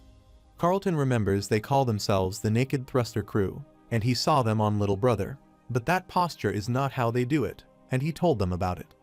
He gets startled as he speaks unknowingly, and this infuriates those gods, wondering what he just said, so they want him to try it if he has any complaints about their training. After demonstrating his thrust, they all praised him as he wasted time talking. Renard admitted that he is good at this and inquired what kind of thrust that was. Carlton explains this is Chinhyo thrust, which is made to thrust at a man known as Chinhyo, and is used by the one who taught him this occasionally. Abruptly, they were notified that the branch climb would start in 10 seconds, and Renard rushed away as he had a part, so he wanted to get going first and wished him luck. Carlton affirmed that they wanted to survive as well, and they were notified that the details of the mission had been posted, which was similar to what Hyo Peng told the protagonist. After the description, everyone is said to touch a root near them to move to the mission location. Carlton reached out to touch the root, wondering if that was how it was meant to be done, and shortly, he was notified that he had chosen route number 461, so he moved to his location, wondering if he was going into the tree. Suddenly, he heard someone telling him to run, but he kept standing there, which made the other wonder if he was there to play, as he shouldn't stand in the middle of the road if he weren't going to run. Carlton finally understood that he needed to climb these spiral stairways, so if he climbed to the top, he could meet the Fortress Master and decided to climb them in one breath. While rushing there, he saw countless arrows targeting him and jumped down. He let his guard down, so he wondered if there was no way to climb this easily, but he was attacked by the trap again, so he jumped high. The other passenger thought he was a fool, as that happens when he tried a shortcut, and wondered if he thought he could climb this place safely while ignoring its laws. Carlton doesn't see how shortcuts break the law. Furthermore, he is not the one breaking the law, but they are breaking it. He used Carlton Conversation Law Article 1 Section 5, which created the chains, and hoped to swing a sword first. But they thought he should have kept to the law and supposed he had a double standard. Carlton used the Conversation Law, Article 1, Section 1, to never cut off someone when talking, making the man wonder what was happening. Everyone is surprised to see the silver chains, which they have seen before on Little Brother, who is a law addict. Everyone is amazed to see Carlton waving his hand at them, and they wish him good luck. After a while, he arrived at the room and saw a huge whine, so he wondered if he was supposed to climb that stalk-like thing now. The scale was bigger than he thought, as there were multiple passageways. He felt it must be a space where survivors from the other routes would join up, so he was sure the Fortress Master would also be there. While rushing toward the stalk, he is attacked by someone and manages to dodge the attack. Then he used his Conversation Law to make his opponent never swing his sword. His opponent knew that he was Carlton of Silver Chains, who was around the start of the 4th stage of awakening without any sanctuaries, so his main storyline would be the Silver Chains and the Silver Holy Lance. Siren worriedly told him to run away without getting excited over laws and start fighting because the guy in the middle is 12 years old and as strong as one of the 7 stars. Carlton knew that she was watching, so he didn't want her to worry as he was no longer the stubborn guy of the past, but he knew that even if he kept them there, it would be some help to the Fortress Master. Siren gets infuriated as he is such a stubborn guy, and Carlton uses his style of reinterpretation, which is a strong thrust. However, the number 12 deflected his thrust with his bare hand, which shocked Carlton. The number 12 wanted him to deploy his sanctuary silver chains because his time will end there if he doesn't do it. Carlton still used his survival law to capture them and clarified that he would be used for the fortress master. Number 12 found it interesting, thinking he might die as he used it on him to attack. But Carlton evaded the attack, then rushed away, but his opponent was chasing him, so he used silver chains to capture him. However, they were moaning but mere chains before the number 12. Soon, Carlton attacked him and thought he had gotten his opponent, but he was shocked after realizing it was not number 12 but 9. Abruptly, the number 12 rushed toward him from above and told him that's all the time he can get to fool around. Carlton was worried by this surprise attack, but he was attacked before his opponent could succeed. Carlton is a mixed blood of celestial and human lineage born of a root and will fall into chaos if he dies. This is why he doesn't have a hometown, unlike other humans, and the place he has grown attached to and stayed in for a long time is the world that calls him the Northern Gate Captain. Chaos, the hometown where he has grown and lived, is now beside him. The number 12 is surprised to see him there, but it is already too late as the protagonist will attack, and he still rushes back. The protagonists, such as Carlton, thrust and realized he has reached a level that can be achieved by people who have stubbornly repeated their training over and over again. He remarked that he is the stubborn one, whether it's chaos or abyss, but Carlton can't believe this is coming from someone who destroyed both chaos and the abyss. The protagonist smiled on hearing this, then asked if he wanted some help, but Carlton wanted to get help. He told Yihun not to worry as he would hold the enemy back, so he should advance, but he knew that man might be tough to deal with. The protagonist rushed away as he left the rest to him, but his opponent saw this and didn't want to let him go, so he attacked him. The protagonist inquired if he was one of the 7 stars, but the number 12 clarified that he had no interest in those trivial titles.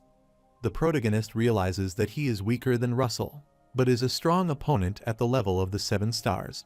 He admitted that Chen Hio was right, saying that there were many hidden strong people in the abyss, and he guessed why the strong of the abyss is a phrase people say. Even Mino, whom he first met in Chaos, mistook him for one of the strong of the abyss. While the protagonist indulges in his thoughts, his opponent wants him to focus on the fight, as he feels he is looking down on him. As the number 12 tried to attack him, the protagonist blocked it with his sword, but his opponent deployed his Sanctuary Nightmare of the Noon.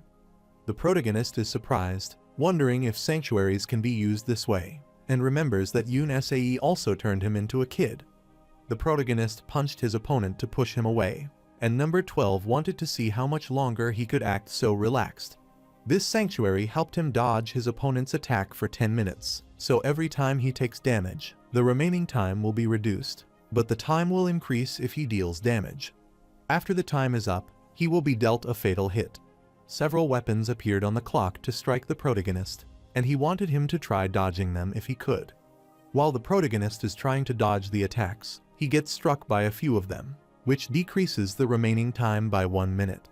The number 12 wondered if he thought that people like him could handle the flow of time, and assured him that he had no chance at winning in a battle of speed, so he wanted him to try the technique he used to defeat Russell. The protagonist deduced that the gods of the abyss liked to tell his opponent, but he knew that his opponent was right, as things would be tough for him in a battle of speed, so he wanted to put all of his strength into one thrust. Suddenly, the Hourglass Group's member got released from the Carlton chains, so he rushed to attack him, but Carlton worriedly alerted him. The protagonist immediately looked at them and launched a thrust to get rid of them. The number 12 knew this was the technique he used in his battle with Russell, and knew it was powerful, but since it condenses power, he supposed Yihun's body couldn't handle the recoil. He is confident that the protagonist used his one-time ultimate attack, so he rushed toward him to strike, but is surprised to be attacked by a tremendous thrust. He gets worried as there was no report saying he could use it a second time, and he wondered if he had gone through that unexpected growth in that short time. He soon understood this wasn't the same technique he used on Russell, and the protagonist used a strong thrust, 10 consecutive thrusts to strike him. The number 12 knew that his opponent was strong, but it was still an attack without his sanctuary being deployed, so he wanted to corner him again after enduring all his attacks, as he couldn't use such a powerful attack again. He kept thinking that his chance would come as he would attack Yihun when he became tired, so he thought it should stop, but he wondered when it would end. Meanwhile, the protagonist has used his strong thrust 50 consecutive thrusts and subjugated his opponent. Carlton is dumbfounded to see this as his fortress master has become stronger. After the dust had subsided, the number 12 saw the protagonist approaching and wondered if he was a monster, as he couldn't be this powerful without his sanctuary. But he finally understood something. Sanctuary deployment is used to turn a certain area into one's own territory, which uses a lot of the world and is hard to use recklessly. That is what got Yi-Huan thinking about whether there is a need to deploy the Sanctuary of the Abyss. So, he came up with a technique to deal with the Strong of the Abyss in the last 3 days, and he reduced his area of Sanctuary as much as possible by acquiring targeted Sanctuary deployment. The number 12 found it absurd, as not long ago, Yi-Huan was at a level similar to Russell, who is one of the 7 stars, but in just a few days, he became this strong. Carlton approached him, telling him he doesn't have time to stop moving as they need to climb up quickly. Abruptly, another arrived there, apologizing to them as he couldn't allow that. Ignis narrows his eyes, and Droyan has his interest piqued, and Thanatos grumbles on realizing that the old man is still alive. The man clarified his name is Shiyu and asked Yi-Huan if he had heard about him. Some of the gods were shocked at the appearance of the god of aging, and a few gods were on guard against him. Ignis says it isn't the place for one of the 7 skies to interfere, and the protagonist is surprised to learn that the old man is one of the 7 skies. The 7 highest thrones are the 7 thrones, the 7 skies below them, and 7 stars bring up the skies. That is what the 21 strongest gods with the abyss are called. But right now, one of the 7 skies has appeared before Yi-Huan. Shiyu didn't want to bring down a young star, so he hoped Yi-Huan would stand down. The protagonist doesn't feel any hostility towards him, so he wondered why he is stopping him.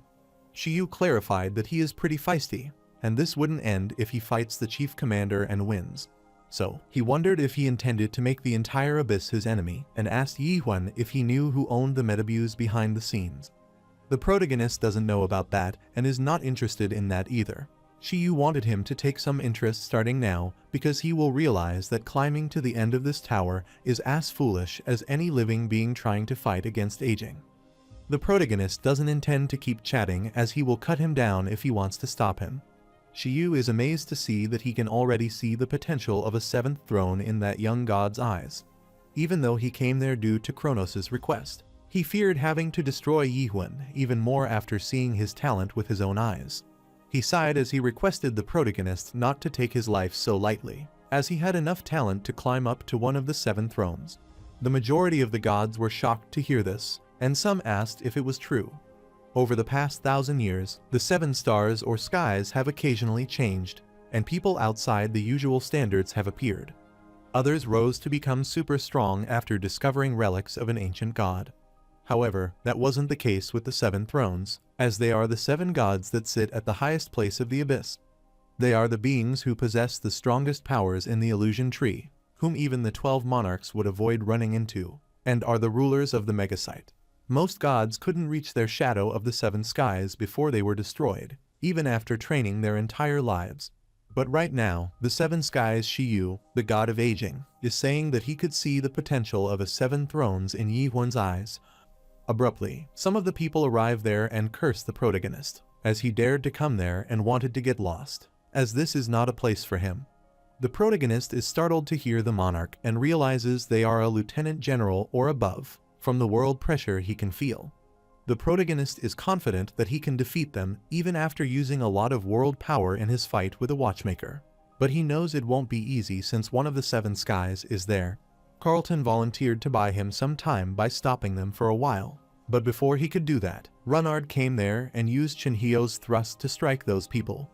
Marty's found an opening after that thrust, so they all charged with the naked thruster crew. Everyone gets annoyed seeing them naked, wondering what is wrong with them. The protagonist, a comrade, punched them, and they started pushing them, which annoyed other passengers as they felt disgusted by the scent of the sweat, and they urged them to go away. But the Yi-Huan crew struck them, while Renard rushed toward the protagonist, asking him if he saw the Chinhyo thrust he just did. He explained that he learned it after seeing that handsome Mr. use it.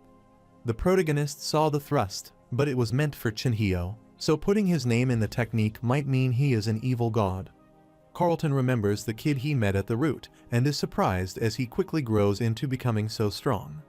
A few passengers fled his crew, called him an arrogant kid, and tried to strike him, but Beak O stopped their attack. The attacker wondered who he was, and Beak O punched them while clarifying that he was the black shop gatekeeper. Heo Peng realized they might be an advanced party as they aren't that strong, so he doesn't want them to get their guard down, as a stronger one might be coming. Heo Peng told the protagonist to keep climbing while they take care of this place, and Renard agreed with him. Abruptly, Ray Ray came there, struck several attackers with the speed of light, and told the protagonist to go now. Carlton also requested that he leave, as he would help to stop them there. The protagonist heard everyone cheering him to go up, but he still didn't climb, which made Renee wonder why he was hesitating, as he must kill the chief commander. The protagonist thinks for a while, then clarifies that he will destroy their world, and Renee requests him to do that. He remembered that she wanted to protect the tower, and Renee clarified that she hadn't changed her mind, as even if she was helping him, she was hoping that he would fail. Even if the protagonist succeeds in ending this world, she wants to see the scenery that Yihuan sees. Shiyu realizes that things similar to bonds remain in this era, but he assures Yihuan that he wouldn't pass through this place. Before Shiyu could strike, the protagonist Imai came there and hit the old man with a blood flower, which caused a massive explosion, thus injuring several of them. Shiyu was unsure of the reason the crack was helping Yihuan, but he requested that he step aside. Imai can't do that as he has his own situation, so he wants Shiyu to play with him there and tells Yihuan to go quickly. Since his opponent is strong, Imai wanted to be focused and wanted Yihuan to help with one thing. The protagonist wondered what help he wanted, and Imai explained that Seol Ha disappeared 3 days ago, and he was sure that she had gone to find the chief commander. So he requested the protagonist to bring her back because a captain going missing is bad news for Crack. The protagonist agrees to do that, so he uses Earth's thrust to go higher. At the same time, Imai was counting on Yihuan to rescue Seol Ha and bring her back. The assassins realized the monarch's slayer was running away, so those alive wanted to follow him. Suddenly, Yun Sa arrived, struck those trying to get to Yihuan, and assured him that he would guard his rear. Since the gods, monarchs, and humans all came there to climb to a higher place, they accumulate world power gain levels and conquer towers to climb higher. Those who can't handle being that high come to this place to go lower, and the gods and monarchs have endless wars with each other. The cultivators continue to harvest the product they offer, and souls failed to be harvested become the limbs of gods and monarchs, pointing swords at each other in this lifeless hell. Therefore, the protagonist realized that the mayor who made this tower is telling them about the entire situation.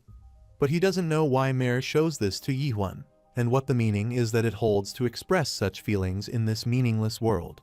Shortly, the protagonist arrived at the end of the branch, where he completed his mission and ranked number 1 in branch climbing. As a result, he obtained 400,000 trust and a 9th floor ticket as a reward, and also the qualification to challenge the last floor of the Metabuse. Later, Eodoc Shiny was looking at the corpses of his comrades when the driver asked if he wanted to bring them back to life. The chief commander wanted him to keep his promise, as this would be the last time, and the drive assured him that he could get what he wanted. The chief commander is sure that the Crack Sovereign met the driver at the top of this tower, and the driver affirmed as he did.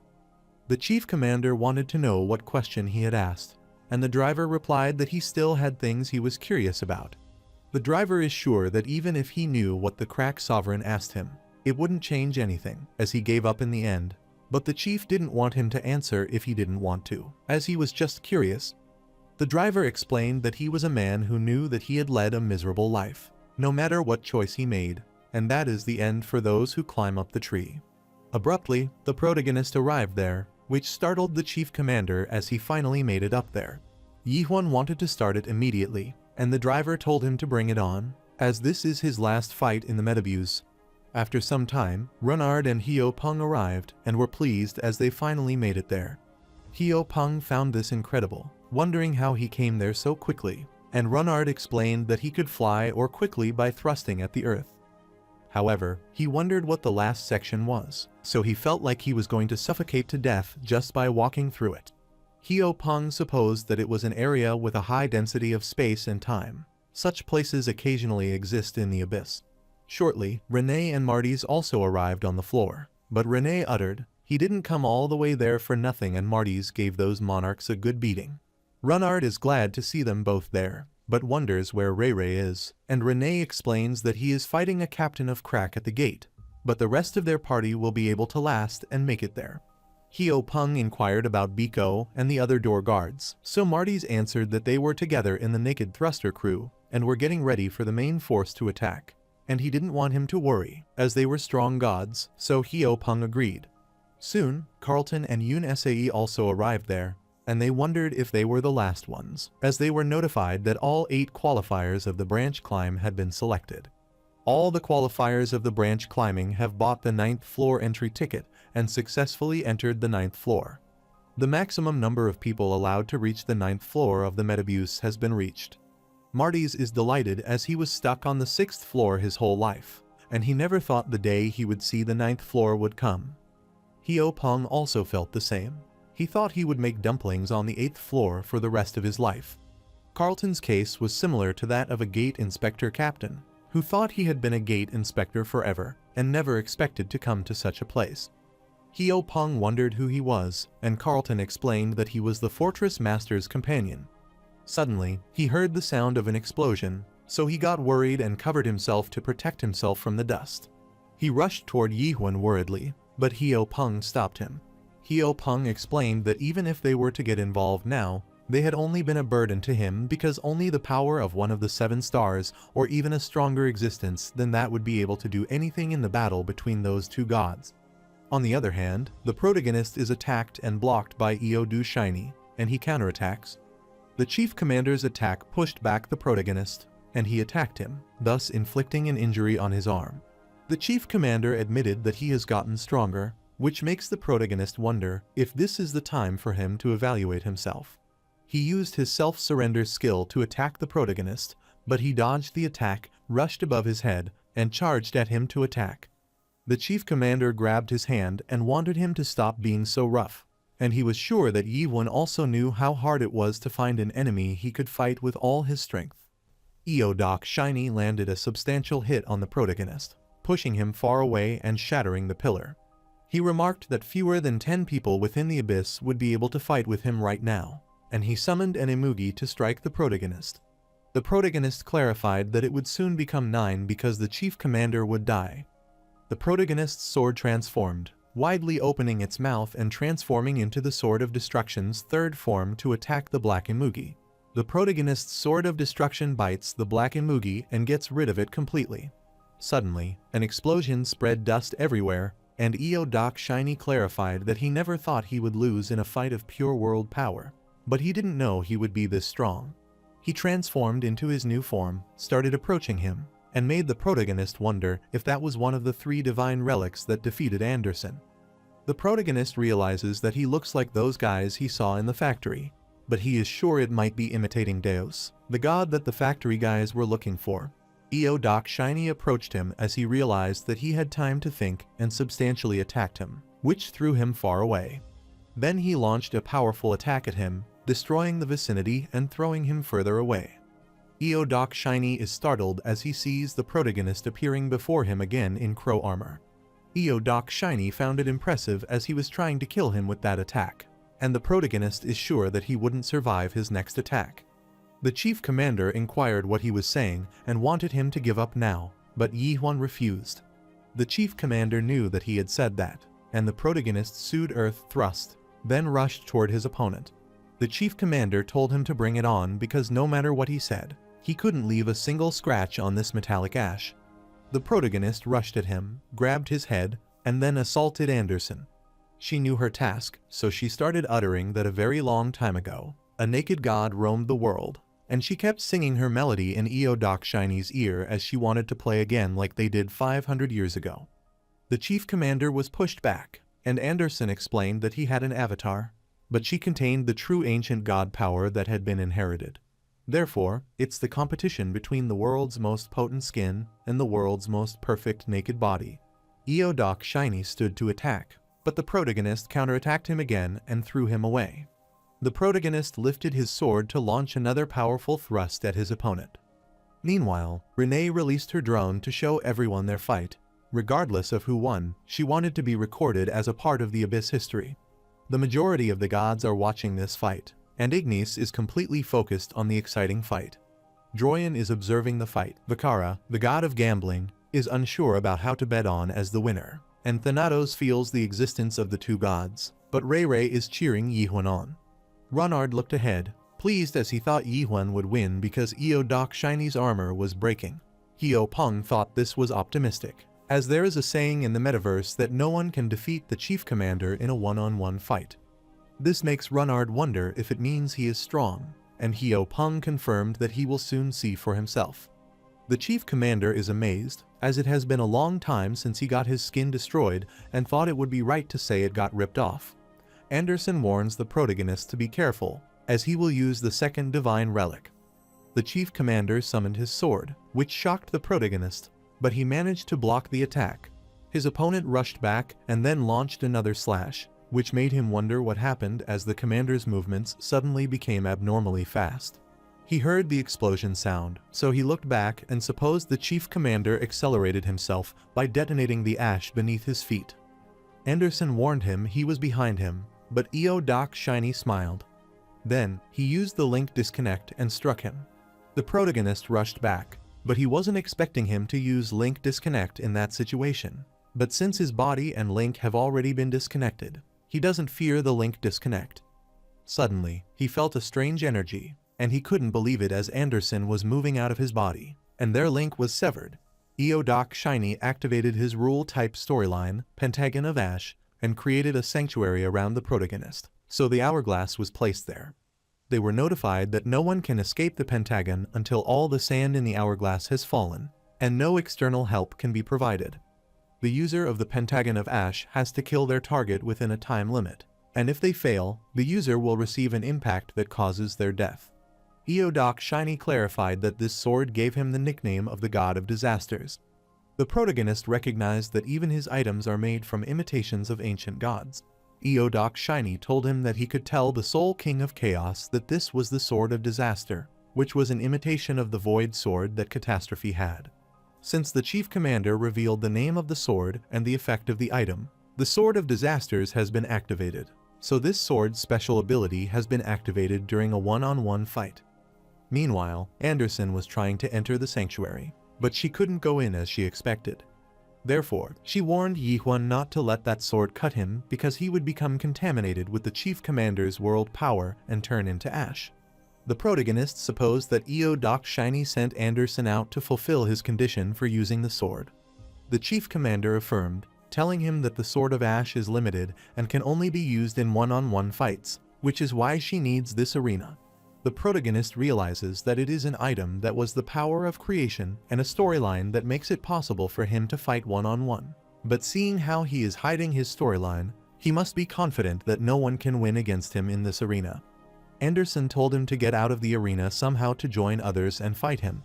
The protagonist is confident enough to fight him alone, which worries Anderson, so she wants to stop him. Yihuan kept fighting him and is looking forward to this since this is one of the 3 sacred treasures, but it is disappointing. Eo Doc Shiny wondered what he meant, and the protagonist felt like he had seen this storyline somewhere before, which shocked him. The protagonist launched a strong thrust towards his opponent, then used an earth thrust to get near him and attacked his Sword of Ashes. The chief commander was injured, so he coughed up blood, and he wondered why the protagonist wasn't falling when he should have used up much of his strength after climbing up. He realized this can't be helped, so he decided to use his next move and rushed towards the protagonist to strike. Yihuan noticed what he was doing, and soon there was an explosion. Even though Eo Doc Shiny was injured, he thought he had won, so he apologized to Anderson, as he knew she had gotten closer to Yihuan, which worried her. However, the chief commander was dumbfounded when the protagonist clarified that he wasn't expecting him to put ash onto his sword, make it explode, and sacrifice his own arm in this process. Anderson is relieved to see him unscathed, but the chief commander still can't understand how he is still fine when he cut him. The protagonist clarified that he cut him a little, but the chief commander asked why he didn't turn into ash. The protagonist uttered that because he has a strong body, and the chief commander wondered if he would take off his clothes. The protagonist clarified that he often removes his clothes, so Doc Shiny asked him if he had ever met an ancient god. Yi-Huan explained that he had met the Soul King before, and the chief commander inquired if he had helped him strip off his clothes. However, the protagonist explained that it wasn't the kind of relationship they had. The chief commander knew that Catastrophe was the god who controls clothes, making him wonder why Yi-Huan didn't know what clothes were. He found it unbelievable that the protagonist takes off his clothes without knowing what they are, and he discovered his talent to be fearsome. The protagonist remembers his past when he was thrusting and being thought of as a fool, so he uttered that he had never heard people tell him that in the past, but he kept hearing it after coming to the abyss. He gets into his stance and wants to end this fight now. Meanwhile, Marty's used normal thrust, and Carlton appreciated him but wanted him to lower his upper body. Then he told Yoon Sae that he would be checking his posture too, so he wanted him to get ready, and Yoon Sae concurred. While Renard realizes this fight is taking longer than he expected, he wonders if that is because of the hourglass not falling or him. Hyo Pong doesn't know whether it's because the time flows more slowly in this place or because the sand in the hourglass falls slowly. However, Renard found it strange as Yi-Huan has the upper hand, but it feels like the chief commander's counterattack has gotten way faster, as it seems like he is adapting to all of Yi-Huan's attack patterns. Marty's knew that even if this were the case, the chief commander would look way more injured, and Carlton agreed, as it would only be a matter of time before the Fortress Master won. Renard uttered that the problem is that time is not flowing, and the chief commander still has his third sacred treasure left alone. Renee explained that he already uses all his sacred treasures, which startled them. Marty's inquired since when, but Renee wasn't sure either. Meanwhile, the chief commander rushed at him with extreme speed, and the protagonist asked when he did it, and the chief commander wondered what. The protagonist rushed toward his opponent, piercing his chest with his thrust, making a huge hole in his body. However, the chief commander smirked, which shocked the protagonist, and he asked what the matter was as he started enjoying the fight. The protagonist asked him when that was and when he turned back time.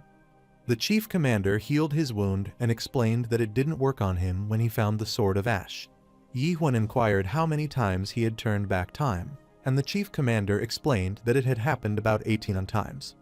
The protagonist thought he might be out of his mind, but the chief commander clarified that the time manipulation this time also affected his consciousness, so he wondered how he realized it. The protagonist has no idea, but maybe that could be because he loathes going back in time, and the chief commander found it interesting, as he hates going back. Yi-Huan has his reason and asked if the story of turning back time also imitates the ancient god. Doc Shiny explained it's different as it is made by one of the 7 great gods, inspired by an ancient god. The protagonist inquired how far he could turn back time, but the chief commander thought it wouldn't be fun if he told him this. He is confident about one thing, that he isn't turning back time, but forcefully turning back the sequence of time of someone within a designated space. Furthermore, the protagonist knew that the chief commander's limit would be turning back a few times and asked if there was a restriction as to whom he could use his time ability on. Doc Shiny guess it's meaningless to hide it any further, and the protagonist is supposed to go back in time. He thought it would be more appropriate to say that he has to go back in time to get something back, like his former teammates. The chief commander affirmed, and the protagonist inquired how many times he turned back time to save them, and he uttered 700 years. The protagonist is sure that the soul of his former teammates has been reduced to dust over those many years, and it might be dispersed around the abyss. He is sure that the chief commander is aware that he cannot turn time back normally, and the chief commander clarified that it is possible if he turned back time for the whole world. The protagonist realizes he has gone mad, and Doc Shiny is sure no god has made it this far without going crazy. The protagonist wondered if the river could create a miracle on that level. The chief commander clarified that the driver can't do this, but the end of the world or the first nightmare might be able to make it possible. The protagonist is startled to hear about the first nightmare and realizes that the driver knew about the clue to the end of this world. He told the chief commander that he wouldn't get what he wanted, and the chief commander already knew that, but he had to try this despite knowing that. He asked Yi-Huan if he had received his world power to some extent, and the protagonist affirmed that it was all thanks to him. The chief commander used time flew, and the protagonist realized it would be hard to win with just thrusts, but it might be possible if he thrust with a speed faster than light and destroyed the concept of time itself. The protagonist guessed he was left with this choice, so he lifted his sword and firmly stomped it on the ground, thus creating his own sanctuary. That was the complete sanctuary deployment in the world after the end. Runard is shocked as the entire 9th floor has transformed into Yihuan's sanctuary, and Marty's is shocked to see his sanctuary. Doc Shiny is worried to know that time flu has stopped, and he asks him how he does that. The protagonist knew that time flu is a storyline that goes back to yesterday, but in his unique world, yesterday doesn't exist. Doc Shiny gets worried, and he remembers his past when he wanted the crack sovereign to stop because not everyone sees the same kind of world as him, and he uttered that they don't have to know that world to be happy. Meanwhile, the chief commander comrade grabbed the sovereign's sword with her trembling hands and accosted him. The crack sovereign killed her in a split second and clarified that he will make everyone see it since he possesses the power to do that. Doc Shiny was gloomy on seeing his comrade's head and rushed toward the sovereign. The sovereign stopped his attack and told him that the world he sees is the truth of this world, so he cannot allow people to look away from the truth and live as mere livestock.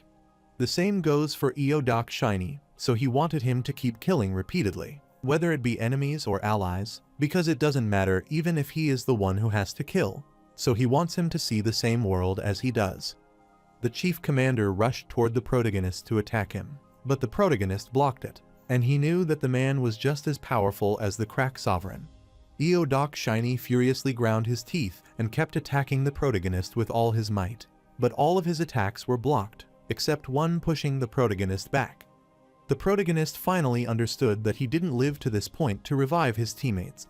The chief commander rushed toward him to strike, and Yihuan charged at him as well and realized that he had to give so that he could get his revenge. The protagonist punched him in the face and threw him far away. However, Doc Shiny again stands his ground to attack him again, but the protagonist dodges it. The chief commander made the 3 sacred treasures and climbed to one of the 7 stars. After that, he became Kronos' subordinate and the commander of the Alliance just for the sake of killing one person. However, just as life always is, his plan for revenge has failed, but no one knows whether it truly failed or if he didn't try because he knew he would fail. That was how the chief commander dawdled his time away, but due to unavoidable circumstances in his life, he met Yihuan. The protagonist launched a powerful thrust, but the chief commander dodged it, rushed behind him, and counterattacked him. But the protagonist grabbed his foot firmly.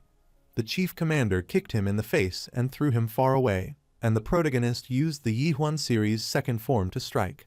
Anderson instructed him to watch out as Doc Shiny gathered his armor pieces and threw them toward him. This worried Carlton, so he called out for his fortress master and wondered if he was all right.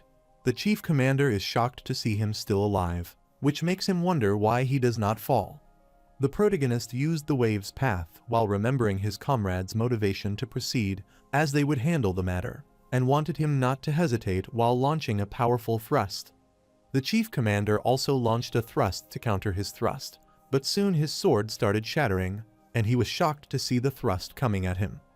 The thrust was so substantial that it made the skull disappear, and the chief commander was pushed to the corner. The protagonist went to him, pointed his sword at him, and inquired why he didn't deploy his sanctuary. Doc Shiny clarified that he doesn't have a sanctuary as he lost it a long time ago, and he felt a little comforted after seeing Yihuan's world. The protagonist wondered why he was comforted, and the chief commander remembered when he had asked Crack Sovereign if he still saw that. The Crack Sovereign affirmed, but he can't touch it, feel it, or smell it, but all he knows is that it's up in the skies. He couldn't differentiate it from a dream or delusion, and didn't know how to figure out it was there. He wondered if the truth, which only one person sees, is the truth, and he told Doc Shiny to go elsewhere to find a new question. He hoped that the question Doc Shiny found would also be something he had been curious about. Doc Shiny has wanted to deny the truth for a long time and believes that a world without the truth can also become the truth, which is why he is running the Metabuse. The chief commander is sure that a day when Yihuan faces a different truth, it will come one day, because if there are 2 truths in the world, then it means that one of them is a lie. Therefore, the chief commander hoped that the truth he saw was really the truth. The protagonist puts down his sword, which makes the chief commander wonder if he is taking pity on him. Yi-Huan clarified that he regretted killing an enemy like the chief commander in the past, and that person helped him see the fourth stage theory and the Genesis. The chief commander wondered what he was trying to say, and the protagonist explained that if he hadn't given him 3 days, then even if he could grow his sanctuary to be a level stronger, he still couldn't defeat him. Therefore, he wanted him to think of this as him repaying his debt to him. The chief commander clarified that it is a futile act, as he doesn't have any world power to rewind time now, and if he wants to go to the next floor, he needs to kill him. While he is trying to stand, he realizes that something is strange and starts shouting, which worries the protagonist. The chief commander told him to kill him right now, and he emanated tremendous energy. Suddenly, the hourglass started passing fast, and Anderson rushed toward the protagonist as the barrier was removed, then accosted him. The protagonist realized he was rewinding time and wondered if he had lied about not having any world power left. Anderson told him it is not the chief commander, but one of the 7 great gods who has descended, and he is transformed into a completely new form. The great god wanted to kill the protagonist and protect the metaverse, so he emanated overwhelming power, which pushed the protagonist back. Anderson clarified that they cannot fight him right now, as he is not someone they can face right now. The protagonist clarified that there is no way to retreat, and he is startled to see the chief commander trying to stop his body. The chief commander told him there was no time, as he should kill him, and Kronos asked him if he was planning to break his promise with him. Anderson told him he didn't have time to hesitate because everyone would be in danger if the sanctuary collapsed. The protagonist knows that too, so he charges at the chief commander and attacks him, thus exploding his body. Soon, the time started rewinding, so the chief commander recovered quickly, and the protagonists returned in time. The chief commander again told him he didn't have time, as he should kill him, and Anderson also said the same thing as before. The chief commander furiously asked him what he was doing, as he should hurry and kill him. However, Kronos clarified that he should hurry without killing him, and he rushed toward Yi-Huan and punched him firmly. The protagonist was pushed back, but the chief commander kept attacking him, and he managed to dodge. After stabilizing himself, the protagonist rushed toward him and struck him again on the head, but he was shocked to be attacked and pushed far away. Kronos approached him while recovering his head and was surprised to see the protagonist alive. While the protagonist squeezes Anderson, which makes it hard for her to breathe, the protagonist tells her to go to her companions as she gets in his way, and he stands. Kronos found it amusing as he still has human emotions left, even after killing so many gods, and he summoned his sword to attack him. He clarified that to reach the top of this tower, the protagonist must abandon his human emotions. Yi-Huan tried to land another thrust at him, but Kronos dodged it by leaping high. The protagonist chased him, then tried to attack him again, but his attack was dodged again. Kronos told him this is meaningless because time can always be turned back, and he rushed above his head to launch a surprise attack. The protagonist fell down and struck with a rock and was massively injured. Kronos approached him, stomped on his chest, and clarified that only those with a human heart can climb the higher floors of this world, but those who abandon their emotions can ascend to the final floor. Since the master climbed to the top of the tower, but was swayed by trivial human emotions and became a puppet of the river in the end, he is curious what choice Yi-Huan will make. The protagonist launched another overwhelming thrust to strike, but Kronos clarified that it was pointless, and he turned back time. Kronos asked him if he would climb to the top of the tower or protect his companions from him. The protagonist is worried about seeing Kronos rushing toward Renee, which worries her, and he tries to attack her. The protagonist immediately rushed toward Renee to protect her, and Kronos realized that it was his choice, so he didn't have the right to climb the tower, and he cut the protagonist's body. Ignis, Droyan, Thanatos, and Shiyu are astonished to see this, and Renee is worried. Heopong started trembling, and all the gods in the channel could not hide their astonishment, but Runard was worried. Suddenly, the protagonist meant the red energy, and an opening appeared in the sky from which monsters were peeking, and his tower also sprouted out. Several monsters came out of the sky, and Kronos was shocked to see this, wondering how he had done that. The protagonist's body started recovering, his heartbeat calmed the monster down, and the ancient god Catastrophe entered his body. He was pleased to see Kronos after a long time. Kronos gets infuriated on seeing Catastrophe there and wonders how he dared to crawl up there, as his era is now gone. Catastrophe commanded Kronos to be silent, sending chills down his spine, and he summoned his sword and then told him to leave. Kronos told him that he broke his promise with them, yet he dared to command him, and Catastrophe launched several meteors, which caused massive destruction. Renee's drone was broken, and Doc Shiny's armor started shattering, and he finally realized the reason why the Ashen Blade didn't work after seeing Catastrophe, so he supposed this might be it. The protagonist gets annoyed as he was never permitted the link, so he wondered who told Catastrophe to descend without permission. Catastrophe realized that his arrogant tone remained the same, and the protagonist didn't want to deduct his Void Blade usage right away since he acted on his own. Catastrophe told him to do as he pleased, but he wouldn't help him like this again, as he should be able to handle the 7 Heavenly Thrones rookies in his own, if he is truly aiming for Big Brother, and he wants him to climb with all his might. The protagonist saw his hand rotting, causing him pain, so he hit his hand with the Slash of the Dead. Anderson worriedly called him, and Runard and his comrade rushed toward the protagonist. Carlton worriedly asked Yihwan if he was okay, and Runard also asked about his well-being, and he started crying on seeing his hand. The protagonist remembers when Anderson told him to save her only follower, and she told him to kill him, but to accept the child who would be left alone as his follower. The protagonist clarified it was fine, but Runard was still worried, and Yihwan clarified that this much wouldn't kill him. Runard is relieved to know that he seriously thought they were in serious trouble. The protagonist admitted that it was a serious situation when Kronos manifested in the leader's soul, which was truly dangerous. Renee realized that he had become the ultimate novice, as even the title of 7 stars felt lacking for him. Carlton and Hyo Peng congratulated him and clarified that it is truly an honor for him to be there with them. Hyo Peng told him he is the strongest in Metaverse, and Marty's eyes welled up, which captured everyone's attention. A higher-tier mountain was crying, wiping away tears as if embarrassed knowing those emotions didn't suit a god, and could not explain this overwhelming feeling. They cried with human emotions and a doll-like expression.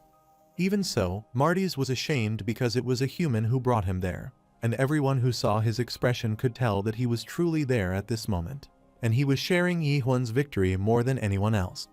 The coalition fell, and they had won, so the metaverse has now lost its master. Hyo Peng inquired if Yihwan was also acquainted with the soul kind and uttered that he wondered if it might be the case when he heard about the massacre of the lords. But he never thought it was true, and he is even afraid to imagine the storms that will blow on the path he will walk. The Soul King Catastrophe Abyss descent was more shocking than the final floor of the metaverse opening after 600 years. Hyo Peng knew that with the calamity, the prisoner of chaos was in motion, and this event could no longer be confined to the scale of the metaverse. Renee is sure that the 7 heavenly thrones and the 12 lords will soon begin moving in earnest. The protagonist wanted to leave the trivial worries for later, and Renee agreed that worrying now would not solve anything. However, she wondered if someone could worry a little about the broadcasting equipment getting wrecked. After giving it a second thought, the protagonist realized he should worry about his upcoming situation. Renee didn't want him to think he could gloss over this because opening a channel now would be a hit, and the protagonist clarified that is not what he meant. Renee asked him what he said, and she couldn't believe that she got like that while helping someone, and asked if he knew how much all those trusts cost. Carlton and Marty's tried to stop her, but Marty's requested that she calm down, so Renee decided to let him go. The protagonist can feel the world's power, so he is sure it might be inside here, and he asks if they will meet the river now. Renee is pleased, as he never thought he would see the last floor of the tower, but Runard wondered why it says the task is completed. Renee remembered they got a task when they came up there, and Marty's remembered it was about defeating the leader.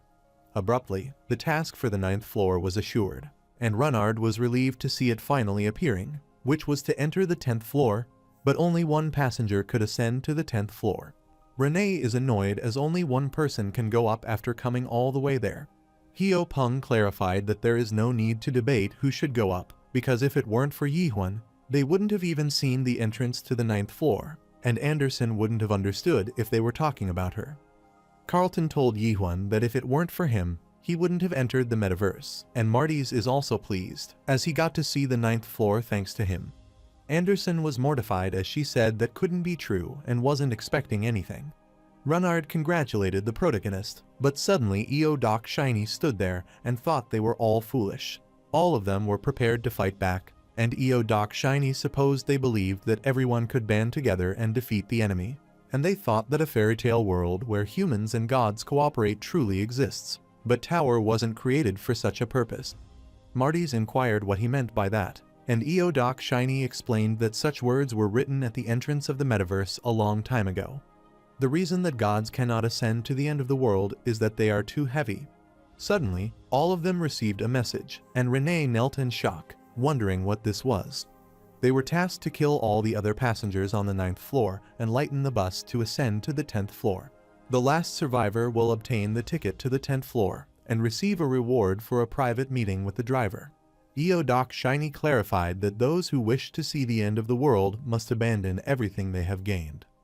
The driver has restored the little brother system and is broadcasting on the 9th floor resume.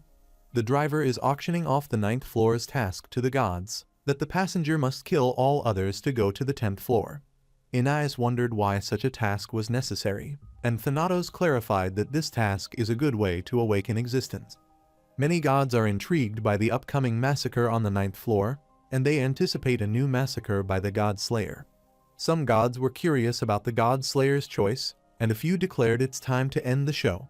The protagonist grabbed his sword, which worried his comrades as they thought this might be the end, and Renard started trembling. The protagonist feels for a while and remembers Chonos wondering what choice he would make to climb to the top of the tower, as he had to abandon human emotions to reach the top. The protagonist asked Doc Shiny if he had killed his comrades to move to the next floor. Doc Shiny became gloomy and clarified that 700 years ago, there was no other choice but to revive his fallen comrades, as he thought that meeting the driver and reviving everyone would be enough. The protagonist is surprised to hear that he thought, and the chief commander explained it was impossible on the first visit. The protagonist supposed it might be possible if he climbed again. The chief commander wanted to confirm it, but he had just been disappointed, and he looked at Yihuan's expression as if he didn't expect this outcome. He was once a commodity, and he asked if he would say that he entered the tower without knowing anything, and he also requested Yihuan what he thinks this place is. Since gods there mimic human emotions, crying, laughing, and sometimes killing each other's puppets to learn human emotions. Therefore, to them, it's just a game, and this place was created to produce seekers through such processes that those who can understand human emotions but still discard them are the beings who silently pursue the end. It's a meticulously crafted fake system, a tower that cultivates true seekers, as that is the metaverse. Since gods of Big Brother love stories about people like Yihuan, as he breaks the rules and reminds them of the vision they once dreamed of. But only as long as it doesn't threaten the gods, so Doc Shiny told Yihuan that if he keeps acting this way, having summoned even catastrophe, the gods will perceive him as a threat and try to eliminate him. So no matter how strong the protagonist is, he can't survive after turning the opinion of the Abyss against him. Therefore, Doc Shiny wanted him to confirm the end of this tower, as he could get the reward he desired. The protagonist clarified that he doesn't need this, which shocked the chief commander. The protagonist told him to stay as he is, if that is his way, but he will climb in his way. The chief commander didn't want him to think he would get lucky and take it to the 6th floor again, as the ceiling will never fall, even if he knocks for 1,000 years. The protagonist inquired if he would break the Nightmare Tower just for that answer, and he uttered that if the 1,000 years isn't enough, then he will do it for 2,000 years, and if that isn't enough, then 10,000 years. But if that still doesn't work, he will continue until it does. He launched an overpowering thrust toward the sky, and Renard worriedly called for Yihuan, and Marty's was shocked. The protagonist felt something strange as his attacks weren't landing, so he wondered if this place had no ceiling. The chief commander asked if he still didn't get it that unless he killed them, he couldn't go to the next floor, no matter how much he struggled. Shortly, Renard started creating his strong stab, launched it in the sky along with the protagonist, and clarified that he had practiced this a lot. Shortly, Carlton joined them, reminding him of what happened in Chaos. Marty's also wanted to stay with the protagonist, whether for 100 or 1,000 years, so he also launched a thrust. Heo Peng clarified that it had been a while since he had tried stabbing, and Yun Sae wanted to help as well, So they all launched the thrust, which combined to form an overwhelming one. Many gods are greatly shocked by the passengers' actions, and some gods frown at their actions. Anderson looked ahead, then she looked at Doc Shiny and asked if he wasn't sick of only moving in the direction the driver took him. Anderson also helped them by launching a thrust that infuriated Doc Shiny, so he gritted his teeth and asked if they thought no one had tried this before, as this fight would only fail in the end. However, he was shocked to learn that an anonymous puppet had donated 500 trusts to Yihuen, as that was a hard-to-believe incident. After that, an anonymous agency donated 100 trusts, and several others like them donated trusts to Yihuen. Doc Shiny is shocked to see that even the followers and agents were donating, and he wondered what was happening. Ray Ray was stunned by the puppet's actions, and the god of gluttony, Tam, spat out the food his were eating. Chiyu was also taken back, and Thanatos doubts their own eyes as the puppets and agency kept donating. Doc Shiny wondered what was happening, and was aware that no soul willingly became a puppet willingly. The moment they became puppets, they left an imprint on their soul, anger toward the gods, and hatred for the tower. Their desperation carried out defying even their gods because they had waited for this day for hundreds of years. In the lingering traces left behind by the puppets, Yihuen entered a different kind of ecstasy than before. After a while, the protagonist felt enlightened, and he opened his eyes, used the Yihuen-style first technique arrangement, and launched a star stab. The power of this stab was so strong that it made it hard for Doc Shiny to maintain his balance. After some time, the protagonist sees some words in the sky and realizes they are just invisible because there is always a ceiling, unless this is the peak of a fantasy beast.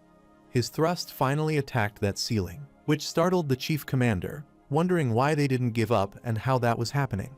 After seeing the protagonist and his comrade working hard, Doc Shiny remembers the past because they might have succeeded if they had also done this.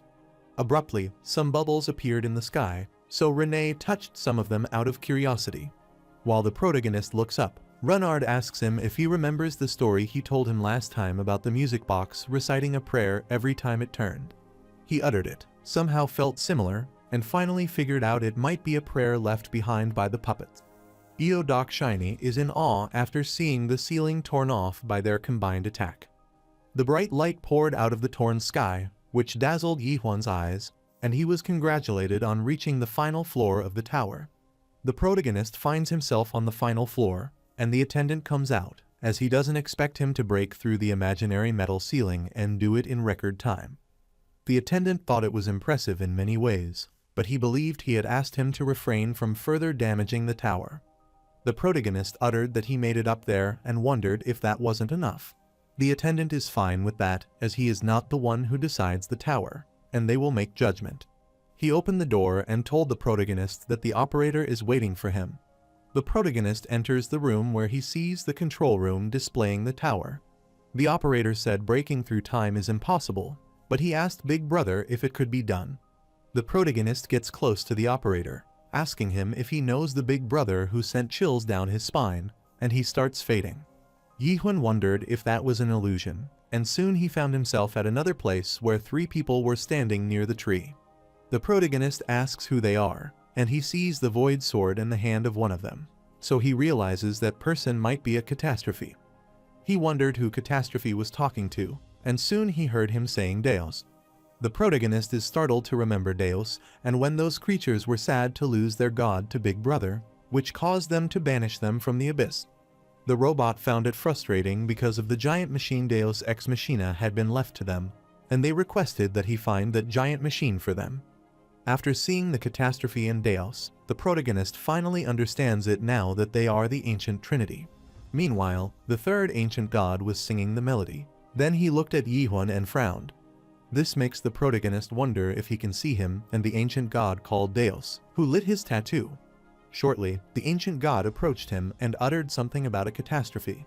The protagonist is startled as he feels a strange sensation on his arm, and the ancient god places his hand on his shoulder, then utters Ouroboros. The protagonist wondered what he was saying, but soon he disappeared. The protagonist couldn't understand anything as they spoke incomprehensible words and disappeared. After a while, Catastrophe looked at the protagonists and vanished, and the strange energy surrounded him. Abruptly, his comrade is glad to see him finally arrive, and the protagonist looks back and his comrades call him. Abruptly, Doc Shiny rushed toward the protagonist speedily and grabbed him. The protagonist wondered if that was also one of the 3 sacred artifacts, but Doc Shiny's mouth was bound so he couldn't say anything. The protagonist activated understanding and finally comprehended what he was saying. Doc Shiny asked him what it was and what he saw, but he was surprised to see the protagonist's tattoo turn golden and asked if they had met the Trinity by any chance. Yihun thought that might be the case, and the chief commander gets infuriated, wondering how he could have met him. The protagonist asked him if he hadn't seen them before, which left Doc Shiny speechless. After a while, the driver entered the room, asking if they all came there, and the chief commander wanted to say something, but couldn't because of the mask. The driver forgot to remove the gag, but he thought the chief commander shouldn't make a racket as soon as he arrived, and he wanted him to keep wearing it a bit longer, as it suited him better than he thought. The protagonist looked at him and asked if he was the operator, and the driver affirmed that he was the operator, so he welcomed him to the end of the metaverse. Doc Shiny took off the mask and rushed toward the driver, telling Gainak that he was back, so he wanted him to keep his promise. Heo Peng is shocked to hear this and asks if he is truly the Lord of Sloth Gainak. Everyone else is also shocked to know that the driver is a lord. The protagonist approached Gainak, asking if he was a driver, and Gainak affirmed, so he classified that Saeming Garam asked him to deliver a message, and the driver started remembering that, and finally remembered it was that flaming head. He heard about him after a long time, so he asked how he had been doing lately, and the protagonist clarified that he had killed him. The driver is shocked to hear that, and he goes away as he understands that it might happen to him someday. With the flicker of his finger, a scene is visible outside the glass, and he explained that seeing Garam was just a pawn of the system, but was always so suspicious. It has been 800 years since he last met him, but now he is dead, so there is no point in discussing it further, so he decided to hear their wishes and asked who wanted to go first. Renee wanted to go first as she came forward, which amused the driver, but he wanted her to wait as he had to tell her one thing first, that the wishes he could grant are limited to the metaverse. He asked her if she understood what it meant, and Renee already knew that some wishes are impossible. Doc Shiny gets infuriated, so he tells him this is the metaverse, so nothing is impossible, and the driver puts the mask on his mouth. The driver furiously stared at him, telling him this was his final warning, and his aura scared all the others. Marty's was shocked to see him subduing the 7-star leader so easily. The protagonist realizes he is strong and supposes this is the driver's power. After caring for the chief commander, the driver told Renee to tell him about her wishes. Renee wanted to get the anonymity system of the 7th floor, and the driver showed them the vision, as they had already destroyed everything there. However, Renee knew that was not all of the 7th floor, as there were other branches of the metaverse.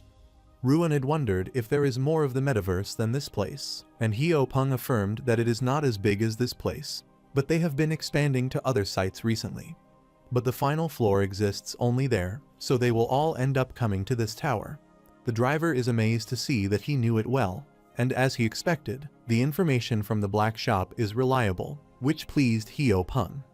The driver guessed he had no choice since she already knew and asked if she wanted the 7th floor of another branch. However, he can't give them all to her and asked if she insists on becoming the god of yesterday or apply to be a 7th floor guide. Renee clarified that she needs the anonymity system used on the 7th floor, but not the 7th floor itself. The driver uttered that the god of fate needs anonymity and supposed she is planning to undermine another god. Everyone is shocked to hear that Renee is he god of fate, and Renee doesn't want to undermine anyone, but wonders if she needs to explain that much. The driver found it touchy, so he agreed to grant it to her and is sure that she needs the system architecture. After he bought a device near Renee, a huge light emitted from it that was so bright that it dazzled everyone's eyes. Renee could sense a strange energy, and the driver explained that he had uploaded the 7th floor system database into her mind, so she wanted her to check it out later at her leisure. After she returned, the driver inquired who was next, and Anderson uttered that it was her, as she wanted to try. The driver refused to fulfill her wish, which made Anderson wonder why, so he explained that she hadn't even paid the ticket fee to get there. Anderson asked if she could pay the trust now and then, and if he could grant her wish, but the driver told her it's a bit ambiguous to consider her a single god. Furthermore, it's hard to say that she cleared the task independently, but it seems like she somehow got recognized on the 9th floor. The driver is sure he doesn't need to spell it out, as she probably knows it better herself. Anderson remembers when she told Yihun to get out of the ring to regroup with his comrades and how the protagonist told her to go back as she was in his way, and she realized that he was right. However, the protagonist is reluctant as she loses Rachel, but she is fine as she figures it will end up this way. And most importantly, thanks to Yihun, she finally avenged her after 500 years. So if she gets greedy, then Rachel would scold her. She is sure there would be a way to bring her back, just like how she recovered Rachel's body. Renard requested the carver to revive Anderson's former agent, Rachel Young, which startled Anderson, wondering why he would do that, as it's the wish-granting power of the metaverse, and it's a reward from the final floor that opened again after 100 years. Renard assures her that he is fine, but Anderson is still reluctant to take his wish. She knew that the warmth filling her hands was so small and precious, and remembered Renard survived the abyss with this bit of warmth, and he finally returned the warmth he received, so it was his turn to give it back. He hugged Anderson, telling her this was his only wish from the beginning, which welled up her eyes. This situation made the driver want to cry for once, and he started looking at Rachel's young face. He realized that she died in the metaverse and is now in a doll state, and usually, restoration isn't possible after becoming a doll, but it might be possible this time. He flicked his finger to start the process and didn't want them to be surprised, as it's the power of the metaverse at work. Gainak told the protagonist to take out Rachel Young, and the protagonist opened the portal to his sanctuary, then took out Rachel from it. The driver started the process and realized that her memory core seems severely damaged, and he doesn't know how it will turn out, but he wanted to try it. After trying for a while, Rachel's body started regenerating, surprising everyone gathered there. Renard told Anderson that Rachel Young's complexion is returning, and she already knew that, so her eyes welled up with tears. After the process ended, the protagonist grabbed her, and Gainak clarified they would know for sure when she wakes up. But since her memories are too damaged, she wouldn't be the same as before. After that, he wanted to move quickly since there are many people there and wanted them not to hesitate and come out. Yun-sae inquired if he could make him as strong as Yiwon, but the driver clarified he is beyond the standards of the metaverse, and inside the metaverse it's possible, but only to the level of a leader. But Yun-sae refused, telling him it's okay. Doc Shiny also wanted to make a wish, but couldn't speak because of the mask, and Marty's decided to go first after that. Carlton wanted to make the wish. The driver sighed as that was the first time so many people came up, so it was pretty tiring, and after a while, the last one was Hyo Peng. Hyo Peng clarified that when he first entered the metaverse, there were so many wishes he wanted to make, but he doesn't know what to wish for now that he has a chance. Marty's was surprised that Hyo Peng had lived so long and had no wish. Renee suggested that he should expand the power of the black spot, as he said he was tired of competing with other companies. Renard agreed, as he owns the black spot, so his wish should be something related to it. Hyo Peng thanks everyone, and after thinking of the black spot, one thing that comes to mind, but he feels like it might be laughed at. Renee wondered what kind of wish he had, and Hyo Peng knew it might sound strange, but he had like a disciple to inherit his dumplings. Marty's is shocked to hear this. He thought anyone could inherit something like that. Hyo Peng clarified that it's not something that someone can take in, as he has tried taking on a disciple several times, but it hasn't worked, so he needs someone who can truly understand the meaning of this recipe. As he looked at the protagonist as his disciple, Yihun clarified that he was uninterested, making him gloomy. The driver thought the dumplings were worthy of being passed down because he ordered them from the hostess and ate them, and Hyo Peng thanked him for recognizing that. Renard's mouth was filled with water, and even the driver acknowledged the taste, so he thought he should have eaten more of them. However, Gainak clarified that finding a disciple wouldn't be easy even if he searched the entire abyss, not just the metaverse, because food created by handling memories wouldn't exist anywhere in the constant or the imaginary number. The driver suggested sending the recipe to another dimension and looking for a disciple there. Hyo Peng wondered which other dimension he was talking about, and the driver explained that the star stream, so this is a world in another dimension of the macrocosm. He uttered that he could send the Heo-pung recipe to that world if he wanted, and thought that someday a disciple who masters his dumpling recipe might come to meet him. Heo-pung felt like putting a recipe in a bottle and throwing it into the sea, so he agreed, as right now he cannot think of anything other than dumplings. Gynak grabbed the recipe and clarified that the boundary between the two dimensions will thin soon, so he would go there for business and deliver it later, and Heo-pung thanked him. After that, he asked Virtus if he had filmed it, and Virtus came out and affirmed that he had. Gynak didn't want him to upload everything, but edit and upload the resurrection scene and the crow's reaction while ensuring that the 10th floor's internal structure isn't revealed, and edit it well enough to make it to the metaverse hot clips. Virtus understood, but everyone else was startled on hearing this, and the driver didn't want them to look at him like this, as there had to be evidence that he granted the wish, as there is also the issue of fairness, because he is not doing this for free either. Gynak knew they were almost done, but the next one was the God-Slayer's turn. He uttered that his achievements are remarkable because neither Mullark nor the Rift Lord climbed the tower as fast as he did. So in that sense, if he wishes for a question, he will allow him 2 answers. The protagonist wanted to ask about his companion, and the driver supposed he meant Kim Yoon H1. So he clarified that his friend isn't in the metaverse, but is not far from Caspian. Furthermore, he is being protected by a compelling force, so he doesn't want the protagonist to worry, as there is no safer place in the abyss than that. The protagonist wanted the river to bring his friend there, and the driver apologized as that is beyond the metaverse authority. But that last wish didn't seem like a question. The protagonist asked who was holding him, and the driver asked if that was his second wish. He couldn't answer that, but the one holding his companion would notice when he said that.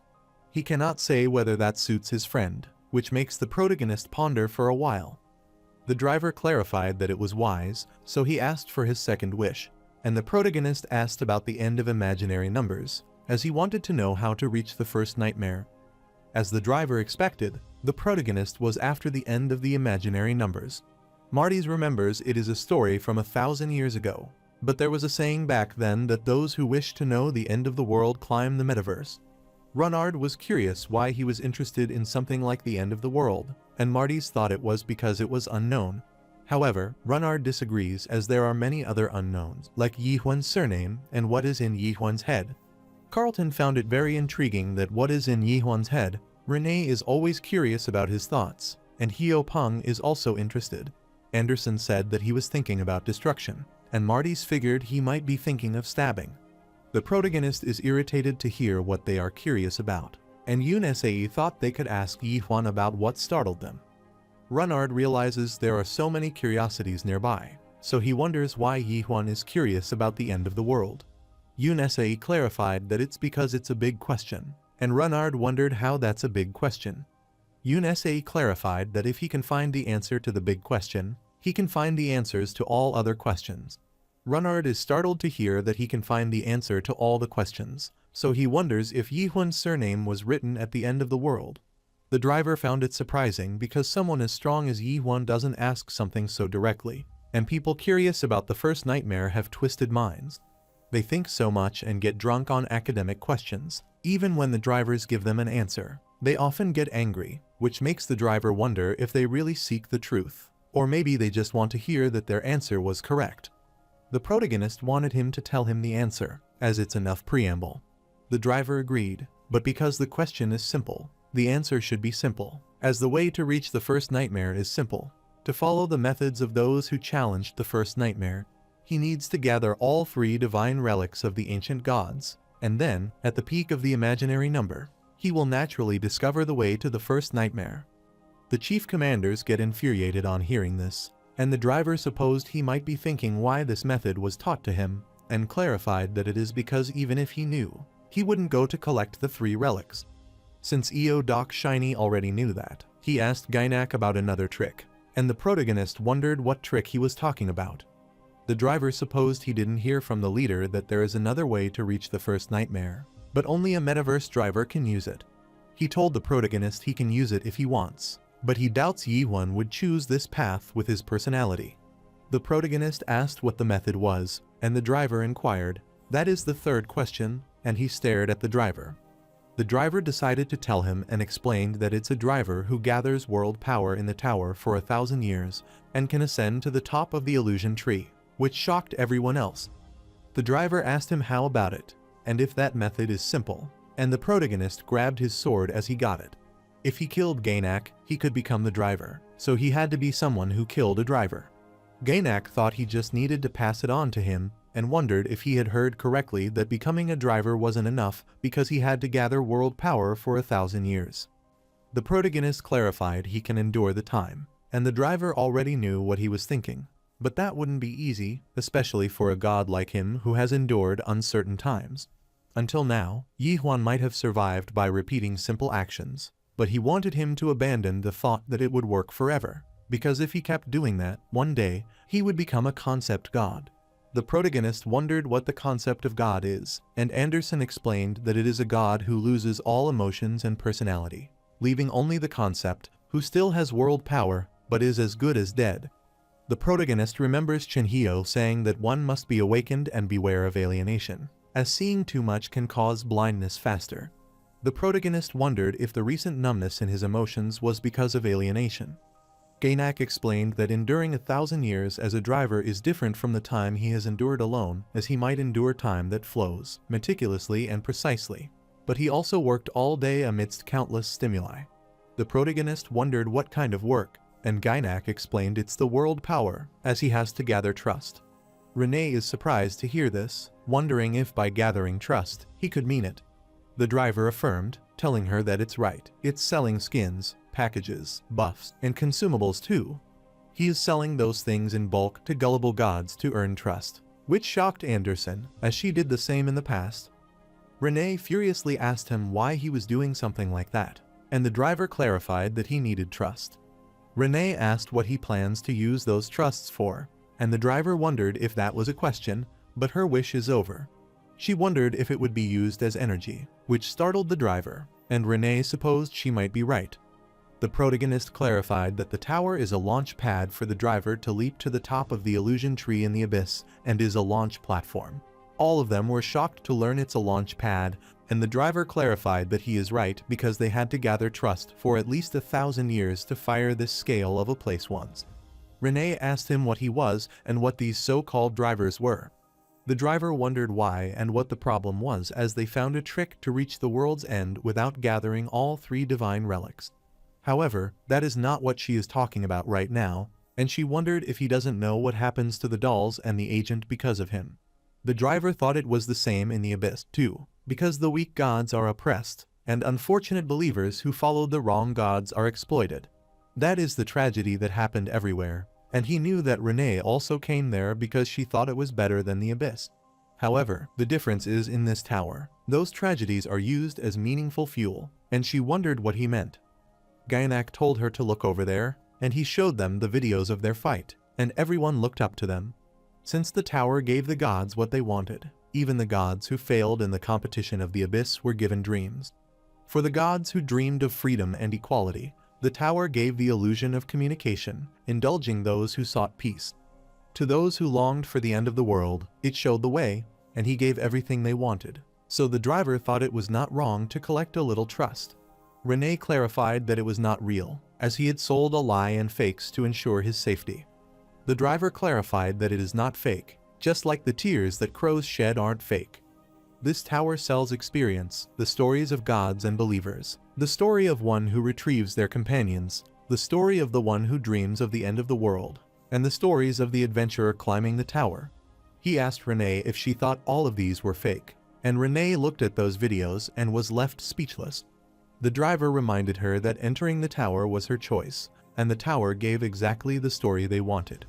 Eodoc Shiny took off the mask and told him it was enough with the riddles, as it was his turn to receive his reward. The driver agreed with Shadow One and asked him what he wished for. Eodoc Shiny is sure he already knows his wish, that he wants him to turn back the time of the illusion tree to 700 years. Heo Peng told him this kind of wish is impossible and wanted him to think carefully, as it's a once-in-a-lifetime wish.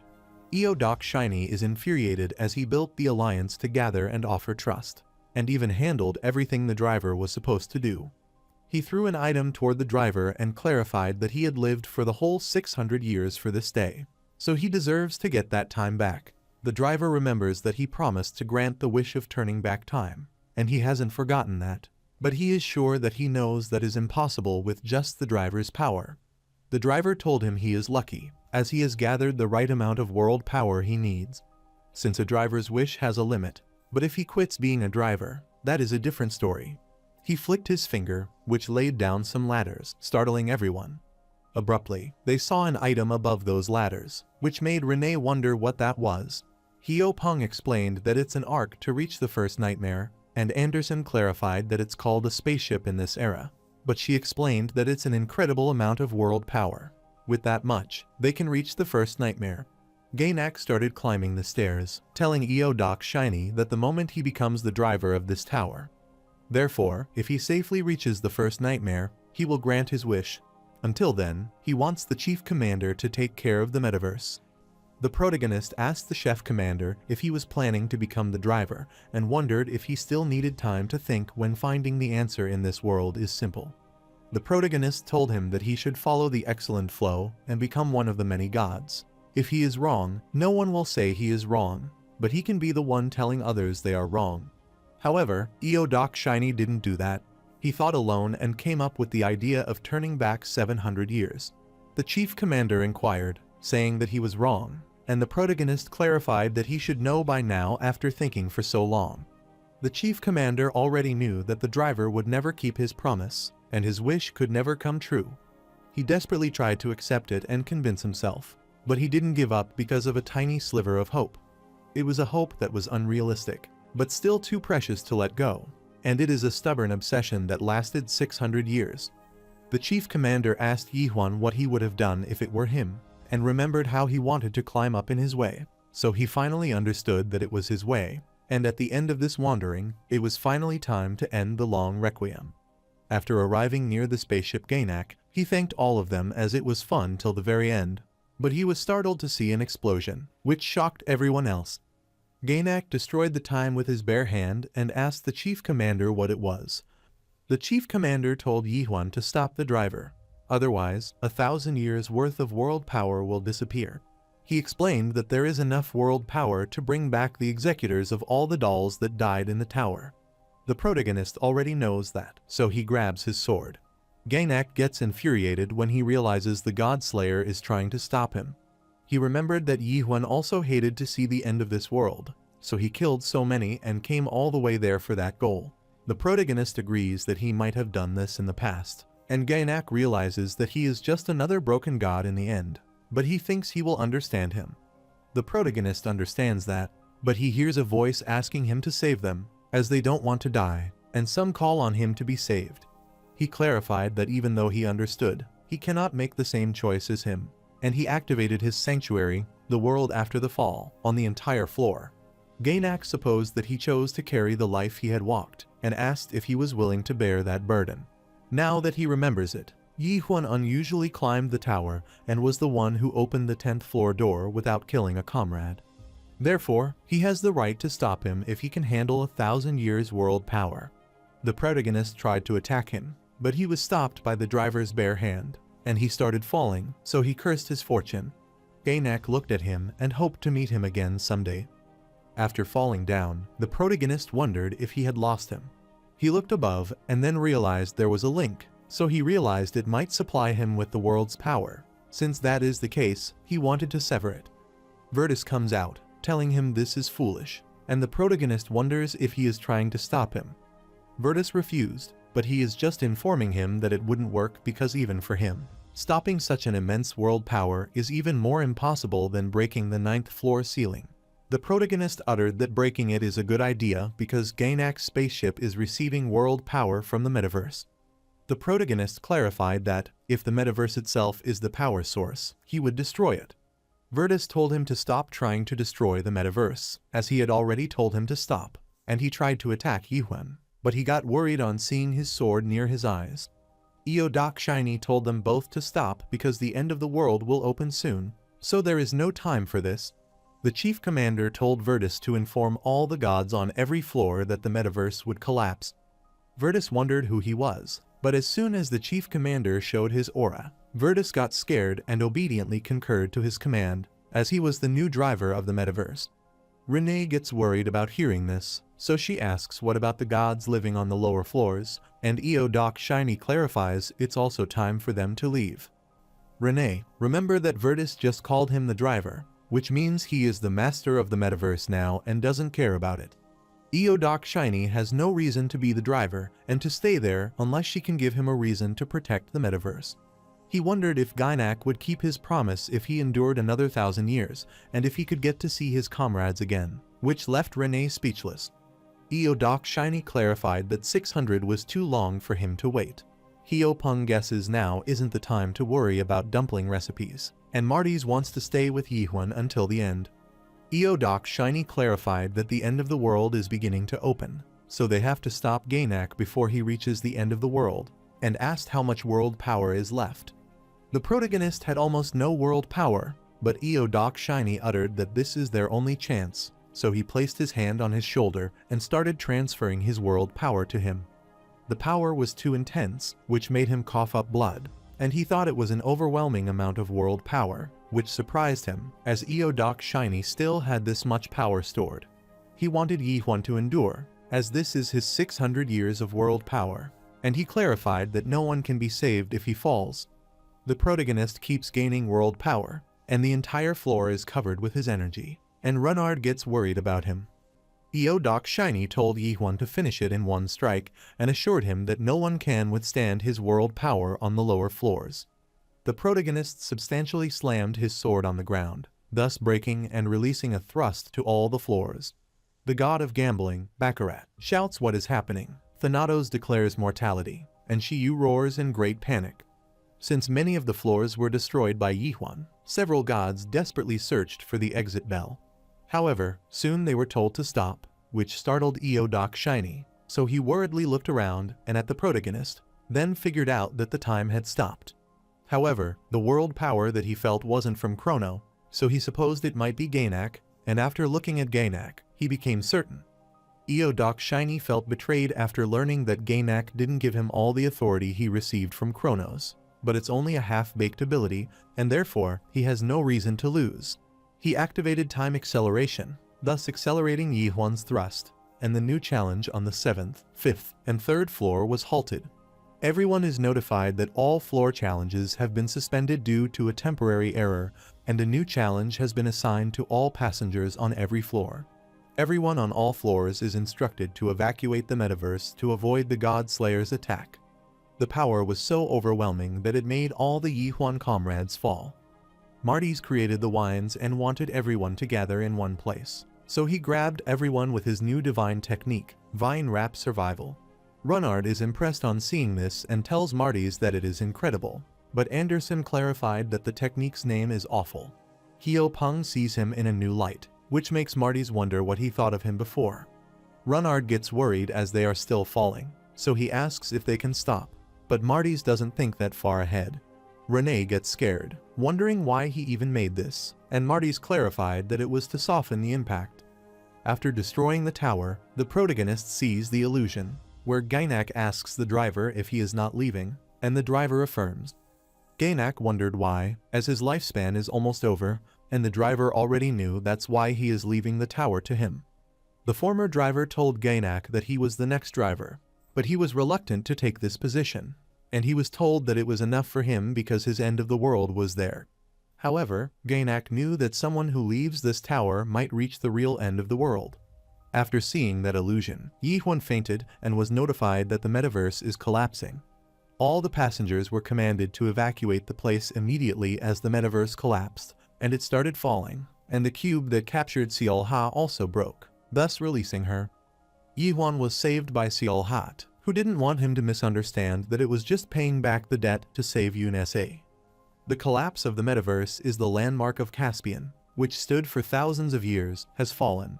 Everyone is shocked to learn that it's real, as the metaverse is destroyed, and they wonder what is happening.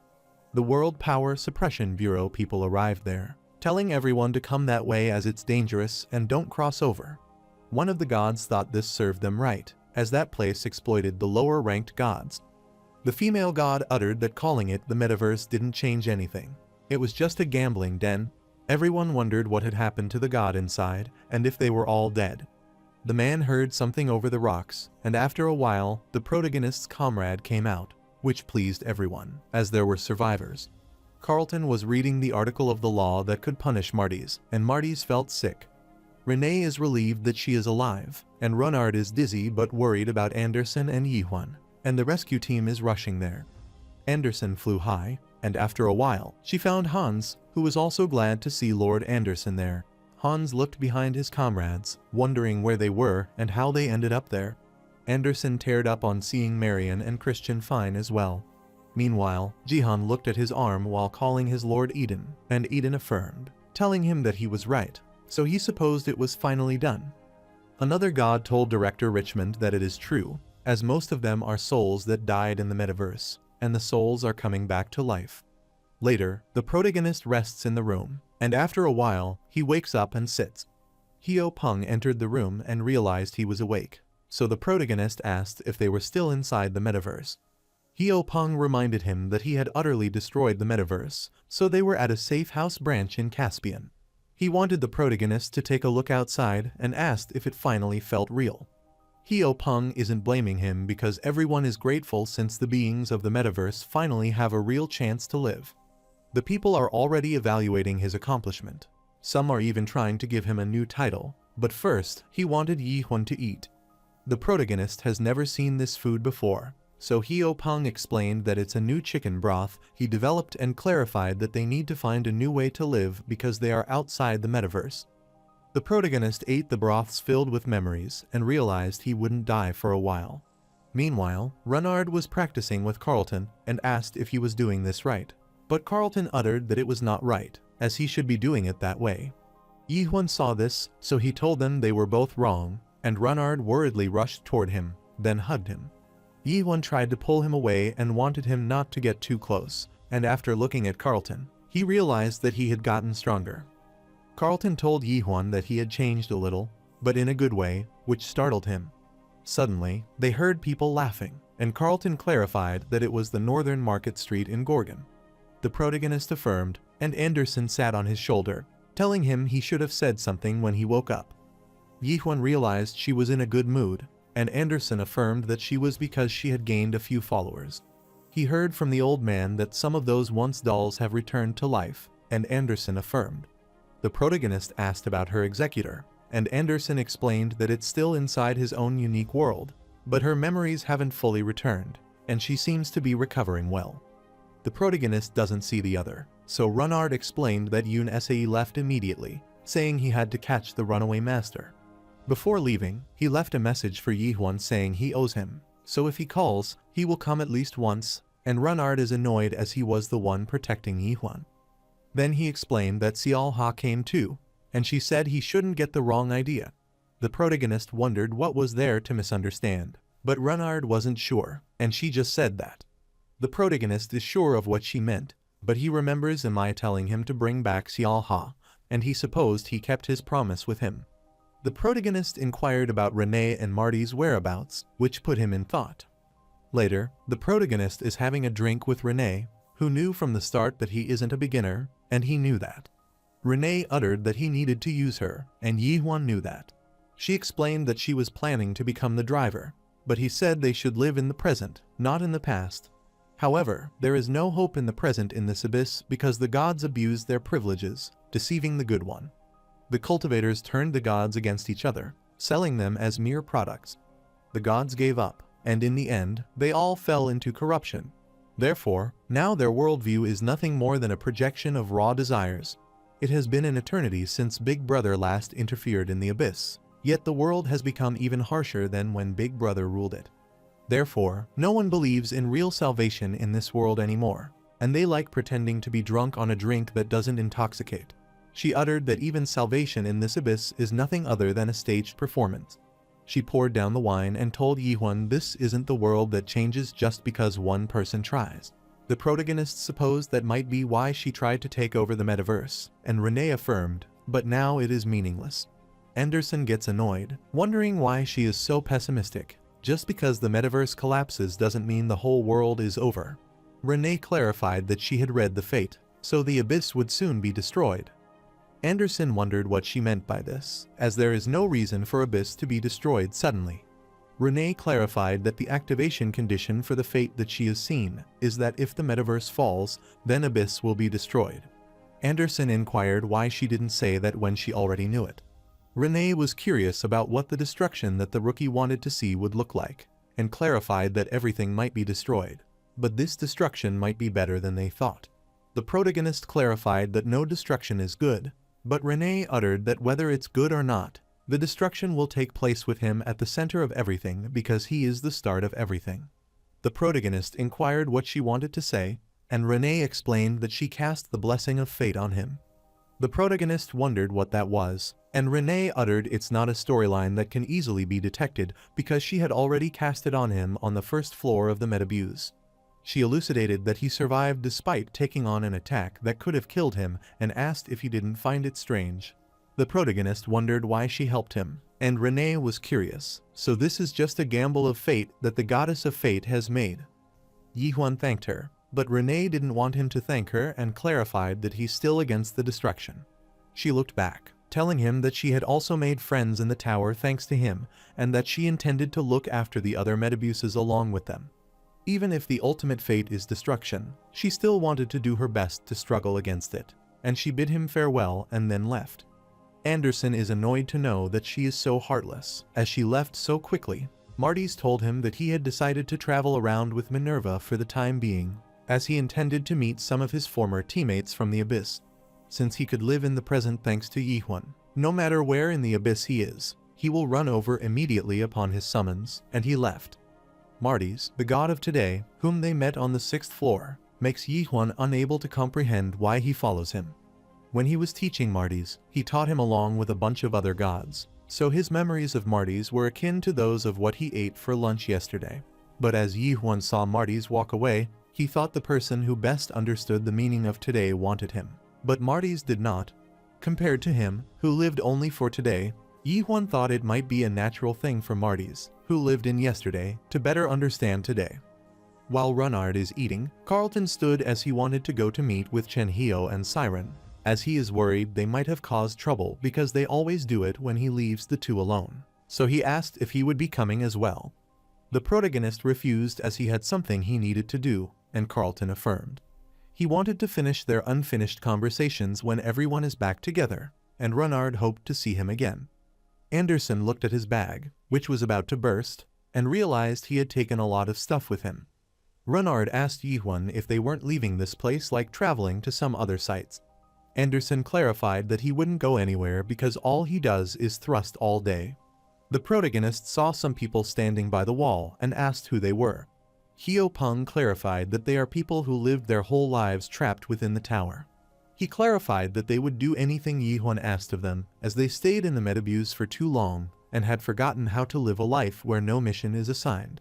Yihuan clarified that he is not a babysitter, but Hio Peng is not asking him to be one, but he is saying that he should give them their first task because he brought them out of there. The protagonist looked at them, and suddenly, a man approached him and requested that he accept him as his subordinate.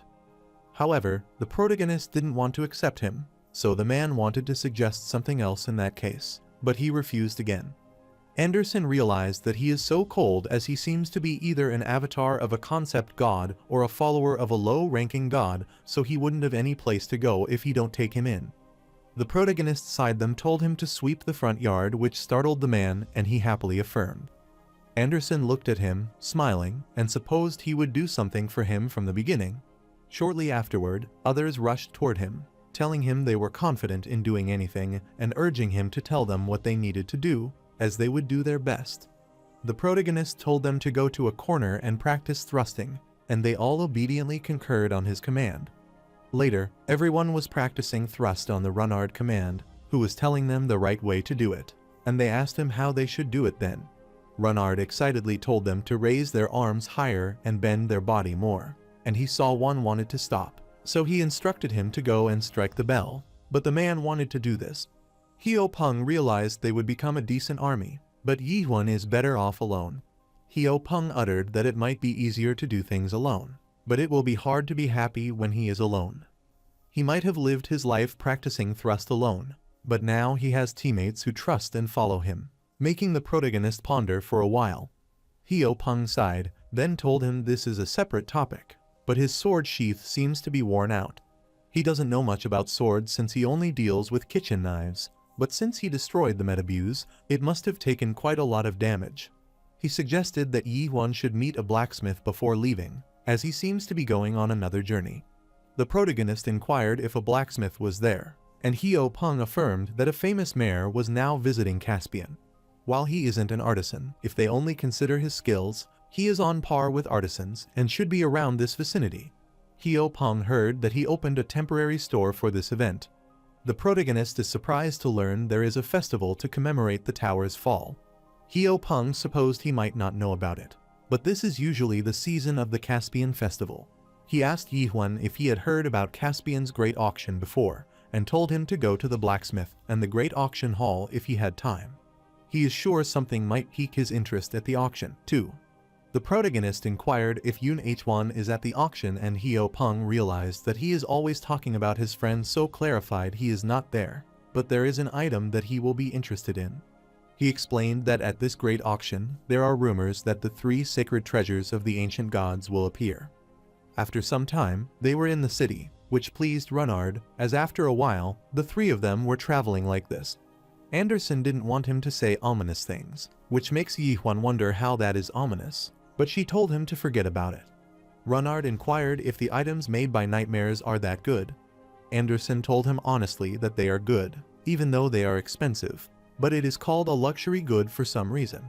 Renard wondered if it was essential to use something made by nightmare when humans can also make the same thing, so he asked Yi Huan if he couldn't process items himself.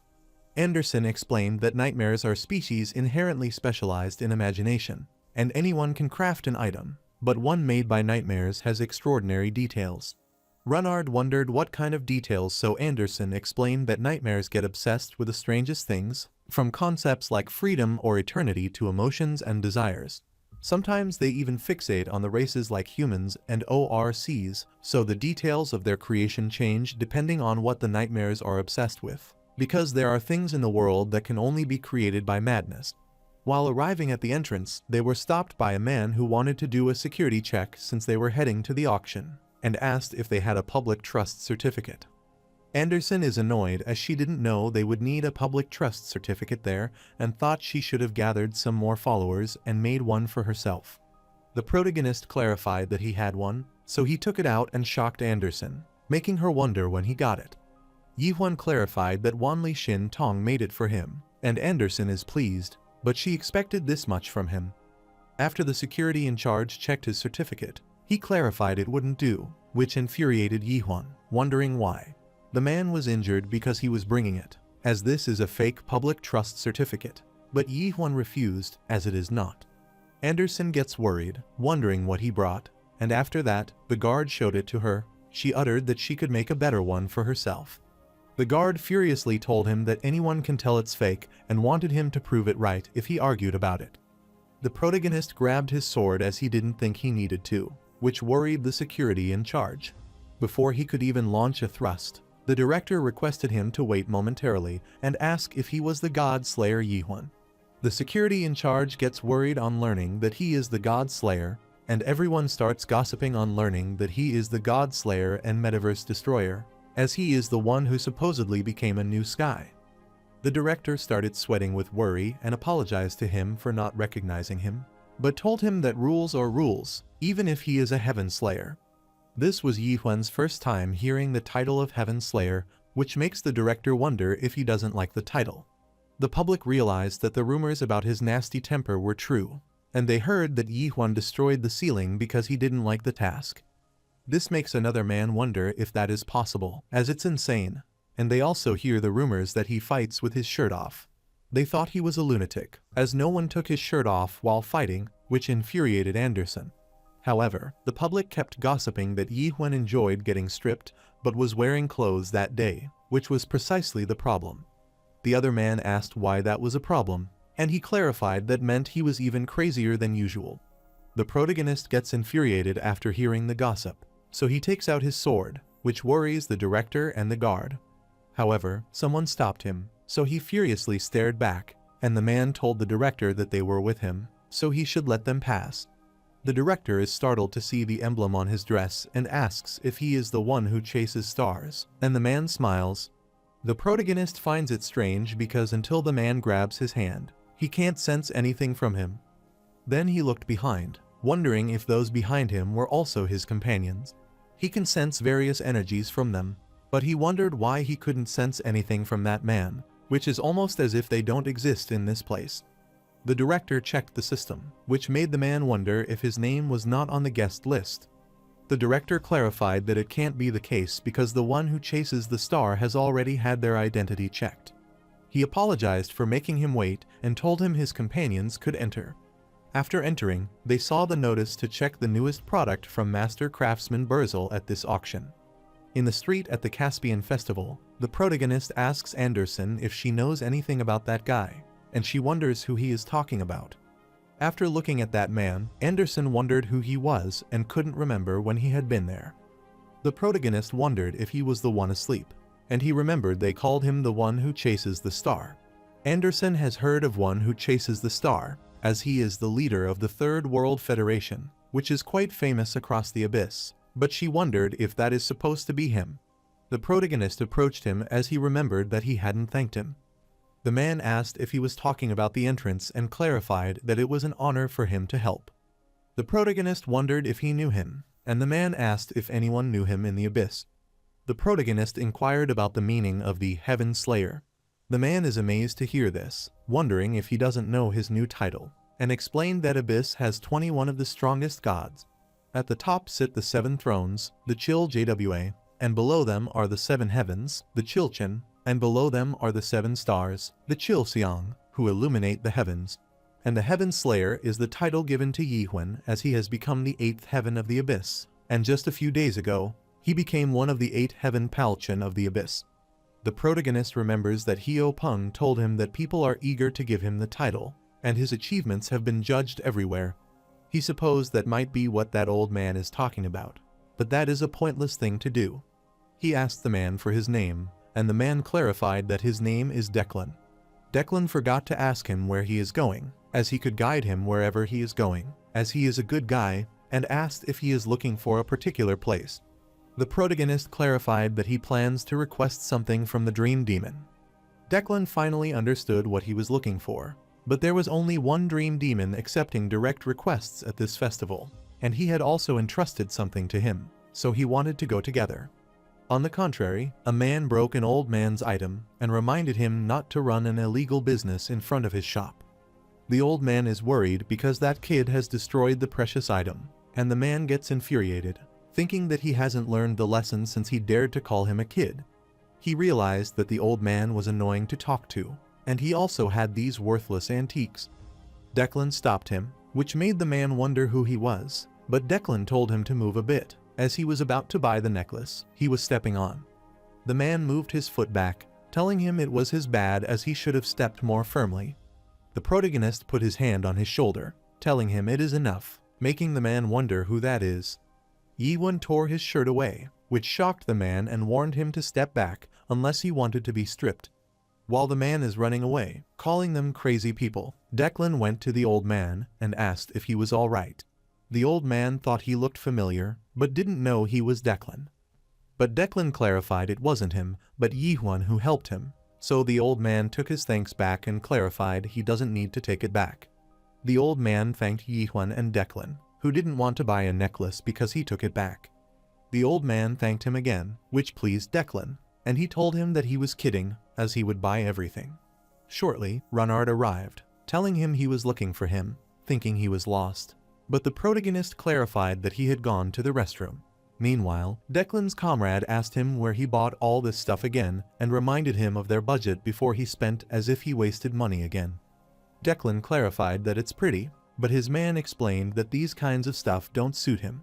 Meanwhile, the protagonist remembers his time with his teammate after seeing them, and Declan approached him and handed him a skewer to eat as it resembled him. The protagonist was fine without it, and he realized that Declan comrades followed him well. Declan didn't expect Yiwen to compliment him and asked if he thought he was a good guy. The protagonist refused, which made Declan gloomy, and soon he supposed Yiwen was sulking because he didn't give him the gift. He told him not to worry if that is the case because he bought a gift for him, a necklace with an inventory setting. The protagonist is unwilling to accept it, and Renard thinks he is a good guy because he gave them a lot of skewers. Declan decides to hang it on the cute crow and finally starts to understand Yiwen's taste.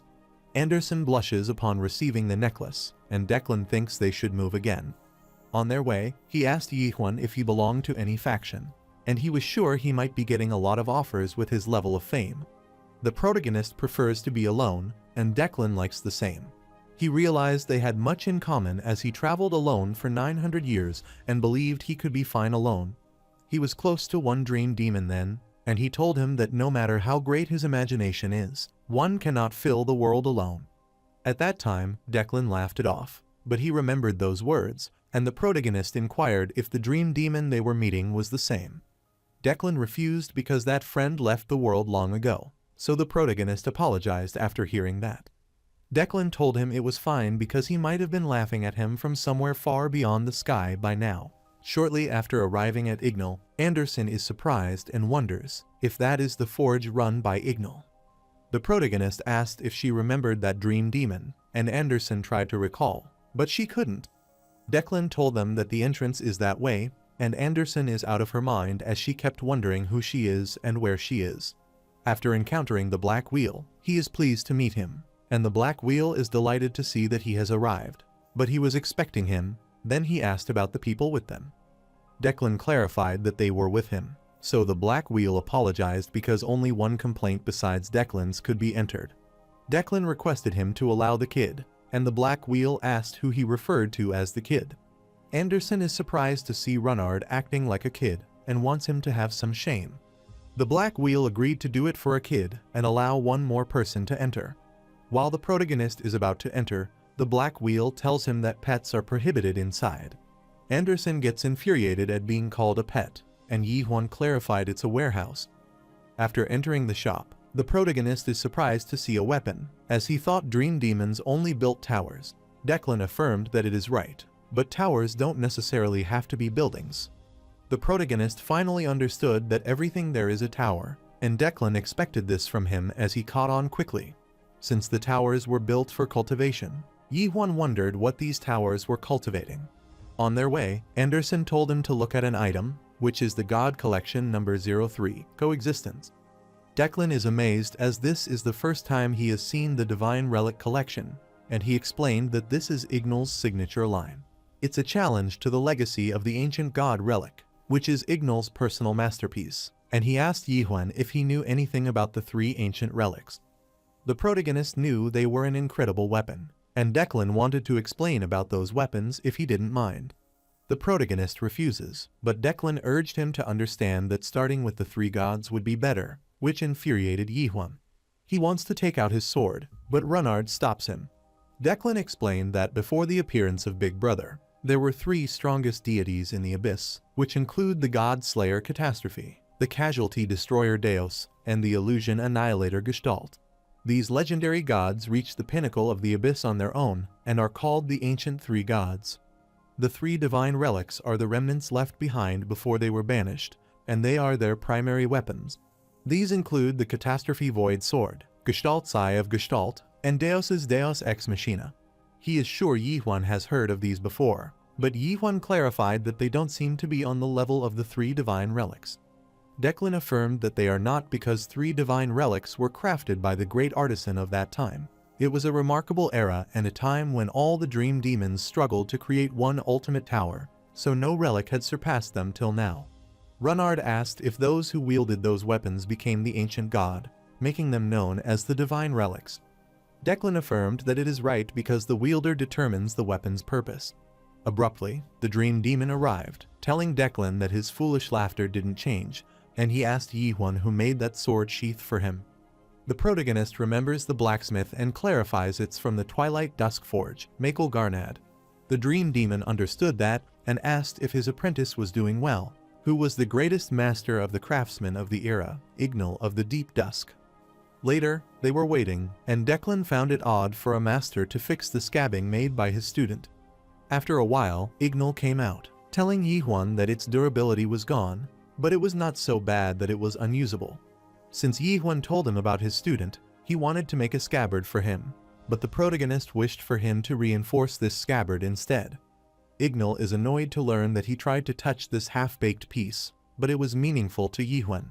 Declan doesn't think it deserves this much criticism, as it is hard to believe that a human made it with such craftsmanship.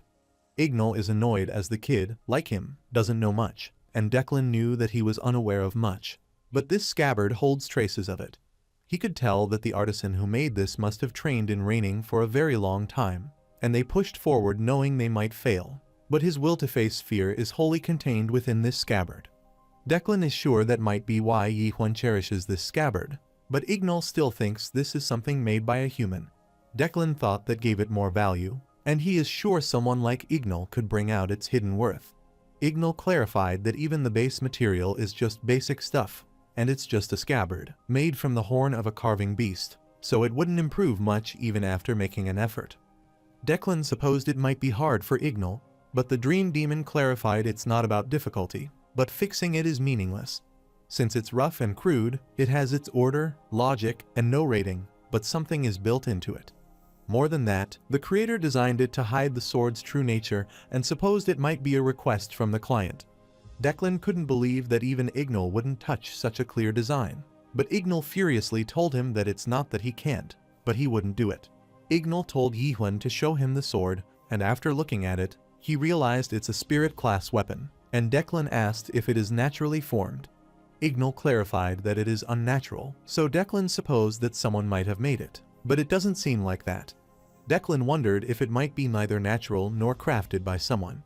Ignal told him that the world doesn't have two possibilities, just like adaptation and awakening aren't everything. Declan thought the two choices covered all possibilities in this case, but Ignal needs to research that part himself to know it. He told Yihuan to leave his sword with him too, as he would reinforce the scabbard however he liked and wouldn't even charge for the repairs.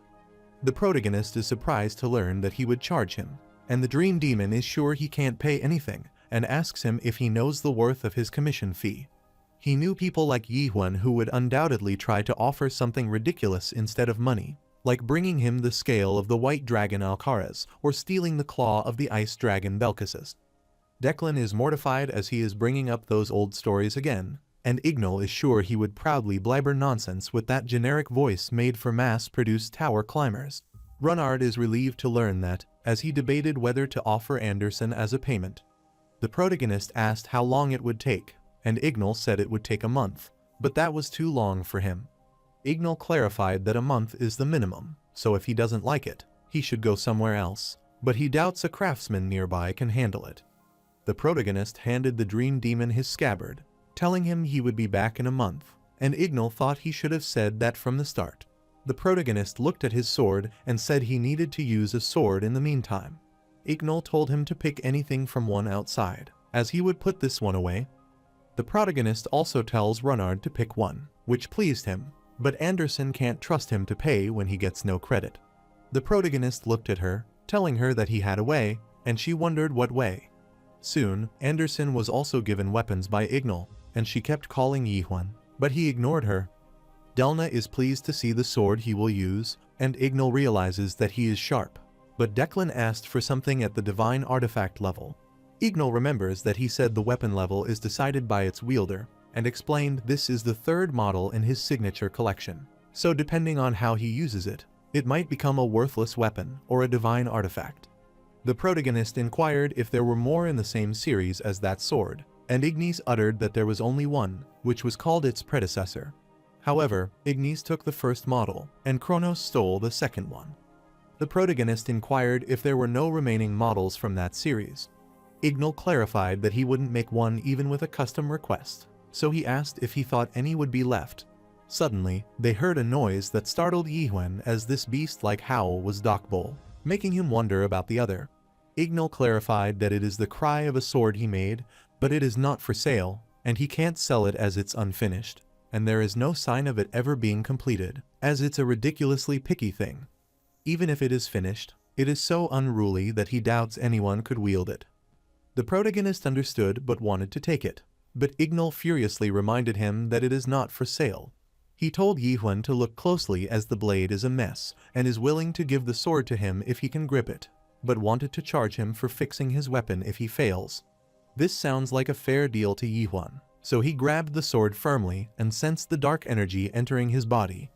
There was a small stone that endured rain and snow, and it was a black stone that had long withstood rough winds and scorching sun. Some found the stone early on but passed it by without mining it, thinking it was not mature yet, so they wanted to get it another time, as it might even have a soul then. There was someone who once recognized the stone's potential, and during that time, the stone grew harder and harder as if it were born to fulfill a single purpose in its lifetime, which is to harden. After a while, it became so hard, and one day, the stone thought it might be the hardest thing in the world. At that time, a man told his boss that it was a usable mineral, and his boss knew that it was a spirit stone so that no one could take it. The protagonist saw a memory of the sword, and Ignal gets startled as this can't be happening. The protagonist inquired about the sword's name, but Ignal didn't reply as he hadn't named it yet. Later, Anderson is infuriated as Yi-Huan tries to sell her, and Yi-Huan was planning to hold on to her until he could gather enough trust. Anderson wanted him to forget about it because if that con artist had paid for her, then she would have become Ignal's material. However, Renard thought that calling her savior a con artist is a bit much. This made Declan's comrades laugh. The naked protagonist holds his sword Doka, which means lonely child, so he inquired what he thinks about it. Renard is amazed as that means it's cool, but Anderson uttered it sounds like some try-hard teenage name. The protagonist is indebted to Declan, but he clarified that if one sword can build ties with Milchin, then it's no loss, and he asked Yi-Huan if he is heading somewhere else now. The protagonist is thinking of checking out the auction house, and Declan wants to go together as he is headed that way as well. Declan inquired if there was something specific he was looking for at the auction, and Yi-Huan clarified that he was after the same thing as him, which he had already thought of. Declan agreed that Ignal's work is magnificent, but it's no match for the divine artifacts. The protagonist remembers that he said it's the wielder that matters, and Declan only said that because Ignal was there. Declan said that some weapons can help him win unwinnable battles and surpass walls he could never overcome alone, and the protagonist looked above so get shocked to notice something. Declan clarified that the current 7 divine seats had a divine artifact that could rival the ancient Trinity gods. The protagonist thinks that a powerful weapon will devour its wielder, and Declan agrees, which is why he wants to test himself more to see if he is worthy of a divine artifact. Declan thought it was a shame because if he had known he would get along with Yi-Huan this well, he would have joined his side sooner, and they could have become good friends. The protagonist thought that might be the case if they had met long ago. Soon, they arrived at Caspian Hachinold's Grand Auction Hall, so Declan told him that a grand auction house was ahead. After arriving there, the protagonist stopped, which startled Declan, wondering what the matter was. Yi-Huan inquired why he is being so generous, and Declan wondered if that is too obvious and clarified that it is because he wants something, so he inquired if he is giving him one of those. Renard took away his dumplings till Declan, which was lunch for him and Yi-Huan. Declan clarified that one bite is fine as he is a nice person, and Renard inquired what they should do now. The protagonist instructed him to give his share to Declan, and Renard handed one of them to Declan, but he got annoyed. Declan eats dumplings because they taste great, which is what one could expect from Muram dumplings. The protagonist is sure that the dumpling isn't all he wanted, and Declan affirmed because there is one more thing. Since the auction entrance is split into the gold gate for regular items and the hidden gate for high-end items, and the hidden gate invitees are allowed to bring one companion, he remembered that many of his friends should be attending this auction too, and they had all brought impressive guests. The protagonist wondered what the matter was with this, and Declan clarified that there is an unspoken competition over companions among friends. He wanted Yi-Huan to be his companion, but if he is uncomfortable with it, he wanted Yi-Huan to think of it as holding hands for a moment. The protagonist told him that he shouldn't have pulled a stunt like that if he wanted him as a companion. Declan wondered what he meant, and Yi-Huan took out his sword, which worried all of them, wondering what he wanted. Yi-Huan launched a powerful thrust to the sky, which threw the old man down. Everyone gathered around the old man, asking if he was okay, and the old man pointed at them to testify that he had hit him. The protagonist already knows who Declan is, and he remembers a man warning him to beware of Myrad because if he finds out he triggered the first creation, he wouldn't stay quiet. Eden also told him that he saw someone hanging something in the sky just like him, which wasn't an eye but something different. Declan is the leader of the Alliance who tells Eodoc Shiny to kill again, even if it's his enemy or ally, and the protagonist knows that he is Myrad Ban Declan, which pleases him. The old man worriedly told everyone to run away as Myrad would kill them all. Everyone started running away from learning about Myrad to save their life, which pleased Myrad. Declan thought it was unfortunate, as he thought he had hidden it well, so he wondered how he knew. Yihun uttered that something his eyes should have seen wasn't there in his world. While everyone kept running away because Myrad had appeared, they soon stopped and forgot what they were doing there again and where they were going. Declan told him honestly that he didn't want to be found out till the end because people usually judge him once they know who he is. The protagonist finally realized it's the ability to sever memory links, and he thinks bias will be even worse, so he wanted to ask one last question. Why does he want to accompany him?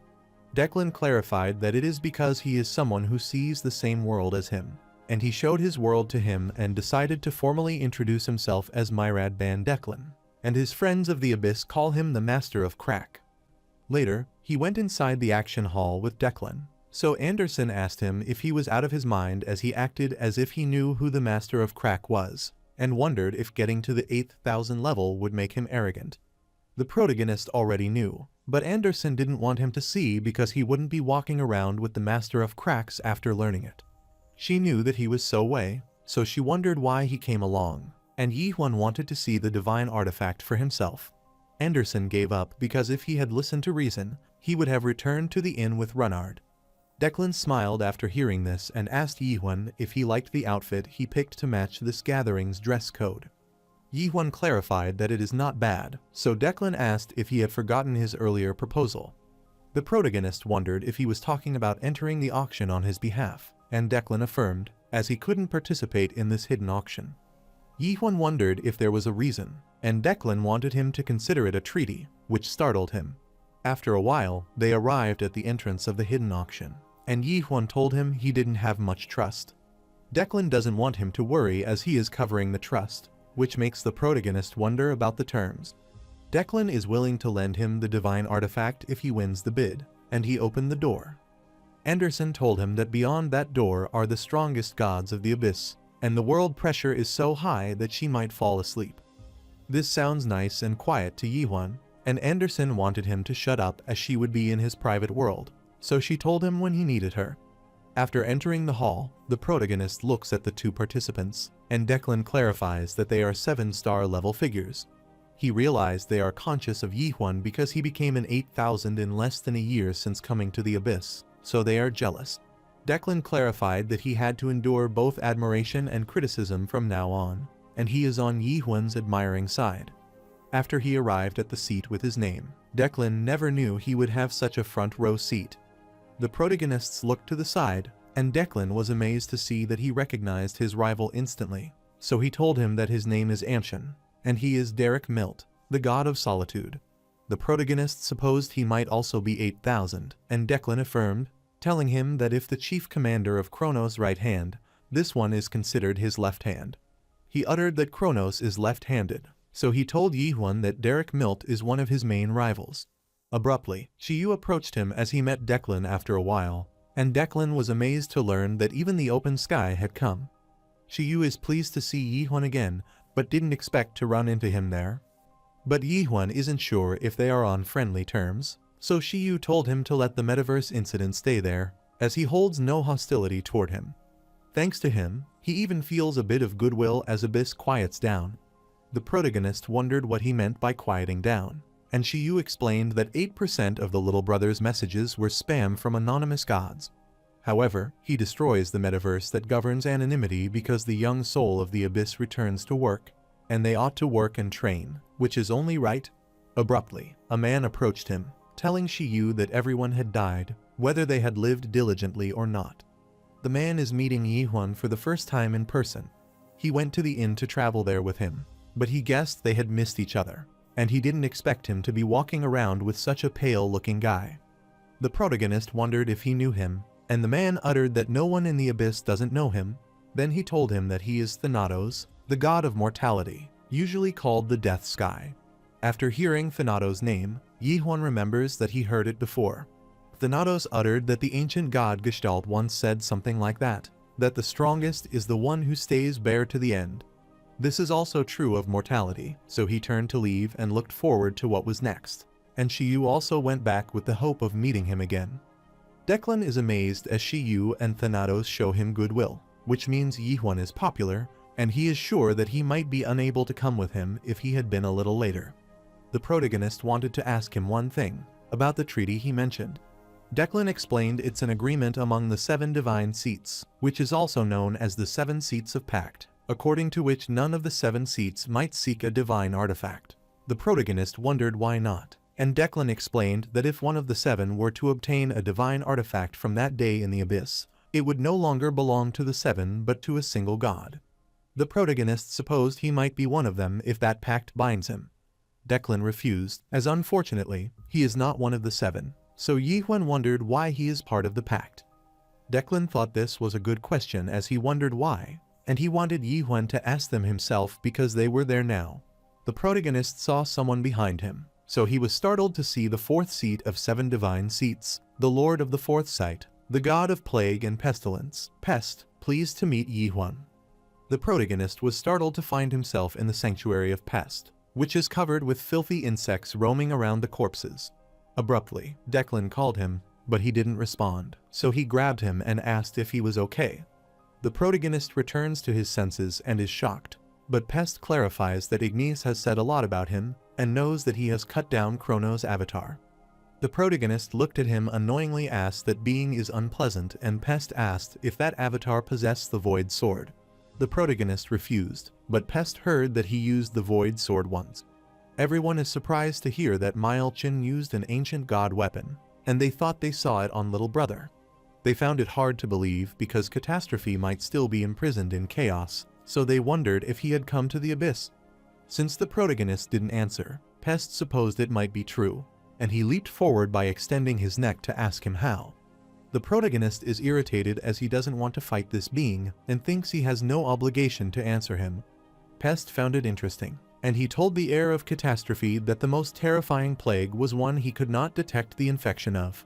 The protagonist wondered what he meant, and shortly, those insects started rushing away, and the pest disappeared. Shortly, Ignis' proxy caravan arrived, and he realized that it was a flashy way to exit, and he told Yihwan that the fan meet was not over yet. Yihwan inquired if that one is also one of the 7 seats, and Declan affirmed, as he is the ruler of the 3rd site, Tropical Night, the 3rd seat of the 7 divine seats acting on behalf of the flame god Ignis. Caravan is pleased to meet Yihwan, so he asked if he would mind giving him an autograph later, as his god is a massive fan of his. Declan met Caravan after a while and asked if Ignis had been doing well. Caravan realized Declan might be the one who snatched him up as his companion, and thanks to him, he might be speculating at this auction. Declan found it unfortunate and asked what he would do if he snatched the divine artifact while he was relaxing like that. Caravan gets infuriated on learning this and wants him to try if he has a death wish. Abruptly, the host appeared, checked the mic, and told everyone that the hidden auction would begin shortly, so he urged everyone to take their seat. Caravan decided to leave and didn't want Yihwan to forget to give him that autograph later. The Dream Demon, Reinald, was pleased to meet everyone and clarified that he would host this grand auction. Reinald decided to go over the schedule briefly before they began.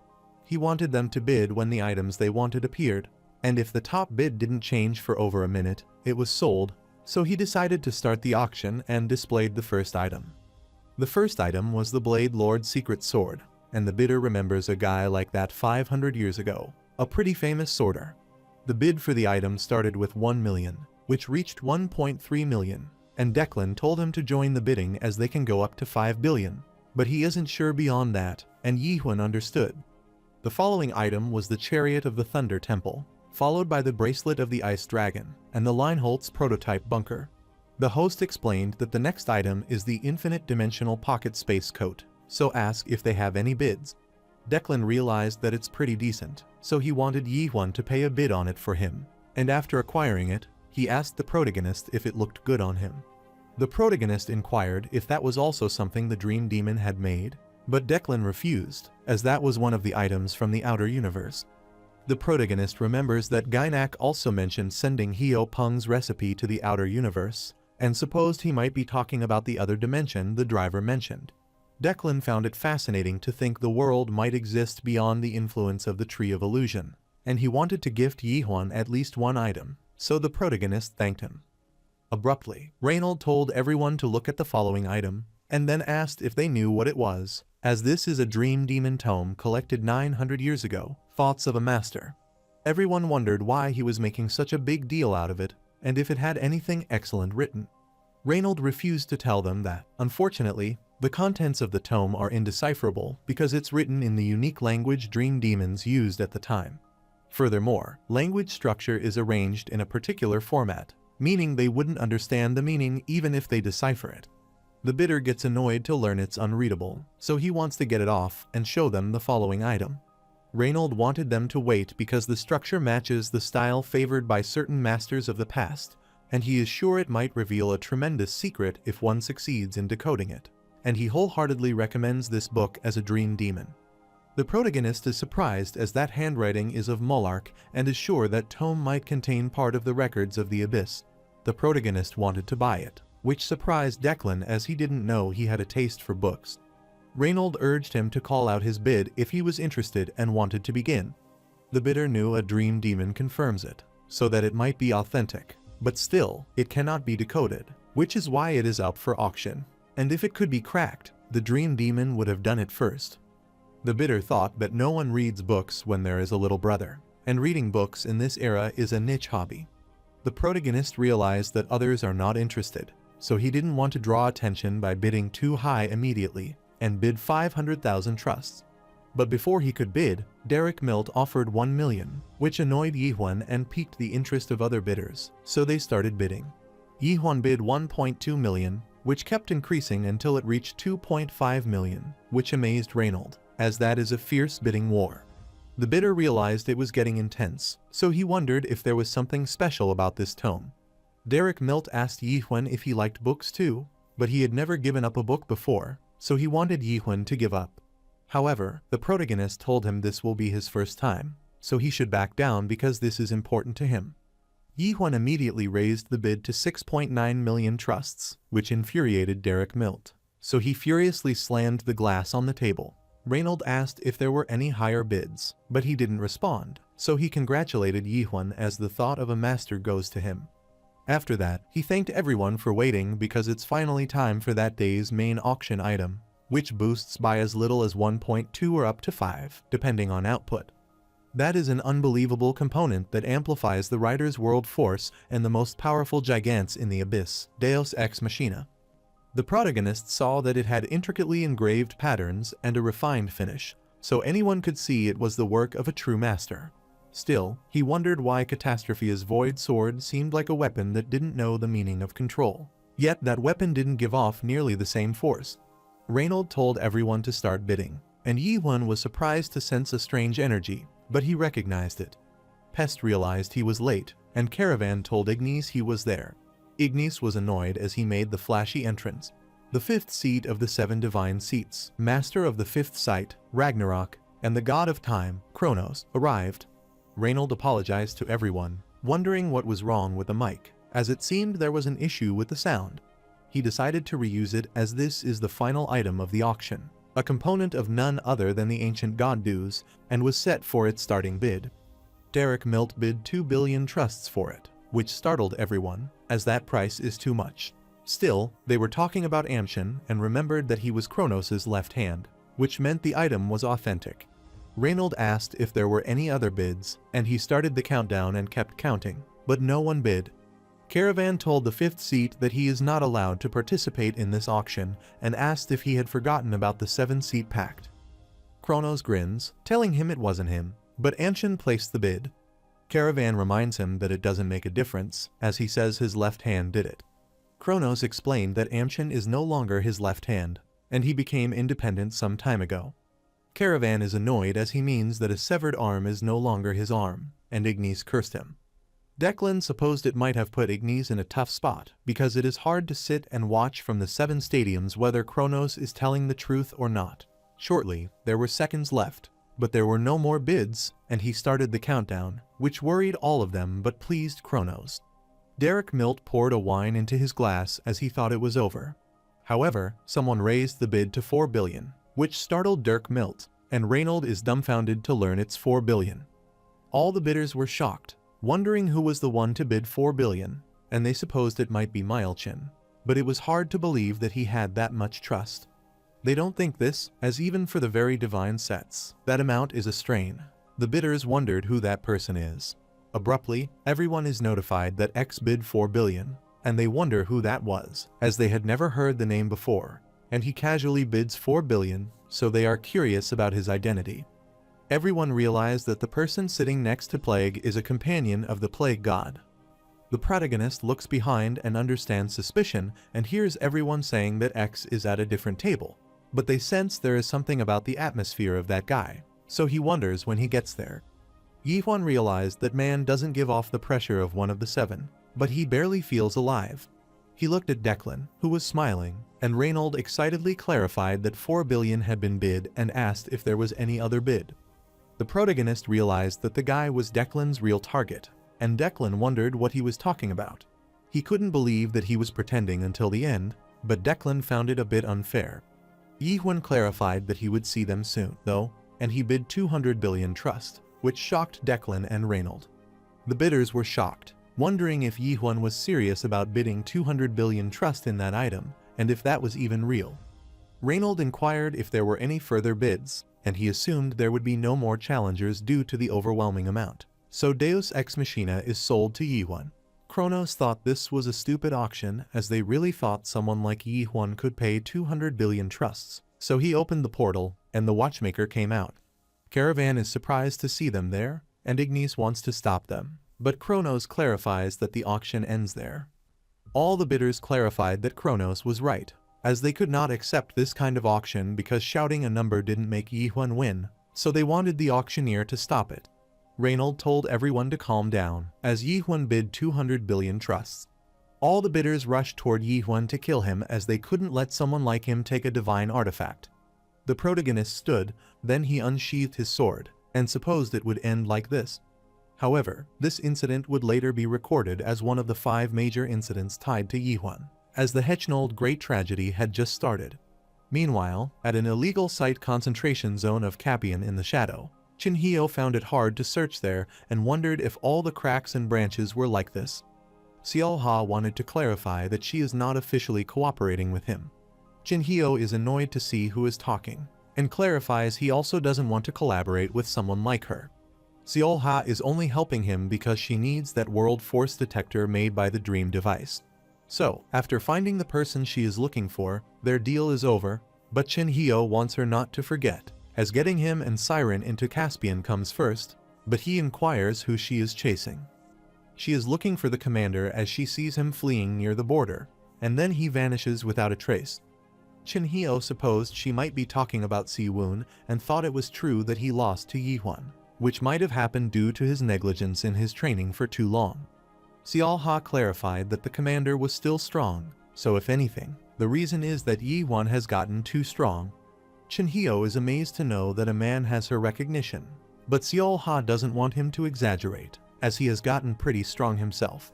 Chinhyo supposed she might have noticed it now, but he had passed the 4th awakening and reached the realm of hypothesis to trade blows with her. Xiaoha affirmed that he might be right, which infuriated Chinhyo, thinking she might be mocking her master right now, so he wanted to fight her on the spot. Xiaoha sighed, which made him wonder what she was sighing for, and she asked him what he thought the world was. Chinhyo wondered what kind of question that was out of nowhere. She knew that he reached a hypothesis, so she just wanted to ask, but Chinhyo clarified that no one knows what it is, but the world they know is exactly what they believe it to be. Unlike the 3rd awakening, which was discovering the truth of the system, a human who becomes a god through the 4th awakening is helplessly exposed to a sea of information beyond both form and substance. They undergo a cognitive revolution, overwhelmed by it all. In this process, Some become drunk on the illusion that they have become omniscient. But the flood of information drowns the consciousness, eventually dragging them into despair and confusion. Therefore, to keep from going mad, gods shut their eyes and ears by giving up perceiving the vast world. This phenomenon is called alienation. They can say that alienation is bad, but sometimes it's the only choice if they want to hold on to themselves. However, they become trapped inside the small world they created themselves and live by nurturing those worlds. Chen Hio asked Xiao Ha if she knew what the gods called that world, and she uttered its personal world. Chen Hio affirmed that she was right, so that was the world they saw, but Xiao Ha told him that he was not there, as that guy could see Big Brother like Yolju. Chen Hio supposed she might be talking about Yihuan, but he is sure he has overcome alienation for real since he learned from him. He told her to overcome alienation if she was curious because then he could see the truth. Xiao Ha thought it was easy to say when he couldn't do it himself, but Chen Hio furiously clarified that he didn't fail but chose not to do it. Xiao Ha was curious about what kind of world is one that is overcome by alienation, and if it's the world that faces the dreadful Big Brother with pride, or if it is one of the countless personal worlds. After a while, he asked how far they had to go, and Xiao Ha assured him they were almost there. After a while, he could see that the antique shop over there might be there, and she knocked on the door. The man inside asked what brought them there, but Xiao Ha clarified that it was her, and the man asked what brought her there, so she said she came to ask a favor. The man kept asking what brought her there, which infuriated Xiao Ha, wondering why he kept asking it, as she said it was her. The man opened the door, then asked what brought her there, which infuriated Xiao Ha. Chen Hio gets worried, telling her not to cause a scene there, and wants her to calm down so he can talk to that man. Xiao Ha clarified that she is a slave to freedom, blades of rights, and balance weights for equality from cracks. While inside the shop, she asked the chief if they had to go through this every time they came in. The chief clarified it's the rule, then asked if she wanted something to drink, but she refused as they wouldn't be long. But Chen Hio urged for Esasangwa tea. Then he told Xiao Ha that the guy's face suddenly looked younger. She explained that the fifth branch chief is a manipulation type, so that he can change his face however he wants. Chen Hio is thrilled to know that he can change his face, as that is a kind of envy-inducing setup that he could use to attract girls. The chief asked if the one she brought was with her, and she affirmed, telling him that it was former crack, and he handed him tea. Chen Hio took the tea and then thanked the lucky old man. Xiao Ha vouches for his identity, so he wanted him to open the way as his companions are the old man and a remaining demon who wanted to enter Caspian illegally. The chief gets annoyed to learn that she wanted to do it now of all times, as this isn't a good time because things are tense after the recent metaverse collapse incident. However, since she was okay with them, the chief decided to let them in and asked for her companion's name. After Chen Hio told his name, the chief wondered if he was the lustful immortal Chen Hio. Chen Hio is dumbfounded to hear that it is the weirdest nickname he has ever heard, so he supposed it must be someone with a similar name. The chief guessed that might be okay because that crazy old man wouldn't be there, and Xiao Ha wondered what he meant by lustful. The chief explained that he might not be at the God Slayer level, but he is pretty well known in the eastern part of the abyss. He is a highly awakened being who leads a small pirate crew called the Heralds of Ruin and slaughters high god proxies. He is especially interested in beautiful female proxies, so he wanted Xiao Ha to be careful. Chen Hio felt mortified on hearing this as he talked about him and started drinking the tea while Xiao Ha said he would be cautious.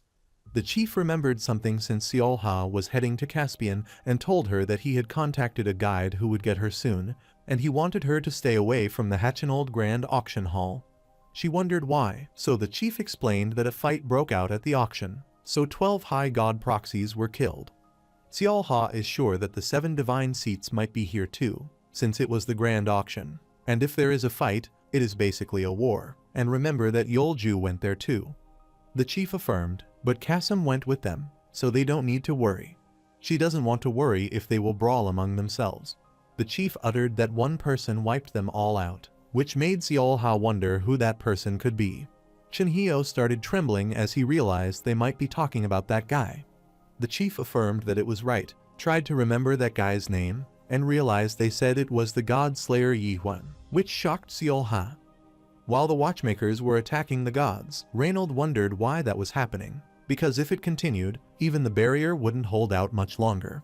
Reinald can't afford to lose the 3 sacred treasures, too, when he hasn't yet received the trust. He commanded his comrade to contact the World Power Suppression Bureau quickly, and his comrade affirmed. While the protagonist attacks them, Caravan remarks that he is beyond what they have imagined, and Ignis realizes he has changed his sword. Caravan is surprised to know that he knows about that too, but that is basic fan knowledge for Ignis. However, Caravan clarified that the level alone doesn't seem enough to be called Milchin, and Ignis wanted him to wait, as it should be about time he pulls it out. Momentarily, the protagonist pulled out his sword, which startled Caravan as he recognized that the black sword was supposed to be what he thought. The protagonist firmly grabbed his sword and slammed it on the ground, throwing several guests away. The god is worried about seeing the setting, and another one warned everyone to be careful because if they touch the Yi1 setting, it will break apart. Ignis wanted Caravan to watch closely, as that is a setting that destroys other settings and is known as destruction. Caravan supposed that he was about to claim the divine artifact, but Ignis refused, as Deus Ex Machina isn't his target, and shortly, Yi1 broke Reinald's barrier. Caravan wondered if the divine artifact wasn't the goal. Then why was he doing this? And Ignis couldn't believe he still hadn't figured out that the real divine artifact would never be up for auction. After the protagonist gets near the artifact, he uses his skill, Question Comprehension, and realizes it is fake. He sensed being attacked by a weapon, so he quickly looked back and tried to stop it with his sword, but soon it exploded. Spear God Curious is amazed that even after being hit by his world-powered spear, Yi1 is still intact, and he guesses that an 8000 is still an 8000. The protagonist inquired if he is after the divine artifact as well, but Curious clarified that he doesn't care about the divine artifact, but he is a little interested in that 200 billion trust, so he launched a spear toward him.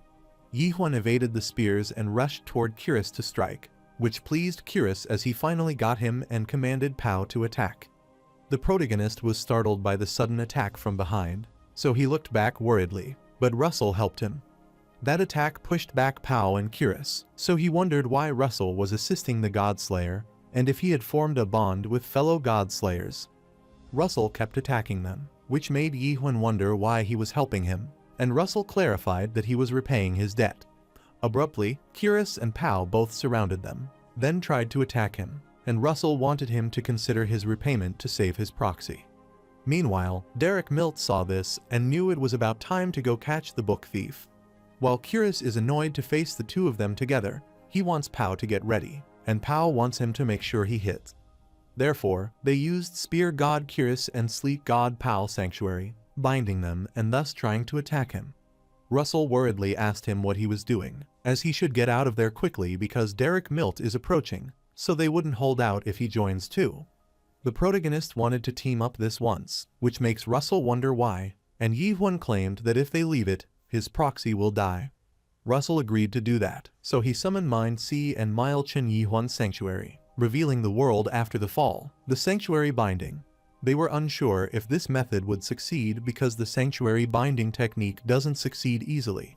But Yi1 didn't feel like he would fail, as the waves that once crashed against him were no longer his enemies in the metaverse. After a while, the thrust reached out of the grand auction, which scared everyone else, so they started running away. They wondered what was happening, as an explosion was near the grand auction hall. The protagonist coughs up blood as he realizes that the sanctuary binding has consumed a lot of world force, and looks at the goods that are fighting. He learned it is the same outside as well, and shortly, Russell came out telling him he is crazy, as he blew the grand action, exploding the metaverse, so he is sure he will become a public enemy. The protagonist is surprised to see that he is alive, and reminded him that he is also a public enemy, and Russell affirmed that he is already a public enemy. Momentarily, an explosion pushed them back, and their opponent came out in the armor, but he never thought he had to bring this out. The protagonist recognized that voice, and Curious told him he is as infamous as ever. While they charge at them, Russell furiously grins his teeth as he sees that it is a giant, which startled Yi1. A war weapon of the Abyss, Gigants has the unique ability of world force amplification, and depending on its output, it can amplify world force by 1.2 to over 1.5 times. According to records, all gigantes trace back to the god of all machines, an unmatched god in making components, the plausibility breaker dues. While attacking, Yihuan Curious wanted his gigantes to wipe out anyone who resisted him when he grabbed all the gods on his way. Other gods got worried, so they started running away, as this was insane, and they thought it was a holy war. Russell warned Yihuan to be careful, as gods riding the gigantes have massively amplified world force.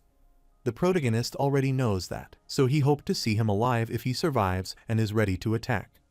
The gigantes are attacking Yihuan as Curious wanted to kill him, which would be a revenge for Pao's death. The protagonist finds it a touching friendship, and he wishes Pao peace too, but Curious doesn't want him to act smug, so he tries to punch him. Yihuan rushed away to evade his attack, and he launched an attack that his opponent tried to block with his hand, and he was pushed back. Curious clarified that this kidnapping attack wouldn't work and tried to punch Yihuan again as he thought he could destroy a gigant. After learning that destruction doesn't work, the protagonist is worried, and the gigantes again punch him fiercely. Caravan is witnessing all this and is concerned that Yihuan wouldn't die at this rate, so he asked Kronos if this is also what he is doing. Kronos wondered what he was talking about, and Caravan inquired if he had set up those gigantes down there. Kronos doesn't know anything about it, and Caravan curses him and wants him not to play dumb. He wonders why the gigantes are not attacking the clockmaker, and Kronos told him to think whatever he wants, but he doesn't know about that part. Caravan gets infuriated when hearing this, and the pest starts laughing when hearing them argue. Caravan is sure that he pulled some strings, and he asked Ignis if they should ignore the Seven Thrones Pact and wipe them all out. Ignis refused because if they stepped in, and this escalated into a holy war, the entire Heinold could be obliterated. Meanwhile, the protagonist is unconscious, so Anderson is trying to wake him up, and he cursed his fortune as the worlds from the metaverse still haven't fully evolved. Curious is infuriated to see that Yihuan is hard to kill and wants to finish him off with his net punch. Anderson told him that he had no time, so he should take his clothes off, and the protagonist finally understood, so he tried to strip off, but it was a struggle. While Gigants is trying to attack him, Anderson started singing the rhyme of the person who hated clothes and liked to be naked. And one day that naked god went out because he was bored, and he met his first friend, so he wanted to play with him and was surprised to see what he was wearing. He gets infuriated upon seeing the armor, so he asks him if that is the clothes that make his friend tremble, so he clarifies that it's not clothes. However, the god knew that it was a lie, so he grabbed his hand and kept shouting that it was a lie. Caravan, Kronos, and Pest were all shocked to witness this scene, as all the screws of Curious' armor were unscrewed. Anderson wanted him to observe, as this is the true power of the Naked One, and she clarified through Yihuan's body that this setting was initially created to fight the Gigants. Caravan is shocked to think that Yihuan is basically cheating and wonders what kind of law-type setting gets that strong just from singing and taking off some clothes. Ignis thinks for a while and realizes he wasn't mistaken back then, as that guy shouldn't still be alive, and it was passed down. Caravan asked him if he knew about this setting, as he had never seen it before. Ignis is sure that many people in the Abyss don't know that setting as it was created over 210,000 years ago, which startled the Caravan. Meanwhile, the protagonist gets near the Gigants, and Curious tells him to get far away from him and not to come closer. Curious gets worried as Yihuan keeps approaching, but suddenly two more Gigants come there to protect him, and he starts laughing as if he is concerned for nothing because even that crazy struggler can't handle multiple Gigants at once, but he is startled to see something. Ignis explained that this is a setting created by a mad god who hated Deus, and Caravan wondered if there is a god who hates Deus. Ignis explained that they hated each other and fought each other. Caravan is shocked to learn that, as Deus is one of the even 100,000 supreme gods, no one could handle it, and asks if he meant the legendary ancient Trinity. Ignis affirmed, telling him that only an equal could stand against the Trinity. Meanwhile, the protagonist breaks those Gigants, which worries Curious, as that is impossible because it's not just about breaking machines and stripping clothes. Ignis explained that it makes the sanctuaries the believers feel alien and is a disease of the Abyss that strips them of worldly force. While Curious Gigants is trying to run away, the protagonist breaks its leg and keeps taking away all of its parts, which worries Curious, so he keeps telling him to stop. But soon he is lying on the ground stripped. Ignis explained that the cause of their worldview's collapse could be caused by the only ancient god who could cause Gestalt's collapse, Illusion Slayer, Gestalt. After getting rid of him, Yihun wondered if she had to sing that song, and Anderson affirmed that she can only use her full power if she sings it.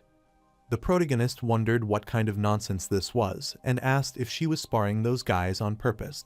Anderson explained that she couldn't kill them because she had already stripped them of most of their clothes, and if they were already naked, then she couldn't use the naked one setting anymore. After hearing this, the protagonist realizes that this scene wasn't made to kill in the first place, but was purely a setting design that stripped others. Anderson asked if this setting is impressive, but Yihun wondered why he would be the one to. While he is pondering, another enemy unsheathes his sword, and Anderson told him not to let his guard down, as this is just the beginning. Since he shouted that ridiculous bid and drove everyone mad, he asked Anderson if she was listening. Anderson affirmed as she was, and she wondered what he was thinking while pulling a stunt like that. Meanwhile, the protagonist sees Myrad fighting with someone, and Anderson asks if he is even listening to her. Meanwhile, the gods decide to charge naked, as Yihun, who couldn't skillfully struggle, but the protagonist grabs his sword, launches several thrusts back, and kills them. The two gods behind were worried on seeing this as they thought strugglers couldn't be killed. Anderson told him to run for it as she is depleted of her world force, so staying there longer will put them in danger. However, there was something that Yihun needed to check, which made her wonder what he wanted now. He accosted Myrad as he said it had been quick, but it's taking forever. Myrad is surprised to realize that he is watching, and clarifies that it is not an easy opponent, and shortly, he is attacked and pushed away. The protagonist couldn't believe that someone like him was saying that when his world force was on par with the 7 seats. Myrad clarified that he saw it right, but it was a dangerous moment so that he couldn't hide it. The protagonist admitted that his opponent is powerful, so he asked Myrad why he brought him to his auction. Myrad clarified that he is to obtain the divine artifact through him. Meanwhile, the gods were attacking Reinald to break the barrier and get the divine artifact, but Reinald clarified that this barrier wouldn't break. Yihun wanted to rephrase it and asked why he put up the Deus Ex Machina, which he had for auction, which startled Myrad. Myrad asked him what he was talking about, but Yihun didn't want him to play dumb, as he knew that he submitted Deus Ex Machina. Myrad is shocked to hear that, but X exploited the situation, so he tried to attack him, but Myrad stared at him, struck him firmly, and pushed him back. Myrad asks the protagonist why he thinks he is the one who submitted Deus Ex Machina. The protagonist clarified that if his goal were the divine artifact, he would have gone straight for it when this chaos started. Myrad reminded him that he had already told him that because of the 7-seat pact, he can't act freely, because the moment he acts, the monster in the sky will move too.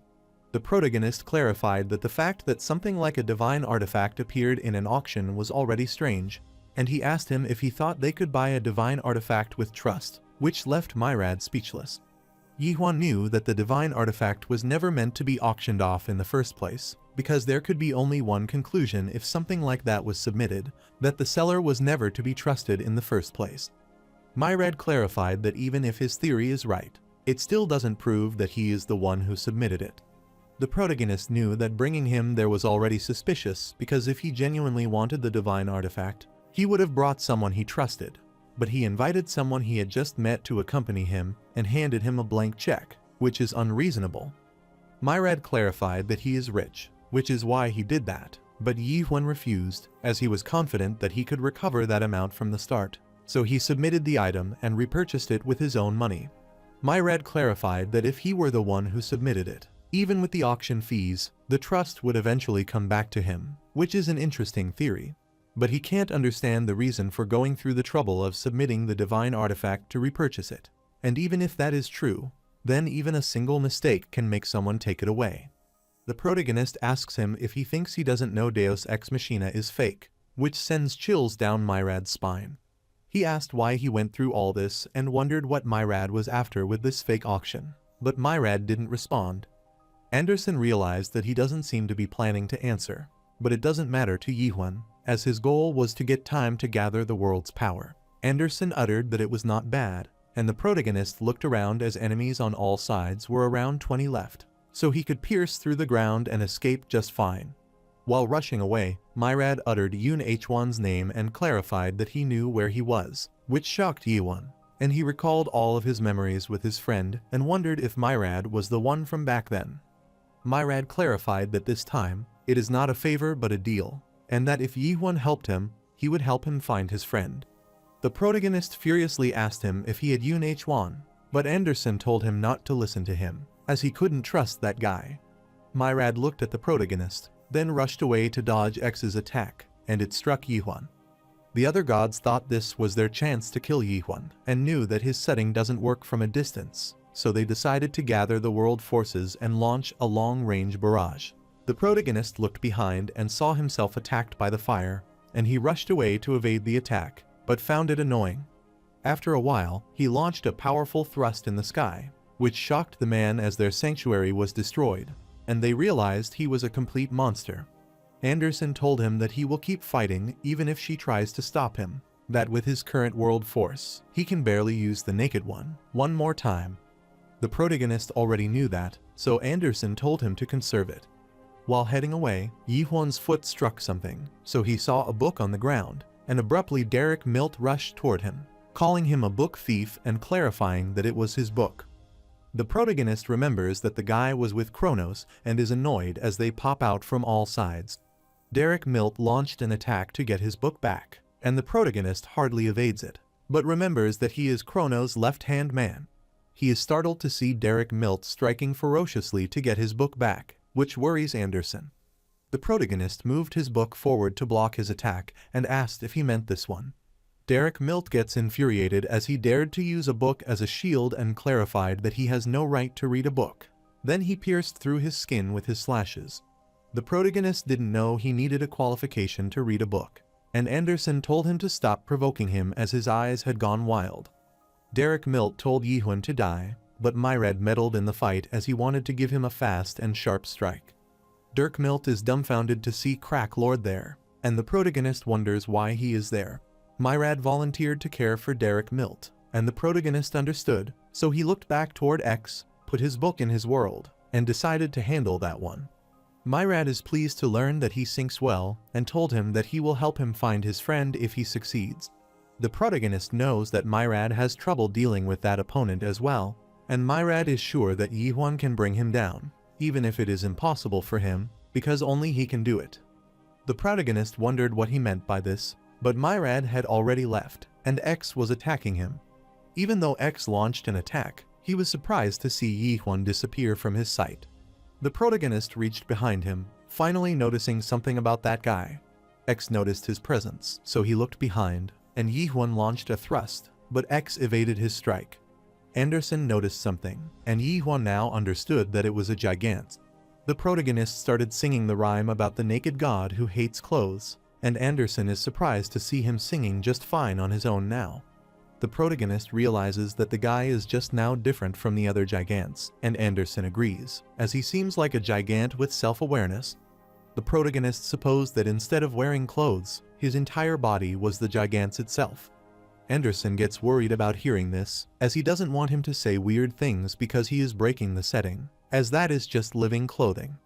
X successfully completed the combat pattern analysis, and Deus is activating the system. The protagonist realizes that he is just a gigant in the end, so he has no time for a head-splitting philosophical phase. While pondering, X activated Ex Machina Phase 1, so he rushed toward Yiwon, grabbed his head, and threw him away. He repeated the same action and tried to do it again, but Yiwon stood then blocked it with his sword. The protagonist realized that his opponent's world force has multiplied several times, and he supposed that a gigant with an ego can do that. Anderson doesn't know that either, but it doesn't matter because her setting is invincible against gigants. The protagonist breaks off the gigant's arms, then hits his head and throws him away. After the protagonist approached gigants, he realized that Yiwon is a Gestalt setting, which is a brand, and asked who he is. The protagonist couldn't believe that it ended easier than he thought, so he turned to leave, surprised to hear gigants saying that the Deus Ex Machina system was initiating. X released tremendous energy, which shocked Yiwon and Anderson. Eggs was worried, so he told him to dodge it as he had commenced Phase 2. After a while, the protagonist wakes up, and he hears the people asking their lord where he is, and they keep calling for his god. The protagonist kept calling Anderson but got no response. Myrad explained that the Deus plausibility break temporarily expels gods from their sanctuaries, a terrifying power beyond legends. He approached Yihun while dragging Derek Milt along, who requested that he spare him. Myrad is surprised to see Yihun still has the strength to rise, but he wants him to stay seated, that is, if he wants to enjoy the show. He threw the protagonist away, then went to X to take out its core, and he is pleased as he has finally gotten his hands on it. He is sure that Yihun has no idea how much he went through to get this. Then he stared at Yihun, telling him that talking with him was delightful because he was constantly amazed by his deductions and equally tense throughout their conversation. However, he had to admit it in the end because he was right about everything. He jumped away from Yihun, who told him he submitted Deus Ex Machina to the auction. He is the one who caused all this and who deliberately brought him there. He was also there. As he had guessed, it was all to lure S to this place. However, there is one thing that Yihun got wrong in his deduction. He reached above Deus Ex Machina. The protagonist is startled to see this, and Myrad clarified that Deus Ex Machina isn't a fake. He looked at the core and explained that it isn't fake from now on. After he put the core in Deus Ex Machina, its name was visible, and it stood before him. Deus started emanating a tremendous aura, which worried all the watchmakers as Deus had awakened, and they ran away, as they were sure they would die if they got caught up in it. While running away, the watchmakers saw one of their comrades fading away due to the impact, and shortly, there was a massive explosion. The protagonist is hardly holding in and is concerned that this much destruction is caused by releasing his world power. Since Deus has an out-of-standard superpower, this makes Yihun wonder if he is on par with Catastrophe. While the explosion kept occurring, Yihun was worried as he didn't have much world power left, so at this rate, he was concerned about dying. Abruptly, Anderson rushed there in Rachel Young's body to protect Yihun and struck Deus. The protagonist is surprised to see Anderson there and wonders how she is there. Anderson is unsure, but she came to her senses during this chaos and told Yihun to run as she would hold them off. Abruptly, DIDN arrived there as he wanted to help, and Anderson is pleased to know that he is alive. DIDN affirmed but asked if she had recovered Rachel's body. Anderson explains that she partially recovered it as her soul hasn't returned yet, but she is indeed with him. DIDN is relieved to know that and uttered it's not time for greeting, so he told Yihun to go while they hold the line there. The protagonist is startled as he senses something and wonders if it is an illusion because he briefly sees Artina and Justice beside the two gods. That vision disappeared quickly, but Yihun understood the hero gods who once challenged the final layer of metaverse were with them now. While pondering, Runnard called him and worriedly looked back, but saw Pilgrims and Gale, who came to help him, along with him. He worriedly told him they shouldn't have come, but it was already too late, as he sensed Deus energy near him and another explosion. The protagonist was slammed with the door, causing him to cough up blood, and he fell to the ground, unable to move. Anderson told him to pull himself together and get up, but he wanted her to stop as he couldn't move. Suddenly, the world power started flowing into his body, and he wondered if it was Anderson, so he thanked her. Anderson supported her in standing and told him to look as Deus was fighting with other giants. Yihun wondered why the giants were fighting with him, and Caravan told him that those giants were reinforcements sent to help the Seven Thrones. Because of that Deus Ex Machina thing, the throne lost its link to the god power, drops drastically without proxies, and the rift thins now is the perfect chance to take them down. The protagonist wonders who he is, and Caravan is pleased to meet him again. Yihun wonders if he is Kronos or Pao, which infuriates Caravan, so he tells him his name. Meanwhile, the Rift-awakened leader commands his comrades to search every corner and find them, as they couldn't have gone far. He also wants them to find those hiding the 7 divine thrones. Caravan tells them to stay quiet, but Anderson says he is the one shouting. Caravan is infuriated as even the Rift-awakened effect on the move now, so if their link with their god wasn't severed, they could handle these people. The protagonist understands that Caravan's link with Ignis is gone, and Caravan gets startled, wondering how he knew. Anderson is annoyed to hear that, as he said it himself, and Caravan is sure they know something about this. Anderson affirmed that she knew something, but she told him he needed to get out of there if he wanted to find his god, and she would tell him how. She saw Yihun heading somewhere, so she asked where he was going and wanted to know what he was planning. The protagonist grabbed his sword, aware that Deus Ex Machina is just a gigance in the end, so he wanted to deal with it. Anderson grabbed his hand, wondering if he thought they didn't know that, and told him that he couldn't go in, specifically this time, he really couldn't. She looked at Yihun and was shocked to see him as she saw the face of a small child in Yihun, and a pure child who refuses to give up on childish dreams because he doesn't know the word impossible. Since he is a child who can keep challenging endlessly, she let go of his hand, and he rushed away. She held on to the drop of water, and then a shiver arose from deep within Anderson, a sensation that came from beyond even divine sensitivity. The tremors spread throughout Anderson's body, and she decided to accept that feeling, so she decided to go with him. The protagonist is reluctant because she could die, and she already knew that, which is why she is going with him. Yihun's pupils trembled as it had been a long time since a comrade had said something like that to him. But he, at that moment, didn't realize that purity can only be protected by others. Therefore, for him to remain pure, there had to be someone willing to endure the immaturity of that purity, and that someone had to exist. But he only came to understand that a long time afterward. Carven saw them leaving, so he wondered where they were going, as it's better to escape than to fight that thing. But he got annoyed as they didn't listen to him. While rushing away, the protagonist wondered why Anderson wasn't stripping, and if she would use the frailer setting. Anderson couldn't believe him as she had already told him that he was naked, and she told him to watch closely as she would show him what a real naked one is. Before she could do it, Deus slammed her away with a single inch, and the protagonist got worried about witnessing her getting injured. The protagonist goes back and starts singing the story of the man who liked to live naked, and he rushes toward him. Myrad realized that Yihun is truly a consistent person, as Sialha told him. He admitted that the naked one is a good setting, especially in a time like this that is overflowing with gigants. Still, he wondered if Yihun had ever considered why such a good setting had suddenly been buried. All the gods who inherited that setting were destroyed. He firmly punched the protagonist, causing massive destruction due to the collision. After the dust had subsided, Yihun wondered if it was over, but Myrad approached him, telling him that if a setting disappeared from the abyss, then there might be a reason for it. Myrad told him that a setting is straightforward to break because if a naked one is a setting that starts by being naked, then all he has to do is forcibly dress them. The Crack Lord has a little special technique that he has a setting which can distort memory or alter appearance, and is a manipulation type setting, augmented reality. Myrad wanted to ask him one last time if he wouldn't consider joining the rift, and the protagonist furiously stared at him. Myrad understood his answer, so he got infuriated as he wanted to end this now. He is about to punch Yihun when Mi comes there. He wants him to wait for a moment and asks what is going on there and why he is fighting with that guy.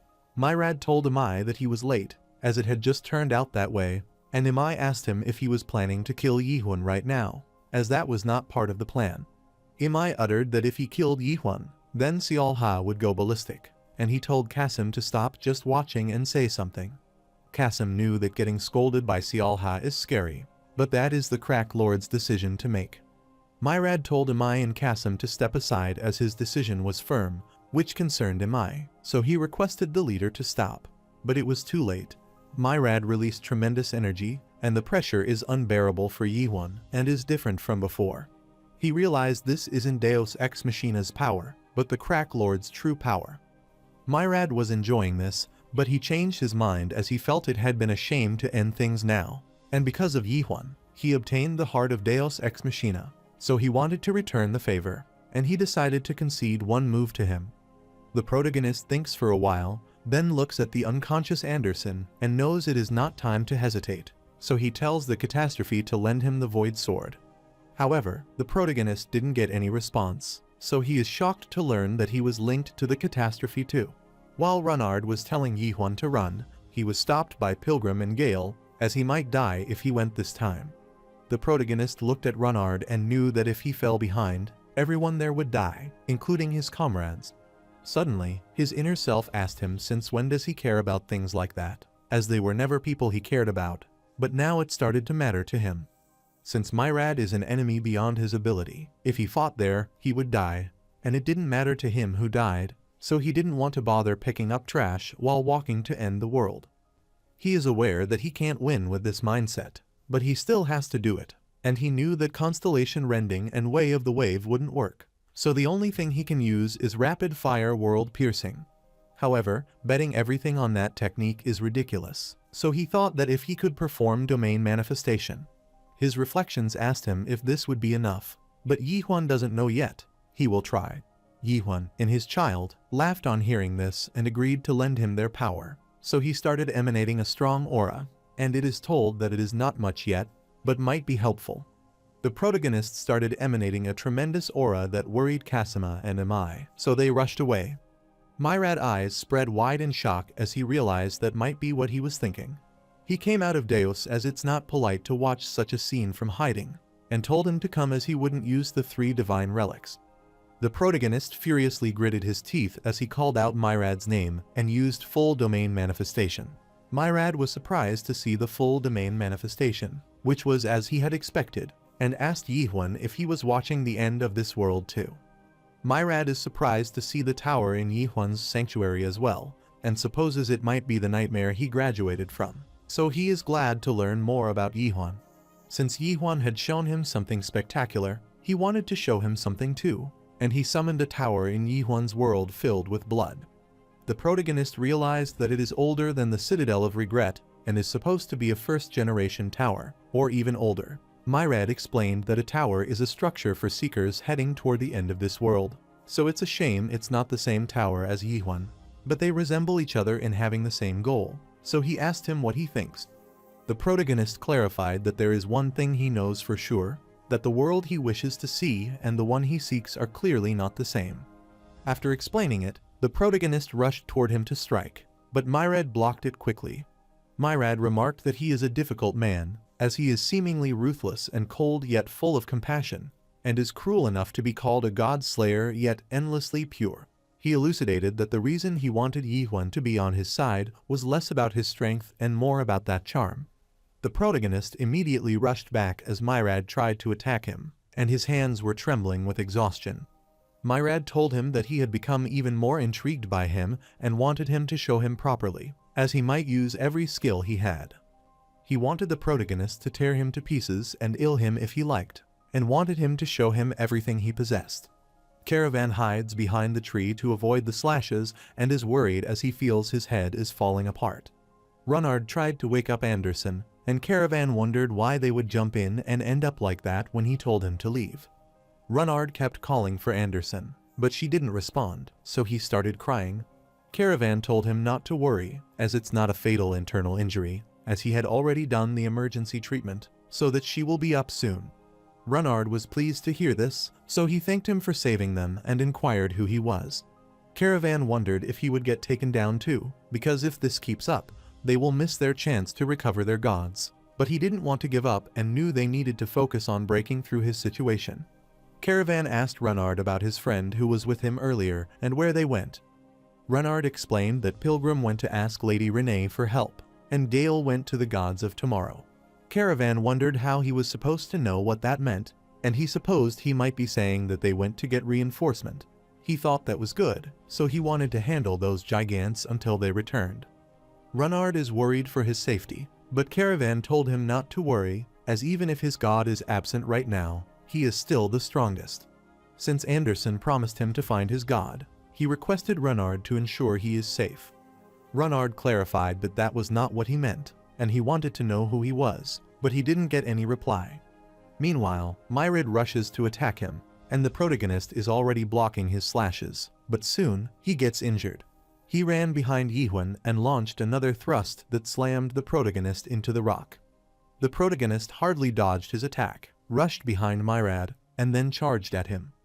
Myrad already knew he was behind, so he turned and smiled, shocking Yihuan. He punched the protagonist in the abdomen, threw him far away, and rushed toward him. He hit the protagonist in several areas and then launched a substantial hit, severely injuring him. Myrad grabbed the protagonist's neck and remembered that Yihuan had asked him at the grand auction why he was part of the Seven Throne Pact. He clarified that the reason isn't anything secular, but it's just that he is the one they are wary of because he is the closest thing to a one true god.